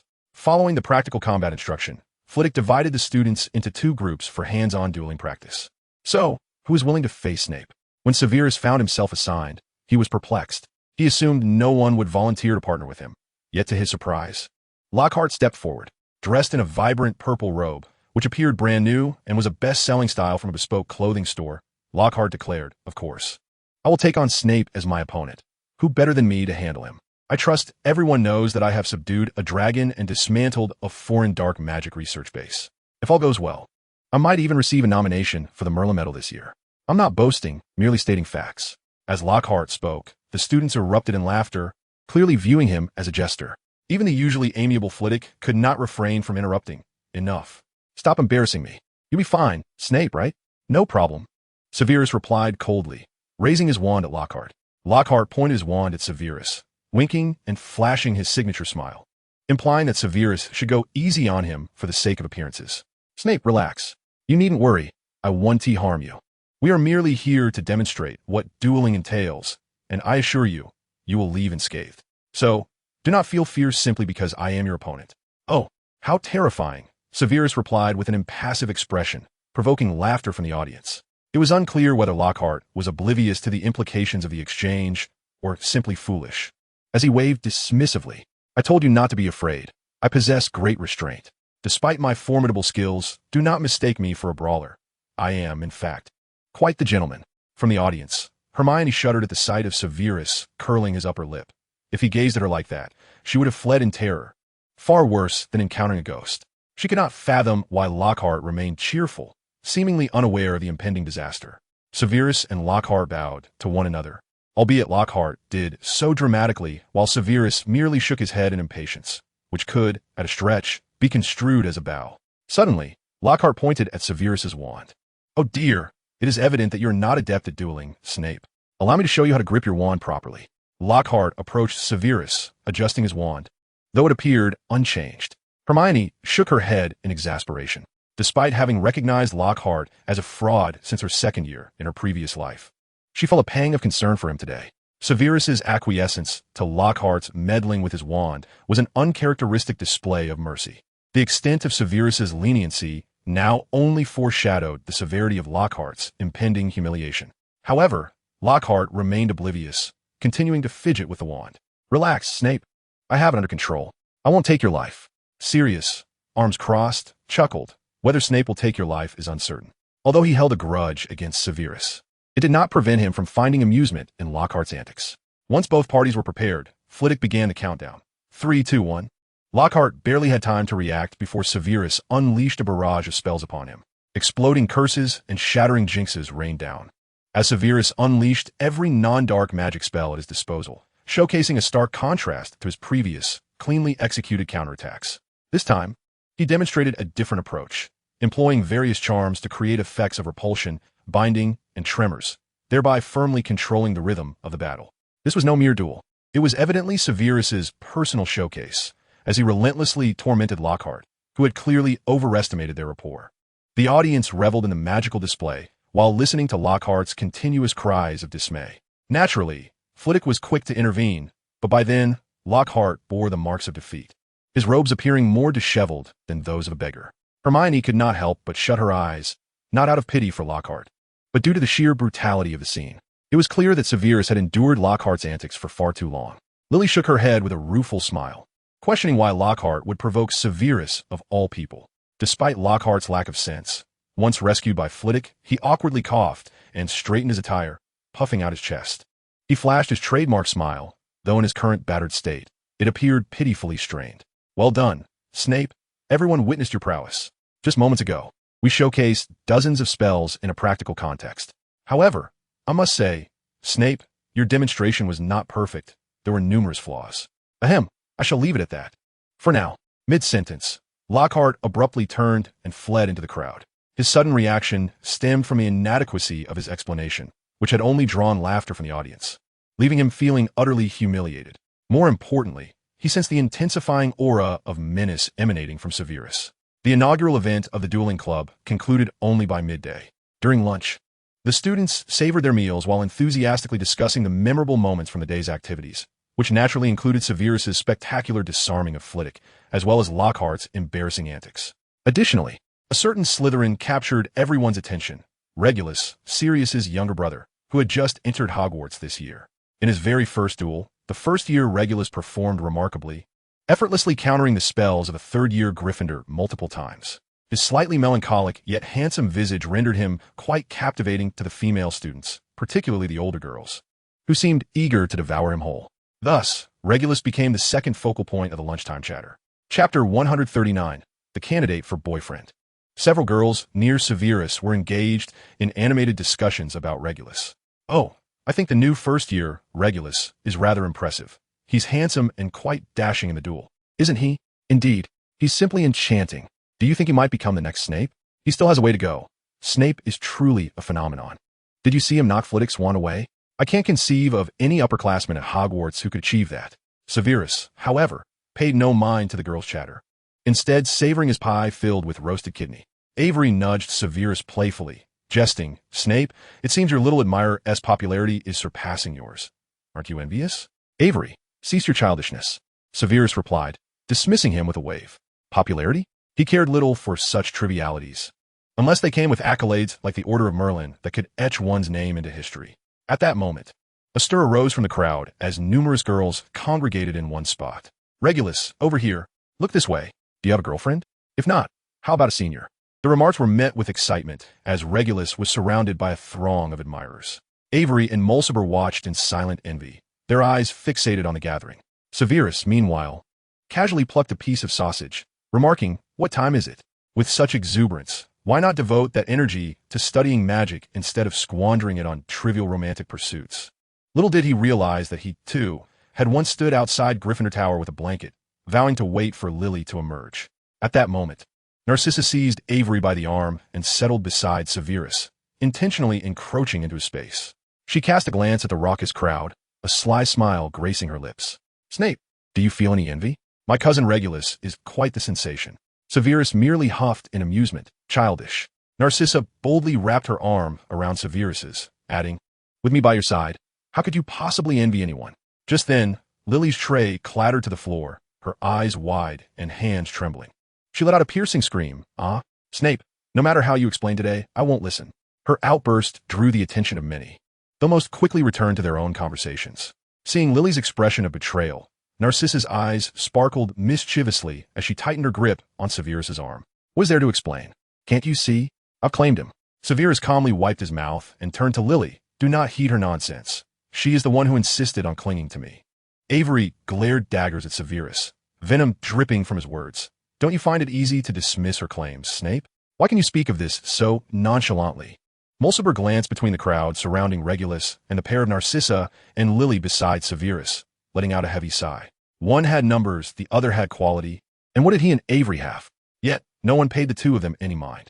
Lily shook her head defiantly. "I won't listen. I refuse to hear it." "Snape, you have feelings for Narcissa. I have no such feelings. She is too old." Severus nearly slipped and said Narcissa was too young, but caught himself, realizing he was actually younger than her. "I can't hear anything. I refuse to listen." Narcissa shot Severus a look before leaning toward Lily with a mocking grin. "Oh, little Gryffindor, haven't you professed your indifference towards Snape multiple times? I've heard you say countless times that you and Snape are merely friends, so why do you care so much?" Lily's face flushed, her gaze flickering uncertainly toward Narcissa as she stammered. What does it matter? As a friend, I simply cannot allow Snape to be with someone like you. A crazy pureblood family like yours would only bully him." Avery muttered under his breath. "Isn't that something we can hear?" Narcissa shook her head dismissively. "Not at all. After Snape visited our home last time, even Aunt Walburga expressed a desire for him." Severus chuckled softly. "Is she hoping for my demise?" "Mr. Snape." Regulus emerged from the crowd, hastily approaching Severus, oblivious to his surrounding admirers. His expression radiated excitement as he exclaimed, "Mr. Snape, congratulations. What a remarkable feat. I shall never forget your wand waving." As soon as Regulus arrived, Mulciber, understanding the situation, vacated his seat, allowing Regulus to sit beside Severus. "Mr. Snape, could you possibly teach me? How did you achieve that? It was Professor Flitwick after all." "Regulus, there is no secret to it. The only advice I can offer is to practice diligently, and the rest you will comprehend through countless encounters."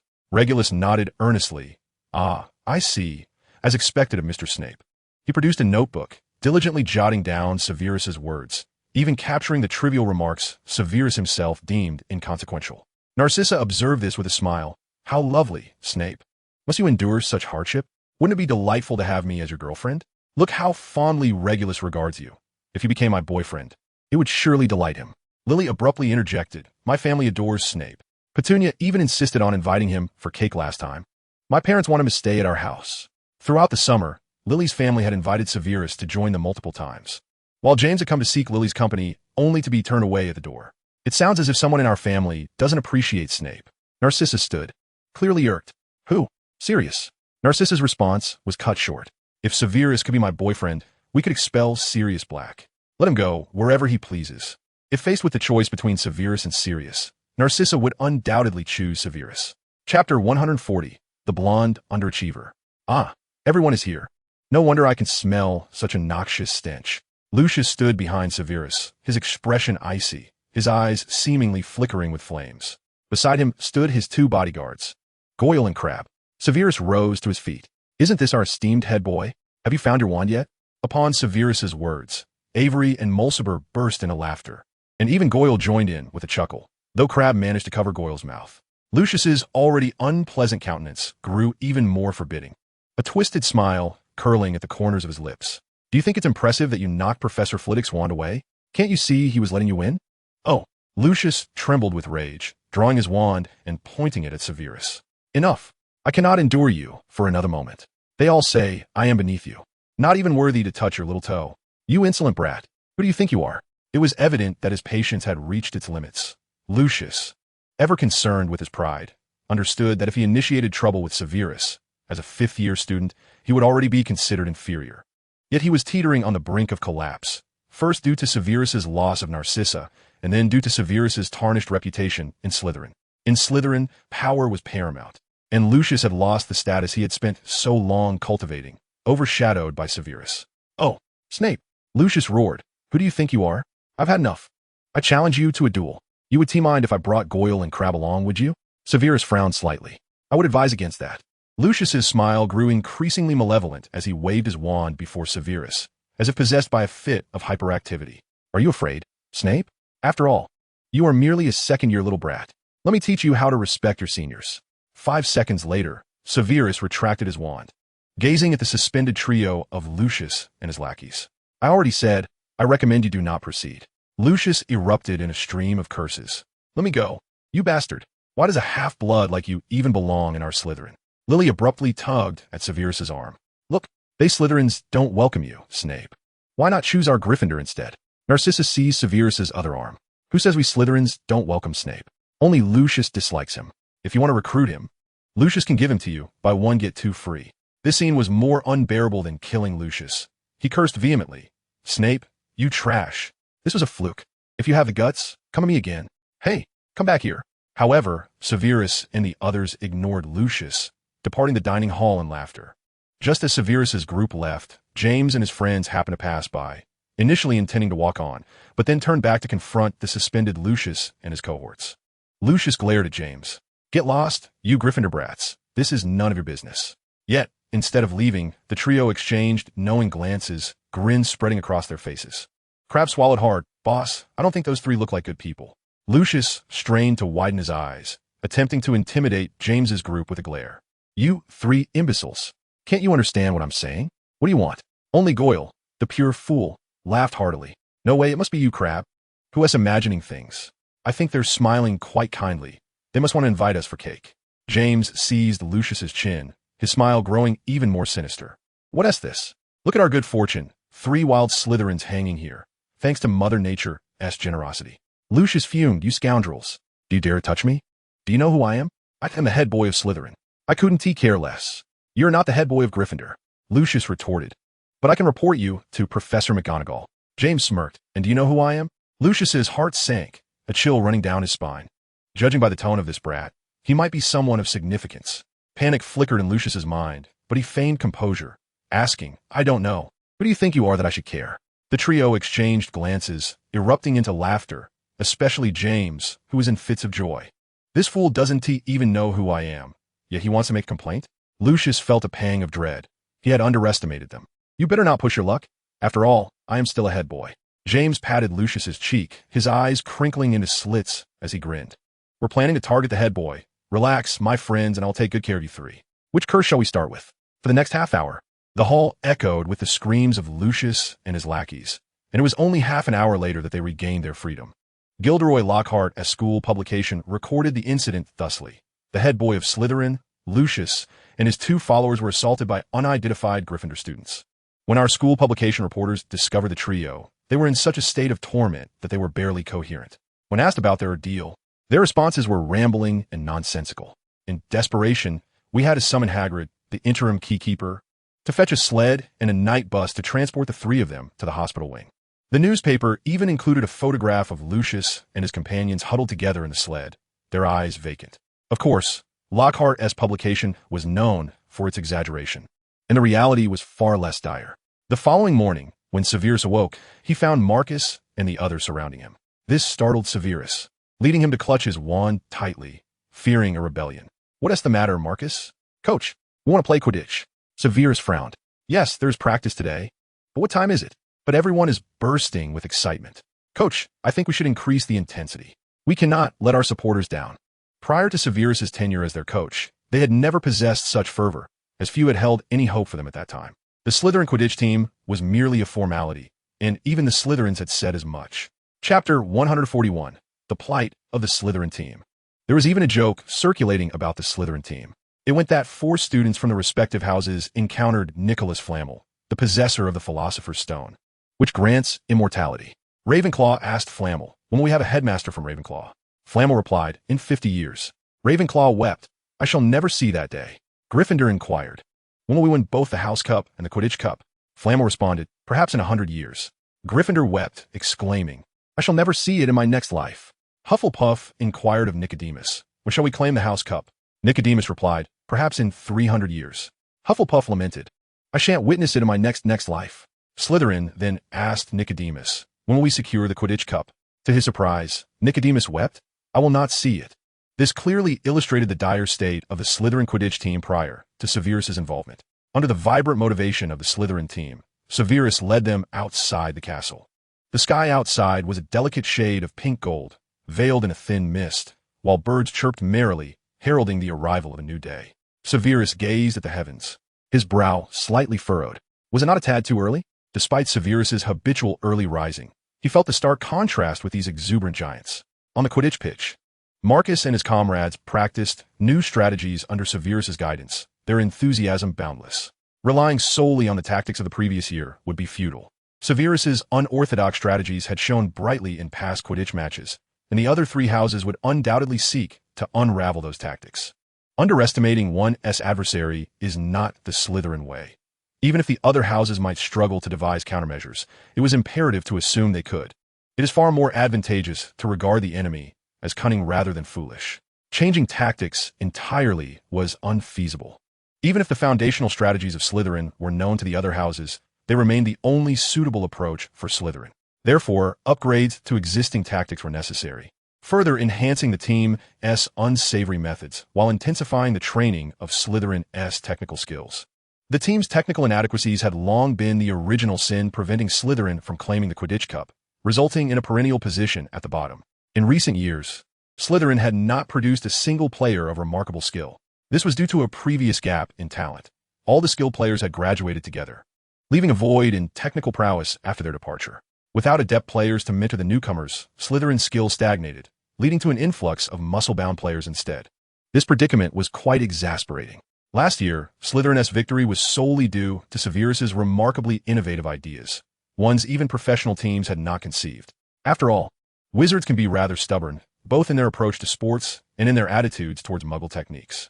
However, such surprise tactics can only be employed once. To win again, genuine technical skill must be developed. This posed a challenge for Severus. Although he had faced similar difficulties during his tenure as Slytherin's head in his previous life, the circumstances then were far more favorable. Now, relying solely on enhancing the existing skills of the current Slytherin players was evidently insufficient. The only solution to the current crisis lay in infusing fresh talent, acquiring 1 or 2 prodigious players to remedy the situation. Unfortunately, the matter of new players remained unresolved, and Slytherin's star seeker, Higgins, had graduated, leaving him unable to participate in Hogwarts Quidditch matches. Higgins held a position second only to Marcus among the Slytherin players, and the newly appointed seeker lacked sufficient skill, making this year's Quidditch prospects exceedingly grim for Slytherin. Severus was deep in thought regarding the Slytherin Quidditch team's plight when he heard a series of rapid footsteps approaching from behind. Regulus hurried towards Severus, but hesitated midway, glancing curiously at Marcus and the others, his eyes shimmering with desire. "Regulus, do you require something?" Severus inquired. Regulus, fully aware of Severus's presence, flinched slightly, then awkwardly nodded before shaking his head. This child was remarkably earnest, unlike other Slytherins. In truth, Severus believed Regulus ill-suited for Slytherin, more fitting for Hufflepuff with his kindness and integrity. Yet, individuals like him were often more susceptible to the fallacies of pure-blood supremacy than even Sirius. Severus pondered. If Regulus had been born into an ordinary family, he would undoubtedly have joined Hufflepuff and never aligned himself with the Death Eaters. "So, do you indeed have something to discuss?" Severus pressed. Regulus sheepishly scratched his head, offering a wry smile. "Actually, it's nothing much. I merely wish to discuss dueling techniques with Professor Snape, but I see you are busy." Severus remained silent, intensifying Regulus's discomfort. Fortunately, Marcus and the others soon took notice of Regulus. Out of curiosity, they all gathered around him. Marcus clapped Regulus on the shoulder, exclaiming, "I sent this little Snape. Regulus? What brings you to us, coach?" At some point, Regulus's admiration for Severus had earned him the nickname Little Snape. Upon hearing this, the other players could not contain their laughter. This was not mockery directed at Regulus, but rather a light-hearted teasing. Slytherin revered strength. And since Regulus had demonstrated exceptional magical talent shortly after the start of the term, Marcus and the others would certainly not deride him. Nonetheless, Regulus found himself blushing with embarrassment, unsure of how to respond to these Slytherin players. Fortunately, at a crucial moment, Severus barked, "Aren't you all meant to be training? Rising so early only to slack off?" Marcus scratched his head, feeling a bit sheepish. "No, we were merely contemplating whether to let Regulus join us for a while. Perhaps he possesses great talent." Severus rolled his eyes, contemplating the situation. In his previous life, Regulus seemingly did not join the Quidditch team. But perhaps he did possess talent after all. In any case, new players were needed. There was no time like the present to let Regulus give it a try. It would also save Severus from further annoyance. "Very well, though I suspect this is merely your excuse to procrastinate. Let him have a go. Just know that I harbor no expectations." Regulus, incredulous, pointed at himself. "Me? Am I really capable?" Marcus enthusiastically grabbed Regulus, grinning broadly. "Don't worry too much. Even if it doesn't work out, no one will blame you. Just have fun today." He, too, held no lofty expectations, merely a desire to allow Regulus to enjoy the experience. Exceptional cases like James, who became a Quidditch star in his first year, were miraculous. Such miracles, even if they were to occur again, surely could not manifest so swiftly, could they? The best outcome would be if Regulus indeed had talent, perhaps earning a spot as a substitute. However, when Regulus actually took to the Quidditch pitch, his graceful movements left both Marcus and Severus utterly astonished. Regulus was astonishingly agile, reaching a point where he seemed to meld with his broomstick, his fluid maneuvers prompting Marcus to question if Regulus truly was a first year. Most remarkable was his near-instantaneous reactions to unexpected situations, exhibiting virtually no delay. His nimbleness and quick response evoked memories of a certain troublesome individual that Severus would rather forget. Indeed, that individual is none other than James. I can scarcely believe that Regulus possesses a level of skill that rivals James. It is well known that James excels in Quidditch to such an extent that even his archenemy, Severus, must concede. Having been appointed as the seeker for the formidable Gryffindor team in his very first year, he has become a star player. His prowess in Quidditch is indeed astonishing. Initially, I thought no one could possibly compete with James, who has grown so much over the course of a year. Yet now, a new star capable of matching James has been uncovered by Severus. No, it seems there is even more to it. According to Severus's assessment, Regulus's current skill level is already on par with James's, and James has undergone a year of training. This implies that Regulus's potential might surpass even that of James. This revelation elicited a rare smile from the typically stoic Severus. With Regulus as his trump card, he felt confident about winning this year's Quidditch Cup. After practice, Regulus jogged over to Severus, a smile spreading across his face as he scratched his head. "Mr. Snape, was my performance satisfactory?" The young lad had already begun to realize his own exceptional performance and approached Severus as if he were a child yearning for a sweet treat. Severus's gaze wandered, and after a prolonged silence, he managed to force out a faint smile. "You performed admirably. You are the most talented Quidditch player I have ever encountered, and I look forward to seeing your future displays." His peculiar demeanor was not due to insincerity. Rather, it was a testament to his usual acerbic nature. Even a simple acknowledgement of "well done" from him could be considered a tremendous compliment. For him to articulate such a lengthy string of praise was indeed a challenge. Regulus, still somewhat naive, misinterpreted Severus's evasive gaze and assumed he had performed poorly. Thus, he grinned sheepishly. "Mr. Snape, I must have done terribly, right?" Just then, Marcus seized Regulus from behind, gripping him around the neck with excitement. "How could that be? If you consider your performance subpar, then I doubt anyone would dare to claim they did well." "Severus, we've struck old, haha. Marcus, if you don't release him, what stands before you will not be treasure, but rather a permanent residency in Azkaban." "What? Oh, my apologies, I got carried away." Marcus lowered his head, only then noticing Regulus's face turning a shade of blue. "It's all right." Seeing no resentment from Regulus, Marcus laughed heartily, patting Regulus on the back. "You ought to eat more and play Quidditch. Your small frame can't withstand the bludgers." Regulus, just regaining his breath, felt his stomach churn from Marcus's enthusiastic slap, almost on the verge of being sick. Enough. Severus's calm utterance of those two syllables was sufficient for Marcus to immediately withdraw his hand and stand upright. "That is not what I meant, Severus. You know I harbor no ill will." Severus shot a disapproving glance at Marcus before wrapping an arm around Regulus's shoulders.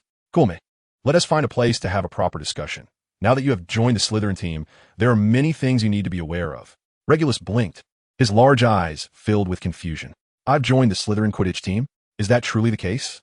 Despite being in the presence of his idol, he felt somewhat incredulous. Couldn't they at least consult him first? You wouldn't want to disappoint me, would you? Being a core member of the Death Eaters in a past life. Severus understood Regulus all too well. Regulus was the type who prioritized the feelings of others over his own. Thus, as long as he maintained a good relationship with Regulus, he would generally acquiesce to reasonable requests. Well then, Mr. Snape, could you share more about your exploits? Certainly, but I fear it may prove rather dull. Contrary to Gilderoy Lockhart, Severus was quite reluctant to discuss his own affairs. He was not one to bare his soul to others. However, for the sake of Regulus joining the Slytherin team, he deemed this small sacrifice necessary. The weather during this season is notoriously unpredictable. Just moments ago, the sky was clear and blue. Who could have anticipated the torrential rain that now poured down? The downpour drummed relentlessly upon the stone bricks of the castle, accompanied by rumbling thunder as darkness enveloped the sky.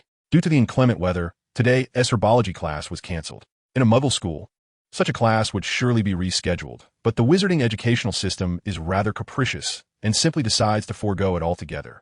The Slytherin students gathered in the common room, engaging in various leisure activities. Avery and Mulciber were engrossed in a game of wizard chess. Avery held one hand to his forehead while the other struck the chessboard. Observing the game's dire situation, he was about to face his 15th consecutive defeat. Blast it! I wish I hadn't made that move. Mulciber, reclining with one leg crossed over the other, sipped his tea with utter contentment. Avery, stop making excuses for your incompetence. Just concede already. There's no point in struggling. Nearby, Severus scrutinized an ancient magical tome he had procured from Gringotts, his brow furrowed in concentration. Despite the passage of time, he remained utterly perplexed. He and Pandora had visited the library on multiple occasions, searching for information in an attempt to uncover a solution, but to no avail. Avery sighed. This is pointless. I'm done. With that, he turned to observe Severus curiously. Snape, how come I feel like you haven't even turned a page in that book? Chapter 143, An Incomprehensible Language. Mulciber chuckled, shaking his head, because he can't make heads or tails of it. I took a peek, and it's not even in human language. As soon as he finished speaking, he felt a chilling glare pierce through him, penetrating his skin and chilling him to the bone, causing him to shudder. Severus was staring at him intently. Mulciber instinctively scooted his chair back, swallowing hard as he forced a smile. But I can't say that. Just because I don't understand it doesn't mean Snape doesn't either, right? Cold sweat trickled down his forehead. He was well aware of Severus' temperament. The only thing Severus and generosity had in common was that he could write the word generosity. Upon hearing Mulciber's comment, Severus finally shifted his gaze back to the book. Avery regarded Severus with a furrowed brow. Smack! Severus snapped the book shut. Avery, do you believe I can't comprehend this? Avery was quick to shake his head in panic. Oh, Merlin above, that is not what I meant. After hearing this, Severus remained silent, which allowed Avery to breathe a sigh of relief. He truly did mean it. Severus had been staring at that page for an eternity. Moments later, Severus stood up, startling both Mulciber and Avery into an upright position. Avery quickly scratched his head and grinned. We truly don't think you can understand it. This has nothing to do with me. Don't think I care so much. It's a trivial matter. Do you think I can hang you two up for this? How absurd. With that, Severus departed the Slytherin common room, an ancient magical book in hand. Mulciber and Avery exchanged glances. A faint smile of bitterness played on Avery's lips as he mused that Severus seemed unaware of the extent of his own pettiness and vengefulness. Mulciber swiftly covered Avery's mouth, casting a nervous glance toward the door. Silence. There may be some enchantment that allows Snape to overhear us. In pursuit of unraveling the cryptic language within the book, Severus ventured into the library. The library was enveloped in an eerie silence, punctuated only by the rhythmic patter of raindrops against the window, each collision with the glass resulting in their shattering demise, leaving behind a haunting echo. The inclement weather rendered the already dimly lit library even gloomier, shrouding it in an oppressive stillness, as if it were a mausoleum for books. Yet, within this somber ambience, Severus found an unexpected comfort. He inhaled deeply, the musty scent of the tomes invigorating his senses. Those with a penchant for the melancholic often preferred such dark, damp surroundings over the brightness of sunlight, the fragrance of flowers, or the freshness of grass. In such an environment, it was as though one returned to a cave, basking in a sense of primal ease. Severus scanned the shelves of books. Advanced Mermish? No, not that. The 169 Languages of Mermaids? Oh, I dread the sight of that tome. I endured an excruciating session with Pandora, deciphering all 169 languages of mermaids. Cursed mermaids, why must there be so many tongues? The 1,500 languages of giants? Huh, just the title makes me want to strangle Hagrid. Severus pulled down the volume on giants, preparing to find a spot to peruse when he overheard Gilderoy Lockhart's voice. Oh, let me tell you, I was actually holding back with Snape. It would be exceedingly easy for me to best him, but we are friends, so I afforded him some courtesy. Shut your deceitful mouth, Lockhart, retorted Trelawney. Why do you have to critique me? You, the madwoman, perpetually babbling nonsense. Nonsense? I am prophesying. Do you not know that my ancestor was the esteemed seer? Cassandra Trelawney? Oh, and what of it? Is that supposed to impress me? Should I present you with an award? You constantly invoke your ancestor. Do you have nothing else to say? I completely believe what you say. Pray tell, how much stronger are you than Snape? A thunderous crack split the air, and Trelawney glimpsed Severus lurking in the shadows, coldly observing Lockhart. Lockhart was no fool. He instinctively turned to glance behind him. Yet, as the lightning subsided, Severus melted back into the obscurity. Lockhart, having detected nothing, furrowed his brow, scratching his head. Strange, I just had an odd sensation. As if a beast were watching me from the darkness. He smirked. Honestly, did you just see something? Oh, indeed, I saw Snape. Did you not see him? He's right behind you, wand drawn. Lockhart let out a startled yelp, slipping and tumbling from his chair. Yet, he had no time to regain his footing. Frantically scanning his surroundings, and upon confirming Severus's absence, he exhaled a sigh of relief, placing his hands on the table for support as he stood up. He glared at Trelawney with a fierce intensity. You're talking nonsense. There's no one here. Oh, I merely misjudged earlier. Now he is indeed behind you. Snape is right there, Trelawney replied, her fingers playfully twirling her hair. Do you take me for a fool? I will not fall for your madness again. Lockhart crossed his arms, refusing to turn around. Little did he know, Severus truly stood behind him. Outside, the thunder rumbled incessantly, and flashes of lightning erupted, illuminating Severus's figure as if he were gliding closer to Lockhart with each flicker. With every bolt of lightning, he vanished into the shadows, and with each flash, he drew nearer. It must be said, Severus possessed an innate talent for theatrics. His pallid visage, a consequence of years of malnutrition, appeared even more ghastly in the electric light. Soon, he hovered directly behind Lockhart, and, as he curled his upper lip into a chilling smile, Trelawney gasped, covering her mouth in terror. By Merlin, Severus, you must seek help. Must you be so frightful? Lockhart chuckled heartily, his body shaking with mirth. Keep weaving your tales. My oh my, I've said it before. Snape is nothing to worry about. Dealing with him is a walk in the park. Not to brag, but I could handle 10 Snapes without breaking a sweat. He patted his chest with pride, reveling in his bravado. At this moment, Severus had placed his hand upon Lockhart's shoulder. However, Lockhart remained oblivious, lost in his own boastful reverie. You all have truly elevated Snape to a pedestal. Let me tell you, he is but my subordinate. When he initially sought to invest in my Serpent's Gold shampoo, he was in tears, begging me to let him join in. Chapter 144, Trelawney's Prophecy. Trelawney stifled a laugh, inquiring, so, does that mean Severus still must heed your whims? Lockhart continued to boast, indeed. I command him east, and he dares not venture west. I command him west, and he does not dare to go. Wait, Trelawney. Why are your hands on your arms? Trelawney, crossing her arms, smiled enigmatically. My hands are, of course, meant to be on my arms. Where else would they be? On your shoulders, perchance? And what my shoulders? Lockhart's head jerked awkwardly backward, and when he beheld Severus's horrifying smile, one could only describe it as ghastly, his teeth chattering uncontrollably. As Severus, we are friends, are we not? Severus narrowed his eyes, tightening his grip significantly. Friends? Am I not your subordinate? Lockhart leaped to his feet in terror, only to be pressed back down by Severus. As Severus, I can explain. Explain? Am I not your subordinate? How could a subordinate ever permit a superior to explain? Lockhart shook his head vehemently. No, no. How could you be a subordinate? I am the subordinate. Draw your wand. Let Trelawney witness just how effortlessly you could defeat me, the indomitable Gilderoy Lockhart. Do not do this, Severus. We are friends, after all. Show me some mercy. Lockhart's obsession with maintaining his facade was palpable. He had to feign composure to preserve his dignity. But Severus was unyielding. The memory of their previous encounter, where Severus had thoroughly bested him, ignited a burning shame upon his handsome visage. He had no desire for his pretty face to endure Severus's magic again. That handsome face was one of the few genuine attributes he possessed. Observing Lockhart's cowardice, Trelawney erupted into raucous laughter, slapping the table with glee. Yet, her laughter abruptly ceased. She stood up suddenly, her eyes vacant, hands reaching out as if grasping for something unseen. This transformation left both Severus and Lockhart momentarily speechless. Exchanging glances and setting their grievances aside, Lockhart leaned closer to Trelawney, placing a hand on her head. "All right, madwoman, is this your new act of feigned insanity?" Outside, the storm raged on, the lightning rendering Trelawney's face ghostly pale, causing Lockhart, who locked eyes with her vacant gaze, to swallow hard. Though it was not the first time Trelawney pretended to be mad, this time felt distinctly different. It was not only Lockhart who found it peculiar. Severus also rolled his eyes, sensing something amiss. Just moments ago, Trelawney had laughed with such joy that tears streamed down her cheeks, and then suddenly, she ceased. It was not that she lacked the ability to act, but such extraordinary talent was a rarity, even among professional actors. Could it be a prophecy? As if to confirm Severus's suspicions, Trelawney abruptly seized Lockhart's shoulders. The thunder and lightning outside had already created a somewhat terrifying atmosphere, and Trelawney's sudden grip startled Lockhart, causing him to shudder. "Are you trying to confess your feelings to me?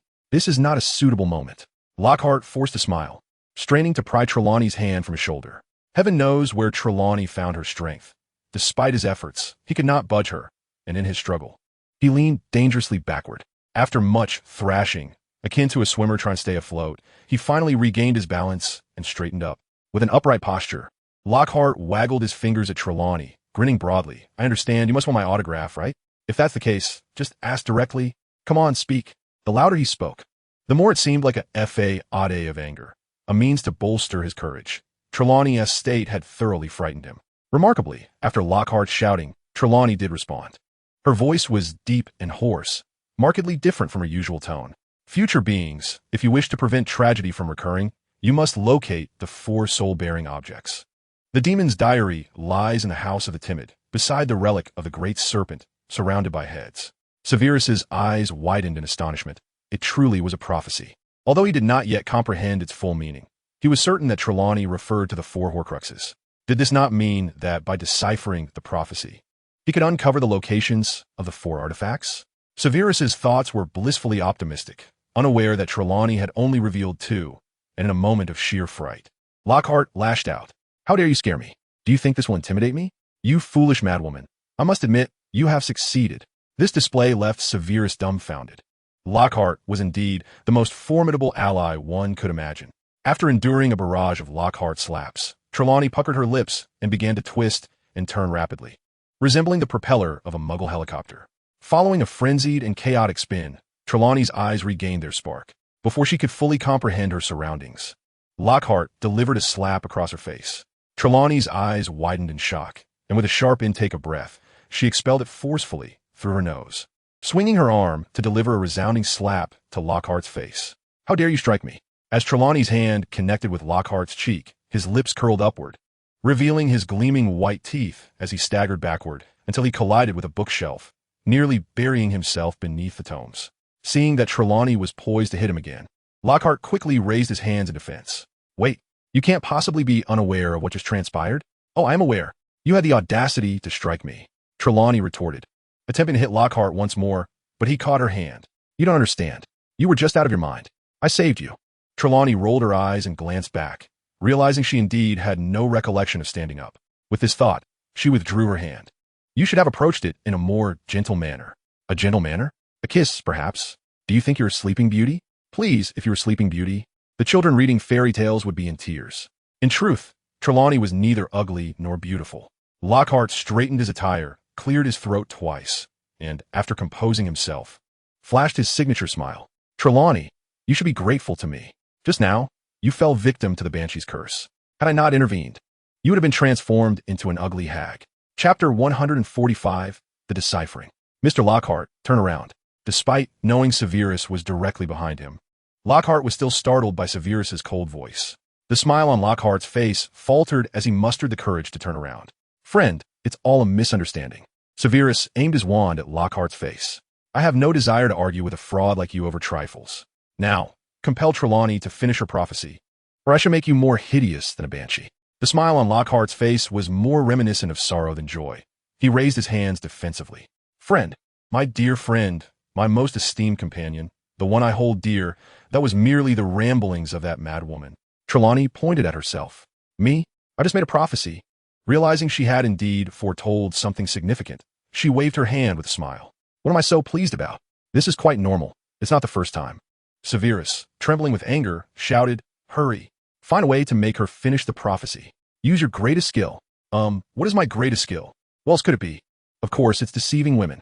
Quickly, make Trelawney fall in love with you. Then get her to complete the prophecy. Lockhart's features contorted in distress. Though he did not cry, his expression was scarcely different. He turned back with great effort, striving to fill his eyes with a deep affection. Trelawney, I love you. Get lost. Trelawney added. Even if I genuinely wished to assist you, I would be unable to. Do you think prophecies can be conjured at will? With all hope extinguished. Lockhart felt darkness closing in, nearly fainting as he grasped Severus's wand, pleading, Just give me a shred of dignity. Please do not mar my handsome face. Severus withdrew his wand. Turn around. Why must I turn around? I command you to turn around. Under the threat from Severus, Lockhart reluctantly complied. This time, Severus aimed his wand at Lockhart's rear. Lockhart, terrified, quickly covered his backside. Wait, what do you intend to do? What do you think? I've noticed that Hogwarts meals have been excessively spicy lately, so I intend to remedy that. Wait, Severus, while I cannot make Trelawney articulate the prophecy, I still hold some value for you. Shall we discuss? Severus lowered his wand. You better have something interesting to say, or you will find yourself in an even worse predicament. Lockhart exhaled in relief, collapsing into a chair. His eyes darted about, his mind racing to discern what value he might hold for Severus. You aren't jesting with me, are you? Severus narrowed his eyes, his dark gaze deep and chilling, causing Lockhart to shudder and shake his head vigorously. No, I can continue to promote potions for you. Dragonpox is rampant among patients, and if you can develop a cure, it will surely sell like hotcakes. Severus's eyes widened abruptly at the mere mention of dragonpox and syphilis, prompting memories of Lucius and James. Both of their fathers had succumbed to dragonpox and syphilis, and by the current timeline, they should have already contracted the disease. Speaking of which, Trelawney's prophecy regarding the diary of the demon residing in the House of Cowards likely referred to Voldemort's diary's location. Contemplating the House of Cowards, Severus entertained two possibilities, one being Peter Pettigrew, the other the Malfoy family. The likelihood of the former was minimal, as at this juncture, Pettigrew was not yet a Death Eater. However, the latter's probability was considerably high. The Malfoy family had consistently been supporters of Voldemort, or at least it appeared so. Moreover, in his past life, Voldemort's diary had indeed been in the possession of the Malfoy family. Furthermore, Lucius's father, Abraxas Malfoy, was currently afflicted with dragonpox and syphilis. In this era, there was no antidote for dragonpox and syphilis, which meant that if Severus were to concoct a cure, it would essentially place Abraxas Malfoy's life in his hands. Given the Malfoy family's notorious cowardice and their propensity to flee at the first sign of trouble, exchanging the antidote for the diary was a foregone conclusion. Even more remarkably, it was uncertain whether James's father had chosen the same dragon. In that case, Severus would not only hold Lucius's father's life in his grasp, but also James's. With this thought, he patted Lockhart on the shoulder, startling him. Severus curled his upper lip, revealing an unsettling smile. No need to be so anxious. You have been of great assistance to me. In light of your timely reminder, I shall pardon your foolishness. Nevertheless, even with Severus's words, Lockhart trembled in fright. Are really forgiven? Oh dear, your smile is rather unsettling. My goodness, Snape, could you perhaps manage a more cheerful expression? Are you auditioning for a horror film? Pandora, burdened with a pile of books, entered from the library, startled by Severus's grin, causing her books to tumble to the floor. Severus approached to assist her in gathering the scattered volumes, casually inquiring, What books did you bring into the library? Snape, take a closer look at these books. Do you not notice something peculiar? She replied, Titles such as the Complete Morse Code, the Degree of Codes, and Rare Codes compilation. These are all Muggle books. And they concern codes? Because she had been standing at a distance, she had not been able to discern the titles or covers clearly until she approached. Indeed, have you considered that the text in that book may not resemble any known language? Perhaps it is a code? Severus furrowed his brow. That makes sense. However, if it is a code, then we may have no chance of deciphering it unless those two wretched spirits provide us with some clues. Pandora patted the books and gestured to herself and Severus. Fear not. With our two astute minds and the wisdom of these Muggle texts, we shall surely unravel the contents. Perhaps let's give it a try. Half an hour later, Lockhart and Trelawney had long departed, while Severus and Pandora, engrossed in code research, found their brows furrowing ever tighter. Ultimately, Pandora, in a fit of exasperation, tugged at her hair. This is utterly futile. This cannot be resolved merely with intellect. Assuming these are indeed codes, we have no idea what they signify. What do you mean? A sudden voice startled Pandora, nearly causing her to topple from her chair. Goodness, you scare me. You and your brother are truly a pair. If you two were placed in a haunted house, the ghost would surely frighten you to death. Chapter 146, Dual Dark Languages. Severus set down Rare Codes compilation and asked, "When did you arrive?" Hermione shot him an exasperated glance. "I have been here the entire time. Your incessant bickering with those two Ravenclaws was unbearable." She tossed the book she held onto the table, flipped her hair, and opened a page for both to see. "You should not be perusing those muggle books. Look at this. Ancient Wizarding Dark Languages." Severus and Pandora leaned in closely, and Pandora's eyes lit up with excitement after a mere glance. "This is indeed relevant. Does it not contain those peculiar symbols?" Curious, Hermione inquired. "Where did you acquire that book?" Pandora and Severus exchanged glances, clearly reluctant to divulge the truth. Providing an explanation was simply too cumbersome. Thus, Severus stated, "Purchased from Diagon Alley." Pandora added, "I brought it from home." The two, whose testimonies did not align, exchanged glances once more. Severus corrected, "Pandora brought it from home." Pandora countered, "Snape bought it from Diagon Alley." Hermione rested her chin on her hand, nodding knowingly, as if to say, "Go on, I believe you both, don't I? Never mind. You aren't obligated to tell me where the book came from. I'm more interested in what it contains."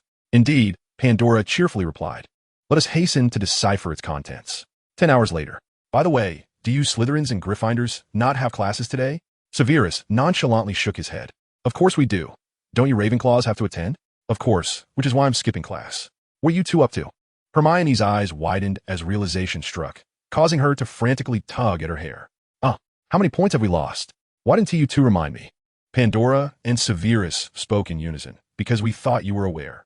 The two echoed each other's words perfectly. Hermione crossed her arms, glaring at Pandora, though she dared not glare at Severus for fear of losing points. "I just realized you two are quite the pair." Her remark was not entirely in jest. Severus and Pandora both possessed low material demands but high spiritual aspirations, as well as an ardent enthusiasm for spells. In their dedication to magic, they indeed bore similarities.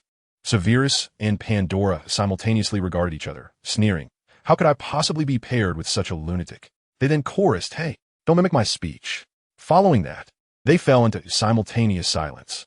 Hermione rolled her eyes, internally amused. What could these two possibly discuss next? Perhaps whether or not to invite her to their wedding.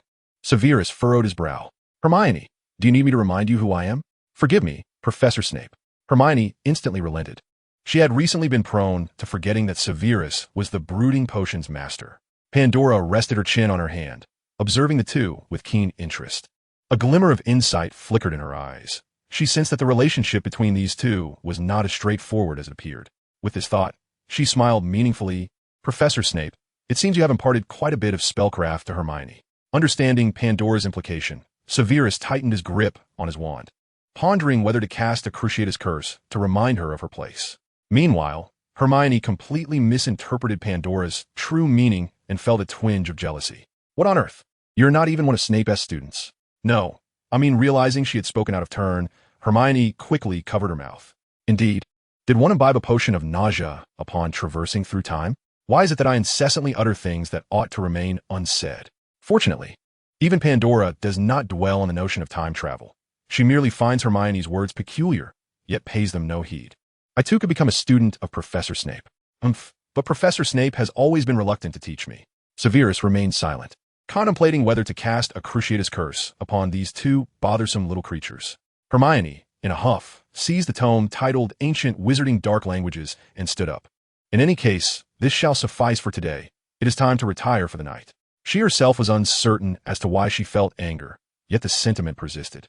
Pandora glanced at the scrap of parchment they had been using to decipher the code and sighed. Today had yielded little progress. After hours of toil, they were no closer to a solution, despite their efforts to crack the cipher. Severus spoke slowly. "The deciphering is indeed correct, but the code contains encryption." Pandora raised an eyebrow. "Encryption in the code? How intriguing." Hermione elucidated. For instance, during wartime, Muggle telegram codes typically employ a single layer of encryption. But those telegrams of utmost importance are often encrypted a second time, scrambling portions of the code. This method of encryption ensures that even if the enemy intercepts the first layer, without the second layer's decryption, it would require considerable time to unravel. Pandora nodded, somewhat comprehending. Though I know not what a telegram is, Muggles are indeed clever. So, there exists a second layer of encryption. It is rare for a wizard to commend Muggles. Most wizards, even those who do not subscribe to the supremacy of purebloods, exhibit a consistent disdain for Muggles. Except for those wizards hailing from Muggle families, the prevailing belief among wizards is that they are far superior to Muggles in intellect. The term Muggle carries an air of condescension, though even wizards of Muggle descent may use it. Hermione stated, "Just so, therefore let us conclude for today. Even if we were to remain here for another night, we would not decipher it swiftly. Cracking the second layer of encryption is no simple task, and even experts require extensive time.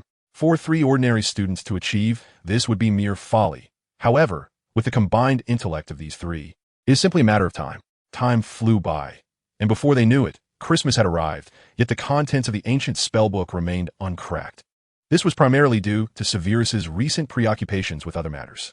The Dragonpox antidote, an exceptionally challenging brew, was no less difficult than the Wolfsbane potion. What compounded the difficulty was that Severus had never brewed it before. He merely had a general understanding of the principles. Thus it took considerable time. During this period, Hermione and Lockhart had been assisting, albeit Lockhart's role was merely that of a helper. Finally, on this day, the Dragonpox antidote was successfully developed, curing a certain indiscreet student of their Dragonpox syphilis. Chapter 147. The Dragonpox Syphilis Antidote. After completing all this, Lockhart collapsed onto the floor. A smile plastered across his face. "Snape, you are nothing short of genius. I find you only slightly inferior to myself. With the Dragonpox Syphilis Antidote, we shall soon ascend the ranks of the wizarding elite. Trust me, it will sell like hotcakes. The contagious nature of Dragonpox syphilis is quite severe, and wizards lack the comprehensive isolation and treatment protocols of Muggles, coupled with a general lack of awareness regarding quarantine, leading many unfortunate souls to contract it unwittingly. In this era, Dragonpox syphilis was even on the verge of becoming an epidemic. As Severus filled vials with the antidote, he stated, "I shall not release the Dragonpox syphilis antidote to the market." Lockhart sprang to his feet. "Why not? Do you have something against galleons? Fool! You have no understanding of profit. As long as it is not mass-produced or publicly disclosed, we can assert any price, and those wealthy individuals will fork over their galleons." This was only one aspect. More importantly, if it were to be made public, Lucius and James's father could easily acquire it from the market, leaving him with no leverage. Pandora shot Severus an exasperated look. "Snape, how old are you? Yet you resemble those rotund businessmen, reeking of copper." Lockhart clapped his hands in approval. "Truly, you are the second most brilliant mind at Hogwarts, after myself. The Dragonpox syphilis antidote is unlike shampoo, regardless of the price. They will purchase it for their very lives. Lockhart, rather than flapping your gums, you ought to get to work. Hurry and assist me in bottling these potions." Once Severus finished his tasks, he parted ways with Lockhart and Pandora. Given that it was Christmas, most students intended to return home for family reunions after the Christmas feast. Severus was not surprised. Thus, he planned to tidy up before the feast commenced. However, upon entering the dormitory, he paused, then drew his wand, speaking coldly. "Come out. I have seen you." A flash of green mist appeared, and Anna materialized atop Severus's bed, glaring at him fiercely. "Damn it, how did you see me?" She employed a particular form of concealment magic unique to house elves, rendering her invisible as long as she did not cast other spells or move. This magic was not as effective as an invisibility cloak. It had numerous limitations, and with careful arrangement, many spells could reveal her presence. Nevertheless, the challenge lay in the unexpected. While movement exposed her, a little creature darting about is difficult to anticipate. Of course, very few house elves possess such advanced magic. Otherwise, they would not be called house elves. Severus nearly burst into laughter. "See you? No, I cannot see you at all. The magic of house elves is indeed troublesome. I merely anticipated your arrival. Hence, I enact this ruse daily." As a master schemer, Severus was accustomed to orchestrating plots against others, never the reverse. His ability to manipulate Voldemort was not due to mere fortune. His actions at Hogwarts were consistently reported to Voldemort by the Death Eaters. And even during Harry Potter's first year, Voldemort, using Quirrell's body, had encountered Severus on multiple occasions. whenever Severus exhibited any signs of reform while undercover. Upon his return to Voldemort's side, he would not simply resume his former role, but would be invited by Voldemort to partake in a feast of sorts. A mere house elf, with its mind only suited for household chores, was no match for Severus in a battle of wits. Anna leaped from the bed, her large eyes never leaving Severus, glaring at him fiercely. Indeed, a filthy, despicable half-blood. You possess quite the cunning. So, what brings the esteemed house elf of a pure-blood family to visit this half-blood? Need it be said? I am here to follow up on the matter we previously addressed. With that, she attempted to snap her fingers to cast a spell. Severus shook his head. No, you'll not do that. I would wager on it. Anna paused momentarily at Severus's words, then scoffed with disdain. What do you mean? Are you begging for mercy? Such pleas are futile, unless you intend to leave Hogwarts forever. Beg for mercy? From a creature of your lowly status? What a jest. I mean to say, once you realize that only I can save your master, you shall abandon your foolish notions. Nonsense. Our young master Lucius is in very good health and requires no assistance from you. Indeed, the intellect of a house elf is akin to that of Soybean. I am referring to your former master, Abraxas Lucius. Anna adjusted her glasses, her large eyes glinting with intensity as she bit her lip, a drop of cold sweat trickling down her forehead. I know not what rumors you have heard, but my master is in excellent condition. Severus's lips curled into a sinister smile. Is that so? I thought your master was on the brink of death. Truly, the Malfoy family possesses immense wealth. How fortunate they are to recover from dragonpox and syphilis. Anna's countenance darkened, and a flash of icy light flickered behind her glasses. Her voice began to tremble. Not from fear, but from indignation. Damn half-breed. I have already stated that my master is well. Cease your unfounded prattle. In that case, it seems my potion for dragonpox and syphilis will be of no use. I had intended to offer it to your master. What? You possess the antidote? You insufferable half-breed. Produce it at once. Anna extended her hand without hesitation. Severus, amused by the audacity of this house elf, felt a mix of irritation and amusement. Is this your manner of pleading? A mere lowly house elf daring to speak to me so? One might think I am the house elf here. Wait, why should I trust your words? Anna, in her previous excitement, had not fully grasped the situation, but upon reflection, though she was not well versed in the intricacies of the wizarding world, if such an antidote truly existed, the Malfoy family would have acquired it long ago. Even if, hypothetically, the antidote were exceedingly rare, how could a base half-blood like Severus possibly possess it? Believe it or not, it matters not. Just remember this. Due to your unreasonable suspicion, your master has lost a chance for recovery. Am I not correct? Chapter 148, Hermione and the House Elf. Oh, it seems that is indeed the case. Upon hearing this, Anna lowered her head, her long ears drooping. A subtle smile played upon Severus's lips as a glint of mischief sparkled in his eyes. Then, perhaps you ought to punish yourself? No sooner had Severus spoken than Anna, without warning, banged her head against Severus's bedside table. Bad Anna, foolish Anna, stupid Anna. If only Anna were not so dim-witted, her master would not have lost a chance at health. Oh dear, if that detestable half-breed truly has the antidote. Then Anna has effectively doomed her master. Bad, foolish Anna, why do I not just perish? Severus had set a trap for Anna, and she unwittingly fell into it. Not out of sheer stupidity, but rather because the house elf race is so severely constrained by wizarding thought that even a moment's contemplation on certain matters is deemed disrespectful to their masters. Should Hermione be aware that these house elves are denied even the freedom of thought, she would undoubtedly feel a profound sympathy. Yet Severus, ever the pragmatist, was not inclined to extend such compassion. He could hardly be bothered to acknowledge Anna, choosing instead to attend to his own affairs. At that moment, voices echoed from outside, belonging to Avery and Hermione. Hermione, are you here to see your brother, Severus? Though Hermione hailed from Gryffindor, Avery's tone bore no hostility, stemming from Hermione's connection as Severus's cousin. As a friend, Avery, though not particularly fond of Hermione, felt compelled to maintain a fade of civility. Yes, I am just tidying up his belongings. Is that acceptable? That clumsy oaf may memorize every detail of the potions textbook, yet he cannot remember what to bring home. The dormitory regulations at Hogwarts were quite peculiar. If a boy were to enter a girl's dormitory, he would be penalized heavily, possibly even expelled. However, should a girl enter a boy's dormitory, no repercussions would follow. Hermione, having ventured into the Gryffindor boys' dormitory in her past life, found this rather unjust. Go on in. Severus is alone at present. Very well. Severus cast a glance at Anna, who was still banging her head against the bedside table, and sighed inwardly. He would wager that upon seeing this scene, Hermione's first reaction would be a loud scream. Oh! Just as he thought this, the door creaked open.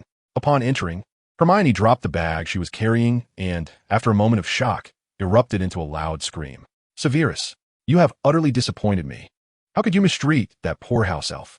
Severus's head throbbed with irritation as he clutched his temples, frowning deeply. Oh, I knew Miss Liberator would say just that. Hermione glared at Severus with fierce intensity. Does bullying a poor house elf bring you satisfaction, Professor Snape? As the esteemed head of Slytherin, is it necessary for you to stoop so low? Hermione, which of your eyes perceive me to be on par with this lowly creature? She inflicted this harm upon herself. Severus turned to retort, but upon glancing back, Anna had vanished. When he turned once more, he discovered Anna clinging to Hermione's robes, her large eyes brimming with tears. Miss Witch, you must save me. That wretched bat is tormenting me. Oh, this would be entertaining, Severus's first thought. House elves may be subservient, but that does not imply a lack of cunning. In truth, these wretched yet pitiable beings excel at reading the room. Professor Snape, do you have anything to say for yourself? I have nothing to say. You have deeply disappointed me. You would sooner believe a stranger than me, despite our years of acquaintance. Hermione ignored Severus and instead turned her attention to Anna, lowering her head with concern. Now tell me, how has Professor Snape mistreated you? I shall mourn for your plight. She did not wish to make promises she could not keep, and after contemplating Severus's words, she realized that the only thing she could truly offer Anna was her sympathy. He refuses to give me the antidote for dragonpox and syphilis. Thus I cannot save my master. Oh, my poor master, how wretched he is. As Anna spoke, her large eyes began to well with tears the size of soybeans. And Hermione, unable to bear the sight, turned her head away. Professor Snape, would it not be better to provide this poor house elf with the antidote?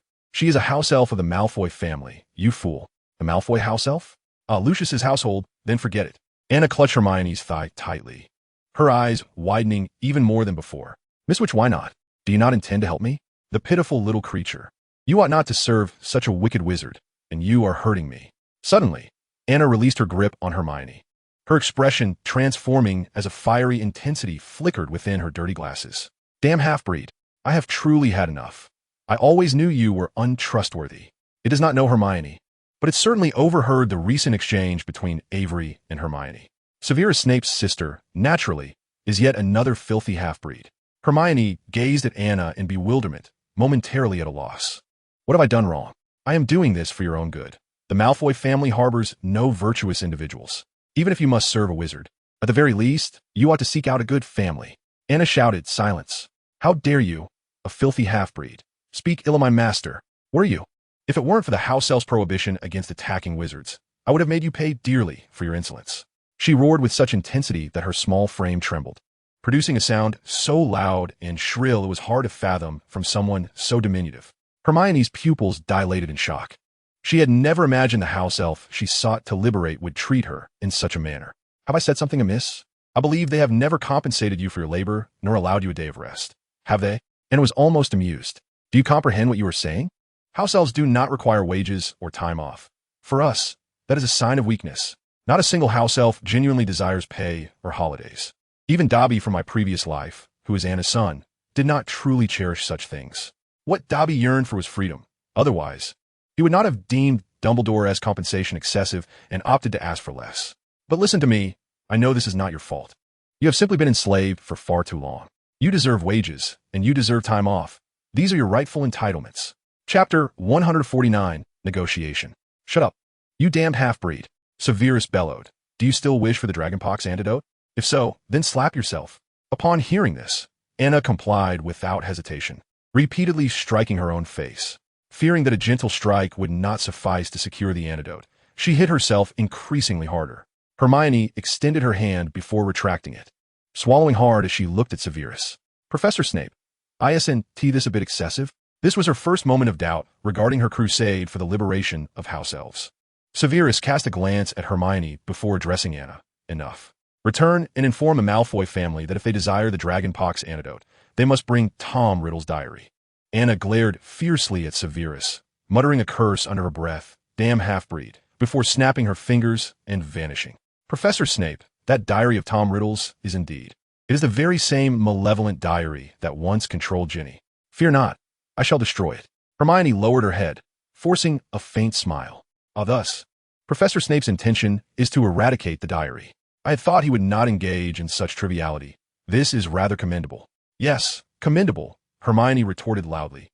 Not in the slightest. I fail to comprehend why that house elf would willingly accept enslavement. Severus sighed, feeling exasperated by Hermione's stubbornness. Hermione, I have told you more than once that those house elves are content to be treated in such a manner. Narcissa has explained this to you as well, correct? But the reason house elves think this way is due to the indoctrination of enslavement by wizards, is it not? This is unjust. I believe they should attain liberation. Severus struck the back of her head with his wand. Hermione grimaced in pain, rubbing her head. What was that for? Professor Snape, have I said something wrong? Completely wrong. Hermione, remember my words. The greatest ignorance lies in imposing one's beliefs upon others. Or perhaps you have a point, but Professor Snape, how can you expect me to stand idly by? Goodness, I cannot do that. Severus shot her an exasperated glance. Who cares whether you can or cannot? Regardless, you have defied a professor. Gryffindor loses 100 points. Ugh, Hermione sighed heavily. Do not be so quick to sigh. This is not over. You would rather believe that big-headed fool than trust me. The professor is quite angry, so deduct another 50 points. Professor Snape, this is not fair. That last 50 points is pure vendetta. Of course, it is unfair. Do not forget, I am Professor Snape. The joyous Christmas season swiftly passed, and the students of Hogwarts returned to school. In a long-abandoned corridor, Lucius nervously glanced around, clutching his dragon-hide bag tightly, trembling as if it contained a dangerous dragon. Lucius, if I were you, I would not arrange to meet at Hogwarts. It is far too perilous. Lucius shuddered and nearly jumped, frantically scanning his surroundings until he spotted Severus by the window seat. Unlike the panic-stricken Lucius, Severus sat there, expressionless, quietly observing Lucius. His demeanor seemed to contradict the danger he had just spoken of.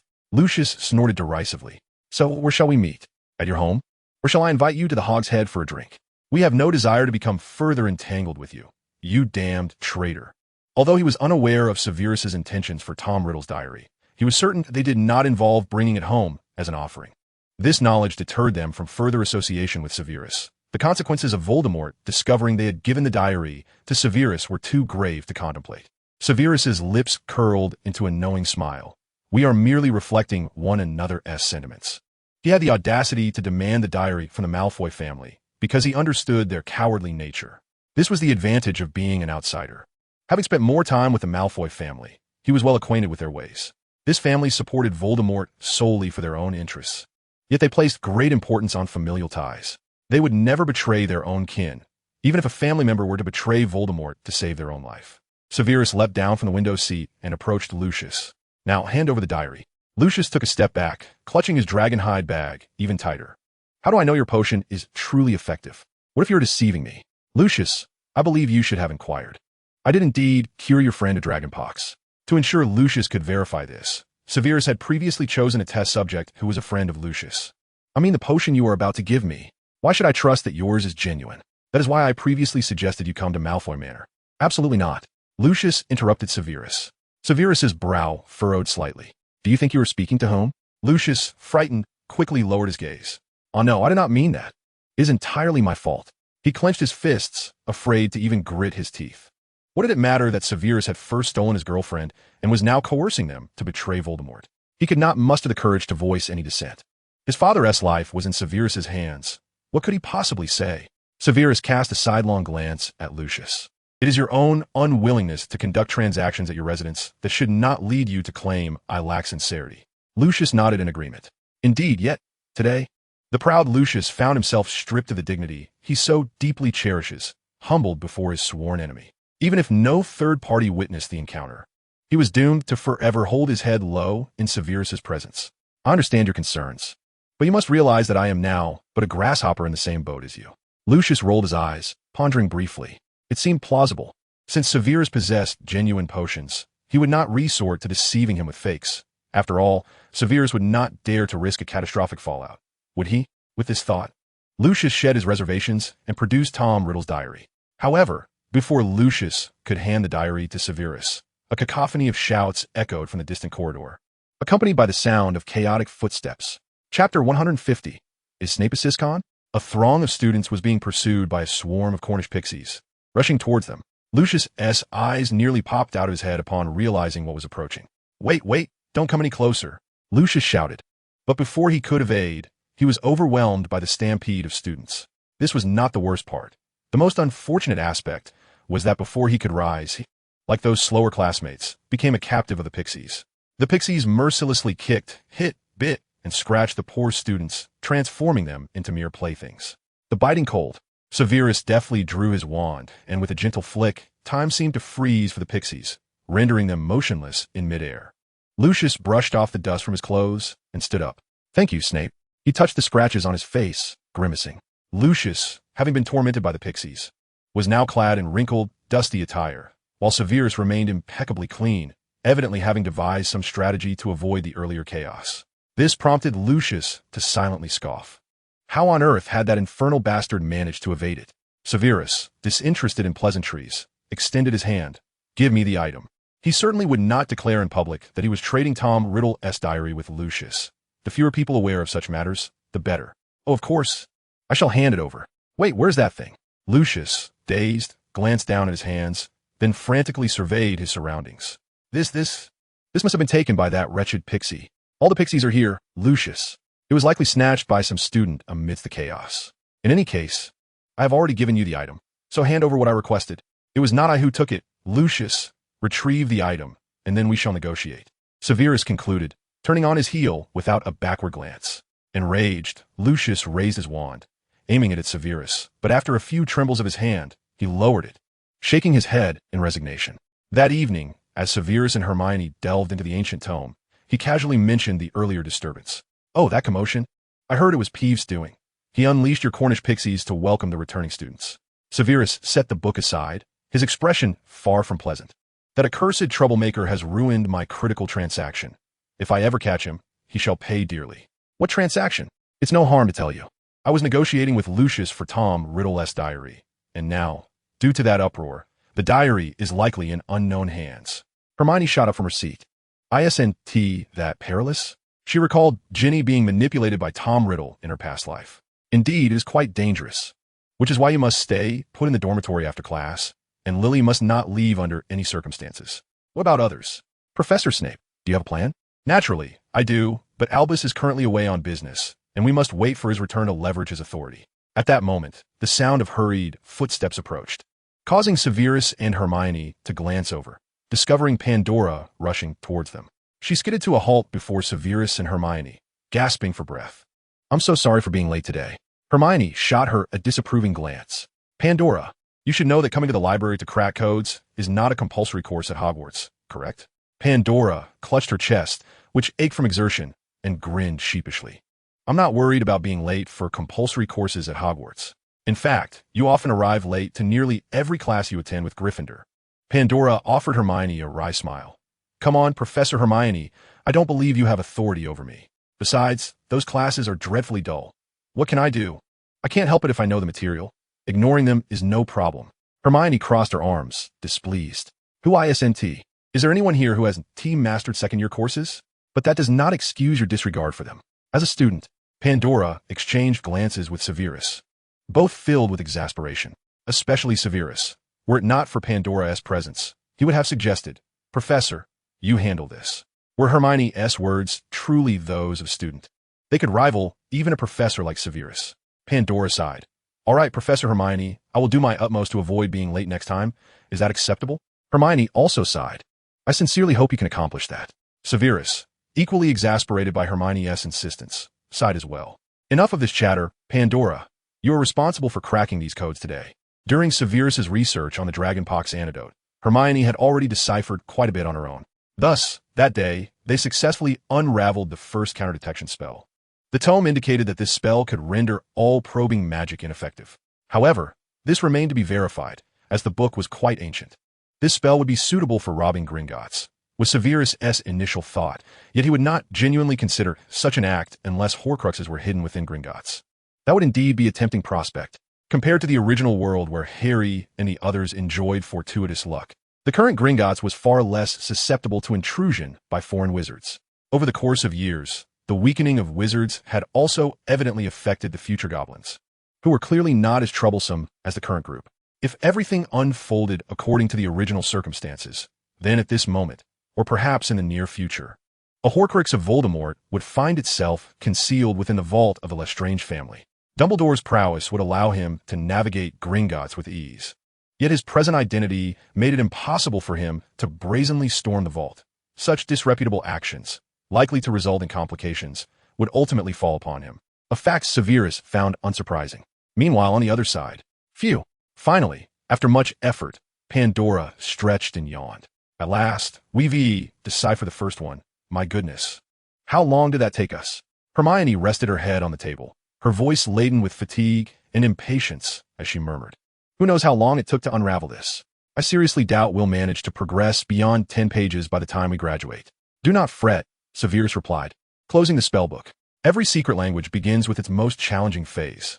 Once we decipher the next one, the process will accelerate significantly. We have already mastered quite a bit. So you two needn't lament. Pandora, feeling a sense of relief, smiled and enthusiastically raised her fist. That makes sense. We have indeed made some progress. Shouldn't we be pleased? Hermione sighed. Perhaps I'm just too exhausted. Let us call it a day. I can't go on. I'll escort you back, Severus said casually. Pandora, crossing her arms and pouting, mimicked Severus's tone. I'll escort you back? TSK. You two may be siblings, but isn't your relationship a bit too close for comfort? Why don't you escort me instead? Under the current circumstances, it would be perilous for Hermione to return alone, Severus remarked, casting a glance at her. Both had experienced the reopening of the Chamber of Secrets and were acutely aware of the Basilisk S and Riddle S attack patterns. As a Muggle-born witch, Hermione faced considerable danger with Tom Riddle S diary still in circulation, even cloaked in the identity of Severus's half-blood sister. Her solitary presence in the school posed a significant risk of assault. After all, she had been on a list of victims when the chamber had opened years prior. But Pandora was oblivious to this. Misinterpreting the situation, she sulked. So, I wouldn't be in danger if I return alone? We are all girls, after all. Severus shrugged and nodded with conviction. Not at all. His initial intent was to convey that Pandora, being a pureblood, would not attract the Basilisk sire. But she remained unaware of such matters. Pouting, she threw a tantrum. Oh, so it's dangerous for Hermione to return alone? Well, you wouldn't mind if she had an extra bodyguard, would you? What are you planning to do? Naturally, I'll keep an eye on both of you and constantly remind you that you are siblings. Severus exchanged glances with Hermione, and they both shared a smile. Hermione chuckled. Pandora, you're overthinking it. It's not that kind of situation. Thus, the three of them made their way toward the Gryffindor common room. However, as they approached the entrance hall, Pandora let out a piercing scream. Hermione covered her mouth in shock. Professor Snape, it has started so quickly. C'est vous fourned. It seems we have an individual of rather wavering resolve here. TSK, yielding to temptation so swiftly. He rolled his eyes. Lying on the floor was Gryffindor's Odric, his body pale and rigid, his eyes wide with terror. His features, save for his mouth, were contorted in fear, his lips stretched into an exaggerated grimace. Severus had never seen a human mouth open so wide. In front of Odric lay another unfortunate soul, nearly headless Nick. Typically transparent, he was now engulfed in darkness, surrounded by swirling smoke, and his expression mirrored utter horror. Undoubtedly, both had been petrified. Severus recalled that Odric was Muggle-born, marking him as the first victim. Between the two windows, glowing letters were inscribed. The light was faint, rendering the writing indecipherable. However, having encountered a similar scene in a previous life, he knew without needing to see that it read, "The Chamber of Secrets has been opened. Beware of the heir of Slytherin." Pandora glanced around, relieved to see nothing unusual emerging, yet she felt a pang of regret. Oh, it seems we were caught in some dreadful event. How unfortunate. Despite her words, she smiled, as the initial fright had sparked a thrill within her. We must not be discovered, Hermione insisted. At the very least, Professor Snape must not be seen. Having experienced a similar situation before and possessing a sharp mind, she quickly recognized that if Severus were discovered now, his fate would mirror that of Harry in the previous timeline. Though Severus was not a Parselmouth, he possessed a countenance that could easily lead others to suspect him capable of such deeds. Furthermore, as a Slytherin, he was quite well integrated within the house. Following Lucius's disgrace, Severus's standing in Slytherin was unassailable. Regardless of year, any Slytherin student was expected to greet Severus politely. Rumors even circulated that he might become the next Dark Lord. Under such circumstances, with this incident occurring while Severus was present, it was only natural for suspicion to fall upon him. Yet it was too late. A low murmur of commotion, akin to distant thunder, signaled the approach of a considerable number of students. The trio had no chance to evade the oncoming crowd, and they collided head-on with a throng of students. As they beheld Audric and nearly headless Nick in their dismal state, the student smiles faded and the lively chatter swiftly dissipated. An eerie silence fell, as nearly everyone turned their gaze upon Severus, as if confirming him to be the perpetrator. Several bold students stepped closer, curiously observing nearly headless Nick and Audric. At that moment, a girl in the crowd screamed, "It's true. The legend is real. Em Amudblut." All eyes turned toward her, and though Severus was unable to discern her identity amidst the throng, he distinctly heard the sound of knees hitting the ground. Coupled with the realization that a muggle-born which would not use such a derogatory term for herself, it was clear she was utterly terrified. What has happened here? Clear the way. Filch, undoubtedly drawn by the girl's scream, approached, though he was uncertain of its origin. He made his way to the center of the crowd, landing at Severus's side. Upon witnessing the bizarre scene with nearly headless Nick and Audric, he staggered back in shock. Who did this? In the crowd, Sirius pointed an accusatory finger at Severus, exclaiming, "He did it. It was definitely him. He killed Audric and nearly headless Nick." Sirius's declaration sparked a flurry of hushed conversations among the students, quickly escalating into a cacophony. "It's quite possible it was Snape. It's just like something he would do." "What do you mean it's possible?" "I say it definitely was. Don't you think that's a bit harsh? Although I doubt he can hear us from this distance. What's there to fear? Is he justified in murder?" Seeing the crowd turn against Severus, Filch swiftly moved to protect him. "What nonsense are you spouting? Severus is not that kind of person." Yet Filch's defense only exacerbated the situation. What had begun as quiet murmurs escalated into loud accusations. To claim that Felix's social standing is inherently poor is akin to a Death Eater defending another Death Eater. The more Felix insists otherwise, the more the students are convinced to the contrary. Merely stating it is not so does not make it true. "Do you believe we fear you when it comes to matters of life and death?" Felix surveyed the surroundings and could not help but swallow hard. "What are you planning? A rebellion?" At that moment, Hermione stepped forward. "I have been with Snape all evening. Does that not absolve him of suspicion?" Pandora nodded in agreement. "Although I wasn't with Snape the entire night, we did return together, and it was merely a coincidence." Sirius interjected. "Hermione's words carry no weight. You two are relatives." Hermione furrowed her brow. "And what of Pandora's words? Do they also lack credibility?" "Indeed," Sirius retorted. "That madwoman. Who would believe her?" While Sirius's characterization of Pandora as a madwoman was somewhat exaggerated, after all, she was not as eccentric as Luna, merely misunderstood at times. He continued, "If neither of them counts, then surely my words must hold some merit?" A voice from the crowd declared, Chapter 152, Slander. The speaker was Lily, who had emerged from the throng to stand beside Severus. Sirius shot her an incredulous look. "I thought you were someone of significance. You're practically wearing the same trousers as Snape. What can you prove?" "I have heard tales of the Chamber of Secrets. Are you not merely suspecting Snape of being Slytherin's heir?" "What then? Can you prove he is not?" "If Snape truly harbors prejudice against wizards of Muggle descent, why would he choose to befriend me?" Sirius crossed his arms and scoffed. "That is hard to say. Perhaps he was merely attracted to your looks." "You?" Lily's face flushed with indignation, never having anticipated such a comment from Sirius. Seizing the moment, Sirius pressed on, "I have heard that although Snape has a Muggle father, that father was abusive. If I were in Snape's position, I might very well act similarly. It seems I understand Snape quite well." The students exchanged glances, many evidently swayed by Sirius's reasoning. As the situation turned increasingly unfavorable for Severus, Sirius expected him to vehemently defend himself, but to his surprise, Severus merely smiled faintly. Sirius's eyes widened as he pointed at Severus.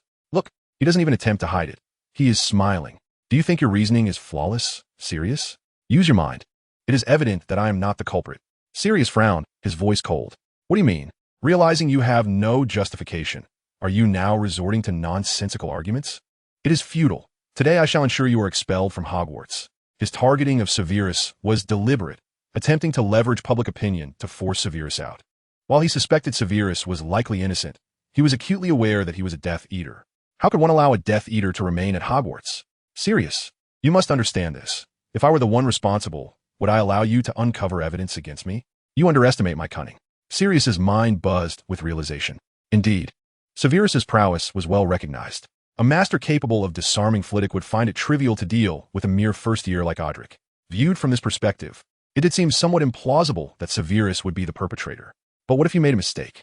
Fine, even if I were to err. Do you think I am foolish enough not to consider the number of students present? If I truly intended to act, I would at least choose a different time. Or, at the very least, a different approach. So you imply the murderer is foolish? Have you considered that the killer might be under some form of control? Completely out of their mind? Severus's reasoning was quite sound. Only someone deranged would choose such a time to strike. After all, he possessed the answers. And in an open book test, one naturally speaks coherently. Upon hearing Severus's words, many began to realize the inconsistency, and the crowd erupted once more. I find his argument compelling. If Snape truly intended to act, he would not select this precise moment. Indeed, Sirius has presented no evidence. What is this? It reeks of personal vendetta. These two have long harbored animosity. A significant portion of the students found Severus's arguments convincing. Yet a considerable number remained steadfast in their support of Sirius. This does not resolve the issue. The reason for choosing this moment is that later on, you will be unable to find a target. How can we know what the heir of Slytherin is thinking? In any case, you remain suspicious. I trust Sirius. Slytherin is untrustworthy. Enough. Do you think we Slytherins are easy to bully? Slughorn hurriedly approached from the other side, having gleaned the essence of the previous discourse. Upon the arrival of the Slytherin head, no one dared speak further. Slughorn turned to Severus. While I grasp the general situation, Snape, you would do well to clarify matters. I merely arrived a tad earlier than them. Hermione and Pandora can vouch for my presence. We traveled together. I understand now. Sirius interjected urgently. Professor Slughorn. You cannot shield him. He has committed murder. Professor Slughorn glared fiercely at Sirius, his eyes blazing with fury. Murder? Who was the culprit? 3 individuals walking together. Yet you do not question Ravenclaw or Gryffindor. Why is it only us Slytherins under suspicion? I believe Hermione and Pandora merely encountered Snape along the way. They share a close relationship, and Snape must have used some flowery rhetoric. Enough. Slughorn interrupted Sirius harshly. You indeed believe us Slytherins are easy to trifle with. Why is it that you only suspect our Slytherin students? Professor Slughorn. Sirius fell silent, rendered speechless by the reprimand. Even James could no longer bear to watch. He stepped forward and placed a reassuring hand on Sirius's shoulder. That is enough, Sirius. You have gone too far.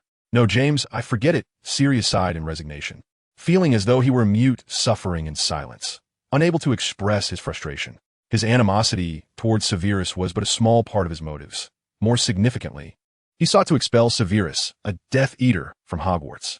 After casting a disdainful glance at Sirius, Slughorn placed his hand on his rather rotund belly and declared, There are 2 matters I wish to clarify. First, in the absence of evidence, I do not wish to hear any further allegations against our Slytherin students. Of course, if evidence arises, regardless of who it implicates, I shall not extend any protection. He then glanced at nearly headless Nick and Audric, who were nearly headless. Secondly, they are not beyond redemption. They are merely petrified, and I will concoct a potion to restore them. That is all. You may disperse. With that, Slughorn concluded, and the crowd erupted in chaos.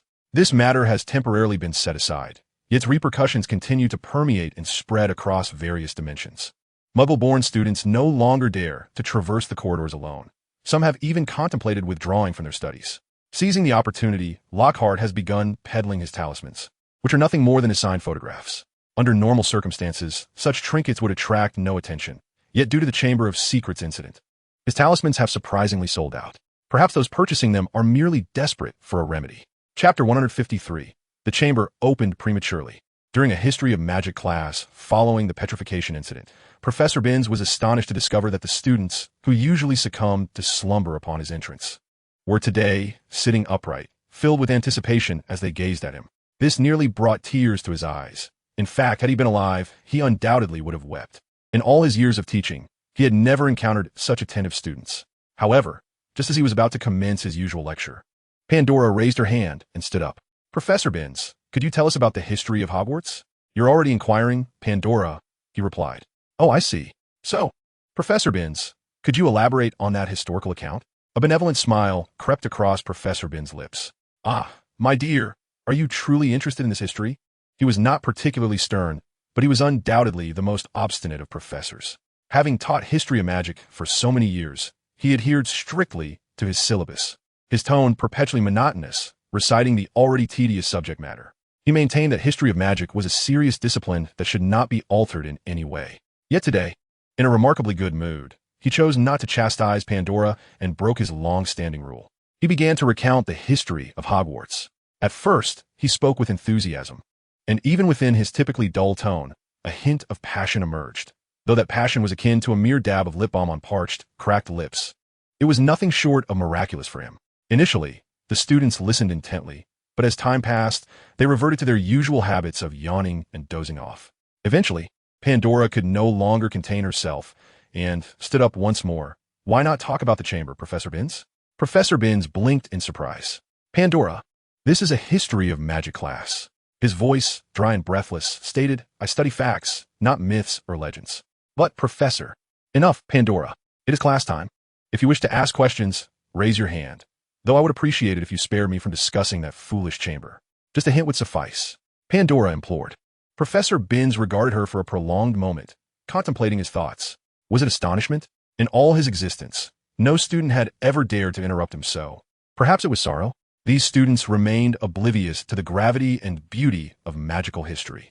"I have stated before, I study facts, not myths or legends," he reiterated, clearing his throat, a sound reminiscent of chalk snapping in half. "But, Professor, surely legends must possess some factual basis?" Pandora persisted, refusing to relent. Just as Professor Binns opened his mouth to respond, he abruptly closed it, shaking his head in resignation. "Very well. It seems I must indulge you with tales of those trivial legends in my solemn and sacred class. I should have anticipated that this is what you wish to hear." A portion of the class erupted into cheers, and the louder their applause grew, the more disheartened Professor Binns became. "Pandora, you are not entirely incorrect. Most legends do have a foundation in fact. However, the legend you speak of is merely a sensational tale, and I dare say, a rather ludicrous joke. Indeed, exceedingly laughable." Though Professor Binns endeavored to diminish the chamber to insignificance, the students remained utterly captivated. They sat attentively, ears perked, eyes fixed on him, hanging on every letter and expression he conveyed. The level of seriousness displayed was unprecedented, not only in his class, but in any class they had attended. "Well then," he continued at a leisurely pace, though it was slower than usual, as if deliberately prolonging their suspense. "If you are truly attentive to my lesson, you should know that Hogwarts was founded over 1,000 years ago, though the exact date remains unknown. This was not due to Professor Binns' reluctance for precision, but rather because he genuinely lacked that knowledge. Wizards' enthusiasm for history pales in comparison to that of Muggles. Their history relies solely on texts and oral tradition. What do they know of archaeology? Wizards often dismiss it as irrelevant.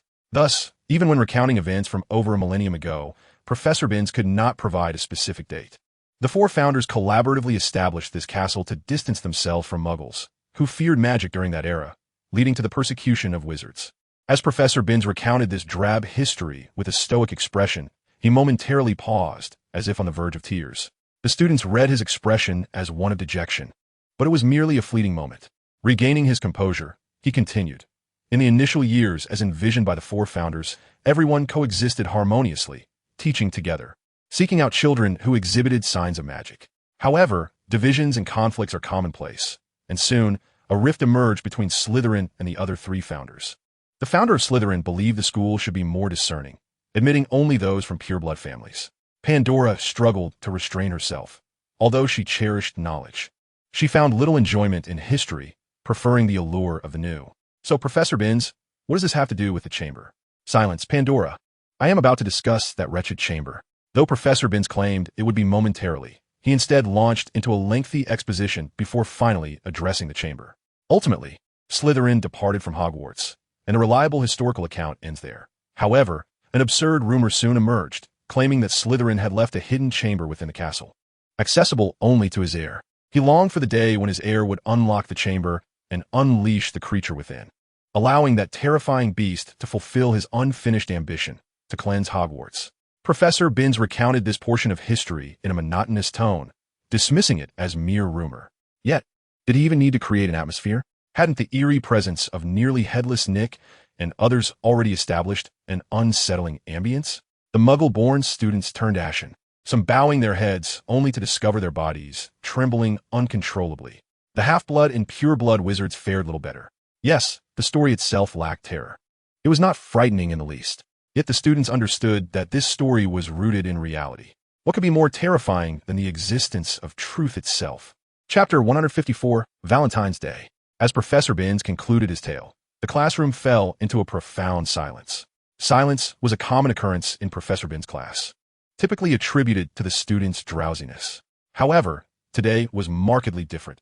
Every gaze was fixed upon Professor Bin's, and an unsettling atmosphere gathered like storm clouds above, permeating the very essence of each student. Despite the winter chill, Professor Binns felt an inexplicable heat rising within him, akin to an unnamed flame. "Well, this is all sheer nonsense," he declared. The school had conducted numerous investigations, enlisting experts in the field, thus declaring the existence of the Chamber of Secrets a myth. Rather than indulging in such rumors, you students would do well to focus on your studies. Frankly speaking, you are the worst cohort I have ever taught. Having uttered this, he resumed his monotonous lecture, and within 5 minutes, the students had once again succumbed to their slumber. Pandora, resting her chin on her hand, gazed at Severus, who was nestled against his pillow, drifting into unconsciousness. "Severus, do you truly believe the chamber does not exist?" "It does." Severus slowly opened his eyes. But as Professor Binns prepared to speak again, drowsiness overtook him once more, and he shut his eyes. The ordinarily mundane word from Professor Binns seemed imbued with a hypnotic power. Curiosity piqued, Pandora blinked and nudged Severus. "Don't sleep just yet. Tell me how you are so certain. Have you been there?" Severus shook his head. Pandora shot him an incredulous look. "TCH, so you've never been? And yet you spout such claims?" "Indeed, I speak without knowledge." Severus, disinterested in further explanation, merely wished to rest. After a brief lull, Pandora nudged him again. "So, what does the monster inside look like?" "It is a serpent. To gaze directly into its eyes is fatal, and to see it indirectly results in petrification." "Oh, I see," she replied, sounding as though he had truly encountered it. Severus, in a moment of irritation, drew his wand and aimed a spell at Pandora's head, attempting to deliver a physical version of slumber. On Valentine's Day, despite the persistent rumors surrounding Severus as the heir of Slytherin, it did not hinder him from receiving an abundance of cards and chocolates. When Avery beheld Severus cradling an armful of chocolates and cards, his expression was a remarkable blend of disbelief and envy. "Last year you had none of this." Severus shot Avery an annoyed glance. "Why do you appear so displeased at my newfound popularity?" "Of course," Avery replied candidly. "Seeing you so celebrated while I receive not a single card is rather disheartening." "Have you not received any this year?" "Shut it, Snape. Don't think that just because you're stronger, you can do as you please. If you mock me, I will. What shall I do?" Avery's mood soured further when he turned to find Regulus approaching, equally burdened with Valentine's cards and chocolates, a smile illuminating his face. "Mr. Snape, how many chocolates have you received this year? I hear I've broken the record." "I haven't counted. I'm not particularly interested," Severus replied, glancing back at Avery, whose jealousy was palpable. "Perhaps I could ask Avery to help me tally them," he said, a smirk creeping onto his lips. "Kill me now, Snape," Avery lamented. At that moment, Mulciber stretched across the long table. "Hey, what do you think will be amusing this Valentine's Day?" Avery cast a forlorn look at Mulciber, his expression resembling that of someone on the verge of tears. "What amusement could we possibly have? Not a single girl has invited us to dance." "Avery, have some pride. What's so great about girls?" "The highlight of Valentine's Day, without a doubt, is Lockhart." Avery shivered at this proclamation, instinctively wrapping his arms around himself. "Keep your distance. I had no idea you were into that sort of thing." "No, that is not what I meant. Every year, Lockhart concocts some spectacle for us to witness. Do you recall the owl incident?" Regulus nodded, having heard of it. One year, because no one sent him a Valentine, he sent himself 800 cards, resulting in a swarm of owls that disrupted breakfast, littering the hall with feathers and droppings. Avery grimaced. "That sounds exactly like something that Pompous Fool would do." And then, "Of course it's amusing. Lockhart always orchestrates something new each year. I wonder what he LL come up with this time." Just as Mulciber finished speaking, Lockhart leapt onto the long table, drawing everyone's attention. Some sighed in exasperation. Others hissed, while those like Mulciber, who relished entertainment, inquired about Lockhart's plans for Valentine's Day. Lockhart, brimming with enthusiasm, proclaimed, "Happy Valentine's Day, everyone." His voice was loud and filled with fervor. "So far, over 109 individuals have bestowed cards upon me, though in truth, not a single one. And I extend my gratitude to them. As a means of expressing my appreciation, I have taken the liberty of preparing a surprise for you all, which is to facilitate your card giving by inviting this charming little troupe." Clearly, Lockhart was desperate for Valentine's cards. He clapped his hands, and from the grand doors leading to the entrance hall emerged a gang of fierce little dwarves. These dwarves were summoned by Lockhart to aid in card collection, yet they appeared more akin to a band of brigands. It became evident that enlisting these dwarves for such a task was far from a prudent decision. What began as a poorly conceived voluntary activity swiftly devolved into a forced endeavor, with no regard for gender. "This is your card. Write 'I love Lockhart' on it." One burly, bearded dwarf glared menacingly at Avery. Although the dwarves lacked any real combat prowess, the intimidating demeanor of the dwarf sent a shiver down Avery's spine.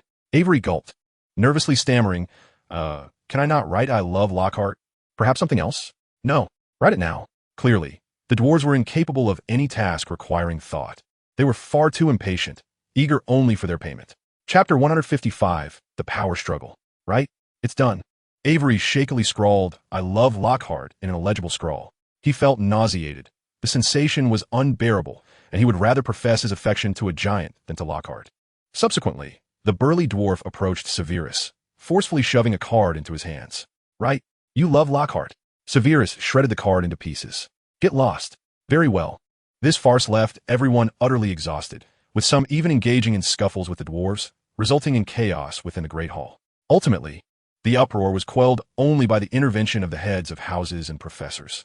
The diminutive figures departed from Hogwarts with remarkable alacrity, having met with the headmaster and professors. Meanwhile, Gilderoy Lockhart was led away by a furious Flitwick, who, in a fit of exasperation, pounded Lockhart's back, rendering his confinement inevitable. Thus, what should have been a splendid Valentine's Day was marred by Lockhart's antics, while the likes of Muggleborns, such as Muggleborns, found the incident amusing. For the majority of students, it was nothing short of a calamity. Fortunately, the reappearance of Dumbledore alleviated much of their emotional despondency. At the sight of Dumbledore's return, nearly all the students flocked to him, clamoring for answers, primarily concerning the Chamber of Secrets. Dumbledore's presence undoubtedly served as a soothing balm in their eyes.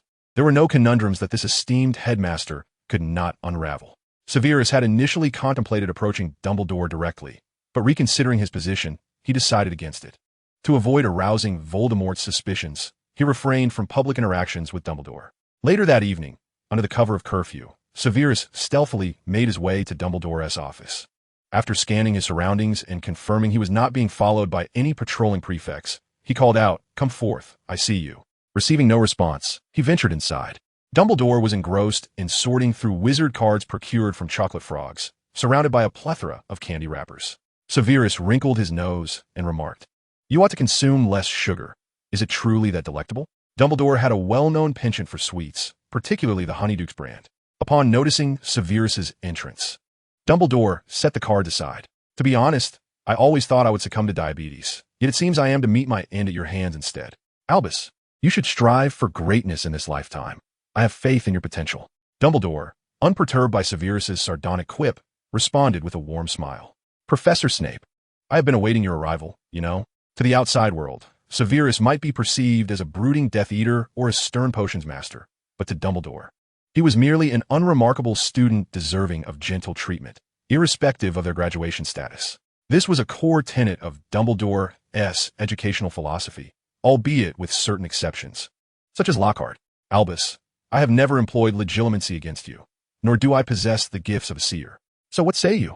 Dumbledore shot Severus a knowing glance. Chuckling, "It appears you relish your role as that dark potions professor. Will you continue in the same vein in this life?" Severus cast a glance at the candy wrappers. "Though I was unaware before entering, it seems so." "How did you know I would seek you out?" "Nothing significant. I merely deduced that given the turmoil at Hogwarts, you would have something to discuss with me."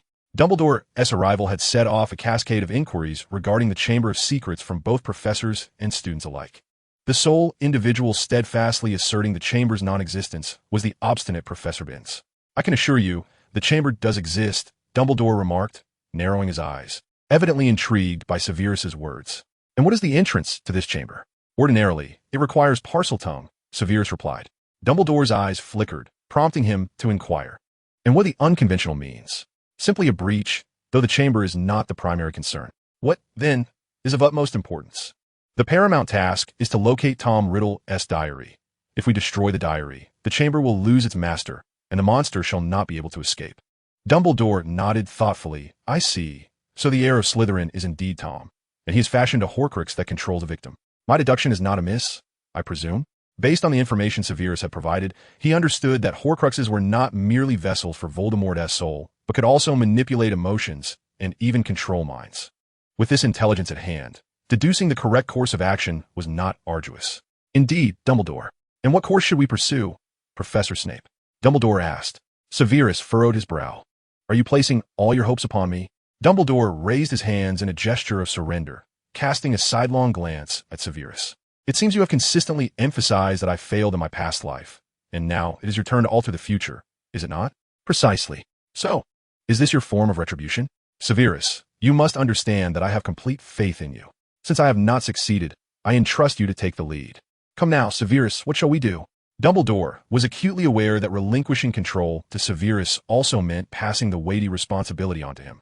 Yet, he had unwavering confidence in Severus, both in this life and the previous one. It is quite straightforward. We shall conduct a search for forbidden items tomorrow. All students must surrender their personal belongings, and we shall carry out a comprehensive sweep of Hogwarts. Severus did not need to articulate his thoughts too explicitly. Any intelligent individual could discern that the so-called search for forbidden items was a pretext for uncovering something more sinister. Let's proceed with this plan.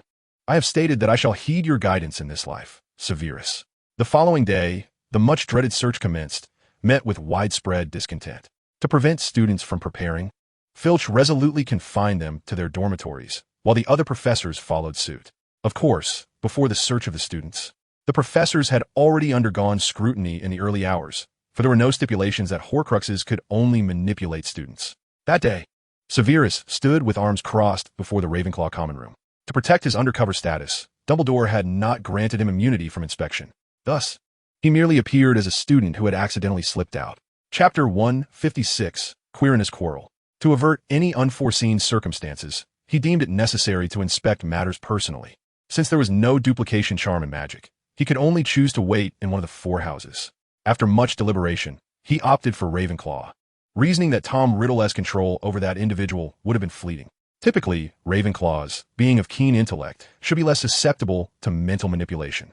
Yet in truth, the opposite often proved true.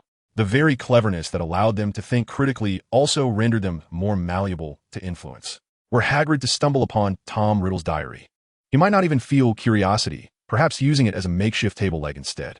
Such actions would only lead to Hagrid experiencing inexplicable irritation during meals due to the diary's influence. Mind control? Where would one even begin? Severus waited for considerable time, but the Ravenclaw common room remained silent. Until Flitwick and Home emerged from the chamber, Severus swiftly concealed himself in a corner. Had he misjudged? It appeared he would return empty-handed. Aside from the wolf-toothed flying disc in Home's hand, it seemed there were no other gains. Just as Severus was contemplating this, Flitwick began conversing with Home. Home, I'm quite concerned. We are missing a child from our house. As the head of Ravenclaw, his mind was naturally agile. He quickly recalled Dumbledore's deliberate emphasis on the diary, which was certainly no ordinary prohibited item. This instilled within him an unsettling premonition. Indeed, Flitwick, the child hasn't returned from their nocturnal escapade. I believe you ought to impose a strict confinement, showing no leniency. Home lacked the sharpness and sensitivity of Flitwick. Once Flitwick departed with Home, Severus emerged from the shadows. Missing a student, are we? Perhaps there was a lapse in oversight, causing unnecessary alarm. If that's the case, it certainly proves that clever individuals are indeed quite troublesome. Now, he could only ponder where the Ravenclaw who slipped away might have gone. Should they indeed be the bearer of Tom Riddle's diary? Firstly, this individual was astute and would surely be aware that after the so-called search for contraband, a thorough sweep would inevitably ensue. If Severus were that person, he would undoubtedly head to the Forbidden Forest. Yes, the Forbidden Forest. Its vast expanse would provide ample concealment for Tom Riddle's diary. Once hidden there, it would be nearly impossible to locate, and as long as it remained undiscovered. Once the storm had passed, that individual could retrieve the diary and act with impunity. At that point, capturing that scoundrel would be exceedingly difficult. With this thought, Severus promptly turned and hastened towards the Forbidden Forest. However, before he could reach it, he discerned 2 familiar voices near the Whomping Willow. As he recognized the individuals, Severus crossed his arms and coolly remarked, "Look who we have here. 2 wizards of Muggle descent, wandering about at such a time. Are you afraid the serpent might go hungry?" Hermione and Lily were startled, and upon turning to see Severus, they exhaled in relief. Hermione explained, "Snape, we have a reason for being out here. What reason could possibly outweigh your lives? I am genuinely curious to hear your rationale." Hermione, "Did I not instruct you to keep an eye on Lily?" Severus's tone was laced with agitation, a departure from his usual demeanor. In fact, I did intend to do so, but we have our own plans. Plans? Plans to feed the serpent, I presume. At this, Lily could no longer hold her tongue, retorting, "Enough, Severus, you snuck out as well, didn't you?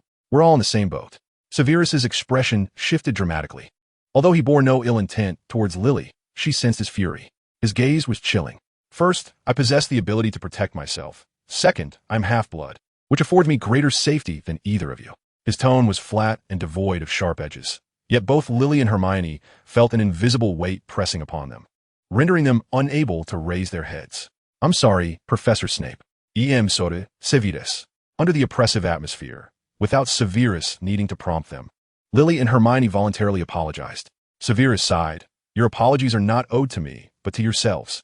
I shall indulge in hearing the reasoning that compels you to take such risks to be out here." Lily and Hermione exchanged glances, sharing a smile. Severus's inquiry into their thoughts sparked a flicker of joy within them. Lily inquired, "I presume that your Slytherin house is also conducting searches for prohibited items, correct?" Severus nodded. "Indeed, I suspect the search is not genuinely for prohibited items, but rather that Dumbledore is seeking Tom Riddle's diary." Hermione and Lily also considered that the possessor of Tom Riddle's diary might have taken it out of Hogwarts. Hence, they had slipped away from beneath Filch's watchful eye.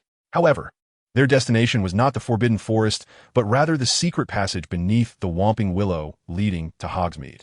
"How do you know about Tom Riddle's diary?" Lily remained silent, but Severus's gaze shifted towards Hermione. "Indeed, it was I who mentioned it, Professor Snape. I felt it was acceptable to share with just one person." Severus shot Hermione a disapproving glance. "My mistake. I should not have disclosed anything to you." Before Hermione could retort, Severus's pupils dilated sharply as he swiftly covered her mouth and pointed into the distance. A small figure was scanning the area, clutching a book in their arms. Though too far to discern clearly, the color of the cover and the tension in the air indicated it was undoubtedly Tom Riddle's diary. And the person was none other than Quirrell. Whether in this life or the previous one, he was never a person of strong will, yet he was undeniably intelligent. The fact that Tom Riddle's diary had fallen into his possession was nothing short of fortuitous. Quirrell, surveying his surroundings, soon spotted Severus and the two girls. Although Severus wished to evade detection, it was too late. Upon seeing them, Quirrell initially stepped back in fright, but quickly regained his composure, adopting an innocuous demeanor as he approached. He smiled sheepishly, scratching his head. "Oh, Merlin, how fortunate. I seem to have gotten lost. Could you guide me back?" To the uninitiated, he might appear to be nothing more than a shy young man. However, Severus was well aware that he was a natural-born actor. It must be said that during his previous life teaching defense against the dark arts, few possessed true skill, while many excelled in the art of performance. A concentration of theatrics in that role. Chapter 157, The Pig of Tepapong. "Your diary looks interesting. May I take a look?" Severus reached out to grasp the diary, but Quirrell clutched it tightly, retreating. "It's nothing special, merely an ordinary diary." His eyes darted towards the direction of the Forbidden Forest. "Very well, I don't necessarily need to see it," Severus said, and without warning, he raised his hand. Quirrell had similar thoughts, intending to draw his wand. Both had realized that there was no need for pretense any longer and sought to catch the other unawares. However, Severus was much quicker. With a flick of his wrist, a red light shot forth from his fingertips. Quirrell stumbled and fell, scrambling to his feet and bolting towards the Forbidden Forest without a backward glance. "We must pursue," Severus called, racing after Quirrell, disregarding whether Hermione and Lily followed. While Quirrell was no match for Severus in magical prowess, he was quite adept at fleeing. He dashed through the woods with remarkable speed, evading Severus's spells. After what felt like an eternity of running, Quirrell suddenly halted, standing stock still. Severus drew his wand, aiming it at Quirrell. "Hand over the diary. It will be in your best interest." Hermione and Lily soon caught up, both bent over, gasping for breath. Yet Quirrell offered no response. Remaining silent with his back turned to Severus, lost in thought. Severus furrowed his brow. "My patience is limited." With a sudden snap, Quirrell opened Tom Riddle's diary. Before Severus could grasp the diary, a thick plume of black smoke erupted from it. The stench was unbearable. Despite the distance, the foul odor, reminiscent of rotten eggs, overwhelmed him. Once the smoke dissipated, Tom Riddle materialized before Severus. In his youth, Tom Riddle, who would become Voldemort, was tall and strikingly handsome, even in his fragmented state. One could still discern his pleasing features from the blurred outline. It must be said, young Voldemort possessed a certain charm. Indeed, hairstyle plays a significant role. At that very moment, Quirrell, who had appeared relatively healthy moments before, stumbled forward and fell into a mire. In an instant, his color drained, his eyes became lifeless, and his body turned cold, resembling a cadaver. Lily looked on in shock at the fallen Quirrell, instinctively covering her mouth. Goodness, has he truly perished? Hermione, however, remained composed, stating, "Not at all. Destroying the diary will save him." Although she had not witnessed Ginny's plight firsthand, how could Harry not have shared the tale? Severus picked up the wand along with Tom Riddle's diary and coldly declared, "It ends here, Tom Riddle." While Tom was somewhat taken aback that Severus knew his name, he displayed little interest, deftly toying with his long fingers as he leisurely remarked, "Do not be so hasty. We have all the time in the world. Long nights bring restless dreams." Tom's gaze never wavered from Severus, his eyes gleaming with an almost ravenous intent. "You know, I have always longed to meet you." "Well, you may indulge to your heart's content on our journey back to Hogwarts," Severus replied, his tone unwavering. "Oh, I anticipate it will be quite delightful," Tom Riddle said with a cheerful demeanor. As Severus picked up the diary and prepared to move forward, he suddenly halted, shielding Lily and Hermione behind him. "What's the matter, Professor Snape?" Hermione inquired, curiosity etched across her features. "It seems Mr. Riddle does not wish to return with us just yet," Severus replied, his brow slightly furrowed, recognizing the troublesome nature of the situation. Lily surveyed their surroundings, and upon lowering her gaze to the ground, she realized the cause of Severus's tension. "This is rather peculiar. Hermione, look at the ground." As Hermione glanced down, she noticed a series of hoofprints, increasingly abundant and drawing nearer. The tracks appeared to belong to some beast, but what creature could possibly render itself invisible? Could it be that these beasts were cloaked in an invisibility charm? "It's a thestral," Severus explained. "These creatures are capable of invisibility, which makes them challenging to hunt. Despite their numbers, their hides can be fashioned into protective gear, and their blood is used in the creation of potent potions." Severus had always desired to encounter one, but never did he imagine facing such a multitude. Tom Riddle, still fiddling with his fingers, smirked. "Discovered at last. It seems one cannot deceive the illustrious Severus Snape." "Do not use the term illustrious," Severus retorted, loathing the word as it was often employed to mock Harry Potter. Tom, as if he hadn't heard, continued, "Do not be so cold. It's rather dull. Where were we? Ah, yes. Do you know why I wanted to meet you?" His smile twisted into a sinister grimace. As he spoke, the Thestrals ceased their advance, evidently under his control. "You wish to meet me? You merely wish to stall for time." Quirrell was casting a silent spell moments ago, wasn't he? Severus regretted not casting a stunning spell on Quirrell earlier. Tom Riddle let out a chilling, piercing laugh. At merely 16, he possessed a malevolence that belied his youth. It was clear that Voldemort's wickedness had long been established, while stalling is indeed one intention. "I genuinely wish to converse with you, Severus. Do you not see the similarities between us? Ever since I learned of your exploits from Quirrell, I have eagerly anticipated our meeting." Lily interjected, "Severus is nothing like you. He is not as dark as you." Tom grimaced, finding Lily's words grating, as if he had bitten into a fly. "You have no place in this conversation. Do not presume I am unaware of your filthy bloodline," he sneered at her. Severus tightened his grip on his wand, the wood creaking ominously. Tom glanced at him, a glint of mischief in his eyes, his grin unabated. "Do not be so vexed. While I am astonished by your fondness for that mudblood, should you desire her, I can offer her to you. Join us, Severus. I will personally introduce you to Voldemort, myself, the one and only Voldemort." "Huh, it seems rather amusing, does it not?" Both the 16-year-old Tom Riddle and the later Voldemort, even Dumbledore initially, perceived Severus's love for Lily as a form of possession. Chapter 158, Fiendfire. Voldemort's inability to understand love was his greatest weakness, explaining his lack of truly loyal followers. Despite his profound intelligence, he failed to consider that Severus could betray him for Lily. Upon hearing Tom's words, Lily's face flushed crimson, stammering, "Why you re-talking nonsense? Severus and I are merely friends." Severus coldly interjected, "I refuse. Restrain your ignorance. Destruction awaits you. Is that so? Then I shall have to sacrifice that mudblood," Tom declared, and in that instant, Severus heard a sudden whoosh through the air. Realizing the imminent threat, he discarded the diary, lunged at Lily, and conjured a burst of red light. With a muffled grunt, the thestral that had attacked Lily collapsed, splattering Severus with mud. Lily's face turned as red as an apple. She had just been tackled by Severus. Did Tom's earlier words hold any truth? Did Severus truly harbor feelings for her? The thought sent her heart racing with excitement, but soon her modesty reigned, and she vigorously shook her head. What was she thinking? Severus and she were merely ordinary friends. Yet, they were far from ordinary friends. Their bond was significantly deeper. As Lily lost herself in thought, Severus found himself unexpectedly knocked back by another Thestral. Although he managed to counter the impact with a shield charm, he stumbled several steps backward. Tom Riddle, chin resting in his hand, laughed triumphantly. It appears you are not as formidable as you claim. A mere horde of Thestrals has you at such a disadvantage? It is you who is lacking, Severus replied, his expression impassive, rubbing his abdomen where the blow had landed, feeling a twinge of pain.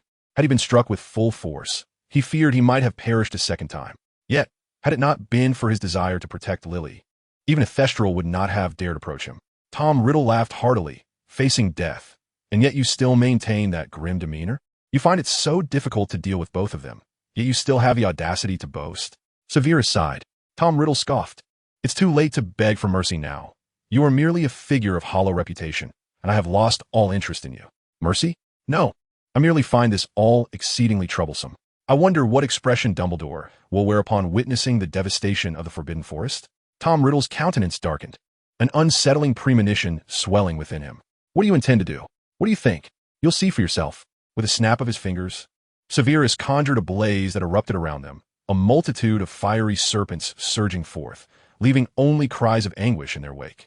The blast-ended squirts revealed their true forms amidst the flames, thrashing desperately, but to no avail. Within moments, they were reduced to mere ash. In the dimly lit Forbidden Forest, the searing light illuminated Tom Riddle's pallid visage, his eyes reflecting the inferno. What year are you in for this fire? This fire is a form of advanced dark magic, a perilous and forbidden art. It consumes all, leaving no trace of life behind. This flame can sense every living creature. Its fate is to extinguish life, devouring existence and returning all to the void. Second year. Is there a problem? Severus remained impassive, viewing this merely as a commonplace occurrence. Tom Riddle clenched his jaw. The fierce flames paled in comparison to the fire raging within him. Second year? You must have repeated a year. How can you wield dark arts that I only learned in sixth year? Lily interjected with pride. Besides, Snape isn't even using a wand. Doesn't that mean Severus is stronger than you? Tom Riddle bellowed. Nonsense. No one is stronger than Voldemort. No one. Such extreme arrogance breeds an equally extreme hubris. His awareness of his tainted lineage only intensified his desire to wield power to cleanse his humiliation. This fervor rendered him a zealot of strength, much like Severus himself. Now then, Severus grasped Hermione and Lily. Let me make this clear. I have no interest in either of you brats. This simply transpired unexpectedly. Lily's cheeks flushed. I see. Do you really need to clarify that? A pang of bitterness coursed through her. Indeed, Severus appeared utterly uninterested in her. Severus ascended into the sky, carrying Lily and Hermione. Despite his outward calm, his teeth ground together audibly. Could you two possibly lighten your load? You're unbearably heavy. Damn it. I should just throw one of you into the flames. You're the heavy one. Severus, do you realize how excessive that is to say to girls? Hermione chuckled despite herself. Excessive? Please, Severus has committed far worse acts.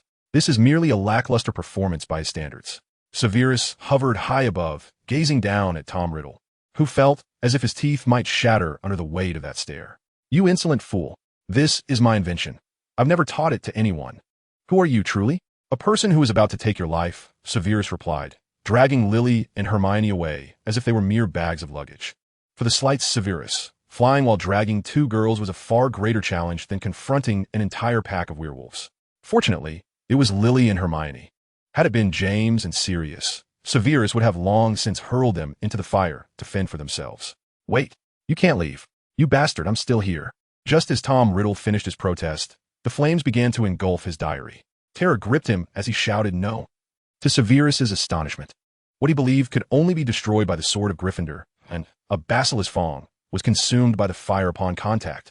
Tom Riddle emitted a horrifying, prolonged scream that nearly shattered eardrums, as ink gushed forth from the diary. Subsequently, Riddle began to distort, thrashing wildly, emitting cries of agony. Ultimately, he vanished, consumed by the flames. This fire, uncontrolled, could devour anything. It was born as the enemy of life. Even the seemingly indestructible Horcrux was rendered no different from an ordinary diary in the face of such flames. Severus gazed at the roaring inferno with a sigh, hoping that Dumbledore's heart remained unscathed. Chapter 159, Business Trip. Hermione looked down at the sea of flames, her brow furrowing. The Forbidden Forest would be entirely incinerated if this continued. Let it burn. That darkened forest will only sadden Hagrid. What about the magical creatures? There are many precious magical beings in the Forbidden Forest. That is far better than the Dark Lord ruling the Wizarding World. Silence, or I'll throw you down. You wouldn't dare. I would. My hands are aching. What benefit is there in saving you two? Lily blinked, her lips pursed. Have we forgotten something? Forgotten what? A sprinkle of herb seasoning? Forget what? Severus began, his eyes suddenly widening. Damn it, we forgot Quirrell. Severus descended rapidly, releasing Lily and Hermione. Just as they anticipated Severus would bravely plunge into the flames to rescue Quirrell, he instead removed his wizarding robe and tossed it onto Quirrell. This was the very robe Severus had acquired in Gringotts. He never imagined it would be used in such a manner. After draping it over Quirrell, Severus seized Lily and Hermione, preparing to flee. Is that all? Snape, are you certain this will work? I'm not sure, but Lily, we have no other options. Lily turned sharply, but before she could say anything, a flash of red light emitted from Severus's fingertips, and Lily collapsed unconscious. The fire raged until professionals from the Ministry of Magic arrived to extinguish it, finally bringing the blaze under control. For the Forbidden Forest, Severus's fire was a catastrophic disaster, nearly igniting Hogwarts itself. This incident made headlines on the front page of the Daily Prophet. To prevent Severus from being imprisoned in Azkaban, Dumbledore directly shifted the blame onto the Death Eaters. The unfortunate Voldemort not only lost a Horcrux but also bore the brunt of the blame. As for Quirrell, he suffered no significant harm. The ancient wizarding robe had remarkable resistance to elemental forces. Had it been an ordinary fire or water resistance charm, Quirrell would have been reduced to ashes long ago. The devastation of the Forbidden Forest was undoubtedly a significant loss for Hogwarts, yet the gains were equally substantial. Not only was a crucial Horcrux destroyed, but those wizards of Muggle descent no longer needed to fear becoming the Basilisk's dinner. A basilisk without a master could not emerge from the Chamber of Secrets. Here, take what you sought. In the same corridor where he had previously traded with Lucius, Severus tossed the dragon pox potion to Lucius. Lucius caught the potion, glaring at Severus. I hope this is genuine. Rest assured, you know I have no reason to deceive you. Despite having previously surveyed the surroundings and ascertained that no one was present, the two individuals spoke in hushed tones. Clearly, neither Severus nor Lucius wished for anyone to witness their clandestine transaction. Just then, a cheerful voice echoed from a distance. Professor Snape. Goodness, it truly is Professor Snape. It was Quirrell, whose exuberant exclamation startled both Severus and Lucius, particularly Lucius, who nearly dropped the dragonpox antidote he was holding. Severus cast a sidelong glance at Quirrell. So what brings you here? Professor Snape, I've heard all about it. You saved me. Oh, Merlin above. Professor Snape, I'm so overwhelmed that I scarcely know what to say. Quirrell, having little recollection of the Forbidden Forest incident, had been under Tom Riddle's control at the time. Observing the gleam in Quirrell's eyes, Severus sighed inwardly. Damn it, yet another Regulus had emerged. Listen to me, Quirrell. To be precise, it wasn't I who saved you. It was merely your good fortune. Severus was not so grandiose. While he had indeed cast Quirrell into the Forbidden Forest to fend for himself, it was a matter of necessity. Oh, Professor Snape, you are far too modest. How could a wizard as magnificent as you be humble? The light in Quirrell's eyes grew even brighter. Severus felt a headache coming on. Oh, this fellow's idolization of Snape surpasses even that of Regulus. So, did you come specifically to express your gratitude? Oh no, Professor Dumbledore has instructed me to convey a message to you. He says you have been rather audacious of late, and he wishes to summon you to his office tonight for a personal admonishment. However, I must say, it is only natural for Professor Snape to be a bit audacious. Is that so? Understood. Severus was well aware that the alleged punishment was a ruse. Dumbledore merely sought an excuse to meet with him. After all, it was crucial not to let Voldemort perceive their closeness. Yet, it was equally important that their relationship did not appear too distant. Severus making a significant stir at Hogwarts would raise eyebrows if Dumbledore remained entirely oblivious. That evening, Severus sought out Dumbledore. As usual, Dumbledore was indulging in sweets. While unwrapping candy, he remarked, Professor Snape, I generally dislike complaining, but you have put me in quite a predicament. The Ministry of Magic is ready to interrogate me as if I were a criminal. The way they are behaving, I half expect to be sent to Azkaban. Dumbledore, have you called me here merely to chastise me? You know I have no other choice. I don't have the luxury of time, Professor Snape. My successor, you should understand. Managing such a vast institution keeps me quite busy. So, shall we expedite this process? What is it that you summoned me for? How about a vacation? A trip to Hogsmeade? A vacation necessitates a designated destination?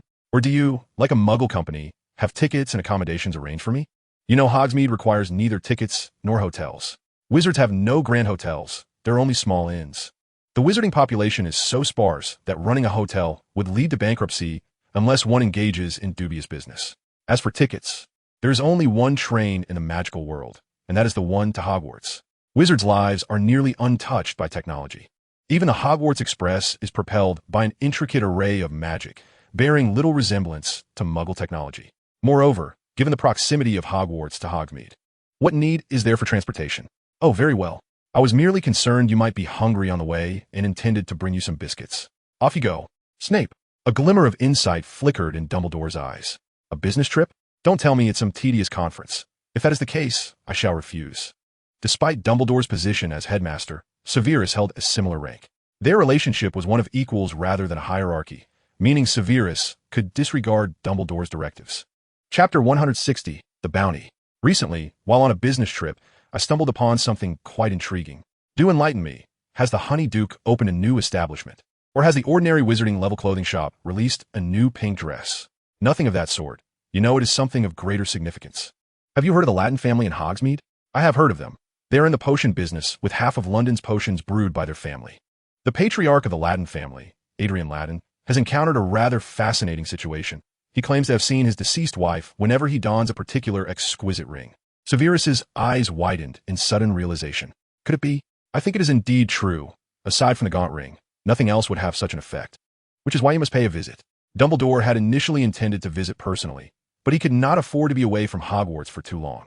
Even in this era, Voldemort would not dare to target Hogwarts, all because of his presence. Furthermore, he feared succumbing to the allure of the gaunt ring once more. Just as in his previous life, Hogsmeade, a village of wizards, retained a rich Scottish charm even amidst an age of rapid technological advancement. The buildings predominantly featured pointed roofs and slender chimneys. Although merely a village, it stood as the sole wizarding village, bustling with life even at night, filled with robed wizards traversing the streets. Its vibrancy was second only to Diagon Alley, making it the most habitable village for the majority of wizards. Here, there was no fear of being regarded as odd by muggles, and children could wield magic freely. As Severus strolled down the street, he intended to visit the Latin residence as per Dumbledore's given address. What approach should he take? Surely, he could not say, "Oh, Mr. Adrian, please hand over your ring, and you shall never see your late wife again." Perhaps theft was an option? He hoped the elder Latin was in good health. Lost in thought, Severus glanced up to see a shop sign reading Latin potions. This was the Latin family's official store, and perhaps he could glean some information. With this mindset, Severus stepped into the potion shop. Upon entering, the mingled scents of various potions assailed his senses. The odors of potions, typically unpleasant to the unaccustomed, resembled a blend of rotten eggs, fetid insoles, and the decay of various creatures and plants. Of course, there were fragrant potions, but their aromas were overshadowed. Inside the shop, aside from the neat rows of potion vials on the counter, the walls and boxes were filled with numerous potion ingredients. Behind the counter sat a diminutive old man, engrossed in a book while stroking his beard. His name tag read John. The old man, with a head of white hair and a prominent handlebar mustache, was shorter than the counter itself, reminiscent of the goblin bankers at Gringotts. Perhaps this old fellow shared goblin blood like Flitwick.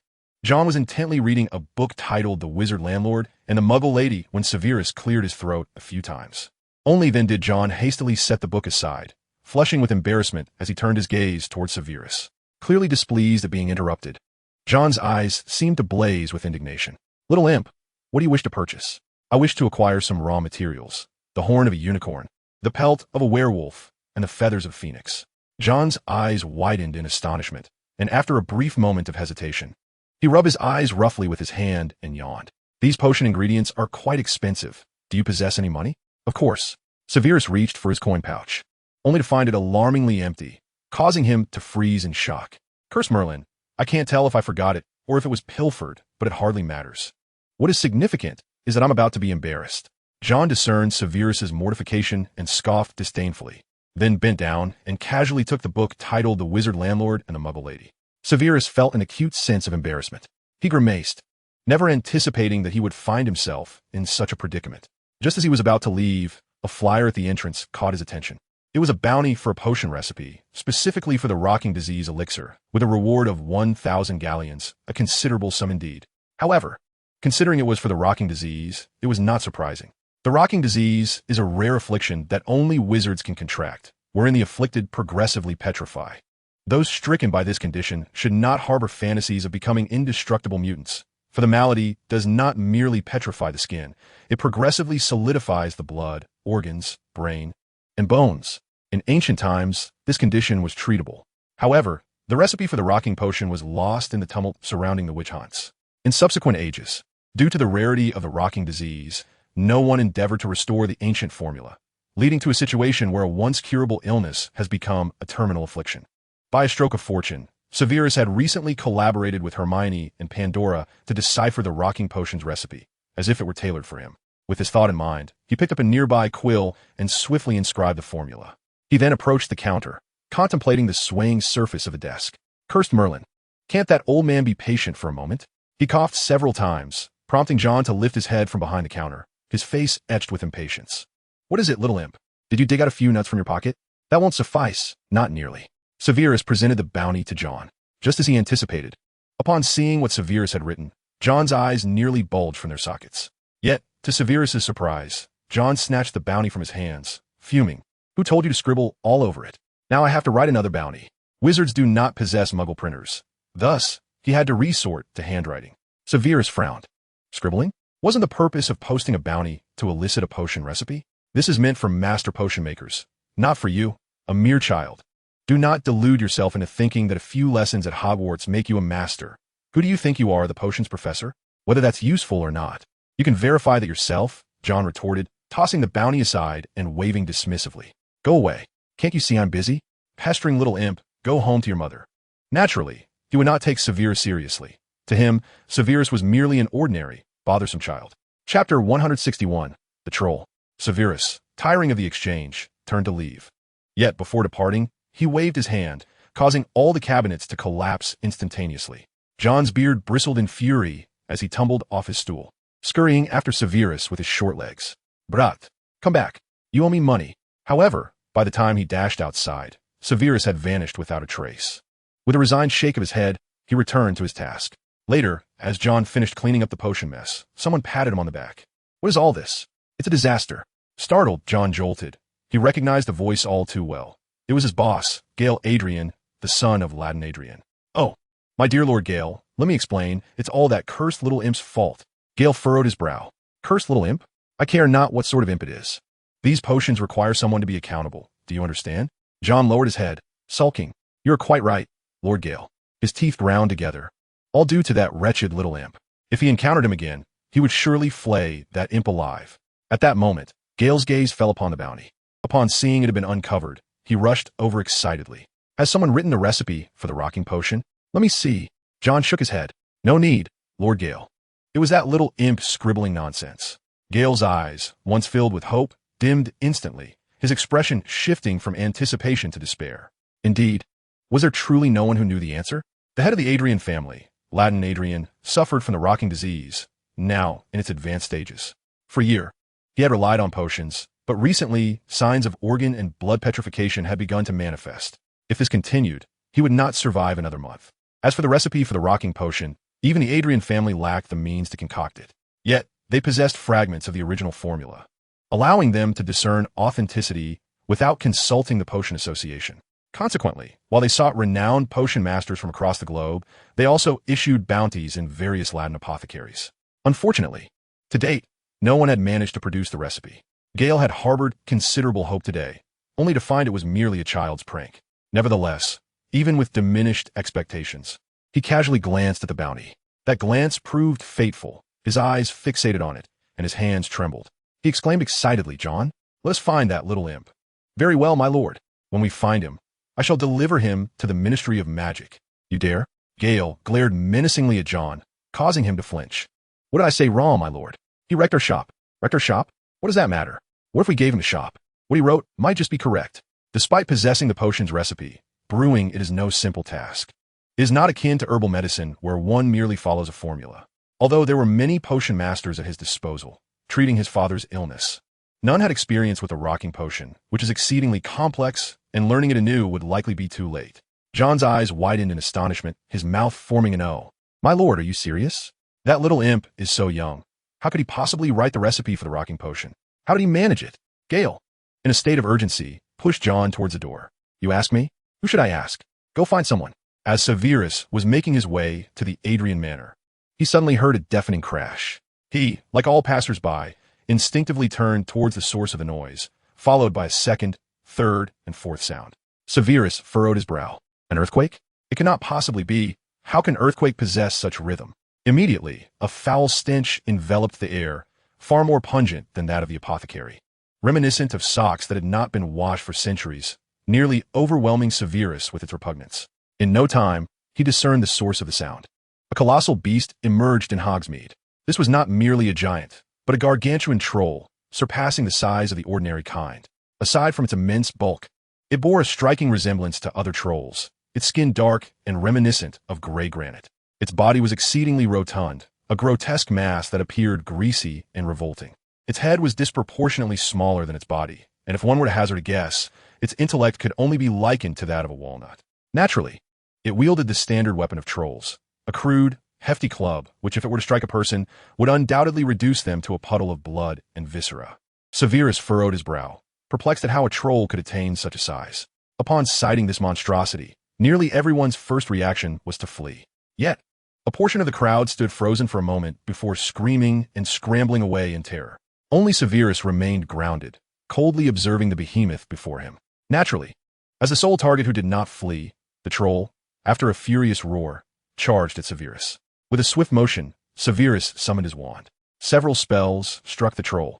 It merely staggered back a few steps, then surged forward once more. Severus bit his lip, noting the creature's formidable hide. The troll leapt forward, bringing its club crashing down. Just as it seemed it would undeniably crush Severus, the club met only the shattered ground beneath him. The troll, bewildered, scratched its head in confusion. Over here, you fool. Severus stood atop a rooftop, looking down coldly at the troll. In that fleeting moment, he had utilized disillusionment to evade the troll's assault. Just then, John and Gale rushed up, panting heavily. Upon seeing the enormous troll, John collapsed in fear, scrambling backward with hands and feet. Good heavens, what has this troll been fed?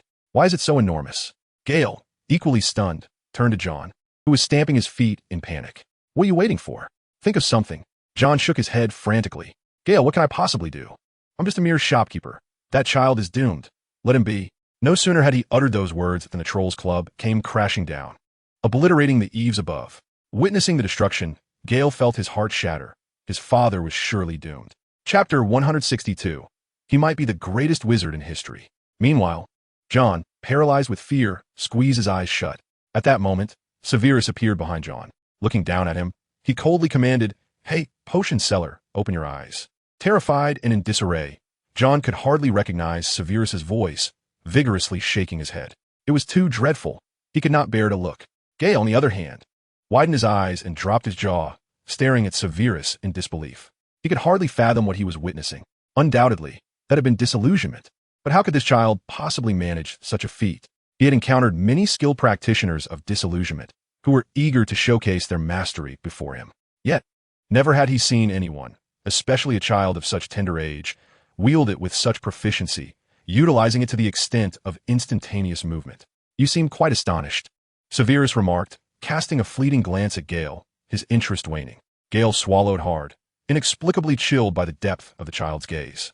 The troll, however, was not one to delay. After scanning the surroundings and spotting Severus, who appeared to it as an irritating flea, it opened its mouth wide and let out an enraged roar, swinging its club at Severus. Severus regarded the descending club with an impassive expression.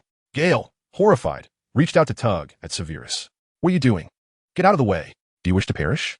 Gale assumed Severus was rendered senseless by fear, but Severus merely yawned. Gale froze momentarily, forgetting that he too was within the troll's strike zone, staring dumbfounded at Severus. What was happening? This child remained so calm in the face of the troll's massive club. Even finding time to yawn? As Gale pondered, Severus aimed his wand at the troll's eye and shouted, thunderous explosion. With a resounding boom, the fluid within the troll's eyes erupted in a spray. The troll, in pain, clutched its eyes, dropping its club, which then crashed down upon a nearby house.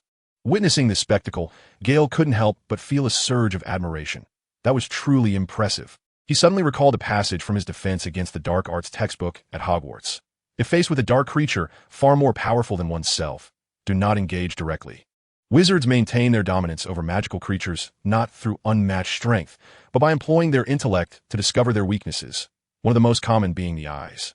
Thus, the solution was clearly outlined in the Hogwarts defense against the dark arts materials. However, it is vital to recognize that knowing the theory and applying it are two distinct concepts. At least, this adult wizard had failed to react accordingly. Meanwhile, John had buried his head in his clothing like an ostrich. Of course, while marveling at Severus's combat skills, Gale also felt a pang of anxiety for him. Was this truly a wise course of action? Blinding the troll could incite its wrath, leading to a more frenzied assault. Just as Gale had conjectured, the troll, after groaning in agony, swayed unsteadily, attempting to retrieve its club. However, as it grasped at the air, it found nothing. Severus smirked coldly. "Fool, do you not see what is above your head?" At that moment, Severus utilized the levitation charm to float the club above the troll's head. With a mere flick of his wrist, it would come crashing down. Yet, trolls are creatures of limited intellect, incapable of comprehending human speech. It merely scratched its head in confusion. Bored, Severus waved his hand, and the club came crashing down upon the troll's head. Even a troll could not withstand such a blow. With a thunderous crash, the troll felt as though the heavens were filled with stars, with its tongue lolling out. It swayed before collapsing uncontrollably forward. Seeing this, Severus quickly used disillusionment, while Gale seized John, urging him to retreat. Gale's swift movements allowed him to escape the falling troll's range at the last moment. But the gust of wind stirred up by the creature's collapse sent both him and John tumbling through the air. Under the force of a powerful shockwave, the two individuals collided violently against the stone wall, leaving them momentarily dazed, as if several ribs had been fractured. The pain compelled the timid John to instinctively open his eyes, though he wished to retreat further into denial, intending to immediately close them again. The sight of the fallen giant caused his eyes to widen in shock. "Merlin, did you do this, Lord Gale?" Gale, clutching his chest and coughing a few times, replied, "I hardly possess such remarkable abilities. It was all the work of that child." John, still reeling, rubbed his ears vigorously before inquiring, "Lord Gale, I didn't quite catch what you just said." "John, I believe it's not that you didn't hear me, but rather that you were reluctant to accept the truth. Pay attention. The giant was vanquished by that child." John stood up in astonishment. "Lord Gale, forgive my rudeness, but how can that be possible? First, he unearthed the long-lost ancient potion formula, and now he has defeated a giant that dwarfs even the normal ones. Such feats are beyond the capabilities of any Hogwarts student. I understand your disbelief, but I witnessed it with my own eyes, John. I have no reason to deceive you." Gale's gaze met John's with unwavering sincerity. Devoid of any hint of doubt, he comprehended John's incredulity. After all, even he, the eyewitness, found it hard to trust his own senses. Although the levitation charm is a simple incantation taught in the first year at Hogwarts, to lift such an enormous club requires an extraordinary level of magical energy. Upon introspection, he realized that among the wizards he knew, only Albus Dumbledore from Hogwarts might possess such power. This child is remarkable. Perhaps today, he has encountered one of the greatest wizards in history. This notion was not merely a fleeting thought, but a strong premonition, an unwavering confidence in Severus's potential to become the most exceptional wizard. Indeed, even though this was their first meeting, Gale felt this way. Just as Gale was lost in his musings, a cold voice interrupted from behind. "So, you are here regarding the apothecary matter? I will not apologize, nor will I offer any compensation, not even a single canute." Severus's sudden interjection startled both Gale and John. Chapter 163, The Muggle Doctor. Gale spun around abruptly, rubbing his chest and letting out a sigh of relief. "Must you always appear so unexpectedly? It's not good for my heart." "It's not my heart," Severus replied, eliciting a laugh from Gale rather than anger. "You truly are an insufferable little imp. Rest assured, we are not here to seek compensation. Rather, we have come to deliver what you rightfully deserve." With that, he produced a heavy pouch of coins from his dragonhide bag and handed it to Severus. Severus weighed the pouch in his hand and shot John a disdainful look. "What do you mean by insufferable, old man? It's not like I frequently indulge in such things." John muttered under his breath, feeling frustrated. "John, apologize to this gentleman at once," Gale admonished. Terrified, John quickly offered his apology. "I beg your pardon, sir, but please understand my position. You are so young, I never expected you to possess such remarkable expertise in potions. I cannot fathom your acerbic demeanor, Severus replied, before turning to leave with the pouch in hand. Gale and John exchanged glances, both surprised by Severus's lack of courtesy. Gale hurried to block Severus's path. Wait, sir. I have a request. Speak. Are you able to brew the rocking potion? For an ordinary wizard, merely knowing the formula would not suffice to concoct it. But Severus is no ordinary wizard. Both in his past life and this one, he is a rare genius in potion making. Severus raised an eyebrow. Do you look down on me? Gale quickly waved his hands in protest. No, not at all. I mean no disrespect, sir.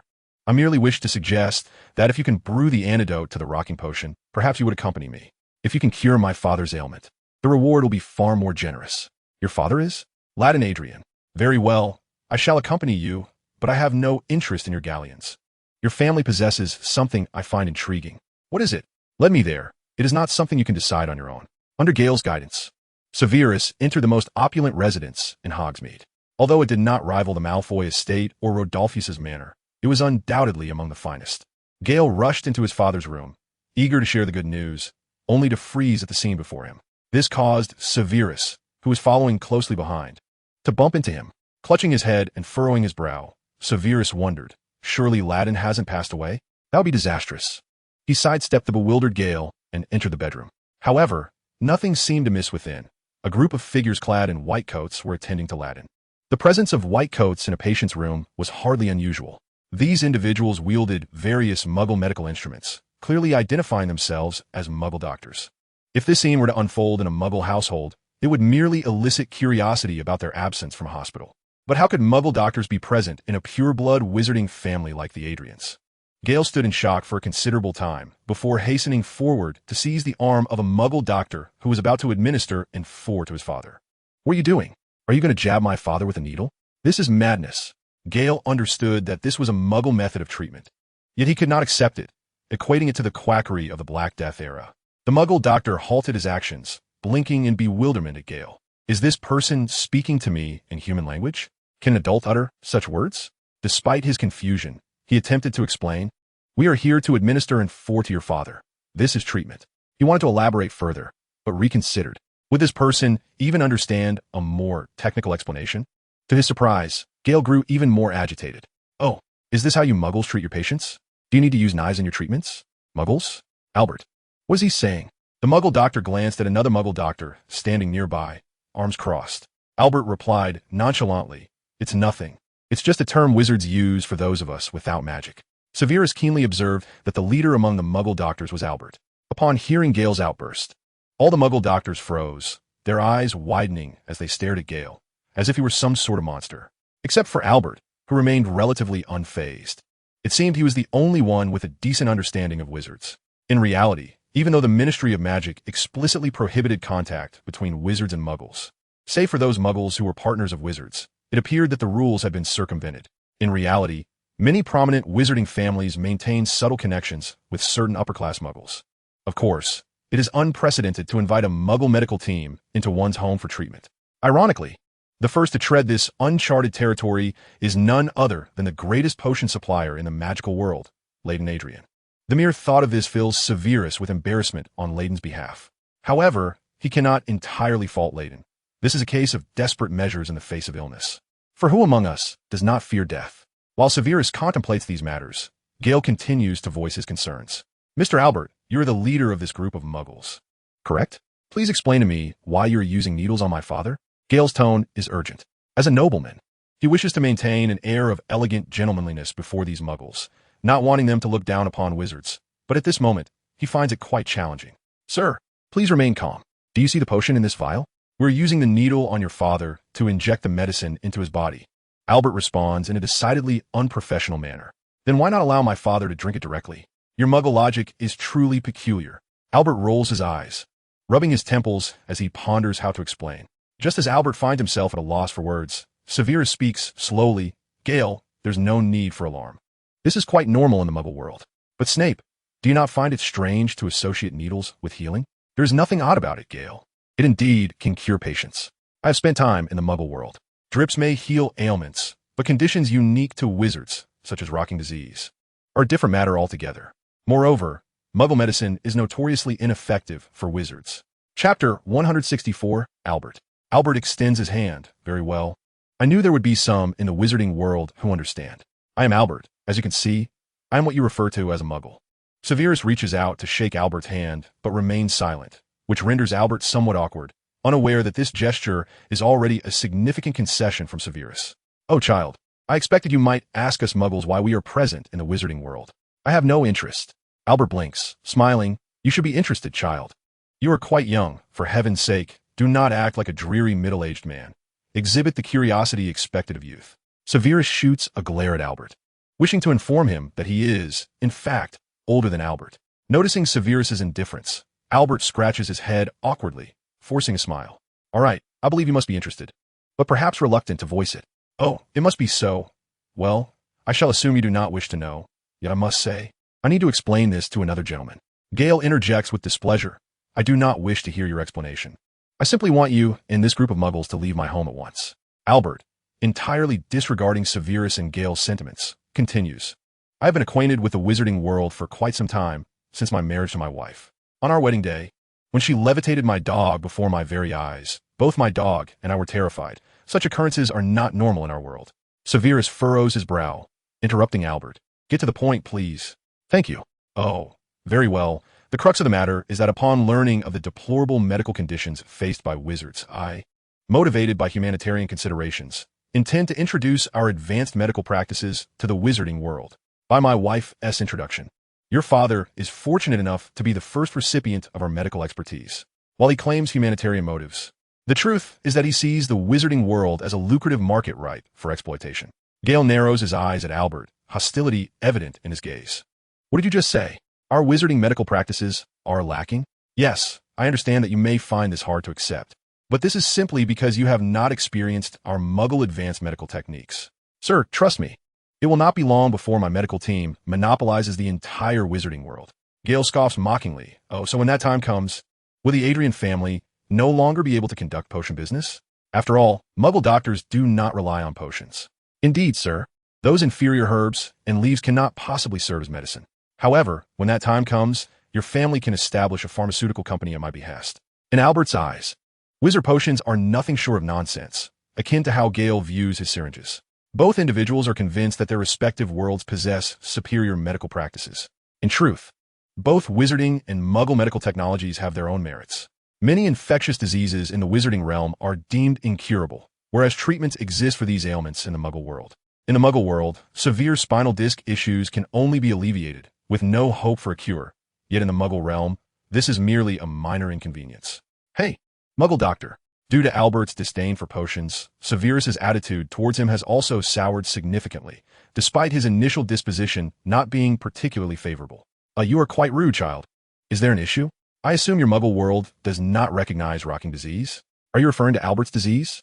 Indeed, we muggles have yet to discover it. Gale, puzzled, inquires, Albert's disease? But your name is Albert. Severus clarifies, muggles tend to name their discoveries after themselves. Gale crosses his arms and snorts. I truly cannot comprehend these muggles. Besides, how could he claim to have discovered rocking disease? That illness has existed for ages. Severus continues, it is not that your muggle world has not discovered it. Rather, you muggles do not suffer from rocking disease. Child, has no adult explained the science to you? You should know that if wizards can contract it, then muggles certainly can. For that is the scientific way. Muggle, let me ask you, do you find it more scientific to fly in the air on a broom or to use a wizard's wand to cast spells? Albert is momentarily stunned by the question, his eyes darting as he processes the logic, realizing it makes sense. The existence of wizards defies the laws of science. If wizards exist, why would he concern himself with what is scientific? Very well, I can see that you have a point, child. I also understand your concern. You worry that we muggles lack precedence for Albert's disease, hence doubting my treatment options? That would be a fair interpretation. You need not fret. We do indeed have a treatment plan. In fact, long before today, we had already established contact with your father. The reason we have only arrived today is that we have been developing a specific remedy for Albert's disease, which has only just been perfected. Gale stares daggers at Albert. No need for it. He gently nudges Severus. I have already found a doctor for my father, a master potioneer capable of concocting a potion for rocking disease. So you may all take your leave. His disdain for muggle doctors is well-founded. On one hand, the wizarding world largely harbors discrimination against muggles. On the other, his family is a purchaser of potions and rivals are often foes, especially when a competitor is intent on undermining them. Upon learning that Severus is the Dr. Gale has summoned, all the Muggle doctors, including Albert, are rendered speechless. They exchanged glances, each scrutinizing the other, some even questioning whether they had misheard. Albert surveyed Severus from head to toe, and with each passing moment his frown deepened. It was abundantly clear that Severus was no dwarf. He was merely a normal child. Sir, you must be joking, right? This is just a child. And what's wrong with that? Who decrees that children cannot seek medical attention? Albert exclaimed with fervor. Of course they can. While the law does not explicitly forbid children from receiving treatment, it does mandate that no one without a medical license may practice medicine. Does he possess such a license? He felt utterly foolish for discussing such a matter with Gale, a question so elementary that even a 3-year-old would grasp it. Yet, he found Gale, who required such clarification, even more foolish. In his eyes, it was utterly ludicrous to entrust a child with the care of patients. Little did he know, such an act was equally absurd in the wizarding world. That is the realm of your Muggle world. We wizards are beholden only to the laws of the Ministry of Magic. Spare me your Muggle regulations. Chapter 165, Medical Mishaps. In any case, I will not entrust a patient to a child. That would be an act of gross irresponsibility. Entrusting my father to you Muggles is the true irresponsibility. What do you Muggle doctors know? The Muggle doctors, who had been enduring the situation, could no longer contain their frustrations, some even shedding their gloves. I refuse to work in such conditions. Surrounded by Muggles, these barbarians have no concept of respect. Indeed, why should we endure such indignities? We are not without alternative employment. As the Muggle doctors grew increasingly irate and prepared to leave, Albert intercepted them. Hold on. We are not the ones who should be leaving. They are. We were invited here by Mr. Ladin, and I regret to inform you, sir, that your word carries no weight. You. Gale found himself momentarily at a loss for words, finally managing to utter a simple you. Severus spoke slowly enough. Let us leave Mr. Ladin in their hands. We must brew potions. Gale abruptly turned to Severus. How can we do that? What if we make things worse? That was also your father's wish. Severus flicked his sleeve and exited the bedroom to commence potion making. Gale shook his head in resignation and followed suit, slamming the door with a resounding thud. This only heightened the dissatisfaction of the Muggle doctors. These barbarians are truly beyond redemption. I wonder how they have managed to survive with such outdated medical practices. It was akin to the ancient witch doctors, knowing a bit, able to heal when possible, but leaving the rest to fate. It's utterly ridiculous. Even in this era, they still use rotten leaves and decayed herbs as medicinal ingredients, devoid of any advanced medical technology. I dare say these so-called wizards are nothing but charlatans. Their so-called magic is merely a form of trickery. Albert, who was intently observing the ECG, casually remarked, if their medical technology were advanced, why on earth would we be here? Surely, we all seek a better future. Clearly, he held wizards in low esteem, at least regarding their medical expertise. At that moment, one of the Muggle doctors began to flatter Albert. Dr. Albert, your medical skills are exceptional. With you here, we could immediately ascend to high society. His words prompted the other doctors to eagerly curry favor with Albert. They would soon realize that their so-called potions paled in comparison to Dr. Albert's exquisite medical expertise. What nonsense are you spouting? To compare anything to Dr. Albert's mastery of potions is a gross insult.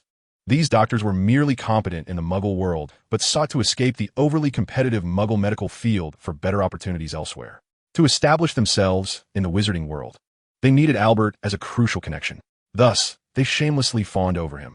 Though Albert was aware of their sycophancy, he reveled in the compliments. He nodded with satisfaction and declared, colleagues, if we work diligently together, it won't be long before we monopolize the entire medical field in the wizarding world. Mr. Snape, do you intend to swallow your pride? Gale had personally lent a hand to Severus, and during this time, Severus had lost count of how many times he had heard Gale complain. Mr. Adrian, I believe you are well aware that those Muggle doctors are acting on your father's behalf. Severus stared at the cauldron, his expression impassive. Gale, frantic, paced in circles, gesturing wildly, even confusing himself with his own movements. Mr. Snape, do you truly believe those Muggle doctors can cure my father's ailment? It's impossible. It is precisely because it is impossible that we have our chance to intervene. Brew it well, and don't wander aimlessly. Help me transfer it into the test tube. Gale rolled his eyes. That makes sense. However, who is truly the child here? He adjusted his clothing to mask his embarrassment before assisting Severus with the finishing touches. When Severus and Gale returned to the bedroom with the potion, chaos had erupted. How could this happen? We tested it on the lab rats before. It was supposed to work. Oh dear God, I've always said we should have tested it on someone else, but you wouldn't listen. Now look, Not only has it failed, but the situation is worse. Do you think you are clever? How many times must I tell you? In the wizarding world, they do not allow testing on humans. Didn't T. Albert inquire about this beforehand? In any case, I'm merely a nurse. This isn't my responsibility. At that moment, Latin's petrified skin had worsened.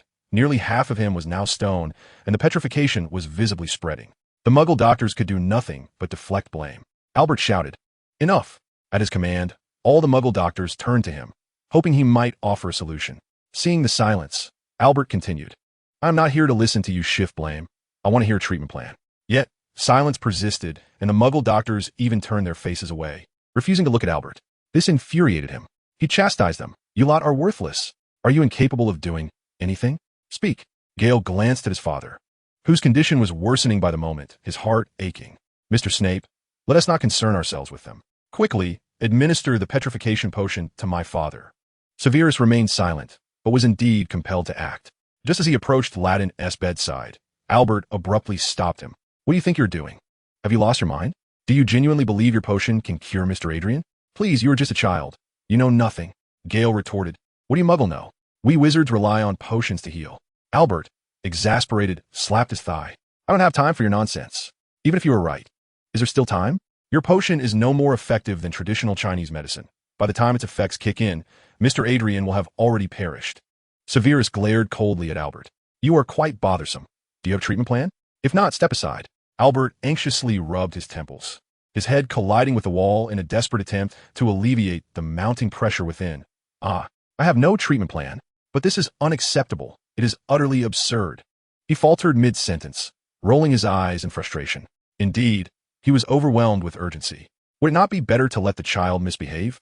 At least then he could shift some of the blame onto the child, thereby alleviating a portion of his own responsibility. Chapter 166, The Relic of the Serpent. Although this course of action was questionable in terms of ethics, could one truly fault him? The child had willingly walked into the line of fire. He was merely facilitating the inevitable. With this thought, Albert stepped aside, choosing silence. Severus, too, felt the weight of time pressing upon him. Any delay could allow the petrification curse to advance to the child's mouth, rendering Latin beyond salvation, as Latin had already slipped into unconsciousness. Severus was compelled to forcefully pry open his mouth, administering the potion for the curse. Observing this, Albert let out a derisive snort. The other Muggle doctors, though outwardly composed, shared his disdain for Severus's actions, regarding his potion as utterly meaningless. However, the subsequent scene unfolded in a manner they could scarcely have anticipated. Not long after consuming the potion, Latin's skin began to regain its natural color at a visible pace, leaving the Muggle doctors wide-eyed and slack-jawed. Albert's mouth hung open in astonishment, as if he were about to devour a person. Momentarily taken aback, he mumbled in disbelief, "How is this possible? Even if it were effective, it shouldn't be this rapid." The thought of his painstakingly developed remedies, which had taken years, being outshone by this child's magical potion, felt like a dagger to his heart. The other Muggle doctors exchanged incredulous glances, clearly having never entertained the notion that Severus could heal Latin. Amidst a fit of intense coughing, Latin regained consciousness. Seeing his father revive, Gale hurriedly approached to pat his father's back. After a few coughs, Latin gestured for Gale to cease, then erupted into hearty laughter. "Dr. Albert, it appears that our wizarding potions truly surpass yours." Though he had been incapacitated moments ago, he had heard every word exchanged between Albert and the others. Albert's cheeks flushed as he lowered his gaze. "Mr. Latin, this was merely an accident. If you grant me another opportunity, I assure you, you will witness the merits of our Muggle medical techniques." His voice dwindled to a whisper, revealing his evident embarrassment. "Dr. Albert, opportunities must be seized. You may leave now," Latin replied flatly. For Albert, these words struck like a thunderbolt. His legs buckled beneath him, leaving him to collapse to the ground, only to be helped up by his companions. Regaining his composure, Albert cast a glance back at Latin, hesitating as if to speak, but ultimately remaining silent as he departed. Once Albert had left, Latin smiled at Severus. "What an amusing little rascal. Tell me, what is it that you desire?" Severus's gaze fell upon the gaunt ring adorning Latin's finger, his brow furrowing. It was indeed the gaunt ring. A lingering question had troubled him, and now he believed he had found the answer. No wonder Dumbledore had been gravely injured by dark magic when wearing the gaunt ring. Latin, however, seemed unscathed. In Muggle terms, he had encountered a glitch. If his suspicions were correct, Latin's finger had already been in a petrified state prior to donning the gaunt ring. Consequently, as a Horcrux, the gaunt ring had not sensed life, and thus refrained from unleashing its dark magic. However, the Resurrection Stone, as one of the Deathly Hallows, had detected it. It seemed that Latin's affliction had turned fortuitous. Without the petrification, he would have died long ago. Severus remained fixated on the gaunt ring, several times attempting to voice his thoughts, yet each excuse he concocted fell flat. Even he found it challenging to formulate a compelling argument to persuade Latin. The temptation to reunite with a lost loved one was simply too potent. Even someone like Dumbledore, regarded as a paragon of virtue, had succumbed to it. How likely, then, was it that Latin, a businessman driven by self-interest, could be swayed if Severus were to reveal the truth? Just as Severus grappled with his turmoil, Latin unexpectedly removed the gaunt ring and extended it toward Severus. Is this what you seek? Take it. As a businessman, he possessed keen insight. Severus stared intently at the gaunt ring. If he could not comprehend its significance now, his career as a merchant would indeed be in vain. This left Severus momentarily stunned as he accepted the ring, his mind racing with questions he feared to voice, lest Latin change his mind. Latin closed his eyes and smiled, pulling the cover over himself. I suspect you have done your homework. You probably know more about that ring than I do. You must be wondering why I would relinquish it so easily. Severus nodded in agreement. Indeed, I must confess, I am quite taken aback. Child, Latin continued, I have come to realize that one cannot remain shackled to the past forever. Since I put on that ring, I have squandered too much. My life, my career, even familial bonds have withered away. Thus, although I am reluctant, if you desire it, then so be it. But do not, I implore you, fall into the same obsession that I did. Severus carefully stowed the gaunt ring away. Become obsessed? That will not happen. Latin's smile bore a hint of bitterness. But you are merely a child. There is little in that ring to captivate you. Severus longed to explain to Latin that he would not be entranced by the gaunt ring, but that was only because he had traversed from the future. To him, it was merely a relic of the past. Upon returning to Hogwarts, Severus spent the following days contemplating how to destroy the other two Horcruxes. During lunchtime one day, he remained fixated on this dilemma. To destroy them, he first needed to ascertain their locations. One of the two had already been predicted by Trelawney. But what could it mean that the relic of the serpent was surrounded by severed heads? The relic must refer to Slytherin's locket. But where could there be a pile of heads? A graveyard? That seemed inappropriate. Graveyards were not typically filled with heads, and with so many across the country, searching each one would take an eternity. Just as he wrestled with this quandary, Regulus approached, carrying a plate and sitting across from him, his eyes glimmering with admiration. Mr. Snape, I heard you were not at Hogwarts before. You were assigned a special task by Professor Dumbledore. Is that true? Severus picked up a meat pie. Eating casually while responding nonchalantly, there was nothing special about the task, merely a tedious celebrity interview. Chapter 167, The Mysterious Place. So, did you encounter anything interesting along the way? Nothing of note, unless one counts a troll as interesting. Severus, indulging in a kidney pie, was momentarily taken aback as he noticed Regulus gazing at him with eager anticipation. Sensing an ominous turn of events, Severus hastily shifted the subject. Regulus, did you enjoy your Christmas? Mr. Snape, Christmas was quite some time ago, Regulus replied, his tone tinged with melancholy. Never mind that. Just obediently tell me whether it was enjoyable or not. Regulus suddenly lowered his head, his eyes clouded with sorrow. Not particularly. That esteemed, gentleman-borrowed creature. And ever since Creature returned, he has been in a foul mood, though it seems Creature has always appeared rather discontented. Severus widened his eyes. Creature, are you referring to the house elf heads adorning the Black family residence?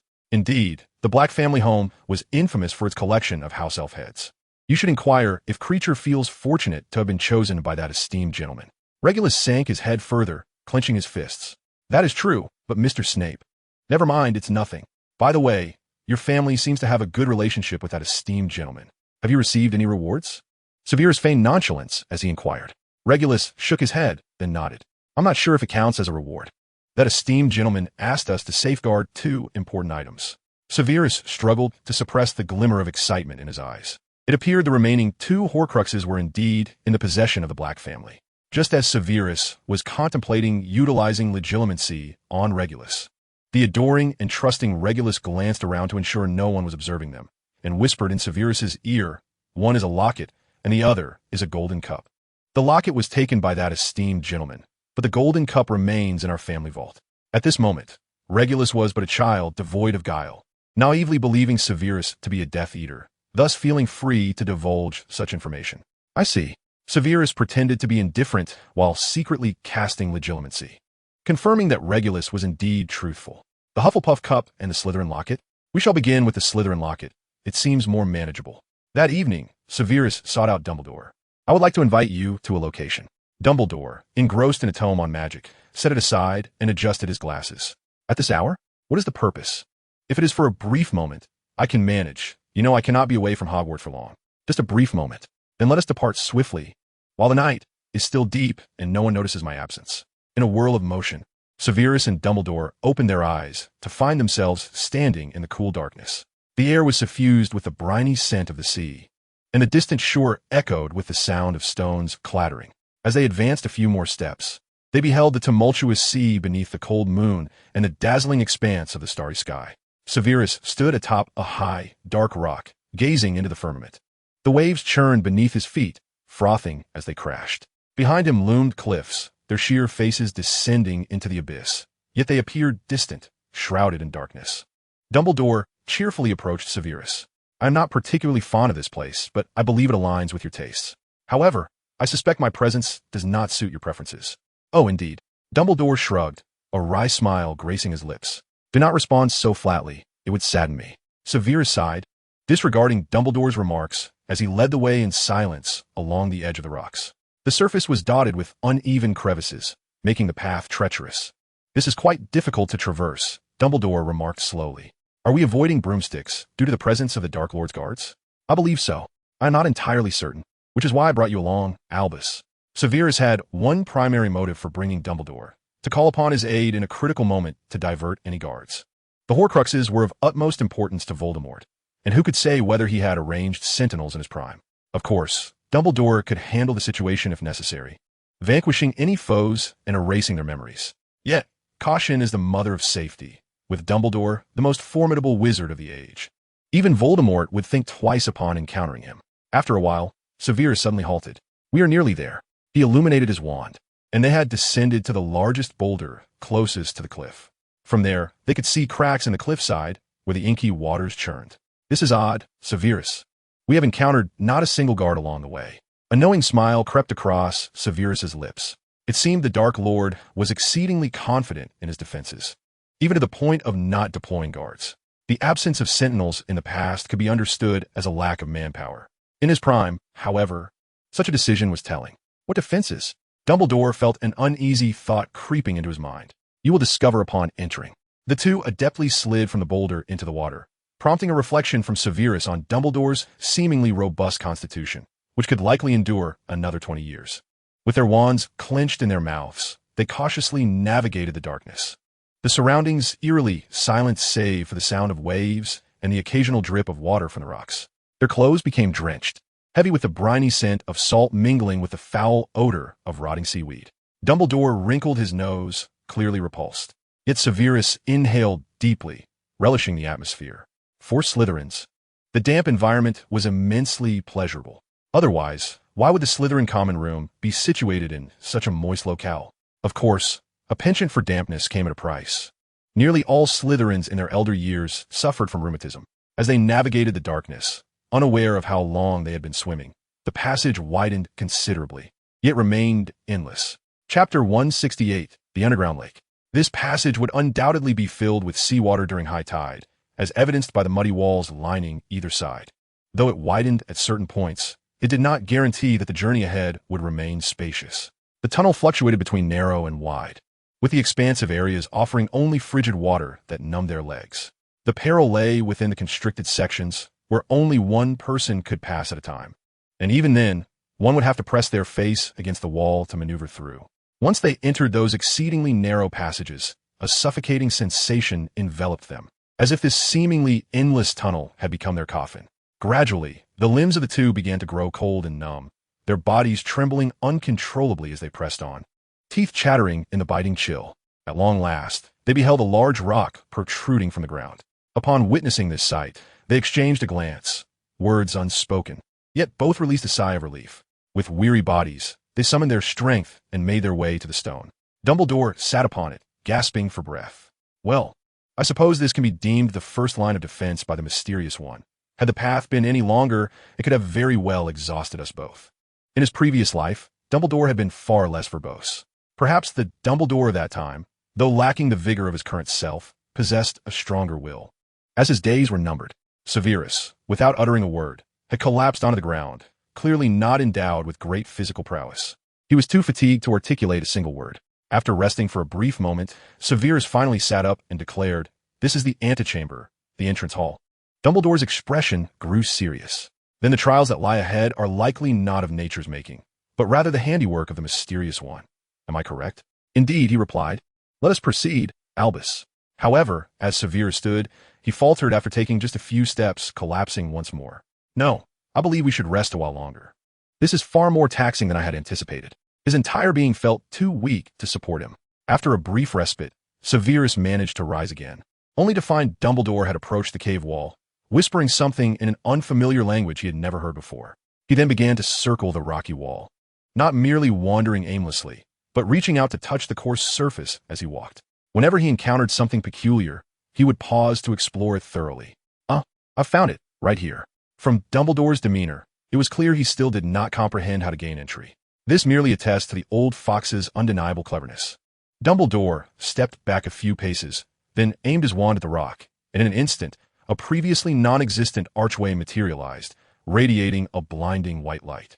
Against the backdrop of darkness, the light exuded an air of sanctity. Yet both Severus and Dumbledore were acutely aware that their destination was anything but sacred. Just as Dumbledore believed he had succeeded, the archway vanished once more. Dumbledore pursed his lips, his expression grave.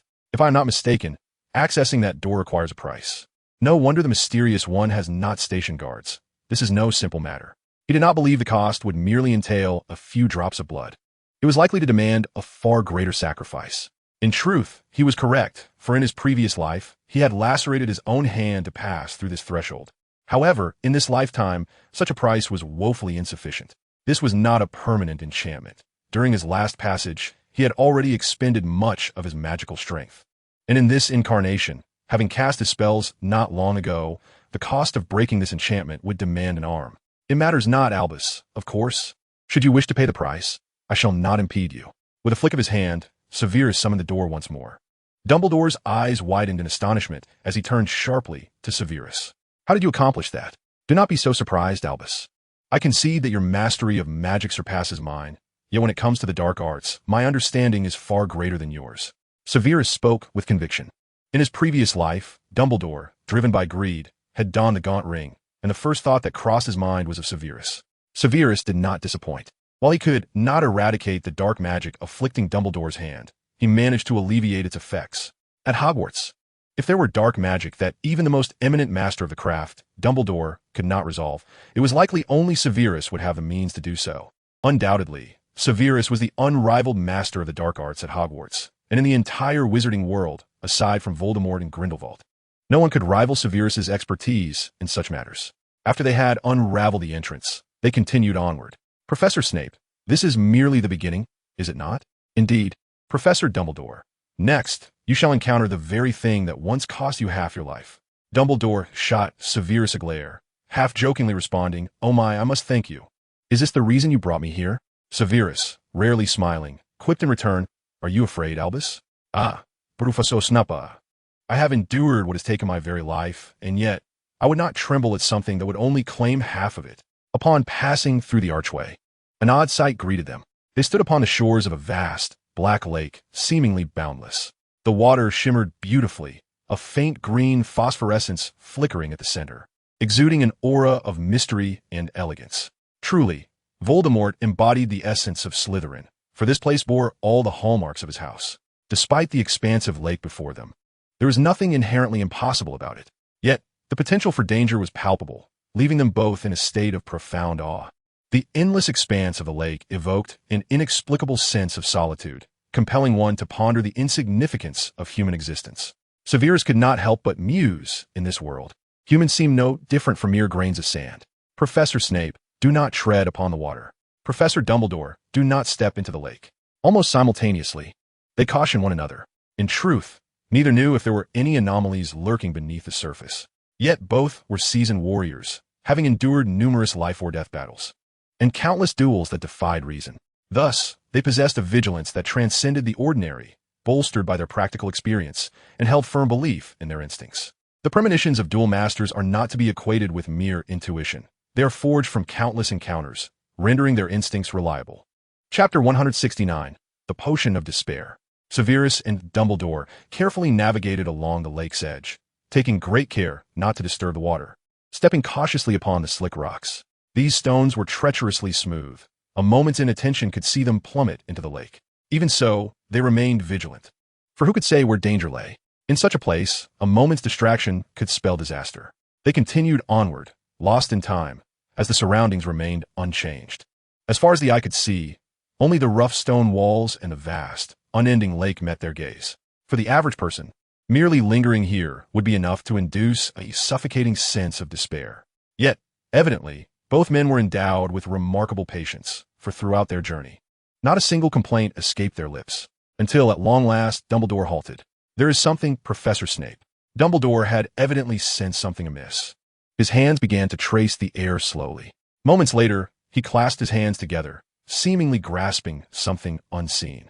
In an instant, a verdant copper chain sprang forth from the surface of the water, prompting Severus and Albus to instinctively draw their wands, for they initially believed it to be a large serpent. Upon realizing it was merely a copper chain, both men breathed a sigh of relief. Albus tapped the chain with his wand, and it slithered through his palm like a colossal python, coiling itself upon the ground. Something was being pulled from the depths of the lake by the chain.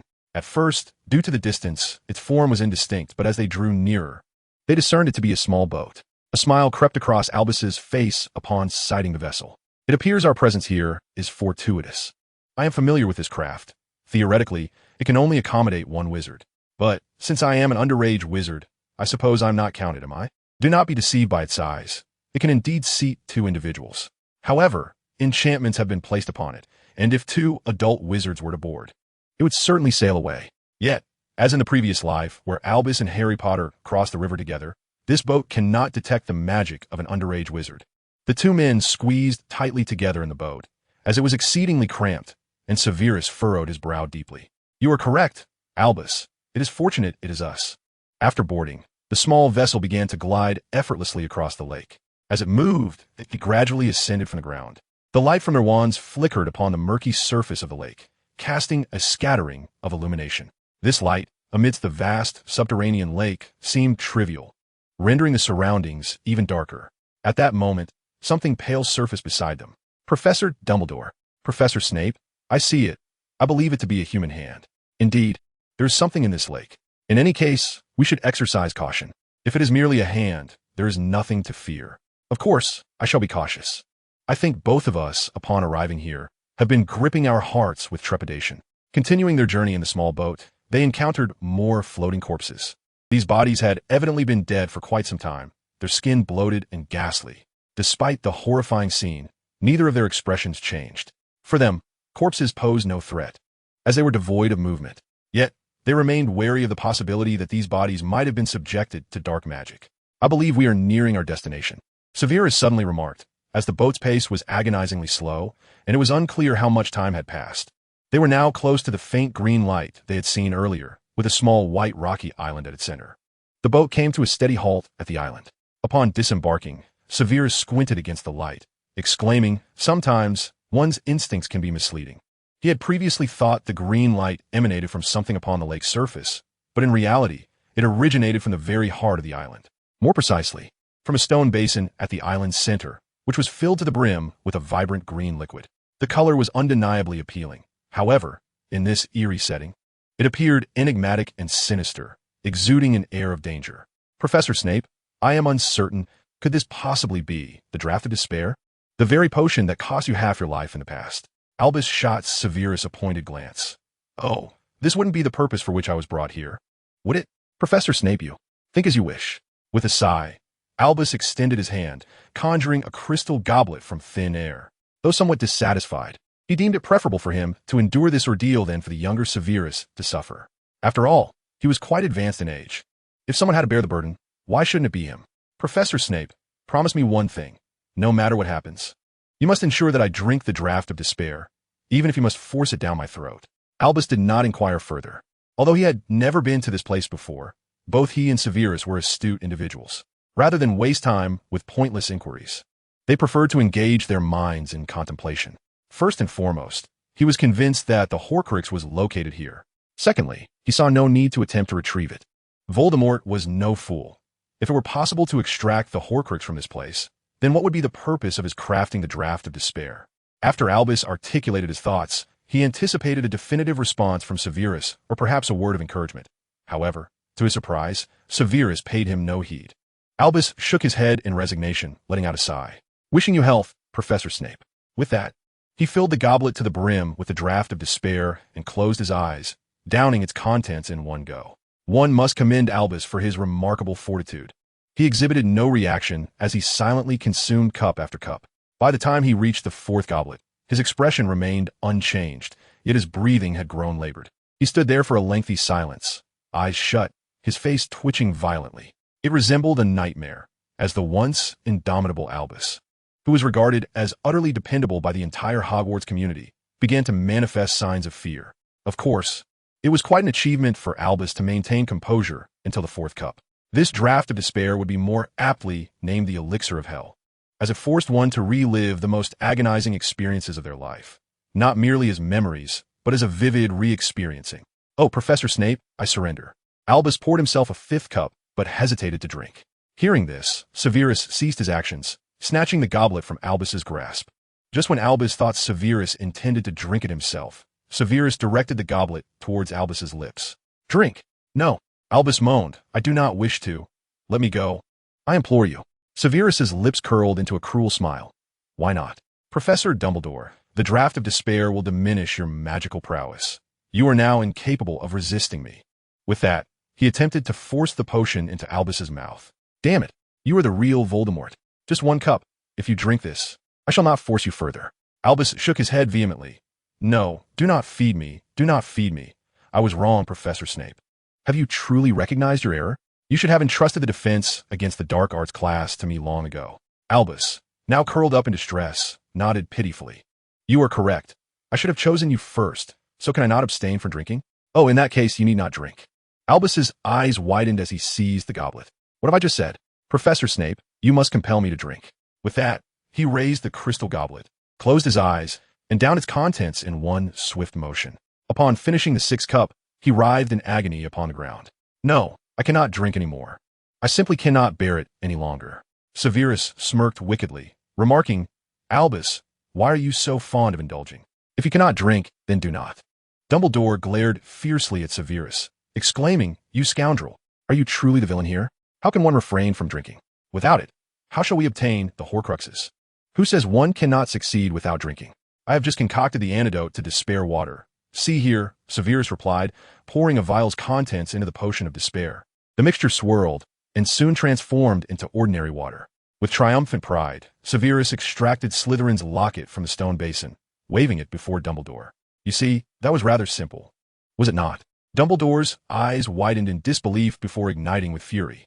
How could such a word escape the mouth of Albus Dumbledore, the esteemed headmaster of Hogwarts? Severus steadied Dumbledore, teasing, "Headmaster Dumbledore, if the students were to witness you uttering such profanity, they would surely be disillusioned. You're the head of Hogwarts. Do mind your comportment." Dumbledore forcefully pushed Severus away, glaring at him with disdain. "If you could brew the antidote, why then did you compel me to drink? Is this amusing to you, Professor Snape?" Severus shrugged nonchalantly. "That is hardly my fault. I never insisted you partake. It was your own desire to consume it. Would it not have stopped me?" Dumbledore retorted. "I presumed you enjoyed it. I was pondering, Professor Dumbledore, what peculiar taste you possess to favor the water of despair. You are hardly human. How is it that such a person can serve as headmaster? Good heavens, tell me, what have you turned Hogwarts into in my absence? Professor Dumbledore, you know it would not become anything undesirable. In truth, I hold great admiration for you." Severus spoke earnestly, his inner thoughts sincere, yet in this context, they came across as mockery to Dumbledore. "Oh, Merlin above, is this your idea of admiration? Surely, you are not harboring a vendetta for my not providing you with defense against the dark arts lessons in a past life. I confess that is indeed part of it. You rogue, how could there truly be such a reason?" Dumbledore seized Severus, pointing his wand at Severus's throat, his hand trembling with rage. "Calm yourself. The entities have emerged. Look towards the lake, Professor Dumbledore." A multitude of pale, clammy hands surfaced from the depths of the lake. soon revealing countless cadavers clawing their way from the dark waters, hastily scrambling towards the rocky island. You fools! Do you not see we are in the midst of an argument? Dumbledore waved his hand, conjuring flames that swiftly engulfed the undead. Upon exiting the cavern, Dumbledore had yet to fully forgive Severus, continuing to grumble. Though it was typical for someone of his age to complain, this was not characteristic of Dumbledore. Yet, who could maintain their composure after witnessing Severus's recent behavior? That individual would surely be a saint. Well, let us think of happier matters. Professor Dumbledore. We are left with but one Horcrux. Dumbledore, still glaring at Severus, let out a long sigh and cast a sidelong glance at him. Is there news of the last Horcrux? Indeed, I have already discerned its location. I merely require 2 vials of Polyjuice potion to procure it. Severus had obtained the hair of the Bellatrix couple, yet lacked a ready supply of the potion. Are you certain? I happen to have some on hand. You might seek out Professor Flitwick. He is a trustworthy individual. Professor Dumbledore, I believe it prudent that we keep our plans from further scrutiny, do you not think? If we possess the Polyjuice potion, why not venture forth together? Because I do not wish to collaborate with you, Professor Snape. Is that reason not sufficiently compelling? Severus nudged Dumbledore. Enough of this childish behavior. We are not children anymore. Dumbledore retorted, that statement is far more applicable to you. At your age, do you not know what jest is permissible? With the aid of ancient magic, Severus and Dumbledore seamlessly infiltrated Gringotts and acquired the Hufflepuff Cup. After destroying the final 2 Horcruxes, they returned to Hogwarts. Now, was it merely a matter of vanquishing Voldemort to alter the future? As Severus contemplated this upon their return to Hogwarts, Dumbledore made a shushing gesture. Something feels amiss, Professor Snape. I believe we are in trouble. Severus furrowed his brow. Your instincts are correct, Professor Dumbledore. Look yonder. He pointed discreetly. As Dumbledore followed Severus's gaze, his eyes widened. Voldemort, accompanied by Death Eaters, giants, werewolves, and other dark creatures, faced off against Professor McGonagall and others.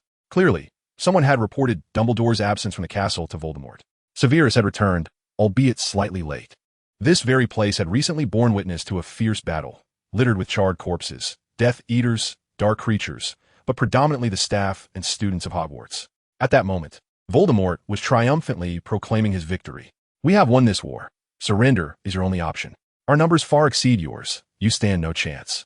Surrender now, and I shall grant amnesty to all, but should anyone dare to resist, I shall annihilate their families, including women and children. None shall be spared. Surrender, and together we shall construct a bold new world. Fury ignited within Professor McGonagall's eyes as she adjusted her glasses. Surrender? When Professor Dumbledore returns, it will be your demise. Dumbledore? He has long since perished. He sought only to escape my presence at that moment. Concerned solely with his own preservation, Voldemort lied insidiously. Silence. McGonagall seethed. Professor Dumbledore would never flee from you.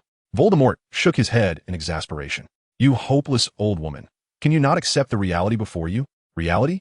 Dumbledore emerged slowly from the shadows, Severus in tow. The reality is that you are too late to flee. Let me demonstrate, Voldemort, how I escaped before you. Dumbledore's appearance incited chaos among the Death Eaters. Some took a step back, readying to flee, while cheers erupted from the Hogwarts side. Silence. Voldemort glared menacingly at his followers. I remain here. His serpentine eyes struck fear into the hearts of the Death Eaters, rendering them immobile. Dumbledore, I am pleased you have arrived. Now I can prepare for you a grand funeral in your beloved Hogwarts. Voldemort's voice was always as soft as silk, yet it exuded an unsettling sense of danger.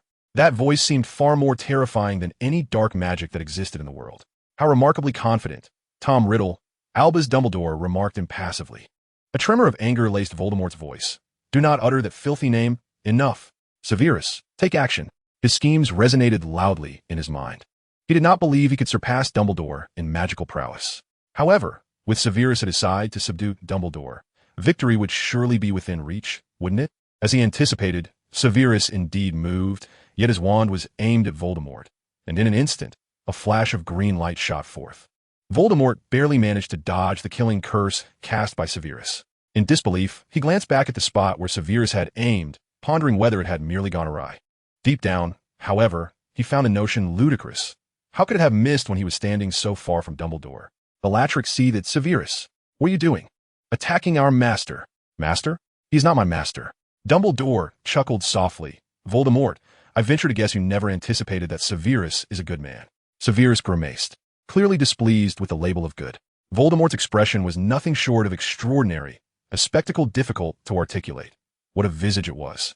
This arrogant Dark Lord, caught unawares, found himself being manipulated at the hands of others. Enough. Since you have chosen to stand against me, prepare to die. Voldemort brandished his wand, unleashing a green light toward Severus. With a flick of his hand, Severus conjured a stone wall, and a fierce battle ensued. Despite the terror that Voldemort inspired, he was left beleaguered when faced with the combined onslaught of Severus and Dumbledore. Meanwhile, Bellatrix attempted to intervene, but she was ensnared by Professor McGonagall, while the other high-ranking Death Eaters were engaged with the professors of Hogwarts. In that moment, no one could come to Voldemort's aid. Ultimately, amidst a flash of green light emitted from Severus's wand, Voldemort staggered backward, arms outstretched, his crimson eyes widening in disbelief. Severus approached Voldemort, his voice cold. "It is over. You shall not rise again. Your Horcruxes have been destroyed." No. Upon hearing this, Voldemort's final breath escaped him, and his pupils gradually dilated. Following Voldemort's demise, the climactic battle swiftly reached its conclusion. Most Death Eaters chose not to resist, while the staunch factions like Bellatrix either perished or were captured, leading to the collapse of Voldemort's influence with his passing. 15 years later. Damn it. Why must he be named Harry? You are merely the child's aunt. It should be I, the father, who names him. Severus, infuriated, paced the room upon hearing Hermione declare the child's name as Harry. Lily cradled little Harry, coaxing him to laugh. She shot a glance at Severus. "Enough, Snape. That name is quite lovely, is it not?" Severus, in a fit of frustration, tugged at his hair. "You do not understand, my dear, that a cursed woman has ulterior motives in choosing that name." Lily, exasperated, replied, "That accursed woman you speak of is your sister. How can you speak of her so?" Hermione, sipping her tea, sighed. "Ever since your position as the defense against the dark arts professor was usurped by James, your mood has been rather foul. With Voldemort's demise, the curse on the defense against the dark arts position had lifted, a role Severus had held for years. Yet this year, Dumbledore appointed James. How could I be in good spirits? I was far more suited for it." Hermione rolled her eyes. "This is merely the recompense you must accept, is it not?" After all, she glanced at Lily, words unspoken. Years later, Professor James glared furiously at Harry Snape for violating school rules. "Slytherin loses 100 points. I shall have you in detention, Harry. Do you understand? I detest that you share your father's oily hair. You and your father are both insufferable."